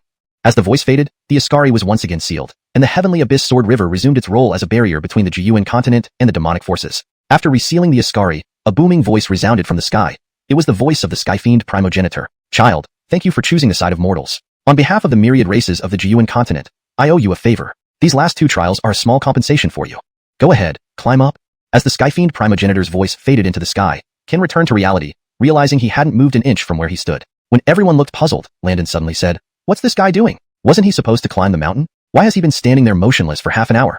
Before Landon finished speaking, a majestic white pillar of light descended from the peak of Sky Fiend Mountain, engulfing Ken. The Sky Fiend Primogenitor's voice echoed once more. "Welcome, Ken, to the peak of Sky Fiend Mountain." Everyone was taken aback. Until now, they were still in shock. What the heck? Just a brief daze and he's already at the top? Moreover, this welcome mirrored the one given to the great young lord of the soldier clan when he reached the peak, personally announced by the Sky Fiend Primogenitor. Calculating the time, Ken had completed the first trial and reached the peak of Sky Fiend Mountain in merely 3 or 4 hours, even faster than the soldier clan's great young lord. From the moment Ken's silhouette floated into the air, no one dared question the terrifying strength and talent of the sole successor of the mortal Tao. Envy filled the eyes of the crowd, especially those cast towards Argyle. As an adopted son, Argyle reaching the peak in just 3 or 4 hours was enough to elevate the Ao family's status in the Beiji region, perhaps even securing their place as the leading family. If the Ao family won the position of Sky Fiend Chief during the subsequent competition, they would likely maintain their dominance for centuries. So long as Ken lived or stayed with the Ao family, the title of the leading family in the Beiji region would remain theirs. Furthermore, the Sky Fiend Chief had authority over the Sky Fiend Enforcers, a power coveted by any clan. Observing Ken's disappearing form, Argyle turned to Landon and laughed. "Oops, sorry. My adopted son accidentally reached the peak in just 3 or 4 hours." Sighing, Argyle added, "Some people might have sleepless nights now, but I won't say who." Ha ha ha. After taunting Landon, Argyle left with Kiera. Undeniably, Ken's achievement caused significant shock among Landon and his companions. 3 or 4 hours, what a terrifying talent. Some even speculated that Ken must be the Sky Fiend Primogenitor's illegitimate son. Thus, Landon and Hartley departed with resentment. Meanwhile, as Ken arrived at the peak of Sky Fiend Mountain, he found 26 people gathered there, including the great young lord of the soldier clan. Gently landing, the 26 people respectfully bowed to Ken. Among them were blasts, young adults, and youths. "Welcome, Ken, to the peak of Sky Fiend Mountain." Seeing the crowd, a wave of astonishment surged within Ken. He could sense that 6 of the 26 were respected martial realm experts at the 8th or 9th level, and the others were at least at the 7th heaven martial mirror level. Damn, this is the quality of Sky Fiend Mountain. Hashtag chapter 161. The Heavenly Tao Conspiracy, the puppet militarist family. Everyone looked at Ken.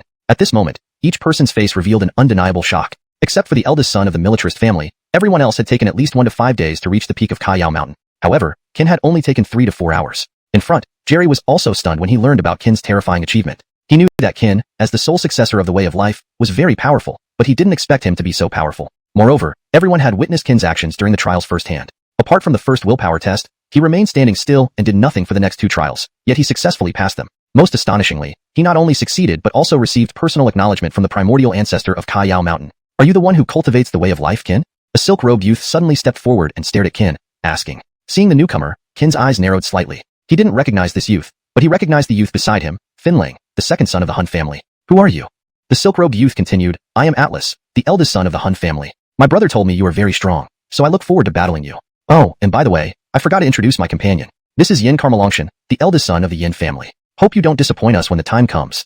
With that, Atlas left with Finlang and Yin Carmelongshan. After welcoming Ken, the others also gradually dispersed, leaving only Jerry behind. On the mountain peak, the two sat side by side once again. The sun was now high in the sky, casting intense white light onto Ken and Jerry, bringing a warm and comfortable feeling. They enjoyed this brief moment quite contentedly.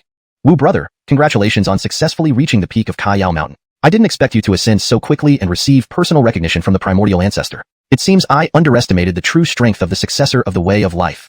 Ken smiled and waved his hand. "It was just a coincidence. In my view, luck played a major role in my success. Luck is also a form of strength, isn't it?" Jerry turned to Ken with a smile. "By the way, I have a question. According to my information, besides those 6 blasts, where did the rest of the people come from? Could they be the previous top talents from other families?" Upon hearing this, Jerry's expression turned grim. "Originally, I didn't plan to tell you about the people on Kaiyao Mountain, but now that our 2 families are in the same boat, it's necessary to share this information with you. Before your arrival, including my brother, there were 26 people on Kaiyao Mountain. With you, the number has become 27. Among these 27 people, excluding the 6 senior-level martial artists, the remaining 20 consist of the 4 families. The remaining 13 are all disciples of the Heavenly Tao sect." Holy crap, all disciples of the Heavenly Tao sect? Really?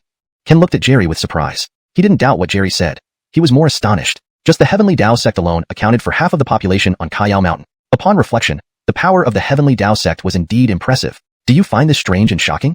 Ken nodded slightly. Jerry laughed. Not just you. Even I find it hard to believe. Of course, this isn't the most shocking part. The most surprising thing is that after all these years, the leader of Kaiyao Mountain has always been someone from the Heavenly Tao sect, while they allowed our militarist family to take the position of the top family.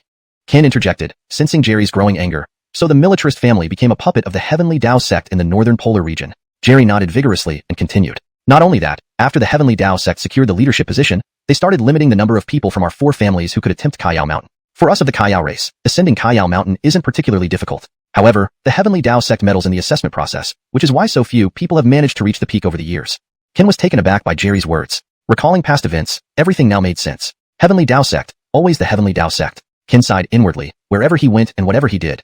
It seemed to be related to the Heavenly Tao sect. Looking at Jerry seriously, Ken said, if what you say is true, then the greatest enemy we face will not be the Han or Yin families, but the Heavenly Tao sect. Jerry chuckled. Actually, it's all the same because the Han and Yin families have long been bought by the Heavenly Tao sect. The 4 families of the northern polar region are no longer what they used to be. Actually, it can be said that, aside from the AO family, the so-called 4 families are merely a laughingstock to outsiders.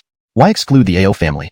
Ken asked, puzzled. Because the AO family genuinely built its reputation through sheer strength. Although it ranks last among the 4 families, one cannot deny the formidable power and top-tier talent displayed by Lord Argyle. Even after so many years, and despite the interference of the Heavenly Tao sect, he has managed to stabilize the AO family, which demonstrates his extraordinary strength. So, you came to me earlier to borrow my strength to help your brother secure the leadership position, and also to bind the AO family with your militarist family under my name? Exactly, that's how I thought initially. That's one of the reasons why I agreed to your request without hesitation. Jerry didn't hide anything this time, revealing all his thoughts. He sensed that Ken had likely guessed his strategy from the beginning. But under the current circumstances, only through cooperation could they gather enough strength to oppose the Heavenly Tao sect, which wasn't as easy to deal with as minor sects. I understand. Rest assured, I will help your brother in the upcoming Kaiyao Mountain leadership contest, but I hope you also keep your promise. With that, Ken got up and left. Watching Ken's gradually disappearing back figure, Jerry felt heavy-hearted. He wasn't sure if this move was right, but he was determined to give it a try. At the same time, in the far west of Jiuan continent, an unexpected visitor arrived at the Sky Pavilion of the Heavenly Earth Academy. Hashtag Chapter 162. The Heaven and Earth Academy, the White Robe Swordmaster. Do you acknowledge your guilt at the Heaven and Earth Academy? A terrifying energy immediately reverberated throughout the heavens and earth as soon as the words were spoken. The sheer force of his voice made the very world tremble. At the sound, a white figure suddenly flew out from the main building of the Heaven and Earth Academy. Why have you come here today to demand accountability? Demanded a Waroman, standing in front of Carmelo Tiandao, her voice filled with anger. Upon seeing who approached, Carmelo Tiandao's brows furrowed slightly. He muttered to himself, damn, why did this person come out? Composing himself, Carmelo Tiandao then spoke with an extremely displeased expression. Harmony, you should know the agreement between you and Lord Kaiguan. To meet your conditions, Lord Kaiguan made the greatest concession. But what about you? Not only did you let the demons escape, but you even brought her back into the Heaven and Earth Academy privately. Is this an act of rebellion? With that, Carmelo Tiandao stomped his foot, and an energy capable of destroying this realm instantly surged towards the Bianca. Seeing this, the woman raised her hand and waved her arm. In an instant, the terrifying energy rushing towards her shattered into pieces. Hearing the word rebellion, the Bianca couldn't help but sneer. So what if it is? What can you do to me? Carmelo Tiandao nearly choked on his own blood at the Bianca's dismissive reply. He had come to the Heaven and Earth Academy under orders to confront them, but not expecting such defiance, especially not from this person. His sudden attack was purely due to instructions to intimidate whomever appeared before him, yet now he was at a loss. Taking a deep breath, Carmelo Tiandao's tone softened. Harmony, my intentions are simple. I've been instructed to bring back the demon woman by any means necessary today. I hope you don't make things difficult for me. Boom. As Carmelo Tiandao finished speaking, the Bianca took a step forward. A terrifying sword intent erupted, sending Carmelo Tiandao flying several 10,000 miles away. Tell your Lord Kaiguan this. You won't take her. If he wants war with the Heaven and Earth Academy, we are prepared to fight. Scare me? Do you even deserve to? From afar, Carmelo Tiandao wiped the blood from his mouth and angrily retorted, Harmony, are you really willing to break ties completely with the Kaidao sect over a demon? Have you considered the consequences? When the will of Kaidao descends, how many lives will be lost because of your decision today? Even the seal on the Heavenly Abyss Sword River has already started to loosen. Imagine the devastation if a terrible battle breaks out here. Have you thought of that? Despite this, the Bianca remained calm. So what if they die? Their lives mean nothing to me. Carmelo Tiandao was speechless with frustration. He couldn't fight her, and his mission was far from complete. He was truly in a dilemma. Desperately, Carmelo Tiandao tried again. Harmony, this is your last chance. Will you surrender her today or not? The Bianca smiled. I'll tell you once more. Whether today or in the future, she will not leave with you. Enraged by her firm reply, Carmelo Tiandao pulled out a jade slip from his robe and shouted to the heavens. The Heaven and Earth Academy has broken the initial agreement by letting the demon woman escape. Furthermore, they have hidden her within their academy walls. Today, I, Carmelo Tiandao, declare in the name of Kaidao that from this moment on, the Heaven and Earth Academy will no longer be protected by Kaidao. All previous agreements are nullified. His eyes narrowing, Carmelo Tiandao bellowed again. Let the will of Kaidao descend. As he spoke, A terrifying taboo power enveloped the city tower of the Heaven and Earth Academy. Chains and taboo forces flooded towards the city tower, threatening to destroy the entire place. But the Bianca merely smiled faintly and murmured, "If so, there's no need for us to guard this place any longer." Suddenly, a voice resounded across the entire Yuan continent from the heavens above. "Why is Harmony angry? Our Kaidao sect acknowledges our wrongdoing. Can you reconsider for my sake?" A tall figure appeared in the heavens, and the entire Heaven and Earth Academy, including the heavenly abyss Sword River, seemed to tremble as if on the verge of shattering. The newcomer was barely visible, cloaked in a suffocating and terrifying energy. Carmelo Tiandao's face changed dramatically, but before he could react, the Bianca said coldly, "Do as you say just because you ask? Who do you think you are?" To her surprise, the tall figure did not become angry but instead laughed heartily. "You haven't changed after all these years. Actually, it doesn't matter whether you revoke your decree or not. It affects you differently. Think about it. If the Heaven and Earth Academy falls and the demons re-enter the world, that person's path to Emperor will likely end prematurely. Years of effort will be wasted. Have you considered this?" The tall figure's tone was calm, almost conversational, but beneath the surface lay a clear threat. The Bianca's expression finally shifted. After some contemplation, she exclaimed, "Sword!" In an instant, a white longsword shot up from the academy and into her hand. Without hesitation, she swung the sword. The chains and the will of Kaidao dissipated, and the academy returned to its original state. Sheathing her sword, the Bianca turned and left without looking back. Not sent off. Seeing this, a smile spread across the tall figure's face. Then, he gradually faded until he disappeared entirely.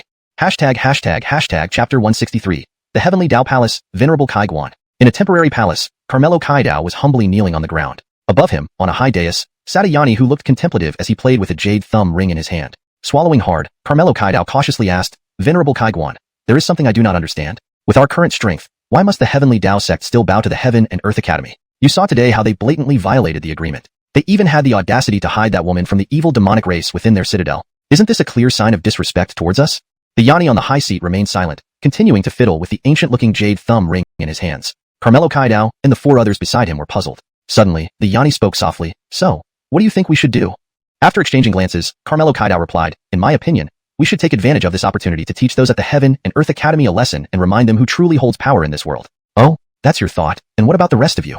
As he spoke, the Yanni slowly stood up. Narrowing his eyes, he coldly observed the four men beneath him, taking slow steps toward them. With each step, a terrifying aura erupted from him, filling every corner of the temporary palace with oppressive might. The other four were startled and hurriedly knelt with Carmelo Kaidao, bowing their heads. "Venerable Kaiguan, our thoughts are aligned with Carmelo Kaidao. Remember the glory of our Heavenly Dao sect back when the three supreme beings were alive? We were still feared by all. Now, decades after their passing, we have become hesitant and timid. This is not what we wish for. Although we have eyes across the entire Nine Abyss continent, only the western extreme domain remains outside our surveillance. Just as you witnessed, how long has it been since the Heaven and Earth Academy dared to defy an agreement with you? They show no respect for either our Heavenly Dao sect or for you, Venerable Kaiguan. If allowed another few centuries, they might even dare to trample on you."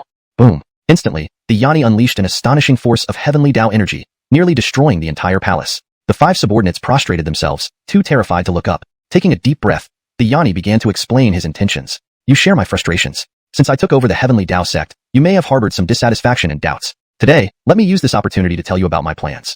"What? You mean we are to secretly prevent that Bergen from becoming an emperor? Didn't you instruct us to befriend him rather than oppose him? According to your guidance, I even helped extend the Star Moon Dynasty's fortune by 1,000 years. Now you tell us not to let him ascend to emperorhood. Are we to help or hinder him?" This speaker was none other than Dong Kaidao, who had assisted Qin in the Seven Spirit Realm before. The Yanni smiled faintly. "We must help him, and help him thoroughly, so they won't suspect anything. Only by doing so will that individual not come looking for trouble at our headquarters. Remember, the real reason we assist the youth is to stabilize those two key individuals. Once they are stabilized, our plan can proceed smoothly. Also, the matter of stopping him from becoming an emperor must never be disclosed, not to anyone." His expression darkened as he stared intensely at the five subordinates, locking them in a suffocating aura of death. The five nodded fervently. "Please rest assured, Venerable Kaiguan, we will not reveal this secret even if it means our own destruction." Satisfied, the Yanni withdrew his murderous intent and smiled. "By the way, you asked about obstructing the youth from ascending. The scope is simple, just give him more enemies." With a hearty laugh, he vanished from the temporary palace. At the same time, atop a mountain peak within the territory of the Ao family in the northern polar region, Hemlock, the second son of the Bing clan, found Qin again. However, this time he came not to discuss important matters, but to inform Qin that the Heavenly Dao sect was preparing to make its move. Under the moonlit sky, as the two discussed how to face the impending events, two figures appeared in the sky, radiating terrifying auras. Recognizing them, both Hemlock and Qin identified them as two of the 13 celestial sons who had ascended Mount Kayatu in the Heavenly Dao sect. Seeing the visitors, Hemlock muttered, "Damn, I didn't expect them to arrive so soon." Qin patted Hemlock's shoulder. "If it's meant to be, it cannot be avoided. Let's face it head on." The two slowly rose into the air, facing the newcomers. "I'll introduce myself. I am Wade, rank 13th among the Heavenly Sons. Beside me is Kaipo, rank 12th. We've come here today to challenge the sole heir of the Benevolence Dao. Puzzled by their open admission, Qin stepped forward and said coolly, I've heard the 13 celestial sons of the heavenly Tao sect are geniuses among geniuses. It's a rare opportunity for Qin to learn from both of you. At this moment, Hemlock suddenly pulled Qin forward, saying with a grin, Kaipo, we didn't finish our match last time. Let's settle it today. Kaipo laughed coldly. Agreed. Chapter 164. James, Wade and Kaipo. Bang. With two explosive sounds, the four individuals quickly engaged in battle. James fought against Qin, while Brooke was confronted by Hemlock. In an instant, terrifying waves of energy filled every corner of the mountain peak as soon as they clashed. The immense noise from the battle quickly caught the attention of Xerxes and the other powerful members of the AO family. Dozens of terrifying auras surged forth from the AO family compound. What's happening? Why are they fighting? One of the blasts of the AO family demanded, staring into the distance. Far away, Xerxes stood calmly in the sky, observing the rapidly dancing figures before him. He instantly recognized the identities of those battling Qin and Hemlock. Two of the heavenly Tao sect's James have appeared at once. It seems the people of the heavenly Tao sect have grown impatient. When Qin and Wade engaged in combat, he immediately sensed that Wade's strength far exceeded his own. The aura emanating from Wade indicated that his cultivation was at least at the 8th level of the Sky Martial Mirror, and likely higher. If not for the power boost provided by the Yin technique of creation during this night, Qin would hardly be able to withstand Wade's first strike. Wu Sheng Wu Jue. Activate 4 secrets together. Activate erosion power. Fengma Juju. Activate 2 secrets simultaneously. Facing such a formidable opponent, Qin knew he had to unleash his true strength if he were to survive. He could clearly sense that Wade had no intention of letting him leave alive today. Every move Wade made was deadly and aimed directly at his vital points. Therefore, Qin did not dare to be careless. Bang! Both fighters were sent flying back after a single clash. Seeing Qin's sudden increase in strength, Wade was not surprised in the slightest. After all, as the sole successor of the Wu Sheng Dao, it was unlikely Qin would have survived without some real skill. Far away, Wade smiled faintly. Qin, if this is all you've got, you're disappointing me. You think enhancing your cultivation forcibly will defeat me? Dream on. The gap between us isn't something a few levels can bridge. Today, I'll show you exactly how big that gap is. As he spoke, Wade suddenly narrowed his eyes, clasped his hands together, and instantly dark purple lightning crackled across the sky like wild horses surging over a ridge. The sheer force seemed capable of splitting the heavens. Feeling the terrifying pressure from the heavens, Qin's expression turned grave. He hadn't faced an opponent who could make his heart race since the battle in the Seven Spirit World. There was no denying that Wade posed the greatest challenge Qin had encountered so far. The energy emanating from Wade was even more powerful than that of the 7-layered sky cultivator from the Central Domain's Jia family. Qin, take this blow and let me see what makes you the sole successor of the Wu Sheng Dao so extraordinary, Wade declared, then pressed his right hand down forcefully and shouted, go. At that moment, countless dark purple, tens of meters wide thunderbolts fell like torrents of floodwater. The thunder roared and the sky seemed to be obliterated with each passing bolt. The terrifying aura made the onlookers from the AO family change color. Holy crap, this is the true power of the genius who ascended Kaiushin? This is the real strength of the heavenly Tao sect's James? Terrifying. Even the usually composed Xerxes couldn't hide his grave expression. Observing the rolling thunderbolts plunging straight down, Qin didn't hesitate. His right hand extended, and Taiping's sword appeared in his grasp. He steadied his breathing, closed his eyes, and gripped the sword tightly. Facing Wade's attack, Qin knew he only had one chance. He concentrated all his spiritual energy into the sword, releasing a powerful sword intent that transformed into red, white, and gray hues as he infused it with fire and ice energy from the 2 magic spirits. Even then, it wasn't enough. Still unsatisfied, Qin forced the corrosion power, which Erwin had imparted to him, into the sword intent as well. The resulting blend of 3 distinct energies emitted an energy so terrifying it almost matched Wade's thunderbolt.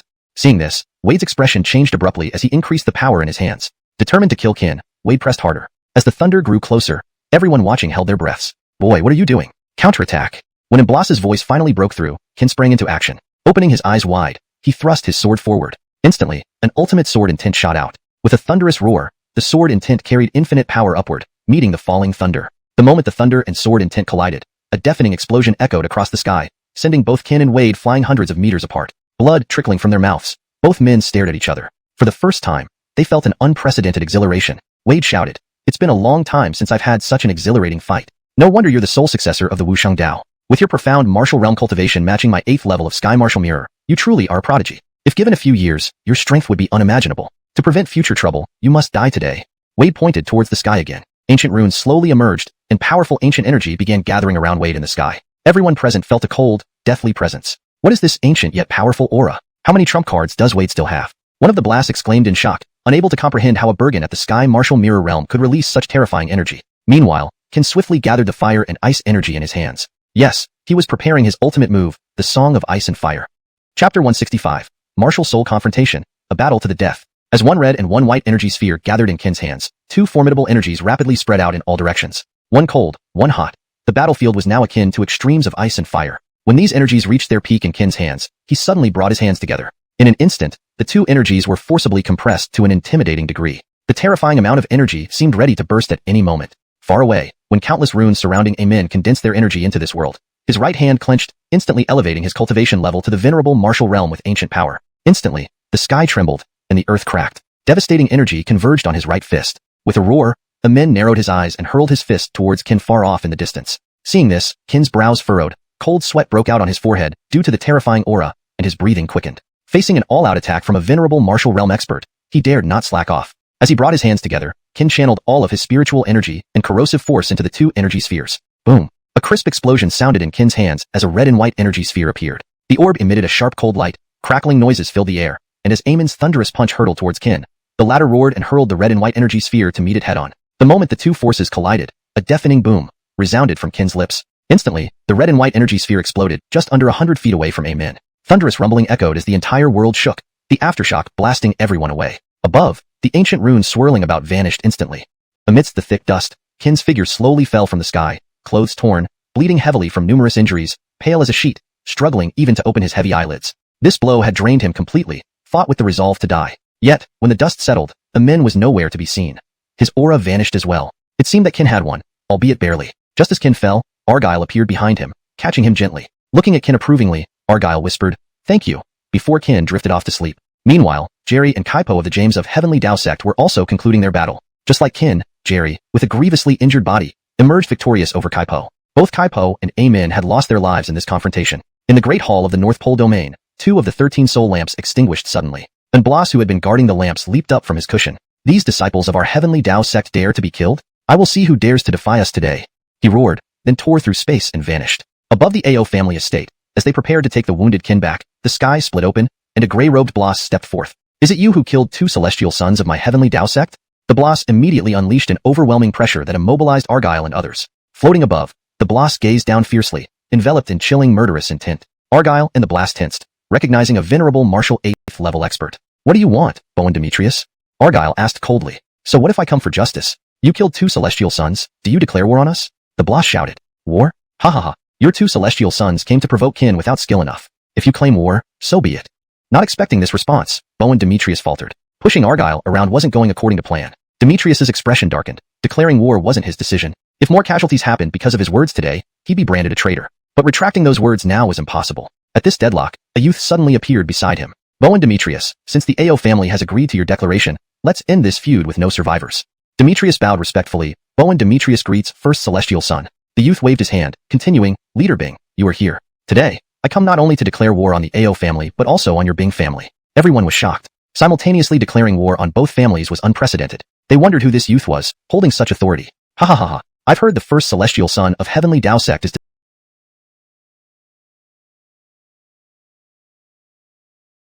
decisive. Indeed, quite impressive. We Bing family cannot refuse such a challenge." With this, Ellison announced, "I agree to your war declaration. From this moment on, it shall be a fight to the death."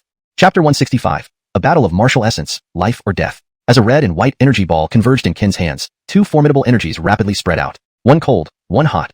This battlefield was now a place of extreme contrasts. When the 2 energies reached their peak in Qin's hands, he suddenly clapped his hands together, instantly compressing the 2 forces into an almost unbearable concentration. The intense energy seemed ready to burst at any moment. Far away, as countless runes surrounded him enhancing the power in this realm, he clenched his right hand, instantly boosting his cultivation to the respected martial realm level. For a moment, the sky trembled and the earth cracked, with world-destroying energy converging on his right fist. With a roar, Amin's eyes narrowed, and he launched a devastating punch towards Qin. Seeing this, Qin's brow furrowed. He was shaken by the terrifying aura, breaking into a cold sweat and breathing heavily. Facing a full-force attack from a respected martial realm powerhouse, Qin did not dare to slack off. As he merged the 2 energy spheres, he poured all his spiritual energy and corrosive force into them. Boom! A clear explosion echoed from Qin's hands, forming a red and white energy sphere. The sphere emitted a sharp cold light, accompanied by continuous crackling sounds. As Amin launched his thunderous punch towards Qin, the latter let out a shout and hurled the energy sphere forward. At the moment of collision, Qin roared. Instantly, the red and white energy sphere exploded just a few yards from Amin. The earth shook violently, and the terrifying energy waves blasted everyone in the area backward. All the ancient runes in the sky vanished instantly. As the thick smoke cleared, Qin's figure slowly descended. His clothes were torn, and ghastly wounds bled profusely. His pale face lost all color, and his blurred eyes struggled to open. This blow not only drained all his strength, but also involved a determination to die. When the smoke cleared, Amin was nowhere to be found. His aura vanished as well. It was clear that Qin had won this battle, albeit barely. Just as Qin fell, Argyle appeared behind him, catching him steadily. Argyle looked at Qin with satisfaction and admiration. "You've worked hard. Before he finished speaking, Qin's head slumped, and he fell into a deep sleep. Meanwhile, Jerry's battle with Kaibo, one of the 13 heavenly sons of the Kaidao sect, also came to an end. Similar to Qin's victory, Jerry emerged victorious with severe injuries, while Kaibo met the same fate as Amin, losing his life in the fight. Thus, the battle ended with the deaths of Amin and Kaibo.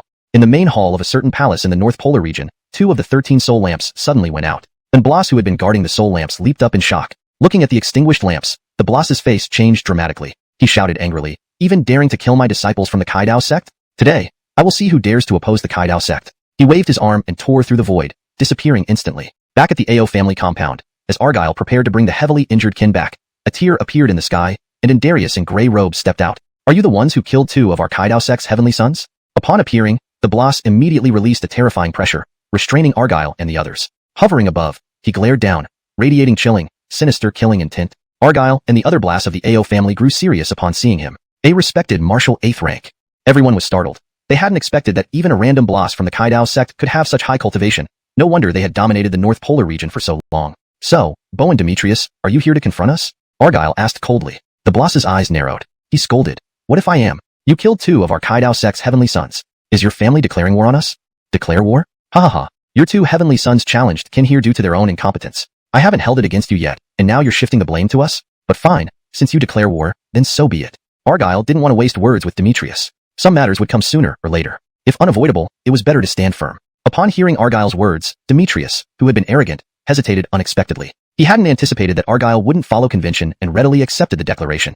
Demetrius's face turned grim. Declaring war wasn't a decision he could make alone. If more casualties happened because of his impulsive words today, he would become a sinner of the Kaidao sect. But having spoken, it was impossible to take back his words. Trapped in a dilemma, a youth suddenly appeared beside him and said, "Bo and Demetrius, since the Ao family has accepted our declaration, from now on, we shall stop at nothing until the end."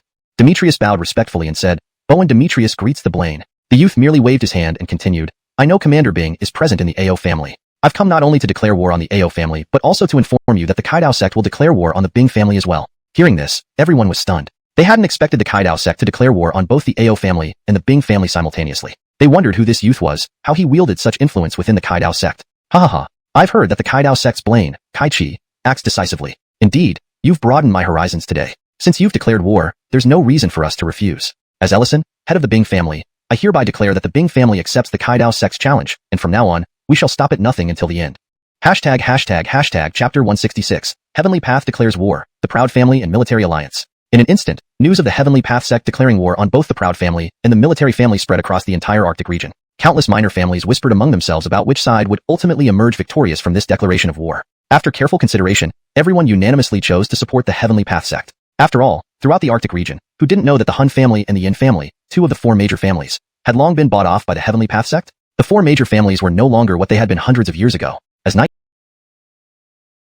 fell, the main hall of the Proud family was filled with people. Among them were Anatole, the head of the military family, and another disciple from the military family who had reached the peak of the celestial demon mountain. The atmosphere in the hall was incredibly tense, with a heavy gloom visible on every face. Then, Argyle, seated on his high throne, spoke up first. "Everyone, now that we've received the challenge, we are facing an unprecedented battle. This is a battle we must win and cannot afford to lose. I naturally know how formidable the Heavenly Path sect is. They have at least 6 martial veneration realm experts, and countless martial heaven realm experts. And that's not including the people from the Hun family, the Yin family, and those minor families. While we aren't fighting alone this time, even if we add all the military family's strongest warriors, we can only muster a mere 10 martial veneration realm experts. To be honest, based on our strength gap, our chances of winning are less than 1 in 10. But we still have one ace up our sleeve, the celestial demon leader position. If, after half a month, the military family's eldest son emerges from seclusion and wins the celestial demon leader position along with Qin, we will then have the capital to stand against the Heavenly Path sect."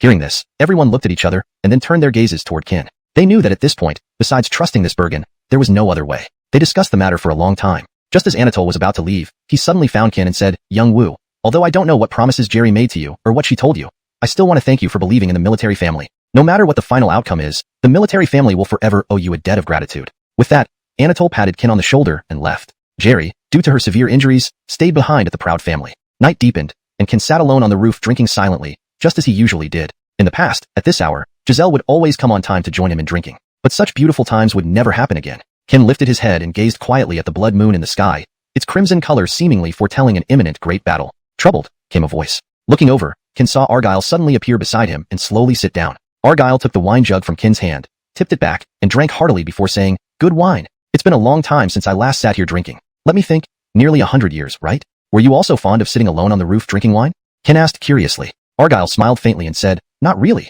I used to sit here often with my Bloss brother, drinking and talking about life and ideals. Back then, we thought about how to lead the proud family to create our own territory within the Arctic region. We achieved it, but my Bloss brother suddenly disappeared, and that was for 100 years. Speaking of this, a hint of sorrow appeared on Argyle's face as he once again picked up the wine jug and took a large drink. Bowen brother? You hadn't Bloss brother?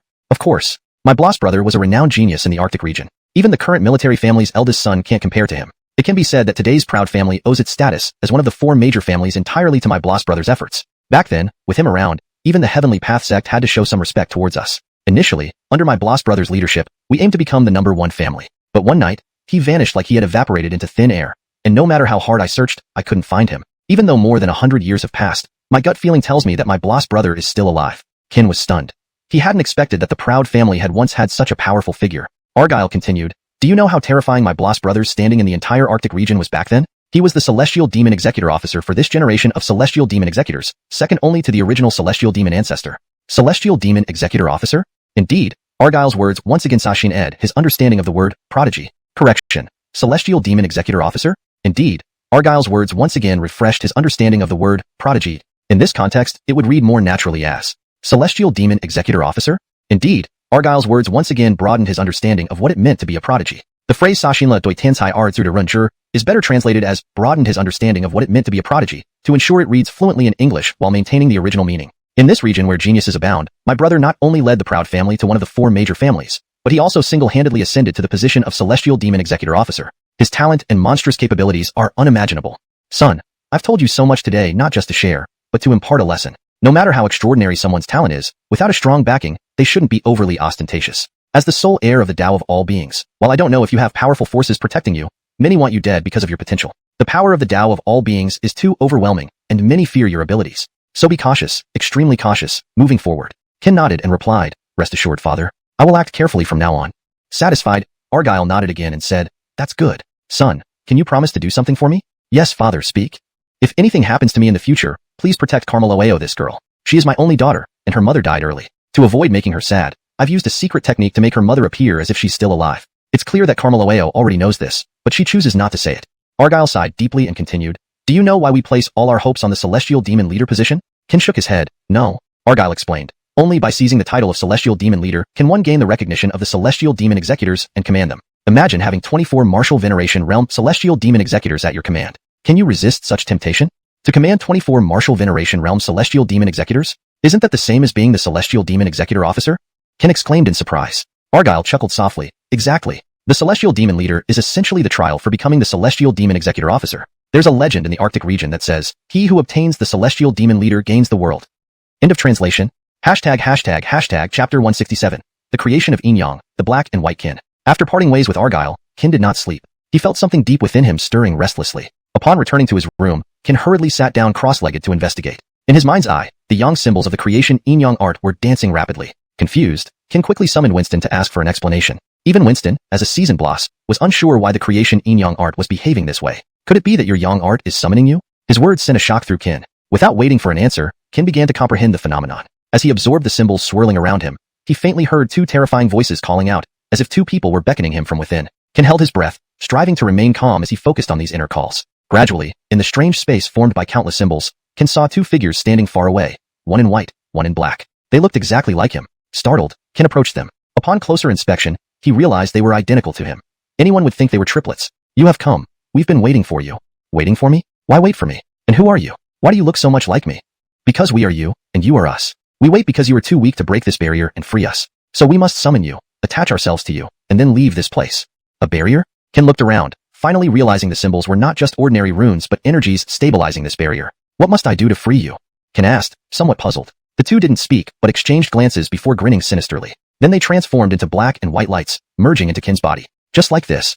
When Ken opened his eyes again, he found himself back in his mind's eye, where Winston was staring at him dumbfounded. What's wrong, Bowen? Why do you look at me like that?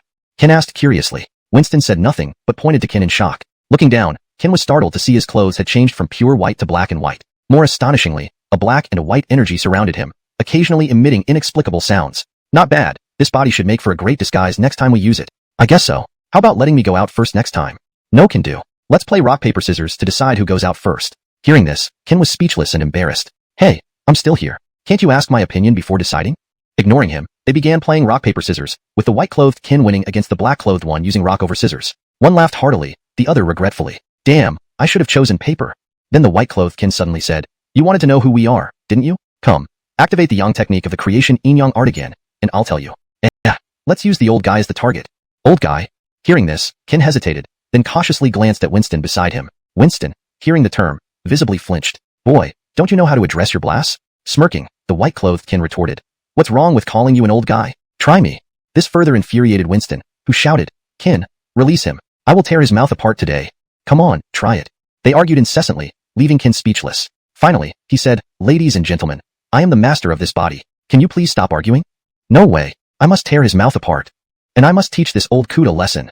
They chorused, rejecting Kin's request and continuing their argument. Realizing he couldn't intervene, Kin sighed. If they didn't fight now, he wouldn't be able to focus on cultivation tonight. He said firmly, I'll let you fight, but you must promise only to spar without serious harm. Agree, and I'll release you.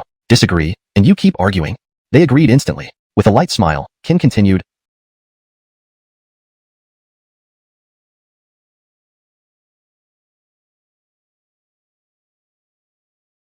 Alright, let's begin. He clasped his hands and activated the yang technique. Golden symbols emerged, and a white figure appeared before them. As the golden glow faded, Winston was stunned. What's going on? Why does he look exactly like you?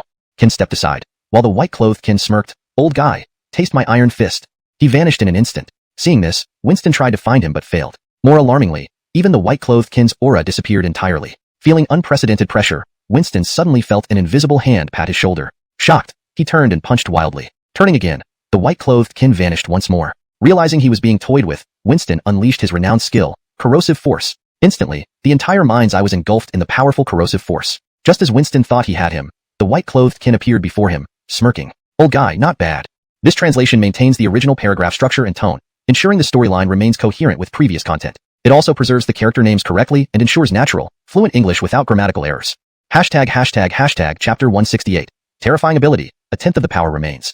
Within the range of Winston's corrosive force, Baishan Guillermo's hidden combat technique became ineffective. He gradually revealed his true self, staring coldly at Winston. In fact, if he had wanted to, Baishan Guillermo could have instantly killed Winston the moment he released the corrosive force. He refrained from doing so because he had previously agreed with himself that things should only be done to an extent. Guillermo watched everything unfold clearly from the sidelines. He was profoundly shocked by Baishan Guillermo's ability, unable to imagine how dominant it would be in battle. Winston felt a great shock at the terrifying power displayed by the young Roman. He distinctly sensed an intense wave of killing intent locking onto him the moment he unleashed the corrosive force. Though not overwhelming, it was incredibly pure. In just one exchange, Winston realized the gap between them. Despite Winston being a peak 9th rank Kaiwu Mirror Realm expert and Baishan Guillermo sharing the same cultivation as regular Guillermo, who was only at the 4th rank Xuanwu realm, Winston knew that higher realms did not always guarantee victory. Under certain powerful techniques, transcending boundaries to kill was entirely possible. Just now, Baishan Guillermo, though only at the Xuanwu realm level, could have killed Winston in an instant due to his bizarre technique. At this moment, Winston truly feared. As a seasoned expert, Winston possessed rich experience and perspective.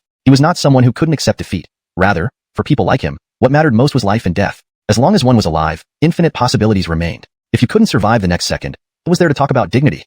Winston retracted his corrosive force, his arrogant demeanor replaced with respect. He bowed respectfully to Baishan Guillermo. Old Winston thanks you, senior, for showing mercy.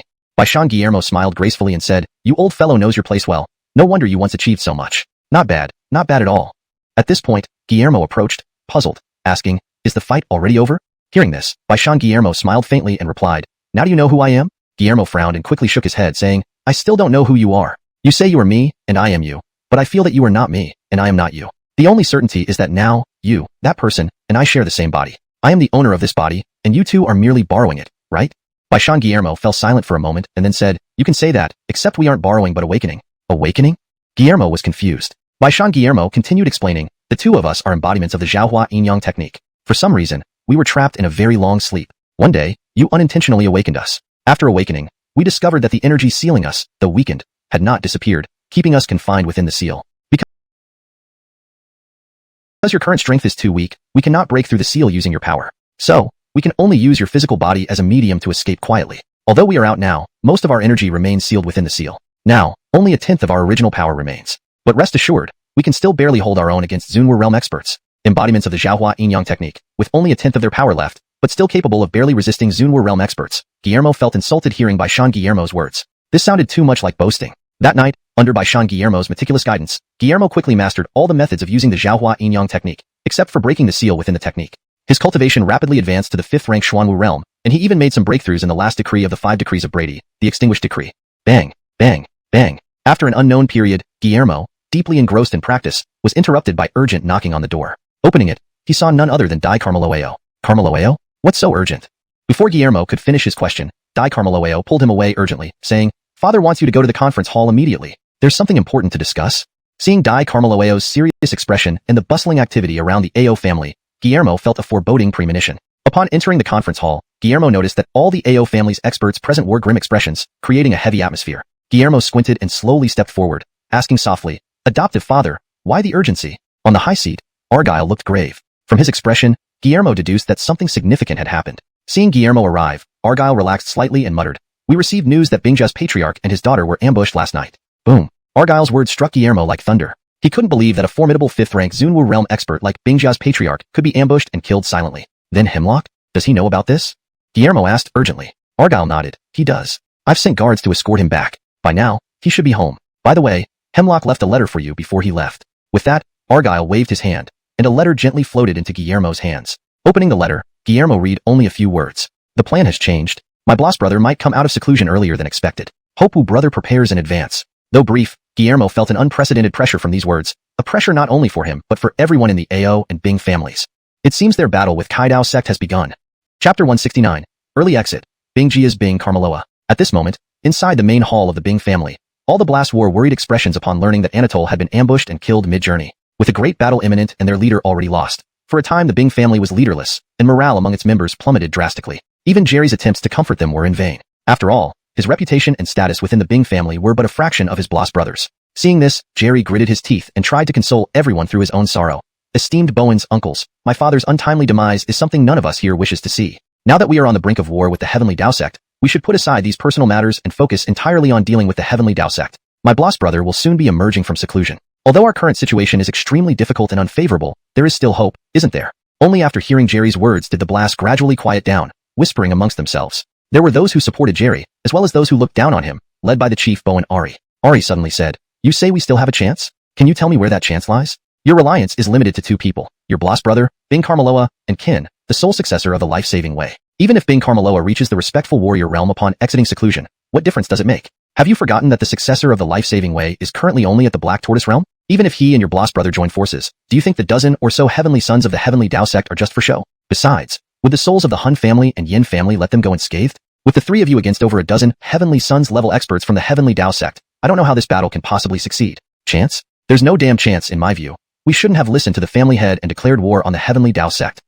Upon hearing this, everyone glanced at each other uneasily. Many who had always followed the Chief Bowen now stood up to criticize Anatole's initial decision. For a time, the Bing family was deeply divided. Some agreed to fight while others sought peace. Even under Jerry's strong persuasion, neither side showed any willingness to compromise. Just when Jerry was at a loss, an incredibly loud and domineering voice suddenly came from outside the main hall. Before the war even starts, our family has already begun to fracture. Are you saying the Bing family truly has no one in charge?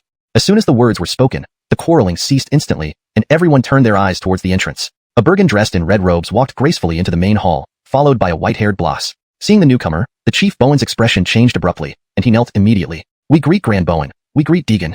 As Bing Carmeloa passed by the Chief Bowen Ari, he cast a glance at him before walking directly to the high dais, and turning to look down at everyone below. The moment Jerry saw Bing Carmeloa, he was shocked. Brother, why have you emerged from seclusion early? Could it be you've successfully comprehended the 3rd level of the Ice Divine technique? Bing Carmeloa slowly shook his head. No, I have not yet fully comprehended the 3rd level of the Ice Divine technique. With father's sudden passing and the entire Bing family now leaderless, just look at what state the Bing family has fallen into after only a few days. If I had come out later, who knows what condition the Bing family would be in now. Finishing his words, Bing Carmeloa turned his gaze towards the Chief Bowen coldly. Chief Bowen, with the war against the Heavenly Dao sect imminent, every member of the Bing family is prepared to fight to the death. Yet you are sowing discord and trying to negotiate peace with the Heavenly Dao sect at this critical juncture? What are your intentions? Startled, Ari hurriedly explained, Deegan, please calm down. I am not afraid of the Heavenly Dao sect. I am thinking about the future of the entire Bing family. Consider this, the Heavenly Dao sect, not only in the northern polar region, but in any of the other 4 regions, is an overwhelming force. And now they also have the support of the Hun and Yin families. After hearing the Chief Bowen's words, Bing Carmeloa's tone softened slightly. He knew that deep down, the Chief Bowen's intentions were not evil. However, the Bing family had fought hard to reach this point. How could he willingly place everyone's safety in danger? Bing Carmeloa gently said, Chief Bowen, there might be a misunderstanding. Throughout history, which families or dynasties have survived by constantly seeking peace? We, the Bing family, have been puppets of the Heavenly Tao sect for too long. Now that the time has come, do you really want our future to remain in the hands of others? The strength of the Heavenly Tao sect is not unknown to us. Father must have had his reasons for deciding to wage war against them. As men born under heaven, how can we contentedly live under the shadow of others forever? This battle leaves us no choice. We must fight the Heavenly Tao sect, even if it means sacrificing the entire Bing family. Hearing this, the Chief Bowen sighed and reluctantly nodded. If that's the case, then let's fight. I have lived long enough. Let me spend my last moments shining for the Bing family. With the Chief Bowen's support, the rest of the blast finally came around. Having lived long lives on the Bing family's peril, it was time to contribute meaningfully. Seeing everyone unite, Bing Carmeloa smiled, a smile he hadn't worn in a long time. Announce it, tomorrow, I, Bing Carmeloa, as the eldest son of the Bing family, will officially participate in the competition for the Heavenly Demon Leader. That night, Ken sat alone on a rooftop drinking wine, knowing full well that tomorrow Bing Carmeloa would officially enter the competition for the Heavenly Demon Leader. His fate rested in the hands of fate after tonight, and this drink might very well be his last. You are Ken, the sole successor of the life-saving way? A sudden voice didn't startle Ken. It was nighttime, and his senses covered the entire AO family compound. He knew Bing Carmeloa would seek him out before the major battle. You're Jerry's bloss brother, Bing Carmeloa? Ken turned and asked quietly. Like Jerry, Bing Carmeloa took the wine flask and drank heartily. Good wine. I heard from my younger brother that you'll lend a hand at the critical moment. Ken remained silent, merely looking back at Bing Carmeloa. Bing Carmeloa smiled. Actually, I plan not to ask for your help. But given the present situation, this matter isn't one I can resolve alone anymore. Regardless of whether you'll help or not, I thank you for not joining the Heavenly Tao sect against us. You have my word. I agree to let you borrow the power of the AO family once, as my brother promised. But I have a request. If possible, please save my brother in the critical moment. My life means nothing, but his is our last hope. Thank you. With that, Bing Carmeloa bowed respectfully to Ken. Seeing this, Ken paused for a moment before replying, I promise you. Thank you. Chapter 170. The struggle for the supreme leader of heavenly demons begins. The next day, as the first ray of sunlight shone upon the base of Heavenly Demon Mountain, countless figures emerged. On one side stood the disciples of the Heavenly Tao sect, the Soul Gold clan, the Yin family, and countless other minor clans. A closer look revealed that there were no fewer than 15 venerable martial realm experts and several hundred celestial martial realm experts. Such formidable strength would be a significant force in any realm of the Nine Abyss continent, excluding the Western Pole realm. On the other side stood the proud figures of the AO family and the Bing family, standing opposite the Heavenly Tao sect's experts. However, the overall strength of the AO and Bing families was significantly weaker compared to the Heavenly Tao sect. They only had about 8 venerable martial realm experts and only around 40 celestial martial realm experts, far less than half of their opponents. The disparity between the two sides was glaringly obvious. At this moment, the Dylan stepped forward and sneered, Stefan, if this is all you have, I suggest you surrender. With just this number, even without us from the Heavenly Tao sect, the Soul Gold clan and the Yin family could finish you off. Hearing the first son's words from afar, Stefan laughed lightly and said, Surrender? Do you think I'm the type to surrender? The humiliation of my Bing family being controlled by your Heavenly Tao sect for centuries. I will settle this score today. Besides, isn't it too early to speak of victory or defeat now? Hearing this, the first son couldn't help but laugh loudly. Settle the score? What do you have to rely on? Are you counting on the AO family? Or perhaps that sole successor of the great way of all beings, who is only at the profound Wu realm, a mere waste of flesh and bone? Stefan ignored him. At this point, Ken stepped forward sarcastically. I hope your strength matches the toughness of your mouth. With that, the first son sneered and said, If so, let's see the real power at the top of Heavenly Demon Mountain. He waved his arm, and the other sons along with the people from the Soul Gold and Yin families followed him toward the summit of Heavenly Demon Mountain. Ken and the others exchanged glances and closely followed behind. Watching the 3 lonely figures disappear, Argyle felt a mix of emotions. Because of the rules of the struggle for the supreme leader of heavenly demons, during the competition, no one could disturb those at the summit. All conflicts and grudges must wait until after the new leader was chosen. Therefore, this was the last glimmer of hope for the AO and Bing families. However, with the 3 men alone facing off against over a dozen sons of the Heavenly Tao sect, the difficulty was certainly not less than confronting the 15 venerable martial realm experts they faced now. At this moment, the fate of everyone from the AO and Bing families rested in the hands of these 3 men. Whether they lived or died depended entirely on them. When the 17 figures landed simultaneously atop Heavenly Demon Mountain, 6 venerable martial realm experts had long been waiting. The white-haired bloss leading them suddenly spoke. Are all of you prepared? His voice boomed like thunder, sending chills through everyone present. After composing themselves, the first son and Stefan both nodded firmly. Seeing this, the white-haired bloss continued, If so, I'll get straight to the point. The rules are the same as before, 3 trials in total. For the first trial, all of you must withstand the pressure from our 6 people for half an hour. Only those who endure until the end may proceed to the second trial. Of course, you are allowed to retaliate. In the second trial, each remaining contestant must battle a venerable martial realm, heavenly demon executor and gain their approval. If anyone fails, the defeated participant's opponent will join forces with another executor, continuing until all executors are defeated. For the third trial, the final test for the supreme leader of heavenly demons, the remaining contestants can form teams and choose their opponents freely. The last person standing before us becomes the new supreme leader. These are the rules. Any violation means immediate disqualification. Good luck to all of you. As he finished speaking, the 5 venerable martial realm experts behind the white-haired bloss took a single step forward. Instantly, 6 incomparably powerful pressures descended, pinning the 17 contestants under their weight. Even though they were prepared, The 6 pressures were so terrifying that everyone found themselves kneeling, unable to rise. The mountain trembled slightly from the sheer power, and Kin and his companions held their hands tightly against the ground, sweat pouring down their foreheads like waterfalls. They wanted to stand, but the overwhelming pressure was too great, and despite their utmost efforts, they remained immobile. Just like Kin, the first son and the others tried to use their spirit energy to crawl up, but their attempts were futile. This was only the beginning, yet everyone was already struggling under the immense pressure. Kin clenched his teeth, fighting desperately to keep himself upright. This is the true power of the venerable martial realm? It's terrifying. Seeing Kin and others display such strong willpower, the lead boss coldly instructed, increase the pressure. With that, the 6 blasts pressed down even harder, and instantly, the remaining 5 out of the 17 contestants collapsed. Kin and his companions exerted their spirit energy to the limit, barely holding on. Time passed, and more than half of the first trial had gone by. Those still standing had dwindled from 17 to less than 10. Blood mixed with sweat dripped from their chins, indicating their utmost limits. At this moment, whether it was Kin, Stefan, or the first son, they were reaching their breaking points. Continuing further became a question of survival. As time wore on, Kin and his companions' spirit energy was completely depleted, and just as they were about to collapse, the 6 blasts suddenly stopped. The first trial is over. The remaining 8 may proceed to the second trial. The rest should leave immediately. As the lead boss announced the result, Kin and the others sighed with relief, panting heavily on the ground. You have half an hour to rest. Afterward, the second trial begins. Everyone was startled by this announcement, quickly sitting cross-legged to meditate and recover. No rare spirit medicines were allowed here. It was all about enduring. Chapter 171. 8 Venerables, fearsome indeed. Half an hour quickly passed. As Kin and the 7 others slowly rose to their feet, 8 men exuding extremely powerful auras suddenly appeared around them. At first glance, they were all at the first stage of respectful martial realm. Among the 8 present, aside from Kin being at the peak of the 4th stage of profound martial realm, the other 7 were roughly at the 8th stage of heavenly martial mirror. Stefan and the Trace had even reached the terrifying peak of the 9th stage of heavenly martial mirror, one step away from the respectful martial realm. The 8 respectful martial realm experts simultaneously approached Kin and his group, each selecting their own opponent. Kin faced a Yanni who appeared to be around 40. Upon seeing Kin, the man coldly chuckled. You're the sole successor of the path of all beings? I've heard it's extremely formidable. Today is a good opportunity to see just what makes the successor of the path of all beings so extraordinary. Before Kin could respond, the man's figure flashed as his tightly clenched right fist silently approached him. Terrified by the overwhelming punch, Kin hurriedly activated the defend technique from the 5 decrees of all beings for protection. A deafening roar erupted, sending Kin flying hundreds of feet away. The defend technique displayed countless cracks after absorbing that single punch. Kin was shocked. Just one punch had left his defend technique in this state. He couldn't imagine what would have happened if he hadn't had that protection. The man's punch might have directly killed him. Without delay, Kin activated all 5 decrees and the 9 seals of demon sealing simultaneously, wrapping the Yanni in corrosive energy. In that moment, Kin's strength surged dramatically, rising all the way to the peak of the 4th stage of heavenly martial mirror.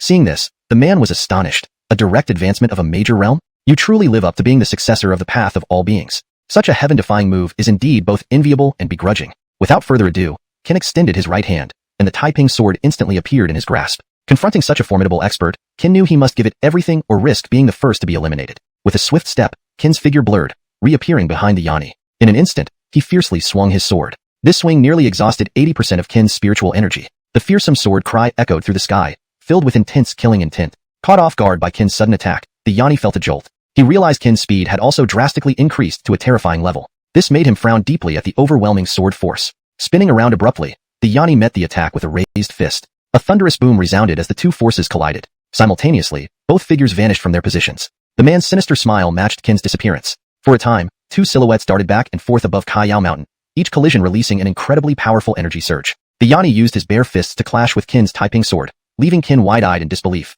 Kin knew how sharp the Taiping sword was. It had been his ancestor's weapon. Yet this man managed to withstand every strike from it, revealing an incomprehensible physical prowess that caused Kin to inhale sharply. Surprise notwithstanding, Kin didn't pause his assault for a second. Facing such a formidable opponent, sustaining this battle was already a remarkable achievement for him. Though the Yanni was only at the first stage of respectful martial realm, remember, Kin was merely at the profound martial realm. Added to that, they had recently been suppressed by 6 Bloss respectful martial realm experts, reducing their current capabilities. Thus, with time, they could only endure with sheer willpower.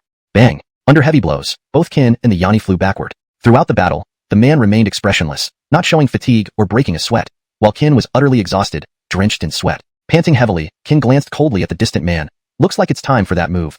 Otherwise, I'll be eliminated with the next strike. Just then, a sinister voice echoed within Kin's mind. Boy, quick, summon me. I can handle this guy. Recognizing it as black-robed Kin's voice, Kin was taken aback. Hearing his request, Kin refused immediately. It's not time for you yet. You're my trump card. Rest assured in the 3rd trial, I won't hesitate to call on you. Then, Kin shook both arms and roared, they aren't worthy yet. 2 terrifying red and white energy orbs appeared in his hands. The power emanating from these orbs made the Yanni's brow furrow. What an intimidating energy fluctuation. It seems he's preparing to end this with one move. Kin then merged the orbs into one, filling Kaiyao Mountain with an unparalleled and horrifying aura. Even the Trace and others nearby were startled by this sudden burst of power. Narrowing his eyes, the Trace scowled. Damn, what's this guy planning? Kin's figure exploded forward once more, hurtling toward the man with the combined energy orb in hand. Without hesitation, the man raised his fist to meet the attack. This time, however, it was a serious punch that drained 80% of his spiritual energy. An earnest punch from a respectful martial realm expert, paired with his near-peak strength, naturally resulted in an overwhelmingly powerful blow. As they neared, Kin hurled the energy orb forcefully, gripping his right hand tightly as he roared, "Explode!" Boom! A sky-splitting explosion tore apart the heavens above Kaiyao Mountain, creating countless cracks in space like a spider web. Not only did it carve a massive crater into the mountain peak, but the other 7 participants also felt significant impacts. Witnessing this, the 6 Bloss respectful martial realm experts were astounded. Is this the strength of the sole successor of the path of all beings? Though only at the profound martial realm, his last attack was on par with the respectful martial realm expert's serious strike. Down below, countless spectators were equally stunned by this formidable power. Although they didn't know who released the attack, they knew the battle atop Kaiyao Mountain had intensified. Amidst the dense smoke, as Kin's body gently descended, a hoarse voice rang out, "Impressive suicide technique. Boy, Li Xia acknowledges you." Everyone was shocked upon hearing this. Chapter 172, Facing 2, Heaven's Conspiracies. A figure darted out at incredible speed. The Yanni caught Kin and gently set him down. Despite being the lowest in cultivation, Kin had earned his place as the first to pass the second round by betting his life. At the same moment on another side, Stefan faced trouble. Just as a massive explosion rang out, the Kingston was ambushed and eliminated by the Celestial Demon Executor he was battling. The extra Celestial Demon Executor then teamed up with the one already fighting Stefan. It was unclear if the Sixth Son's elimination was intentional, but it was too late for any regrets now. All pressure shifted onto Stefan. 7 participants remained in the arena.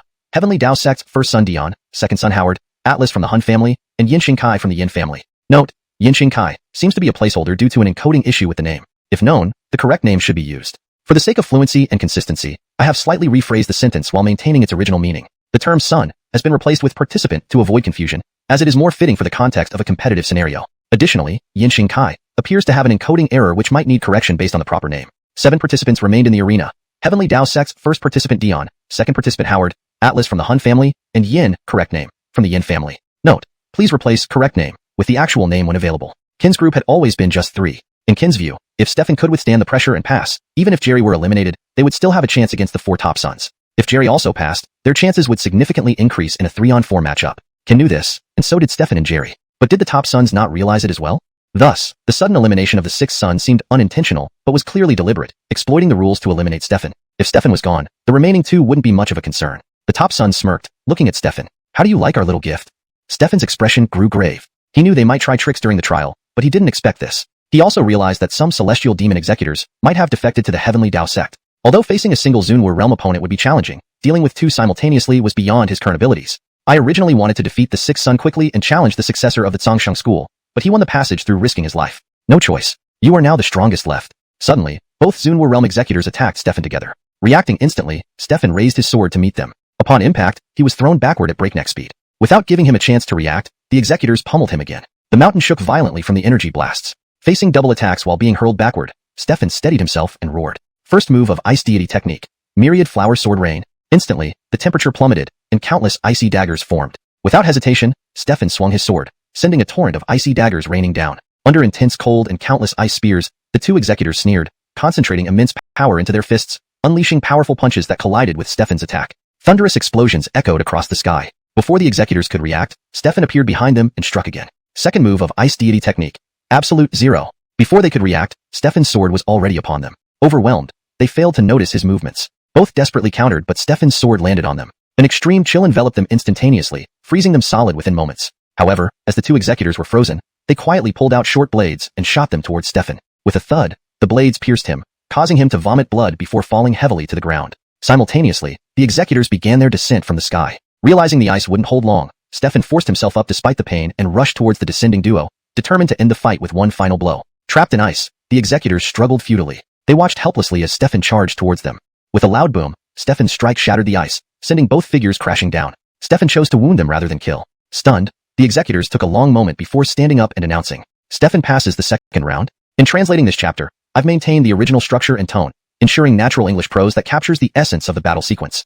Chapter 173, Genius Battle, Stefan Arden. Gradually, as Kin and Stefan passed the second round of the trials, others also successively received acknowledgement from other heavenly demon walkers and cleared the second stage. Because Arden's scheme to eliminate Stefan failed in this round, it left him more than a little irritated. The original 11 members of their Daoist sect, along with 3 each from the Hun family and the Yin family, totaled 13 participants. Now, however, only 4 remained. While the Ao family and the Bing family had started with 3 and still retained all 3 members without any loss. What was originally an overwhelming battle now turned into a 4 versus 3 matchup, which he couldn't accept. Stefan, you've been lucky this time, but the final test will probably not be so kind to you. Arden glared at Stefan and his group resentfully. The trio glanced at him, but remained silent. At this moment, they needed to focus on restoring their strength, for there was a hard fight ahead, and only 2 hours were left for rest. The dusk stretched infinitely as the sun gradually set. Just before the western sky was dyed crimson by the setting sun, the leading boss suddenly spoke again. Everyone, the resting period is over. You will now freely choose opponents here for a free-for-all combat. The last one standing will be crowned the supreme leader of the heavenly demons. There's no time limit. Best of luck to all. As the boss's figure gradually retreated,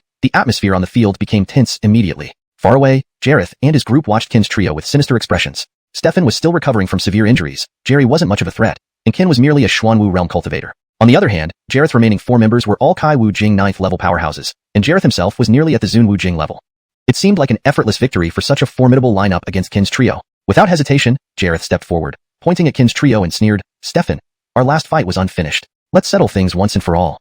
With that, Jareth drew his sword and charged towards Stefan. Seeing this, Stefan responded with a smile. Absolutely. Immediately, the two clashed in earnest. Meanwhile, second Jareth chose Jerry as his opponent, and Atlas and Yin Carmelongshan targeted Kin. In no time, the 3 battles ignited. One couldn't help but marvel at the terrifying strength of Stefan and Jareth. After just a few dozen exchanges, a corner of the heavenly demon mountain lay devastated by their fearsome assaults, with the entire mountain groaning under the strain of their intense attacks. In the middle of the chaos, their swords collided, sending shockwaves rippling through the heavens. Jareth slashed his long sword fiercely, releasing a sharp blade light towards Stefan, splitting layers of the sky. Instead of retreating, Stefan advanced with his sword, meeting the attack head-on. With a roar, Stefan's sword flew out of his hand and crashed into Jareth's blade light, causing an explosion that shook the heavens. This blow showcased their equal strength. Jareth laughed aloud. That's more like it. Your true power indeed. It's been a long time since I had such an exhilarating fight. Come on, let's continue.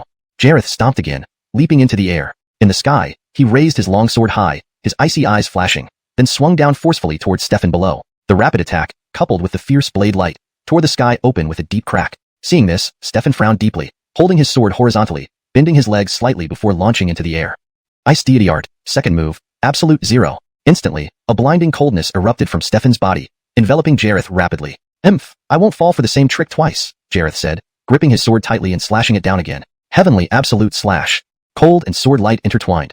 Another massive boom echoed across the sky. Both around them were left scarred, and even the 6 Zun Wu Jing watchers underground gasped in awe at the devastation. Boom. After a deafening explosion, both figures soared backward. At the same moment, they halted their retreat and dashed toward each other once more. Their swift movements blurred into ghost-like silhouettes dancing through the sky, the clashing sounds of their swords thunderous and ear-splitting. Splatter. Splatter. Blood splattered everywhere as they recoiled again. They both smiled sardonically at the wounds on their bodies. Ignoring the pain, Jareth laughed heartily. Stefan, I must admit your talent and power are the strongest I've ever seen. But Arden isn't someone to trifle with. The final victor will be the Daoist sect, and you'll forever be underfoot of my sect. Haha. Stefan, give me your life. Heavenly Absolute Slash, third move, cut through 1,000 mechanisms. Jareth's longsword slowly detached and swiftly ascended into the 9 heavens, where a blinding golden glow descended. Then, amidst everyone's shocked gazes, a giant shadow appeared, holding a colossal golden sword. The oppressive aura made the crowd's faces pale, and Stefan's heart trembled at the terrifying might. When Jareth snapped his finger and thrust it forward, the giant figure in the sky mimicked the action, slashing the immense sword towards Stefan. An almost suffocating sword beam shot out, turning everything it touched into nothingness. Faced with such a horrifying attack, Stefan showed no trace of fear. Holding his sword, he took a step forward, tilting it slightly downwards. Stopping 100 steps from Jareth, he shouted at the nearing sword light, Ice Deity Art, third move, Ice Burial. His voice split the heavens, and the surrounding temperature plunged instantly. As the sword pierced the ground, the entire heavenly demon mountain was blanketed by an icy layer. Jareth's entire body was immobilized by the intense cold. At the moment the sword light hit Stefan, countless ice spikes emerged from the ground, followed by a colossal ice mountain falling straight toward Jareth. Startled by this scene, Jareth exclaimed, You actually mastered the third move of Ice Deity Art? Chapter 174, Genius Falls, the Hun family's Atlas. As the fierce sword light struck Christo heavily, countless ice spikes pierced into the Blaine's body from bottom to top. Simultaneously, a massive iceberg in the sky crashed down. Amidst the deafening explosion, Christo's entire left arm was cleanly severed by the sword light. Moreover, as it penetrated his body, ancient runes instantly spread across his whole being. At this moment, Christo felt his spiritual power draining at an alarming rate, and his cultivation dissipated visibly in mere seconds. Under the ice burial, the Blaine's aura vanished instantly. When the massive iceberg disappeared, so did his figure. In the distance, whether it was Kin, the Lemuel, or the 6 Zun Wu realm experts, all were stunned by the sight before them. In this battle, Christo had sealed the Blaine in the ice burial at the cost of his own cultivation and a left arm. One was sealed, the other stripped of cultivation. Though it could be considered a draw, according to the evaluation rules of the Heavenly Demon Leader, Only Christo remained standing, thus he was declared the victor. With this, the ultimate battle between two super geniuses of the North Pole concluded with Christo coming out slightly ahead. This outcome was undoubtedly the best Christo could have hoped for. He slowly closed his eyes and gradually fell backward. Kin, Jerry, it's up to you now. Meanwhile, on the other side, Jerry's battle with the Lemuel neared its end. Both were covered in wounds, their clothes stained red with blood. Breathing heavily, Jerry glared coldly at the distant Lemuel. This is the final blow. Even if I can't defeat you, I'll strip a layer of your skin. Saying this, Jerry gritted her teeth and charged forward with her sword, shouting, Ice Deity Art, second stance, absolute 0. Seeing this, the Lemuel furrowed his brows and cursed, damn, not that move again. Heaven-cutting slash. A simultaneous roar followed, and both attacked. An enormous explosion resounded as Jerry and the Lemuel vanished momentarily, thrusting their swords simultaneously into each other's chests. As the blades broke, they quickly withdrew and struck again. Blood splattered as they reached their limits. With one last roar, they snapped their long swords and stabbed into each other once more. Thud. Both fell backward and drifted slowly to the ground. Thus, only Kin, Atlas, and Yin Carmelongshan remained on the battlefield. Kin felt a myriad of emotions watching this scene. In contrast, Atlas and Yin Carmelongshan exchanged evil grins. Admittedly, Christo and Jerry are truly terrifying. I didn't expect them to defeat even the first and Lemuels, Atlas said. But this works out well. It saves us a lot of trouble. Hearing this, Kin was puzzled. What do you mean, saves you a lot of trouble? Atlas and Yin Carmelongshan exchanged glances and laughed. You don't really think our Hun family and Yin family would willingly be pawns of the Heavenly Dao sect, do you? With that, Atlas casually walked up to the Lemuel and delivered a fatal palm strike. This final blow ended the life of the Lemuel, shocking not only Kin, but also the 6 overseeing Zunwu realm experts. You're killing your own? Aren't you afraid of the Heavenly Dao sect retaliating? Kin exclaimed in horror. Atlas calmly brushed off the dust and replied, Retaliation? You killed the Lemuel. What does it have to do with me? Besides, once I seize the position of the Heavenly Demon Leader, my Hun family will no longer fear the Heavenly Dao sect. Realizing their true intentions, Kin remarked, Impressive strategy, clever minds. Using us to kill each other, you've utilized this tactic perfectly. But I have one question. How could you be sure we'd defeat the Blaine and others completely? Atlas laughed. Initially, I thought as long as Christo took care of the Blaine, we'd handle the rest ourselves. Your appearance saved us much trouble. Clearly, you're not an ordinary cultivator despite being at the Xuanwu stage. Your strength rivals any Kaiwu cultivator, possibly even surpasses them. As you resolved our problems, you inadvertently became one yourself, a significant one. We've been waiting, preparing to confront you when the time comes. Confront me? Kin was confused. I'm just a small Xuanwu cultivator. Why target me? Atlas smiled. A small cultivator? You're the sole heir of the path of mortality. Rumor has it, you can borrow boundless fortune. Such an extraordinary skill. I can't let you go unchecked. Kin's expression darkened. So you two still have powerful trump cards? The duo smirked. Of course. Their expressions turned serious as their spiritual energies surged outward, filling the entire peak with terrifying auras. Seeing this, Kin and the 6 experts were shocked. Zunwu realm? You've reached the Zunwu level? Amazing, amazing. Truly hidden deeply. They always thought Christo and the Blaine were the most talented geniuses in the North Pole, but Atlas and Yin Carmelongshan surpassed their expectations. Deep enough? Wait till you see deeper ones, Atlas remarked. Confused, Kin asked, What do you mean? Atlas grinned wickedly, meaning, prepare to die. Boom. Without another word, Atlas and Yin Carmelongshan lunged at Kin. Reacting swiftly, Kin activated 4 spells and the 2 seals of the 9 demonic seals, unleashing corrosive energy. Facing the combined attack of 2 Zunwu experts, Kin unleashed his full power in defense.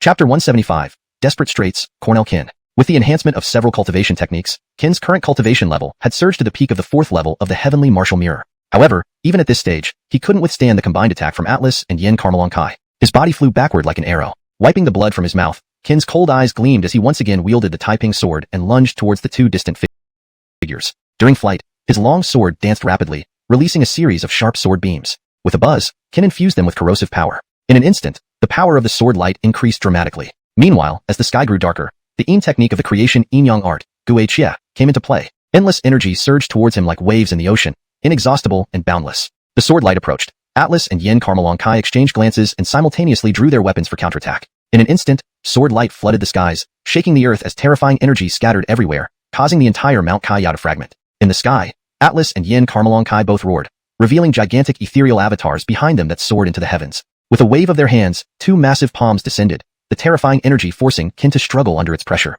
Gripping his sword tightly, Kin knew that all his efforts could not contend against this force. Kin, prepare to die. I said it before, the position of leader of Kaiya must belong to my Hun family. Though you are strong as part of the path of mortals, you can only look up to me. As the huge palm struck, Kin bled profusely from all 7 orifices. At this moment, he very much wanted to use the mortal sword technique to resolve this crisis, but he knew that frequent use of it would make him dependent on this type of energy over time. So this time, even if it cost him his life, he would not use the mortal sword technique again. Breathing heavily, Kin took a difficult step forward. With a red-eyed gaze, he raised his sword and roared to the sky, Buddieling Latoya, help me. Responding to his shout, a red and a white sealed demon spirits slowly appeared on Kin's shoulders. Mom, we're here to help you. They released 1 red and 1 white terrifying energy, intertwining hot and cold forces. Kin lifted his hand, channeling all his spirit energy into the Taiping sword. At the same time, Buddyling and Latoya's energies merged into the sword. As the massive palm descended, Kin ignored the blood spurting from his orifices and took another heavy step forward. He then fiercely swung his sword. A resonant hum rose as an incomparably powerful sword beam shot upward. Kin's display of reverse heaven-defying strength was awe-inspiring, shocking even Atlas and Yin Carmelong Kai, who had always underestimated him. The roar reverberated through the heavens as the terrifying energy spread, its might forcing 6 venerable martial realm experts watching nearby to cast protective barriers to safeguard Mount Kaiyao. On the ground, Kin's sword stabbed into the earth. Pale-faced and weak, he spat out large amounts of blood. After this attack, he had no spare spirit energy left to fight. Looking at Atlas and Yin Carmelong Kai in the distance, Kin's expression turned more solemn. This is the true power of venerable martial realm experts? Such a terrifying blow had no effect at all. Kin was astonished. In the sky, when Atlas and Yin Carmelong Kai saw that Kin was only severely injured and not dead, they were shocked anew. Damn it, just a mere Xuanwu realm cultivator. Why is he so hard to kill? I won't believe I can't finish you off. This revision ensures that the translation reads more naturally in English while maintaining the original meaning and style. The term, Xuanwu realm, is kept for consistency with the context of the story. Bang! Without waiting for Kin to react, an enraged Atlas suddenly flashed before him and kicked him before he could react. This unexpected kick sent Kin flying. Before Kin could recover, Atlas reappeared above him, delivering a powerful punch to his abdomen, shattering the ice defense surrounding Kin's body. Intense pain caused Kin to scream and spit out more blood. Atlas continued punching wildly, each blow fueled by rage and targeting the same spot relentlessly. Kin's agonized cries echoed throughout Mount Kaiyao, reaching the ears of many powerful experts below. They wanted to help but were powerless. Just a mere Xuanwu realm cultivator. I'll see just how tough you are. Die!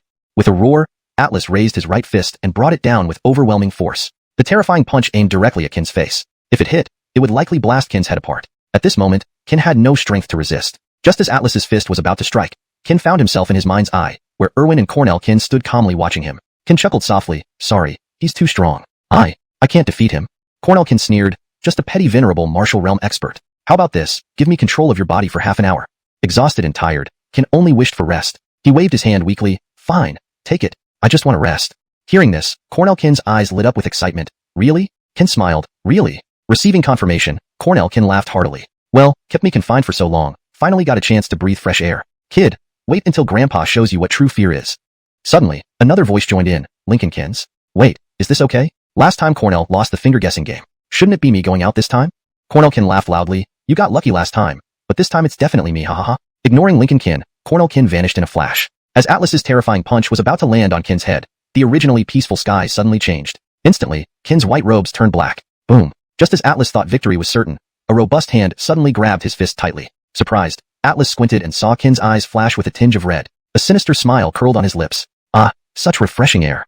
Hashtag chapter 176. A merely venerated warrior, easily annihilated. Who are you?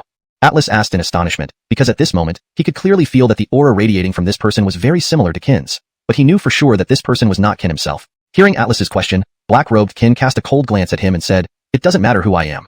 What matters is that you are about to die. Die. Hearing this, Atlas couldn't help but burst into laughter. You say I'm about to die? Do you even realize what you're saying? Though I don't know who you are, I can be certain that you are not Kin. Besides, it's not that I underestimate you. But with your current strength, killing me would be as easy as squashing an ant. Want to kill me? Do you have the capability? Bang. Before Atlas could finish his sentence, his body had already been hurled away. If not for Yin Carmelong Kai's quick reflexes, Atlas might have been flung straight out of the heavenly demon mountain. On the ground, a long and deep furrow shocked everyone present. At this moment, no one, including the 6 venerated warriors, could discern when Kin had moved. How is this possible? Didn't Kin lose his spirit energy? Why? The boss leading the group looked at the scene in disbelief. As the strongest among the 6, he felt that what happened before him was beyond his expectations. Even he, a peak 4th level venerated warrior, only managed to catch a fleeting shadow. It was evident just how powerful Kin now was. Transcendent realm, the boss murmured to himself, but after a moment's thought, he quickly dismissed this idea. From Kin's aura, it's clear he's still at the profound martial realm. But why does he give me such an overwhelming sense of danger? The boss was puzzled. Far off, black-robed Kin calmly rubbed his right hand, sighed deeply, then shook his head helplessly. Damn guy, sealing off most of my strength like this. In the ruins, supported by Yin Carmelong Kai, Atlas struggled to rise. He stared at the distant Kin with horror, a creeping fear taking hold within him. Wiping blood from the corner of his mouth, Atlas stammered, who are you really? Ignoring this, black-robed Kin replied in an eerie manner, I told you it doesn't matter who I am. What matters is that you're about to die. You should be thankful that bastard sealed 99% of my strength. Otherwise, that punch would have wiped you out completely. Upon hearing this, Atlas and Yin Carmelong Kai scoffed contemptuously. I admit you're strong, but the claim that one punch could obliterate me is absurd. Are you too confident in your own strength, or completely ignorant of mine? Apart from transcendent realm experts, all venerated warriors cannot harm me. Black-robed Kin's interest was piqued. All venerated warriors cannot kill you? Are you sure? I'm sure. Atlas took a step forward, his confidence unwavering. Oh, is that so? With a sudden flicker, a chilling glint flashed by. By the time Yin Carmelon Kai realized what was happening, Atlas's head was already separated from his body. Black-robed Qin held Atlas's head aloft and muttered from afar, "Dead, isn't he? Told you not to brag." He then slowly raised his right hand and clenched it tightly. In an instant, Atlas's soul and body turned to dust. Everything happened in a flash. Neither Atlas nor Yin Carmelon Kai nor the 6 venerated warriors reacted in time. Seeing Atlas fall so easily, Yin Carmelon Kai froze in shock. Black-robed Qin lifted his cold gaze and turned his eyes towards Yin Carmelon Kai. "Next is you?" Realizing the danger, Yin Carmelon Kai dared not provoke him any further. Though both were first-level venerated warriors, Yin Carmelon Kai was weaker than Atlas. With Atlas killed in an instant, how could he possibly stand a chance? Without a word, Yin Carmelon Kai turned and fled. Survival mattered more than any evaluation. But black-robed Qin, having come out rarely, wouldn't let him go so easily. Just as before, Qin flashed forward, clenched his right hand, and Yin Carmelon Kai met the same fate, obliteration of soul and body. Now, Qin stood alone in the arena. Perfect timing. As he spoke, his clothes gradually reverted to their original white, and control over his body returned to him. Taking a deep breath, Qin turned to the 6 venerated warriors and asked softly, "Bowens, may I inquire if the position of Chief of the Heavenly Demons can be transferred?" The lead boss stared dumbfounded. "Transfer? This position was won through life and death trials. Are you sure you want to transfer it?" Qin nodded, "Yes. Since I am not of the Heavenly Demon lineage, logically, the chief position should be passed to someone from that lineage." The response left the 6 venerated warriors even more perplexed. Did being non-Heavenly Demon disqualify him from being chief? Whoever wins the assessment can take the position. That's an unchanging principle. Qin, this position is crucial and cannot be casually transferred. Now that you've won, the title of chief rightfully belongs to you. Don't think of transferring it. Even if we agree, the Heavenly Demon enforcers won't. Sighing, Qin conceded, "No choice then. Guess I'll have to be chief." Suddenly, the boss soared into the air, hands clasped behind his back, and surveyed everyone below with a commanding gaze. "I hereby announce that Qin of the Ao family has become the new chief of the Heavenly Demons. Where are the Heavenly Demon enforcers? Come forward and pay homage to your new chief." The boss's voice boomed across the skies. At the base of Heavenly Demon Mountain, when everyone learned Qin was the new chief, members of the Ao family and the Bing family were elated, while the Kai Dao sect remained unusually quiet. As the boss's voice faded, dozens of terrifying auras raced from all directions toward the mountain. They landed heavily, and 12 figures knelt before Qin. The boss's expression suddenly changed. "Why only 12 of you? Where are the others?" Bang! Before he could finish speaking, the boss was hurled backward. Turning around, he saw the other 5 venerated warriors staring grimly at him. "Sir, indeed none here can be trusted." Note: I've maintained the structure and style of the original text while translating it into fluent English. ####Chapter 177. Mysterious Powerhouse, Kaijiang Zhangtian. At this moment, both Qin and the leading boss along with the 12 Heavenly Demon Executors were utterly shocked by what they saw. The leading boss, struggling to rise with Qin's support, angrily shouted, "You 5! Could it be that even you have joined the ranks of the Kai Dao sect?" From a distance, the 5 individuals sneered and then said, "Old man, as the chief judge of the Heavenly Demon leaders, you've held this position for so many years. It's time someone else took over. The Great Lord promised us that if we managed to strike you down, we could take turns holding this position in the future. So for our futures, die." With that, the 5 figures launched an attack simultaneously at Qin and the others. The combined strength of these 5 venerable martial realm powerhouses was far beyond what Qin, a mere profound martial realm cultivator, could resist. Seeing the situation, the 12 Heavenly Demon Executors acted together and barely managed to block the combined attack of the 5 venerable martial realm powerhouses. The leading boss roared in fury, "You 5 beasts, daring to challenge not only the Heavenly Demon Executors, but also the Heavenly Demon Leader. Are you trying to start a rebellion?" The 5 venerable martial realm powerhouses retorted, "Rebellion? You underestimate us too much. We aim not just to rebel, but to reshape the entire structure of the Heavenly Demon clan. Kill them." As they spoke, 12 figures descended from the sky and landed heavily before the 5 venerable martial realm powerhouses. Each one was armed with knives and filled with killing intent. Only now did the leading boss realize the full extent of the betrayal. "I see why you didn't appear earlier. It turns out even you have defected to the Kai Dao sect. I never thought the Heavenly Demon clan would fall into such disarray after the last leader vanished. Marco has failed the founding ancestor." The boss sighed sadly, his eyes filled with regret and anger. "I know what schemes you have. You think that after my death, you can get the Heavenly Demon seal? Dream on." Marco then urgently shouted, "Qin, the future of the Heavenly Demon clan rests with you." With that, Marco suddenly tapped Qin's brow with a finger, and a terrifying energy surged into Qin's mind. A blood-red character, Kai, slowly appeared on his forehead. "Do any of you dare join me, Marco, in one final battle for the Heavenly Demon clan?" The 12 Heavenly Demon Executors roared in unison, "We are willing to die defending the Heavenly Demon clan." With those words, 13 figures charged towards the distant enemy. The 5 venerable martial realm powerhouses met them without hesitation, drawing their knives. Meanwhile, at the base of Heavenly Demon Mountain, just as everyone was engaging in combat, a thunderous roar echoed from the direction of the Kai Dao sect. All present powerhouses immediately knelt to worship. "Welcome, Lord Kaijiang." In the midst of the powerful voice, a Yanni stepped out from the torn space, hands behind his back, and glanced downward. Seeing the newcomer, Ellsworth's expression changed dramatically as he urgently commanded, "Everyone, prepare for battle." Qin, protected by Marco and others, joined Ellsworth's side. Despite being ambushed and critically injured by the 5 venerable martial realm powerhouses, Marco continued to fight fiercely alongside Qin. Now all forces had assembled, and the battle was about to begin. Meanwhile, under Qin's help, Kirin and Janet had awoken. Seeing Qin, the Yanni looked curiously at him. "So, you're Qin, the sole successor of the Way of All Beings?" When Qin saw the man, he felt a deep tremor. What a terrifying aura. Who is this person? Why have I never heard of him? Taking a step forward, Qin stood face to face with the Yanni. "Who are you?" The man replied slowly, "Jiangtian, the supreme leader of the Kai Dao sect in the northern polar region." "Supreme leader? Then who is Tianming, the first son of heaven?" Jiangtian smiled. "Before closing myself off for cultivation, I established the positions of the 13 sons of heaven within the Kai Dao sect. Tianming is the most capable among them, and thus earned the title of first son through effort. However, I didn't expect him to lose even to you, which disappointed me." Jiangtian then turned to Kirin. "Actually, my initial intention was to have Kirin fill the role of the first son, but his willpower is too strong. No amount of threats or bribes could sway him. So you conspired with the Han and Yin families against the other sons?" Jiangtian hesitated briefly, then continued. "Tianming's talent is indeed strong, but he has a significant flaw, arrogance. Had he been more humble, I wouldn't have secretly nurtured Huan Carmeloo and Yin Xingtian." Jiangtian added, "Not only him, but all the sons of heaven are similar. I don't want the future of the Kai Dao sect to be handed over to such people. That would be disastrous for us. Of course, few forces can match the Kai Dao sect's reputation and power across the 9 Abyss continent. But remember, in times of turmoil, no egg remains intact. Many are dissatisfied with the current state of affairs, so I must eliminate all harmful factors to protect the Kai Dao sect."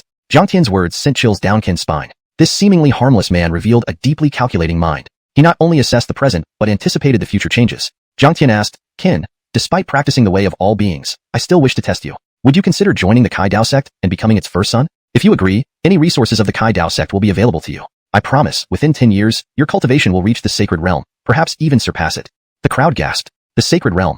It was something countless powerhouses would sacrifice everything for. Few could resist such a tremendous temptation. Everyone turned their gaze to Qin, waiting for his answer. If he agreed, the Ao and Bing clans present would have no chance of survival. If he refused, few could turn down such an offer. After a brief contemplation, Qin smiled faintly. "I refuse." Chapter 178.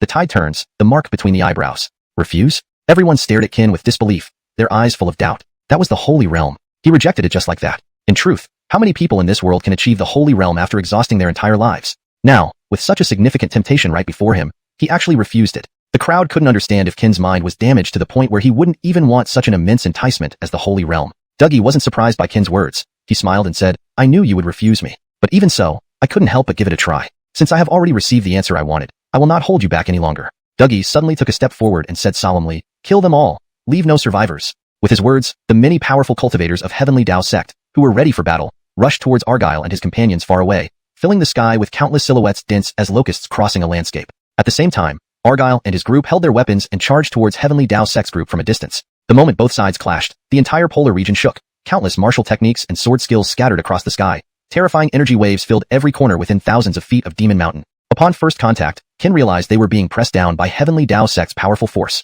It wasn't that Argyle and his team weren't skilled enough, but rather that Heavenly Dao sect had an overwhelming number of respected martial realm experts. Overall, Qin's side had less than half the number of respected martial realm experts compared to the other side. Currently, the 8 respected martial realm experts from the Ao family and the Bing family were fighting against 16 respected martial realm experts from Heavenly Dao sect, putting them in a 1-against-2 disadvantage which forced them to retreat continuously. And this was still without the peak 9th rank respected martial realm expert Dougie joining the battle. On the other hand, Qin was facing 4 heavenly martial mirror experts from the Heavenly Dao sect alone with his current 4th rank profound turtle realm cultivation. His injuries and spiritual energy hadn't fully recovered prior to this, so under these conditions, he could only fight while retreating. Far off, Dougie sat high above the clouds, overseeing the battle below. At this moment, Qin suddenly roared and swung his sword with all his might. This strike was infused with several major cultivation techniques and represented a true sword intent. The sword light cut through the air, directly slaying the 4 approaching heavenly martial mirror cultivators. Depleted of spiritual energy, he slowly fell from the sky. On the other side, Argyle and his group were also being overwhelmed under 2-on-1 circumstances, sustaining severe injuries and bleeding profusely. Having just recovered, Qin saw the dire situation they were in and immediately activated the mark left by Wu Carmeloo between his eyebrows without hesitation. Instantly, a golden pillar of light erupted from his body, soaring into the heavens. Following this, 6 figures emitting terrifying auras appeared in the shocked gazes of the crowd. Dougie, who had remained calm until then, suddenly stood up and looked down at the 6 figures, his expression changing dramatically. 6 men dressed in white demon executioner robes stood in unison before Qin. Far away, Wu Carmeloo muttered upon seeing this scene. Only 6? Makes sense. Given the current cultivation level of the leader, summoning 6 previous generation demon executioners is likely his limit. When the 6 previous generation demon executioners were fully revealed, the faces of everyone present, whether from Argyle's side, Heavenly Dao sect, or the Han and Yin families, turned grave. Each of the 6 previous generation demon executioners possessed a strength no less than 6th rank respected martial realm. Though they were few, no one dared question their true power. We, the demon executioners, pay respect to our new leader. May we ask what your orders are? The 6 demon executioners knelt before Qin, calling out simultaneously. Looking at the 6 terrifyingly powerful demon executioners before him, Qin finally understood why everyone in the entire polar region coveted the position of demon leader. With his current black tortoise realm cultivation level, he could summon 6 demon executioners. Imagining if he had reached the heavenly martial realm or the respected martial realm, he might be able to summon 20 or even all the demon executioners at once. A total of 24 respected martial realm demon executioners. If gathered together, Qin dared not imagine the shockingly powerful scene. Qin cleared his throat and said, Heavenly Dao sect, allied with the Hun and Yin families, aims to swallow the entire demon race. Moreover, the 12 current demon executioners have betrayed the initial rules set by the founding ancestor and colluded with Heavenly Dao sect. As the new demon leader, I hereby order you to eliminate all traitors. Upon hearing Qin's command, the eyes of the 6 previous generation demon executioners changed instantly. We obey. In an instant, the 6 demon executioners leaped into action, targeting the 12 current demon executioners who had betrayed the demon race and colluded with Heavenly Dao sect. In the sky, the 12 current demon executioners' faces turned grim upon seeing the previous generation approaching. They faced an imminent threat because they knew how serious the consequences of betraying the demon race were. Although there were 12 of them against only 6 previous generation members, when the latter launched their assault, the 12 made no hesitation. Their immediate response was to run. But the 6 demon executioners would not let them escape. Holding long knives, they moved with a cold gaze. In an instant, the 12 heads of the current demon executioners were severed, and their divine souls were captured using some unknown special technique. This moment shocked not only Qin but also Dougie, who watched from above. These 6 individuals coordinated perfectly. Without any communication, they understood each other's intentions through mere glances. Dougie sighed. Just 6 possessed such terrifying strength. If all 24 were gathered, he didn't dare to continue the thought. While feeling amazed, he also felt fortunate since, based on Qin's current strength, 6 should indeed be his limit. Meanwhile, after dealing with the 12 current demon executioners, the 6 previous generation demon executioners shifted their attention to the 5 respected martial realm experts who had ambushed Wu Carmelo earlier. Seeing this, the 5 experts cried out desperately, Lord Kai Jiang, save us. ####Chapter 179. The previous generation of executioners, so terrifying. Before the words had fully left his lips, 6 celestial demon executioners launched an attack on the 5 respectful martial realm powerhouses in the distance. Under their terrifying might, these 5 were already paralyzed with fear. Though the gap between them wasn't huge, these were the previous generation of celestial demon executioners. In the past, under the leadership of the previous celestial demon chief, they had instilled terror into all the races who dared to covet the northern polar region. Their premature dormancy was also closely related to the sudden disappearance of their previous leader. Even after so many years, the aura of slaughter that clung to them hadn't diminished in the slightest. Facing these 6 executioners, who now seemed like deities of death, how could the 6 respectful martial realm experts not feel terrified? A flash of cold light, and the 5 respectful martial realm experts' heads separated from their bodies, just like the 12 current celestial demon executioners previously, with their divine souls being imprisoned as well. In less than a moment, these 6 individuals had slaughtered nearly 20 respectful martial realm powerhouses, completely reversing the situation on the battlefield. At this moment, everyone was stunned speechless by what they witnessed. The frightening power displayed by these 6 made everyone hesitate to make any further moves. In the sky, Dougie's eyes narrowed when he saw the 5 respectful martial realm powerhouses being instantly killed by the 6 celestial demon executioners. An inexplicable sense of excitement surged within him. Perhaps this was the sensation one felt when encountering equals. At the same time, after disposing of the 5 respectful martial realm experts, the 6 celestial demon executioners simultaneously looked towards Dougie in the sky. With just one glance, the 6 sensed that Dougie was no ordinary foe. Instead of rashly attacking, they swiftly returned to Qin's side, lining up neatly beside him. In the sky, Dougie stood up with interest and said to Qin, Qin, I've heard that your life and death sword technique possesses the power to shatter heaven and earth. Today, I wish to test this legendary technique's true might and how terrifying it really is. Would you fulfill this small wish of mine? Qin smiled and replied, you, a celestial general, should know the conditions required to trigger the life and death sword technique. Moreover, do you think it's necessary for me to use it given the current situation? Dougie couldn't help but laugh out loud. So, you're confident you'll win this battle? Isn't it obvious? It seems you still haven't grasped the situation. Let me give you a chance to challenge me. You and your 6 celestial demon executioners can team up. If you win, my heavenly Dao sect will forever retreat from the northern polar region and never set foot here again. How about that? Hearing this, a sly smile spread across Qin's face. He needed to buy time. The longer the better for their side. This would allow Argyle and the others to regain strength and heal their injuries. Although it appeared that nearly 20 respectful martial realm powerhouses of the heavenly Dao sect had been killed, turning the tide in favor of Qin's group, discerning observers knew that even with those losses, the heavenly Dao sect's formidable combat power was still insurmountable. Continuing the fight would only lead to unnecessary casualties. Qin stepped forward and said, Deal.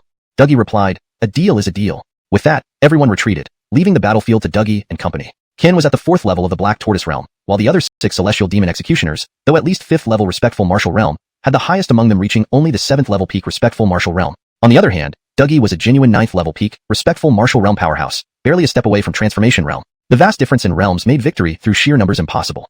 Dougie knew this, as did the 6 celestial demon executioners, the various powerful figures present, and naturally, Qin himself. However, this was the best plan he could come up with. Even if he knew he would lose, he had no choice but to push forward. In the sky, the 8 individuals faced each other. Kin immediately went all out, unleashing all his cultivation techniques to their fullest extent, momentarily pushing his cultivation to the 5th level of the Heaven Martial Realm. Despite this, the gap between them remained enormous. Attack! As soon as the word was spoken, the 6 celestial demon executioners drew their blades and charged at Dougie without hesitation. Together, they shouted and raised their hands, delivering a devastating slash directly at Dougie, slicing through the void with terrifying blade intent.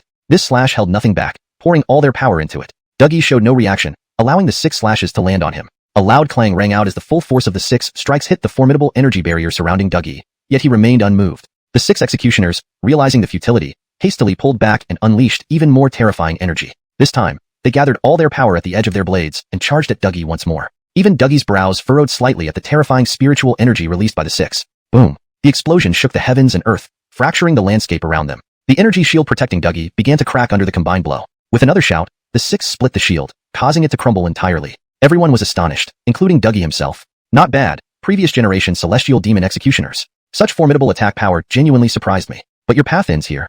Slowly raising his hand, a world-shattering force emerged from Dougie's palm. With a gentle press, the 6 celestial demon executioners, as if caught by an overwhelming gravitational pull, were slammed into the ground with ease. One blow rendered the 6 severely injured, spitting blood and losing their fighting ability. It was a ruthless, crushing defeat, the vast disparity leaving both the Proud Clan and Warrior Clan members utterly devoid of hope. Before Dougie could react, Kin's shadow suddenly appeared before him, seemingly out of nowhere. In his hand was a sphere of immensely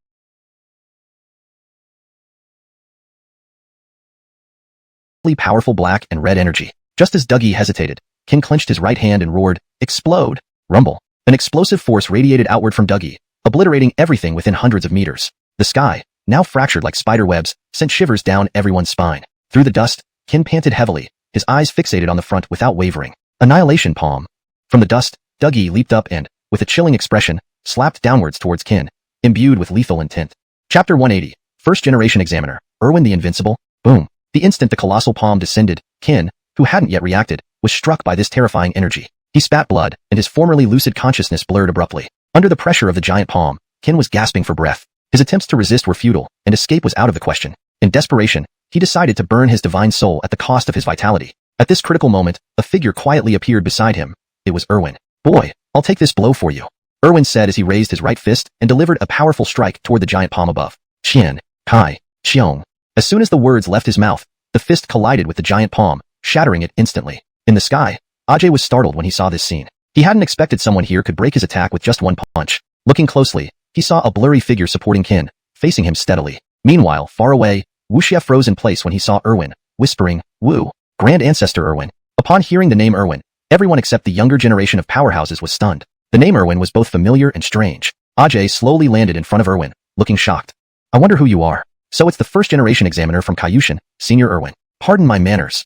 Erwin stood calmly with folded arms, a disdainful smile on his face. "I didn't expect that after all these years, your disgusting habit of bullying the weak hasn't changed." A peak-respected martial realm powerhouse, almost transcendent, actually harboring murderous intent towards a child at the Black Tortoise realm. "You're lucky that the Great Lord isn't here. If he knew that someone from your Kaisong is not only bullying the weak, but also attempting to kill Carmelo Kin, you wouldn't even have a chance for reincarnation."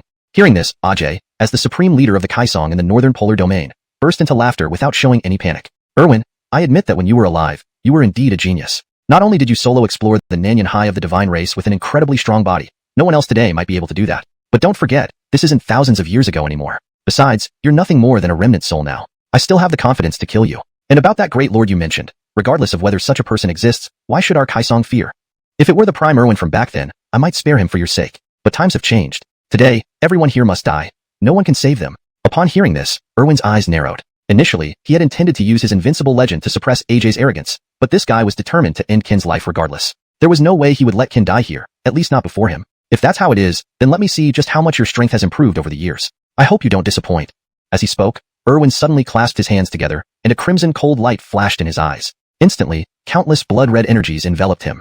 "Condense." A thunderous shout followed as the blood-red energies slowly formed a massive 100-Zhonghai Dharmakaya behind him. Its presence made everyone present tremble. Seeing the towering Dharmakaya, AJ's previously calm demeanor finally shifted to one of seriousness. "Quite impressive, Erwin. You'd actually exert such a destructive power using a Dharmakaya just for someone unrelated to you. Since that's the case, I, Ajay, will personally see you off." With that, Ajay waved his arm and pointed upwards with his right finger. In an instant, dark clouds engulfed the once clear sky, lightning flashing ominously. The oppressive aura shattered the heavens. Heavenly Initiation, Thunderclap. As numerous bolts of lightning descended, Erwin's Dharmakaya countered with a horrifying offensive aimed directly at the sky. Boom. The deafening explosion shook the heavens, and Erwin's Dharmakaya shattered. Being a mere soul entity, Erwin not only spat blood, but his divine soul also began to fade after sustaining such damage. While AJ's terrifying thunderbolt had been mostly neutralized by Erwin, its remaining power was still formidable. Thunder rolled as Erwin, nearly dissipated, hung onto his last breath to shield Qin. Same as before, I will protect Qin even if it costs me my life. Even in death, I'll die before him. Facing the descending thunderbolt, Erwin knew he couldn't withstand it, knowing full well it would kill him. Still, he didn't retreat, standing firm. His actions toward Qin had nothing to do with the Bianca. They stemmed from their deep bond developed over time, making them mentor and friend. Ajay watched Erwin in shock and yelled, "Erwin, are you truly willing to lose your life for someone unrelated to you? Think carefully. With your current state, you can't handle this strike. Are you really not afraid of death?" Erwin responded with a faint smile. "This frail body has lived for this moment. Some things aren't within your understanding. You'll never know." Then, Erwin turned to Qin and smiled. "Qin, meeting you has been the happiest thing I've done in recent years. From now on, I can no longer accompany you. Take care of yourself, understand? Your future holds infinite possibilities. Although the road may be tough, I believe in you. Good luck." As he finished speaking, Erwin burned the last of his divine soul, then charged towards the thunderbolt. Qin roared, "Erwin, come back. Without my permission, you cannot die."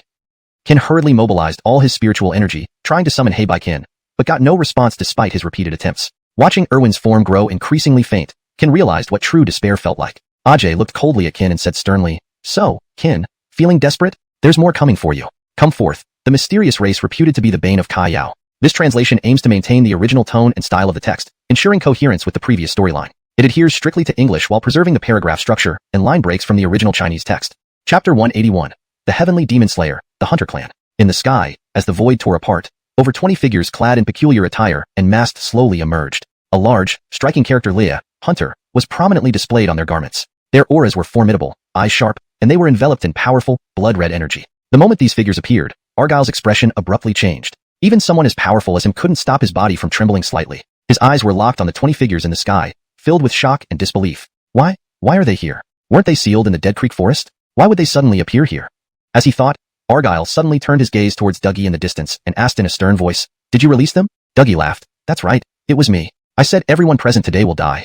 Qin, puzzled, dragged his exhausted and heavily injured body and asked, "Foster father, do you know these people?" Argyle's expression turned serious, his eyes still fixed on the figures in the sky as he explained, "They are the Hunter Clan. Thousands of years ago, due to their endless massacres and atrocities, they were sealed by our Heavenly Demon Clan's founding ancestor in a place called Dead Creek Forest at the westernmost part of the Arctic region. I never expected that after so many years, they would break free from their seal with the help of the Heavenly Tao sect." The situation was already dire for Argyle and company, and now the sudden appearance of the Hunter Clan only made things worse. Dougie seemed determined to annihilate Qin and everyone else here. In the sky, Dougie looked down at Qin and the others with an amused expression, teasingly saying, "Qin, aren't you the only successor of the Way of All Beings? Where is your life-saving sword technique? This is your last chance to use it. If you don't use it now, you might never have the opportunity again."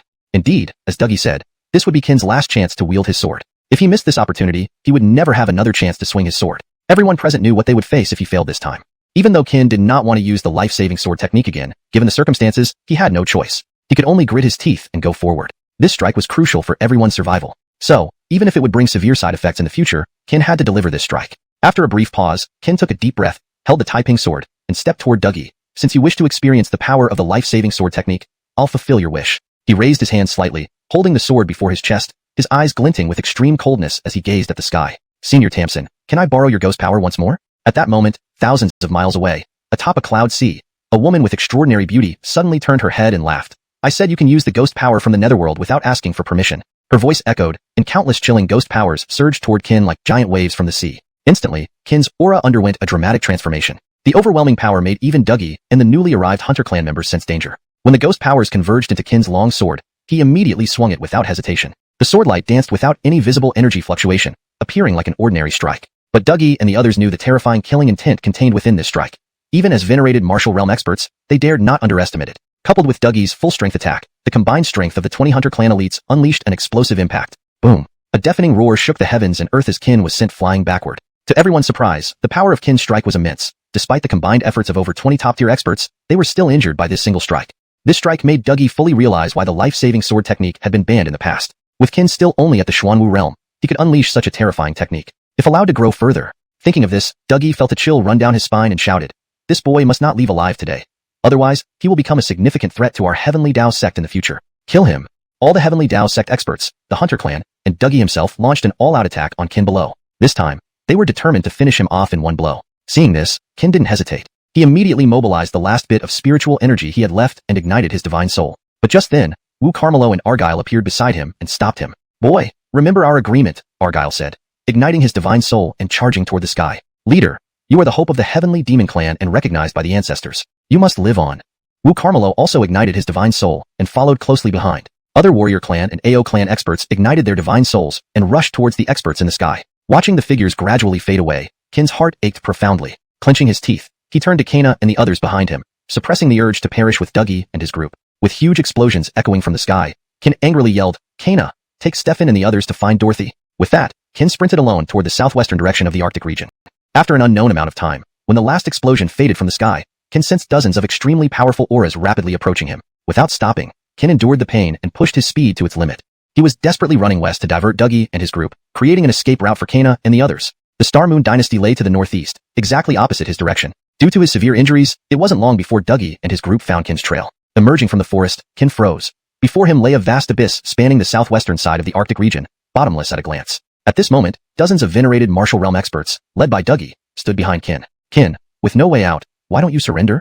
Dougie taunted. Qin smirked coldly, "Even if I die today, I won't let my death come at your hands, Dougie." With that, Qin turned around and leaped without hesitation into the abyss before him. The moment these 20-odd figures appeared, Argyle's expression changed drastically. Even his body couldn't help but tremble slightly despite his strength. He stared intently at the 20 figures in the sky, shock and disbelief etched on his face. Why are they here? Weren't they sealed in the Dead Creek Forest? Why have they suddenly appeared here?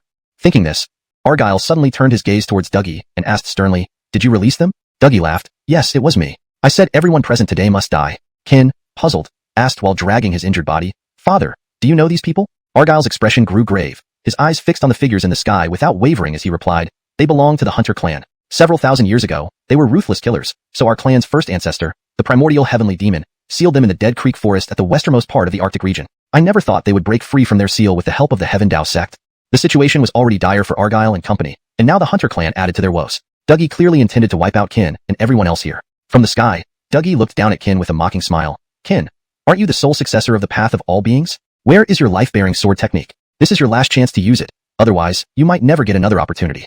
Indeed, as Dougie had said, this would be Qin's last chance to wield his sword. If he missed this opportunity, he would likely never have another. He knew what would happen next if he failed this time. Although Qin did not want to use the life-bearing sword technique again, the circumstances left him no choice. With no other option, he steeled himself. This sword strike was crucial for their survival. Qin had to unleash it, even if it would have severe repercussions on him later. After a deep breath, Qin held the Taiping sword and walked toward Dougie. "Since you wish to witness the power of the life-bearing sword technique, I will grant your wish." Raising his hand slightly, Qin positioned the sword before his chest. His eyes filled with an icy chill as he gazed up at the sky. "Senior Tamsin, can you lend Qin the ghost momentum one more time?" At that moment, thousands of miles away, on a sea of clouds, a woman with breathtaking beauty turned her head towards the sky and smiled. "I told you, you can use the ghost momentum within the netherworld anytime without asking me." As she spoke, terrifying waves of ghost momentum surged towards Qin like ocean waves. Instantly, Qin's aura transformed dramatically, so terrifying that even Dougie and the newly emerged hunters felt a hint of danger. When countless waves of ghost momentum converged into Qin's sword, he immediately unleashed it without hesitation.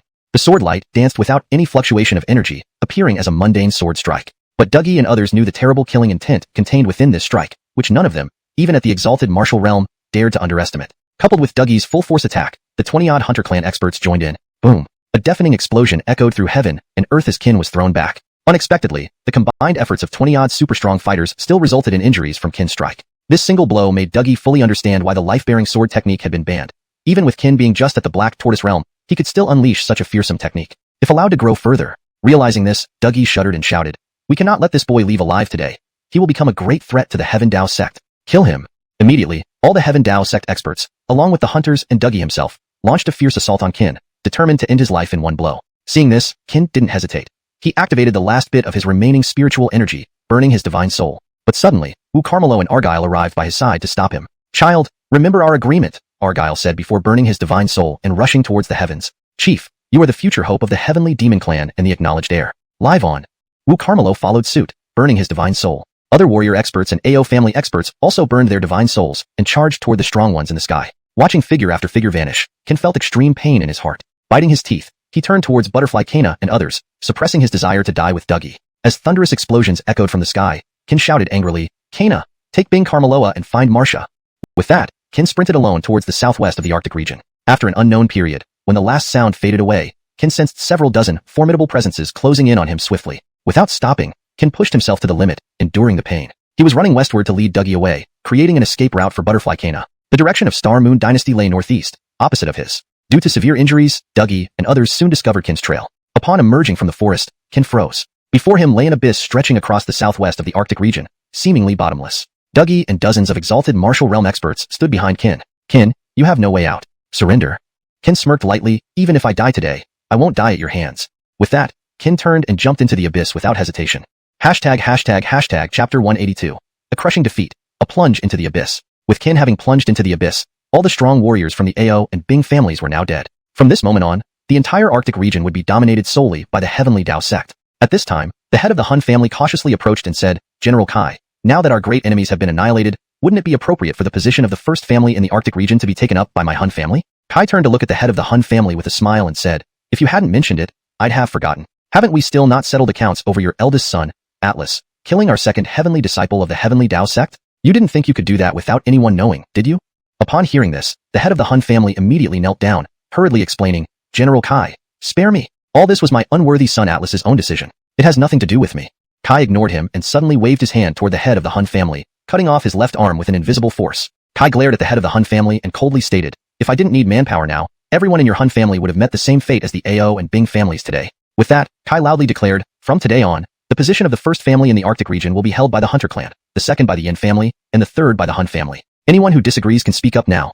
Otherwise, disperse immediately. Kai's icy gaze swept across everyone present, and under the terrifying pressure emanating from him, no one dared to argue. Since there are no objections, this matter is settled, Kai said. With that, he led the members of the Heavenly Dao sect and the Hunter clan away from the place.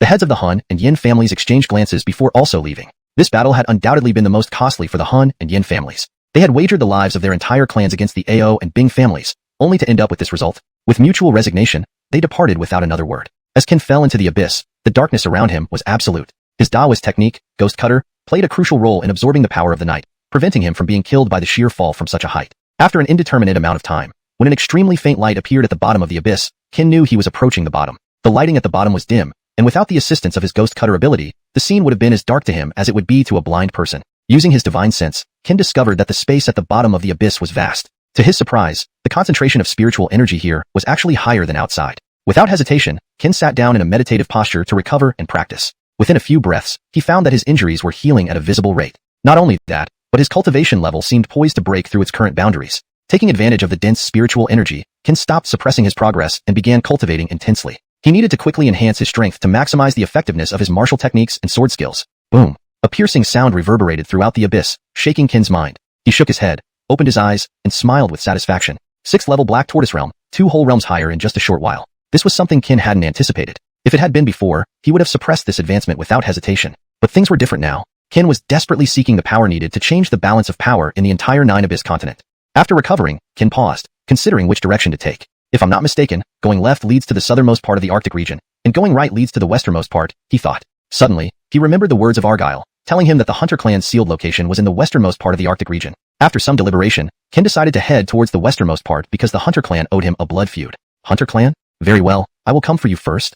With that, Qin swiftly propelled himself forward, disappearing into the distance towards the direction of the Hunter clan. In the westernmost part of the Arctic region, deep within an endless forest, hundreds of powerful figures gathered. They ranged from old to young, male to female, and they seemed to be discussing something of utmost importance. Ayani, the leader, spoke first. Everyone, this is a rare opportunity for the Hunter clan. If we submit to the Heavenly Dao sect, they will honor their promise and break the seal to release us. I know what you're thinking and what reservations you have, but have you considered how powerful our Hunter clan once was? Back then, we were not only the strongest force in the entire Arctic region, but also renowned throughout the Nine Abyss continent for hunting celestial demons. If not for the celestial demon progenitor sacrificing himself to seal us away for thousands of years, would our Hunter clan have fallen to this point? For more than 1,000 years, we've been trapped in this isolated dead stream forest. Hasn't this life become too unbearable? From hundreds of thousands, our numbers dwindled to fewer than 100. Have you not thirsted for vengeance for over 1,000 years of humiliation? The Yani's voice grew louder until he was shouting. As the new clan leader, he could not bear the humiliation that had lasted 1,000 years, harboring deep hatred for the celestial demon race. Everyone remained silent. Just as the Yani had said, the Hunter clan once prided itself on its power. Now, to gain freedom, they must bow to the Heavenly Dao sect, a situation that many found hard to accept. Seeing their hesitation, the Yani continued, let me tell you honestly. The Heavenly Dao sect has already shown their sincerity by taking 20 of our strongest warriors out of the seal 3 days ago. Everyone was stunned. Not because the 20 agreed to submit, but because the Heavenly Tao sect really managed to take them out. Hearing this news, the crowd hesitated. Chapter 183. Realm Master, Proud Family's Barrel. Really, did someone manage to get out? Everyone looked at the Yanni in front of them with disbelief. Facts need proof. Only what one sees with their own eyes can be trusted. Seemingly understanding everyone's thoughts, the Yanni smiled and said, after so long, hasn't everyone noticed that we are missing about 20 people? Only then did everyone suddenly realize that from their original hundreds, they now indeed numbered only 80 or 90 upon close count. At this moment, Blas stepped forward to ask, head of the clan, can we really trust these people from Heavenly Tao sect? It's not that we don't trust you, but we do not trust the Heavenly Tao sect. The Yanni replied, oh indeed, rest assured. While the people from Heavenly Tao sect wish for our Hunter clan to submit to them, why not take advantage of their desires to achieve our goals? Despite the fact that the Hunter clan's prosperity is merely a fraction of what it was thousands of years ago, each of us who survived is an exceptional talent among strong ones, a genius among geniuses. With our current strength, I guarantee that within 3 years, the name of the Hunter clan will resound throughout the entire North Pole region, and within 30 years, it will be known across the entire Nine Abyss continent. After his bold words, the others in the Hunter clan exchanged glances. The Blas who had spoken first stood up and said, if so, we'll do as the head of the clan instructs. As he mentioned earlier, we can pretend to agree to Heavenly Tao sect's demands and act submissive. Once we get out, we can betray them at an opportune time. Our priority now is to leave this cursed place, and we can discuss other matters once we're free. Perhaps because of his advanced age, the Blas held high esteem within the clan, and sometimes his words were more effective than those of the Yanni. Seeing the Blas's agreement, the others followed suit without objection. The Yanni observed all this carefully. Unknowing how long they had rushed on, a faint glimmer finally appeared in the distance. Ken took a deep breath and cautiously approached the distant light. It turned out to be a cave. The faint light inside came from a small crack on the ceiling. The cave wasn't large. One could see its end at a glance. Under the faint light, Ken dimly saw an unkempt Elwyn sitting cross-legged there, seemingly either alive or dead. Ken walked slowly towards the Elwyn, silently activating his martial techniques and sword art in preparation for any unexpected situation. As he neared, Ken realized with shock that the Elwyn was still alive. Before Ken could react, the Elwyn suddenly spoke. I never thought after all these years, I would actually see another living person. Then, the Elwyn slowly opened his eyes and looked at Ken. Boy, who are you? Why are you here in the dead spirit abyss? The Elwyn's piercing gaze exuded a chilling coldness. Just one look caused Ken to recoil in fear. Ken couldn't help but imagine how terrifying this senior must be, hidden at the bottom of this 1,000-foot-deep ravine. Though the Elwyn never released any spiritual energy fluctuations, Ken could judge by the aura around him that the Elwyn's cultivation was at least at the transformation realm level. Yes, you heard right. This person before him was undoubtedly a superpowerhouse at the transformation realm level. Ken bowed respectfully to the Elwyn and hurriedly answered, this lowly one is Ken from the Star Moon Dynasty. I ended up here because I was cornered by my enemies and had no choice but to jump down. Jump down? The Elwyn glanced at Ken and then slowly stood up. As a successor of the way of all beings, logically, your backing should be formidable. Why were you chased into risking everything to enter the Dead Spirit Abyss? So, this place is called the Dead Spirit Abyss. After mumbling to himself, Ken somewhat awkwardly said, to be honest, senior, I have no powerful backers. My obtaining the inheritance of the way of all beings was purely coincidental. No. The Elwyn interrupted Ken hastily. You think the way of all beings can be obtained just through coincidence? To put it bluntly, the way of all beings was meant for you. Think about it. How many years have passed since the way of all beings vanished? During that time, countless people far more talented and fortunate than you have lived. Yet, the inheritance of the way of all beings still fell into your hands. Who else could it be prepared for if not you? Moreover, I don't believe for a second that you have no backing. Judging from your appearance, you've used the life sword art more than once or twice, haven't you? Ken nodded in astonishment. The Elwyn continued, isn't that proof enough? The way of all beings was something explicitly forbidden by the Heavenly Tao. If it appears, it won't escape the Heavenly Tao's notice. And yet, not only were you not punished by the Heavenly Tao, but you can also use it freely. Do you really believe you have no background? Hearing the Elwyn's words, Ken was pensive. In his mind, apart from his master, only the Star Moon Dynasty and his mother whom he met briefly in the Seven Spirit Domain had such power. His mother, he wasn't sure how strong she was, but his intuition told him that her cultivation shouldn't be weak. Oh right senior, why are you here? Were you also chased by enemies and jumped down like me? Not wanting to reveal too much about his background, as many things were unclear even to him, Ken quickly shifted the topic. He hoped that once he reached the Heaven and Earth Academy, all questions would be resolved. Upon hearing this, the Elwyn smiled bitterly and said, that's correct. I'm here because I was being hunted down. But unlike you, I didn't jump down. I was forced down by their combined efforts. What? Forced down? Ken couldn't believe it. After all, the Elwyn was a genuine transformation realm powerhouse. To be defeated and thrown down required unimaginable strength. The more Ken thought about it, the more frightened and amazed he became. He asked, in my knowledge, only the Heavenly Tao sect in the entire North Pole region has such power. Could it be that, senior, you were pursued by the Heavenly Tao sect? The Elwyn laughed bitterly. It seems you know quite a bit, but you've only got half of it right. Half? Ken was puzzled. The Elwyn continued, because the other half comes from the Hunter clan, once renowned as the bane of the Sky Demon race. Hearing this, Ken was greatly shocked. He was familiar with this race. Noticing Ken's odd expression, the Elwyn asked again, so, you know the Hunter clan too? Not just know, I have an irreconcilable blood feud with them. Chapter 184. The Legendary North, the Pride Emperor's Tale. Really? Tell me more. I'm quite curious how you came to have such deep enmity with the Hunter clan. The boss was puzzled. Hadn't the Hunter clan been sealed in the Deadstream Forest? Even if those who had chased him claimed to be from the Hunter clan, he never fully believed them. And now this youth before him spoke of a feud with the Hunter clan, making it plausible that his pursuer truly was from the Hunter clan. Guillermo said angrily, not only the Hunter clan, but also the Celestial Dao sect are my enemies. They killed my godfather and wiped out the entire AO family. Furthermore, even Senior Irwin died protecting me. Boom. When the boss heard AO family, a terrifying killing intent suddenly erupted from him. AO family? You know the AO family? What relation is Xerxes to you? Guillermo answered solemnly, Xerxes is my godfather. Upon hearing this, the boss's heart quivered, then he asked again, if Xerxes is your godfather, then you mean to say Xerxes is dead and the AO family was destroyed by the Celestial Dao sect? Yes. Hearing Guillermo's response, the boss's eyes flared with greater killing intent. He clenched his teeth and shouted, what a fine Celestial Dao sect, what a fine Hunter clan. I will remember this debt. Guillermo didn't understand why the boss reacted so fiercely to news of Xerxes' death and the destruction of the AO family. Suddenly, the boss grabbed Guillermo's shoulders and anxiously asked, doesn't a single soul of the AO family survive? This sudden move threw Guillermo into panic. Hastily he replied, no, my godfather's daughter, my younger sister, Xio, Janine, is still alive. Hearing this, the boss breathed a long sigh of relief. Thank goodness, as long as Carmelo AO lives, our AO family still has hope. Huh? Your AO family? Guillermo asked in shock and curiosity. Could it be that Senior is also a member of the AO family? The boss smiled. I'm not just a member of the AO family. I am also Uncle Carmelo AO's guardian. My name is Brian. What? You're the Brian whom father mentioned, the most talented and powerful leader of the North Pole region back then, and also its youngest celestial demon chief? Guillermo looked at the boss disbelievingly, not expecting the very person who once led the AO family to become one of the 4 great clans to appear here. Also, this Brian had once been the youngest celestial demon chief in all of the Northern Territory, though now that title belonged to Guillermo. Guillermo greets uncle. As Guillermo prepared to pay respects, the boss hastily stopped him. Although we're uncle and nephew, we share the same identity as celestial demon chiefs. That makes us equals, so there's no need for formalities. Guillermo nodded, choking back tears. Forgive me, uncle. I failed to protect the AO family. Please punish me. Brian gently embraced Guillermo, consoling him. It's not your fault, child. You did well. All we can do now is strengthen ourselves and take revenge on the Celestial Dao sect when we get out. Guillermo nodded vigorously. All right. Uncle, since you haven't died, why didn't you leave here earlier? Or is it impossible to escape once inside? Brian waved a hand. It's not that I don't want to leave, but there's a seal set up by the primordial celestial demon ancestor within Dead Spirit Abyss. Truth be told, the Hunter clan is also sealed within the Dead Spirit Abyss, in an area called the Deadstream Forest. There are only 2 ways to leave this place. Which 2? Guillermo asked curiously. Brian continued, first, break through the seal using immense power. Clearly, with our current strength, this option isn't feasible. As for the second way, it's the Celestial Demon Chief mark. Only this mark allows free movement through the barrier. Though I am a Celestial Demon Chief, my mark shattered when I fell into the Dead Spirit Abyss. Luckily, you are the current Celestial Demon Chief with the mark intact, allowing us to escape.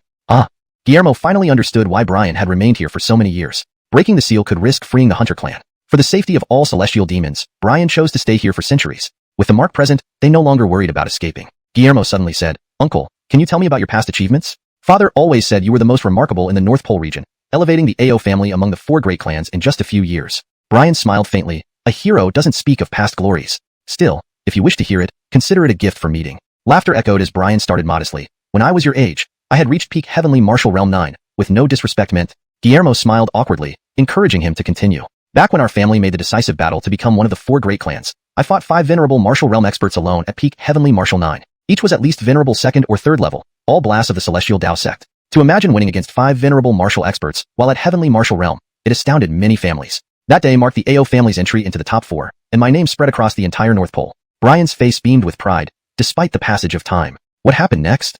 Guillermo prodded. Brian laughed. Next, I conquered the Celestial Demon Mountain, challenged the heirs of various clans, and somehow became the Celestial Demon Chief. Notes. Names like Xio, Janine used based on phonetic translation. Please check the original text for any intended character names. Hashtag Chapter 185. The Giant Skeleton, the first Celestial Demon Ancestor. Indeed, people often say never to chat with those so-called geniuses, or else you'll be driven mad by their words. Ken had never agreed with this statement before, but now he fully understood its true meaning. Ken glanced at Brian, thinking, you casually took over as the leader of the Celestial Demons. It feels like all my efforts, risking my life for this title, are nothing more than a footnote to you. Was everything I've done up until now in vain? The more he thought about it, the angrier he became. He quickly changed the subject and asked urgently, what happened after you became the leader of the Celestial Demons? When did you start being pursued, and when were you pushed into the abyss of the dead spirits? Facing Ken's series of questions, Brian did not show any displeasure. Instead, he invited Ken to sit on a large rock nearby. It was half a year after I became the leader of the Celestial Demons. That day, I was meditating in my cave as usual. After finishing, while returning home, I overheard Dougie discussing something with a mysterious man in a black robe. Though I didn't hear clearly, I distinctly caught the words Hunter Clan. Do you know what the Hunter clan means to us celestial demons? I intended to report this information to others, but unfortunately, they discovered me just as I was leaving. Once they found out that I knew about this, Dougie personally led 4 martial experts to exterminate me, including the man in the black robe. Even against 5 strong martial experts, including Dougie, I could only fight while retreating. Bear in mind, hundreds of years ago, I had already reached the 8th level of venerated martial realm, and back then, I was only 5 years older than you. Were you later cornered by them at the abyss of the dead spirits and thrown down into it? Brian nodded lightly, his face full of regret and unwillingness. If it weren't for my concern about implicating the AO family, I could have killed 3 of those 5 venerated martial experts, including Dougie, and severely wounded the other 2 in a desperate fight. Of course, that depends on whether I was willing to risk everything with them. Maybe because I considered too many things at the time, I lacked the resolve to go down with them. But unexpectedly, I broke through my limits within 20 short years and advanced to the peak of the 9th level of venerated martial realm. Perhaps even fate did not want me to die without value. After 50 years of relentless effort, I finally shattered the shackles and entered a whole new realm, the transformation realm. At that moment, the desire for revenge grew daily. Countless nights, I wished to break the seal and find Dougie to settle old scores. But I held back. As the saying goes, a small mistake can ruin great plans. If I couldn't break the seal, I would face a clan-wide pursuit from the hunters. My peace would forever be lost. I also thought that if I managed to break the seal, the hunter clan would re-emerge, and we wouldn't only face the heavenly Dao sect but also the hunters, who are known as our nemesis. Hearing this, Ken was shocked. Often, when making decisions, he would ignore potential dangers and complications, focusing only on immediate results. Indeed, hearing one person speak can save a decade of reading. At this moment, Ken understood. After deep reflection, Ken spoke slowly. What should we do next? Should we go out now or? As in Bloss Powerhouse, Brian naturally grasped Ken's intention. Not yet. It seems the Hunter clan is planning something significant. Their chief and someone else seem to have some sort of arrangement. If my guess is right, that person is likely Dougie. Their big move might be to escape from here. Escape? Isn't there a ceiling barrier here? How can they get out? Ken was puzzled. Brian smiled faintly. Don't forget, Dougie is a celestial general of the heavenly Dao sect. A seal that has existed for thousands of years is nothing much for them to break. Pausing for a moment, Brian looked at Ken with a smile. I have a plan. Want to hear it? Hearing this, Ken's eyes lit up, and he nodded repeatedly. Brian continued, there's still some time before they leave. I plan to use this time to significantly enhance your cultivation level. Presently, you're unparalleled among peers in terms of strength. Even among those at the Heaven Martial Mirror stage, few can match you. Now, what you lack most is time and cultivation level. Only by enhancing your cultivation will your strength become even greater. In half a month, I plan to raise your cultivation to at least the 9th level of Profound Martial Realm or even the Heaven Martial Mirror stage. Hiss. Half a month? Elevate through 4 or 5 minor realms. Uncle, are you kidding Ken? Brian smiled mischievously. Trust me, you'll see how it works out. With that, Brian led Ken away, heading towards a remote small cave. The cave entrance was tiny and well concealed. It was hard to find unless carefully searched for. Inside, the space expanded significantly. Soon, they stopped in front of an incredibly massive beast skeleton towering over Ken. This was a scene of unprecedented awe. The moment he saw the giant skeleton, Ken felt a profound unease. Looking into its massive eye sockets, an inexplicable sense of suffocation welled up inside him, and he instinctively stepped back. Ken was puzzled. He didn't understand why Brian brought him here. Uncle, what kind of creature is this huge skeleton? Why is it so massive? Moreover, why did I feel an inexplicable fear the moment I saw it? Brian smiled slightly. That you haven't burst apart in front of this huge skeleton shows it hasn't rejected you. Otherwise, you'd have been utterly destroyed upon entering. Hearing this, Ken felt both frightened and angry but was more curious. Why? Brian's playful expression turned serious. Because this massive skeleton is the remains of the first ancestor of the celestial demons. Ah. Chapter 186, Sacred Realm Secrets, Power of All Beings. Ken never expected such a massive demon beast skeleton to be the legendary Kai Yao Chu Zhu, who once shook the entire Jiyuan continent. Ken was puzzled. Didn't Kai Yao Chu Zhu die in that battle back then? Why would his bones suddenly appear here? Brian shook his head and said, I'm not entirely clear on the specifics, but as far as I know, that great battle seemed to have hidden circumstances. The true truth might only be known by those few who participated in that battle. Brian pointed towards Kai Yao Chu Zhu's direction. Upon closer inspection, Ken suddenly noticed an invisible formation beneath Kai Yao Chu Zhu. Surprised, Ken asked, what's this? Brian explained, this is an array, an ancient one that has existed for thousands of years. It was within this array that Kai Yao Chu Zhu achieved enlightenment and broke through to the Imperial Realm. In fact, it would be more accurate to call it a secret realm of the Sacred Realm level. Wait, a secret realm? Ken was stunned. He never imagined there would be a secret realm of the Sacred Realm level hidden under the Dead Spirit Abyss. If he were allowed to cultivate inside a secret realm of the Sacred Realm level, wouldn't his strength shoot up rapidly? Forget about the number of opportunities within the secret realm. Even the density of spiritual energy alone was astonishing. Under Brian's urging, Ken quickly entered the secret realm. Inside the secret realm, there was just one mountain peak reaching up into the sky, surrounded by nothing but white expanse. But much to Ken's relief, as he had suspected, the spiritual energy inside the secret realm was incredibly dense, many times more concentrated than outside. Although after entering the Seven Spirit world, Ken no longer relied on spirit power for cultivation, everything in the world eventually converged. Spiritual energy also belonged to the category of all living things. According to Tucker, the true method of cultivating the way of all beings was to absorb the minute amount of energy emitted by all living things. Only by doing so could Ken's cultivation receive significant enhancement. Relying solely on absorbing spiritual energy to cultivate was effective, but its effect was limited, and the speed of cultivation was particularly slow. Ken sat cross-legged atop the mountain peak and slowly closed his eyes. As he gradually immersed himself in meditative cultivation, the originally blank, white surroundings changed dramatically. The once blank whiteness around him suddenly transformed into a world with mountains, water, birds, beasts, children, and blossly people. When all these elements came together, they formed a complete world. All beings sometimes did not merely represent humans. The true essence of all beings included everything in the world. They could be people, mountains, rivers, birds, beasts, sunlight, breezes, or spiritual energy. An unknown amount of time passed, and now within this picturesque landscape, countless living things began releasing their energy. Starting as tiny particles, these energies gradually gathered around Ken, becoming larger until they formed an enormous river of energy surging endlessly toward Ken. At that moment, Ken felt an unprecedented sense of ease. This ease was not physical comfort, but rather the sudden release of long-suppressed emotions. As the continuous flow of the power of all beings entered his body, Ken absorbed it crazily without any restraint. At that moment, he felt as if countless shackles that had been locking him down were being released one by one, giving him a delightful and comforting sensation he had never experienced before. Boom! A burst of white light enveloped Ken. He could clearly feel that his cultivation had drastically improved. Now, he had reached the 6th layer of the Xuanwu realm.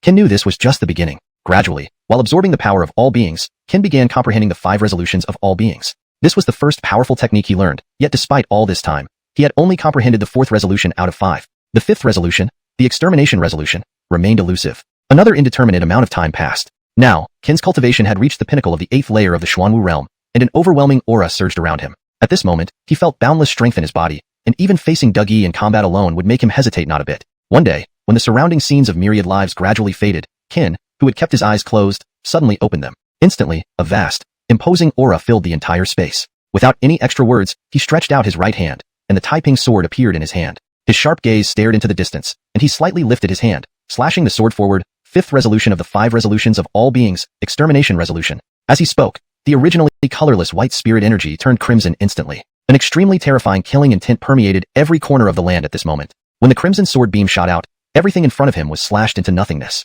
Even Ken couldn't help but draw a cold breath from the suffocating pressure. Now, Ken's cultivation had climbed to the 1st layer of the heavenly martial realm, and he had nearly fully grasped the 5th resolution, the extermination resolution, among the 5 resolutions of all beings. Not only that, his sword intent and physical strength had greatly improved. Despite only possessing cultivation at the 1st layer of the heavenly martial realm, Ken could rival cultivators at the 2nd or 3rd layers of the respectful martial realm without using the sword technique of all beings. Ken felt delighted. Uncle Ao indeed said it right. I never thought my cultivation would soar so rapidly to the heavenly martial realm level within such a short period. The power of all beings is truly remarkable. It seems the previous detours I took wasted too much time in cultivation. Now that I've found the right method, future cultivation will be twice the result with half the effort. Leaving the secret realm, Brian stood outside waiting for Ken. Seeing him come out, Brian nodded satisfactorily. Not bad, not bad. Better than expected. It seems the time has come for us to seek revenge on the Hunter clan. Ken nodded. Blood debts must be repaid in blood. The Hunter clan? Renowned as the nemesis of the Kaiyao clan? Today, I, Ken, will eradicate them from the Jiyuan continent. Hearing this, Brian smiled approvingly and proceeded with Ken towards the westernmost part of the Dead Spirit Abyss. At this moment, an unexpected visitor arrived at the Hunter clan. It was Dougie. People I, Dougie, have come this time not for anyone else, but to confirm everyone's intentions. 2 paths are before you. Either submit to the Heaven Dao sect, and I will help you leave this place, or refuse me and continue staying in the Dead Creek Forest. Dougie cast a cold glance over everyone present. His true intention in coming to the Dead Creek Forest was to exterminate the stubborn opposition to serve as a warning to others. However, his plans might be foiled this time. Chapter 187. Borrowing strength again. The sword for the world. In the darkness, Ken and Brian observed everything. I didn't expect Dougie to lose control so quickly, but he came at just the right time. Today, I'll settle things with him too, saving me the trouble of finding him later. Brian's voice abruptly interrupted everyone's thoughts as he descended from the sky with his hands clasped behind his back. Hearing this, Dougie squinted his eyes and looked up, recognizing a figure he almost forgot. His expression changed drastically upon seeing who had arrived. Transcendent Realm Expert. When everyone heard the words Transcendent Realm, they were all startled. They turned to see Brian looking down on them disdainfully. Dougie asked curiously, "Who are you? Why are you here?"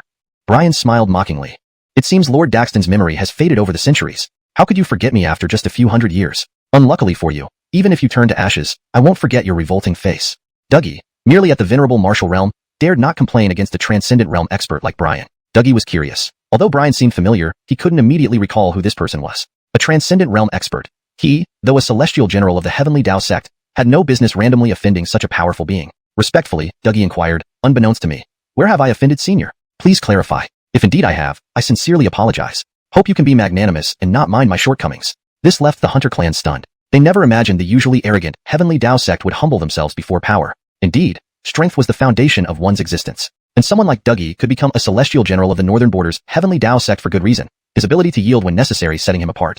Hearing Dougie's words, Brian laughed heartily from the sky. So, you also know fear, Dougie. Do you realize how pathetic you look now, like a trembling dog? People like you, who bully the weak and fear the strong, shouldn't exist in this world. Of course, you won't leave here alive. With that, Brian waved his hand, and as Ken appeared, Dougie froze. You? Weren't you dead? Why? Ken smiled.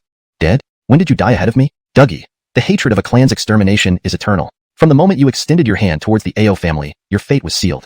For my adoptive father's death, Senior Irwin's revenge, and those from the Ao and Bing families killed by you, today, I, Ken, will personally take your life for them. And don't you remember who stands before you? The previous generation's demon chief. Hearing this, Dougie was taken aback, his gaze instantly turning fierce toward Brian. An ominous feeling washed over him. He stammered, "Why you are Brian?" Brian smirked from the sky. "Remember now? Dougie, next year today will mark your death anniversary. Are you ready to meet your end?" Just as Brian was about to strike, Ken stopped him. "Uncle, let me handle Dougie. You deal with the others." Upon hearing Ken's words, not only Brian but also the Hunter clan and Dougie were taken aback. First Heaven Martial Realm versus Ninth Peak Venerable Martial Realm? Is this guy out of his mind? Brian planned to refuse, but seeing Ken's serious expression, he reconsidered. "Are you sure? He is a near transcendent realm expert. Your strength has improved, but you're still 2 major stages behind him. Remember, it took more than mere sycophancy to make Dougie a celestial general." Ken nodded. "I understand, but avenging my father's death is personal. I must take his life myself, even if it costs mine." Seeing Ken's resolve, Brian added no more. "Leave the Hunter clan to me. Focus on Dougie." Brian's demeanor shifted, and a terrifying pressure instantly forced every Hunter clan expert to kneel, unable to rise. This is the pressure of a transcendent realm expert. It's terrifying. An unknown member of the Hunter clan muttered. The vast area now contained only Ken and Dougie, both locked in a deadly stare. Dougie spoke first. "Ken, I'm not sure where your confidence comes from, challenging a venerable martial realm expert at your level. Should I admire your bravery, or call you a foolish waste?" Ignoring Dougie's mockery, Ken knew action spoke louder than words.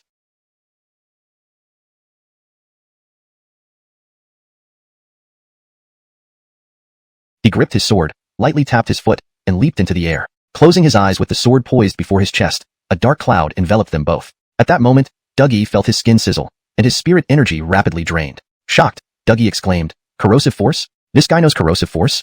Before he finished, Ken shouted, 5 decisions of mortal life. Activate all. 9 seals of demonic binding, 2 seals. Then, Ken's eyes snapped open. He gazed at the sky and shouted, "Senior Tamsin, please lend Ken your strength."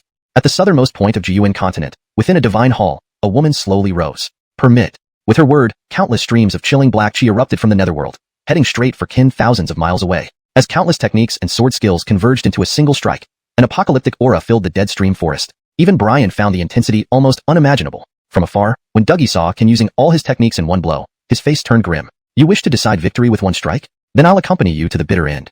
Heavenly Enlightenment, 9 Thunder Divine Decision. Chapter 188.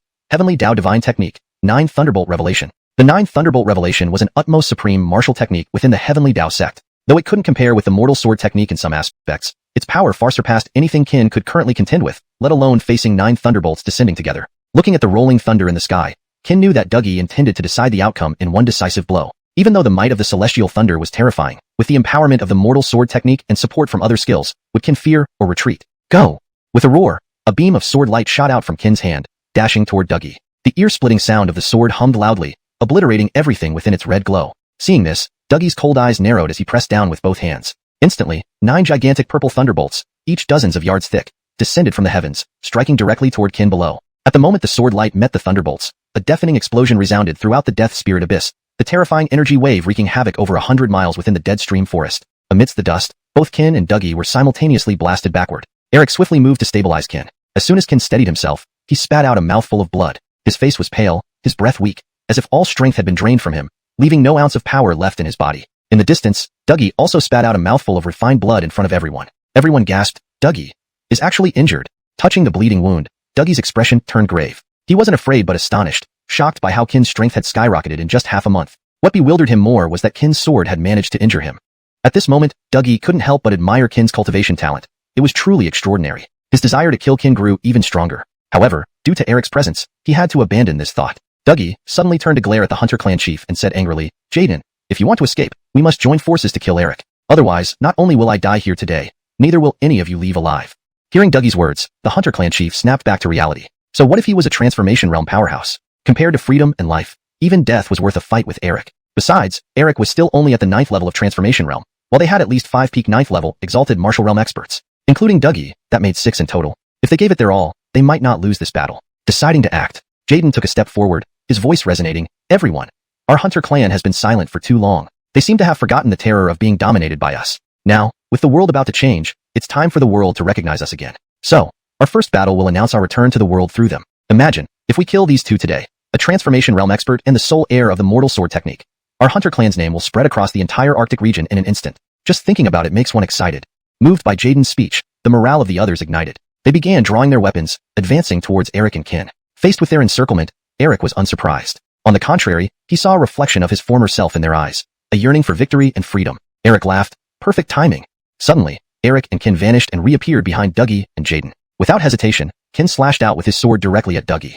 This sword strike was vastly different from the previous one. Despite being injured, Dougie easily parried Kin's sword and retaliated with a powerful punch. Seeing the fist approach, Kin tightened his grip on his sword and swung it up to meet the attack. Boom. Under this attack, Kin was sent flying hundreds of yards away. Once he regained his footing, he surged forward once more towards Dougie. Witnessing this, Dougie felt a shock. In less than a month, he can withstand so long against me? Previously, when Kin faced Dougie, just a slight effort from Dougie brought Kin to his limit. Who would have thought that in just half a month, Kin's strength had grown to the point where he could now handle Dougie with ease. Such heaven-defying talent couldn't help but alarm Dougie. But compared to Dougie, Jaden and his men were in dire straits. Eric alone could take on 5 peak 9th level, exalted martial realm experts from the Hunter clan, and worse, he was using only one hand. Everyone was alarmed. Is this the power of a transformation realm expert?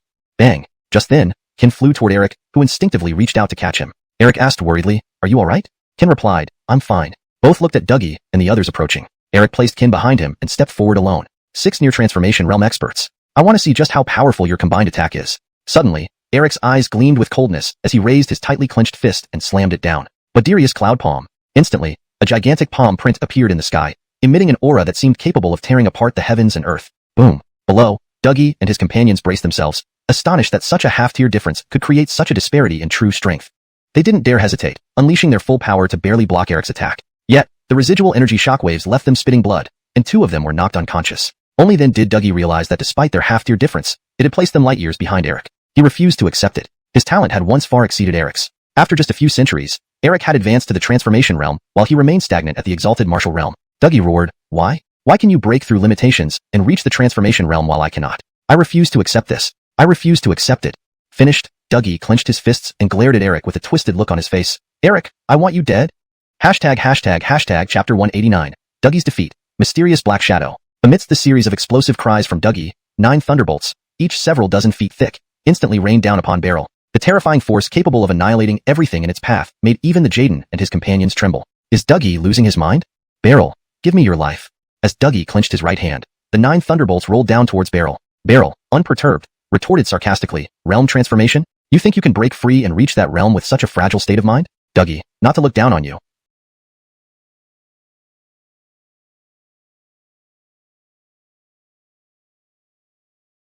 But with your current mental fortitude, even another 1,000 years won't get you there. Because, you simply don't deserve it." With these words, Beryl merely lifted his hand and waved at the rolling thunderbolts in the sky. In an instant, those terrifying thunderbolts shattered into pieces. At this moment, Dougie felt despair, not because he had lost to Beryl, but because of what Beryl had said to him. Standing between heaven and earth, Beryl looked down at everyone below with his hands behind his back. "Dougie, I told you, next year on this day will be your anniversary. Give me your life." Just as Beryl was about to deal the final blow to Dougie, a shadow emerged from the darkness far away, delivering a powerful strike that left Beryl gravely injured. In an instant, the figures of the hunters and Dougie vanished along with the shadow into the darkness. Startled, Kin heard the shadow's voice. "Kin, I didn't expect you to grow so quickly. It seems our plan must be advanced. By the way, your little girlfriend is facing a life and death crisis right now. And also, why don't you go back to the Star Moon Dynasty and see what's happening?" Ha ha ha. Hearing this, Kin's face turned pale. He hastily asked, "Who are you? What did you mean by those words?" A cold laugh echoed from the darkness. "What do you think it means? Go back and find out for yourself."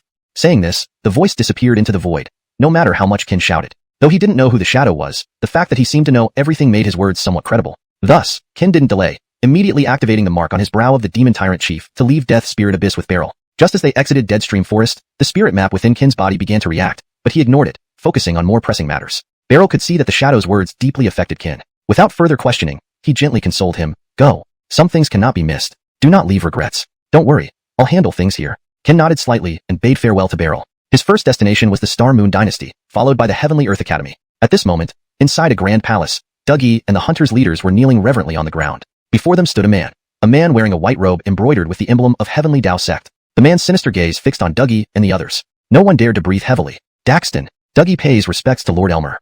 Elmer? Upon hearing this, the hunter leaders were all startled. They knew this person wasn't ordinary, given that someone who could command such respect from Dougie wouldn't be an easy person to ignore. But they never expected this seemingly young-looking Yanni to be the supreme ruler of the entire northern polar region, the Heavenly Tao. Hearing this, the hunters also joined Dougie in kneeling. Seeing this, Elmer smiled faintly and said, "Rise. There's no need for so many formalities here. We're all family now." Dougie was taken aback. "Lord Heavenly Tao, will you not punish us?" "Punish you? Why should I punish you? Not only will I not punish you, but I will reward you." "Reward me? Why?" This puzzled Dougie, as starting wars against other major families in the North Polar region was indeed ordered by Elmer. Although he had destroyed the Ao and Bing families, he couldn't handle the remnants like Qin. From a certain perspective, this mission was undoubtedly a failure. Hence, when Elmer mentioned rewards, Dougie was stunned. Elmer ignored Dougie's words and instead became somber. "Dougie, do you understand your sins? Dougie? Isn't he just contradicting himself? Didn't he just say he would reward me?" Daring not to argue, Dougie replied, "Dougie knows his sins." Elmer asked, "Oh, tell me, where do your sins lie?" Dougie answered, "Dougie's sin lies in failing to complete Lord Heavenly Tao's task perfectly, disappointing you." Elmer shook his head helplessly. "Is this what you call a sin?" Confused, Dougie stammered, "Could there be anything else?" Elmer smiled. "The sin I speak of isn't about failing my task. Shouldn't you have given yourself an account?" Dougie grew even more confused. "An account? Why do I need to give myself an account?" Elmer chuckled softly. "Do you know why your cultivation has stagnated at the peak of 9th level Venerable Warrior without breaking through?" Dougie suddenly understood. "So, this is what you meant by giving myself an account." Elmer continued, "You haven't progressed beyond the Venerable Warrior realm not because of poor talent, but because you've been too hard on yourself. Your pursuit of perfection in everything causes subtle changes in your mentality, which gradually magnify over time. After following me for so many years, I know you very well. Therefore, I said you needed to give yourself an account." Hearing this, Dougie thought for a moment and asked, "Lord, what do you mean?" "Let go of the past, forget the present. Life doesn't offer perfect moments except in cultivation. For other things, being close enough is fine. Don't be too hard on yourself." These words enlightened Dougie. It felt as if a new door to understanding had opened for him. He knelt down. "Thank you, Lord, for your guidance." Elmer waved his hand and laughed. "Go ahead. It's time you took that step." Meanwhile, as Qin returned to the Star Moon Dynasty, he received some bad news. Butterfly Kana had been captured by people from the Central Domain's 7th Heaven. Chapter 190. The arrival of demons in the Heavenly Earth Academy. This news was something Qin had not anticipated. In the meeting hall, Qin gathered everyone together. He did not expect that the people from the 7th Heaven would go so far as to dispatch a realm transformation expert just to lure him into rescuing Kiera. Currently, Giselle was in imminent danger, and Kiera's fate remained uncertain. All these issues suddenly piled onto Qin's shoulders, making him feel suffocated for a moment. At this critical juncture, even their strongest fighters, the Tower Masters, were injured by the 7th Heaven's realm transformation expert. It felt as if the Star Moon Dynasty, which was just starting to turn things around, had been thrown back to square one overnight. Qin sensed that there seemed to be an invisible giant hand manipulating everything in the universe. Whenever he managed to have a few days of peace, endless troubles would immediately follow. At this moment, the only place that could potentially provide answers was the Heavenly Earth Academy. On his high seat, Qin was lost in thought when a familiar voice suddenly came from outside the door. "Master, did you urgently call me back because there's another fight?" Upon seeing the arrival, everyone quickly stood up and paid their respects. "We greet Vice Master Gustavo." Gustavo waved his hand, indicating that there was no need for such formalities, then walked straight toward Qin. Once everyone was assembled, Qin shared his thoughts. "Ladies and gentlemen, I must admit that we just received news that Jalen has encountered an incident at the Heavenly Earth Academy. Coincidentally, Carmelo Ao has also been suddenly captured by the people from the 7th Heaven. To me, this is not mere coincidence, but seems like some mysterious force is pulling our strings. Although I don't know where this mysterious force originates, apart from the Heavenly Tao sect, I cannot think of any other force in the entire Nine Abyss continent with such immense power to command the 7th Heaven and involve the Heavenly Earth Academy." Upon hearing this, everyone's faces turned solemn. Dorothy, who had been silent, suddenly spoke up. "If what you say is true, then the Heavenly Tao sect is truly terrifying." At this moment, Gustavo, who was sitting beside Qin, added, "The Heavenly Tao sect is indeed very mysterious. Even our divine race dare not confront them head-on." Hearing this, Qin frowned. He knew that with their current strength, confronting the Heavenly Tao sect was akin to hitting a rock with an egg. Their sole priority now was to enhance their own strength and fortify the Star Moon Dynasty and his martial hall. Only then could they hope to stand against the Heavenly Tao sect. However, there was an immediate problem, the possibility of the Heavenly Tao sect sabotaging them from the shadows. Qin struggled to imagine any force on the current Nine Abyss continent that could rival the Heavenly Tao sect. Suddenly, a bold idea flashed through his mind, but he quickly dismissed it as impractical. Their urgent task was to rescue Giselle and Kiera first. Qin suddenly stood up, and the others followed suit. "Ladies and gentlemen, given the urgency, I will not waste time with unnecessary words. Let's divide the tasks. Gustavo, you will take Senior Sister Lu and all the Tower Masters to the 7th Heaven in the Central Region to save Carmelo Ao. Main, you will stay here with Bowen Kaming to guard our base and prevent them from attacking us while we're away. Remember, your safety is paramount. If you are outmatched, ensure Carmelo Ao is safe before retreating. We can reassess once I return." "Do you plan to go to the Heavenly Earth Academy alone?" Gustavo exclaimed in surprise. "Yes," Qin nodded slightly. "No, I absolutely cannot let you go alone," Gustavo interrupted hastily. Confused, everyone looked at Gustavo. Ken asked curiously, why? Gustavo looked solemnly at everyone. You may not know this, but the Heavenly Earth Academy is the intersection point between humanity and the Demon Clan. Moreover, it's the only place on the Nine Abyss continent, not suppressed by the Heavenly Tao rules. It's perilous. In every individual there is a top-tier expert. Without formidable strength, you wouldn't survive even a day. Gustavo's words stunned everyone, including Ken. He had often heard about the Heavenly Earth Academy from Mac, but he didn't realize how dangerous it was. Despite their attempts to persuade Ken otherwise, his determination remained unshaken. There were reasons he had to go.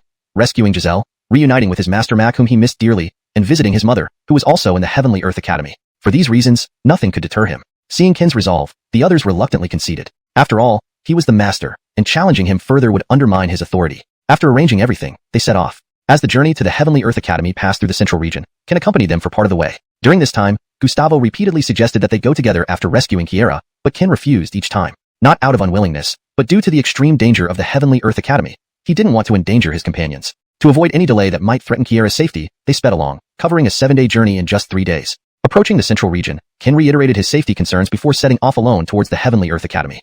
At the end of the Heavenly Earth Academy's city wall, thousands of demons, exuding terrifying aura, stood proudly in the sky. Above the city wall, hundreds of swordsmen gathered, facing the demon experts with eyes filled with intense, killing intent. They vowed to eliminate any demon they encountered. At the horizon, a Yanni with a beard suddenly stepped forward, glaring at the Heavenly Earth Academy's experts. 10 sword seats, do not blame me for not warning you. Give me a satisfactory explanation within 3 days, or I will lead the demon army to flatten your Heavenly Earth Academy. I mean it.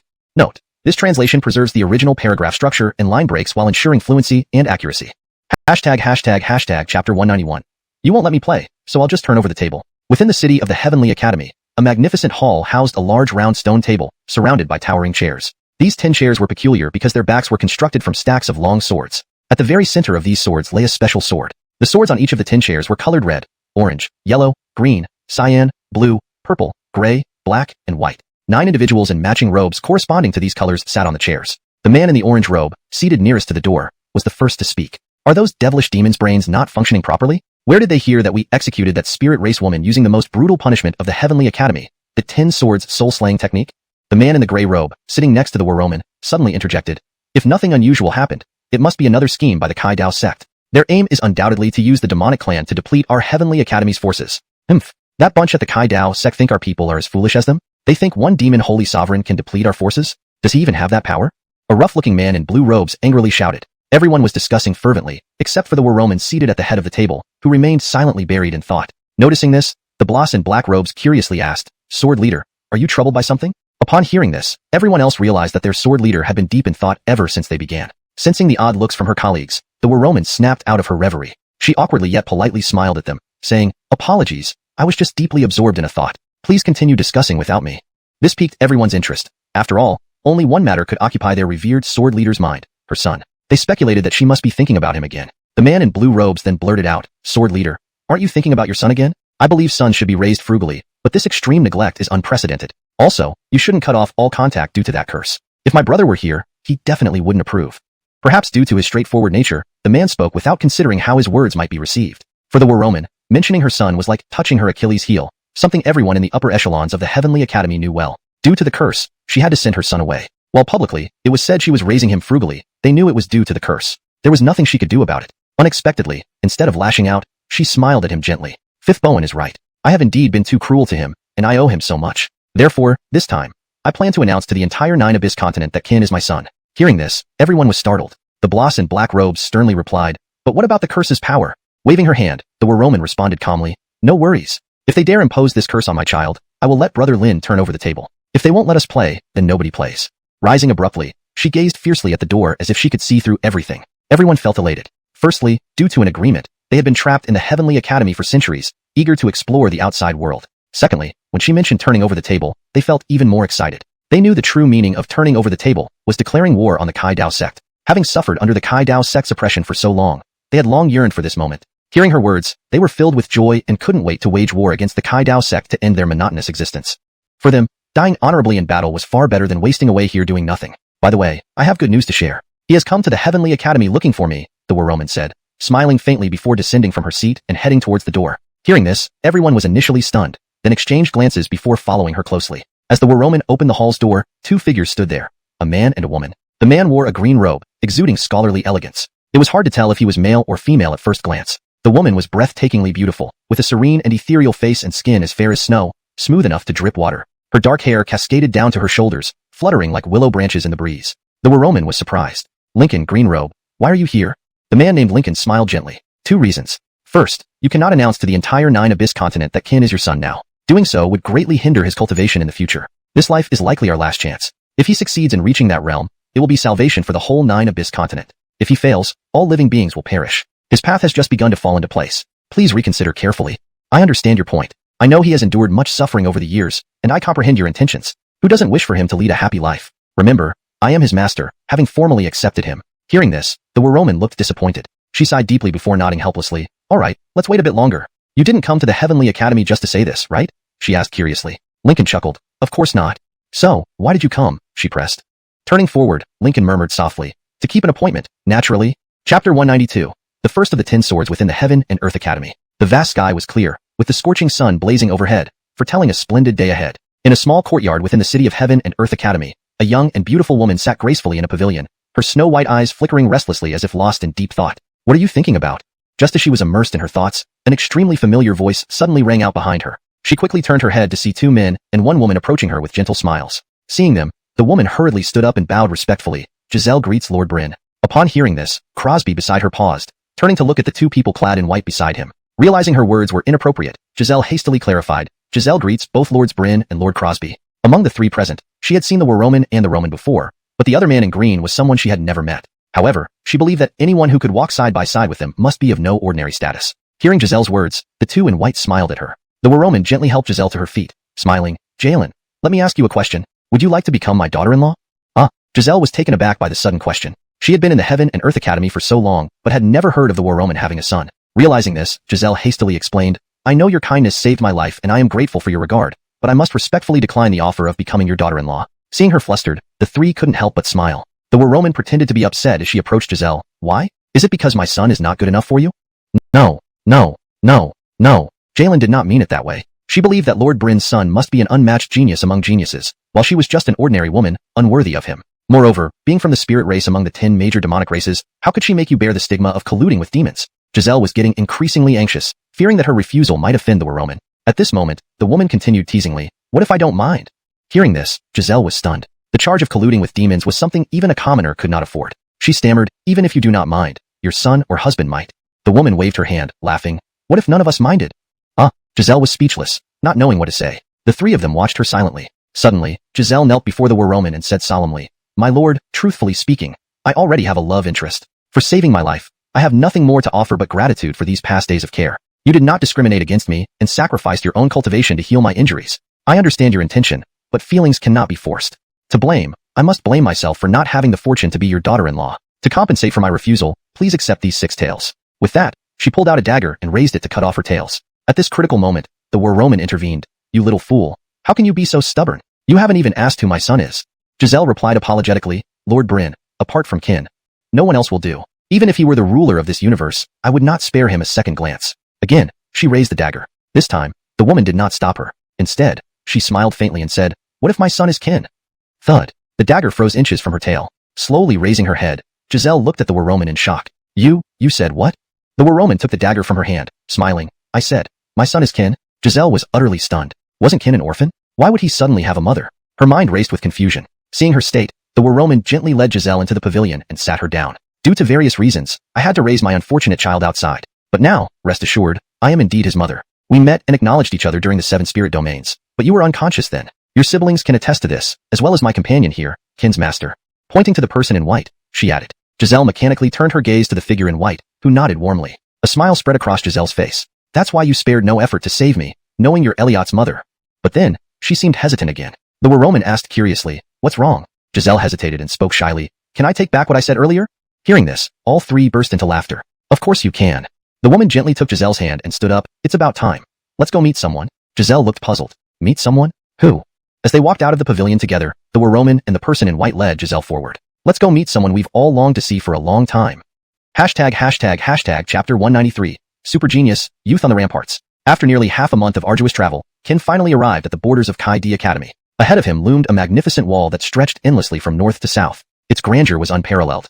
One could say that it was almost impossible to find anything comparable in the world. Overwhelmed by awe, Kin took a deep breath and stepped heavily towards the city gate of Kaidi Academy. As he approached the tower, a Bergen holding a long sword halted him. Who are you? State your name.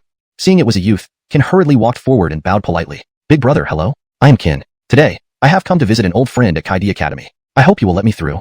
An old friend? Does Kaidi Academy even have someone who knows you? Yes. Kin nodded lightly in response. The youth seemed intrigued by Kin's words and asked curiously, can you tell me the name of this old friend? Maybe I know her too. Thinking it reasonable, Kin was about to mention the name of the Waroman but suddenly paused, as he realized he hadn't asked her name. This was awkward. After some thought, Kin continued, she is my master. She wears a long white robe and is very beautiful. Master, white robe and female? Hearing these three descriptors, the youth could only think of one person, Destiny, the chief among the 10 great swordsmen of Kaidi Academy. However, as far as he knew, people inside Kaidi Academy were not allowed to leave freely due to certain agreements. Destiny, being the top among the 10 great swordsmen, certainly could not do so either. Therefore, the youth guessed Kin was lying. He chuckled, young man, your story doesn't hold up well. If you said she was your mother, it might have been more believable. Did you know that in the entire Kaidi Academy, only one person can wear a white robe, and that's our Destiny, the chief swordsman? Mother?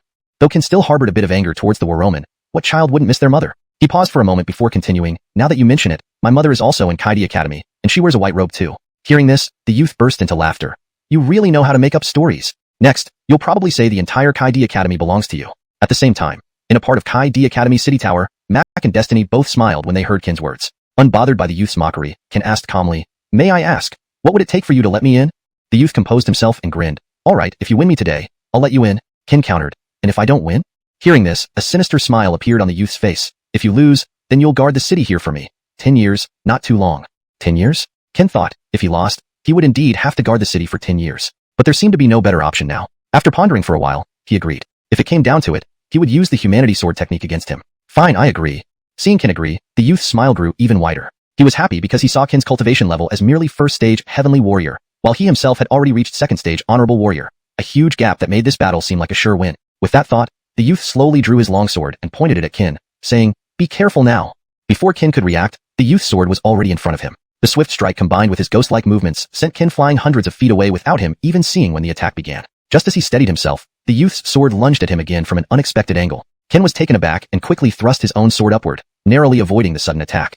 The clash of swords emitted piercing sounds, and both retreated amidst the aftershocks. From a distance, the youth stared in shock at Kin. He hadn't expected a mere first stage heavenly warrior to match his skills as a second stage honorable warrior. Moreover, he sensed Kin hadn't revealed his full strength yet. On the other side, after stabilizing himself, Kin noticed his right hand was trembling, and the base of his thumb was throbbing painfully. He marveled. Just as Ricky had said, everyone in Kaidi Academy was indeed at the peak of their craft. Initially skeptical, he now believed it wholeheartedly, especially since he couldn't defeat even a gate guard. The youth hovered in the air, looking down at Kin with a smile. You're called Kin, right? I must admit, you're quite strong, unusually so. Even in Kaidi Academy, you'd be considered a middle to upper class genius. However, I have a nickname, Genius Killer. Hundreds of geniuses have fallen to me, so consider yourself unlucky today. From now on, I won't hold back, be prepared.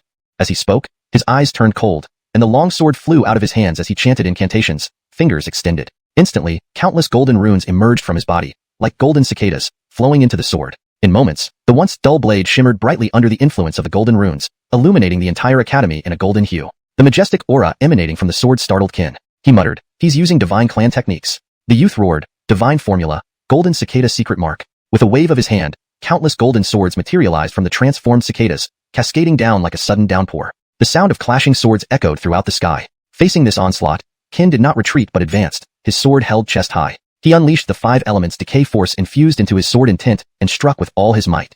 Upon impact, the earth shook. Amidst the thick dust, 2 figures descended slowly. Then, 3 figures darted out simultaneously, 2 in white, 1 in green.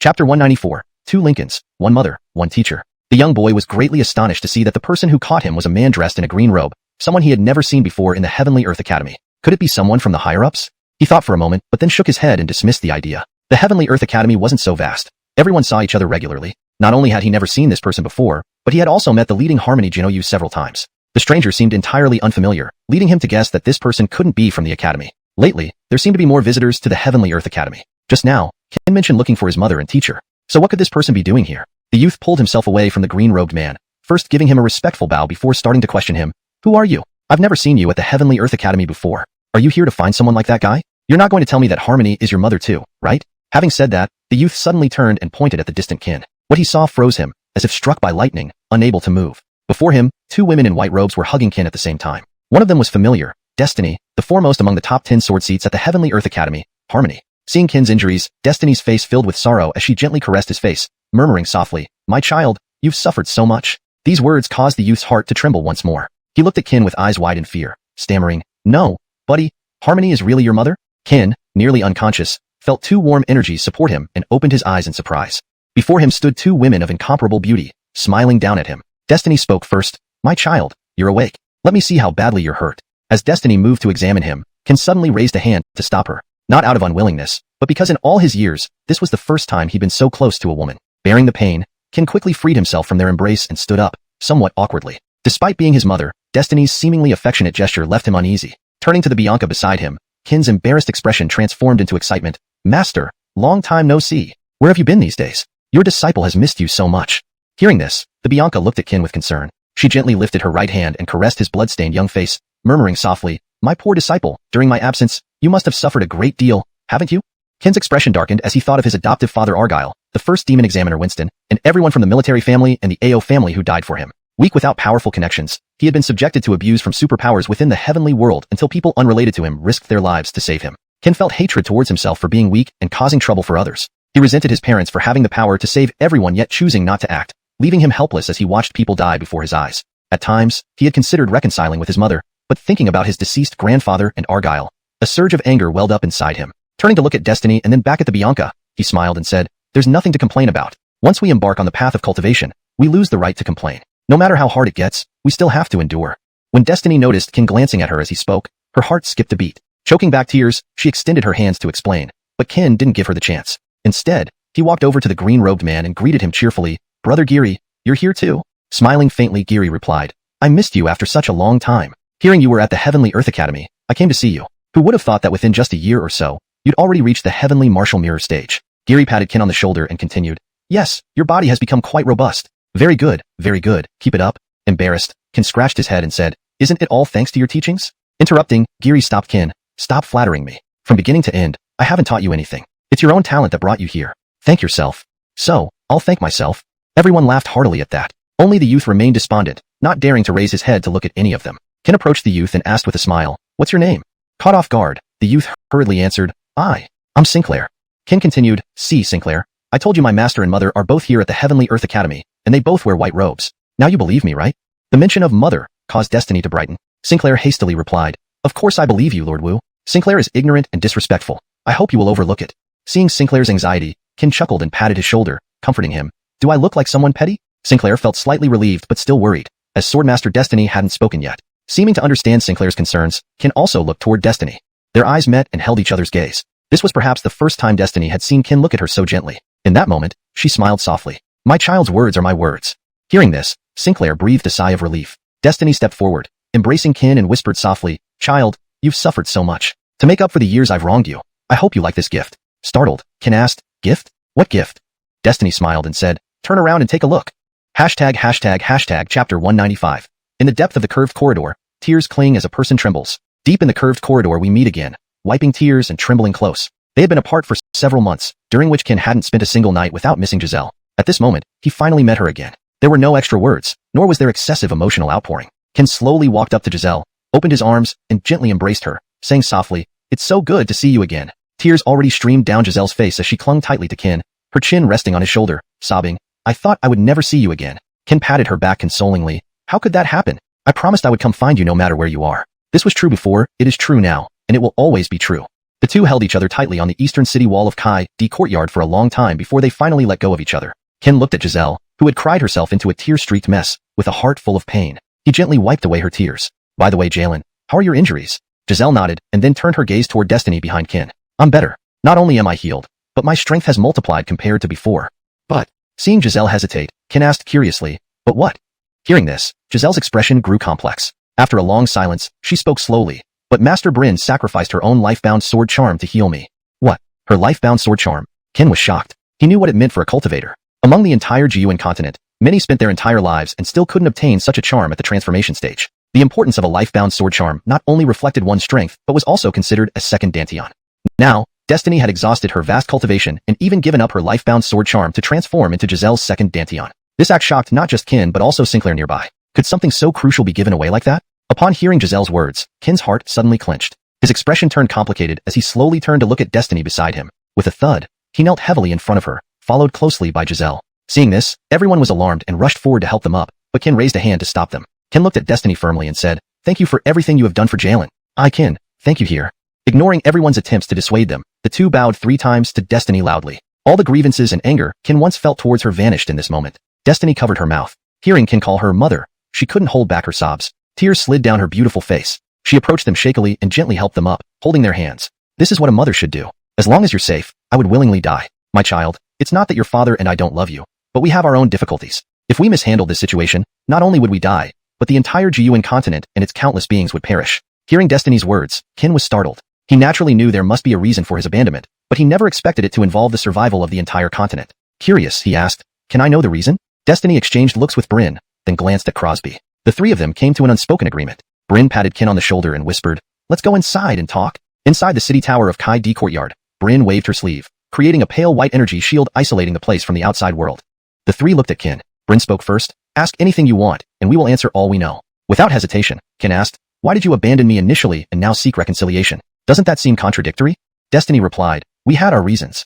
Ken smiled bitterly. "I'm very curious to hear what kind of reasons could make someone of your stature abandon their own child for over a decade, leaving him to fend for himself." Destiny explained, "Because of a curse, one that could endanger the entire Yuan continent and its billions of lives." Ken glanced at Destiny, gesturing for her to continue. Destiny sighed deeply and continued, "At this point, there are things you need to know. Otherwise, they will become a mental burden hindering your future cultivation. Today, I will tell you everything." Destiny waved her hand for everyone to sit down and continued explaining to Ken. All this began 6,000 years ago, with that great battle. 6,000 years ago, the Yuan continent was peaceful, with myriad races thriving and martial cultivation flourishing. Among them, the human race, heavenly demon race, and divine race were the most prominent. Under the collective efforts of these 3 races, the martial civilization of Yuan reached an unprecedented peak. Back then, the highest realm on the entire continent was the Saint Realm. It wouldn't be an exaggeration to say Saint Realm experts were as common as cattle. However, good times didn't last. When one reaches a pinnacle, they often desire more. They wanted to explore or create a realm beyond the Saint Realm, the current Imperial Realm. One of the most representative figures was your master, Bryn. Hearing this, Ken and Giselle were both stunned. "My master?" All 4 looked at Bryn, who smiled awkwardly. "I wasn't alone in this venture. That woman and Cangsheng also participated." Ken was shocked. He never imagined that the legendary Imperial Realm was created by his master and others. How extraordinary must one be to achieve this? Suddenly, it dawned on Ken, and he exclaimed in surprise, "So, does that mean, Master, you are an Imperial Realm expert?" #####Chapter 196. Once the 3 greatest, at the peak of martial Dao. The Imperial Realm, a legendary realm. Previously, Ken always thought his master was weak, assuming her realm could only be around the profound tortoise level. Gradually, he realized he had greatly underestimated her strength. For a long time, he believed his master's cultivation was only at the peak of the venerated martial realm, possibly just at the transformation stage. Thus, every time he encountered a transformation stage expert, he dared not ask for her help, fearing she might lose and get implicated. Now, when Ken learned that his master's true cultivation was at the highest realm in this world, and that she was also one of the founders of this supreme realm, he was completely stunned. Everything seemed like a dream. Destiny saw Ken's shocked expression and consoled him. "You don't need to be shocked. This is just one of many glorious achievements of your master." Hearing this, Ken widened his eyes and exclaimed again, "More?" Destiny smiled and said, "Besides establishing a new realm, there are 2 more things I believe will shock you even more. As mentioned earlier, your master was one of the 3 who established the new realm. The other 2 were both influential figures. One is G. Brady. I don't have much information on him, but his self-created sword skill of mortal life is an unparalleled sword technique that commands respect. When the demonic race invaded the 9 Abyss continent, he single-handedly saved millions of lives on the continent. He can be considered both the benefactor and a taboo of the entire 9 Abyss continent because his sword skill of mortal life is based on collective power, becoming stronger with more people involved, without any limit. This is why, after the great battle ended, Heavenly Dao and the billions of inhabitants of the 9 Abyss continent regarded the sword skill of mortal life as a forbidden technique. What about the other one? You mentioned 3 people. Who was the third? Ken suddenly interrupted Destiny anxiously. For Ken's sudden interruption, which was impolite, Destiny did not feel offended. Instead, she felt somewhat guilty. She smiled gently at Ken and said, "Don't rush, listen carefully as I explain slowly." She then turned her gaze to Bryn and continued, "I think it's better if you tell the story since you were personally involved." Bryn thought for a moment and agreed. After all, Destiny didn't know much about what happened back then. Most of it came from Bryn's account. Bryn said, "Do you remember what I told you before? Have you ever wondered why those 3 strongest individuals from the human, celestial demon, and divine races suddenly started killing each other? Did you consider why they only awakened G. Brady at the last moment instead of all 3 of us? And don't you want to know where your biological father went?" Ken was taken aback. Indeed, when Bryn initially told him the story, he noticed some inconsistencies, but due to certain events, he had forgotten all about it. However, there was one thing he never thought of, the identity and whereabouts of his biological father. Ken looked at Bryn, bowed deeply, and said, "Please, Master, enlighten me." Bryn smiled and began, "Let's start with the first issue. According to my investigation, there were two reasons why those three greatest powers fought each other. First, their minds were controlled by the heavenly Tao, leading them to turn against each other. Second, they had reached a bottleneck in their cultivation and wanted to break through to the Imperial realm. Apart from G. Brady, myself, and that woman, no one else in the entire Nine Abyss continent knew how to transcend the Sage realm and reach the Imperial realm. So, I suspect they fought because that woman made promises to them. Fortunately, at the last moment, they came to their senses and saved humanity from despair. Now, for the second question. Why did the three greatest powers awaken G. Brady rather than the three of us? At that time, I was fighting with that woman in heaven beyond heaven. That fight secured nearly 10,000 years of peace for the Nine Abyss continent. Although G. Brady used his sword skill of mortal life to reseal the first demon lord of the demonic race, later investigations revealed that the ultimate instigator behind that great battle was the heavenly Tao. While I defeated and sealed her, she simultaneously placed a curse named Zhu Yin on all the geniuses of that era. Anyone cursed by Zhu Yin would forever be unable to break through to the Imperial realm. Furthermore, every decade, apart from them, even their descendants would face the punishment of 9 thunderbolts known as heavenly retribution. Thus, countless geniuses of that generation, despite full protection from their dynasties, sects, and families, could not withstand the 9 celestial thunders. The power of these thunders increased exponentially with age, making even powerful dynasties, sects, and families helpless against the terrifying Zhu Yin curse-induced thunders. This is one reason why over time, once glorious dynasties, sects, and superfamilies gradually disappeared from public view. Unfortunately, your father and mother were the only 2 survivors among the geniuses of that generation, and your father was the only one to reach the Imperial realm under the pressure of the cursed power. However, the most important thing is that when you were born, your parents transferred the Zhu Yin curse from within you to themselves and entrusted me to conceal your heavenly secrets using my sword talisman. This is why they abandoned you when you were very young. Chapter 197. Past Events, The Paramount of 10,000 Paths. After hearing Brin's words, Ken was left speechless with shock. He stood there dumbfounded, staring at Destiny as tears welled up in her eyes. It turned out that for all these years he had completely misunderstood his father and mother, never realizing just how much they had silently sacrificed for him. At this moment, Ken wished he could curse himself to death. Only now did he fully comprehend how foolish he had been back then. Ken slowly rose to his feet, ready to kneel before Destiny, but she raised a hand to stop him. She walked up to him gently, embraced him, and said softly, "My child, you don't need to say anything right now. These are things your father and I should do. As long as you're safe and sound, we are content. However, with your current status, living peacefully might be an unattainable luxury. Mother can only do so much for you. Don't blame me." Destiny's voice became choked with emotion. At this moment, she wished more than anything that they were just a normal family living a simple life, free from worries. But alas, life didn't go as wished, and some responsibilities must be faced. At this point, Ken, still sobbing, looked up at Destiny and asked through his tears, "Mother, where's father? Why isn't he at Kaidi Academy?"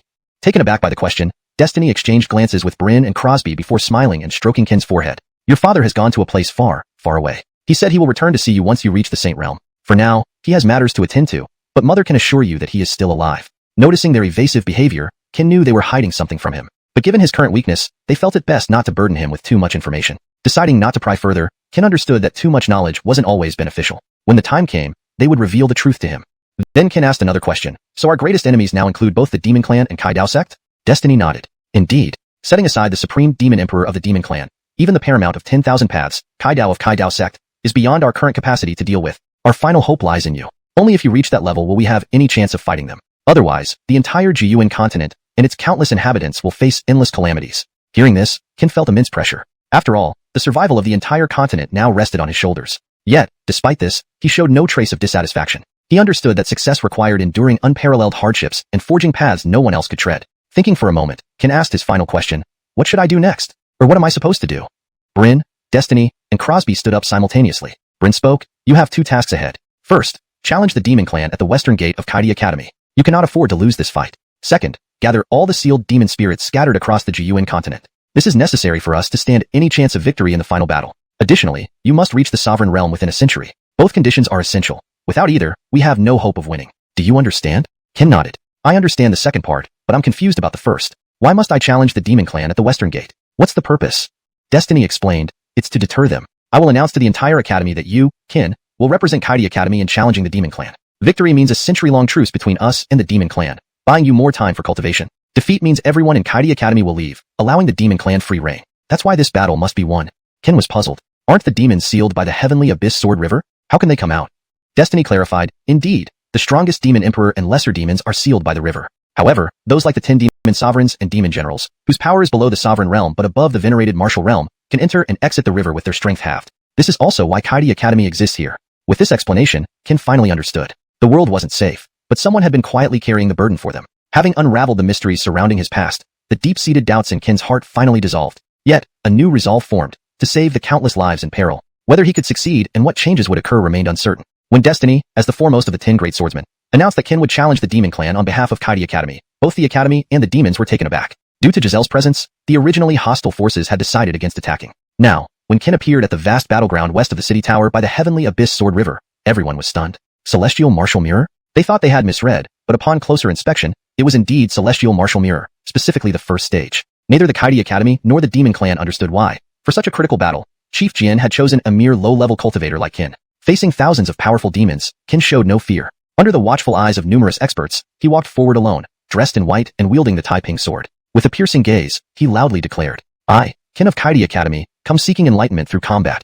Chapter 198. The Sky Abyss Battle, Qin's Challenge. As these words rang out, the world fell silent. Not because the Demon Clan was afraid, but because Qin's cultivation level was so low that they were momentarily unsure of who should go to face him. In this moment of hesitation, a gray-robed youth holding an ancient book emerged from the 10,000-foot-long Sky Abyss Sword River. The youth exuded an ancient scholarly charm, every movement graceful and refined. The ancient book in his hand emitted a continuous aura of antiquity surrounding him.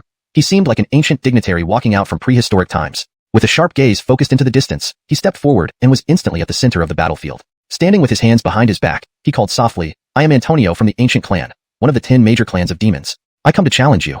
These words shook all present. The Ancient Clan ranked second among the 10 major demon clans, and Antonio was the most promising candidate to reach the Emperor realm within a millennium in his clan. It was said that when he was only at the 3rd level of Heavenly Warrior, he defeated a nearly transcendent Bowen of the Ancient Clan. Clearly, his talent and power made him unparalleled in his realm. Seeing it was Antonio, none of the powerful figures or young talents in the Sky Earth Academy held much hope for Qin. In terms of cultivation, Qin was merely at the 1st level of Heavenly Warrior, while Antonio was a genuine 9th level respected warrior, and he had even glimpsed the threshold of the Transcendent Realm. Given such a huge gap in realms, it seemed the outcome was already clear to everyone in the Sky Earth Academy. This battle, the Sky Earth Academy would undoubtedly lose. Even someone as outstanding as Antonio was only ranked in the top 5 of all the demon clans. There were still 4 geniuses before him, who were even more formidable. People were puzzled. The Sky Earth Academy did have geniuses capable of matching them, and the top 3 on the Heaven Earth list were no less talented than the demon clans. Yet, despite the safety of billions on the 9 Abyss continent being at stake, Django, the chief swordsman, sent a mere Heavenly Warrior youth to challenge them. The people of the Sky Earth Academy didn't understand, nor did the demon clans. Among the hundreds of experts above the city wall of the Sky Earth Academy, only 4 had confidence in Qin. For them, this battle wasn't just about the safety of the 9 Abyss continent, but also about establishing Qin's prestige within the Sky Earth Academy and the demon clans. Thus, this battle, Qin could not afford to lose. From afar, Antonio looked at Qin with a mocking smile and said, "So, does the Sky Earth Academy have no one left? Sending a Heavenly Warrior sword cultivator to fight me is insulting my demon clan, isn't it?" Hearing this, Qin smiled and replied, "Of course, we have no intention of insulting you. We simply believe one person is enough to handle you. As for the other geniuses in the Sky Earth Academy, why use a butcher's knife to kill a chicken? Let's see if you can defeat me first." Qin's words were arrogant and highly insulting. He offended all the younger geniuses of the demon clans with one sentence and showed contempt for the entire demon clan in another way. When everyone thought Antonio would be furious, he merely smiled calmly, showing no ripples on his face. Antonio said, "Let's hope your strength lives up to your words." As he spoke, he gently waved his right hand, and countless glittering golden characters slowly flew out from the ancient book in his hand. Suddenly, Antonio clenched his right hand, and the countless golden characters, as if responding to a summons, rapidly converged toward him. As the characters swirled, a destructive force that could annihilate this world burst forth from him. Within moments, this terrifying energy filled every corner of the sky. Burial of the ancient gods, 10,000 dispersals. As he spoke, Antonio raised his hand slightly, and the countless golden characters descended like raindrops, each carrying apocalyptic power, hurtling towards Qin. The moment Antonio's devastating attack landed, Qin felt an unprecedented pressure. Yet, he did not retreat a single step. Facing the oncoming assault, Qin advanced, and a terrifying aura instantly emanated from him. Furthermore, Qin activated all 5 seals simultaneously, focusing the corruptive power entirely on the Taiping sword. Qin murmured, "Playing with words? Then let's play a little today."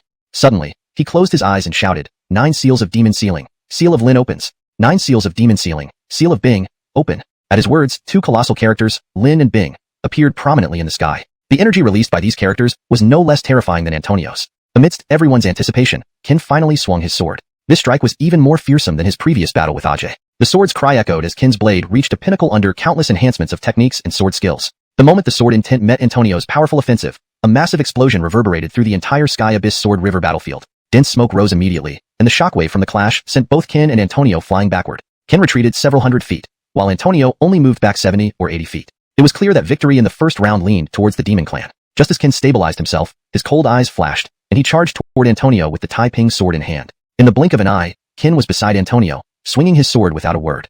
Though this strike wasn't as powerful as the last one, its force was still formidable. Faced with Qin's sudden attack, Antonio's expression didn't change. As the long sword approached, Antonio suddenly spoke. "Suppress."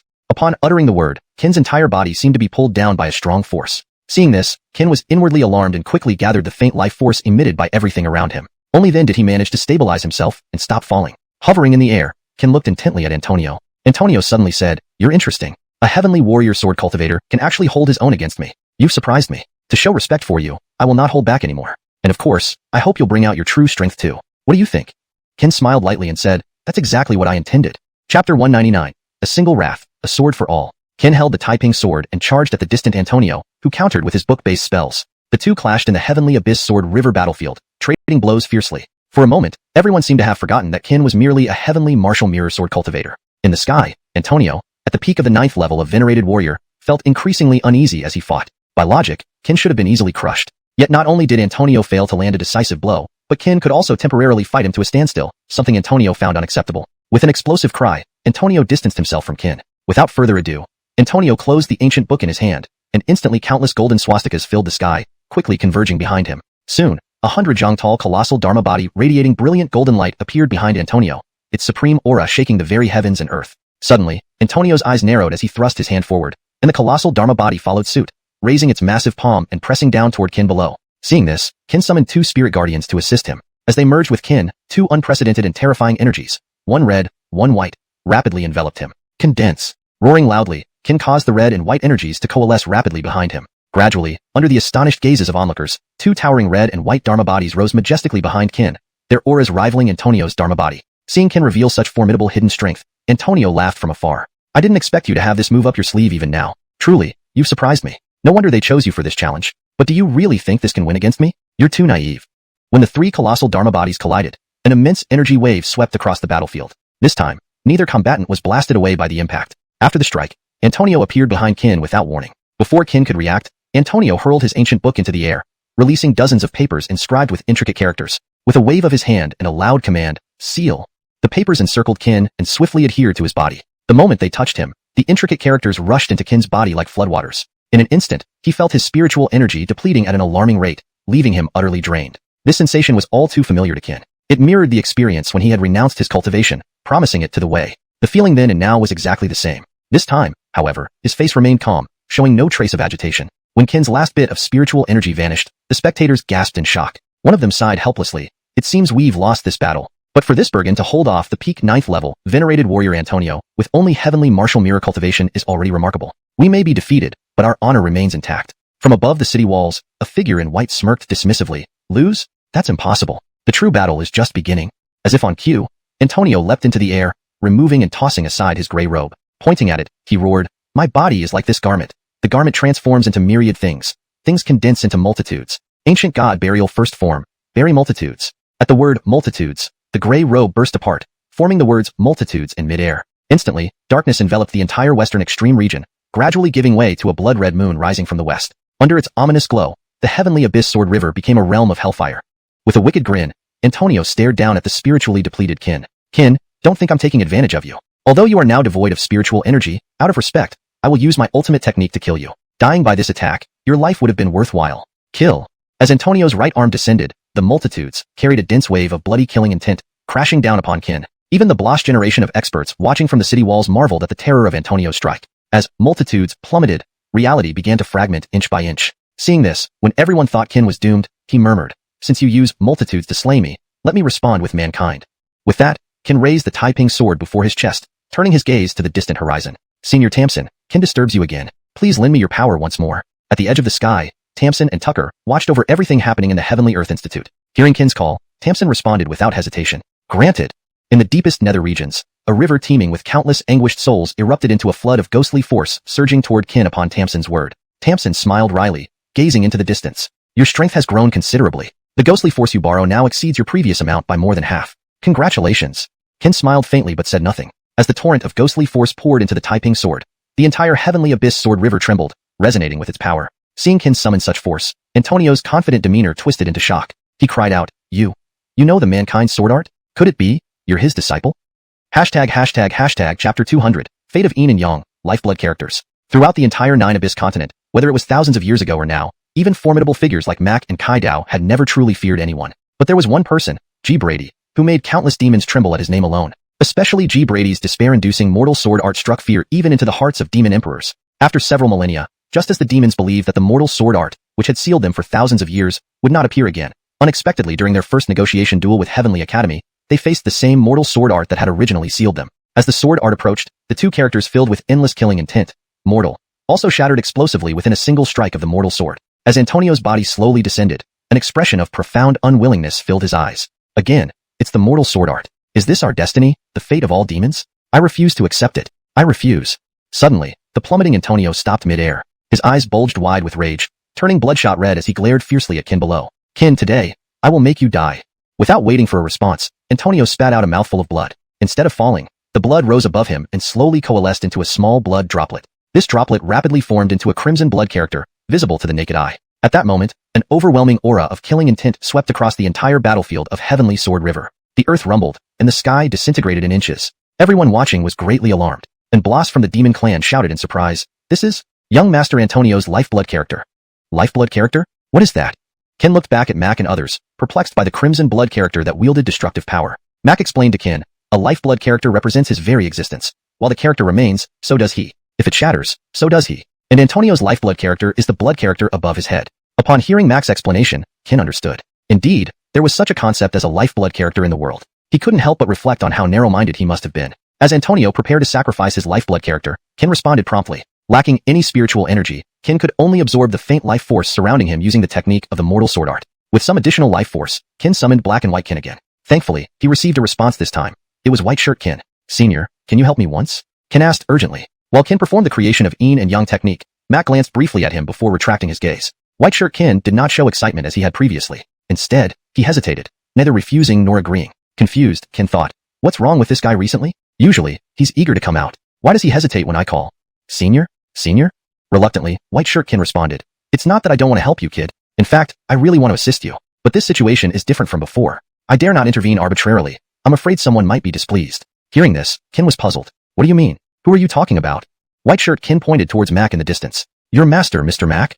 Kin suddenly realized why he was hesitant. Smiling, he reassured White Shirt Kin, don't worry. With me here, my master won't blame you. Besides, all my spiritual energy has been sealed by Antonio. He's even willing to sacrifice himself and invoke his lifeblood character. You can't just watch me die.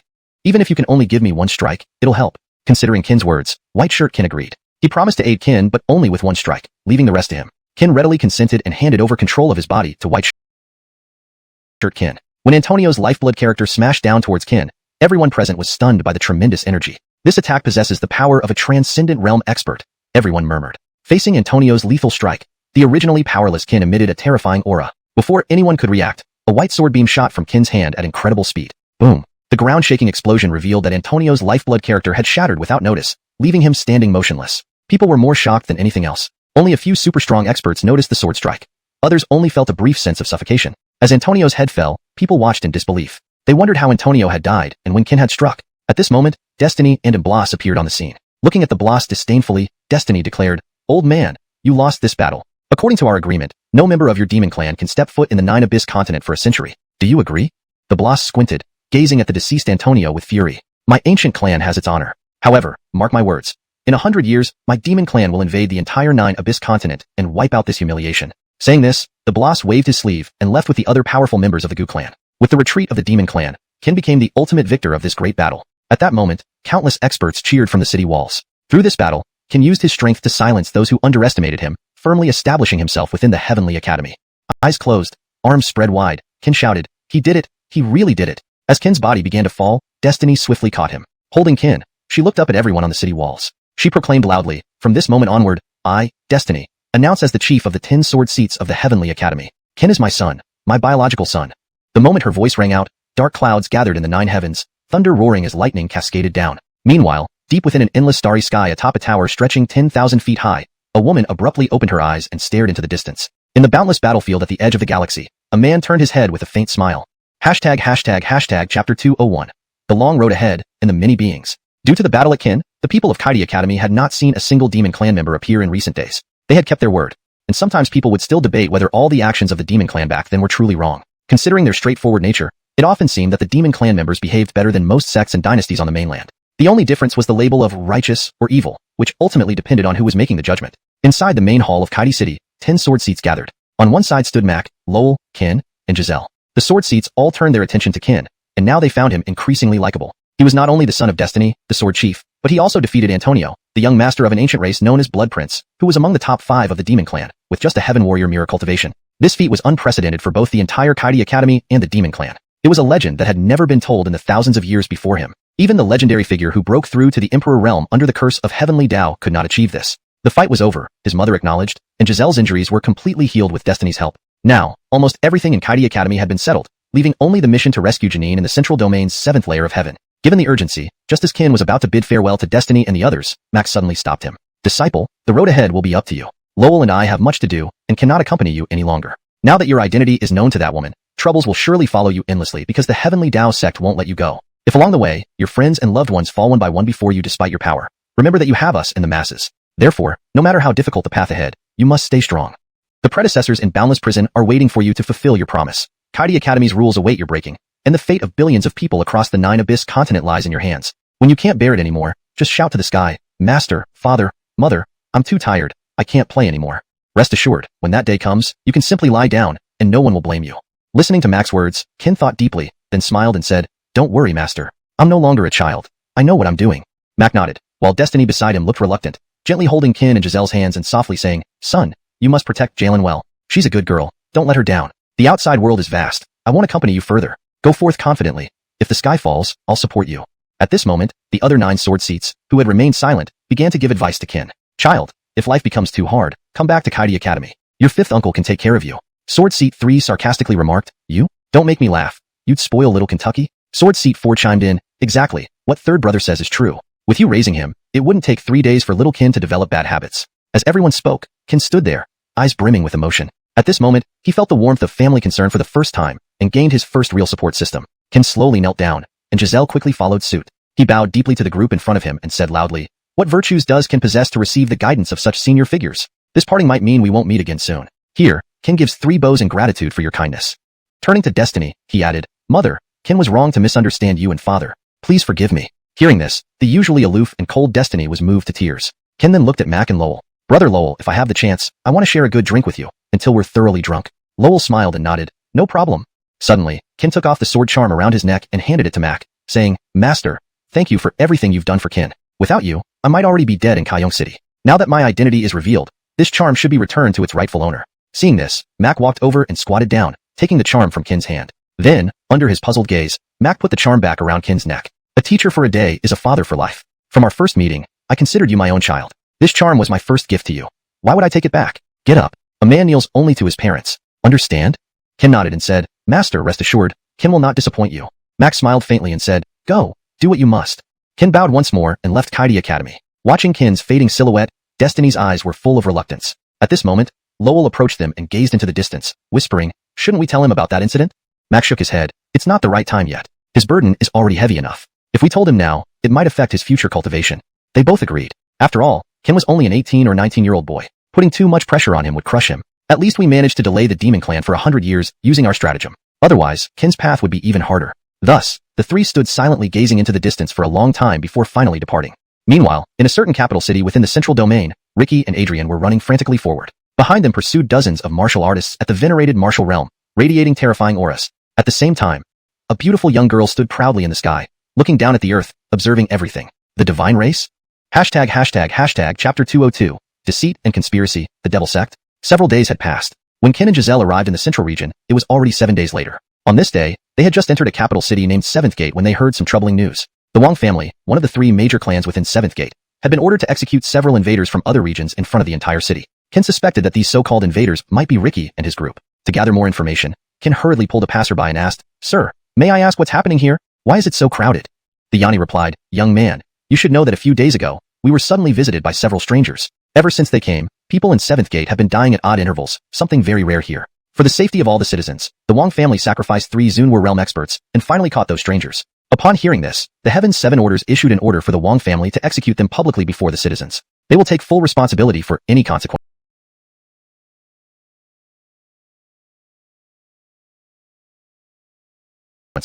Strangers? And involved with the Heaven's 7 Orders? With all these coincidences piling up, Kin couldn't help but believe that the captured people awaiting execution must be Ricky and his group. Without further hesitation, Kin pulled Giselle's hand and ran towards the execution ground without looking back. Along the way, countless citizens gathered to see what kind of people could stir up such chaos in 7th Gate. When Ken and Giselle reached a square, they saw Ricky and Adrian kneeling face forward on a platform in the center of the square. As Ken had guessed, they were indeed going to execute Ricky and his group. However, what puzzled him was why only they were present while others were missing.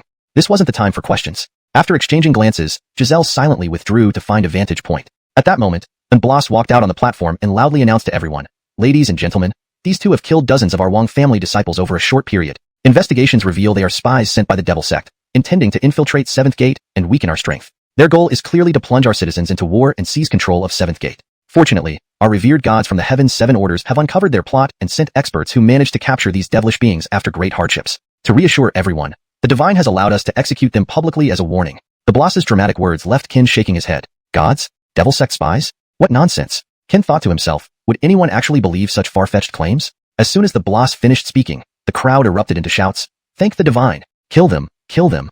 Surprised, Ken muttered, damn, people really do believe this crap? Seeing this, the Blas smiled and said, following the will of the people, they shall be executed. With that, the Blas waved his hand, and 2 figures dressed in black robes, each with a large god character on their backs, slowly approached Ricky and Adrian. Without hesitation, they raised their hands to strike. Suddenly, 2 arrows pierced through the sky, drilling directly into the heads of the 2 figures in black robes. In the ensuing uproar, Ken leaped up and lightly landed beside Ricky and Adrian. Recognizing Ken, Ricky and Adrian were initially shocked but quickly warned, Master, this is a trap. You shouldn't have come. In fact, Ricky and Adrian had seen Ken and Giselle earlier, but their cultivation had been sealed, preventing them from communicating. Smiling faintly, Ken responded, they set this up to lure us here, didn't they? If I didn't come, wouldn't I be wasting their carefully laid plan? Ken then turned to the distant sky and called out loudly, isn't that right, Adamir? Immediately, a gray-clothed youth tore through a rift in the sky and emerged. Seeing this, the citizens below bowed in worship, shouting, the Divine has descended upon 7th Gate. Divine, protect us. Ken sighed inwardly, it looks like they've brainwashed these people thoroughly. High above, Adamir looked down at Ken with an evil grin. It's been over a year since we last met. I didn't expect your cultivation to still be at Kaiwu Mirror. Tisk, TSK. Weak, you're too weak. So weak that I can't even bring myself to care. Come down. I have no habit of looking up at someone. Suddenly, Ken pressed down with a powerful aura, instantly forcing Adamir to descend. Shocked by this unexpected turn of events, Adamir reacted, now standing level with Ken. Seeing this, Adamir paused, then laughed heartily. Interesting, truly interesting. I didn't think you'd grasp the power of the mortal realm. Honestly, you've surprised me. Perhaps only you now deserve to be my opponent, Adamir. Ken stood calmly, took a step forward, and locked eyes with Adamir. He whispered, don't worry. I'll eventually storm the Heaven's 7 Orders. Not only will I storm them, but I'll fight my way from the 1st to the 7th Order. Just wait and see. Hearing this, Adamir sneered. Storming the Heaven's 7 Orders? That's quite a bold claim. Very well. I'll await your grand arrival at the Heaven's 7 Orders. By the way, don't blame me for not reminding you. Before you can storm the orders, you need to defeat all the geniuses in the Central Region first. Oh, and let me tell you quietly, your fellow disciples might not be able to wait long. You better hurry. Adamir burst into laughter. Ha ha ha. Don't worry, you won't wait long, Ken replied confidently. With that, Ken led Ricky and Adrian away amidst the astonished gazes of the crowd. Watching their departing figures, Adamir summoned the Wang family's patriarch, Houston, and instructed him, spread the word. From today, anyone from any family in the Central Region who brings the head of Ken or any of his companions to me can become an inner disciple of the First Order of the Heaven's 7 Orders. Anybody can qualify. Houston gasped, joining the Heaven's 7 Orders? That's the dream of countless people in the Central Region. Indeed, Adamir's words spread across the entire Central Region overnight, turning Ken and his companions into targets for every genius in the region. Hashtag Chapter 203. Cause of the incident, mysterious woman. In the Central Domain, atop a mountain peak, Ken and his 3 companions finally managed to escape the chase from the 7th Gate. Now, they were as despised as rats in the streets, hunted by everyone in the entire Central Domain. It was impossible for anyone to withstand the lure of the bounty set by the influential 7 Heavens sect. None of the young geniuses in the Central Domain could resist such temptation. On the mountain peak, Ken sighed, not only did we fail to rescue Kiera, but we also got Walter and the others involved. This really wasn't worth it. He then asked, Brother Ricky, could you tell me what happened while I was away? Ken had no intention of blaming him. He merely wanted to understand the full situation so he could devise a foolproof plan to save Kiera and the others. Ricky sighed helplessly and replied apologetically, it all started after we parted ways with you. After gathering information, we finally learned where Carmeloeo was being held captive. We prepared meticulously and attempted a rescue under the cover of night. I, along with Adrian and the others, were responsible for causing chaos, while Walter and the others were to carry out the rescue. Initially, everything went smoothly. Just as we were about to rescue Carmeloeo, many unknown powerful figures suddenly appeared. There were 20 of them, each at least at the 3rd stage venerated martial realm or higher. Worse still, Adamir returned with a boy his age who was even more formidable than him. We had no choice but to retreat as per Lord Patriarch's instructions. However, by the time Adrian and I reacted, Walter and the others had already been captured by Adamir's men. Sensing danger, Adrian and I barely escaped using all our skills. Our escape was flawless. Despite the relentless search by the venerated martial realm experts, we managed to evade capture for 3 days and nights.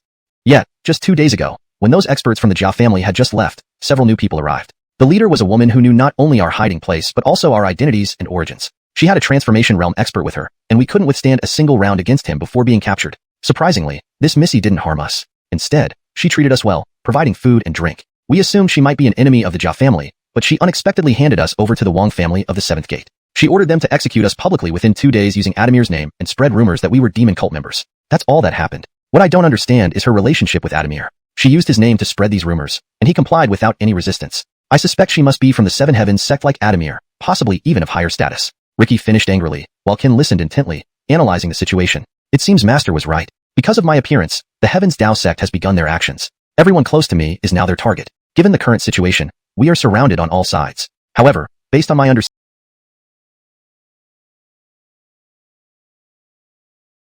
of the Heavens Dao sect, Carmeloeo should be safe for now since their real target is me. After some thought, Kin said, for the time being, stay hidden and recuperate. I will go to the 7th Gate alone to meet this Missy you mentioned.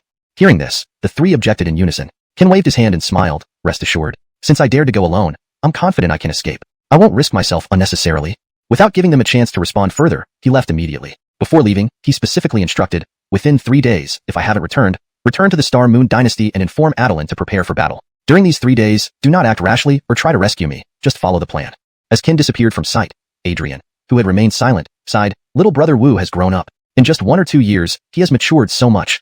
He's no longer the novice he once was. At this moment, Ricky chuckled, indeed, the first time I met him, I thought I could beat 100 of him easily. Who would have thought that in just over a year, his strength would almost surpass mine? Now, without using my ultimate techniques, I might only match him. Both reminisced about the past, while Giselle silently gazed in the direction Kin vanished, worry etched on her face. Inside the main hall of the Wang family of the 7th Gate, Adamir sat majestically on the main seat, flanked by the patriarchs and blasts of the Wang family. Facing Adamir, none dared breathe heavily. Below, the Wang family patriarch, Houston, cautiously asked, my lord, will Kin really risk coming to the Wang family to save those few people? Though those old fellows are strong, aren't there countless stronger individuals in the central domain? Adamir coldly looked down at Houston. Maybe others wouldn't, but he surely will.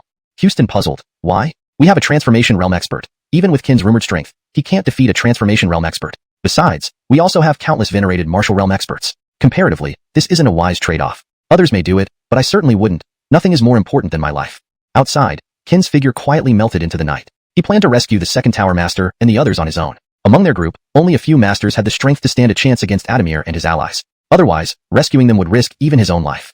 Hashtag Chapter 204, Betraying One's Dignity to Survive. Avoiding various guards, Kin found the Jesse and others in an extremely secluded stone cave. Everyone except for Janine was there. Seeing that the person who arrived was Kin, the Jesse and the rest were all stunned. Without saying much, they quickly left the place under Kin's lead. Since the Jesse and the others' spirit energy had been sealed by Hicks using some secret technique, they could only run on foot toward the outskirts of 7th Gate City. Kin was deeply concerned throughout the journey. He felt that the rescue process had been too smooth. Logically, the Jesse and his group were one of Hicks's major weapons against Kin, so their guard should have been very tight. Why were there only a few lax guards outside the stone cave? There wasn't even any alert system inside the cave. This made Kin increasingly suspicious. Just as Kin suspected, not long after they hadn't run far, several dozen respectful martial realm experts suddenly appeared ahead, as if they had known Kin and company would escape in this direction. Upon seeing the newcomers, Kin narrowed his eyes. The leader of the group was a veiled woman. Kin recognized her as a woman at first glance because the size of her chest was outrageously large. Kin hurriedly shielded everyone behind him. Before he could speak, Hicks appeared with more respectful martial realm experts behind him. In an instant, there were no less than 20 respectful martial realm experts in the scene. Only the Elwyn holding a cane beside the Missy left Kin unsure of his true strength. At this point, Kin and his companions were surrounded on all sides. Even the phrase, no escape even with wings, didn't adequately describe their predicament. Far away, the Missy quietly gazed down at Kin. After sizing him up, she suddenly said, what a handsome Bergen. Hey boy, I'm giving you a chance. Would you be willing to become my male servant? If you agree, I can guarantee that all these people around you will leave unharmed. Hearing the Missy's words, Kin was startled. He never expected that someone from the central domain, who seemed so dignified, would have such peculiar tastes. Imagining the Missy unveiling an ugly face sent chills down Kin's spine. However, thoughts aside, he didn't rush to refuse. Given the current situation, it could only be resolved through clever tactics, not brute force. Any rash move would cause everyone present, including himself, to be instantly annihilated. Not only were the Jesse and the others' spirit energy sealed, but even if they weren't, how could a small group simultaneously fight over 20 respectful martial realm experts? And there was still a transformation realm expert standing nearby. So, Kin quickly smiled and stepped forward, saying, I, Kin, lack the qualities to be your male servant. I'm neither handsome nor strong. Are you sure you want me as your male servant? The Missy inwardly rejoiced. This is going somewhere. I say you can, so you can. As for strength, we can cultivate that, can't we? Kin felt even more agitated inside. As expected, big chests equal small brains, huh? He continued, it can be done, But I'm afraid that if you let these friends go, some might disagree. Kin feigned innocence and spoke in an extremely nauseating voice. Everyone present shuddered at the disgusting and sickening sound coming from Kin. Even the Jesse and others looked at Kin with strange expressions. Walter shivered and said, "Damn, I never knew our sect leader was like this. That falsetto voice is unbearable." Beside him, the Jesse patted Walter and whispered lightly, "Don't talk nonsense. Lord Sect Leader is planning to sacrifice his own dignity to save us." When everyone thought the Missy would get angry due to Kin's disgusting tone, she instead showed an expression of extreme fondness. She pointed angrily at Hicks and scolded, "Hicks, take your people back. This guy is mine now." Hicks dared not hesitate and quickly led the Wong family's experts away. It wasn't that he didn't want to kill Kin and the others, but he didn't dare disobey the Missy's command. Moreover, he couldn't bear Kin's disgusting voice anymore. Seeing Hicks leave, Kin became even more curious about the identity of this Missy. A single sentence had made the mighty G family's son turn tail and run without hesitation. Kin guessed that this person must also come from the Seven Heavens and held a higher status than Hicks. Since Hicks had left, it was now time for the Jesse and the others. Kin smiled at the Missy and said, "Can I say goodbye to my brothers? I hope you won't mind." The Missy smiled faintly. "Of course not, go ahead." Kin walked slowly to the Jesse and whispered, "After you leave, keep heading west. Gustavo and the others are waiting on a mountain peak. Same plan. If I don't return within 3 days, head back to the Star Moon Dynasty as fast as possible. And remember, never mention tonight's events to Dream, or else, you know the consequences." After sending off the Jesse and the others, Kin followed the Missy away with a smile. Late at night, in a room adorned with red silk curtains, Kin stood respectfully behind the Missy. She slowly walked to a chair and sat down. "Come, give this lady a shoulder rub." Kin slowly approached behind her. This was a good opportunity, a chance to strike her down in one move. But just as Kin raised his hand, the woman in front suddenly said, "That idea of yours is quite dangerous. I advise you not to act, because once you do, I can't guarantee whether you'll leave here alive. Also, don't think I'm just a dumb woman with big breasts. Your friends' lives are now in your hands. You're a smart person. I believe you know what to do." Kin was shocked. Damn, she's not as simple as she looks. She has strength and knows my intentions. Realizing something was wrong, Kin quickly changed his demeanor and massaged while speaking. "You misunderstand. A mere heavenly sword cultivator like me wouldn't dare act rashly before you." Hearing Kin's words, the initially displeased Missy gradually smiled in satisfaction. Chapter 205. Filthy words, the Megan takes over. On a mountain peak, the Kale and company ran west for quite some time before finally meeting up with Ricky and his group. Giselle asked first, "Where's Elliot? Why didn't he return with you?"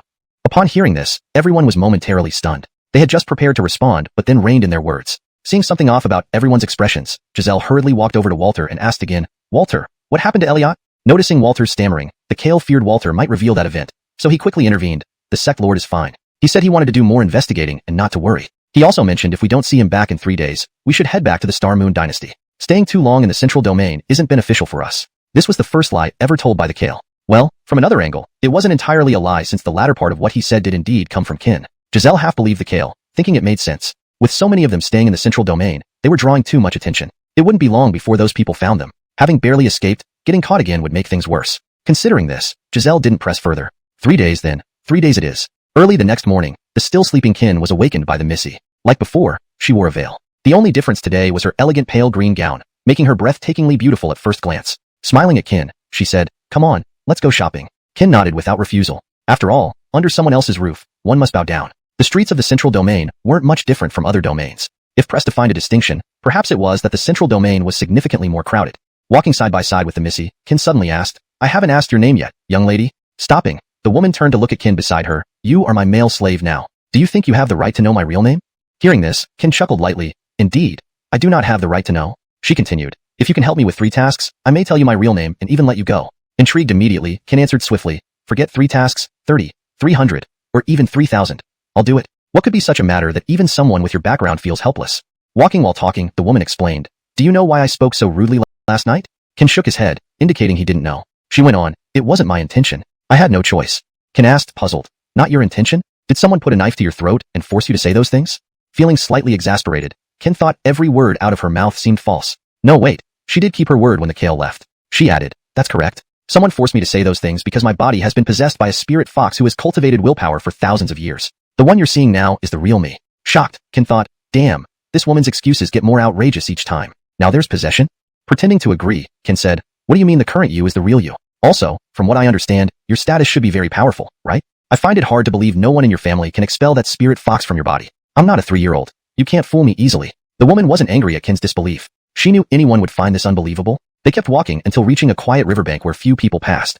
Sitting by the riverside and looking at her reflection in the water, she said, "Due to certain reasons, the spirit fox can only emerge at night. During the day, it goes into hibernation. Initially, when the spirit fox took over my body, my father and others tried ways to expel it. My father even visited the Heavenly Earth Academy. However, the people there were too powerful. Even my father couldn't get past the city gates of the academy. Huh? Ken asked, bewildered. Your father visited the Heavenly Earth Academy, and he couldn't even enter the city gates? Are you joking? What's your father's cultivation level? The woman didn't hide the truth. A century ago, my father was at the transformation realm. So what? You don't believe me? Upon hearing this, Ken's face showed a smug smile. By coincidence, I returned from the Heavenly Earth Academy just a few days ago. Really? The woman looked at Ken closely, skeptical but not completely dismissing it. What if he really had been there? Wouldn't that slap her in the face? But she couldn't imagine how her father, a super strong 7th rank of the transformation realm, couldn't even enter the academy. Yet this guy, merely a minor heavenly warrior mirror swordsman, claimed to have done so. Now it was the Missy's turn to doubt Ken's story. Seeing her doubtful expression, Ken didn't bother explaining and asked, with your father's transformation realm strength, can he not expel the spirit fox from your body? She nodded. It's not that he can't. It's special. Since I was possessed, not just inhabited, the situation differs greatly. If it were mere inhabitation, it would be simple to expel it. But possession means she's fused with my body. If she dies, this body dies along with me. In other words, we're bound together like insects on a thread. One dies, the other cannot survive. Understand? That explains it, Ken responded, nodding. He then asked, does the Heavenly Earth Academy have a cure for your condition? She nodded, yes. There's an herb called soul-extinguishing grass, which supposedly cures this disease. Unfortunately, it's extremely rare. Even if we entered the Academy's city, we probably couldn't obtain this herb. Perhaps it's fate.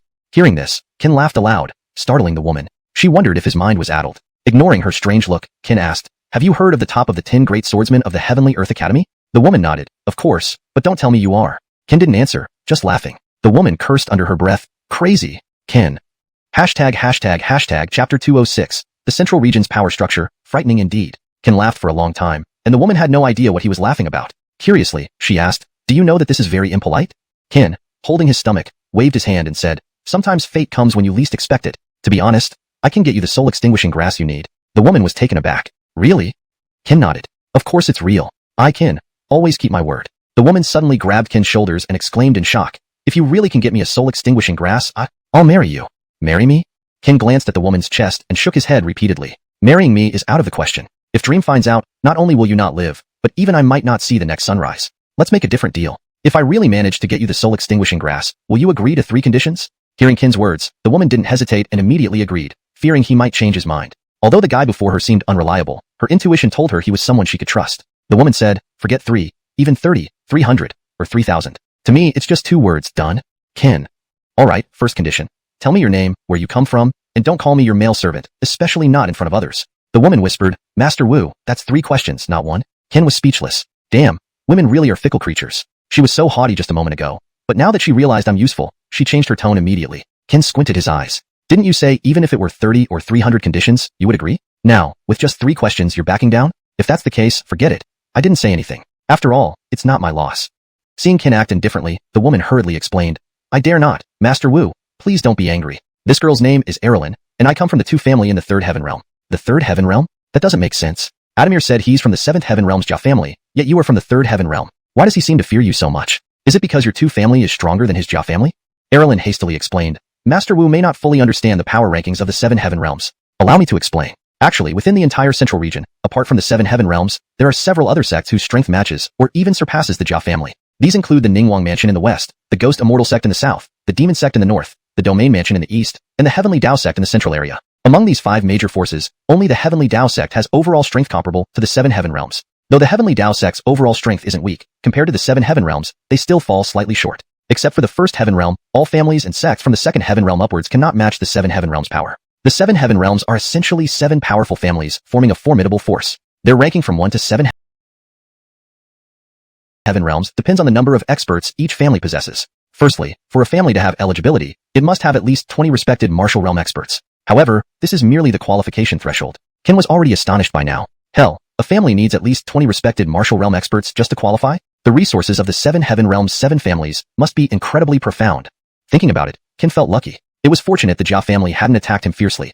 Otherwise, dozens of respected martial realm experts surrounding him simultaneously would mean death without a trace. He shuddered at the thought and motioned for Erilyn to continue. Next are transformation realm experts. Each competing family must have at least 2 transformation realm experts and no fewer than 20 respected martial realm experts to qualify for the 7 heaven realms, the strongest 7 families in the central region. During the competition for the 1st heaven realm position, many controversies arose, almost leading to battles among the major families. Apart from the Jia family, the most contentious competitors were the Heavenly Dao sect and the Demon sect. At that time, all 3 families had equal numbers of respected martial realm and transformation realm experts. The Jia family only managed to secure the first Heaven Realm position thanks to a private agreement between the second Heaven Realm and some influential figures who provided them with additional experts. In reality, everyone knew about the second Heaven Realm's actions, but they chose to turn a blind eye. The Heavenly Dao sect remained calm. Despite not securing the first Heaven Realm position, their power made them easily the strongest sect below the 7 Heaven Realms. However, the Demon sect didn't take it lightly. They were furious and moved their entire clan to the northern part of the central region. During this period, the Demon sect secretly slaughtered countless people from the first and second Heaven Realms, as well as those affiliated with them,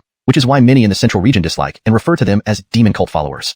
Ken pondered and then said, "You haven't told me about the power distribution within the 7 Heaven Realms yet." Erilyn narrowed her eyes. "Be patient. I'm not finished yet."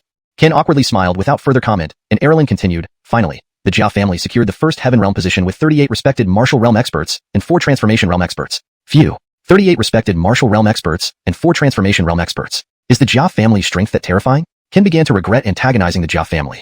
Who would dare challenge such a formidable lineup? Seeing this, Erilyn adopted a serious expression. Even with such strength, the Jia family ranks last among the 7 Heaven Realms' 7 families. We rank the 7 families from highest to lowest, with higher numbers indicating greater strength. Ken finally realized, your 2 family is ranked 4th in the 7 Heaven Realms. No wonder Adamir fears you so much. I'm curious, if the Jia family's foundation is already this terrifying, how much more formidable must your 2 family be? Erilyn immediately smiled. Of course, let me put it this way. Our 2 family has no fewer than 10 Transformation Realm experts. Holy crap. ####Chapter 207. Trouble comes. All visitors die. Olivia's account of events from hundreds of years ago left one in awe of the formidable strength and resources these sects and families might possess today, after so many years. The more Ken thought about it, the more uneasy he felt. What intrigued him most was the matter of Olivia's father going to the Heaven-Earth Academy to seek medicine. He never imagined that a formidable realm transformation expert couldn't even enter the city gates of the Heaven-Earth Academy, which suggested that there were definitely numerous super experts within. After all, they had been dealing with the demon clan for thousands of years. Their power wouldn't be low at all. Just as they were engrossed in conversation, several young men, roughly Ken's age, suddenly approached them. They all cast cold glances, and upon seeing Ken, a battle aura instantly enveloped both of them. Such impoliteness made Olivia angry for a moment. Just as she was about to protest, Ken stopped her. "They've probably come for me. If it's a blessing, it won't turn into a disaster.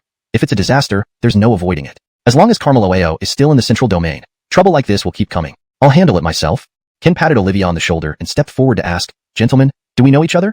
The leading youth chuckled and replied, "No, but we only need to know that you're Ken." Ken wasn't surprised that they knew his identity and appearance. Since the day he arrived in the central domain from the Heaven-Earth Academy, Adamir had already publicized his information and portrait. Moreover, last night, Adamir issued another bounty on him throughout the central domain. Essentially, as long as Ken showed his face in the central domain, he would have nowhere to hide. Listening to this, Ken couldn't help but remark, "Damn, I didn't expect that just being able to enter the 7th heavenly level would be such a huge temptation for people here. It's almost making me want to capture myself." Aware that the visitors came with ill intentions and that all 5 were peak 9th stage sky martial cultivators, Ken considered his options and asked, "So, you're here to capture me and claim your reward, right?" The leader waved and shook his head. "We aren't here to capture you for rewards." "Then what?" "We're here to kill you. Since you're here to kill me, I see no reason to hold back. I was planning to give you a chance to live, but since you don't seem to care about that, I'll just have to make sure you die gracefully." In the blink of an eye, the 5 peak 9th stage sky martial cultivators were slaughtered by Ken as if they were mere chickens. This scene left not only the surrounding civilians gawking in shock, but also Olivia in awe. After all, Ken was merely a 2nd stage sky martial sword cultivator who had just advanced recently, while the 5 slain were all peak 9th stage sky martial. The gap between them was nearly 7 cultivation realms, yet Ken could instantaneously slay all 5 without any resistance from them. Perhaps, those 5 never saw Ken draw his sword before they died. At this moment, Olivia's trust in Ken increased even further. Before Ken could catch his breath after killing the 5, he sensed several terrifying auras locking onto him from above. From the intensity alone, Ken could tell that these new arrivals were far stronger than the previous group, with the weakest being at least a 2nd stage respect martial stage. In the sky, 3 youths looked down at Ken with a sinister smile. Impressive move. Killing 5 sky martial cultivators in one strike. You do have some talent. But we 3 are different. Bang. Let's fight. Enough of your nonsense. I'm in a hurry to go back for dinner. The youth didn't even finish his sentence when Ken's sudden punch left him gravely injured. The other 2, witnessing this, retreated hurriedly under Ken's overpowering aura. These 3 were pampered heirs from various powerful families, whose cultivation mainly came from rare medicinal herbs forcibly fed to them by their clans. Not only had they never killed anyone, very few of them had ever participated in real battles. Ken, on the other hand, earned his strength through relentless effort and combat. Thus, the terrifying battle aura emanating from him was far beyond what any heir could match. 1 punch, 1 sword, 5 dead, and 1 severely wounded. Olivia couldn't help but acknowledge the decisive and ruthless nature that Ken carried. To ordinary enemies, he could be reasonable, but for those who wanted him dead, he would strike without hesitation. For genuine enemies, for simple words summed up his attitude, just fight. As the sunset faded, Ken noticed that Olivia's aura was changing again. Frightening and horrifying. Ken knew the spirit fox that possessed her body was becoming active. Ken was about to lead Olivia away when 4 figures blocked their path. "You must be Ken. Let me introduce myself. My name is..."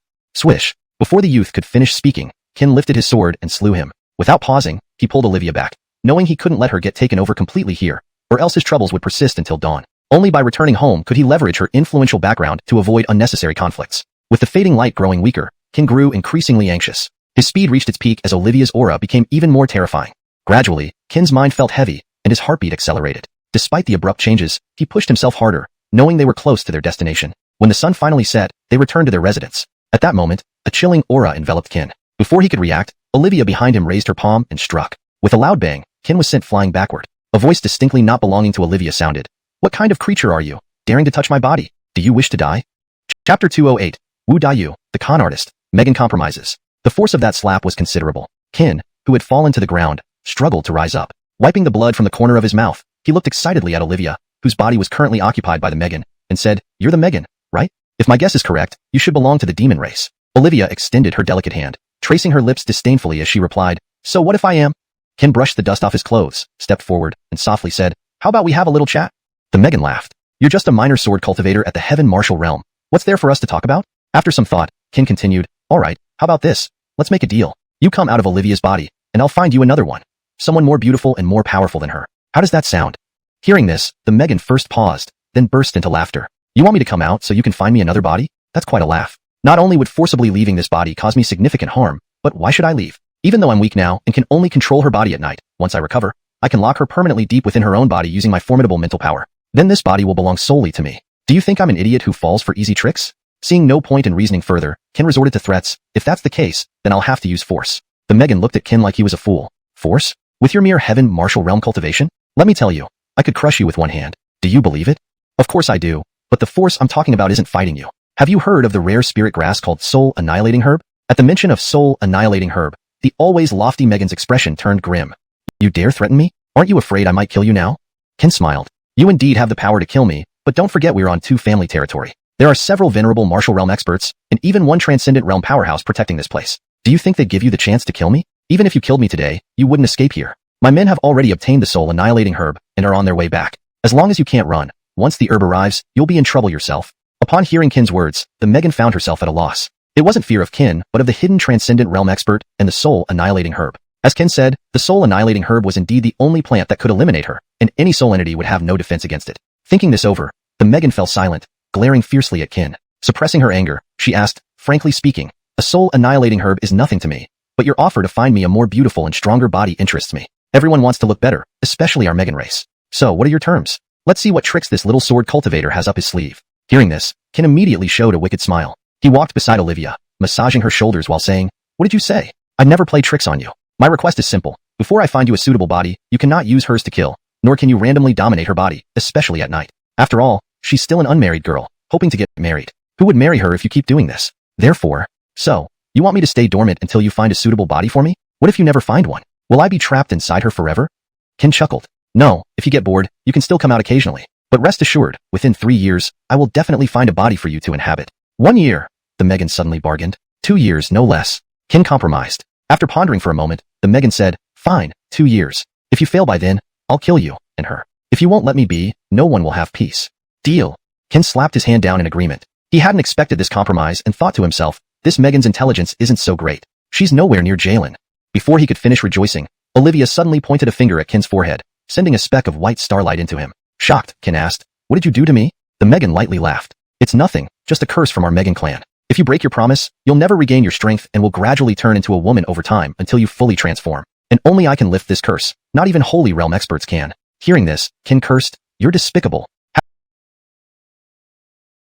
Having done all that, the Megan left without further ado, returning Olivia's body to her and falling back into slumber. Because of sharing the same body, Olivia could hear and see everything that happened between Kin and the Megan. She was incredibly grateful for what Kin had done. Solving the Megan issue meant she could live a normal life again, including getting married and having children, as Kin mentioned. In the dark, Unblas approached Kin and bowed deeply. "We tried everything but couldn't subdue that Megan. Yet Kin managed to convince her with just a few words. This great favor will not be forgotten by the two family. Should you ever need help, feel free to ask. We will do everything we can to assist you." Olivia also nodded in agreement. Seeing this, Kin said frankly, "Speaking of which, I do need your help with something right now." Seeming to know what Kin was about to say, the Bloss hastily interrupted, "Except for dealing with the Jia family." Kin looked speechless at the Bloss. "Then what the hell did you say?" Chapter 208. Kin's Bluff, the Megan's Compromise. The slap was indeed powerful. Kin, who had fallen to the ground, struggled to get back up. He wiped the blood from the corner of his mouth and looked ahead with excitement at Olivia, now possessed by the Megan. You're the Megan, right? If I'm not mistaken, you belong to the demon race, don't you? Olivia extended her delicate hand, tracing her lips disdainfully, and replied, so what if I am? Ken brushed off the dust on his clothes and stepped forward, whispering, how about we have a chat? The Megan laughed, a mere small sword cultivator at the heavenly martial realm. What do you think we can talk about? Ken thought for a moment and continued, what if we make a deal? You leave Olivia's body, and I'll find you a more beautiful and stronger host. How does that sound? Hearing this, the Megan first paused, then burst into laughter. You want me to leave my current host for a new one? You must be joking. Even if I could leave, why would I? Though I'm still weak and only control her body at night, once I regain my strength, I can permanently lock her deep inside this body using my mental power. This body will belong solely to me. Do you really think I'm that easy to trick? She added. Seeing no progress, Ken threatened, if so, I'll have to use force. The Megan looked at Ken as if he were a fool. Force? With your heavenly martial realm cultivation? Don't insult me. I can crush you with one hand. Do you believe that? Of course, but the force I'm talking about isn't physical combat. Have you heard of soul annihilating grass, a rare herb specifically targeting souls? Upon hearing soul annihilating grass, the Megan, who had been haughty, suddenly turned grave. You dare threaten me? Aren't you afraid I might kill you right now? Ken smiled. Yes, you have the power to kill me, but remember, this is the two-family territory, guarded by several venerated martial realms and even a transformation realm powerhouse. Do you think they let you harm me? Even if you kill me today, you won't escape. My men have already obtained the soul-annihilating grass and are returning. Once it arrives, you'll be in grave danger if you can't escape. The Megan was momentarily stumped. She wasn't afraid of Ken, but feared the hidden transformation realm expert and the soul-annihilating grass. As Ken said, it was the only herb capable of destroying her soul, and there was nothing a spirit could do against it. Considering this, the Megan fell silent, staring intently at Ken, her captivating eyes now filled with fury. She suppressed her anger and asked smilingly, to be honest, I don't fear one single strand of soul-annihilating grass, but your offer to find me a better host does interest me. Everyone wants to look better, especially our Megans. Tell me your terms. I'm curious what tricks you, a small sword cultivator, have up your sleeve. Hearing she might cooperate, Ken grinned evilly, massaging Olivia's shoulders as he spoke. Your terms? Simple. Until I find a suitable host, you cannot use her body to kill anyone or possess her body arbitrarily, especially at night. Remember, she's a young unmarried woman destined for marriage. Who would marry her if you keep doing this? So you want me to stay dormant until you find a better host? What if you never find one? Will I be trapped in her forever? Not at all, Ken chuckled. If you get bored, you can come out occasionally. But rest assured, within 3 years, I'll definitely find you a better host. 1 year, the Megan bargained. 2 years, no less. Ken conceded. After pondering, the Megan agreed, fine, 2 years. If you fail, I'll kill you, and her too. No one gets off easy if you cross me. Deal. Ken slapped his hand down firmly. He hadn't expected such an easy compromise, thinking, this Megan isn't very smart. Not like Jalen at all. Before Ken could celebrate, Olivia suddenly pointed at his forehead. A white starlight penetrated Ken's mind. Shocked, Ken asked, what did you do? The Megan smirked, nothing much, just a curse from my Megan lineage. If you break our agreement, you'll never regain full function, and over time, you'll gradually become effeminate until you turn into a woman. Only I can lift this curse. Even Holy Realm experts can't. Cursing, Ken exclaimed, you're despicable. With that done, the Megan didn't argue further. After a few parting words, she returned control of the body to Olivia and sank back into dormancy. Due to sharing the same body, Olivia had heard and seen everything between Ken and the Megan. Grateful beyond words, she realized life could return to normal once the Megan issue was resolved. As Ken mentioned, she could finally marry and bear children. In the shadows, Blas approached Ken, bowing deeply. We tried everything but failed to subdue the Megan. Yet, you persuaded her with mere words. We owe you a great debt of gratitude. If you need anything, just ask. The two family will assist without hesitation. Olivia also nodded in agreement. Seizing the opportunity, Ken said, actually, I do need some help. Interrupting, the Blas quickly added, except dealing with the Jia family. Confused, Ken stared at him. Then why say anything at all? Note, consistent terminology used for characters and key elements to ensure accuracy and coherence in translation. Hashtag chapter 209.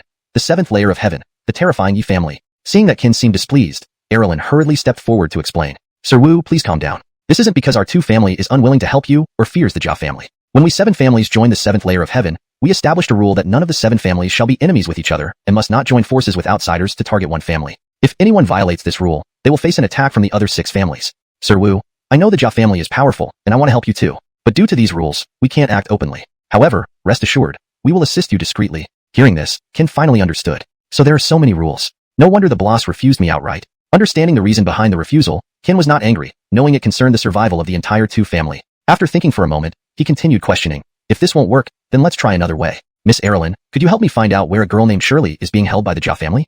While directly opposing the Jia family isn't possible, gathering information is still easy for us. Sir Wu, rest assured, I'll find out the whereabouts of Miss Shirley within 2 days. Ken bowed in gratitude, saying, thank you very much. Erlin waved her hand. Sir Wu, you're too kind. I should be thanking you. From then on, Ken's status changed from a male slave to a distinguished guest of the two family. Erlin also arranged a superior room for him to stay in. After seeing off everyone, Qin chose to continue his cultivation instead of resting. As Mac had said, the current situation was not optimistic for Qin. Once Destiny publicly announced that Qin was her son, the entire Heavenly Dao sect quickly learned about it. His future enemies would likely include geniuses with extraordinary talent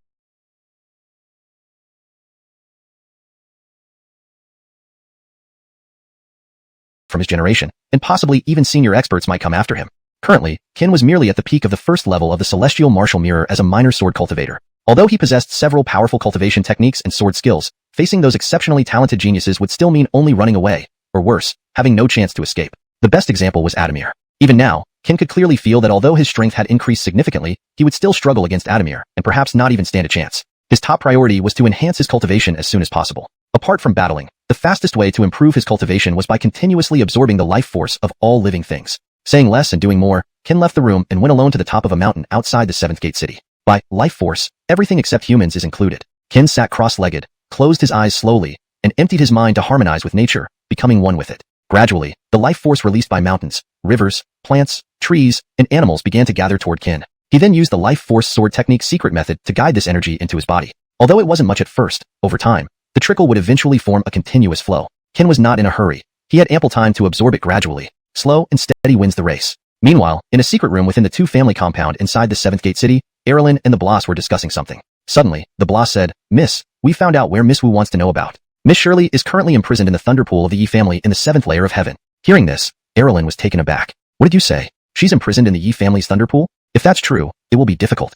Erlin wore a serious expression. If it were layers 1 to 3, she might have been able to help Qin. But this was the Yi family of the 7th layer, the head of the 7 families. Not just Qin, but even the 2 family couldn't match the Yi family. Then, the Bloss added, "Miss, you should understand that since the establishment of the 7th layer of heaven, they've acted as one entity. Offending one family is equivalent to offending all 7. Our 2 family can choose not to get involved, but what can a low-level celestial martial mirror sword cultivator do against the remaining 6 families? Some truths may be unpleasant to hear, but I've been in the 2 family for many years and know their tactics well. Even just the Yi family of the 7th layer could destroy all families from the 1st to the 7th layer. The 7th layer's Yi family is sufficient to wipe us out. Miss, though Sir Wu has done favors for you, we must prioritize the greater good. My suggestion is to tell him the news, give him some rare herbs, and sever ties with him. As for the spiritual fox within you, now that she has fallen asleep, we can use this time to ask someone from the Yi family to seek a soul-extinguishing grass for you from the Heavenly Academy. I believe the Yi family, considering we're both part of the 7th layer, will help us." Erlin glanced at the Bloss and asked, "You want me to be untrustworthy and break my promise?" The Bloss shook his head. "How can this be called breaking trust? From start to finish, we've only made transactions with him." Erlin countered, "What if the Yi family refuses or fails to obtain the soul-extinguishing grass? In 2 years, wouldn't I still be a single body with dual souls? And once she fully recovers, I would permanently fall into slumber." Erlin made a valid point. If things turned out as she feared, all their efforts would be wasted. Thinking for a while, the Bloss suggested, "Why don't we first inform the Yi family of the situation and ask them to help with the herb while stabilizing Qin? If the Yi family cannot get the herb, we continue helping Qin. If they succeed, we can deal with him more easily. Isn't this a win-win situation?" Undoubtedly, the Bloss's plan was tempting for Erlin. First, it kept the 2 families safe from offending the other 6 families. Second, it allowed her to play both sides without angering Qin or the 6 families. Indeed, Erlin was not just an ordinary person, given how far the 2 family had come. After deep consideration, she finally nodded in agreement. Chapter 210.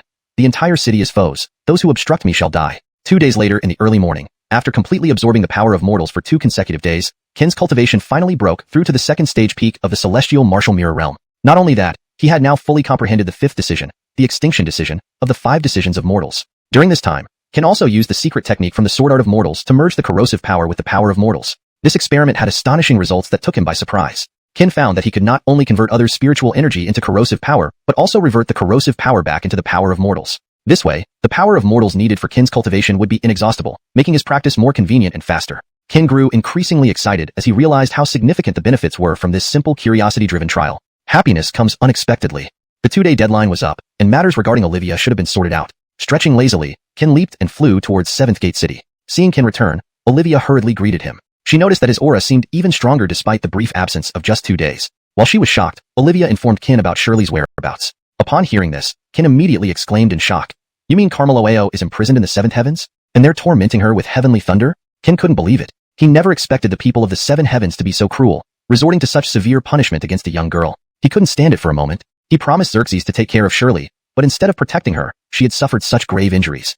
Without hesitation, Qin turned to head towards the 7 heavens, but the Elwyn and Olivia suddenly blocked his path. Olivia hurriedly said, "Sir Wu, calm down. The 7 heavens isn't something you can invade easily. It's filled with powerful individuals, each family's background being formidable. Going there recklessly would be no different from walking to your death. At this point, the Elwyn chimed in. Misspeaks truly, young friend Wu. Impatience leads to poor decisions. With your current strength, let alone reaching the seven heavens, you might not even find its gate. I may not know your relationship with Miss Shirley, but risking your life for a woman isn't wise. Not wise? Upon hearing these words, Qin frowned slightly, slowly turning his head towards the Elwyn and coldly replied, my fate is mine, not predetermined. Today, I'll risk my life here. I want to see if the heavenly Tao dares to come and claim it. Moreover, with your age and fear of death, it's clear you don't understand friendship. Your cultivation and age are greater than mine, so I respect you as a boss. For Miss Olivia's sake, I'll pretend I didn't hear your words. And today, even if the supreme of 10,000 paths of the heavenly Tao sect comes, it won't stop me from going to the seven heavens. With that said, Qin walked away without looking back. Olivia and the Elwyn exchanged glances, sighing helplessly before following him. Meanwhile, as soon as Qin stepped out of the two families' protection, a large crowd of people, numbering at least 200 to 300, had already gathered in front of him, all of them boys around his age. Qin was puzzled and alarmed. Why did they appear only when he returned? Could it be that I inadvertently exposed myself? In front of him, one boy holding a large saber suddenly yelled at Qin, Qin, no wonder we couldn't find you throughout the entire middle region. You were hiding in the two family territory. Why aren't you hiding anymore? Did the two family kick you out?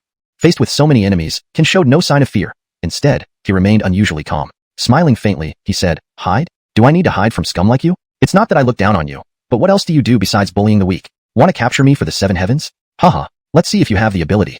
Hearing this, everyone gasped. Watching Qin in the sky, the Elwyn looked grave. I wonder where this Wu young friend gets the courage to speak such bold words. Being at peak second stage celestial martial mirror realm, facing over 200 to 300 enemies all stronger than him, he still boasts like this. Either his anger has clouded his judgment, or he is utterly confident in his abilities. But, he's only at second stage celestial martial mirror realm. How dare he?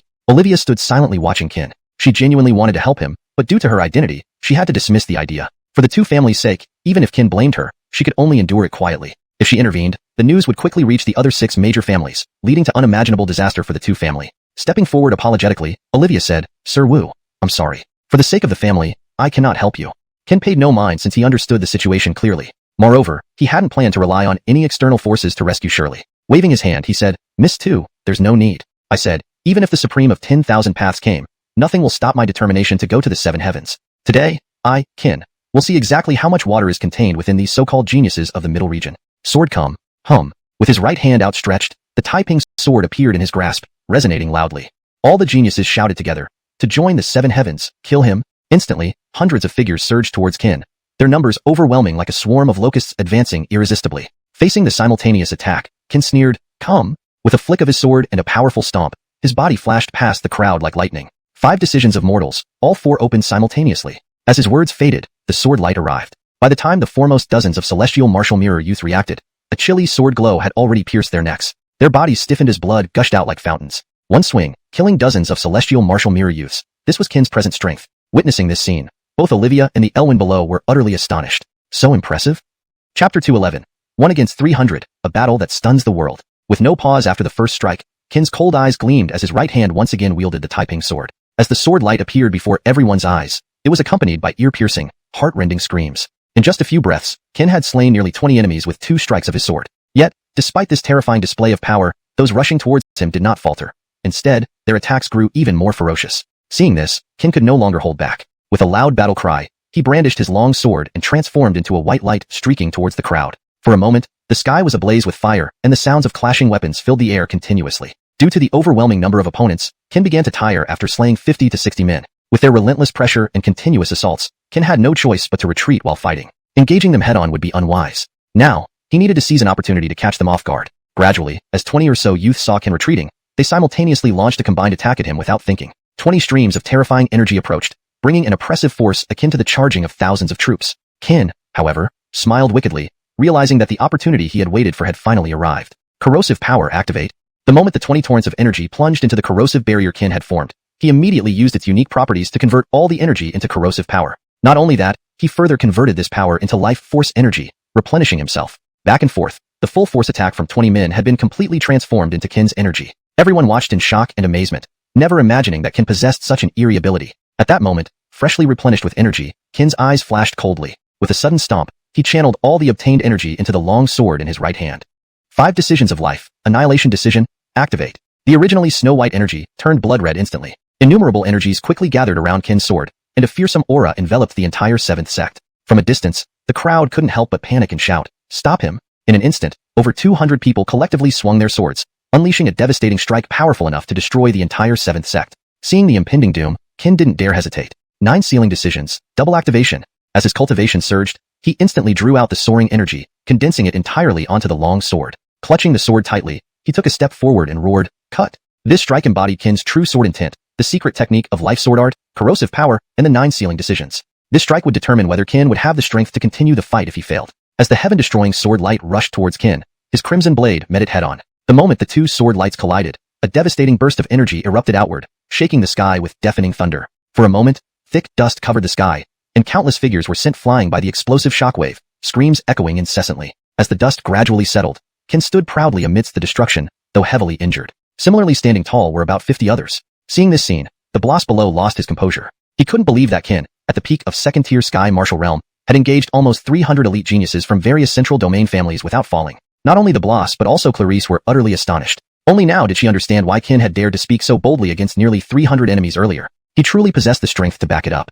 From a distance, the group of geniuses panted heavily, shocked that their combined attack hadn't killed Qin. They wondered if Qin truly possessed only the strength of the second-tier sky martial realm, questioning why he seemed stronger than many venerable martial realm experts. They and the onlookers couldn't fathom how this was possible. However, the silver lining for them was that Qin was significantly weakened, presenting their best chance to take him down. Without hesitation, the remaining 60 people exchanged glances, shouted together, and charged at Qin once more, determined to finish him off this time. Facing the onslaught, Qin's eyes were extremely cold. Wiping the blood from his mouth, he once again drew his sword to meet them. Undeterred and without any thought of retreat, Qin engaged the 60 youth using the last remnants of his strength. Since Qin had converted their energy into life force earlier, the remaining fighters refrained from using their spirit energy, choosing to rely on their numerical advantage to overpower him directly. While this decision prevented Qin from absorbing more energy, it also meant they lacked his extensive combat experience. Thus, despite their numbers, they couldn't land a decisive blow on Qin. Though they managed to wound him multiple times, they themselves suffered comparable damage. Without using spirit energy, only 5 or 6 could effectively engage Qin in the confined space. It became a continuous series of battles, each one trying to gain the upper hand. Qin understood this well. 1 against 60 might be too much, but 1 against 6 was manageable even with his dwindling life force. Gradually, with time, Qin's body was covered in wounds, and blood gushed with each swing of his sword. Eventually, he began feeling the effects of blood loss, and his vision started blurring. He wasn't the only one affected this way. All participants in the battle now looked at Qin with a strange mix of awe and bewilderment. 1 man against 300, all of whom were geniuses with higher cultivation levels. Such a shocking spectacle, such a god-defying record. How could anyone not be stunned and amazed? Chapter 212, Demon Talent, Rising to Attack. This battle dragged on as Qin fought alongside the remaining 50 to 60 people until dusk fell. As the sunset slowly dipped below the horizon and night gradually enveloped the sky, Qin, who had been barely holding on despite his exhaustion, suddenly stirred. Destiny's Yin-Yang Technique, Yin Art Ghost / Activate. Instantly, countless energies from the darkness surged towards Qin like a spring. Absorbing this dark energy, Qin once again utilized the secret corrosion power and the people's sword technique secret to convert the dark energy into the power of life. At that moment, Qin felt an overwhelming surge of strength, seemingly inexhaustible. Qin's sudden change left everyone present in shock. What's happening? Why does he still have so much energy? The eerie scene not only bewildered those in front, but also made Erlen and the boss feel utterly incredulous. Under the twilight sky, Qin's eyes turned blood red as he coldly stared at the crowd in front of him. Chilling coldness, suffocation, and fear were the first impressions they felt from Qin. Sensing an intense killing intent, the 60-odd people subconsciously took a step backward simultaneously. Indeed, they were afraid, profoundly terrified from within. Seeing their expressions, Qin gave an evil smile. Massacre continues. Bang! Suddenly, Qin's figure flashed, turning into a streak of white light and lunging towards them amidst shocked gazes. With every swing of his sword, endless torrents of blood flew everywhere, and screams echoed incessantly across the sky. Qin moved like a spirit from the night, darting back and forth among the crowd. Each flash of white sword light claimed another life under his blade. Gradually, as the screams dwindled and vanished, the remaining 60 young men lay dead at Qin's hands. All 300 top geniuses from various central region families were slain by Qin's sword, leaving none alive. Though Qin was considerably injured in this battle, this achievement was unprecedented. 1 man battling 300 geniuses all stronger than himself. It was hard for anyone to believe it could be true. As the battle concluded, Qin wiped the blood from his mouth. Due to excessive use of 2 secret techniques, his body felt utterly drained, even with the support of Yin Art Ghost / After taking several deep breaths, Qin finally exhaled heavily. Without stopping, Qin resumed his flight towards the 7th heaven upon regaining his composure. Seeing this, Erlen and the boss were speechless with shock. A moment later, Adamir appeared along with an enormous stone gate marked 1st Heaven. Adamir met Qin with a serious look, having witnessed his heroic feat from start to finish. Adamir said coldly, "Qin, you truly astonished me. I never would have thought that at the peak of Heavenly Martial Mirror 2nd level, you could completely annihilate 300 top geniuses from various central region families. To be honest, if I hadn't seen it with my own eyes today, I wouldn't believe such a powerful person exists. However, this incident has forced us in the 7 heavens to reassess you. Someone as extraordinary as you will surely become a significant threat to our 7 heavens. So just now, I received notification from the Yi family in the 7th heaven. No matter what method is used, you must be detained here today. Though I wanted to fight you properly, I cannot disobey the orders from the Yi family, so I won't engage you in one-on-one combat. Clap, clap. Adamir clapped his hands, and 20 venerable martial realm experts appeared, surrounding Qin to prevent his escape. For the purpose of eliminating one peak, heavenly martial mirror 2nd level youth, the Jia family mobilized 20 venerable martial realm experts. Witnessing this sudden turn of events, both Erlin and the Bloss, hidden in the shadows, were stunned. The Bloss said gravely, "It seems that the terrifying combat strength Wu Carmeloeu displayed today has even frightened those above. It looks like Wu Carmeloeu faces great peril." Hearing this, Erlin felt her heart sink. She wanted to help Qin but, constrained by her identity, she could only stay put and pray for him silently. Seeing this formidable lineup, Qin sneered. "Kill me? Do you think you have the strength?" Upon hearing Qin's words, an Bloss stepped forward, scolding angrily. "A mere heavenly martial mirror ant dares to talk big? Do you think killing those geniuses makes you invincible? Calling you a frog at the bottom of a well is generous. Today, let me show you that there are always greater beings beyond your understanding." Speaking, the Bloss unleashed a devastating punch without hesitation. His punch was fully powered, aimed to kill Qin in one blow. The heavens trembled as the punch approached, its force sending Qin reeling. Despite the situation, Qin did not retreat. Instead, he tightened his grip on the sword and leaped forward to meet the strike. Death wasn't terrifying. What was frightening was not facing it. If Qin fled from this blow, a seed of cowardice would be planted in his heart, growing over time into a lifelong mental demon. Thus, the best way to break fear was to confront it, even if it meant death. Deep down, Qin knew he couldn't withstand this blow. Already severely injured from the previous battle and his stamina far below his peak, the support from Een Art Ghost Slash was insufficient to defend against this attack. Even at his prime, he might not survive a full power strike from a venerable martial realm expert. Taking a deep breath, Qin's cold gaze flashed, and he shouted, "Slash!" Qin held nothing back. All his martial skills and techniques converged into this single strike. Clang! As the sword shattered, the Bloss's terrifying fist slammed into Qin. At that instant, Qin felt every bone and meridian in his body shattering. Blood gushed out, his face turned pale, and all his spirit energy depleted. Qin could no longer stand. Looking down at Qin's state, the Bloss cursed. "Worthless trash, unable to even withstand a single strike from an Elwyn like me." Without waiting for a response, the Bloss launched another punch at Qin. Unable to muster any strength, Qin closed his eyes, accepting death. Just then, in the depths of his mind, a pair of crimson eyes flashed. "From here on, I take control." Note asterisk: the translation maintains the original tone, style, and paragraph structure while ensuring fluency and coherence in English. Hashtag chapter 213. My true name, Inshu Roy. Boom. Suddenly, a dark red beam of light surged out from Qin's body. The massive column of light shot straight into the sky, emitting waves of energy that made everyone present gasp in shock. What's happening? What's going on? Why did this guy suddenly burst with such terrifying energy? Everyone was puzzled, including Olivia and the Bloss hiding in the shadows. In just one day, Qin had shocked them more and more, each shock surpassing the last. Qin, who had been plummeting downwards, slowly straightened his body. He took a deep breath and then extended his right hand. "Get down here to talk. You don't have the qualifications to make me look up at you." With that, Qin's right hand pressed downward. The 20-odd venerable martial realm experts in the sky along with Adamir were simultaneously slammed into the ground by an overwhelming force that left them gasping for air. F***K. From the shadows, the Bloss suddenly swore. Being able to knock down over 20 venerable martial realm experts with a single move was something the Bloss knew he couldn't achieve even as a transformation realm expert. Beside him, Olivia was stunned speechless by Qin's terrifying power, while the crowd far away remained dumbfounded. The crowd looked up at Qin, their faces filled with shock. Qin stood tall in the sky, looking down at everyone with his hands behind his back. Qin suddenly extended his right hand, reaching out through the air towards the Bloss who had insulted him. Before the Bloss could react, his body was involuntarily drawn upwards toward Qin. Under the horrified gazes of the crowd, Qin clutched the Bloss by the neck with one hand. "Just now, you called me trash? You said I was a frog at the bottom of a well? Humph. So, let me ask you, what are you in front of me now?" As he spoke, Qin tightened his grip. The Bloss tried to resist but found himself powerless, not only physically but also spiritually, as his spiritual energy rapidly depleted. The Bloss, terrified, cried out, You're not Qin, who are you really?" Meanwhile, others finally snapped out of their shock. Seeing the Bloss held by Qin, Adamir's face grew grim. He glared at Qin and declared sternly, "Qin, you killed my brother Danilo, and I haven't avenged him yet. If you dare to kill another person from the Jia family today, I swear I will make you pay with your blood." Adamir pointed angrily at Qin in the sky, believing that given the Jia family's reputation in the central region, Qin wouldn't dare act recklessly. After all, the 7 great families of the 7th heaven were united. Offending one family meant offending all 7. While the Jia family might not be the strongest, the Yi family, as the foremost of the 7, was a superpower across the entire 9 Abyss continent. If you offended the Jia family, there was still a sliver of hope for survival. But if you crossed the Yi family, apart from the Heavenly Academy members, anyone else would meet certain death. Despite Adamir's threats, Qin didn't pause. Instead, he tightened his grip on the Bloss even further. Ignoring Adamir, Qin looked coldly at the Bloss in his hand and sneered, "Being killed by someone like me is the good fortune you accumulated in your past life.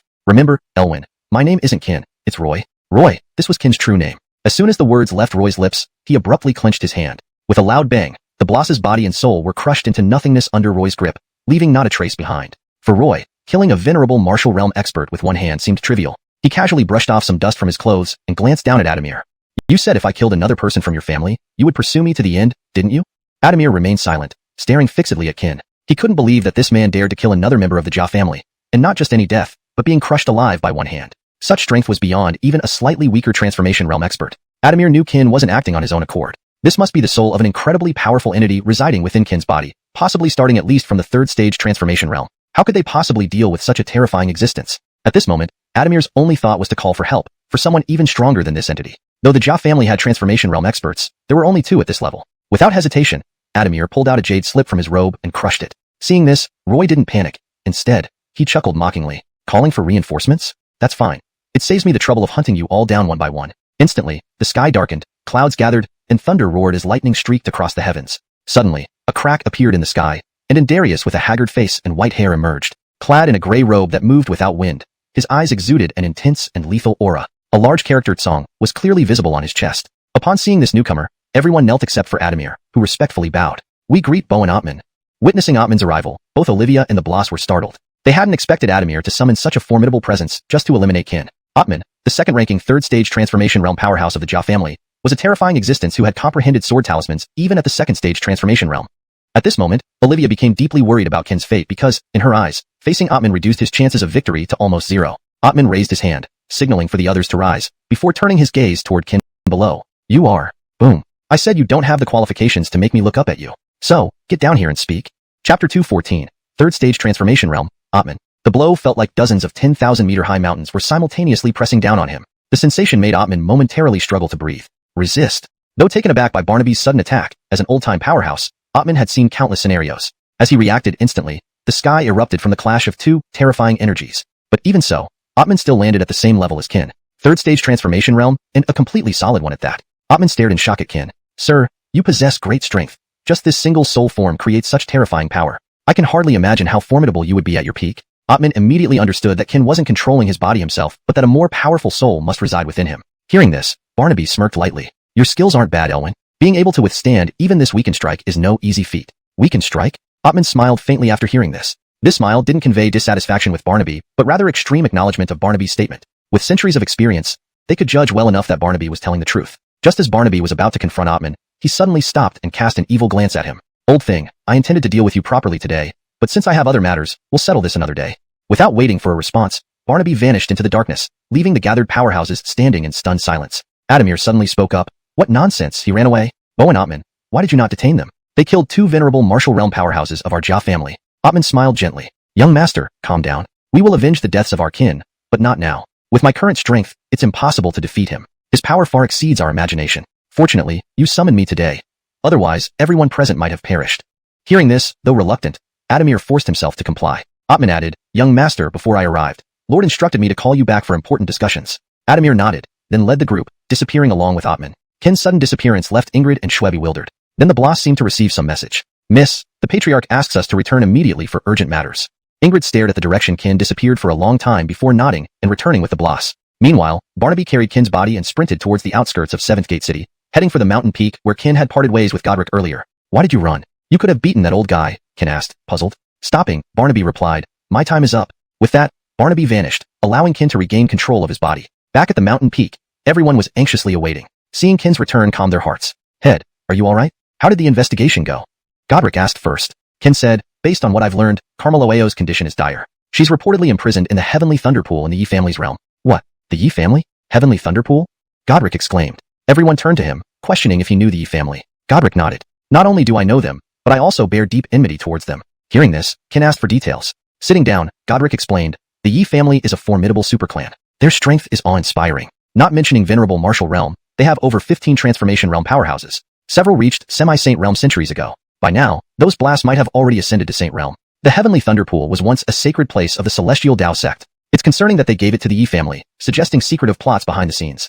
You mean the Heavenly Thunderpool was a sacred site of the Celestial Dao sect? Why imprison Carmeloeo there? Qin asked, confused. Godric thought for a moment. If I'm correct, the Yi family intends to use the thunder power of the pool to extract Carmeloeo's celestial demonic blood for consumption. Their ancestors absorbed many strong beings' life essences during a great battle, leading to their prosperity. My grandfather was among those consumed, thus my feud with them. Extracting life essence using thunder power? Isn't Carmeloeo in grave danger?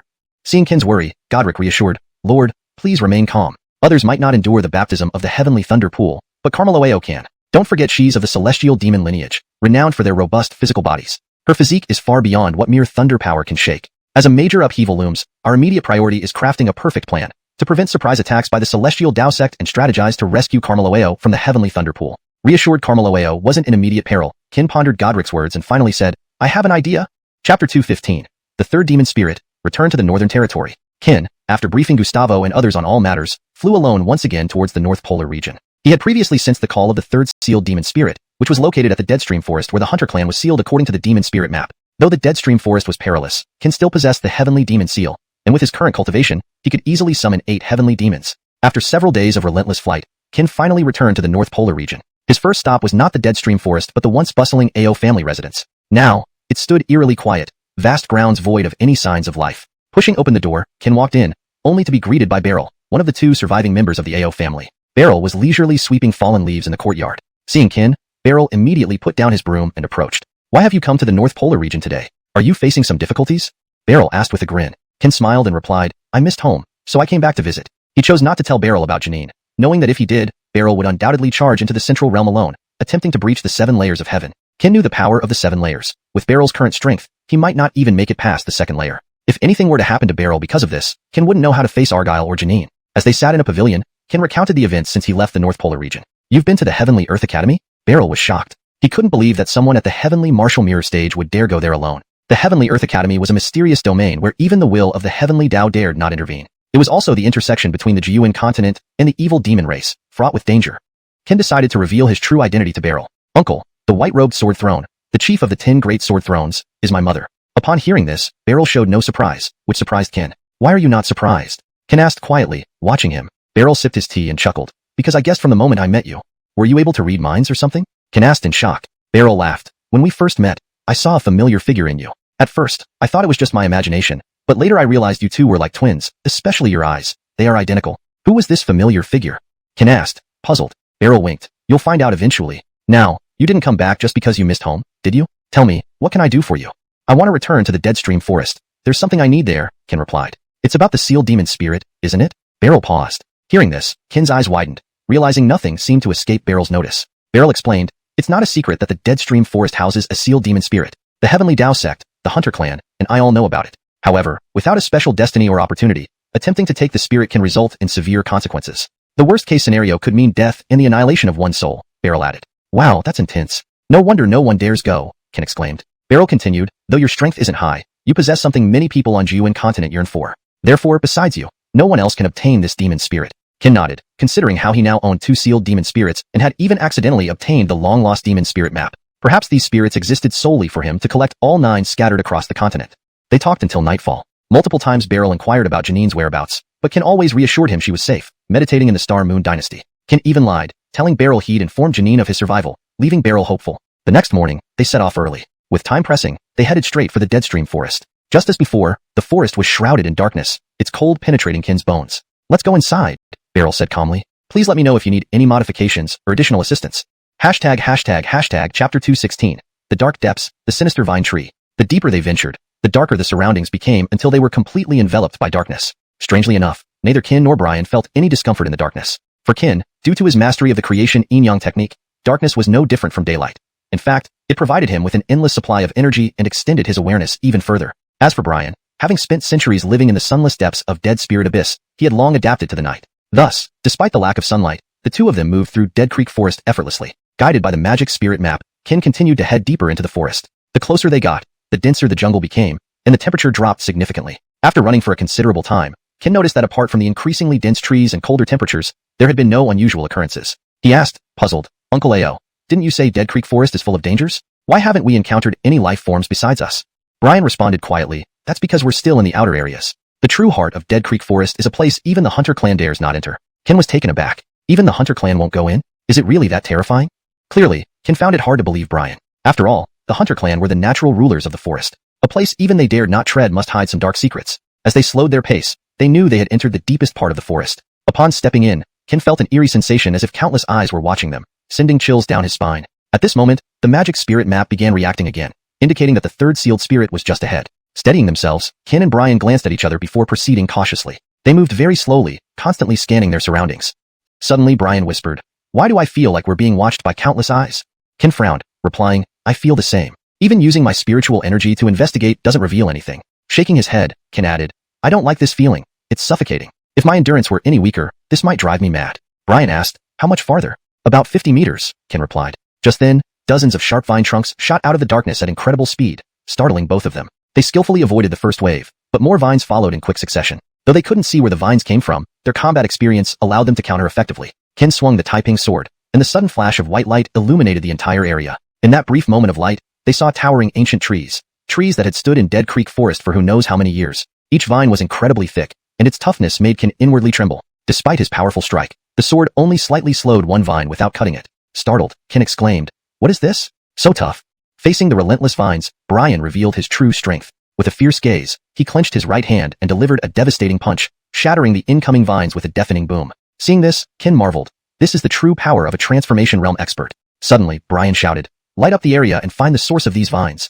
Kin nodded and activated the Bing character technique of the sealed spirit. Instantly, bright flames illuminated the forest like daytime. Following the vine's path, they discovered a massive 100-meter-tall vine tree nearby, its ancient, blurred eyes staring at them menacingly. It was from this tree that the attacking vines originated. Realizing the tree had become sentient, Kin understood why even the Hunter clan dared not approach this place. Finding the source of the attack made things easier. Brian signaled Kin to protect himself while he dealt with the vine tree. To assist Brian better, Kin merged with the fire elemental spirit, providing more illumination and enhancing his attacks with fire.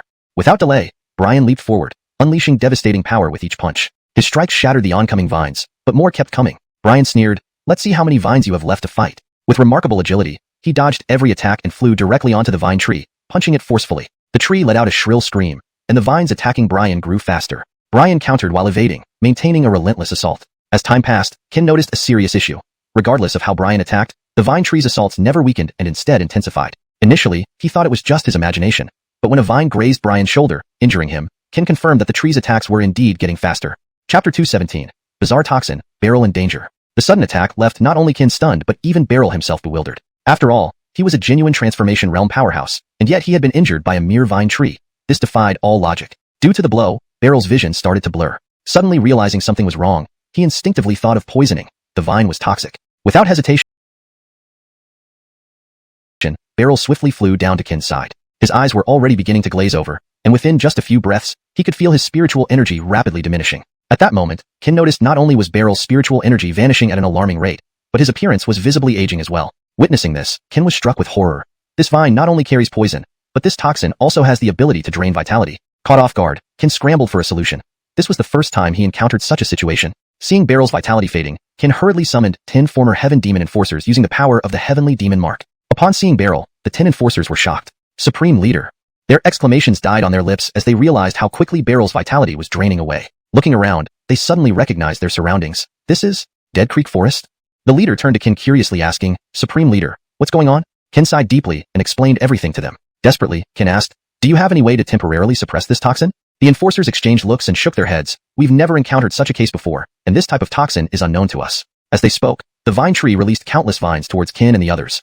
In unison, the 10 enforcers drew their crescent-shaped scimitars and met the attack head-on. Just then, Polyporus and Latoya emerged on their own without being called by Kin. Surprised, Kin exclaimed, "Why did you two come out? It's dangerous here, go back." But as Kin attempted to return the two sealed demons, they rushed to Beryl's side. The moment Polyporus and Latoya touched Beryl, Kin felt a noticeable easing of the vital force draining from him. Astonished, Kin hadn't expected these little creatures to possess such an incredible ability to neutralize the poison. However, the detoxification process seemed painfully slow. To buy them time, Kin drew his sword to shield them, while the 10 enforcers struggled against the vine tree's relentless onslaught. Kin observed that the vine tree seemed to have inexhaustible energy, growing stronger each time it was damaged. To test this theory, Kin recalled the enforcers. With the next wave of vines approaching, Kin unleashed his full power, combining the 5 precepts of mortality, corrosion force, and true sword intent. This strike was unmatched by any non-transformation realm practitioner. Even early-stage transformation realm powerhouses would struggle to defend against it. Finally, Kin added Polyporus flame power to the strike. Buzz. With the sword's cry, fiery red light surged towards the giant vine tree. When the sword light met the vines, an explosion echoed through the Dead Creek Forest, shaking the ground. Yet, Kin discovered that the vine tree remained unharmed, even becoming more violent. Its tendrils attacked more chaotically, and now, dozens of smaller vine trees emerged from the darkness, all staring at Kin with ancient, unfocused eyes. Facing wave after wave of attacks, Kin glanced at Beryl behind him. Though his complexion was gradually improving under Polyporus and Latoya's treatment, Completely eliminating the poison would take time. Realizing there was no other choice, Qin instructed everyone, these vines are poisonous. Avoid getting stabbed by them. Also, observe that they can absorb our energy. Avoid using spiritual energy attacks, or they will grow stronger. Acknowledging Qin's warning, the enforcers nodded. Charge. They engaged the vine tree without using spiritual energy. However, in reality, they found they couldn't even sever the larger vine tree's tendrils. Even worse, 5 of the 10 enforcers were quickly re-injured by the vine tree's tendrils, losing their spiritual energy and vitality rapidly. From the start, half of Qin's team was incapacitated. Now, Qin faced both the vine tree's attacks and the slow detoxification process by Polyporus and Latoya. If they took too long, the 5 enforcers would be lost. Desperate, Qin heard Polyporus say, Mommy, I'm tired. I want to rest. Anxiously, Qin pleaded, Polyporus, dear, now isn't the time to rest. Please finish detoxifying this uncle first. Recognizing the importance of saving Beryl first, Qin knew it was crucial for their survival. Polyporus puffed up angrily. Yanis put this poison. Shouldn't he remove it himself? You favor Yanis. You love him more than me. Startled, Qin quickly asked, Polyporus, who is Yanis? Where is he? Pointing into the darkness, Polyporus replied, that's Yanis. He's in there, but he seems unhappy. Chapter 218. Emoling Tina. The plan begins. Qin glanced into the darkness ahead. He wasn't sure if the third sealed demon spirit that Janine spoke of was the one he had come to find in the Dead Creek Forest, but he had a premonition that whatever lay ahead in that darkness was far more dangerous than what they had encountered so far. Qin stroked Janine's small head and asked again, Janine, dear, can you call out that Tina? Janine pouted, thinking for a moment before replying, I'm not sure, but I'll give it a try. Encouraged by this possibility, Qin nodded quickly, signaling Janine to be cautious. Thus, under everyone's astonished gaze, Janine walked forward into the darkness and suddenly shouted, Tina, come out. Me and Little Bing have come to see you. Upon hearing this, the vine tree that was about to attack Qin and his companions abruptly stopped its movements. Immediately afterward, a green-sealed demon spirit, resembling Janine and Latoya, slowly emerged from the depths of the darkness. The moment it saw Janine and Latoya, the green-sealed demon spirit's previously angry face lit up instantly. Janine, Little Bing, it's really you. Perhaps due to a long time apart, the 3 sealed demon spirits embraced each other with great excitement upon meeting. At this moment, Janine and Latoya led the third sealed demon spirit to Qin, pointing at her as they said, Tina, this is Mama, our Mama. Hurry, hurry, and call Mama. Without hesitation, the third sealed demon spirit leaped into Qin's arms, whispering, Mama, Tina misses you so much. Mama? The 5 celestial demon enforcers stared in shock at Qin. From their expressions, it was clear that this title had thoroughly shattered their sense of reality. Seeing this, Qin could only hide his embarrassment with a smile. Petting the third sealed demon spirit's head affectionately, Qin asked, Tina, dear, Mama has a question for you. Did Carmelolan tell you that you can cure the poison in these people's bodies? Tina nodded eagerly, saying, Of course I can, Mama. Do you mean you want me to cure them?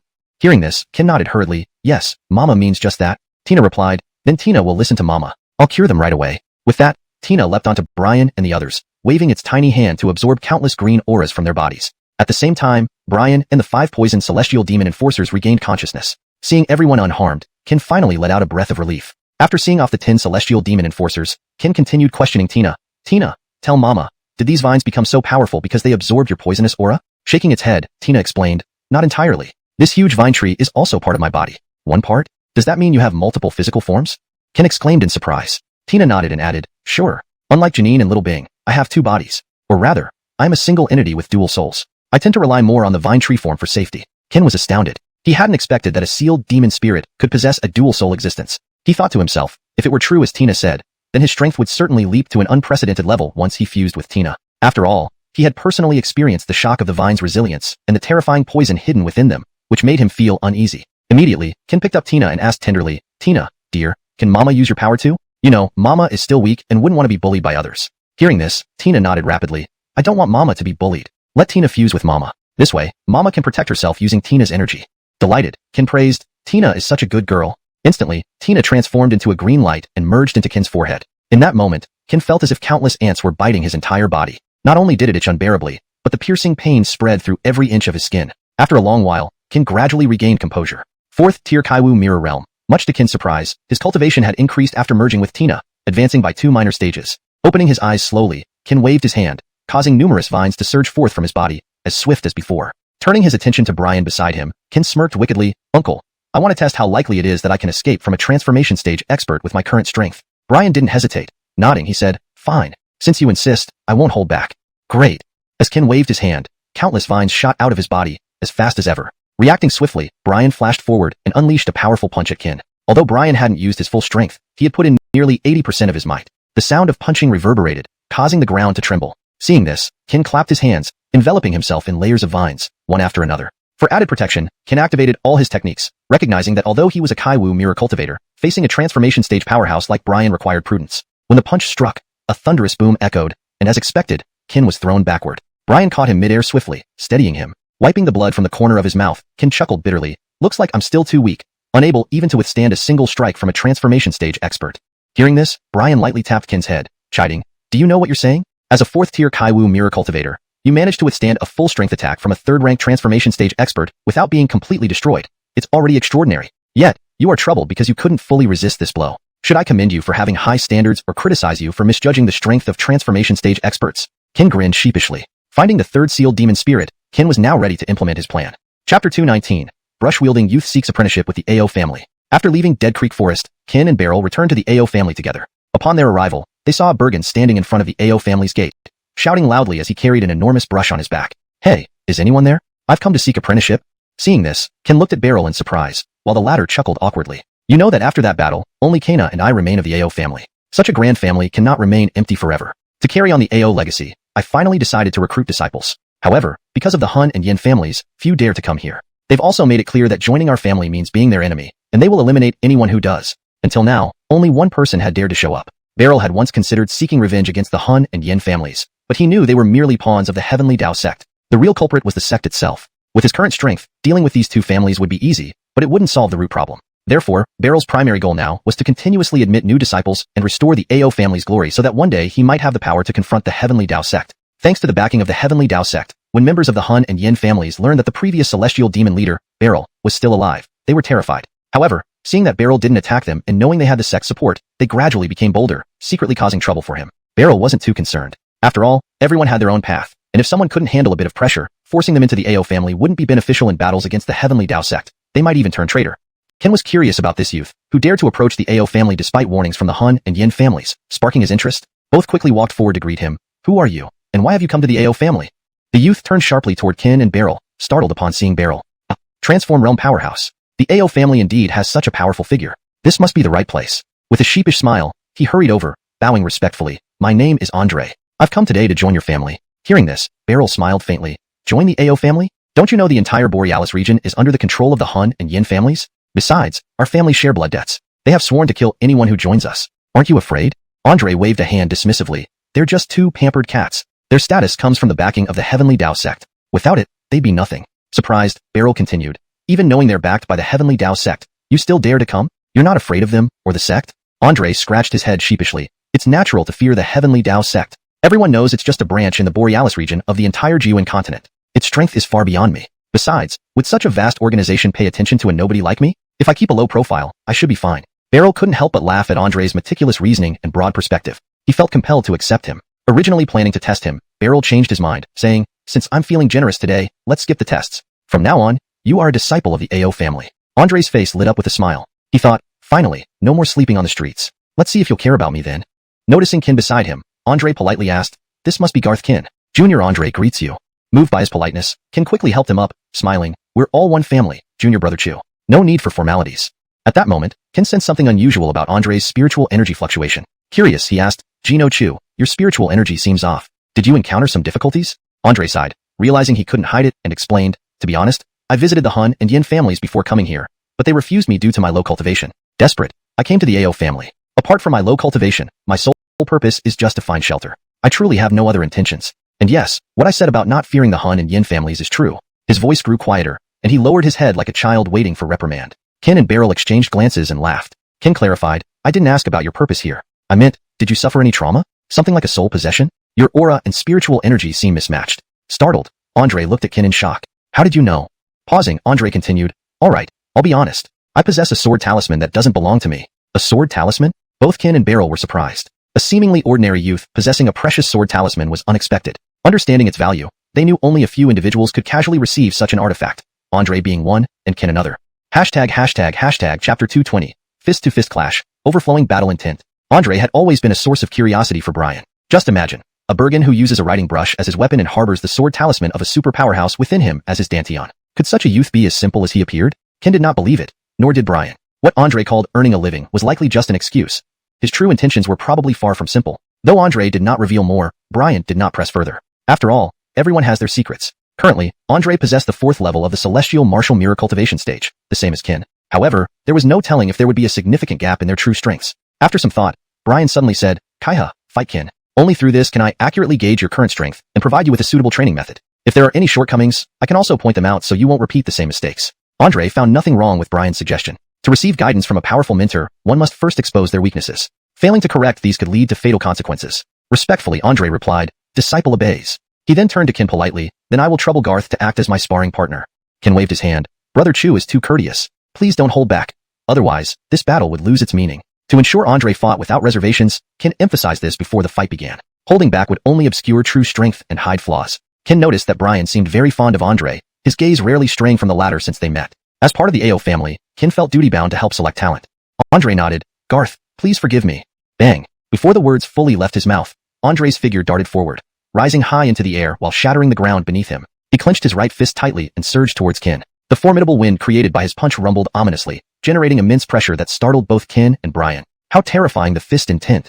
With the fist intent approaching, Kin reacted swiftly, raising his right hand to form a fist and meet Andre's attack head-on. A fist-to-fist confrontation, this was Kin's plan. By testing Andre, he hoped Brian would also give him pointers. After all, the gap between celestial martial mirror cultivators and transformation realm powerhouses was not merely in cultivation level, but also in combat will and experience. Bang! Their fists collided, and terrifying waves of force radiated across the battlefield. Both Andre and Kin recoiled simultaneously. They quickly stabilized themselves and rushed towards each other once more, engaging in a fierce, ongoing clash of fists. For a moment, they seemed evenly matched. Suddenly, Andre roared and delivered a powerful punch, forcing Kin to retreat. As Kin retreated, Andre slowly unsheathed the enormous calligraphy brush strapped to his back. Gripping the brush, his aura underwent a dramatic change, energy surging forth continuously as his might steadily rose. From 6th level celestial martial mirror to 8th level, finally stopping at 4th level respectful martial realm. Black ink, darkened to a deep purple, appeared on the tip of the brush. Without giving Kin time to react, Andre swung the huge brush forward. Instantly, a black streak, akin to a terrifying sword beam, shot towards Kin at blinding speed. Feeling this fearsome assault, Kin did not hesitate either. Extending his right hand, the Taiping sword materialized in the air. With a cold glance, he raised the sword and slashed downward, performing a straightforward strike with no extra movements. Yet, sometimes, seemingly harmless moves could be the most deadly. At least, Andre believed so now. The sword light clashed with the brush tip, a deafening explosion echoing through the sky. Under intense vibrations, Andre's brush tip shattered. Kin's sword light, however, continued undeterred, heading straight toward Andre. Seeing himself falter, Andre did not surrender. He stomped hard and leaped into the air, where he held the brush firmly with both hands and slashed downwards. Black ink spread like rain, transforming into countless streaks of ink energy cascading down. In the center, a colossal black ink sword, like divine retribution, plummeted towards Kin. Kin smiled sinisterly. 5 decisions of all creation, destruction. Decision, begin. Upon uttering the word begin, the originally snow-white force of creation transformed into a blood-red hue that chilled the heart. Focusing his eyes, he slashed upward with the sword, red light erupting from the ground. Boom! As another deafening explosion echoed, the earth began to crack inch by inch. At the moment the energies converged, Kin's figure vanished. Under the cover of the roar, he quietly approached Andre from behind. Without waiting for Andre to react, Kin struck out, wrapping him in countless vines. By the time Andre realized, the tip of the Taiping sword was inches from his forehead. Andre slowly sheathed the brush and bowed. "Thank you, Garth, for holding back." Putting away the long sword, Kin laughed. "Brother Chu is too modest. Though you appear to be at 4th level celestial martial mirror, your true strength is astonishing. I won only because you lacked combat experience. Our skills were almost evenly matched." Returning to Brian, he was quite pleased with their match. Approaching Andre, Brian patted his shoulder. "What your Garth said echoes my thoughts. Your strength surpasses most of your peers at the same cultivation level, but your only weakness is lack of combat experience. Remember, battlefield situations change in an instant. Even the smallest oversight can be fatal. From now on, I will personally train you, and I won't go easy." Chapter 221. Central Region Assassins, the Dark River Organization. It was a rare opportunity to be personally trained by a realm transformation powerhouse. After all, how many such powerhouses would deign to train 2 minor cultivators at the Heavenly Warrior Mirror level? Such an opportunity was virtually non-existent in the entire northern polar region. In recent days, Kin did not choose to return to the central region immediately. His strength was still relatively weak, so he decided to stay and undergo rigorous training from Beryl. During these days of intense training, Kin and Andre were almost beaten to within an inch of their lives multiple times by Beryl. Several times, they almost died at his hands. Though bruised and battered, the effect was remarkably effective. In just a few short days, both of them saw significant improvements in their endurance and combat experience. Especially for Andre, after several days of brutal training, he seemed like a completely different person, with unprecedented enhancements in both his techniques and responsiveness on the battlefield. The next day, Kin bid farewell to Beryl and Andre before rushing back to the central region. Until Kiera was rescued, his heart would remain unsettled. After several days of travel, Kin finally returned to the outskirts of the 7th Gate City in the central region. He had originally planned to visit Clarice, but reconsidered and dropped the idea. Upon entering the 7th Gate City, several powerful energies locked onto him from the shadows. Adamir suddenly stepped out from the darkness, sneering, "Kin, they say there's a path to paradise you won't take, but there's no gate to hell that you won't force your way through." Seeing Adamir, Kin merely smiled faintly. Run? Why should I run? You can't possibly think you and your few companions can keep me here?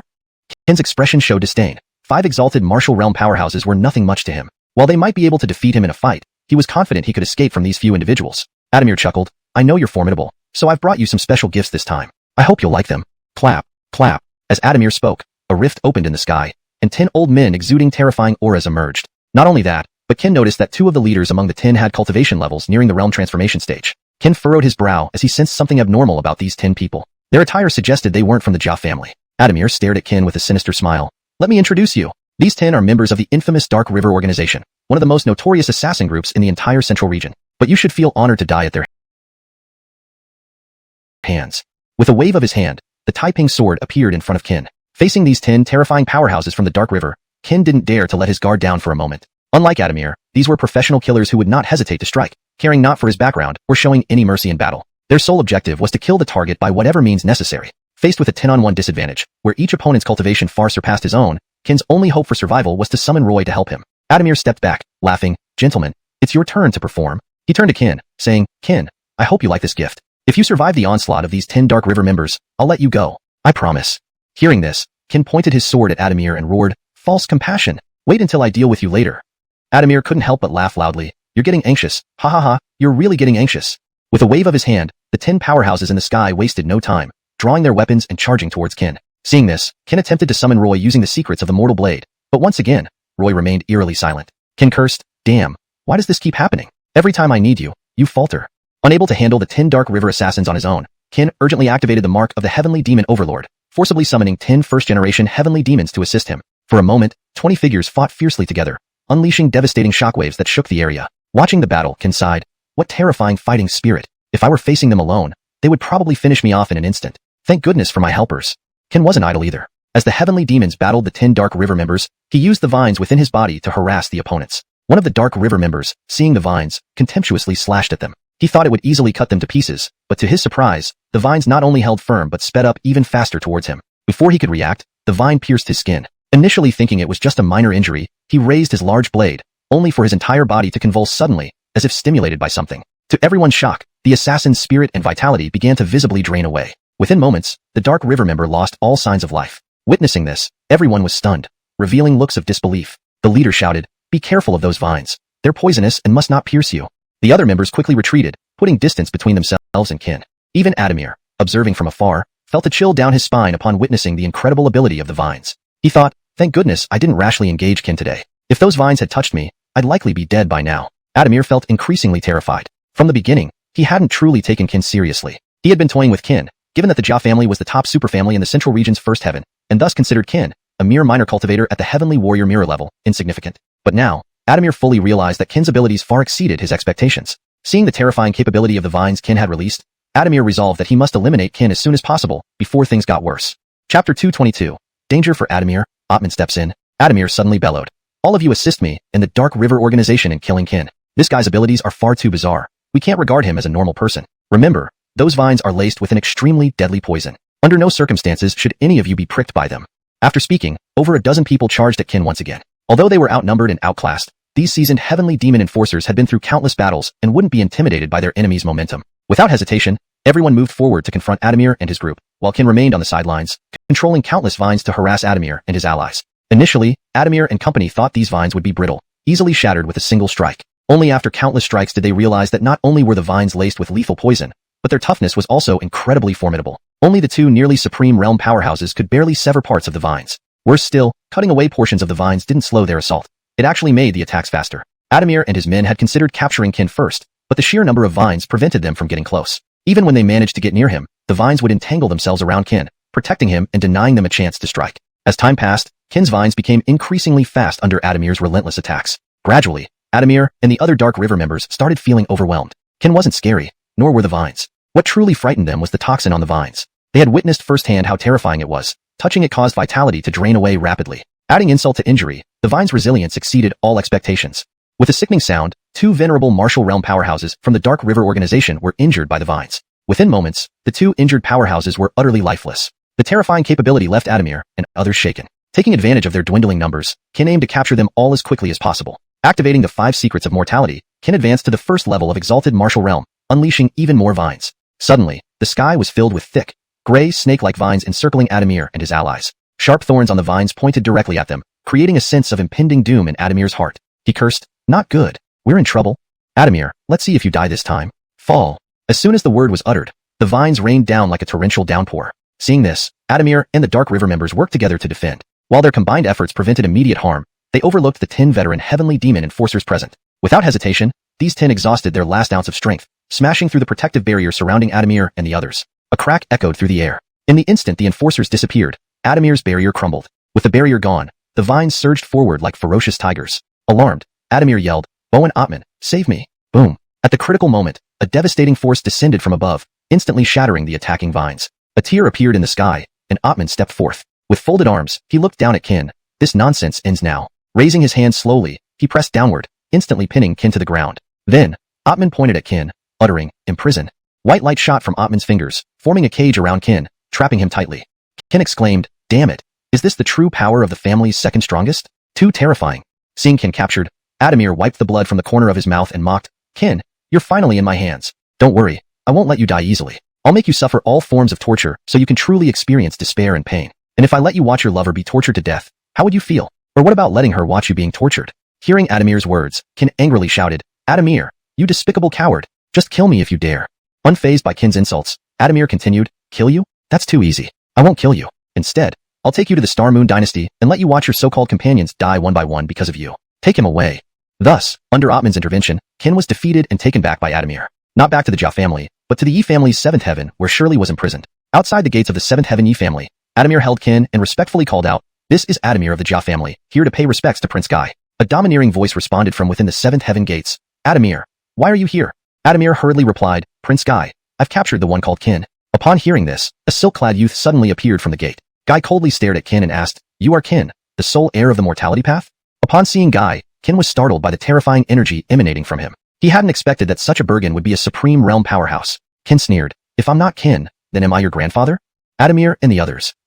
Chapter 223. The Celestial Thunderpool and the Demonic Spirit Little Array. Kin's words had indeed sent a chill down Adamir and the others' spines. After all, no one in the entire Central Domain had dared to speak to Guy like that so far. Families like the Yi clan were among the strongest in the entire Nine Abyss continent, and Guy himself was a top contender among countless geniuses in the Central Domain. Now, Kin not only failed to answer Guy respectfully but also spoke rudely to him. At this moment, Adamir had already thought about what dishes he would prepare for the table. Just as everyone expected Guy to be furious and punish Kin harshly for his impoliteness, Guy burst into laughter instead, leaving everyone bewildered. Guy smiled and said, "You truly live up to being the sole successor of the way of all living beings. I must admit, your pride has surprised me. However, having pride is good, but it depends on where you apply it. We'll see if that pride remains intact later. Bring him to the Celestial Thunder Pool. I want every drop of his essence blood to be refined into my sustenance." As two blast-emitting terrifying ores approached, Kin was taken to the Yi clan's Celestial Thunder Pool. The moment they arrived, Kin felt an overwhelming surge of celestial thunder energy that made his heart race with fear. Far away, in the thunder pool, countless purple lightning bolts, each several dozen feet thick, surged incessantly, their terrifying power making Kin tremble from afar. Suddenly, Kin noticed Kiera imprisoned in the center of the thunder pool. Before he could speak, Guy waved his hand and ordered, "Throw him in." Despite preparing for the celestial thunder baptism, when Kin was thrown into the pool, the lightning pounced on him like tigers in the mountains. In an instant, numerous bolts of lightning entered his body, causing unbearable pain both physically and mentally. Seeing Kin's agonized expression, Guy and Adamir outside the pool exchanged smirks. Guy laughed, "Kin, enjoy the comfort of the celestial thunder pool. I have some business to attend to and will come back to see you in a few days." Ha ha ha. Inside the thunder pool, Kin mobilized all his cultivation techniques and secret arts to resist the celestial thunder, but he found that no matter how hard he tried, the moment they touched the celestial thunder, they were instantly devoured. If not for his previously cultivated physical strength, he would have been shattered by the relentless celestial thunder by now. Through clenched teeth, Kin turned his head towards Kiera in the center of the thunder pool. Her vital aura was extremely weak, her face pale and devoid of color, causing Kin immense heartache. Enduring the pain from the lightning strikes, Kin struggled toward Kiera. She couldn't wait any longer. Otherwise, her essence blood might be completely refined by Guy. "Buddyling, Latoya, Carmelota, quickly think of a way to help me resist the celestial thunder in the pool." Upon hearing Kin's call, the three sealed demonic spirits rushed out. To Kin's surprise, they seemed unaffected by the celestial thunder. Buddyling and Latoya jumped onto Kin's shoulders, while Carmelota leaped onto his head. Kin asked curiously, "Buddyling, why aren't you afraid of the celestial thunder?" Buddyling replied, "Because this isn't real celestial thunder. The thunder in the pool is released by the Little Array, which is why we're not afraid." Kin was puzzled. "Who is Little Array?" Latoya interjected, "Little Array is the sixth sealed demonic spirit. If I'm correct, Little Array should be among the many celestial thunderbolts right now." Hearing this, Kin was overjoyed. He had just found Carmelota, the third sealed demonic spirit, and now he had found the sixth one so soon. Not only could he save Kana, but he would also gain another sealed demonic spirit. What a blessing. Excited, Ken asked, Latoya, can you awaken little Array like you did with Carmelota? I can barely withstand this intensity of celestial thunder, and you don't want anything to happen to Mom, do you? Before he finished speaking, Ken spat out a mouthful of blood. As the blood coagulated under the influence of the thunder, it formed a small ball in the air. Ken thought, damn, is this what Guy meant by essence blood? Seeing Ken spit blood, the three sealed demonic spirits suddenly became frantic. They seemed very angry and simultaneously leaped off Ken, releasing their life force energies as they shouted, Little Array, stop. You've hurt Mom. Come out and apologize immediately. The comedic scene made Ken chuckle softly. As he thought they were joking, the roaring celestial thunder vanished abruptly. Ken was stunned. What the heck? This actually works? Then, a purple light slowly descended from the sky. With a soft plop, a sealed demonic spirit the same size as the other three appeared before Ken. They embraced each other joyfully. Suddenly, the three pushed Little Array away angrily. Latoya pointed at Little Array and said, Little Array, though we are friends, you hurt Mom because of your actions. If you don't apologize and seek her forgiveness, none of us will ever talk to you again, including Carmelos and Carmeloigy. With a snort, Little Array panicked. Where's Mom? How badly is she hurt? I'll apologize right away. Please don't ignore me. Little Array looked close to tears. To him, it seemed ignoring him was an unimaginable punishment. Latoya pointed at Ken. Mom is there. Go and apologize. Immediately, Little Array ran to Ken, putting on a sorrowful face. Mom, I'm sorry. Little Array didn't recognize you. Please forgive me. Chapter 224, Magic Spirit Carmelo Jean, Power of Heavenly Thunder. Looking at Carmelo Jean's adorable appearance, Ken smiled gently. He reached out to tenderly stroke the chubby cheeks of Carmelo Jean and said, Carmelo Jean, be good. Mommy isn't angry with you. Mommy forgives you. Hearing this, Carmelo Jean's face immediately lit up with a smile. Thank you, Mommy, thank you. You're so kind. At that moment, the three Latoya suddenly stepped forward and said, Mommy is injured so badly, yet you haven't merged with her to heal her?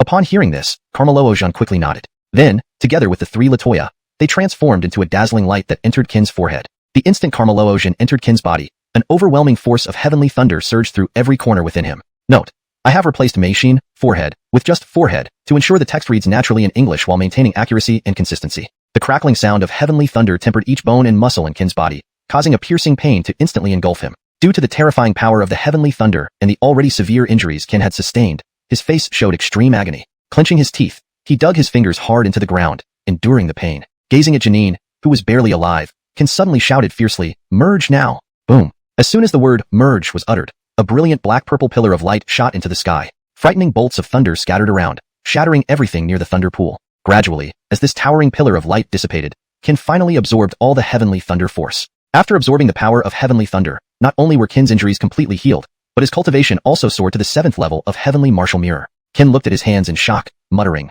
What terrifying power of heavenly thunder! Absorbing it has propelled my cultivation to the 7th level of heavenly martial mirror, and this is just from the 6th sealed devil spirit. I can't even imagine what would happen if I absorbed all the sealed devil spirits in the future. Wouldn't I be able to step into the venerated martial realm or even higher? Clutching his right fist, Ken felt a surge of immense strength, as if it were inexhaustible and endless. Approaching Janine, whose breath was extremely weak, Ken hastily took out a red spirit fruit from his bosom and made her ingest it. In no time, some color returned to Janine's face. Opening her eyes slowly, she whispered softly, Is it Brother Wu? Ken grabbed Janine's hand tenderly and replied, It's me, Carmelo Ao. Big Brother Wu is here to take you home. Upon hearing Ken's voice, Janine let out a sigh of relief. Home. Finally going home. Saying this, Janine's hand softened again as she fell back into unconsciousness. Although supported by the medicinal effects of the red spirit fruit, Janine's injuries were too grave, and more alarmingly, the essence blood in her body was almost entirely drained by Guy. If not for her extraordinarily resilient physical constitution, she would have become a desiccated corpse by now. Ken gently stroked Janine's cheek, murmuring, I'm sorry for your suffering. Sleep well, and Brother Wu will take you home. Meanwhile, hearing the tremendous commotion from the thunder pool, Guy and Adamir rushed over as quickly as possible. At first sight, they noticed that all the thunder inside the thunder pool had vanished. Seeing this, Guy shouted angrily, Ken, where did you send all the thunder in the thunder pool? Ignoring Guy, Ken hoisted Janine on his back and then pulled out a vine to securely fasten her. Taking up the Tai Ping sword, Ken began to walk toward the entrance of the thunder pool, saying, Carmelo Ao, Brother Wu is taking you home. Seeing this, Guy glared furiously at Ken and retorted, Wanna leave? Do you have the capability? Ken chuckled lightly, whether I have it or not will be known once we try. Bang!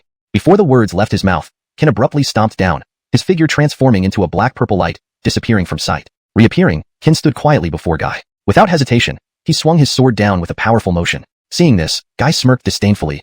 A mantis trying to stop a carriage, how arrogant.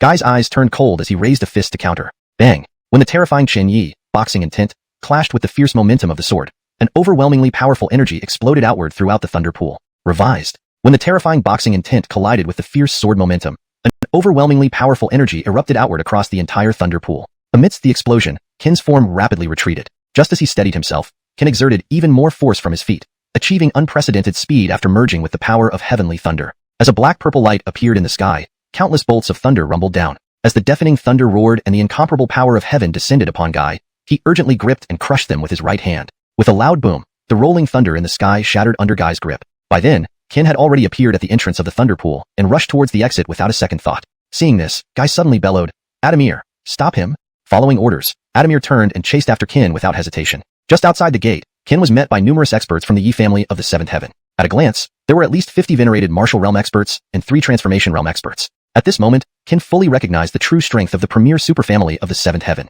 Now, Adamir and Guy slowly walked forward, tightly encircling Qin. Guy taunted, "Run. Why aren't you running? Aren't you very strong? Let's see what a mere heavenly martial mirror cultivator can do against me in the Seventh Heaven."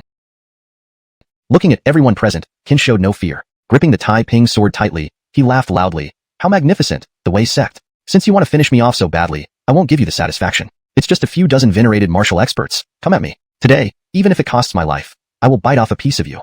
5 decisions of all beings. Unleash all 5. Unleash corrosive force. 9 decisions of sealed devils. Unleash 4. Poria, Latoya, Carmeloisian, Tina, aid me." Boom. As the words left his mouth, a terrifying energy burst forth from Qin's body. This energy's sheer magnitude shook everyone present. Moreover, Qin's cultivation soared straight to the 7th level of venerated martial realm. Simultaneously, energies of ice, fire, and thunder surrounded him. Countless vines spanning several dozen feet filled the sky, their sharp spines pointing outward at everyone. A crimson aura enveloped Qin's body, and his icy eyes brimmed with killing intent. Flashing a cold gaze, Qin roared, "Let the battle begin." Hashtag chapter 225, 7th Heaven, Yi family's Guy. Guy stared in shock at the Qin before him. He hadn't expected that this mere Kaiwu mirror sword cultivator could unleash such astounding energy. Not only did Qin possess these bizarre techniques and secret arts that Guy had never heard of or seen before, but he also seemed to have elevated his cultivation from the 7th level of the Kaiwu realm all the way to the 7th level of the Zunwu realm. If not for witnessing it with his own eyes today, Guy wouldn't have believed that anyone could possess such an earth-shattering technique. Especially alarming were the 3 different types of energy, ice, fire, and thunder, surrounding Qin, which subtly emitted a dangerous aura even Guy couldn't ignore. This wasn't the main concern. What mattered most was the vast array of vines covering the sky. According to Adamir, these vines were not only incredibly resilient, but also coated with deadly poison. Anyone stabbed by them would lose their vitality within 3 breaths. Guy smiled lightly and took a step forward, commanding, "Bowens, listen up. We are present. Kill him." "Yes, sir." The command echoed like thunder across the heavens. 50 Zunwu realm powerhouses instantly charged toward Qin upon receiving Guy's order. The entire force of 50 Zunwu realm powerhouses attacked Qin in unison. Seeing this, Qin swung his arm, sending countless vines surging forth towards the oncoming attackers. Instantly, explosions rang out across the 7th Heaven, and numerous powerful techniques and secret arts flew through the air. Meanwhile, the 3 Hua Jing realm powerhouses and Adamir weren't idle either. Seizing the moment when Qin's attention was fully focused on the 50 Zunwu realm experts, they simultaneously launched a surprise attack. The speed of the Hua Jing realm experts was so swift that even Qin, whose cultivation had significantly improved, was momentarily taken off guard. "Mommy, be careful." Carmeloisian suddenly cried out in alarm. By the time Qin reacted, the 3 Hua Jing realm experts were already standing before him, ready to strike with a palm each. Could Qin, who had been forcefully elevated to the Zunwu realm through secret arts, withstand the combined might of 3 Hua Jing realm powerhouses? A terrifying palm wind surged towards Qin, carrying destructive power that felt like a ferocious beast charging towards him. Under this immense pressure, Qin briefly sensed the shadow of death approaching. At this critical juncture, Qin hastily activated the Kai Yao leader mark, summoning 12 first-generation Kai Yao enforcers to resist the attack. Facing the combined blow of 3 Hua Jing realm experts, the 12 enforcers didn't dare slack off. They simultaneously exhausted all their spiritual energy to resist the attack. Bang! With a deafening roar, the 12 Kai Yao enforcers were sent flying backward while the 3 Hua Jing realm experts merely stepped back a few paces. Qin quickly used the vines to pull the 12 injured enforcers back. Just one hit left the 12 Kai Yao enforcers gravely wounded. There was no other option but to let them retreat. 12 was already Qin's current limit. According to Brian, the remaining 12 Kai Yao enforcers were much stronger than these 12, especially the top 3 enforcers, whose strength had reached the peak of the 9th level of the Zunwu realm hundreds of years ago. By now, they might have already entered the Hua Jing realm. Qin wanted to summon them badly, but his current strength was limited, and even with all his efforts, he could only call forth the lower-ranked 12 enforcers. When the 12 enforcers retreated, the 3 Hua Jing realm experts turned their attention back to Qin. Frowning, Qin knew he wasn't equipped to handle 3 Hua Jing realm experts right now. His only option was to summon Guichia and Theo to help him fight. However, he feared Guichia might again fail him as it had in the past. Taking a chance, Qin attempted to activate the creation yin-yang technique to try waking them up. Fortunately, although Guichia didn't respond, Theo did. Theo said, "My strength isn't fully recovered yet. I can only hold out for half an hour.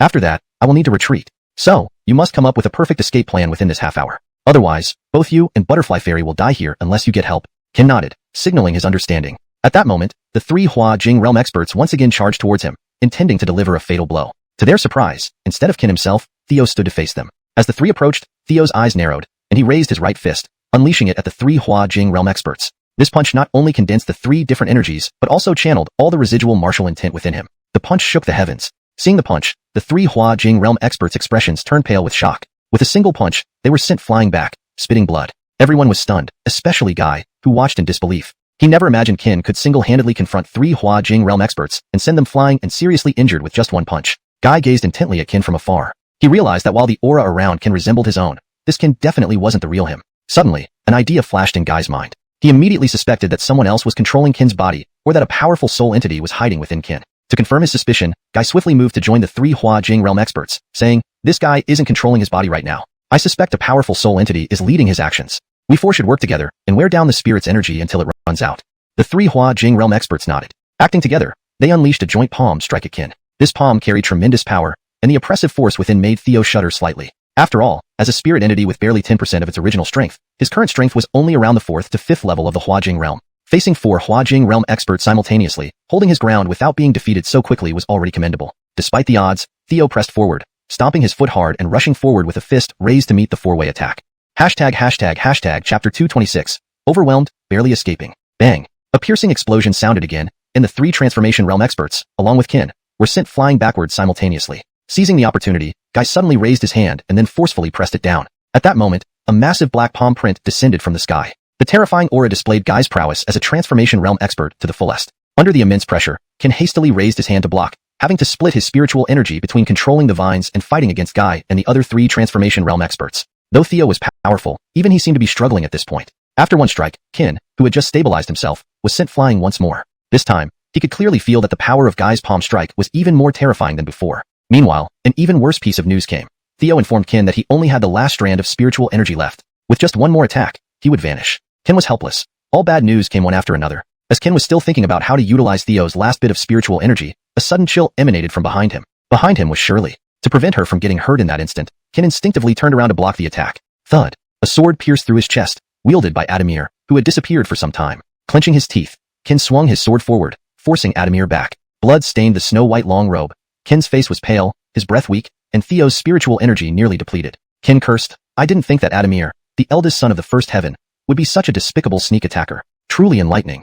Adamir laughed. "So what? As long as I can kill you, any method is worth it, even if it brings suspicion." Guy stepped forward and said, "Good job, Adamir."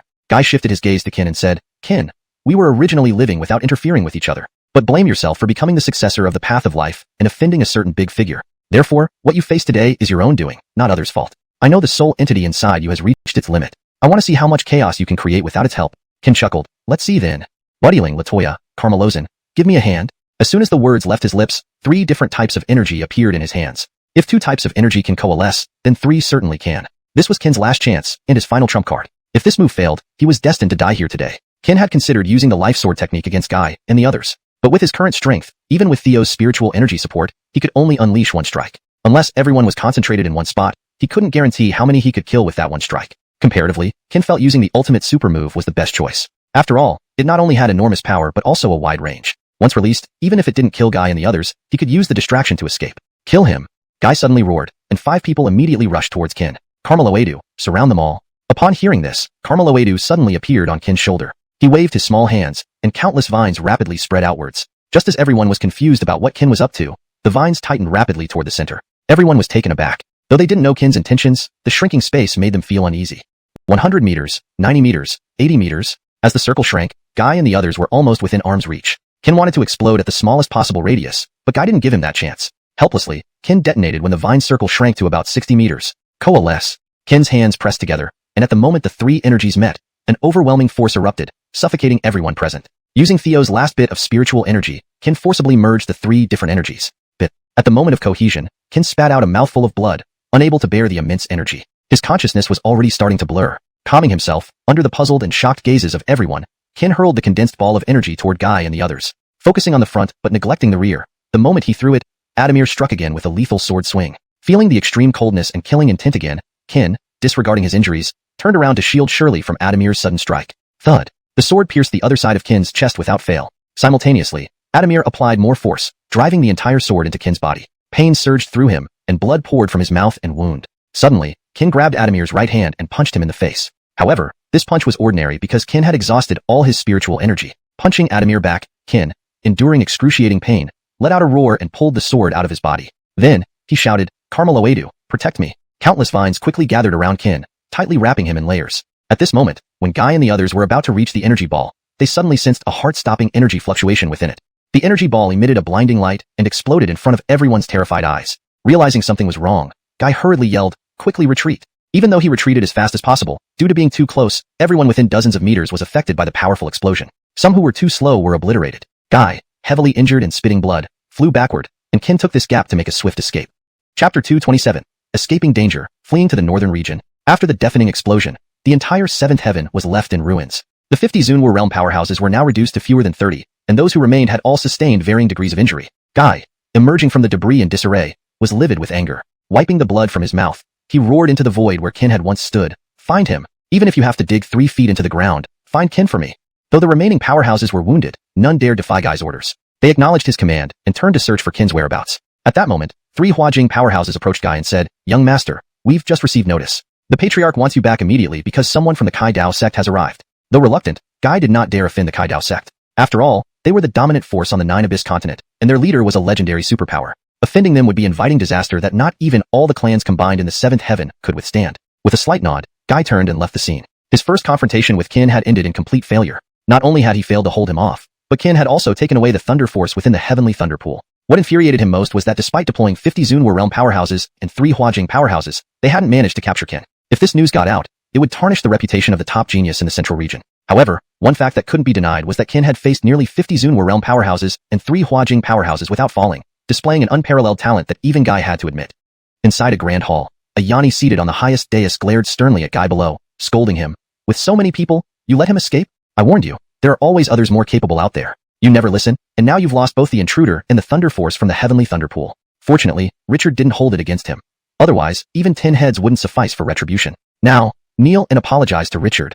The Yanni's tone was full of anger, while Guy, like a child who'd done wrong, dared not meet his gaze. Turning respectfully, Guy bowed deeply toward a gray-robed man sitting beside them.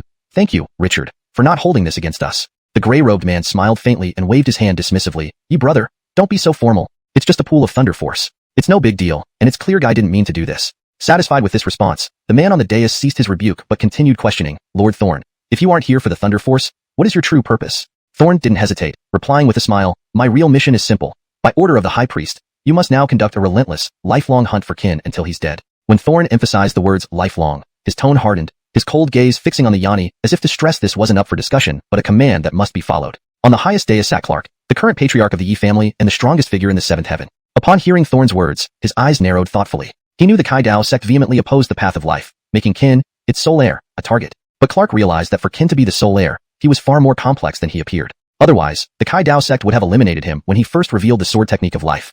Now, Qin was alive and incredibly powerful. Considering all these points, Clark knew this matter wasn't as simple as it seemed. Curious, Clark asked, Lord Thorn, what exactly is Qin's background? With the strength of the Kai Dao sect, wouldn't killing him be as easy as crushing an ant? Why involve us?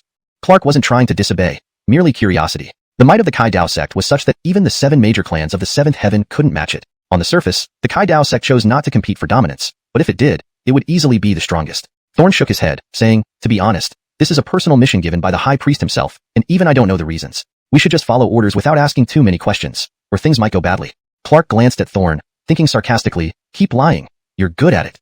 Though annoyed, Clark kept it to himself, knowing Thorn was a powerful figure in the Kai Dao sect whose status shouldn't be underestimated. Noticing Thorn wouldn't elaborate, Clark stopped pressing further. Instead, he reassured him, rest assured Richard, we will spare no effort to capture Qin and deliver him to you personally. Thorn nodded approvingly, that's best. Meanwhile, Thorn deliberately omitted the fact that Qin was the son of the first swordsman of the Celestial Academy. Escaping the central region, Qin raced northward with grave injuries. He dared not stop for fear of capture, especially during daylight when he'd have no strength to flee. His destination was the Proud clan in the northern region, the only hope close enough to save him. One day, Beryl was training Andre when 2 figures suddenly descended from the sky. Recognizing Qin and Martha, Beryl quickly steadied them.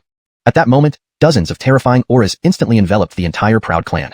Chapter 228, Cade's move, suppressing all. Dozens of experts at the respectable martial realm and 3 masters at the transformation realm stood proudly in the sky above the Ao family. Sensing the situation, Cade handed Qin over to Andre, instructing him to take them inside. The boss leading the group was taken aback upon realizing that Cade was also a master at the transformation realm. The boss introduced himself first. I am Bowen Manny from the Yi family of the 7th level of Central Domain. These two individuals stole celestial lightning power from our family's heavenly thunder pool a few days ago. By order of our patriarch, we have come to apprehend them. I hope you can provide some assistance. Manny intended to intimidate Cade by invoking the illustrious name of the Yi family. Although the Yi family's fame did not match that of the heavenly Dao sect, most senior generation powerhouses had heard of the reputation of the Yi family in the 7th level. Despite all this, Cade remained unperturbed, simply asking, "Are you from the Yi family?" Manny nodded and affirmed, "Yes." Cade then added, "So it is due to your doing that the young girl looks like this now?" Manny frowned slightly, replying, "So what if it is?" Hearing this, Cade's expression suddenly turned icy cold. "In that case, everyone present here will stay today." Taken aback, Manny laughed haughtily after a brief pause. "You want us to stay? I acknowledge your strength, but do you really think you can confront all of us with just yourself?" Manny shook his head, smirking lightly. "Let's see if you have the power for that." Bang! Without any further words, even before Manny finished speaking, Cade was already beside him. With a swift motion, he unleashed an infinitely murderous punch towards him. Faced with the sudden attack, even the transformation realm expert Manny was startled. This punch seemed more powerful than expected based on his judgment of Cade's capabilities. Nonetheless, Manny and the other two masters at the transformation realm reacted swiftly. Fairness or unfairness aside, they combined their forces against Cade. When the earth-shaking boom resonated, four figures were simultaneously flung backward. Cade stomped firmly, stabilizing his stance, and leaped again. In the sky, he clasped his hands and brought down both palms, instantly creating two colossal palm prints that descended like daybreak, covering the heavens, directly aiming for Manny and his companions below. As the palm prints fell, the sky tore apart, and the energy's force seemed capable of rending the very heavens and earth. Seeing this, Manny and the others panicked and countered together. Boom! Another thunderous explosion later, Manny and his companions were thrown back once again. In contrast, Cade stood quietly as if nothing had happened, still looking down at the people below. Unexpectedly defeated in one strike, this outcome astonished Manny and his team. They were transformation realm experts and had numerical advantage, yet couldn't withstand even a single blow from Cade. Shaken, Cade reappeared before the three transformation masters, eyes chilling as he once more raised his hand, pressing down. Boom! Cade's formidable energy simultaneously struck the three masters at the transformation realm and the dozens of experts at the respectable martial realm. In an instant, many died or were severely injured under this terrifying power.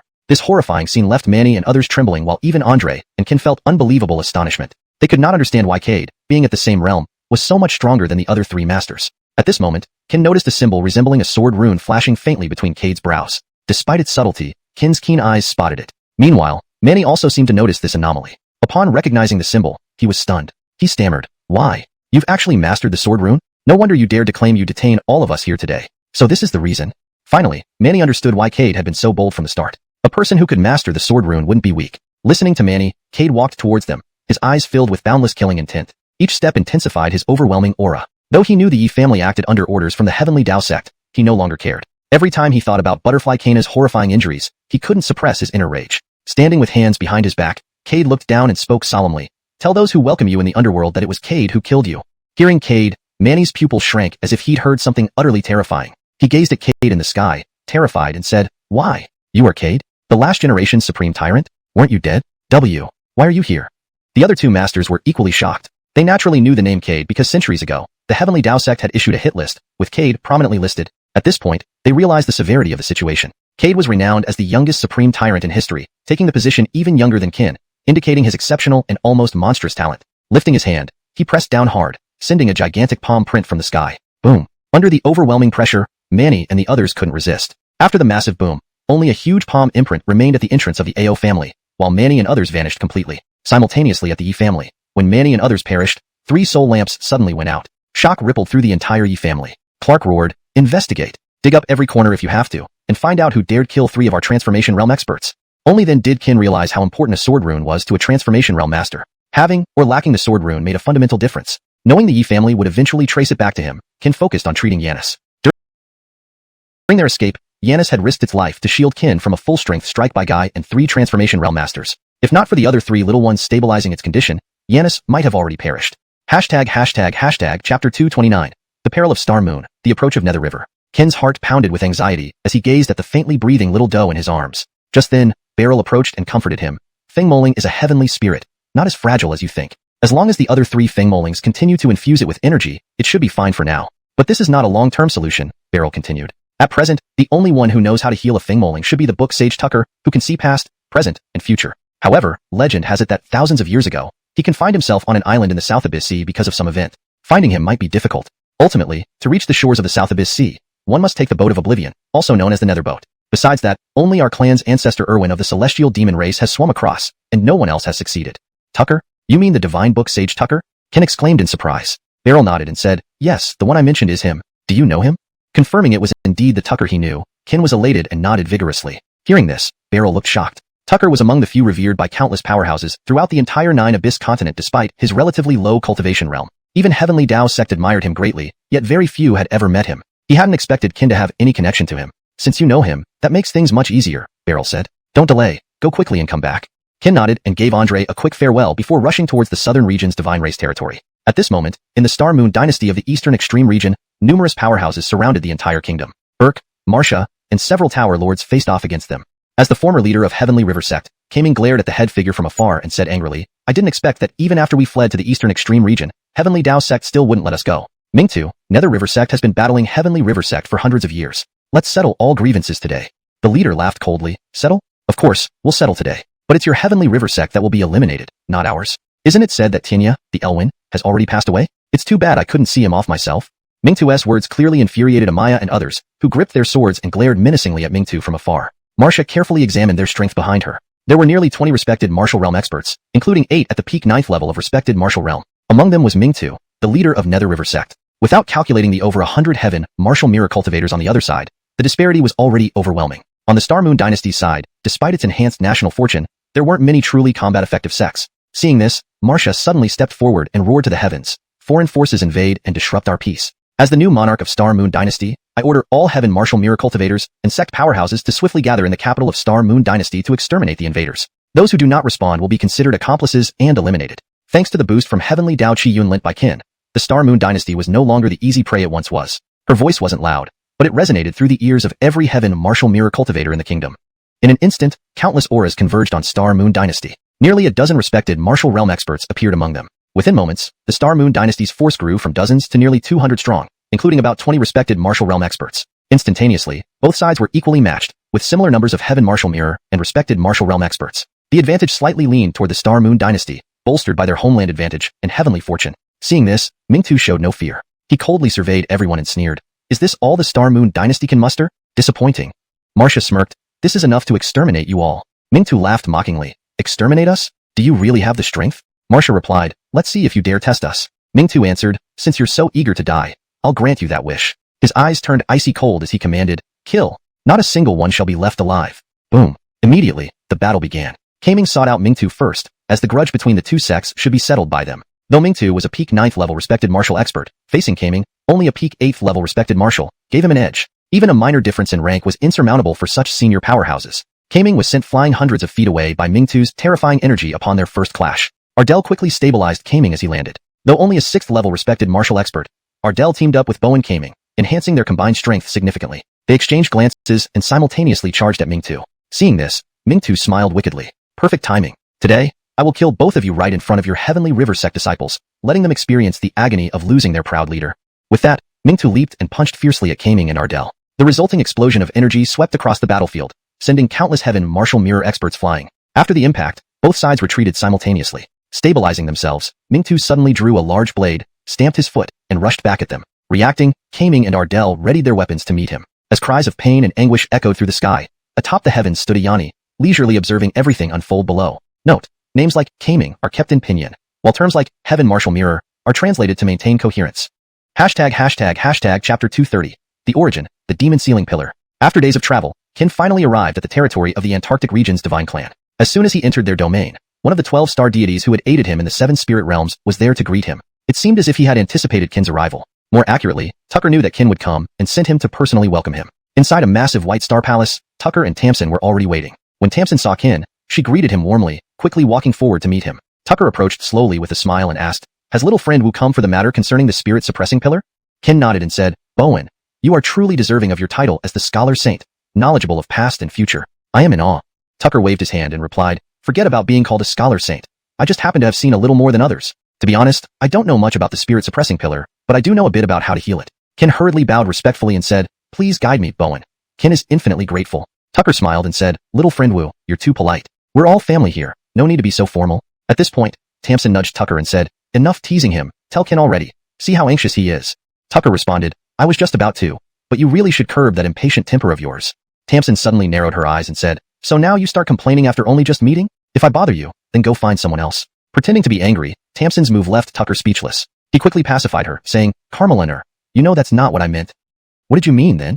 Tamsin pressed on. My point is, Sai, can't we just drop it? Tucker, as a learned man, should have had many wise words, but facing Tamsin, he was utterly silenced. Among the three, Kin was the most speechless. He had come to ask a question and instead witnessed an unexpected display of affection. But from observing Tamsin and Tucker, he realized a lesson. Never offend a woman. Tucker patted Kin on the shoulder, signaling him to walk while they talked. The surrounding scenery was breathtaking, almost otherworldly. Endless expanses of blue skies and seas, clouds floating gracefully, and strange creatures flying under the warm sunlight added an air of mystery. The sea and sky blended into one harmonious scene, inviting one to linger forever. Walking side by side under the morning sun, they looked like immortals straight out of poetry. Tucker suddenly spoke.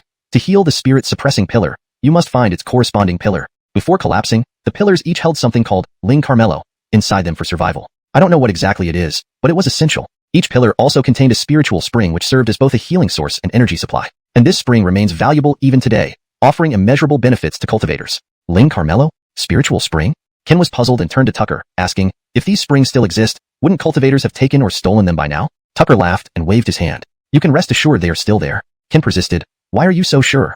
Tucker explained, there's another matter I hesitated to tell you because of this. You know that each pillar sealed away an evil demon sovereign. Even though they sacrificed themselves, the remaining essence within each pillar is beyond ordinary cultivators. The only way to heal the spirit-suppressing pillar is through the spring inside the pillar. If you decide to go, I can give you the exact location, but you'll face a true Saint Realm power, specifically a Heaven Sage level. Ken paused but eventually decided to go, as Carmelo Ado was his companion and had been injured protecting him. Either way, he couldn't refuse. Tucker pointed north. Go straight. Opposite the Dead Spirit Abyss lies the Dead Spirit Sea. In the center is an island called Array Spirit Island, your destination. Array Spirit Island? Ken recalled that the Dead Spirit Sea was perilous, nearly as dangerous as the South Nether Sea. There was no known method to reach Array Spirit Island yet. He asked, is there any way to reach Array Spirit Island? Tucker shook his head. Sorry, I haven't found a way despite my research. You might want to ask your master. She participated in that great battle and might know. Or perhaps your mother has an idea. Grateful, Ken bowed deeply. Tamsin pulled him up, saying, we're family. No need for such formality. Without delay, Ken headed to the Heavenly Earth Academy. As he watched Ken depart, Tamsin asked, why didn't you tell him about the Star Moon Dynasty's current calamity? Looking at the distant sky, Tucker answered, because sometimes sacrifices must be made to gain something. Chapter 231. The Heavenly River Sect's Demise. All march to death. Ken set out alone once more on his journey to the North Polar region, unaware that the Star and Moon Dynasty was now in imminent peril. Arden and Ardell barely managed to hold their own against Abdurrahman. Bruno held his ground against two Zunwar realm powerhouses with remarkable prowess, but the entire battlefield situation grew increasingly dire. Boom. A thunderous sound tore through the sky as Arden and Ardell were sent flying backward. In the distance, Abdurrahman, clutching a terrifying wound on his chest, glared angrily at the two who had been sent flying. He, a peak 9th rank Zunwar realm powerhouse, being severely wounded by an 8th rank and 6th rank Zunwar realm fighter was something he could not accept. Enraged, Abdurrahman tightly gripped his long sword and swung it ferociously, the blade dancing with intimidating force. A fierce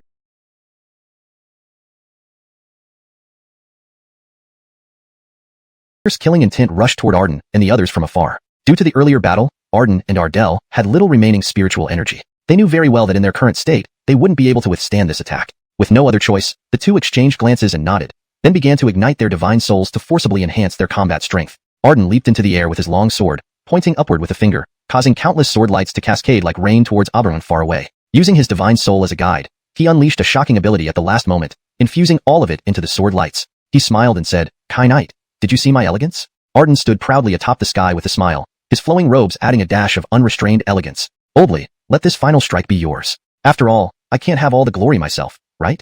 Without another thought, Arden charged towards Abdurrahman with his sword raised. With this, Arden met his end while Abdurrahman's injuries worsened even more. Everyone watched helplessly as Arden vanished, filled with regret and unwillingness. But they knew that sacrifice is an inevitable part of the path of cultivation. Adrian and the others continued fighting without pause. Their mission now was to avenge Bowen Arden by eliminating everyone present. Bowen Arden sacrificed himself to open the way for Ardell, who would not let him down. Laughing, Ardell said, Arden, you old rascal, I couldn't match you in life.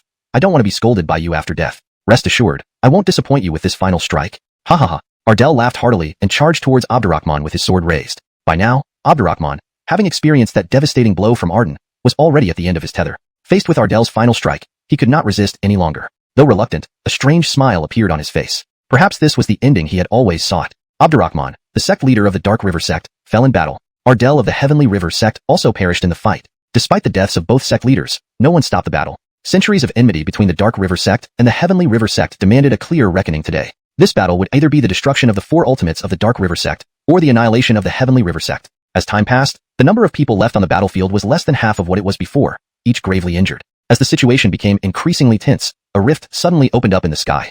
Hundreds of Kaiwu mirror cultivators and nearly 20 Zunwu realm powerhouses emerged from it. On closer inspection, Adrian realized that these were the people from Blossom Valley and Transform Heaven Gate, who had betrayed them at the Kaiji Abyss initially. With the arrival of Blossom Valley and Transform Heaven Gate, the tide of the battle shifted dramatically. Without hesitation, the newcomers attacked Adrian and her allies, causing screams and cries to fill the air. In just a few moments, only about 50 people remained from the Star and Moon Dynasty side, compared to the previous 200, suffering heavy losses. Seeing the two sects advance step by step, Adrian, the new leader of the Heavenly River sect, knew that today's battle was not only about preserving the honor of their centuries-old sect, but also the lives of everyone present. Facing yet another wave of powerful foes, Marcia tried to activate the Heavenly Dao Fortune above the Imperial City. Yet, no matter how many times she tried, it didn't respond. Perplexed and furious, Marcia shouted, "Why? Why isn't it working? Who can tell me why?"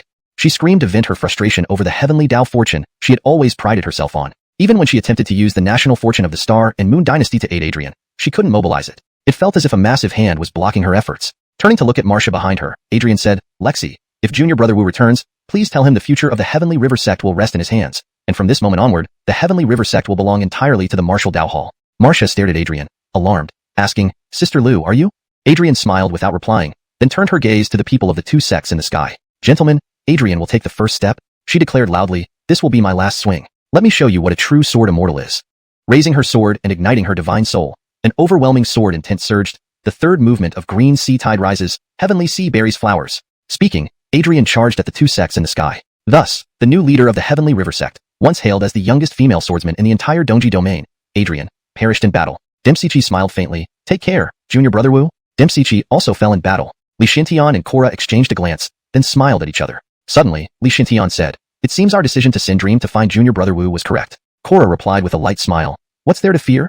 Li Xintian and Korra both perished. Throughout this period, Marcia kept trying to mobilize the national fortune of the Star and Moon Dynasty and the Heavenly Dao Fortune above the Imperial City, but to no avail. Watching the backs of those who fell one by one, Marcia's heart nearly shattered. Powerless, she could only watch everyone march to death. Dempsey lifted his head and laughed. "Brother Wu, let's have a good drink in the next life." "Dempsey will go ahead." Dempsey also perished in battle. Kian didn't speak, only gave a slight laugh before charging into the sky. Kian also perished. Walter and Ellie teased each other. "Damn, I was hoping to become the deputy chief of the Martial Dao Hall. Seems like that won't happen." "All the better," Ellie responded. Walter and Ellie also perished. Translation ends. Chapter 232, Peril at Star Moon. Ken returns. While hurrying on his journey, Ken suddenly felt an ominous premonition. This discomfort was unprecedented and made him uneasy. He stopped in his tracks and instinctively turned to look towards the distant direction of Star Moon Dynasty in the Eastern Polar region. At that moment, he had a gut feeling that something significant must have happened in the Star Moon Dynasty. Though unsure, he trusted his sixth sense. Staring at the boundary of the Western Polar region, which seemed within reach, Ken hesitated for the first time. Should he continue forward or return to Star Moon Dynasty to see what's happening? The two choices left him in a dilemma. At that moment, a familiar yet hazy figure appeared at the far end. On closer inspection, it was Giselle who had come searching for Ken. Seeing Giselle approaching, Ken rushed forward. He noticed her faint breaths and her body covered in blood, clearly wounded severely. Ken gently supported her and asked softly, "Jalen, why are you here? And what happened to your injuries?" Relieved upon seeing Ken, Giselle took a deep breath and said, "Brother Wu, Star Moon Dynasty is in peril." Alarmed by her words, Ken probed further. "What happened?" "Take your time."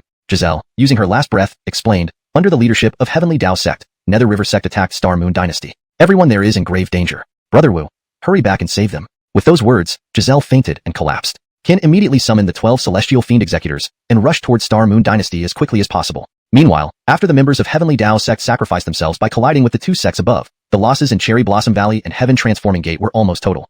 Now, only Ricky of the Star Moon Dynasty remained capable of fighting, while the other tower leaders and supporting venerated martial realm experts lay gravely injured. Ricky watched over the people below, including those who had vanished in their sacrifices, even though dozens of venerated martial realm experts still stood opposite him. His face showed no fear. As the deputy master of Martial Way Hall, he had the duty to protect others. Even if he hadn't succeeded perfectly, he stood unwavering against countless formidable opponents. Taking a step forward, Ricky approached the group of experts. At this moment, a man who had been hiding atop the firmament finally revealed himself. If Ken were present, he would recognize this person, Dougie, the highest leader of the Northern Polar region, who had just ascended to the Transformation Realm. Beside Dougie stood another man with similar power. This man was Shin Daxton Houchin, the highest leader of the Eastern Polar region. Dougie remarked in surprise, "I didn't expect a third-rank venerated martial expert to be able to defeat two fifth-rank venerated martial experts while fighting alone. You have some skills." Ricky glanced at Dougie, alarmed to find two Transformation Realm experts present. Ricky replied coldly, "Transformation Realm? Frankly, you're the weakest Transformation Realm I've ever seen." Hearing the word weakest, a trace of anger flickered across Dougie's face. As the supreme leader of the Northern Polar region and a god general of Heavenly Dao Sect,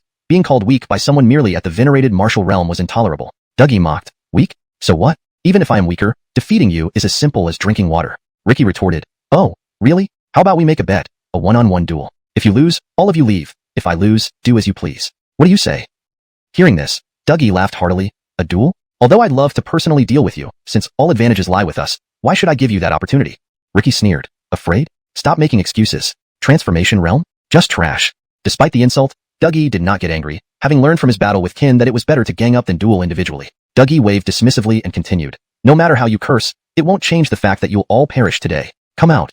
Suddenly, hundreds of figures emerged from the sky's rift, radiating terrifying auras and casting piercing gazes. They looked at everyone like prey. When these hundreds of figures appeared, the already hopeless Star Moon Dynasty's remaining hopes completely vanished. Each of the newcomers was at least a venerated martial realm expert, and among them were at least 10 transformation realm experts. Seeing this, Ricky felt an overwhelming pressure. Against 2 transformation realm experts, he could manage, but facing nearly a dozen was unimaginable. The only hope for Ricky now was for Giselle to find Kin and call reinforcements from Heavenly College. Otherwise, Star Moon Dynasty would disappear from the continent. For now, Ricky's only option was to buy time. Even a second would help, but it seemed Dougie wasn't going to give him that chance. Ricky looked at Dougie and asked, I have a question. Before I die, can you tell me why you target Star Moon Dynasty and Heavenly Dao Sect without any enmity between us? Dougie responded, I know you're stalling, but go ahead. Ask your question. The outcome remains the same.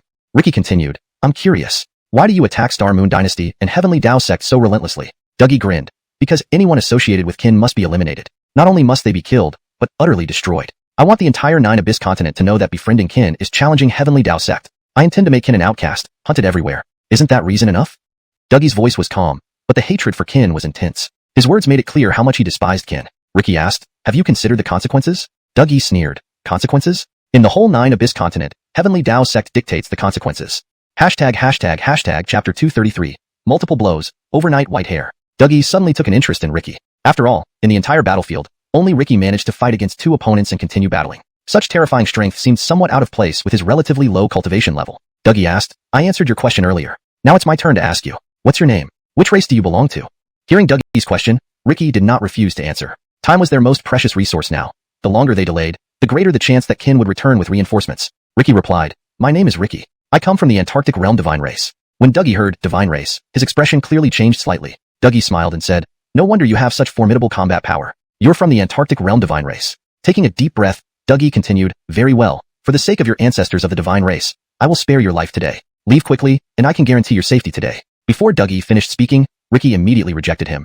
Do you think we from the divine race are cowards who fear death? Ensuring my safety? It sounds like you're absolutely certain you can control me today. Dougie was stunned. He didn't expect Ricky to show no respect after he had gone so far. Not only did Ricky not give him face, but he also publicly humiliated him. Dougie felt an uncontrollable anger rising within him. But Darius, he said, letting you go doesn't mean our Heavenly Dao Sect fears your divine race, but rather respects your ancestors. If you wish to die, I will grant you your wish. Everyone, kill them all. Not one shall be left alive. Without delay, countless powerful warriors surged forward like locusts crossing a land. Unsurprisingly, Ricky and his companions were soon lying on the ground, gravely injured. From this moment on, the Star Moon Dynasty ceased to exist. Except for Ricky, almost everyone else was killed by Dougie. The reason Dougie didn't dare to kill Ricky was because he still feared retaliation from the divine race. In the entire Nine Abyss continent, any family capable of using the surname D could not be taken lightly. The next day, when Kin arrived, what greeted his eyes was nothing but ruins and countless bodies scattered everywhere. Blood pooled into small rivers running through every corner of the capital city. Kin froze, utterly speechless. He had only just left the Star Moon Dynasty a short while ago, yet it had turned into this. Hurrying forward, he saw Dorothy barely clinging to life from afar. Kin lifted her gently. In her haze, seeing Kin, she managed a weak smile. Wu, Kin, you finally returned. Sorry, mine was useless and couldn't protect everyone. I have disappointed you.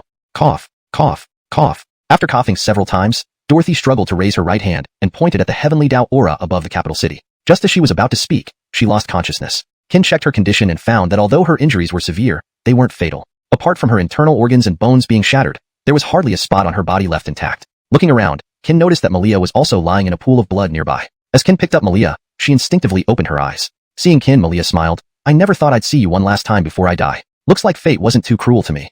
Malia slowly raised her blood-soaked right hand to stroke Kin's face. A tear rolled down her cheek. When the tear mixed with snow, Malia whispered weakly, Wu, Elliot. Can Malia be your wife in the next life?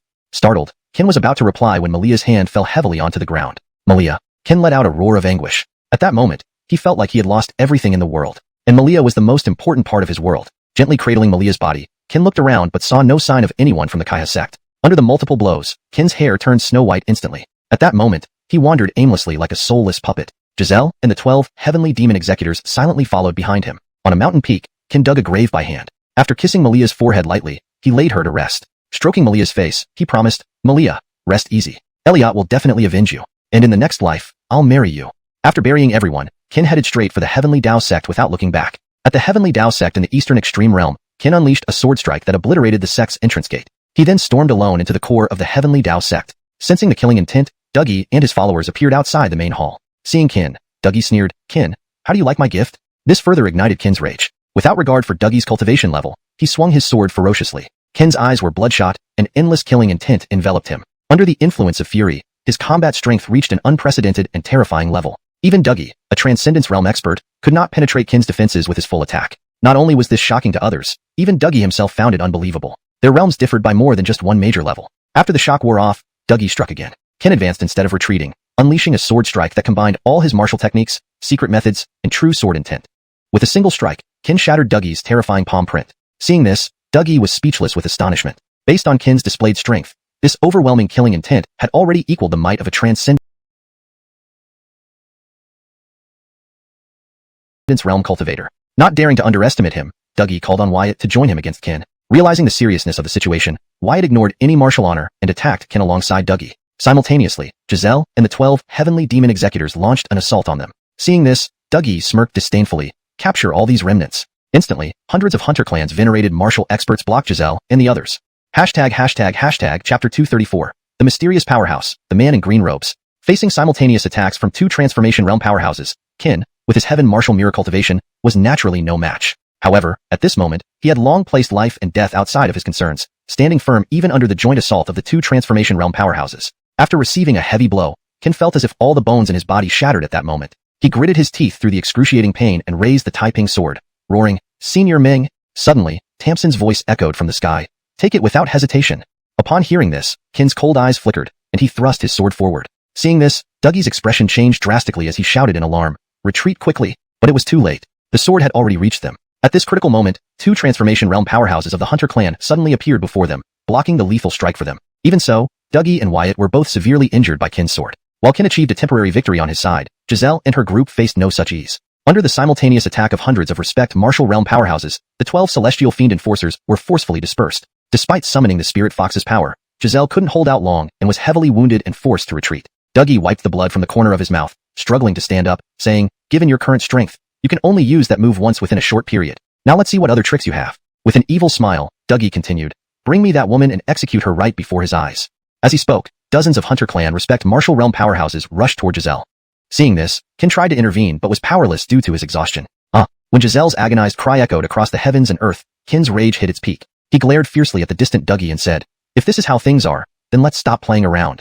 Suddenly, Qin grabbed the Taiping sword and, under everyone's shocked gaze, stabbed it into his chest. The instant the sword entered his body, a white light column shot into the sky. Tears mixed with blood streaming down his face, Qin choked out with a hoarse voice, Father, Mother, Master, Heavenly Dao sect has gone too far. At this moment, Destiny, far away in the westernmost part of Jiuan continent in the Kaidi Academy city, stood up abruptly. In the deepest reaches of the starry sky, at the edge of the universe in a battlefield filled with terrifying energy, a man in green robes turned his head to look afar. Inside a mysterious palace covered in countless runes, Mac, with murderous intent, stared at the woman deep inside. Hearing Qin's call, Dougie sneered disdainfully, Father? Mother? Master? Do people like you, illegitimate children, even deserve such things? And if they were real, would they dare come here?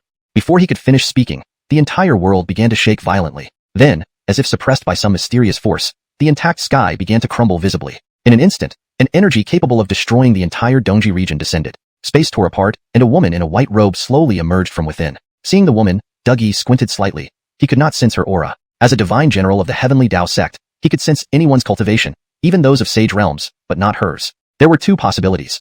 Either she was so weak that he couldn't sense her, or her cultivation and strength far exceeded his understanding. Perhaps beyond the sage realm. Obviously, the latter seemed more plausible to Dougie. Dougie thought, is her cultivation and strength above the sage realm? He wasn't sure, as such powerhouses rarely appeared unless, realizing this, Dougie's heart sank. Unless someone called her. Could this woman be the powerhouse above the sage realm summoned by Qin?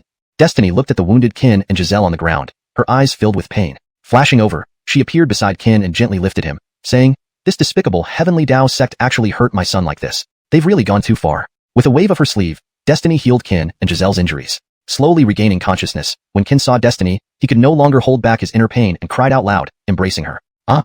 Seeing Qin sobbing in her arms, Destiny's eyes also welled with tears. She gently patted Qin's back, comforting him, Child, you've suffered so much. Ignoring Destiny's words, Kin continued to cry, as if only through crying could he relieve his inner pain. Destiny suddenly turned to the sky and angrily shouted, Lin family member, now that your son is beaten like this, will you still not show yourself? I give you 3 breaths. If you don't appear within that time, expect my divorce papers. Before she finished speaking, another crack appeared in the sky. A man in green robes slowly walked out from within it. The man in green robes had sharp eyebrows and eyes that were vast and star-like. Upon his appearance, the sky began to crumble and vanish. Seeing this, Dougie was taken aback again. Another person whose cultivation I cannot sense. The man in green robes gazed at Destiny below, murmuring, Crosbing, long time no see.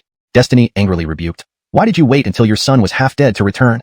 The man in green robes remained silent, flashing to Kin and explained, You know, it's not that I didn't want to return, but I couldn't. The situation there is getting worse, and their movements are more frequent. If I leave, giving them a chance to escape, not just the entire Jiyuan continent, but this universe would fall into eternal darkness. Destiny retorted, So what? Is the safety of all living beings more important than your son's life? The man in green robes was speechless. That's not what I mean. Destiny pressed on. Then what do you mean? The man in green robes. Looking at the handsome man before him, Kin could hardly believe this was his father. Father. Kin subconsciously called out. Hearing this, the man in green robes paused, then turned to look at Kin. AI. Kin suddenly knelt before the man in green robes and Destiny, sobbing, Father, Mother, Kin doesn't want to play anymore. Please, bring Lingling and the others back to me, okay? Hearing Kin's plea, Destiny fell silent, knowing the weight of his words. She didn't know how to face him or comfort him. The man in green robes, upon hearing this, smiled and patted Kin on the shoulder, saying, We'll discuss this later. Today, Father will settle scores for you. Whomever you point to, I will kill. Note asterisk the paragraph structure and line breaks have been maintained to align with the original text. Chapter 235. The Power of the Blue-Robed Man, Above Heavenly Sage. Point to 1. Kill 1. There was no denying that the blue-robed man spoke with immense bravado. Yet, he had the capital to back it up. Kin remained silent, merely turning his gaze to sweep over Dougie and others. The blue-robed man nodded upon seeing this, seemingly understanding his meaning. I get it, so let's kill them all. Hearing this, the distant Dougie suddenly said, Kill everyone? Who do you think you are? Let me warn you, I am Dougie, the highest commander of the Heavenly Way sect stationed in the Arctic region. Killing me? Do you want to be enemies with the entire Heavenly Way sect? Dougie's tone was cold, laced with a hint of threat. After all, the name Heavenly Way sect was virtually known throughout the entire Jiyuan continent. Not only was the sect's power unmatched by ordinary forces, but it also had a reputation for being ruthless and seeking vengeance at all costs. Anyone who offended the Heavenly Way sect would be hunted down relentlessly, no matter where they went on the Jiyuan continent. Over time, countless sects and forces steered clear of the Heavenly Way sect whenever possible, avoiding confrontation at all costs. Certainly, the Heavenly Way sect was terrifying, but it depended on who or what force one was dealing with. On the whole Jiyuan continent, there were still a few superpowers that did not fear the Heavenly Way sect, and the Heavenly Academy was one of them. The blue-robed man maintained a calm expression as he suddenly raised his hand and gently clenched it. Before Dougie could react, he was left standing motionless, his divine soul in shock. Everyone present was filled with astonishment. The ability to crush a transcendent realm powerhouse with a single hand required an unfathomable level of strength. Only now did the remaining divine soul of Dougie realize, why you are a heavenly sage? The blue-robed man looked at Dougie without changing expression. Heavenly sage? What kind of trashy realm is that? You just said your Heavenly Way sect is powerful, right? Come, I'll give you a chance. Call anyone you can. It doesn't matter how strong they are. Of course, you can even call upon your ancestors. If you're desperate, call the sect master of the Heavenly Way sect. I'm curious to see how formidable your Heavenly Way sect really is. The blue-robed man's voice was low but echoed in everyone's ears. Dougie dared not doubt the blue-robed man's words, sensing the overwhelming power before him far exceeded his comprehension. Without hesitation, he quickly retrieved a jade slip from his chest and shattered it. Instantly, a beam of golden light shot into the sky, followed by hundreds of overwhelmingly powerful auras enveloping the area. Seeing these figures, Kin's pupils contracted sharply, and his breathing became labored. Each of the several hundred figures arriving was a transcendent realm powerhouse. Moreover, Kin sensed the same aura from the leader as when by Carmelosi had transcended to the Saint Realm. Several hundred transcendent realm powerhouses plus one Saint Realm powerhouse. It made Kin marvel. No wonder the Heavenly Way sect has such profound roots. Even across the entire Jiyuan continent, such a formation is rare and formidable. Destiny suddenly patted Kin on the shoulder, causing the terrifying pressure on him to vanish instantly. She smiled. Son, don't be afraid. Your father said today, whoever comes, those who bullied you must die. Even if the paramount figure of the Heavenly Way sect arrives personally, it will be of no use. Kin looked at Destiny in disbelief. Really? Destiny nodded. Really? Facing such an overwhelming number of top-tier powerhouses, the blue-robed man in the sky still faced forward calmly towards Dougie. Is that all? Your Heavenly Way sect is just like this? If that's all you've got, it's truly disappointing. Seeing the blue-robed man's arrogance, Dougie roared from afar. Arrogant fool. Since you want to see the might of the Heavenly Way sect, I'll show you the consequences of offending us today. He again pulled out a jade slip engraved with the character Dao, and shattered it. Instantly, the heavens and earth began to shake violently, space fragmenting like a spider web. Dougie, why have you summoned all four of us simultaneously? You should know the consequences if we're not given a satisfactory explanation today. A booming voice echoed through the universe, reaching their ears before the people arrived. An energy capable of annihilating this world surged toward the four, Kin included. Under such terrifying pressure, Kin felt not a trace of resistance. He felt death all around him, as if any slight movement would lead to his immediate obliteration. Kin was horrified. So terrifying. Is this the true power of a Saint Realm expert? With a flick of his sleeve, the blue-robed man shattered all the energy surrounding him. At that moment, an Bloss in a robe embroidered with the character Kai stepped out from a rift, surprised. There are experts here. No wonder.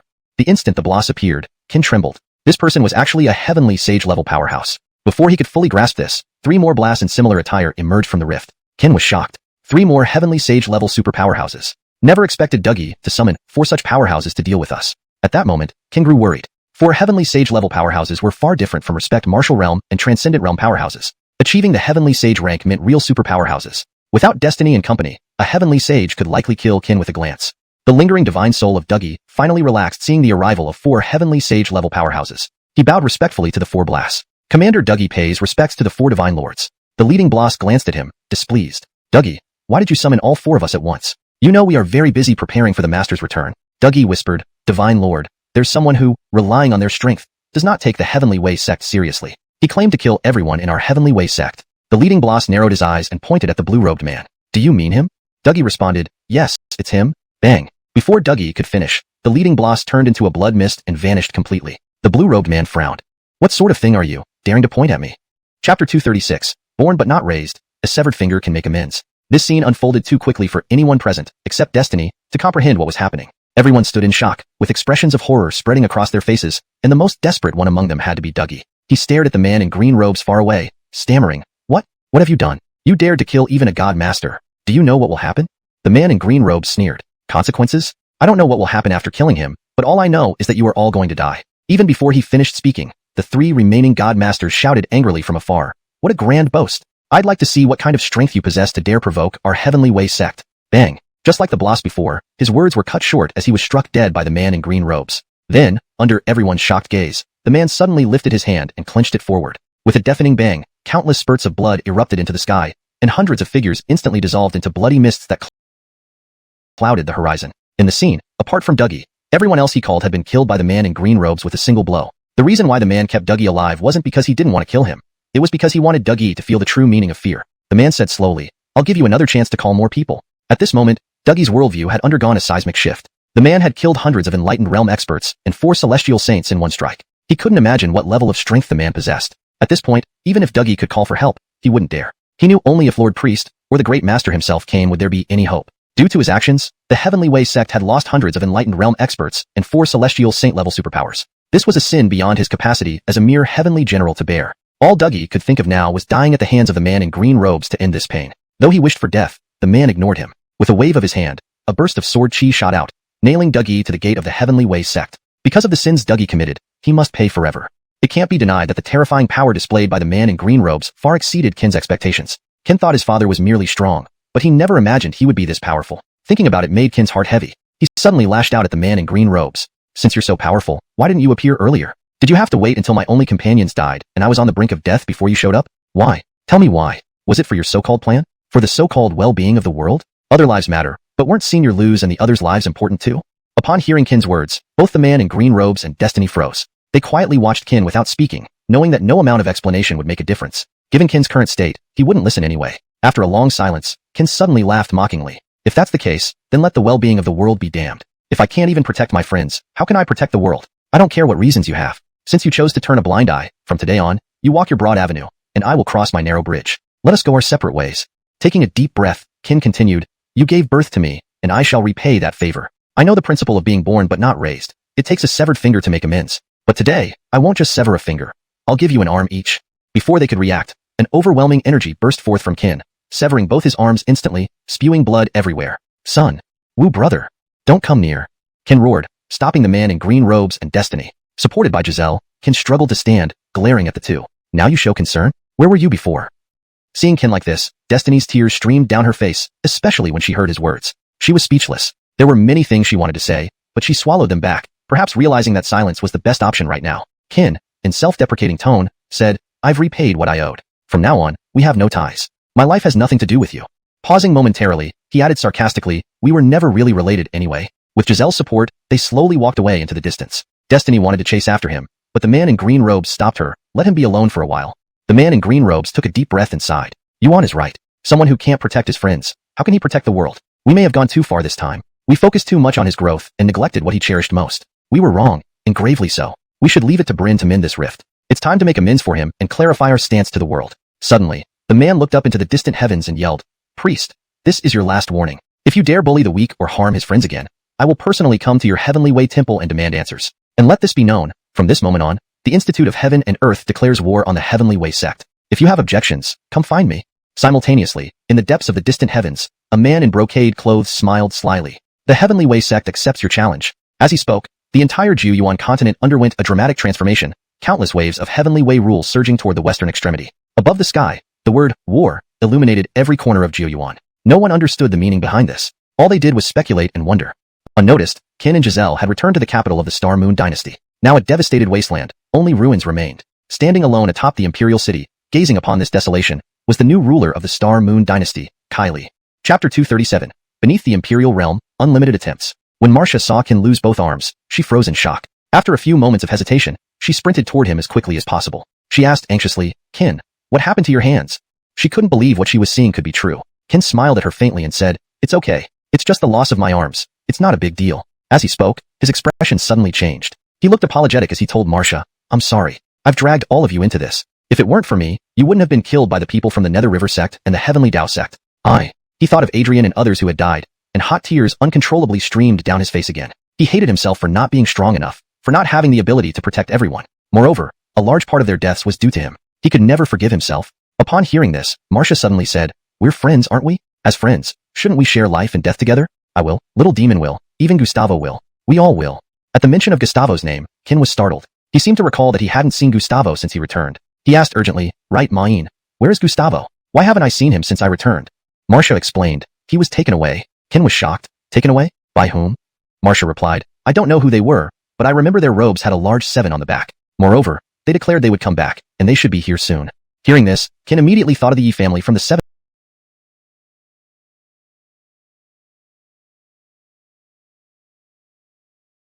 level of the central domain. He didn't expect the Yi family from the central domain to reach so far into the eastern domain just to deal with him. Moreover, the Yi family's style of dealing with matters was much like the Heavenly Dao sects. Unable to find him, they resorted to punishing those close to him. This infuriated Qin.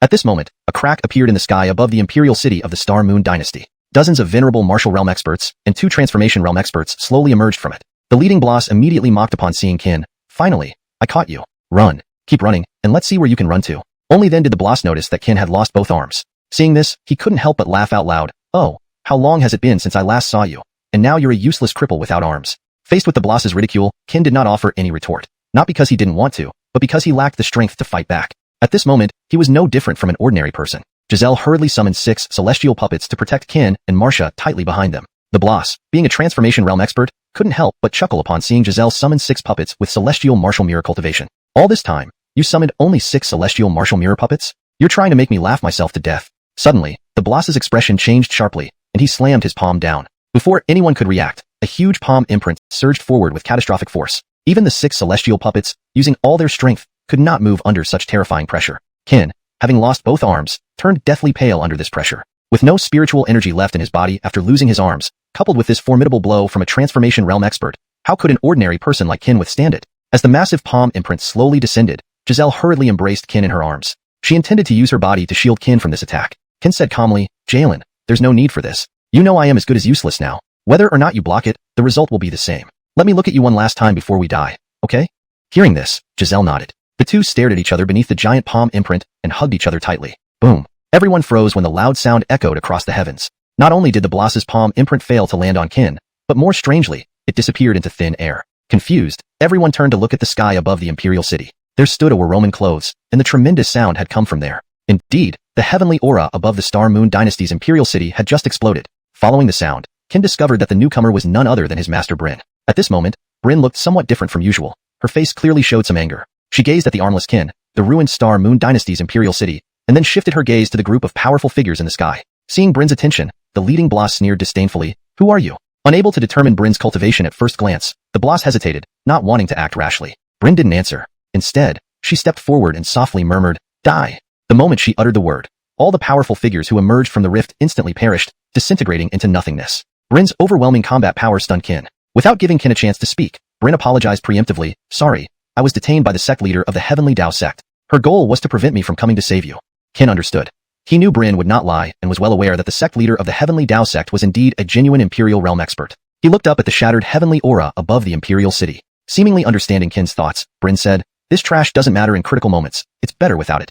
Then Bryn snapped her fingers, and instantly, a beam of white sword light coalesced above the Imperial City. As soon as the white sword light appeared, it formed a warm stream that rapidly spread outward from the Imperial City, instantly restoring the once ruined Star Moon Dynasty's Imperial City to its original state. What astonished Qin even more was that his arms gradually recovered under the influence of this warm stream. Bryn suddenly looked at Marcia in the distance and said, "From today onwards, as long as this white sword light exists, anyone who dares to threaten the Star Moon Dynasty can be slain by this sword light. Below the Imperial Realm, there are unlimited attempts." Hearing this statement, Qin, Giselle, and Marcia all couldn't help but gasp in shock. Qin thought, if what Master says is true, isn't the Star Moon Dynasty now invincible? Marcia hurriedly knelt and respectfully thanked.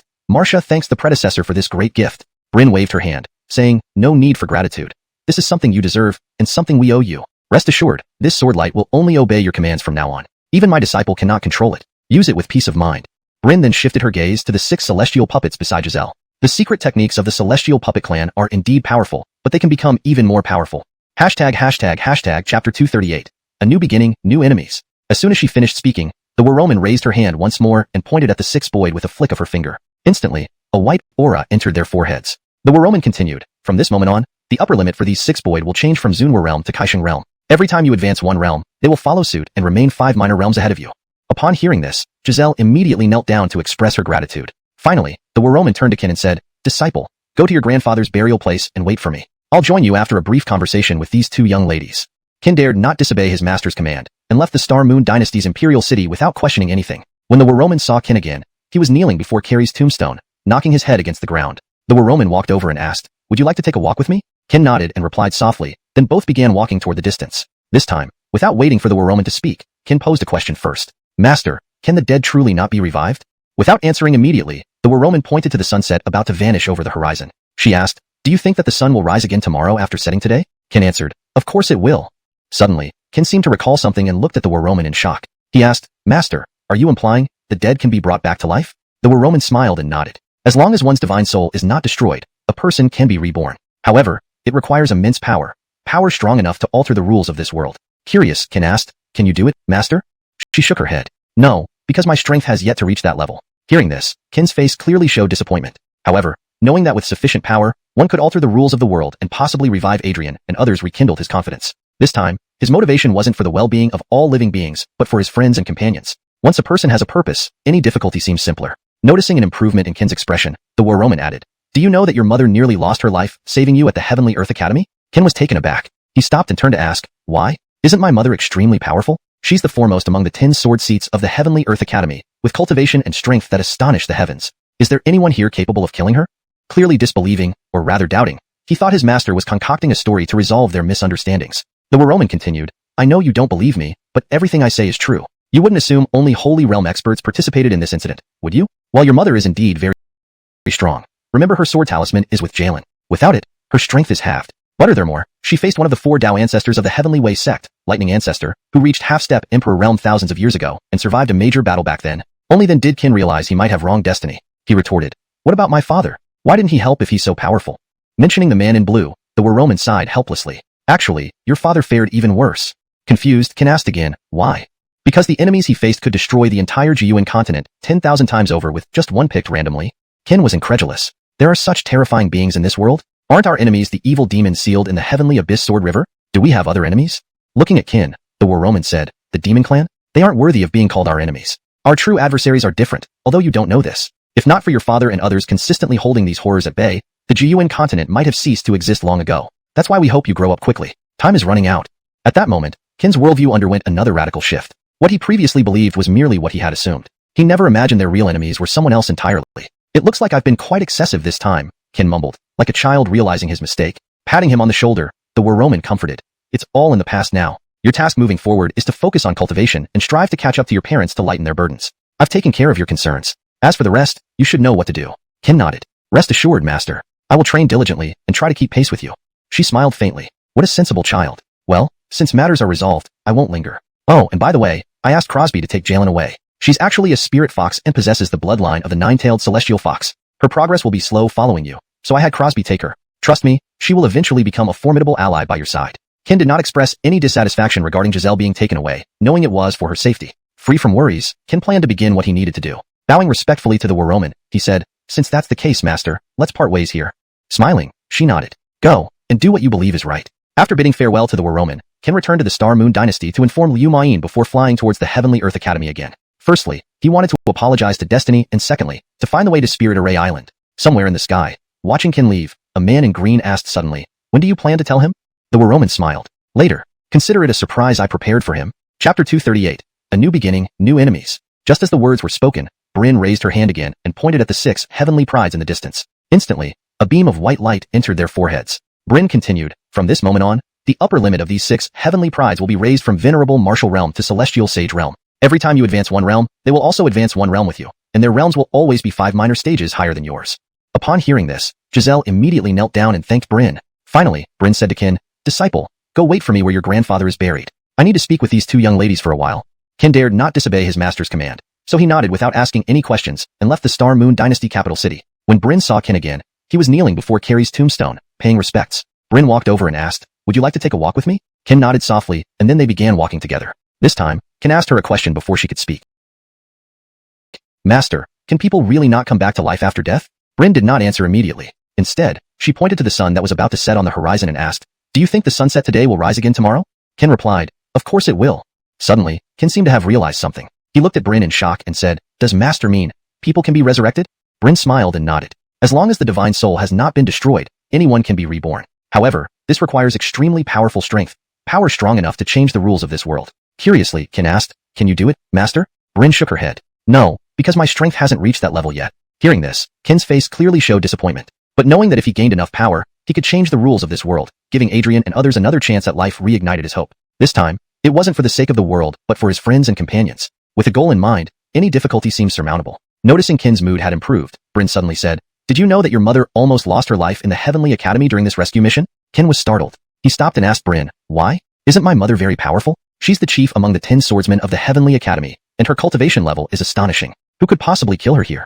Clearly disbelieving, Ken suspected that this story might be fabricated by Bryn to ease their misunderstanding. Bryn continued, "I know you don't believe me, but everything I've said is true. You wouldn't think only Holy Realm level experts participated in this incident, would you? Your mother is indeed very powerful, but remember, her sword talisman is on Giselle. Without her sword talisman, her power is halved. Moreover, the one who ambushed her was Thunder Ancestor, one of the 4 Dao ancestors of the Heavenway sect. Thousands of years ago, he had already reached half-step Emperor Realm, and he was one of the few survivors from the Great Battle back then. You should understand the implications, right?" Realizing this, Ken felt guilty. He thought he had wrongly accused Destiny. But what about my father? Ken argued. He's so powerful. Why didn't he help? Thinking of the man in green, Bryn sighed. Actually, your father's situation is even worse than your mother's. Confused, Ken asked, "Why?" Bryn explained, "Because each of his enemies is powerful enough to destroy the 9 Abyss continent 10,000 times over." Ken was incredulous. Are there really such terrifying beings in this world? Aren't our enemies those demons sealed in the Sky Abyss Sword River? Do we have other enemies? Bryn glanced at Ken. The Demon Clan? They're not worthy to be called our enemies. Our true enemies are someone else. If not for your father's constant efforts to keep them at bay, the 9 Abyss continent might have already perished. That's why we want you to grow up quickly. Time is running out for all of us. At this moment, Ken's perception of the world changed dramatically. He realized his assumptions were just assumptions. The true enemies were unknown to him until now. "I guess I did overreact," Ken admitted, lowering his head. Bryn patted him on the shoulder. "Don't worry, it's all in the past. Now, focus on cultivating harder to catch up with your parents and lighten their burdens. Since I've taken care of your worries, you should know what to do next, right?" Ken nodded. "Rest assured, Master. I'll train even harder to catch up with you all." Bryn smiled. "Good boy. Well, since everything is settled, I won't linger. Oh, I nearly forgot to tell you. I've asked Giri to take Giselle away. Her original form is a spirit fox with 9-tailed celestial fox blood. Following you would slow down her progress, so I had Giri take her away. Believe me, she will become a formidable ally in the future." Ken did not show any displeasure at Giselle being taken away. He knew it would only bring her endless danger. In the long run, it was better for her to follow Giri. With no more worries, Ken prepared to do what he needed to do. After bowing respectfully to Bryn, Ken said, "If so, Master, let's part ways for now." Bryn nodded and smiled. "Go and do what you believe is right." After bidding farewell to Bryn, Ken returned to the Star Moon Dynasty, informed Liu Mayin, and flew towards the Heavenly Academy. First, he wanted to apologize to Destiny and find out how to reach Spirit Island. Somewhere in the sky, watching Ken leave, a man in green robe said, "When do you plan to tell him about that matter?" Bryn laughed. "Let's leave it for later. Consider it a surprise I'm preparing for him."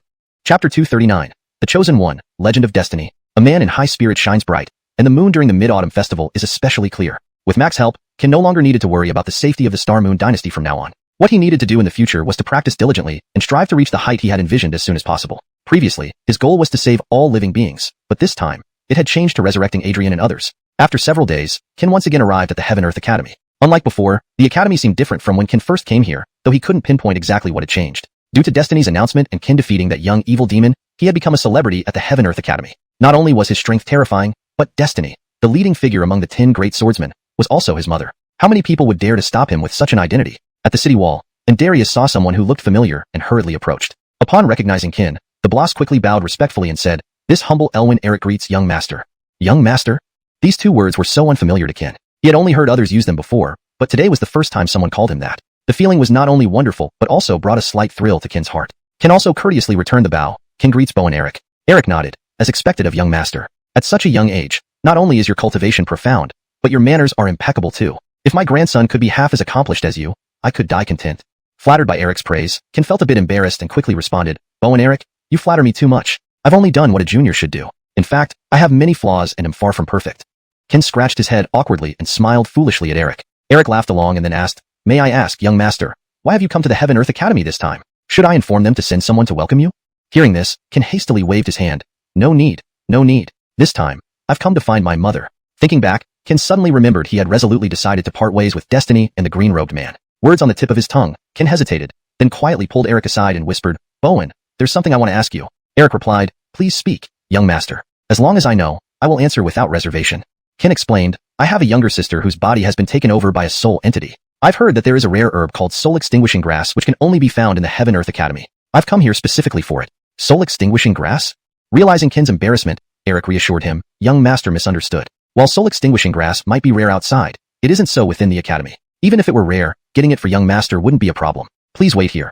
I'll have someone bring it to you right away." Hearing this, Ken hurriedly bowed his thanks. Surveying the surroundings, Ken noticed a strange issue. Such a vast place like the eastern city wall was manned by only Eric. He couldn't help asking curiously, "Bowen, why are you the only one guarding this large stretch of the city wall? Where is everyone else?" Eric's face flushed with embarrassment. "To be honest, it's rather humiliating. I was punished to guard this wall because I made a mistake." "A mistake? What kind of mistake?" Eric continued, "Because I didn't defeat the holy devil king of the evil demon clan. I was punished to guard this wall." Surprised, Ken exclaimed, "Just because of that?" Eric nodded. "Perhaps you don't know, anyone within the Heaven Earth Academy who challenges or is challenged by the evil demon clan, if they lose, will be punished. Minor offenders must guard the walls, while major ones receive the most terrifying punishment, the 10-sword sealing soul." 10-sword sealing soul? What's that?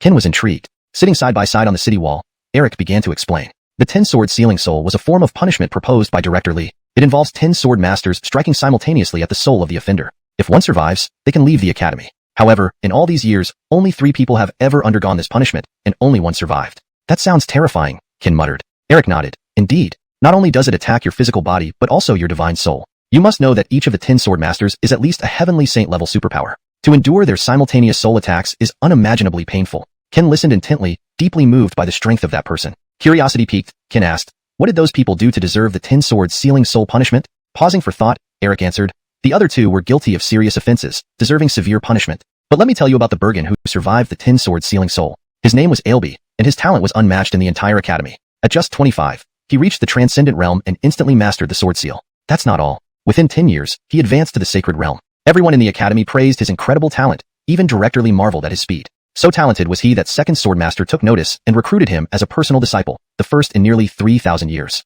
Ken was puzzled. If Ailby was so powerful, why did he get punished? Did he commit some unspeakable crime?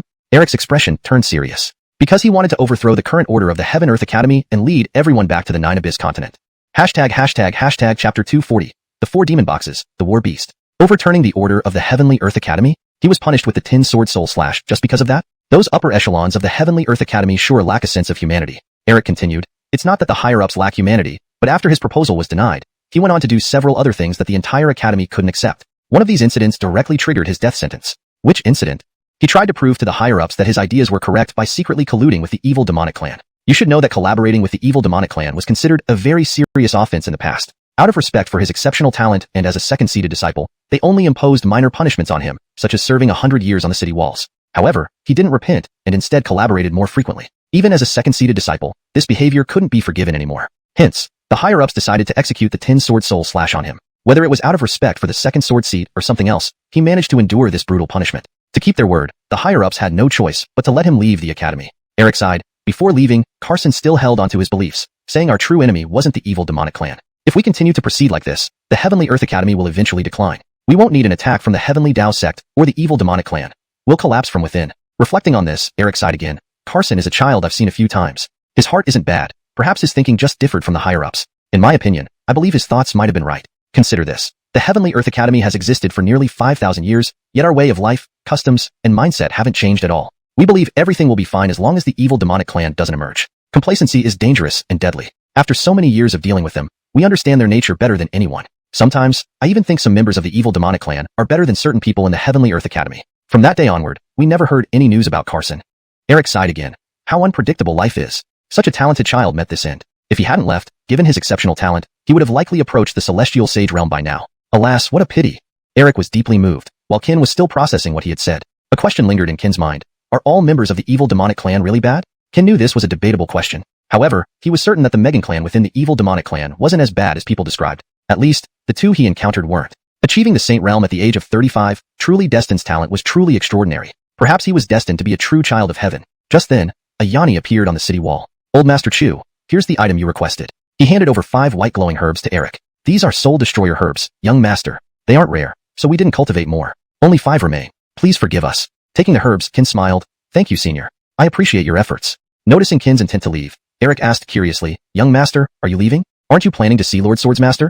Ken nodded. I have other matters to attend to, so I won't go in. Eric felt puzzled but didn't press further. They bid farewell, and Ken left. As soon as Ken was gone, Destiny appeared on the city wall. Watching Ken walk away, her feelings were mixed. She wanted to hold him back but feared he might harm himself again. The best course was to wait until he cooled down. Little did she know, Ken harbored no resentment towards them. He simply felt unworthy to face her after all he had said. Destiny watched as Ken's figure disappeared, then turned back to the academy. She announced, all Saint Realm and above personnel, gather in the Sword Hall immediately. In moments, the hall filled with Saint Realm experts. Destiny stood before them, looking down. Our adversaries, the Heavenly Tao sect, have always oppressed us. We've tolerated it due to an old agreement. Now, they have become increasingly aggressive, bullying the weak and threatening those close to kin. This must stop. Remember why Bryce created the Heavenly Earth Academy. It's time to declare war on the Heavenly Tao sect. Those who agree, please stand. Everyone rose simultaneously. Destiny prepared to assign tasks when a man in green appeared, bloodied. Brother Lin, what happened? Destiny asked anxiously. Maya, the situation has changed. We can't formally declare war on the Heavenly Tao sect. Just received crucial information. They've released the war beast from one of the 4 demon boxes. They claim if we stay within the academy, they won't unleash it. For our plan, you must endure. Before he could finish, the man vanished. Hashtag chapter 241. The Northern Domain's layout, a new conspiracy. Upon hearing about the war beast, one of the 4 great magical boxes, everyone fell into deep thought. They knew all too well how terrifying the war beasts were. Each one possessed power that at minimum rivaled that of a 5th transcendent realm cultivator or above. They had been created for war, their lineage even more formidable than that of the heavenly demon race. Not being able to leave the Heaven and Earth Academy was indeed an unexpected threat from the Heavenly Tao sect. Although they were strong, the war beast's strength could not be underestimated. If they did not comply with the Heavenly Tao sect's demands, countless lives across the 9 Abyss continent would fall into eternal peril. Everyone turned their gazes toward Destiny, who sat in the chief seat. After a long contemplation, Destiny murmured, everyone. Although it pains me greatly, for the safety of all living beings, we must act according to the Heavenly Tao sect's wishes. After all, we've waited so long already. A few more years won't make much difference, will it? The group dispersed. After several days of travel, Ken finally returned to the Northern Polar Domain. This time, he didn't choose to go to the AO family because Beryl had taken Andre out for training, leaving the family mansion deserted. Hashtag North Cold City. This was where Ken decided to stay. Inside a tavern, Ken found a spot by the window and sat down. A sip of fine wine brought a satisfied smile to his face. Unconsciously, he realized it had been a long time since he last drank. Recalling the nights when he and Adrian raised their cups under the moonlight made the memory unforgettable. Thinking about this, a pang of sadness surged in Ken's heart. He drank several more cups in an attempt to numb himself, but found that the more he tried to forget, the harder it became. After a few rounds, Ken felt a clear buzz. Just as he was about to leave, a woman's figure caught his attention. Perhaps due to the extra drinks, Ken momentarily mistook her for Adrian. Senior Sister Lu. Ken's sudden action left the entire tavern bewildered. Who is this guy? He's actually flirting with Miss Zhang. Is he courting death? Just saying, some people get drunk on horse piss and don't know who they are. The crowd chattered. While the woman Ken stopped looked at him in shock. She asked curiously, Sir, I think you may have mistaken me. I'm not surnamed Lu but Zhang, and I'm not your senior sister Lu. Realizing his mistake, Ken hurriedly apologized. Miss, my apologies. Ken has had a few too many and mistook you for an old friend. Please forgive my rudeness. She smiled gently. It's all right. Mistaken identity happens to everyone. No need to take it to heart. Nodding, they bowed to each other before Ken left the tavern. As the saying goes, alcohol doesn't intoxicate. It's oneself that does. For the old Ken, this amount of alcohol wouldn't have caused such a stupor. But when one harbors certain worries, just 1 cup might suffice to make them lose consciousness. Today, Kin was precisely like that. He found a quiet corner and, lying down, fell asleep immediately. Under the pale glow of the winter moon, a series of hurried footsteps woke Kin from his slumber. It was one of the most peaceful naps he had since leaving River Sky Sect. Following the sound, Kin discovered that the person being pursued was the woman he had mistaken for Adrian earlier. 3 men were closing in on her, and she appeared gravely injured, her face pale. Kin wondered what had led to the conflict between this woman and these men. The leader of the 3 men approached the woman and said arrogantly, "Ashling, does your Zhang family really think it can compete for a spot among the new 4 major families? Let me tell you, 2 spots are already reserved for our Yin family and Soul family. To be honest, this competition is just a formality. Did you seriously think we'd give up these 2 coveted spots?" Shocked, Ashling replied, "Is it not due to Heavenly Tao sect backing you that the Yin and Soul families maintain the top positions in the Northern Polar Domain? Without them, even a single AO family would crush you. How shameless of you to boast about this." The man laughed. "Say what you will. Today, we'll capture you first, then use you to threaten your father, turning your entire family into our lackeys." Ashling cursed. How despicable. Ignoring her, the man gestured for the 2 others to act. At that moment, Kin's voice cut through the darkness. "Indeed fitting of the Yin family, despicable, foul, and ignoble. Even as a bystander, I cannot stand to watch." They spun around, only to see a white-clad youth standing beside Ashling. Surprised, Ashling exclaimed, "You?" Kin grinned, "None other. Looks like we have quite the affinity." Ashling joined in with a laugh. Indeed, quite the affinity. Their casual conversation infuriated the man watching from afar. "You dare meddle in the affairs of the Yin family? Are you asking for death?" he shouted at Kin. Turning to face him, Kin responded, "Yin family? Are you worth my fear?" Enraged, the man roared, "Arrogant talk. Today, I'll show you the true terror of the Yin family." With those words, the 3 men lunged at Kin. In the same instant, Kin vanished. A flash of white light, and all 3 heads rolled to the ground. The scene, which played out in a single breath, left not only the 3 men stunned but also Ashling, who watched in shock. Kin had executed 3 9th Celestial Martial Mirror cultivators with a single strike, while he himself was merely at the 6th Celestial Martial Mirror. Kin's display of terrifying power left Ashling shaken. Despite the 3-level gap and facing 3 opponents simultaneously, they were all killed instantly. Who was this man? How could he possess such incredible strength? Could he be a young master from a super major family out for training? Kin scoffed. So, the Yin family isn't all that impressive after all. Before he finished speaking, an even more terrifying aura emanated from the sky. Kin frowned. Half-step transcendent realm? Note. This translation maintains the original tone and style, ensuring natural English fluency while preserving the storyline and logical flow consistent with the previous content. The paragraph structure and line breaks mirror the original text as closely as possible. Hashtag chapter 242.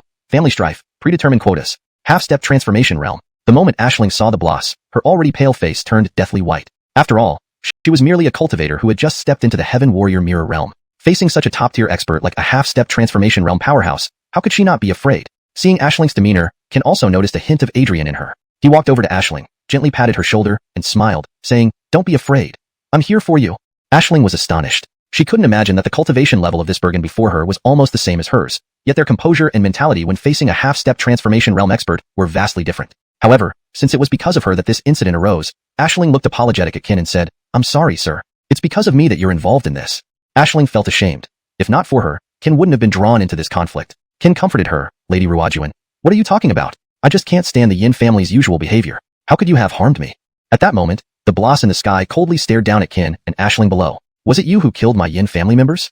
Stepping forward, Kin replied loudly, "So what if it was your grandfather who did it?" Upon hearing this, the bloss raised his hand and struck Kin with a palm. The power of this palm strike was incomparably stronger than the attacks from those 3 Heaven Warrior Mirror cultivators earlier. The impact caused the entire world to tremble. Under such terrifying pressure, Ashling could not muster any thoughts of resistance. She could only open her mouth wide and watch helplessly as the bloss's palm descended. Seeing this, a scornful smile appeared on Kin's lips. With a light tap of his toe, his body suddenly shot up. He swung his sword without holding back, integrating 3 different abilities of varying attributes and true sword intent within it. He wasn't afraid of the bloss before him, but that didn't mean he would underestimate his opponent. Facing off against a half-step transformation realm expert, while being in the Heaven Warrior Mirror realm, he dared not let his guard down even slightly. With the sword strike, the resounding clash between the sword light and the massive palm imprint resulted in a tremendous explosion, with the boom reverberating through the heavens. In the aftermath, both individuals were forced backwards simultaneously. The bloss looked at Kin in shock. He couldn't believe that this mere Heaven Warrior Mirror youth could hold his own against a half-step transformation realm expert like himself. If he hadn't seen it with his own eyes, the bloss would have found it hard to believe. Before the bloss could catch his breath, Kin had somehow condensed 3 energy orbs of different attributes in his hands. The sizzling sounds emanating from the energy orbs sent shivers down the bloss's spine. Combine. As the word left his mouth, the 3 energy orbs instantly merged into one, emitting an even more terrifying amount of energy, further shocking the bloss. Without waiting for the bloss's reaction, Kin hurled the energy orb forcefully towards him. Explode. The instant the command was given, Kin flashed beside Ashling and dragged her out of the city at full speed. Even before they reached the city gate, a deafening roar erupted from behind them. At that moment, a terrifying wave of energy spread outwards rapidly, turning everything it touched into dust. Looking from afar, The area they had escaped from was now a pile of ruins, and the boss's figure had vanished. Ken sighed. Fortunately, that place was far from the city center. Otherwise, many people would have died. Ken knew that his attack alone could not completely kill that transformation realm expert. At best, it could severely injure him. Thus, he dared not linger and continued running outside the city, dragging Aisling along. Ken's sudden attack truly startled Aisling. She couldn't believe that a Heaven Warrior mirror cultivator could escape from a half-step transformation realm expert. What horrified her even more was that not only did he escape, but he also managed to injure the half-step transformation realm expert without a scratch on himself. For a moment, Ken's identity was deeply embedded in Aisling's heart. She wanted to know where such a talented Bergen came from. During their flight, Aisling suddenly asked, I haven't yet learned your name, sir. If there's a chance later, Wu Yuan will want to know who exactly saved her today. Ken didn't hide it and directly replied, My name is Ken. Ken? The name sounded familiar, but Aisling couldn't immediately recall where she had heard it. Then Ken asked, Right, Lady Wu Yuan, what's your relationship with the Yin family people? Why were they chasing you?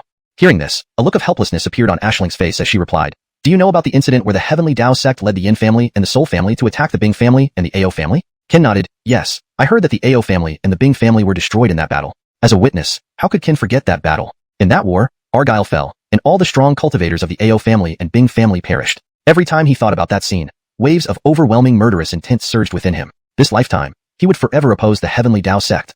Noticing Ken's change in expression, Aisling curiously asked, Mr. Wu, what's wrong? Are you feeling unwell? Ken hurriedly explained, Oh, I'm fine. I just got lost in thought for a moment. Please continue. Don't worry about me. Aisling glanced at Ken, somewhat doubting his words, then continued, Due to that battle, the original four great families, the Ao family and the Bing family, were wiped out. With the backing of the Heavenly Dao sect, the Yin family and the Soul family naturally became the first and second greatest families in the entire northern polar region. As for the third and fourth family positions, they have remained vacant. Therefore, our Zhang family, like other major families, aims to secure a place among these four great families. To give a satisfactory response to all forces in the northern polar region, the Soul family and the Yin family announced publicly that they would hold a grand competition for the younger generation in a month, with the top two winners obtaining the remaining two family positions. Pausing here, Aisling looked at Ken seriously and said, Actually, we've all been deceived by the Yin family and the Soul family. They had predetermined the last two family slots long ago. Our participation in the competition was merely to serve as stepping stones for them. Ken frowned. Predetermined? Which two families were chosen? Aisling continued, the Zheng family and the Chao family. They were chosen by the Soul family and the Yin family simply because they were willing to be their lackeys. Speaking of strength, our Zhang family isn't inferior to either of them. Ken fell silent. A grand competition? Interesting. Given this situation, our Ao family can't help but interfere. Chapter 243. Extreme cold seals the sea, striding forward. The election of the new four major clans had already seen two slots reserved for the Han and Yin families, leaving the remaining two spots pre-assigned. The other clans were unaware of this arrangement, but Aisling learned of it from the Yin family man she had just encountered. Pre-assigned? It's a flawless plan by the Han and Yin families, Aisling said with defiance.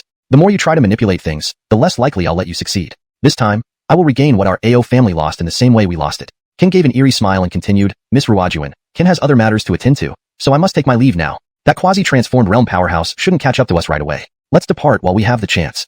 Aisling nodded. I will remember your act of saving my life today. If the Zhang family can ever be of help in the future, we will do everything in our power to assist. Ken smiled and replied, Yes, I believe we will meet again soon. With that, Ken didn't wait for Aisling to respond and vanished into thin air. Watching Ken leave, Aisling spent a considerable amount of time racking her brain trying to recall where she had heard his name before. Since there was nearly a month until the clan election competition, Ken wasn't in a hurry. For him, the immediate priority was treating Carmeloa Do's injuries. However, he faced a significant problem.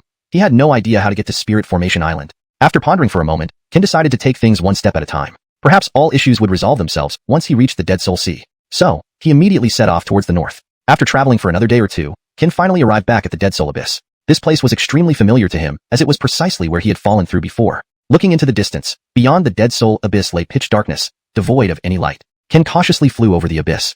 Flying initially seemed easy, but it nearly exhausted Ken.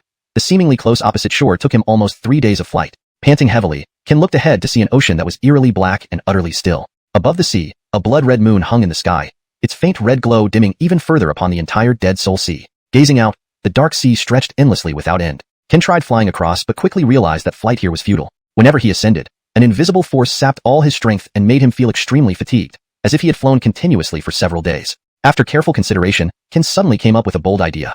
He wanted to swim across like Erwin did. However, seeing the sea's calmness and darkness, he couldn't be sure what creatures lurked beneath. Encountering something unexpected mid-swim could mean certain death. Balancing the pros and cons, Ken dismissed the idea of swimming. Suddenly, an idea flashed in his mind. He summoned Feng Ling, the three spirits, Latoya, Buddyling, and Carmeloa Jean. Latoya, Buddyling, Carmeloa Jean, do you have any way to help me cross this Dead Soul Sea? Latoya replied, Isn't this simple? Just freeze this entire sea, Mom. Ken was taken aback. What? You can do that?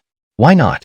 Latoya explained. My ice is considered the pinnacle of extreme cold on the Nine Abyss continent. There's nothing I can't freeze. If something remains unfrozen, it only means I need to drop the temperature further. As for this Dead Soul Sea, isn't it easily manageable? Although Ken doubted it, he had no better plan, so he decided to give it a shot. He kept Buddy Ling and Carmelo Jean inside to continue treating Carmelo Doe, while Latoya stayed outside to assist Ken in freezing the Dead Soul Sea. By the seaside, Latoya blew gently toward the Dead Soul Sea. An intense wave of cold instantly swept through the water, and to Ken's amazement, the vast Dead Soul Sea began to freeze rapidly. The white expanse of ice spread endlessly. Latoya awkwardly remarked, because I've been using most of my energy healing Carmelo Doe, I don't have much left. I can barely freeze a few hundred miles of the Dead Soul Sea. But don't worry, once you reach the 100-mile mark, I can extend the ice by another few hundred miles. Ken was amazed. He never thought crossing the sea could be done this way. He stepped onto the ice to test it, and found it quite sturdy. So, Ken started walking along the ice. Every 100 miles, Latoya would extend the ice by another 100 miles. Eventually, as his body neared its limit, a huge island appeared at the edge of the frozen sea. On the island stood a mountain occupying almost 2/3 of the island. From afar, it looked as though it had been neatly sliced in half by some sharp object, creating a spectacular scene. Countless vines wrapped around the mountain, and amidst them, Ken glimpsed faint star-like lights flickering. Upon arriving at the Array Spirit Island, the originally exhausted Ken felt revitalized. He rushed toward the island. As soon as he entered, the numerous vines surrounding the mountain swiftly moved toward Ken at the base of the mountain. Seeing this, Ken quickly understood. Are these vines after Carmelo Doe? He released Carmelo Doe, and the vines enveloped Carmelo Doe, emitting a blinding white light. The vines then withered and turned to dust rapidly. Holding Carmelo Doe, Ken noticed a hint of color returning to Carmelo Doe's face. Ken knew that the vines had transferred their energy into Carmelo Doe, stabilizing his condition temporarily. However, for a permanent solution, Carmelo Doe needed to be placed in a spirit spring. Otherwise, he remained in danger. Without delay, Ken carried Carmelo Doe and dashed toward the massive mountain peak ahead. Chapter 244. The Sixth Demon, Een Carmeloa. At the peak of the mountain, a small cave entrance caught Ken's attention. Inside the cave, specks of starlight twinkled as if something luminous was within. Curious, Ken walked straight toward the cave entrance. Just then, the entire mountain began to tremble violently. Ken was bewildered, unsure of what was happening. As he pondered, a booming voice filled with infinite pressure resonated through the heavens. Suddenly, a colossal figure appeared in the sky. The figure was a Yanni. The moment Ken saw him, every bone in his body creaked. Not only that, looking at the man felt like gazing upon a deity. The overwhelming aura emanating from him was the most captivating and intimidating presence Ken had ever encountered. Even from Mac and Ching Shan, he hadn't felt such an intense vibe. The Yanni looked down from the sky. Is it you? He asked gravely. Ken was puzzled. Senior, do you know me? The man nodded. More than just knowing. I could be considered one of your blasts? Bowen? Ken was even more perplexed. He was certain this was their first meeting, and he had never seen this man before. Growing up alone except for his grandfather Carey, he had never heard of any formidable blasts. Curiously, Ken asked, why do you say that? To my knowledge, this is our first meeting. The Yanni shook his head. It's true and not true. You are indeed meeting me for the first time, but I have seen you twice now. Seeing Ken's confusion, the man smiled and continued, I am named Een Carmeloa, also known as the sixth demon saint lord among the 10 great demons of the demon clan. Ken froze in shock. He never imagined he would meet a demon saint lord here, especially the 6th-ranked family member. Suddenly, 8 snow-white tails sprouted from the man's back. Stunned, Ken's mouth dropped open in disbelief, recognizing the tails as identical to those of Een Dream. A thought struck Ken. Could Senior also be from the Megan clan? The man nodded. Let me add, besides being a Megan, I also bear the surname Een. Surname Een? Ken paused, then suddenly realized, are you Dream's ancestor? The man chuckled softly. Her grandfather, not her ancestor. Hearing this, Ken immediately knelt before Een Carmeloa. This junior Ken greets grandfather Een Carmeloa. Een Carmeloa couldn't help but smile at the respectful greeting. He gently helped Ken to his feet. It seems your mother and others have acknowledged your relationship with Dream? Ken nodded. Yes, my master and my mother both like her very much. Een Carmeloa probed further. In theory, your mother shouldn't agree to this match. Why did she change her mind? She's one of the most righteous people in the Heavenly Academy and harbors the deepest hostility towards our demon clan. Ken sighed. Perhaps she feels indebted to me. Otherwise, she wouldn't have left her sword talisman inside Dream to heal her wounds. What? Your mother left her sword talisman inside Dream to heal her? Ken confirmed with a nod. Yes, Dream and Master told me this personally. Een Carmeloa was puzzled. I didn't expect Destiny, the chief of the 10 sword seats, to have such a side. This surprises me.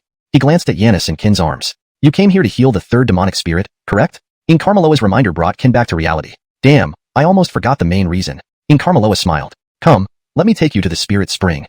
Guided by Een Carmeloa, Ken soon arrived at the spirit spring inside the cave. Though small, the spring was saturated with incredibly dense spiritual energy, 10 times richer than outside. Ken marveled. So this is the spirit spring? No wonder so many powerful individuals try to obtain it. Gently placing Yanis into the spring, its wounds began healing visibly. Its vital signs also stabilized. Ken felt relieved. Een Carmeloa patted Ken on the shoulder. Complete recovery will still take some time. Let me ask you a few questions during this gap. Ken agreed and they sat on a nearby rock. Een Carmeloa started with his first question. Do you think our demon clan consists entirely of irredeemable villains? This simple question made Ken pause. Indeed, as Een Carmeloa said, in his perception, demons were evil and beyond redemption, as others described them. Despite knowing Iin dream, he couldn't shake this view. However, the more he learned, the more his inner answer shifted. He often asked himself, are all members of the demon clan truly bad? Or are they as irredeemably evil as people say? If the former Qin answered, he would say yes, without hesitation. But now, he had different thoughts. Time would tell if his new perspective was right or wrong. Seeing Qin's hesitation, Iin Karmaloa didn't push further. Instead, he asked his second question. Do you believe humans and demons can coexist in this world? Humans and demons coexisting? Qin looked stunned at Iin Karmaloa. He had heard this before, from Eric at the Heavenly Academy. And the person who posed this question was Carson, the Academy's super genius. Chapter 245. A bold gamble, unknown enemies. Iin Karmaloa's two questions were not something Qin could answer at the moment. Whether it was evaluating the morality of the demon race, or discussing the coexistence of humans and demons in the same world. After some thought, Qin replied, the goodness or wickedness of the demon race is not for me to decide alone. But if you were truly good, why were you sealed by Master Brady in the first place? Perhaps there are indeed good demons among your race, but you must understand the meaning behind the saying, one bad apple spoils the whole bunch. Qin's answer was vague. He neither denied nor confirmed. As he said, judging good from evil isn't up to him alone. The true answers lie with the people of this world, who have clear eyes and can discern right from wrong. Iin Karmaloa continued, what if all of this, everything that has happened, was merely a conspiracy orchestrated by a certain power? Qin was startled. When he heard a certain power, his mind immediately turned to the Heavenly Tao sect. Because looking across the entire Nine Abyss continent, apart from the Heavenly Tao sect, he couldn't think of any other force capable of such an extensive manipulation. The divine race was out of the question, and so was the Heaven-Earth Academy. Qin frowned slightly as he looked at Iin Karmaloa and asked softly, what do you mean, senior? Iin Karmaloa suddenly stood up and said, in truth, all of this is just a bold gamble between two supreme beings. We are all merely pawns in their game. Pausing here, Iin Karmaloa turned to look at Qin with an extremely serious expression and continued, your true enemy is someone else entirely. I can clearly tell you that this enemy is neither our demon race nor the Heavenly Tao sect. Hearing this, Qin looked at Iin Karmaloa in disbelief. He never imagined there were so many hidden secrets behind all this. The concept of a bold gamble and the true enemy was something he had barely heard of before. Qin asked, why haven't I ever heard of what you're saying today? And who exactly is this true enemy you speak of? Iin Karmaloa laughed and said, don't laugh at my ignorance. Even I don't know who these people are. Perhaps those who truly know their identity are even battling them as we speak. Battle? Suddenly, Qin thought of his father. He vaguely remembered his father mentioning something similar once, but he hadn't paid much attention to it then. Today's conversation with Iin Karmaloa left Qin deeply shocked. He hadn't realized how many people were secretly striving against hidden threats in this seemingly peaceful world. He also hadn't imagined that there were terrifying enemies lurking beyond his awareness. Finally, Iin Karmaloa posed another question to Qin. If one day you discover that everything is not as people say, would you speak up for our demon race to the world? Qin answered, if that day comes, I will. Even if it means facing doubt, I will unhesitantly speak up for you. Hearing this, Iin Karmaloa smiled and said, good, I'll be waiting for that day. Time passed. While deep in conversation with Iin Karmaloa, they noticed some movement in the spirit spring pool ahead. Both rose to investigate, and suddenly Karmaloa flew out of the pool, landing steadily in Qin's arms. Mommy, I'm better. Seeing this, Qin was overjoyed. Looking at the lively Karmaloa in his arms, he couldn't help but marvel at the wonders of the spirit spring pool. He wished he could take it with him. That way, if Karmaloa got hurt again, he wouldn't have to travel all the way back. As if hearing Qin's thoughts, Iin Karmaloa suddenly smiled and said, take it with you. Qin was taken aback. Can you hear what I'm thinking, senior? Iin Karmaloa nodded. Is it hard to know what someone is thinking? Although this is just my dermic body, don't forget that my true form is a Cangsheng level expert. It made sense. For a Cangsheng level expert, knowing the thoughts of a minor cultivator like him should be easy. However, Qin had a concern. How to carry the entire pool of spirit spring water, since he didn't have a container large enough. Iin Karmaloa then said, Joya once gave you a small cloth bag. You can simply put the spirit spring into that bag. Damn! Qin swore in surprise, never expecting Iin Karmaloa to know even this detail. But on second thought, it was reasonable for a Cangsheng expert to be aware of such matters. Feeling relieved, Qin gently stroked Karmaloa's forehead and asked, Karmaloa, can I take the spirit spring water from this pool? Logically, this place belonged to Karmaloa, and so did the spring. Despite their close relationship, Qin still felt polite asking for permission. Karmaloa nodded. Of course. What's mine is yours, mommy. From now on, the spirit spring belongs to you. You can do whatever you want with it. Qin chuckled, took out the cloth bag, waved his hand, and the spirit spring was absorbed into the bag. Seeing this, Qin was filled with joy. With all matters resolved, Qin prepared to leave. Before departing, he asked the question he had wanted to ask Iin Karmaloa all along. Senior, Qin has always wondered why your dermic body exists here. Hearing this, Iin Karmaloa's face showed a hint of embarrassment. Actually, this dermic body wasn't left here by me. It was severed by a sword when I was sacrificed. Severed? Upon hearing this, Qin seemed to understand something. He didn't press further because his time was running out. Bidding farewell to Iin Karmaloa, Qin swiftly headed towards the exit of the Dead Soul Sea with Latoya's help. With Karmaloa assisting, he no longer needed to walk himself, but controlled the vines instead. Meanwhile, within the territory of the Star Moon Dynasty, the Yi family dispatched 2 more triple transformation realm experts to investigate the deaths of several higher-level cultivators. Upon arrival, a streak of sword light penetrated their foreheads, and they vanished without a trace as if they had never existed. In the 7th layer of the Yi family's central region, Blas fell into deep thought after seeing 2 more soul lamps extinguished.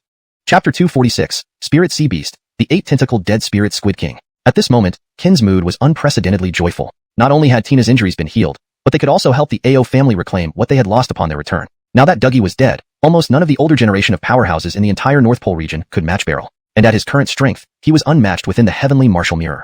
With the cooperation of the 4 sealed demon spirits, he could be considered invincible even within the venerated martial realm. As for the transformation realm, it wasn't a concern as long as Beryl was around. Bang! Suddenly, a massive tentacle emerged from the dead spirit sea. The extreme ice cast by Cooper shattered instantly, sending shards flying everywhere. Ken was startled by this sudden attack. Staring at the mountain-sized tentacle before him, he froze in place. Damn, what is this thing? This is freaking huge. Before he could finish speaking, Cooper suddenly cried out in alarm, "Mom, watch your step." Without hesitation, Ken swiftly retreated backward. At that critical moment, another colossal tentacle broke through the ice. Shocked, more tentacles followed until there were 8 enormous tentacles towering like giant mountains over the dead spirit sea. The sight was beyond spectacular. This was the largest creature Ken had seen apart from the corpse of the celestial demon progenitor. If its tentacles were this big, he dared not imagine how enormous its body must be. Thanks to the vines, Ken stood above the dead spirit sea. What was once a tranquil sea was now churned into monstrous waves hundreds of feet high by these massive tentacles. As Ken watched in shock, something large began surfacing from below. Suddenly, an enormous head slowly emerged from the dead spirit sea, causing Ken to tremble in awe. Tina popped out from within Ken and exclaimed, "Oh no, how did this guy get out? We're in for some trouble now." Curious, Ken asked, "Tina, do you know it?" "Yes," Tina replied. "This creature is the ancient demonic beast, the 8-tentacled dead spirit Squid King. It nearly became the 5th super terrifying being among the 4 great demonic boxes." Ken cursed under his breath. Damn it. Why do we encounter such a monster at this crucial moment? Is life ever going to be easy? The 8-tentacled dead spirit Squid King suddenly moved, extending all 8 tentacles toward Ken. Without wasting any time, Ken activated countless vines to counterattack. When the vines entangled the squid's tentacles, Ken gripped them tightly, causing the tentacles to snap instantly. With a disdainful laugh, Ken said, "Is that all?" Before he could savor his victory, the severed tentacles regrew. "Damn, it can regenerate?" Tina explained, "Of course, or else how could it have almost made it into the top 4 demonic beings?" Ken anxiously asked, "Then how do we kill it? If it keeps dragging us, our energy will eventually run out." Tina answered, "It's very hard to kill, especially with your current strength. Your best bet is to run." Hearing this, Ken didn't think twice and hurriedly urged the vines to fly rapidly toward the exit of the dead spirit sea. The 8-tentacled dead spirit Squid King roared and launched its tentacles again. In midair, Ken dodged and countered while running. Each time he cut off a tentacle, it would quickly regenerate. Though protected by the vines, the squid couldn't hurt him immediately, but this strategy couldn't last forever. Knowing the dead spirit sea was vast, he had spent at least 3 days coming here and wasn't walking normally. The chances of reaching the end in half a day seemed slim. Ken decided to summon both Dong Buddyling and Little Array, aiming to freeze, burn, and electrify the 8-tentacled dead spirit Squid King. Under Ken's command, the 4 small creatures took turns attacking. This method slowed down the squid's attacks and suppressed its regeneration ability. After each round of attacks, Ken would lead the 4 creatures in flight for some distance. However, the squid was incredibly fast and soon caught up. Eventually, Ken and the 4 creatures were nearly out of energy, while the squid showed no sign of fatigue. In despair, a ray of hope appeared ahead, a light signaling the exit. Excited, Ken gathered all the remaining energy from the 3 smaller creatures into his hands, intending to create a bomb for the 8-tentacled dead spirit Squid King. Combining the energies of ice, fire, and electricity, Ken thrust his hands together and hurled the condensed ball without hesitation. The 8-tentacled dead spirit Squid King, mistaking it for something good, swallowed it whole. Ken, thrilled, shouted as he neared the exit, "Explode!" Boom. The energy ball detonated inside the squid, blood and flesh splattering everywhere, turning the entire sea red. The 8 tentacles, like giant mountains, collapsed, creating immense waves. Soon, the dead spirit sea calmed down, and Ken escaped. As they left, the 8-tentacled dead spirit Squid King opened its enormous eyes again. Suddenly, an extraordinarily handsome man appeared. Seeing this, the squid tried to attack, but the man merely raised his hand and subdued it completely. Looking in the direction Ken had gone, the man's lips curled into an eerie, chilling smile. Chapter 247, Clan Struggle, Hemlock's Return. Another half a month had passed since the last time he emerged. The clan competition was only 3 days away. Ken sighed in relief. Thank goodness we made it. The North Pole Domain's AO family. Brian was sitting alone in a pavilion drinking tea, while Andre was meditating cross-legged beside him. Ken approached them quickly. Seeing Ken arrive, Brian hurriedly put down his teacup and stepped out of the pavilion. Andre also ceased his cultivation and greeted him. Through their conversation, Ken learned that Brian had already known about the clan competition long ago. His current ease was because he knew Ken would definitely come to help. Considering all the geniuses in the entire North Pole domain, no one below the transformation realm could withstand Ken easily, and no one above that realm could match Brian effortlessly. Moreover, with the God General from the Heavenly Tao sect no longer involved in this battle, the AO family couldn't imagine how they could lose. Under Brian's meticulous guidance, Andre's strength had rapidly advanced, reaching the peak of the 9th level of the Celestial Martial Mirror in just a few days. Hearing this, Ken couldn't help but marvel. This younger brother Chu is truly a heaven-defying genius. His cultivation exploded so much in such a short time. Ken himself was still at the 8th level of the Celestial Martial Mirror, while Andre was almost at the venerated Martial Realm level. Sometimes Ken secretly wondered if his own cultivation advancement was too fast until he saw Andre, which made him realize how ridiculous that thought was. Ken shook his head and sighed. Indeed, there's always someone better under the heavens. Comparing ourselves to others can be fatal. 3 days later, the former Heavenly Dao Sect training ground had been requisitioned by the Hun family. The venue for the grand competition was arranged here. People were gradually gathering in the vast square. They came from various renowned families across the North Pole domain, all vying for the remaining 2 spots. As Brian and Qin, along with the others, were about to set off for the competition site, a Bergen suddenly blocked their way at the entrance of the Ao family compound. Qin recognized him. It was Jerry, the second son of the Bing family, who left the Star Moon dynasty to cultivate on his own after being rescued. Upon seeing Jerry, Qin was first startled, then overwhelmed with joy. He was surprised because Jerry had already reached the 5th level of the venerated martial realm, and he was delighted because Jerry was very much alive. Jerry smiled faintly. Brother Wu, it has been a long time. Qin walked up quickly and embraced him. It's so good to see you again. I apologize. During that battle, I couldn't save your brother. I failed my promise. Suddenly, Jerry spoke. You didn't fail. It is our Bing family who owes you. We owe you 2 favors now, and for this reason, I am here today to help the Ao family reclaim our honor. Upon hearing this, the 4 exchanged glances and then laughed. Without extra words, they understood each other perfectly. Thus, the 4 of them proceeded together towards the competition site. After some time, the venue was packed with thousands neatly seated around the square. On the high seats, the heads of the Hun and Yin families were discussing loudly, looking down at everyone beneath them with smirks, conveying an air of arrogance. When the time seemed right, Larry, the patriarch of the Hun family, stood up and faced the crowd, saying, Everyone, on behalf of the Hun and Yin families, we thank you all for coming. This clan competition was decided after discussions between me, Hartley, the head of the Yin family, and the Black Demon Bowen of the Heavenly Dao Sect. Our aim is to inject fresh blood into the North Pole domain. The competition will start shortly, and now I will announce the rules. First, the competition consists of 2 rounds, one for the young generation. The final 2 standing will represent the new leadership of the 2 major clans. The 3rd and 4th positions will be determined by the older generations. The victor takes the 3rd place, while the loser takes the 4th. At this, the crowd erupted in chatter. Just as Larry was about to declare the competition officially started, a booming voice echoed from the sky. Ao family's Brian, bringing Ao family disciples to compete. Ao family?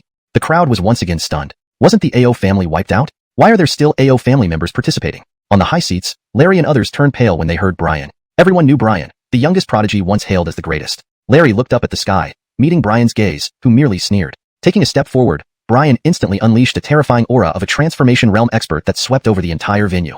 The formidable pressure surged towards Larry, causing him to spit blood on the spot from the shock before he could react. Hartley pointed angrily at Brian in the sky and shouted, If you're here to compete, we won't stop you. But if you're here to cause trouble, even as a transformation realm expert, we won't let you run wild. Hartley dared not push it too far because he was only at the 2nd level of the transformation realm, whereas Brian was at the 4th level. Furthermore, Hartley could faintly see a sword rune-like mark on Brian's forehead, leading him to suspect that Brian had mastered the sword rune. Thus, despite any resentment, he didn't dare act recklessly in front of Brian. Brian paid no heed to Hartley's words as they slowly landed. Once people realized Brian's strength, many strong figures who initially wanted to vie for the 3rd clan position quietly bowed their heads. A 4th-level transformation realm expert who had mastered the sword rune was beyond their reach. At this moment, all hopes rested on the young generation.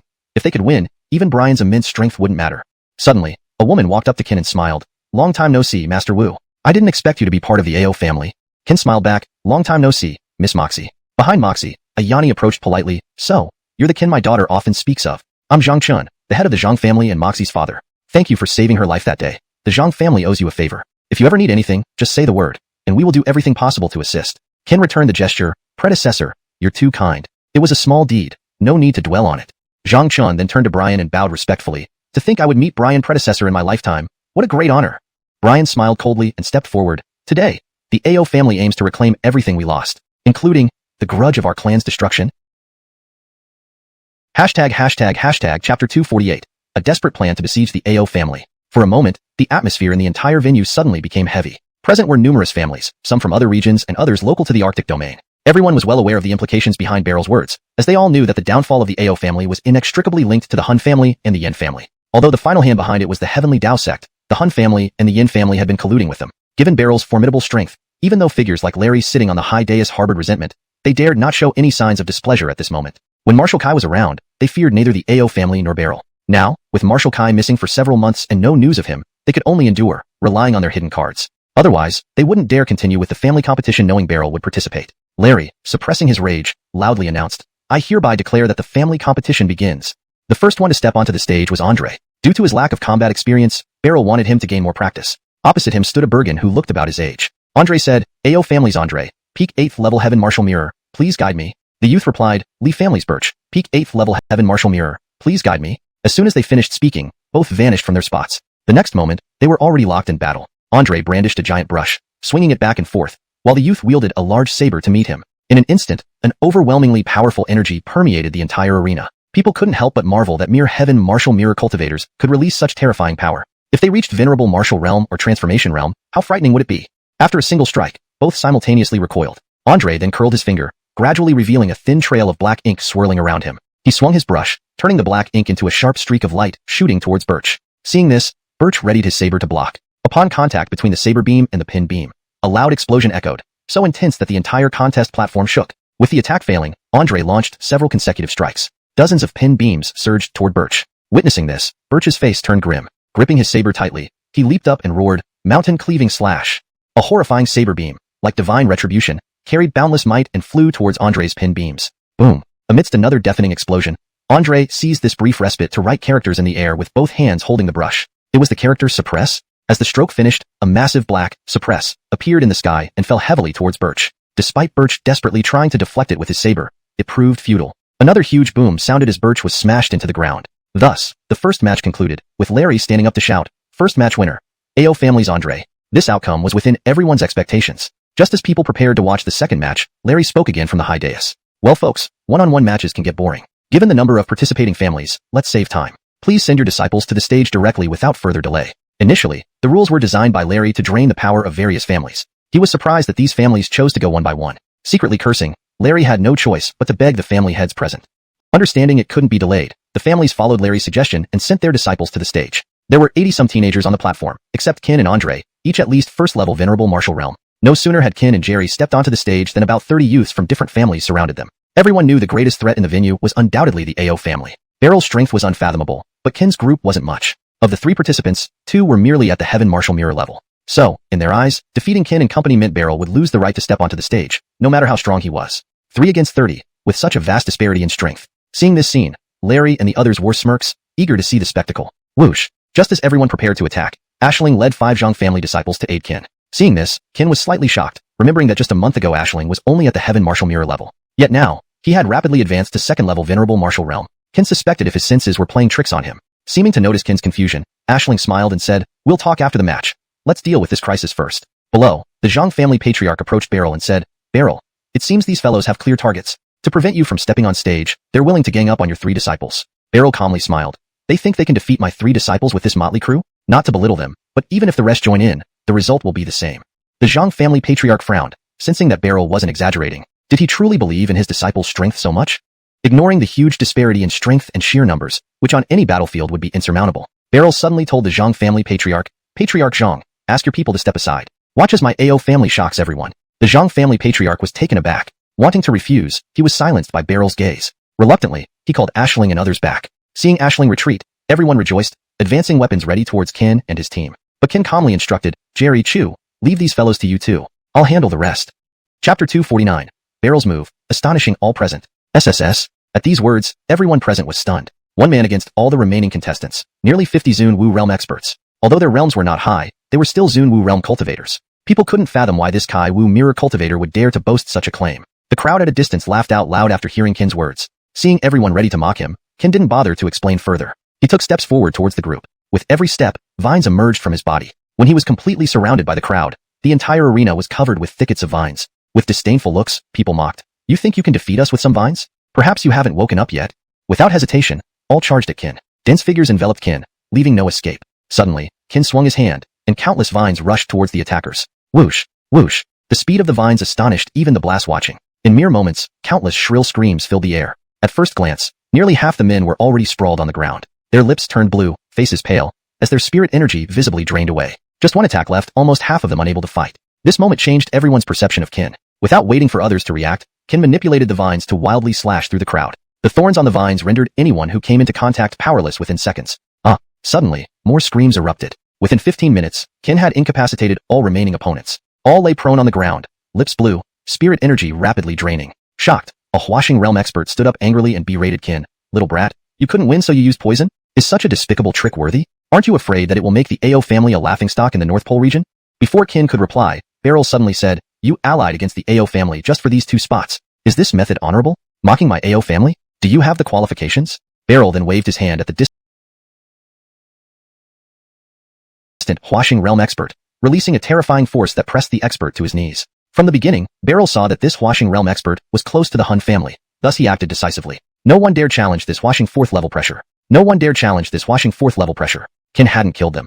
He controlled the toxins only to incapacitate, not to kill. After Qin ended the battle, Hemlock and Andre also finished theirs. Only the Ao family and Zhang family remained standing. According to the rules, Beryl and the head of the Zhang family should now fight. The head of the Zhang family calmly stated, Beryl is my senior. To stand against his formidable power is honor enough. Regarding a fight with senior Beryl, I think we'll pass. The Zhang family willingly takes the 4th spot. Thrilled, he realized how advantageous this situation was. Larry's eyes grew stern. He asked in Bloss from Kaidao sect, Bowen Black Demon, when will your invited guest arrive? The Bloss replied, they are here. It's time to implement our plan. Larry, grinning evilly, stepped forward, pointing at Beryl. Beryl, due to your recent actions, I, Larry, declare today's competition null and void. Everyone gasped. Several family heads murmured, is this guy serious? Treating this like a joke? Whatever you say goes, huh? You really see yourself as the ruler of the North Pole region? People whispered among themselves, some applauding, some silent, others ashamed of Larry's behavior. Beryl knew reinforcements must have arrived. Slowly rising, he and the Zhang family head walked onto the platform. Beryl lightly smiled. What needs to be reclaimed, I have reclaimed. Next comes the vengeance for clan extermination. At these words, Larry and Hartley laughed hysterically. Larry declared, we've destroyed your clan once. We can do it again. Knowing you'd come today and seek revenge, we've called in a powerful being from the sevenfold heaven of the central region, awaiting your arrival. Sevenfold heaven? At this, everyone's face turned pale. It was said that any single layer of the sevenfold heaven could overpower all clans in the North Pole region. Facing the terrifying pressure, Beryl merely dismissed it with a wave. Simultaneously, 3 blasts appeared, causing the earth to shake. The leading blast sternly glared down at Beryl, declaring, insulters of the sevenfold heaven, die. Chapter 250. The chessboard changes again. The celestial demons rise. Death? Do you even have the strength for that? This is the Arctic realm, not your central domain. 3 mere triple transformation blasts dare to boast before me? Let's see just how strong these so-called central domain powerhouses really are. Before the 3 could react, Beryl suddenly flashed upwards into the sky and thrust out his palm. The force of this single strike was terrifying. All but the 3 transformation realm powerhouses were crushed under its oppressive energy, suffocating them to the point of despair. Seeing this, the 3 transformation realm powerhouses attacked Beryl simultaneously, shattering his giant palm print through their combined efforts. Failing in one attempt, Beryl leaped up once more and punched forward. This punch echoed like a dragon's roar, with an intimidating fist intent that carried an unparalleled tyrannical dragon aura. Witnessing this punch, the 3 transformation powerhouses all cried out in shock. True Dragon Fist. You actually know the True Dragon Fist? Beryl sneered. So, you aren't as useless as you look. You actually recognize the rare True Dragon Fist. As the dragon's roar reverberated through the 9 heavens, Beryl's fist descended from the sky, swirling swiftly like an awe-inspiring supreme true dragon. Under the tyrannical pressure of the dragon, the 3 transformation powerhouses had no choice but to resist together again. But this time, under the overpowering aura of the True Dragon Fist, even their combined strength failed to shatter this tyrannical fist intent. As the fist descended, a loud explosion thundered across the skies. Through the thick smoke and dust, all 3 figures appeared severely wounded. Witnessing this scene, those below, including Alex, were stunned. They hadn't expected that Beryl could severely injure 3 triple transformation powerhouses with just one punch. Alex was horrified. He turned his gaze towards Ely beside him and asked, are you sure these 2 are from the central domain? How can they be so weak? Why do I feel that we are stronger than the 3 of them? Ely's expression grew solemn. Seeing the 3 transformation powerhouses from the central domain heavily injured by Beryl, he began to doubt their true identities. He thought for a moment, this shouldn't be. I personally delivered the Jade Slip from Lord Kai to the central domain. Logically speaking, they shouldn't play us so casually. Holding doubts, Ely approached the 3 transformation powerhouses and softly inquired, I wonder which layer of heaven the 3 seniors come from in the central domain. I will certainly speak well of you to Lord Kai. Speak well of them? Hearing Ely's words, the 3 transformation powerhouses felt an intense surge of anger. The lead boss suddenly turned and slapped Ely on the face angrily. What bullshit about Lord Kai? Lord Kai has long been nailed to the mountain gate of the Eastern Pole by a mysterious powerhouse. If not for our family lord's personal orders, do you think we would come here specifically? After saying this, the lead boss slapped Ely again. Although they couldn't defeat Beryl, handling Ely was more than enough. At that moment, they vented all their frustrations on Ely. After thoroughly beating him, the 3 then respectfully bowed before Beryl. The lead boss whispered, esteemed senior, we 3 came here under the order of our family lord. We've heard about the matters in the Arctic domain. Our 2 family is not a group of unredeemable villains. We understand this reason. Therefore, please grant us mercy and allow us to leave on our own. As for these people, Senior can handle them as you wish, to kill or let live as you desire. After finishing, they instinctively glanced at Beryl, fearing he might attack them at any moment. While cautiously pleading, the 3 were also prepared to defend themselves. Their cautious intentions did not escape Beryl. After pondering over the lead boss's words, he agreed after a moment. Because he knew that, with the current strength of the Ao family, they could still make waves in the entire Arctic domain. But if placed against the central domain, it wouldn't be enough. After all, the 7 layers of heaven weren't empty names. Each family there was genuinely a super major family. Beryl wasn't foolish enough to start a war with such formidable forces in the central domain now. Upon hearing Beryl agree to let them go, the 3 transformation powerhouses thanked him repeatedly before disappearing without looking back. Everyone watched in shock. Someone remarked, we didn't expect the powerhouses sent by the central domain to be no match for Beryl. It looks like the eventual winner of this grand competition should be the Ao family. Let's hope he doesn't suppress us like the Soul family does. When the 3 powerhouses from the central domain fled, Alex and Hartley's last hope was dashed. Beryl, floating high above, glared at the two of them. It's your turn next. Realizing they couldn't escape death today, Alex and Hartley summoned all their powerhouses to prepare for a final, desperate resistance against Beryl. However, they grossly underestimated Beryl's strength. Could ordinary transformation powerhouses who hadn't mastered sword runes possibly match someone who had? With a wave of his hand, Beryl unleashed another punch. As dragon roars filled the air, the earth shook. In one strike, all the powerhouses from the Soul and Yin families were annihilated under Beryl's punch. With a gentle lift of his hand, Alex and Hartley were under his control. His eyes flashed coldly, and his right hand tightened with a deafening roar. Instantly, Alex and Hartley vanished from existence. After eliminating the Soul and Yin families, Beryl redirected his gaze towards Ely far away. He spoke solemnly, Kai Dao sect, it's your turn. Seeing Beryl's terrifying gaze directed at him, Ely trembled. Just as Beryl was about to move, a crack tore open behind Ely, and a gigantic black hand emerged, pulling him inside. We of the Kai Dao sect haven't degraded to the point where you can decide our fate. Today's matter will not be forgotten by our sect. His voice disappeared along with the crack. Facing this, Beryl smiled faintly. I await your arrival. I hope it won't take too long. Thus, the entire layout of the Arctic domain changed once again. As for how far the Celestial Demon Clan's future path would stretch, Beryl couldn't predict because he knew he wasn't the chosen one. Far off on some distant part of the continent, a suave Bergen lifted his head to gaze into the distance. That was the direction of the Arctic domain, his homeland. It's been a long time since I last returned. I wonder what the Celestial Demon Clan has become. At that moment, a figure suddenly appeared before the youth. Chapter 251.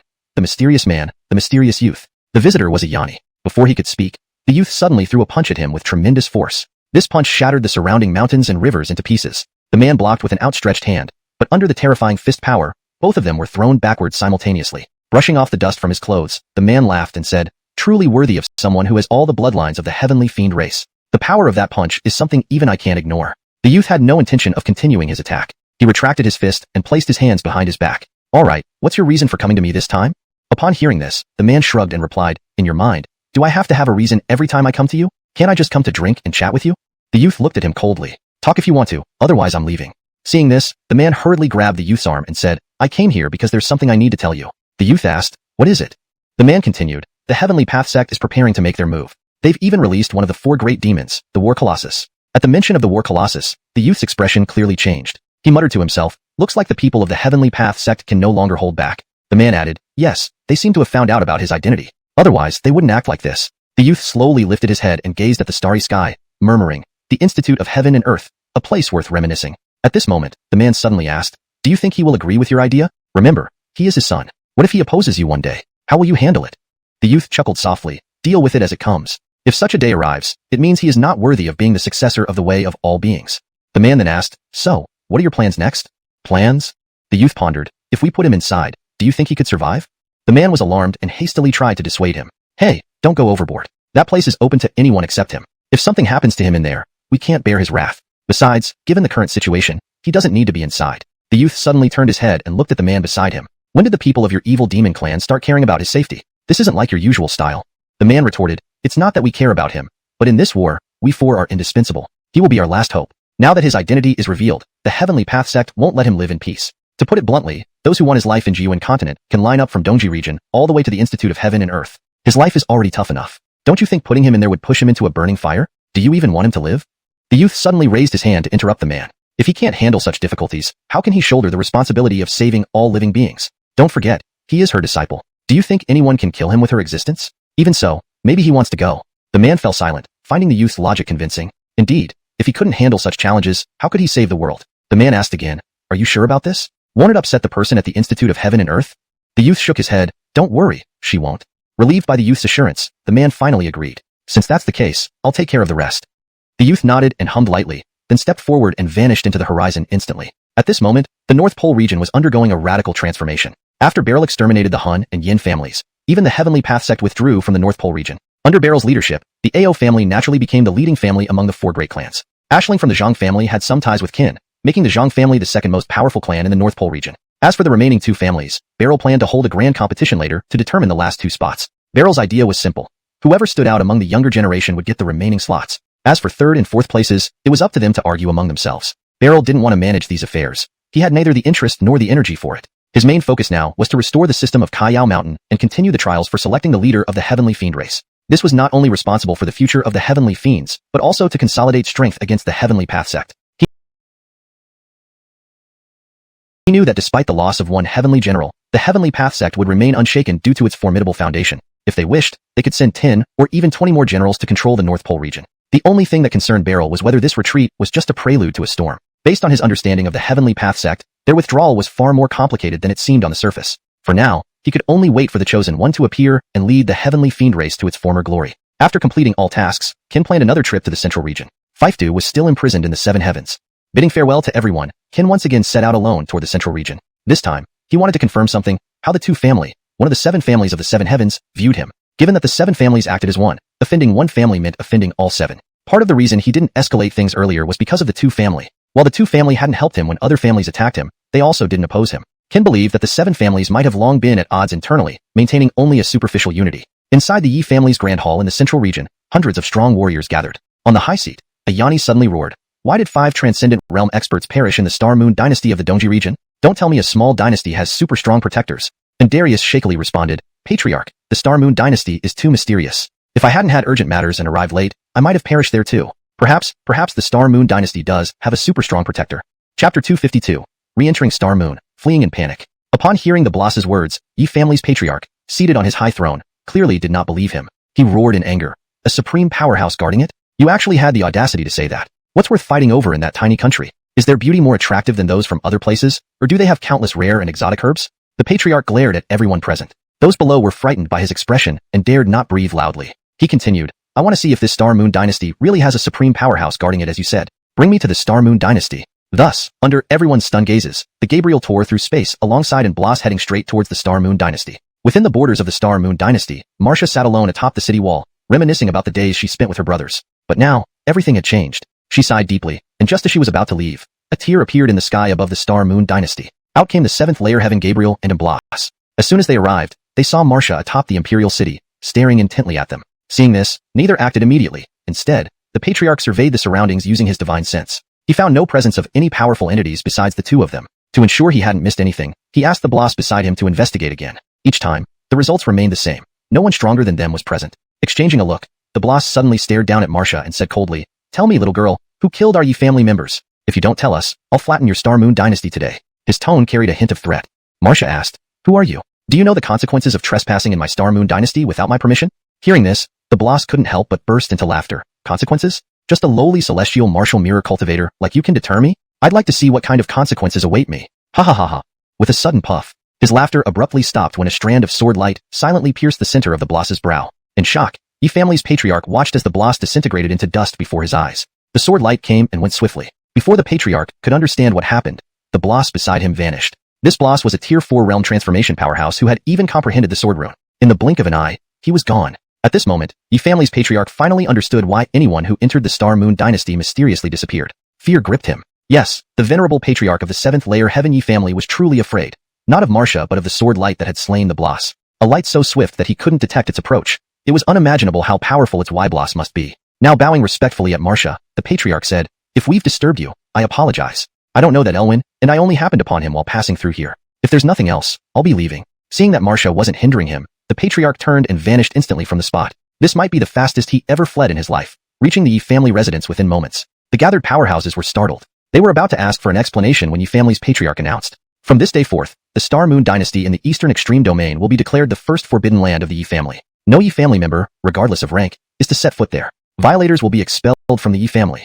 Once again, everyone was shocked. They wanted to ask the reason, but the patriarch didn't give them a chance, turning and leaving the hall. Days later in the Yi family grand hall, as the patriarch was sipping tea, a subordinate reported, Patriarch, a youth named Qin from the first layer heaven is battling young Master Jia family. He claims to be from the Star Moon dynasty. The Jia family asks if we should arrest him and imprison him with the divine clan youth in the Yi family dungeon. Impatiently waving his hand, the patriarch said, Do as you wish. Why ask me for something this trivial? Suddenly, he froze, remembering something. He hastily asked, Where did you say the youth is from?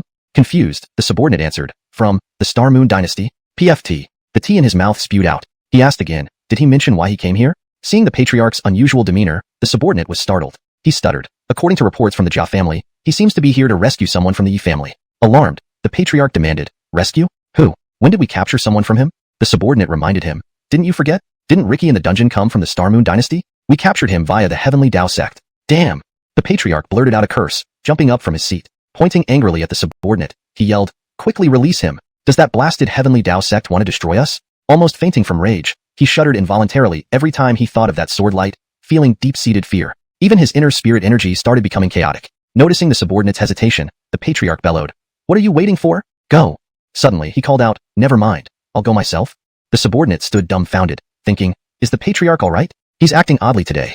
Meanwhile, in the first layer heaven, Qin was locked in combat with Adamir. After each attack, both of them retreated rapidly. Adamir couldn't help sighing inwardly, "Damn, this guy is getting stronger each time we meet. At this rate, even with his celestial martial mirror cultivation, he's now evenly matched with me. If he reaches the venerated martial realm, wouldn't he be able to control me easily? No, a person like this mustn't live, or he will become a major obstacle for our seventh heaven. I must kill him today."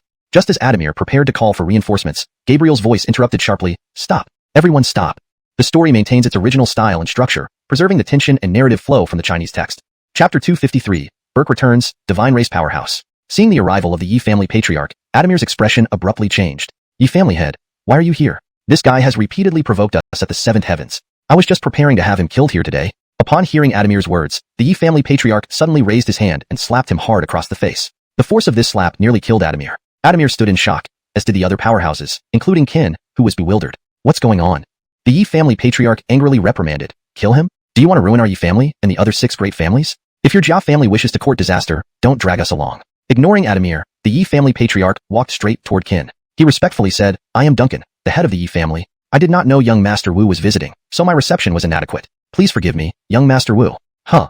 What is happening?" Hearing the term, young Master Wu, Qin was even more bewildered. He looked at the Yi family patriarch doubtfully and asked, "What do you want?" Duncan smiled and replied, "Young Master Wu, how could I dare do anything inappropriate to you? Oh, by the way, weren't you looking for someone? I've already found him for you."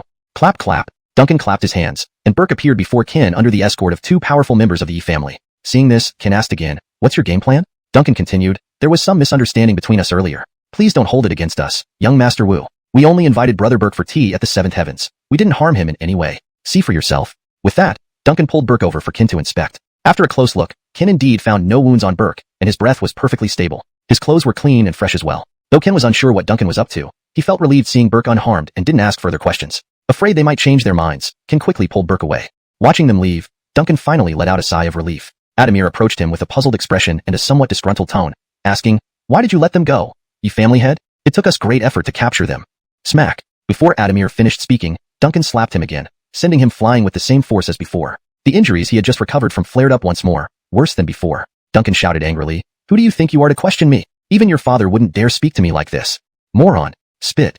After venting, Duncan left without turning back. Back in the main hall of the Yi family, Duncan was still reveling in successfully sending Qin and Burke away when a voice suddenly sounded from the entrance. "Are you Duncan? Did you imprison my young master?" Upon seeing the newcomer, Duncan frowned. Just as he was about to put down his teacup and confront him, he realized he couldn't move. The newcomer was a Yanni with piercing eyes that shot cold light. Behind him floated a crescent moon. Each step he took made the crescent more complete until he reached Duncan, by which time it had become a full moon. Cold, chilling light illuminated every corner of the hall, and the terrifying pressure made Duncan feel as if he were facing a true deity. Shocked, Duncan whispered through gritted teeth, "Saint Realm Powerhouse." He endured the excruciating pain brought by the overwhelming pressure and murmured, "Bowen, please calm down. We've already released him. We didn't know he was the young master of your divine race, and the one who captured him was the Heavenly Tao sect. Please spare me since we were unaware." By now, Duncan was spitting blood, his eyes red with bloodshot veins. After all, the power of a Saint Realm was not something a transformational realm powerhouse like him could resist.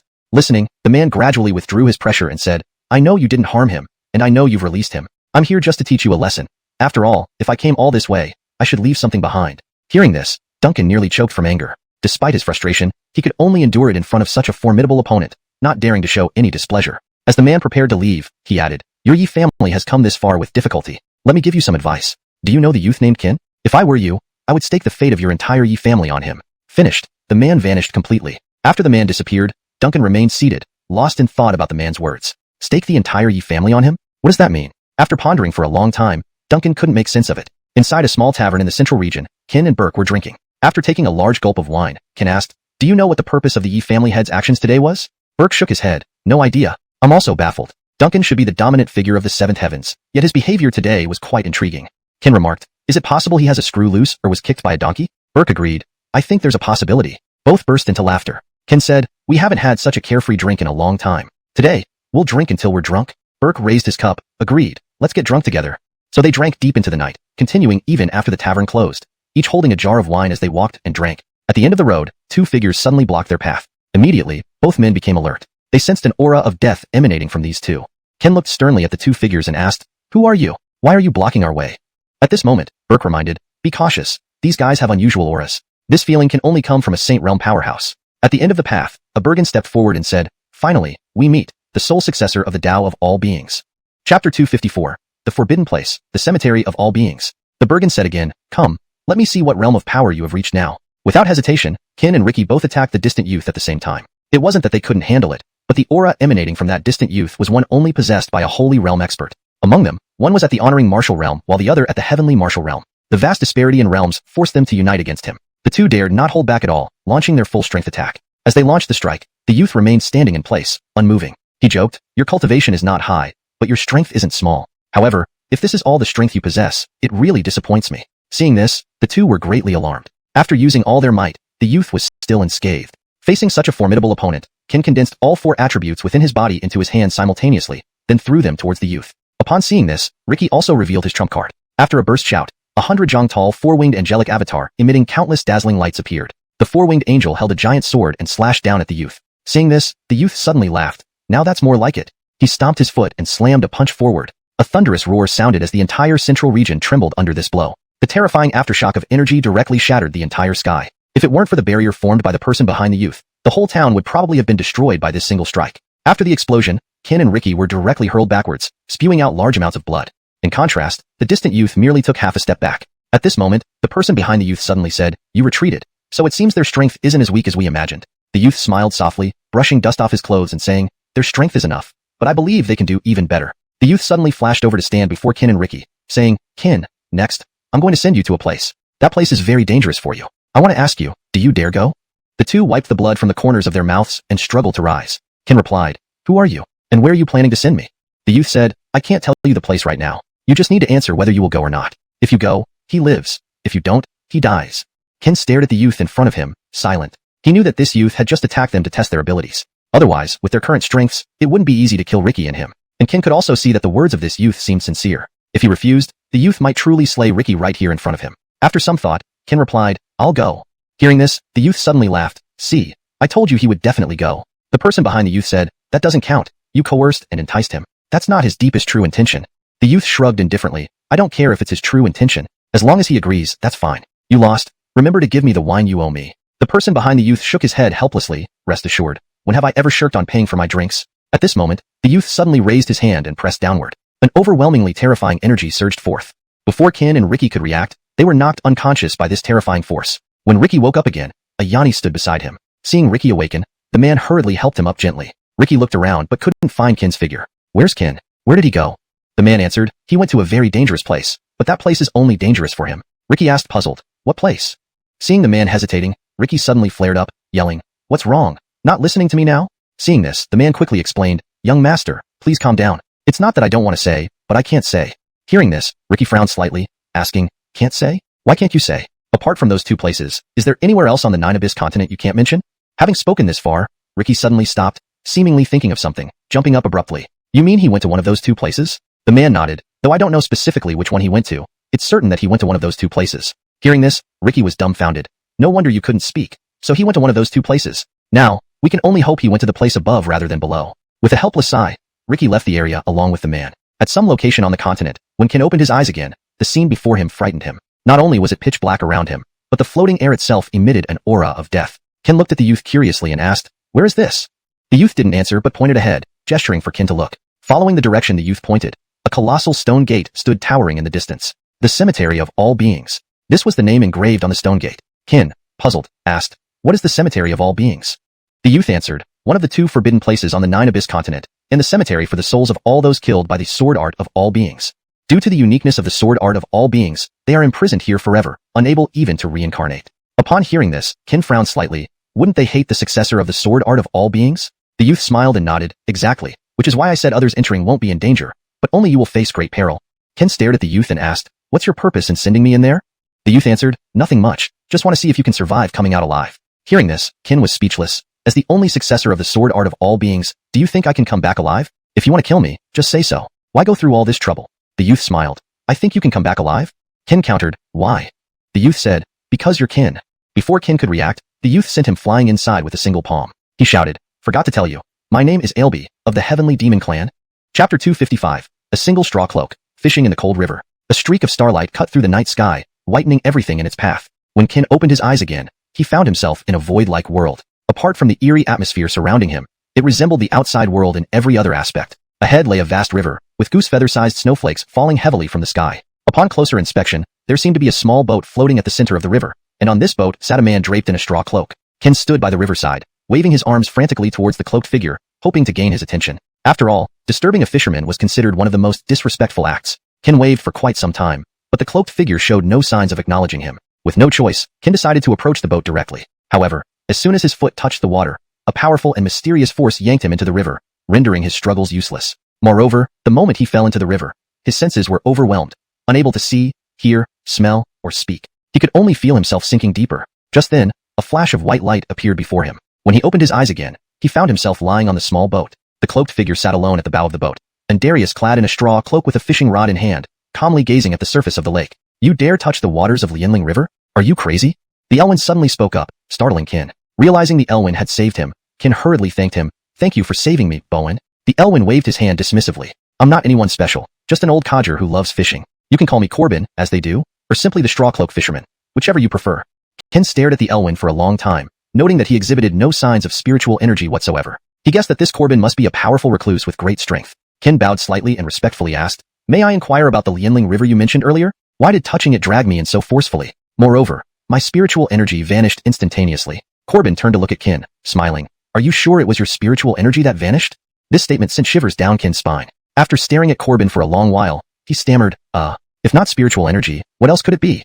Corbin laughed heartily. You should know best what you lost. I'm curious, why did you dare to come here? And considering your current cultivation level, you might not even stand a chance against one of the fish I catch. Ken felt offended. While his cultivation was indeed only at the Heaven Martial Realm, he was invincible within his realm and could challenge those at the Honorable Martial Realm. At that moment, hearing Corbin say that he couldn't defeat a fish left Ken feeling utterly indignant. Master, are you joking? Even if I am weak, surely I wouldn't be so weak that I can't defeat a fish you catch, he declared. Boom. Before he finished speaking, Corbin lifted his right hand, and a golden koi fish, as large as a prehistoric beast, leaped out of the water. Its roar sounded like a dragon's cry, and even more terrifying was the enormous dragon-shaped phantom emerging behind it. Under the overwhelming pressure, Ken felt insignificant and frail before this dragon-like shadow. He froze, finally understanding the meaning of Corbin's words. As he said, he truly couldn't defeat even a single fish. From its aura, this golden koi, which was nearing transformation, possessed power equivalent to the 4th level of the transformation realm.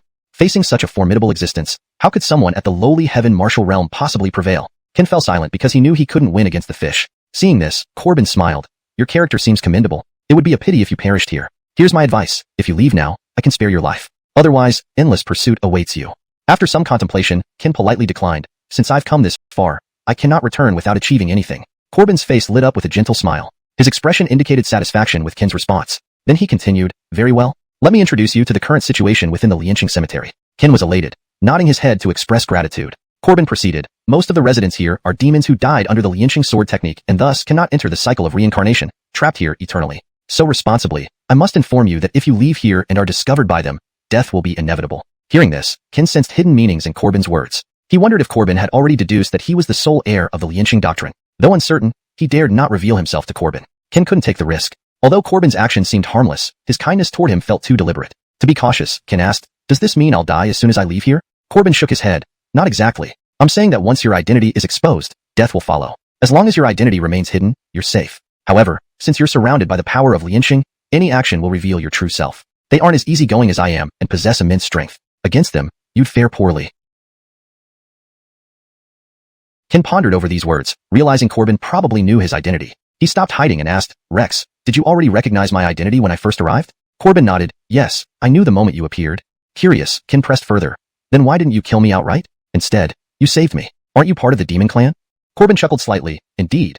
I am the 7th-ranked Bowen of the Daxton clan within the Demon Clan, Chapter 256. The 7th Family, Rex. Ken was stunned. He had guessed that Rex belonged to the evil demon race, but he never imagined that Rex would be the grand boss of the 7th family, the Daxton family within the evil demon race. It was important to note that in the demon race, anyone who could be called a grand boss was undoubtedly an immensely powerful super-strong individual, let alone one from such a terrifying and super-powerful clan as the evil demons. Ken suddenly asked, Could it be that you, Senior, also perished in the Life Sword Technique battle? Rex chuckled. To my shame, I was killed by the Sword Chi of the Life Sword Technique. What? Killed by the Sword Chi of the Life Sword Technique? Surely you're joking, Senior. How could someone as powerful as you be killed by a mere strand of Sword Chi? Ken clearly didn't believe Rex's words. After all, Rex's strength, even after death, was at the level of Earth Sage. Imagine how powerful he must have been while alive. At least Heaven Sage. It sounded absolutely shocking for a Heaven Sage level powerhouse to fall victim to a single strand of sword chi. Seeing Ken's disbelief, Rex continued, I know it sounds unbelievable, but it's true. Not only me, but at least hundreds of others who were at the Heaven Sage level during their lifetime also died from that same strand of sword chi. Hundreds? Do you mean to say that there are hundreds of Heaven Sages here in this Eternal Life Cemetery right now? Rex nodded. There are hundreds of Heaven Sages, thousands of Earth Sages, tens of thousands of Transcendentals, and countless numbers below that, probably hundreds of thousands altogether. Hearing this, Ken felt like dying. If these super strong individuals found out his identity, wouldn't they easily destroy him? However, it also gave Ken a clearer understanding of the true power of the Life Sword Technique. A single sword strike not only killed so many powerful demons but also used the sword chi to carve out the Heavenly Abyss Sword River, sealing the demon race on the other side of the continent for thousands of years. Ken couldn't help but sigh. No wonder Delbert's Life Sword Technique was forbidden by Heaven Dao and countless living beings. Its power is truly fearsome. Suddenly, the golden carp about to transform into a dragon fell into the water, its enormous body making not a ripple on the surface, which remained calm as if nothing had happened. At this point, the small boat had already reached the shore. Rex put away his fishing gear and walked ashore, with Ken following closely behind. Following Rex, Ken asked, if what you say is true, then doesn't that mean I can't leave this place? Rex responded, not necessarily. Not all members of the demon race here hate the Eternal Life Way, nor do they all resent it. Ken was startled. Why? Didn't they all perish under the Life Sword Technique? Why wouldn't they resent it? Rex paused and said, maybe they've come to terms with everything, just like I have. However, the guys from Carmeloling think differently. They're always thinking about revenge, and their hatred for the Eternal Life Way is almost insane. If they found out about your existence, the entire Eternal Life Cemetery would likely descend into greater chaos. Carmeloling? What's that? Ken asked curiously. Rex continued walking and replied, there are actually 3 major factions within the Eternal Life Cemetery. One hates the Eternal Life Way, the West Ridge, Carmeloling. Another supports it, the East Ridge, Dongling.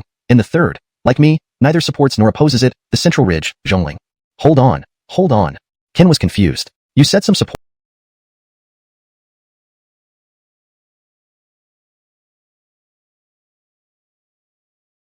the Eternal Life Way? But weren't they all killed by it? Why would they support it? Has the sword chi addled their brains? Rex shook his head. Who knows? Maybe it has. If you really want to understand or don't want to die soon, perhaps Dongling might be your best protection. You can find the answers you seek there. Ken was half believing and half doubting. He wondered if Rex was leading him into a trap. But then again, given Rex's terrifying power, killing him would be as easy as lifting a hand.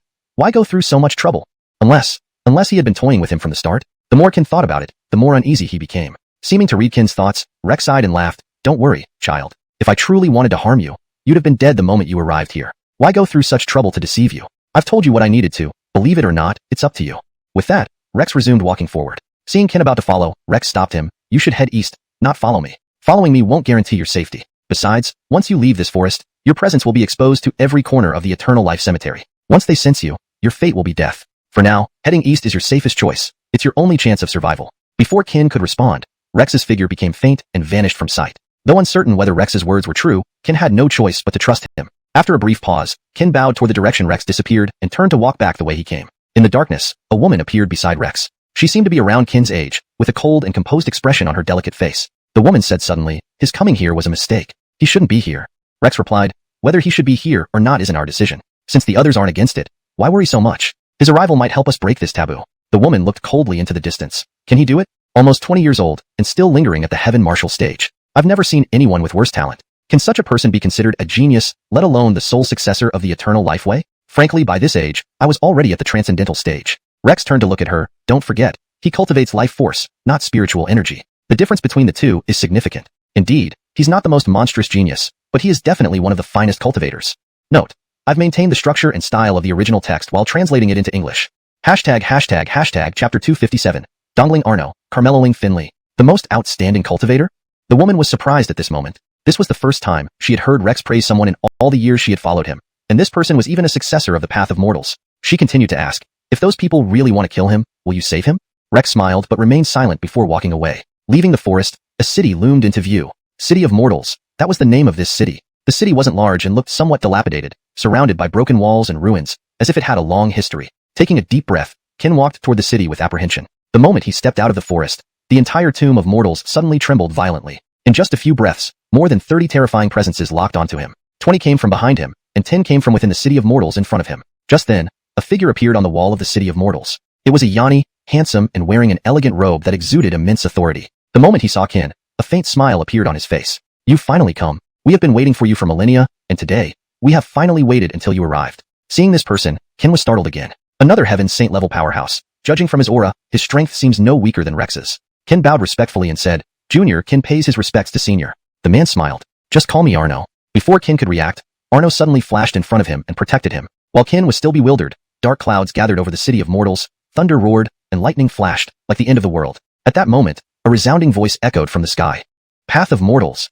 A man suddenly appeared in the sky above the city of mortals, standing with his hands behind his back, looking down at Ken and Arno. His eyes revealed an extremely sharp killing intent. Seeing the newcomer, Ken was startled again. Another super powerhouse at the Heaven Saint level. Arno looked up at the man in the sky and asked, Finley, aren't you supposed to be in your Carmeloing? Why did you run here to my dongling? Finley shouted angrily, why? Of course, it's to exterminate the successor of the Path of Mortals. Did I come here to catch up and drink wine with you? With that, Finley suddenly unleashed a horrifying energy towards Ken below. The terrifying energy caused the entire heaven and earth to rumble, and the sky started to collapse around him, extending for hundreds of feet. At that moment, Ken felt a warm current rising from his throat, trying to burst out. He couldn't help but marvel. What terrifying power! Is this the true strength of a Heaven Saint level powerhouse? Even just one wave of pressure almost made me unable to withstand it. Was such a fearsome existence really only killed by the aftershock of a single sword chi? Seeing Ken's grotesque appearance and pale face, Arno suddenly stomped his foot. Instantly, an equally formidable energy surged towards Finley in the sky. With a loud boom, both of them were pushed back simultaneously. Seeing this, Finley glared at Arno with uncontrollable anger and said, Arno, are you really going to wage war with our Carmeloing because of this guy? Let me remind you, don't forget how our clansmen died. Who killed them? Arno sneered. Of course, I know how they died. But let me tell you, as long as I am here today, your Carmeloing can forget about laying a finger on him. And let me also tell you this, even if the Easternling goes to war with the Westernling for his sake, so what? Your inability to withstand someone's sword chi and blaming it on a youth, why not go directly to the source yourself? In short, you're nothing but a coward, bullying the weak and fearing the strong. Arno gave Finley a look of contempt, which indeed enraged him. Pointing at Arno, he shouted angrily, very well, very good. If your dongling insists on protecting him, then let's settle this with our strength. Saying that, Finley waved his sleeve and left the place in a rage. After Finley left, Arno's expression gradually turned serious because he knew that this departure signified an inevitable battle between Dongling and Carmeloing. Sighing deeply, he led Ken into the city of mortals. Along the way, numerous powerhouses inside the city all focused their attention on Ken, because the aura he emitted was very familiar to them. Ken naturally noticed everyone as well. Observing along the way, Ken was surprised to discover that there were at least 100 realm transformation powerhouses among these people, and other respectful martial and celestial martial cultivators were everywhere. He couldn't help but marvel. If the people in this street of Dongling were placed outside, they would form a formidable force not to be underestimated. Not to mention celestial martial and respectful martial cultivators. Even the number of realm transformation powerhouses might be comparable to the combined total of the 7 major families in the 7 heavens of the central domain. At that moment, Ken couldn't help but sigh. The foundation of this demonic clan is truly terrifying. Inside a grand hall in the city of mortals, the hall was already filled with all the powerhouses of Dongling. The moment Ken entered the hall, he was speechless at the scene before him. The hall held over 100 people, with nearly 30 of them being Holy Realms powerhouses, and nearly 100 being realm transformation powerhouses. Such a terrifying lineup made Ken hesitant to imagine what it would be like in the outside world. And this was just the combat strength of Dongling alone. One must remember, Carmeloing within the entire Tomb of Mortals had equal strength to Dongling, meaning there were plenty of such powerhouses in Carmeloing as well. Just as Ken was shocked, a woman suddenly emerged from behind the high throne. As soon as she appeared, all the powerhouses on the ground knelt. The moment Ken saw the woman, his eyes narrowed slightly. If Arno was a Heaven Saint level powerhouse while alive, he would be at best a ground saint after death. But this woman was different because the aura she emanated was undoubtedly that of a true Heaven Saint powerhouse. He guessed, could she have been an Empyrean realm powerhouse in her lifetime? The woman lifted her hand slightly to indicate that everyone didn't need to bow, and then shifted her gaze to Ken, smiling. You are the sole successor of the Path of Mortals? Ken bowed respectfully and replied, Junior, Ken pays his respects to Senior. The woman smirked, 19 years old, yet still only at the celestial martial realm. It seems the cultivation of the Path of Mortals is indeed extremely difficult. But this time you're lucky, you came to the right place. Hearing the woman's words, Ken was puzzled and softly asked, What do you mean, Senior? The woman smiled faintly. Because in this Tomb of Mortals, what we have in abundance is the power of mortals. Chapter 258, Master of Dongling, Coral. Upon hearing this, Ken was once again startled. There is also the power of all beings within this mausoleum? The woman replied, Not only is there, but it's in abundance. We all died due to the mortal sword art, so our bodies contain an intense concentration of the power of all beings. Over time, this power has been expelled from our bodies and condensed here within the mausoleum. Didn't you notice that when you first arrived at the mausoleum, both your cultivation and energy felt different from before?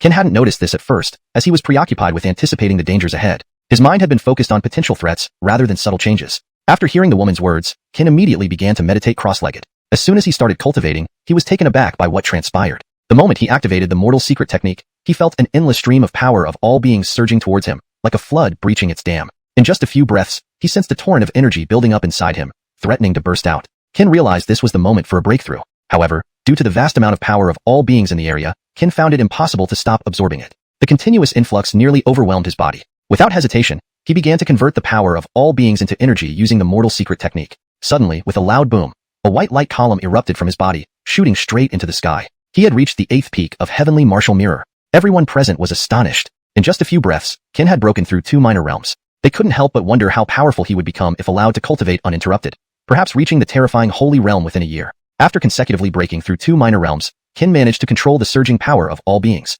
Slowly opening his eyes, he looked at his hands in disbelief. He felt an inexhaustible force within him, as if nothing could stand against him. Seeing this, the woman on the high seat smiled approvingly and said, "This is what I expected. With your talent, this is precisely how you should perform." Ken felt immense joy as he felt the changes within his body. He stood up and bowed to the woman, saying, "Thank you for your guidance, senior." The woman waved her hand dismissively. "It's a small matter. Besides, helping you helps us as well. Although this place is excellent for cultivation, it's also extremely dangerous. As you saw earlier, the people from Carmeloling already know of your existence. Your main focus now must be on cultivating and improving yourself because more troubles are coming your way." Confused, Ken asked, "Could you please explain further, senior?" The woman replied, "Please don't call me senior. It makes me sound old. My name is Coral, and you can call me Sister Yu." She continued, "I say your troubles will continue because we have an agreement with Carmeloling. If the successor of the Path of Mortality appears, either we kill you together, and the agreement ends, or we protect you from Carmeloling's Holy Realm experts while you accept challenges from anyone below the Holy Realm, including Transformation Realm experts." Coral's expression turned serious as she concluded this. Ken nodded in understanding. He thought, as long as no Holy Realm experts attack him, he could handle the Transformation Realm experts with the mortal sword art, especially since the mausoleum was abundant in the power of all beings. Thus, Ken was confident he could win every challenge. Twilight loomed, and a blood moon hung in the sky. Alone on the city wall, Ken sat cross-legged under the crimson moonlight. Streams of power of all beings rushed into his body like living rivers. Reaching the 9th peak of heavenly martial mirror, this was his current strength. In just half a day, he had advanced almost 3 minor realms. This was something unimaginable outside this place. He was now just 1 step away from the venerated martial realm. Just as Ken planned to push forward, Coral's voice came from behind him. Advancing almost 3 minor realms in half a day, such a cultivation method is unprecedented. Honestly, I'm a little envious. Hearing this, Ken stopped cultivating and stood up. "Sister Yu, you jest? With your talent, you would have achieved heights far beyond my reach if you hadn't fallen." Coral was momentarily stunned. "Sister? You really know how to speak nicely. Hearing sister from you makes me feel awkward." Ken chuckled. "For someone as beautiful as you, calling you sister seems too simple. Calling you fairy sister better matches your grace and beauty." Praised by Ken, Coral felt flustered. She laughed. "You're quite the charmer, completely different from your master."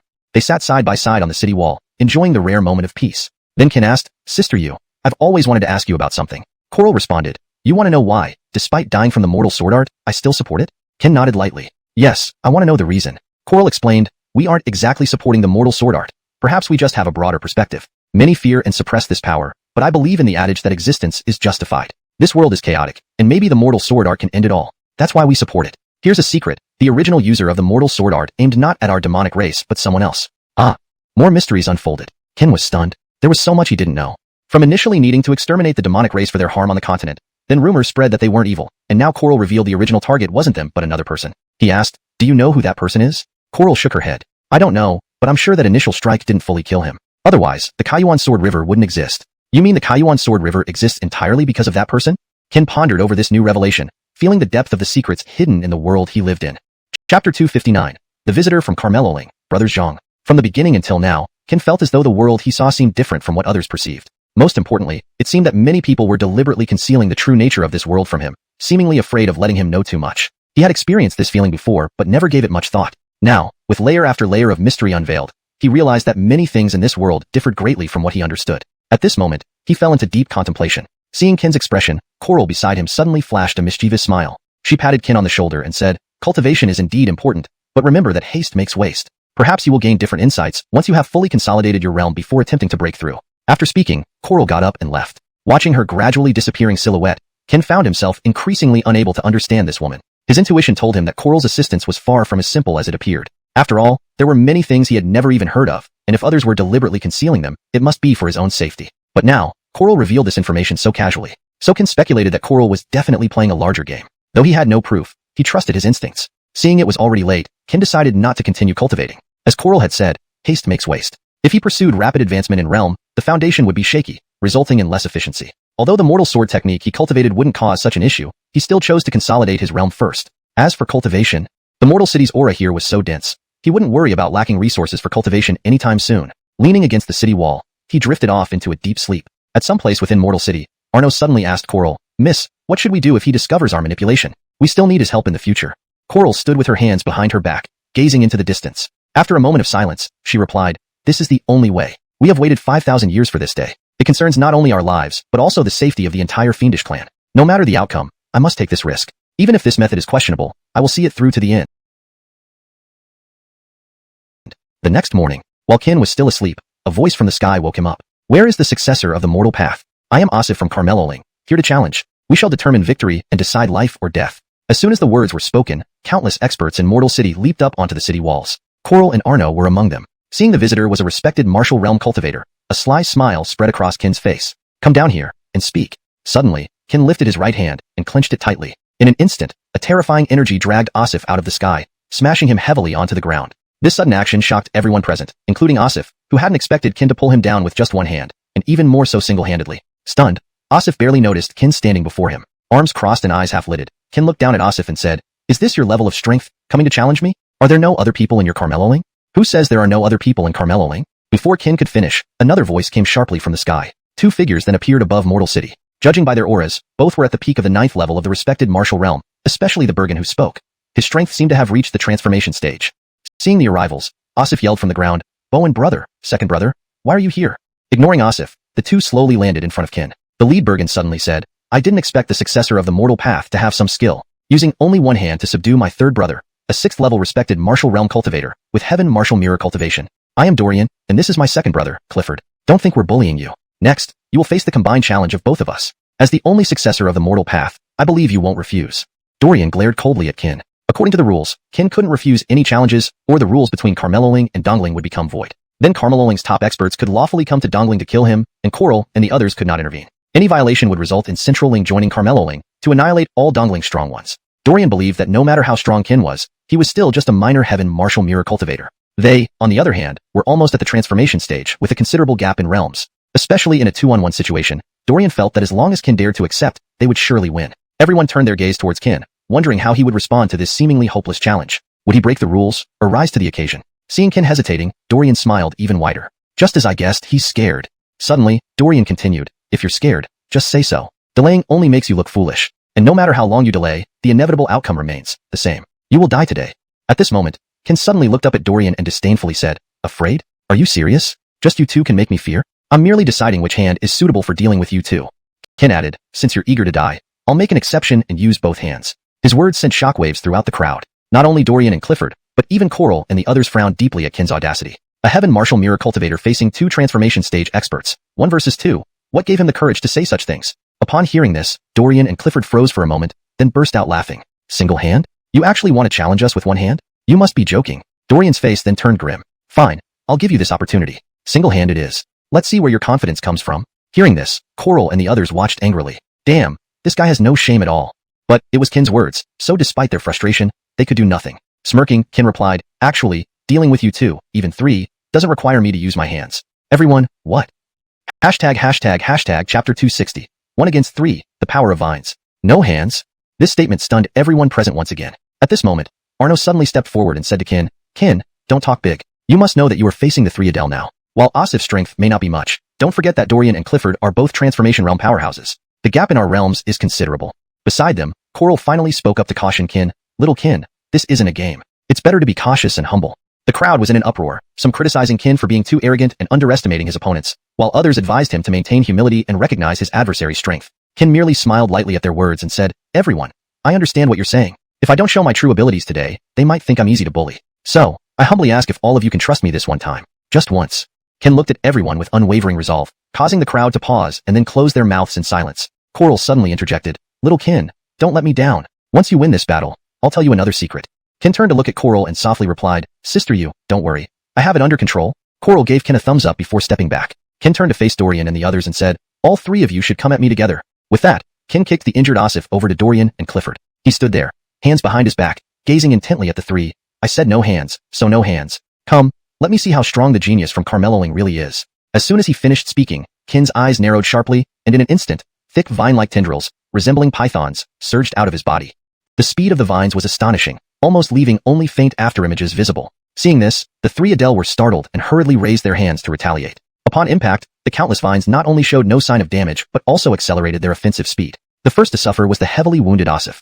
As a respected martial realm practitioner, he could not even track the vine's trajectory. All he saw were faint shadows passing by. By the time he realized what was happening, he was already entangled by countless vines, and 2 venomous needles pierced into his body. Initially, Asif did not feel anything unusual. But when he tried to attack the vines, he discovered that his spiritual energy was depleting at an alarming rate, and even his soul began to dim, as if it would vanish at any moment. Seeing this, Asif was terrified and shouted frantically, "Big brother, second brother, save me." His voice faded away as Asif's figure completely disappeared from this world. Everyone froze at the sight. Seeing Asif disappear, Dorian suddenly yelled, What did you do to him?" Kin smiled coolly, "You'll find out soon enough." With that, Kin's thought flickered again, and countless vines surged towards Dorian and Clifford. Reacting quickly, the two dared not slack off and met the vines with swift strikes. Sword slashes and knife cuts rained down on the vines. Apart from Dorian managing to inflict minor damage, Clifford's efforts proved futile, unable to harm the vines in the slightest. Moreover, his consecutive attacks only made the vines faster. In mere moments, Clifford's anguished cries echoed through the sky. He had been struck by the vine's venomous needles. Just like Asif, after a brief struggle, Clifford's figure also vanished. Seeing Asif and Clifford both die, Dorian's face turned serious. He was genuinely frightened now. The vines were far more terrifying than he imagined. Neither could he cut through nor dodge them. Even worse, the vines absorbed their attacks, turning the force against them, and the sharp spines at the ends contained a chilling venom. Judging from Asif and Clifford's fates, the venom was extremely potent, likely fatal upon contact. Now only Dorian remained. Kin slowly walked towards him. "Dorian, are you ready to meet your death?" Once again, dozens of vines shot towards Dorian simultaneously, moving faster than ever. Startled, Dorian hurriedly mobilized his spiritual energy to form a transparent shield around himself. The instant dozens of vines struck the shield, Dorian spat out a mouthful of blood due to the sheer force. He barely managed to withstand the attack, but suffered severe internal injuries in the process. If he managed to block this one, what about the next? Before Dorian could react, Kin's second wave of attacks arrived. Boom! Another fierce collision, this time even stronger and faster. Inside the shield, Dorian spat out another mouthful of blood. His shield now showed visible cracks. Kin sneered, "Let's see how many more times you can withstand." Dozens of vines surged towards Dorian again, even faster and more powerful than before. Under the astonished and shocked gazes of the crowd, there was a loud crack as Dorian's shield shattered. At that moment, Dorian summoned unknown strength, roaring as he lunged towards Kin with his sword. His speed matched the vine's earlier strikes, leaving only faint shadows visible. The sudden attack startled everyone present. They all screamed warnings, but Kin was already within 2 meters of Dorian. At this moment, Dorian finally smiled. To him, this strike was his last effort. Kin could not possibly deflect it. When Dorian's sword was less than a meter away from Kin, a wicked smile spread across Kin's previously calm face. Just as Dorian thought Kin was bluffing, countless vines emerged and entangled him. Dorian's sword stabbed into the vines instead. Kin remained unharmed. In shock, Dorian was suddenly impaled by the countless vines. Thus, the 3 Adele died. Throughout the entire fight, Kin never moved his hands. Hashtag Chapter 261.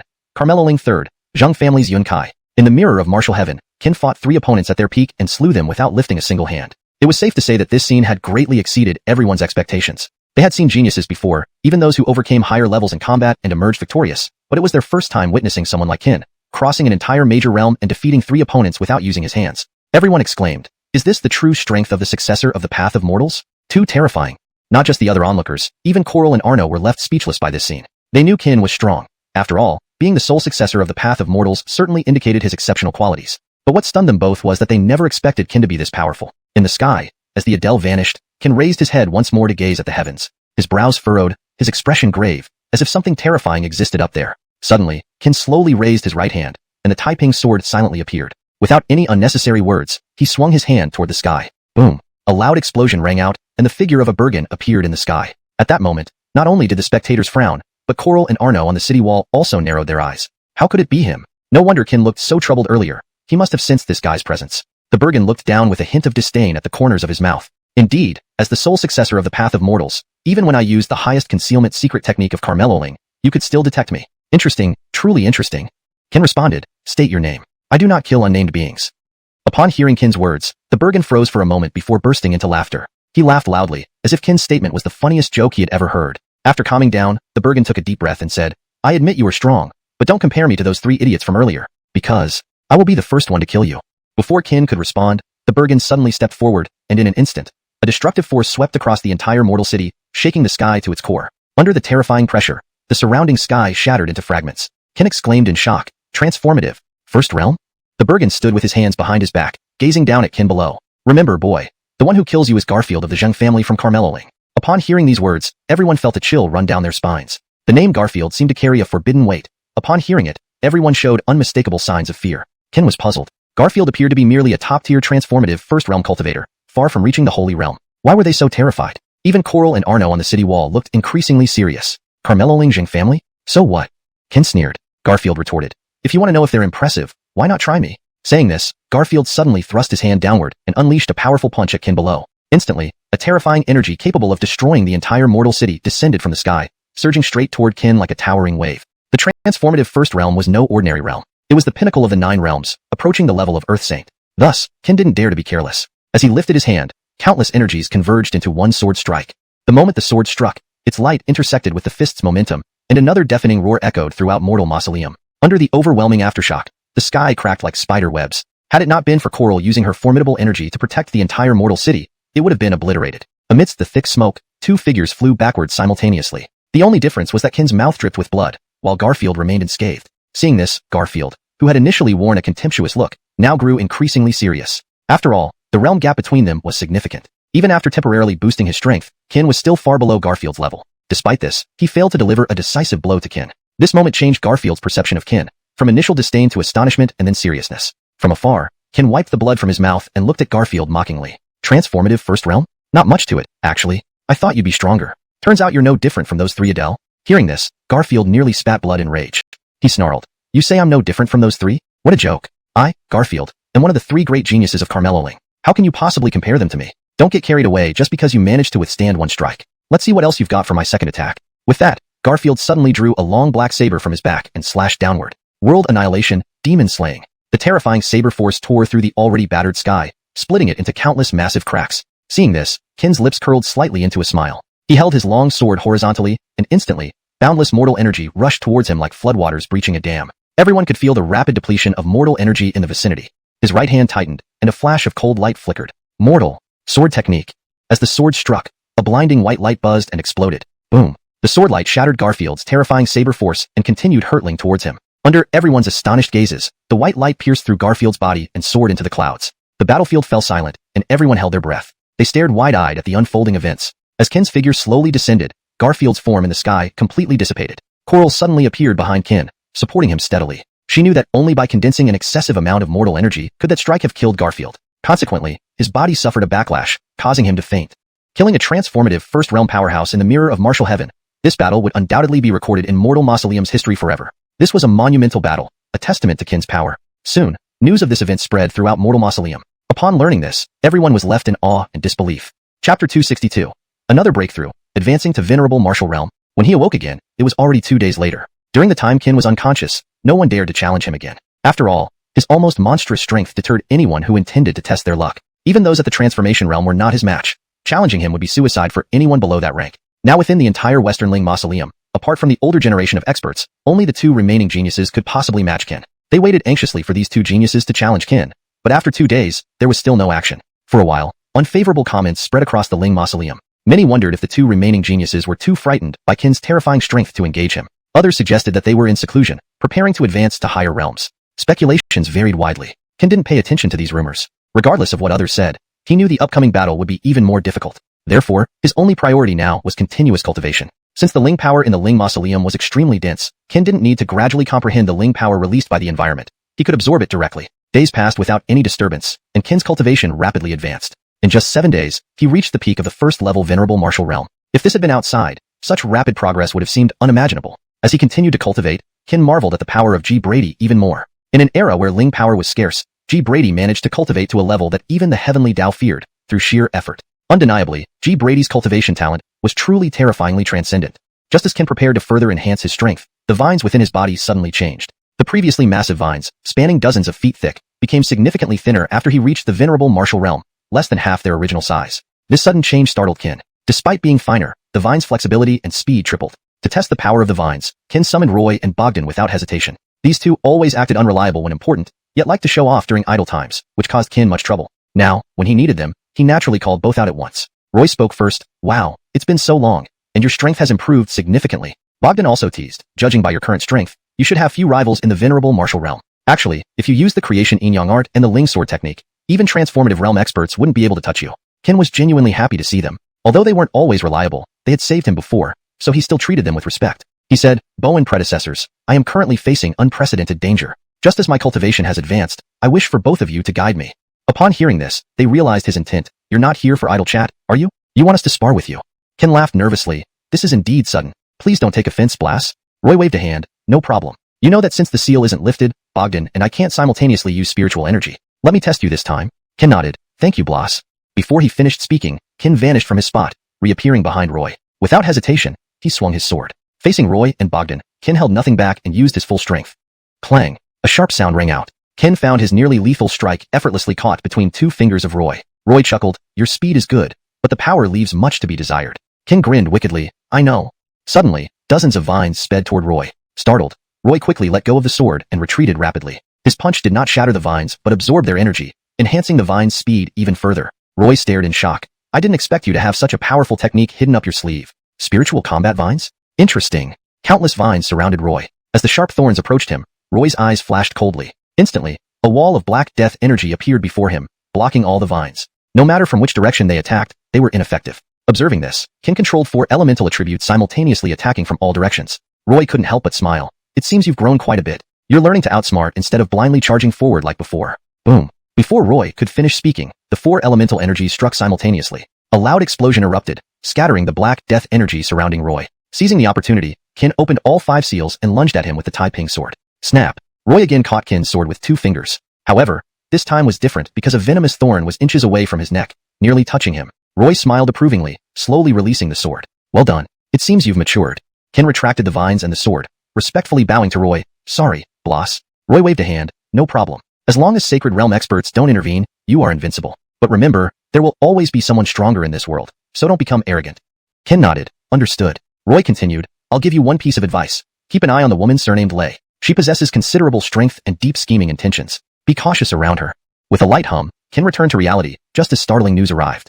Chapter 263. The Moon's Buttery, the Fire of Mortals. Guillermo stepped out of his room and saw a group of people gathered outside, looking up at the sky. He walked up to Tallulah and asked softly, Sister Yu, what are you all doing? Tallulah was startled yet again when she saw Guillermo. She noticed that his cultivation had grown stronger, now reaching the Zunwu realm. This wasn't the main concern. The key point was that his aura seemed even more formidable than that of an average Zunwu realm powerhouse. Tallulah said gravely, for some reason, the Fire of Mortals has been growing increasingly restless recently. Hearing this, Guillermo was perplexed. Only then did he notice how different the sky looked.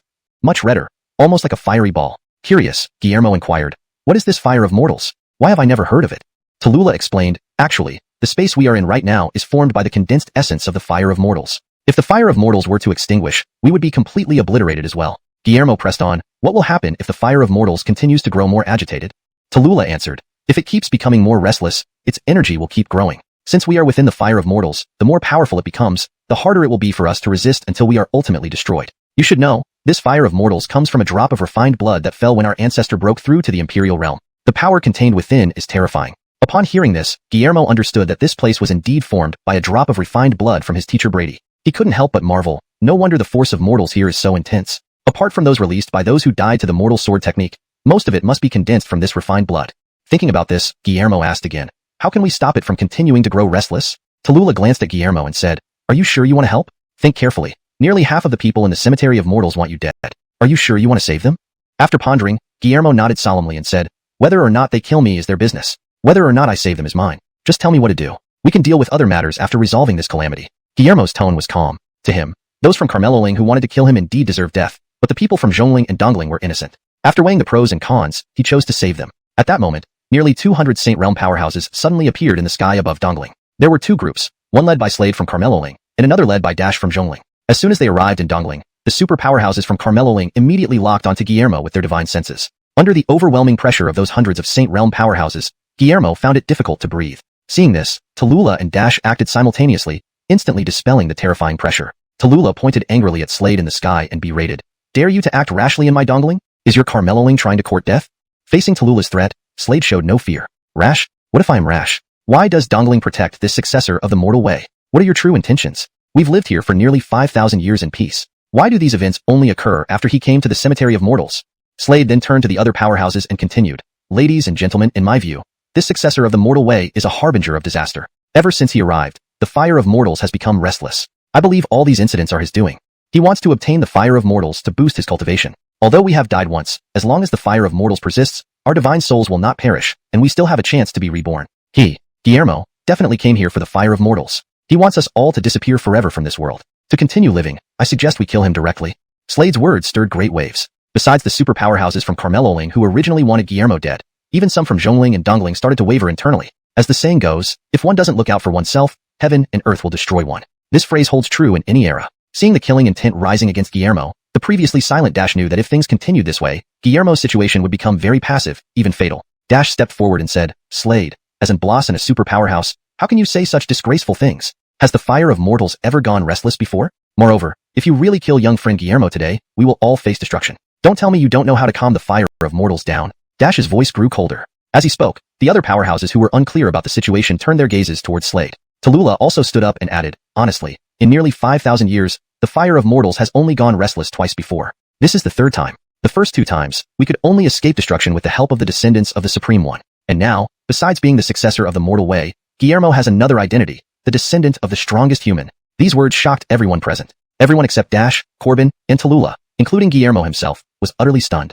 Hearing Tallulah, Slade looked at Guillermo incredulously and roared, impossible, absolutely impossible. If he were truly a descendant of that person, why didn't I sense supreme bloodline on him? Tallulah looked at Slade as if he were a fool and said, stop being dense. Have you forgotten the curse set by Emperor and the paramount one of myriad paths? Also, just because you can't see it doesn't mean it's not there. Your strength is too weak. Now that the fire of mortals is restless again, only he can save us. If you wish for everyone in the cemetery of mortals to die with you, go ahead and make your move. I won't stop you.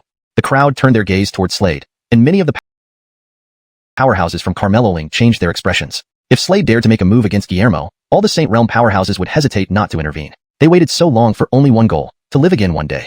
Chapter 264. Within the blood moon, mortal reappearance. The flame of mortal life in the sky grew increasingly erratic, and now, due to this mortal fire, countless calamities plagued the entire mortal cemetery. First came a towering 10,000-meter wave, followed swiftly by endless bolts of lightning from the heavens. This was succeeded by absolute zero temperatures and then scorching heat. Though everyone managed to endure these calamities, they knew it was only a fraction of the power that the mortal flame could unleash. When its madness reached a peak, it would bring forth an unprecedented catastrophe. Even a super-strong Emperor Realm powerhouse might not be able to leave unscathed. The fear it instilled was unimaginable. In the midst of chaos, Ken hurriedly asked, Bowen Yu, what must we do to stop the mortal flame?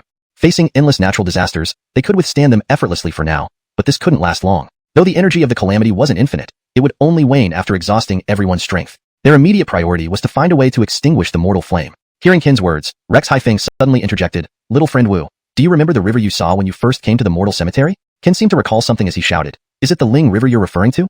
Dash nodded. While the Ling River water cannot completely extinguish the mortal flame, it can reduce its power by more than half. Once weakened, the remaining flame you can absorb. But, his voice abruptly stopped. Ken curiously asked, But what?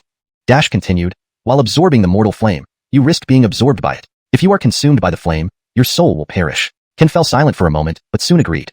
I don't know if I'll succeed, but I can try. Hearing this, Dash frowned slightly as he shielded them with his energy. Are you sure? Ken nodded, saying, If heaven bestows a great mission on someone, it's like my master said, some tasks just have to be done. Since I chose this path, I must prepare for whatever lies ahead. Even if I perish today, I won't disgrace Master Mortal. Dash added, We have no kinship with you. You could have stayed out of this. Before Dash finished speaking, Ken interrupted, waving his hand. My decision is made. Rex, please say no more. Seeing this, Dash didn't press further. Under their assistance, Ken directed the Ling River water directly around the blood moon in the sky. With a sweeping gesture, countless streams of Ling River water cascaded down, instantly dousing nearly half of the mortal flame. As a result, the power of the ongoing calamities within the cemetery significantly decreased. Even so, no one relaxed. They knew this was only temporary. The flame would reignite unless resolved at its root. To permanently end this threat, Ken needed to enter the blood moon and dismantle the disaster from within. Under Dash's guidance, Ken leaped into the blood moon above, carrying the sword of tranquility. Inside the blood moon, everything was crimson red. In the center, Ken found a sprite about the size of a sealed demon spirit, angrily thrashing about. Upon noticing an intruder, the sprite stopped and stared intently at Ken through crimson eyes. Who are you? Why do you bear the scent of my master? I am Ken. Ken stepped forward, the sole heir of the mortal way. The crimson sprite looked shocked. You claim to be the master's sole heir? Do you have proof? Ken smiled faintly. Is the power of mortal something anyone can possess? With that, Ken unleashed his full power, and in an instant, an overwhelmingly terrifying force filled the blood moon. Seeing this, the sprite was astonished. The power of mortals indeed wasn't something everyone could wield, but this wasn't absolute. The sprite asked again, any other proof? Without it, I'll accuse you of impersonation and slay you here. My master's authority isn't to be desecrated, even if you bear the power of mortals. Realizing this sprite wasn't joking, Ken showed the only token given by Geordie, the Sword of Tranquility. Raising his hand, a graceful long sword appeared before the crimson sprite. Do you recognize this? Upon seeing the Sword of Tranquility, the previously enraged sprite instantly calmed. It stared at the familiar sword in disbelief, trembling as it touched the blade. Yes, this is my master's sword. I recognize it. I recognize it. The sword seemed to sense the presence of the sprite and emitted a sharp ringing sound. Suddenly, it glowed brightly, and a translucent figure appeared before it. Carmelo. Both the Crimson Sprite and Kin were struck by the familiar voice. Carmelo looked up, stunned by the sudden appearance. Master. Seeing Geordie, Carmelo, who had been overcome with sorrow, rushed into Geordie's arms, sobbing loudly. Master, I thought you had forgotten me, leaving me behind forever. For 5,000 years, every single day, I missed you. Embracing Carmelo tenderly, Geordie comforted. How could I forget you? There were other matters to attend to. At this moment, Kin approached and knelt before Geordie. Disciple Kin greets Master Mortal. Geordie gently lifted Kin, saying, I didn't expect you to come this far. Your choice to be here hasn't disappointed me.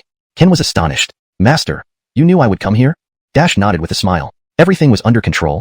As he spoke, Geordie clenched his fist. Seeing this, the three shared a look and burst into laughter together.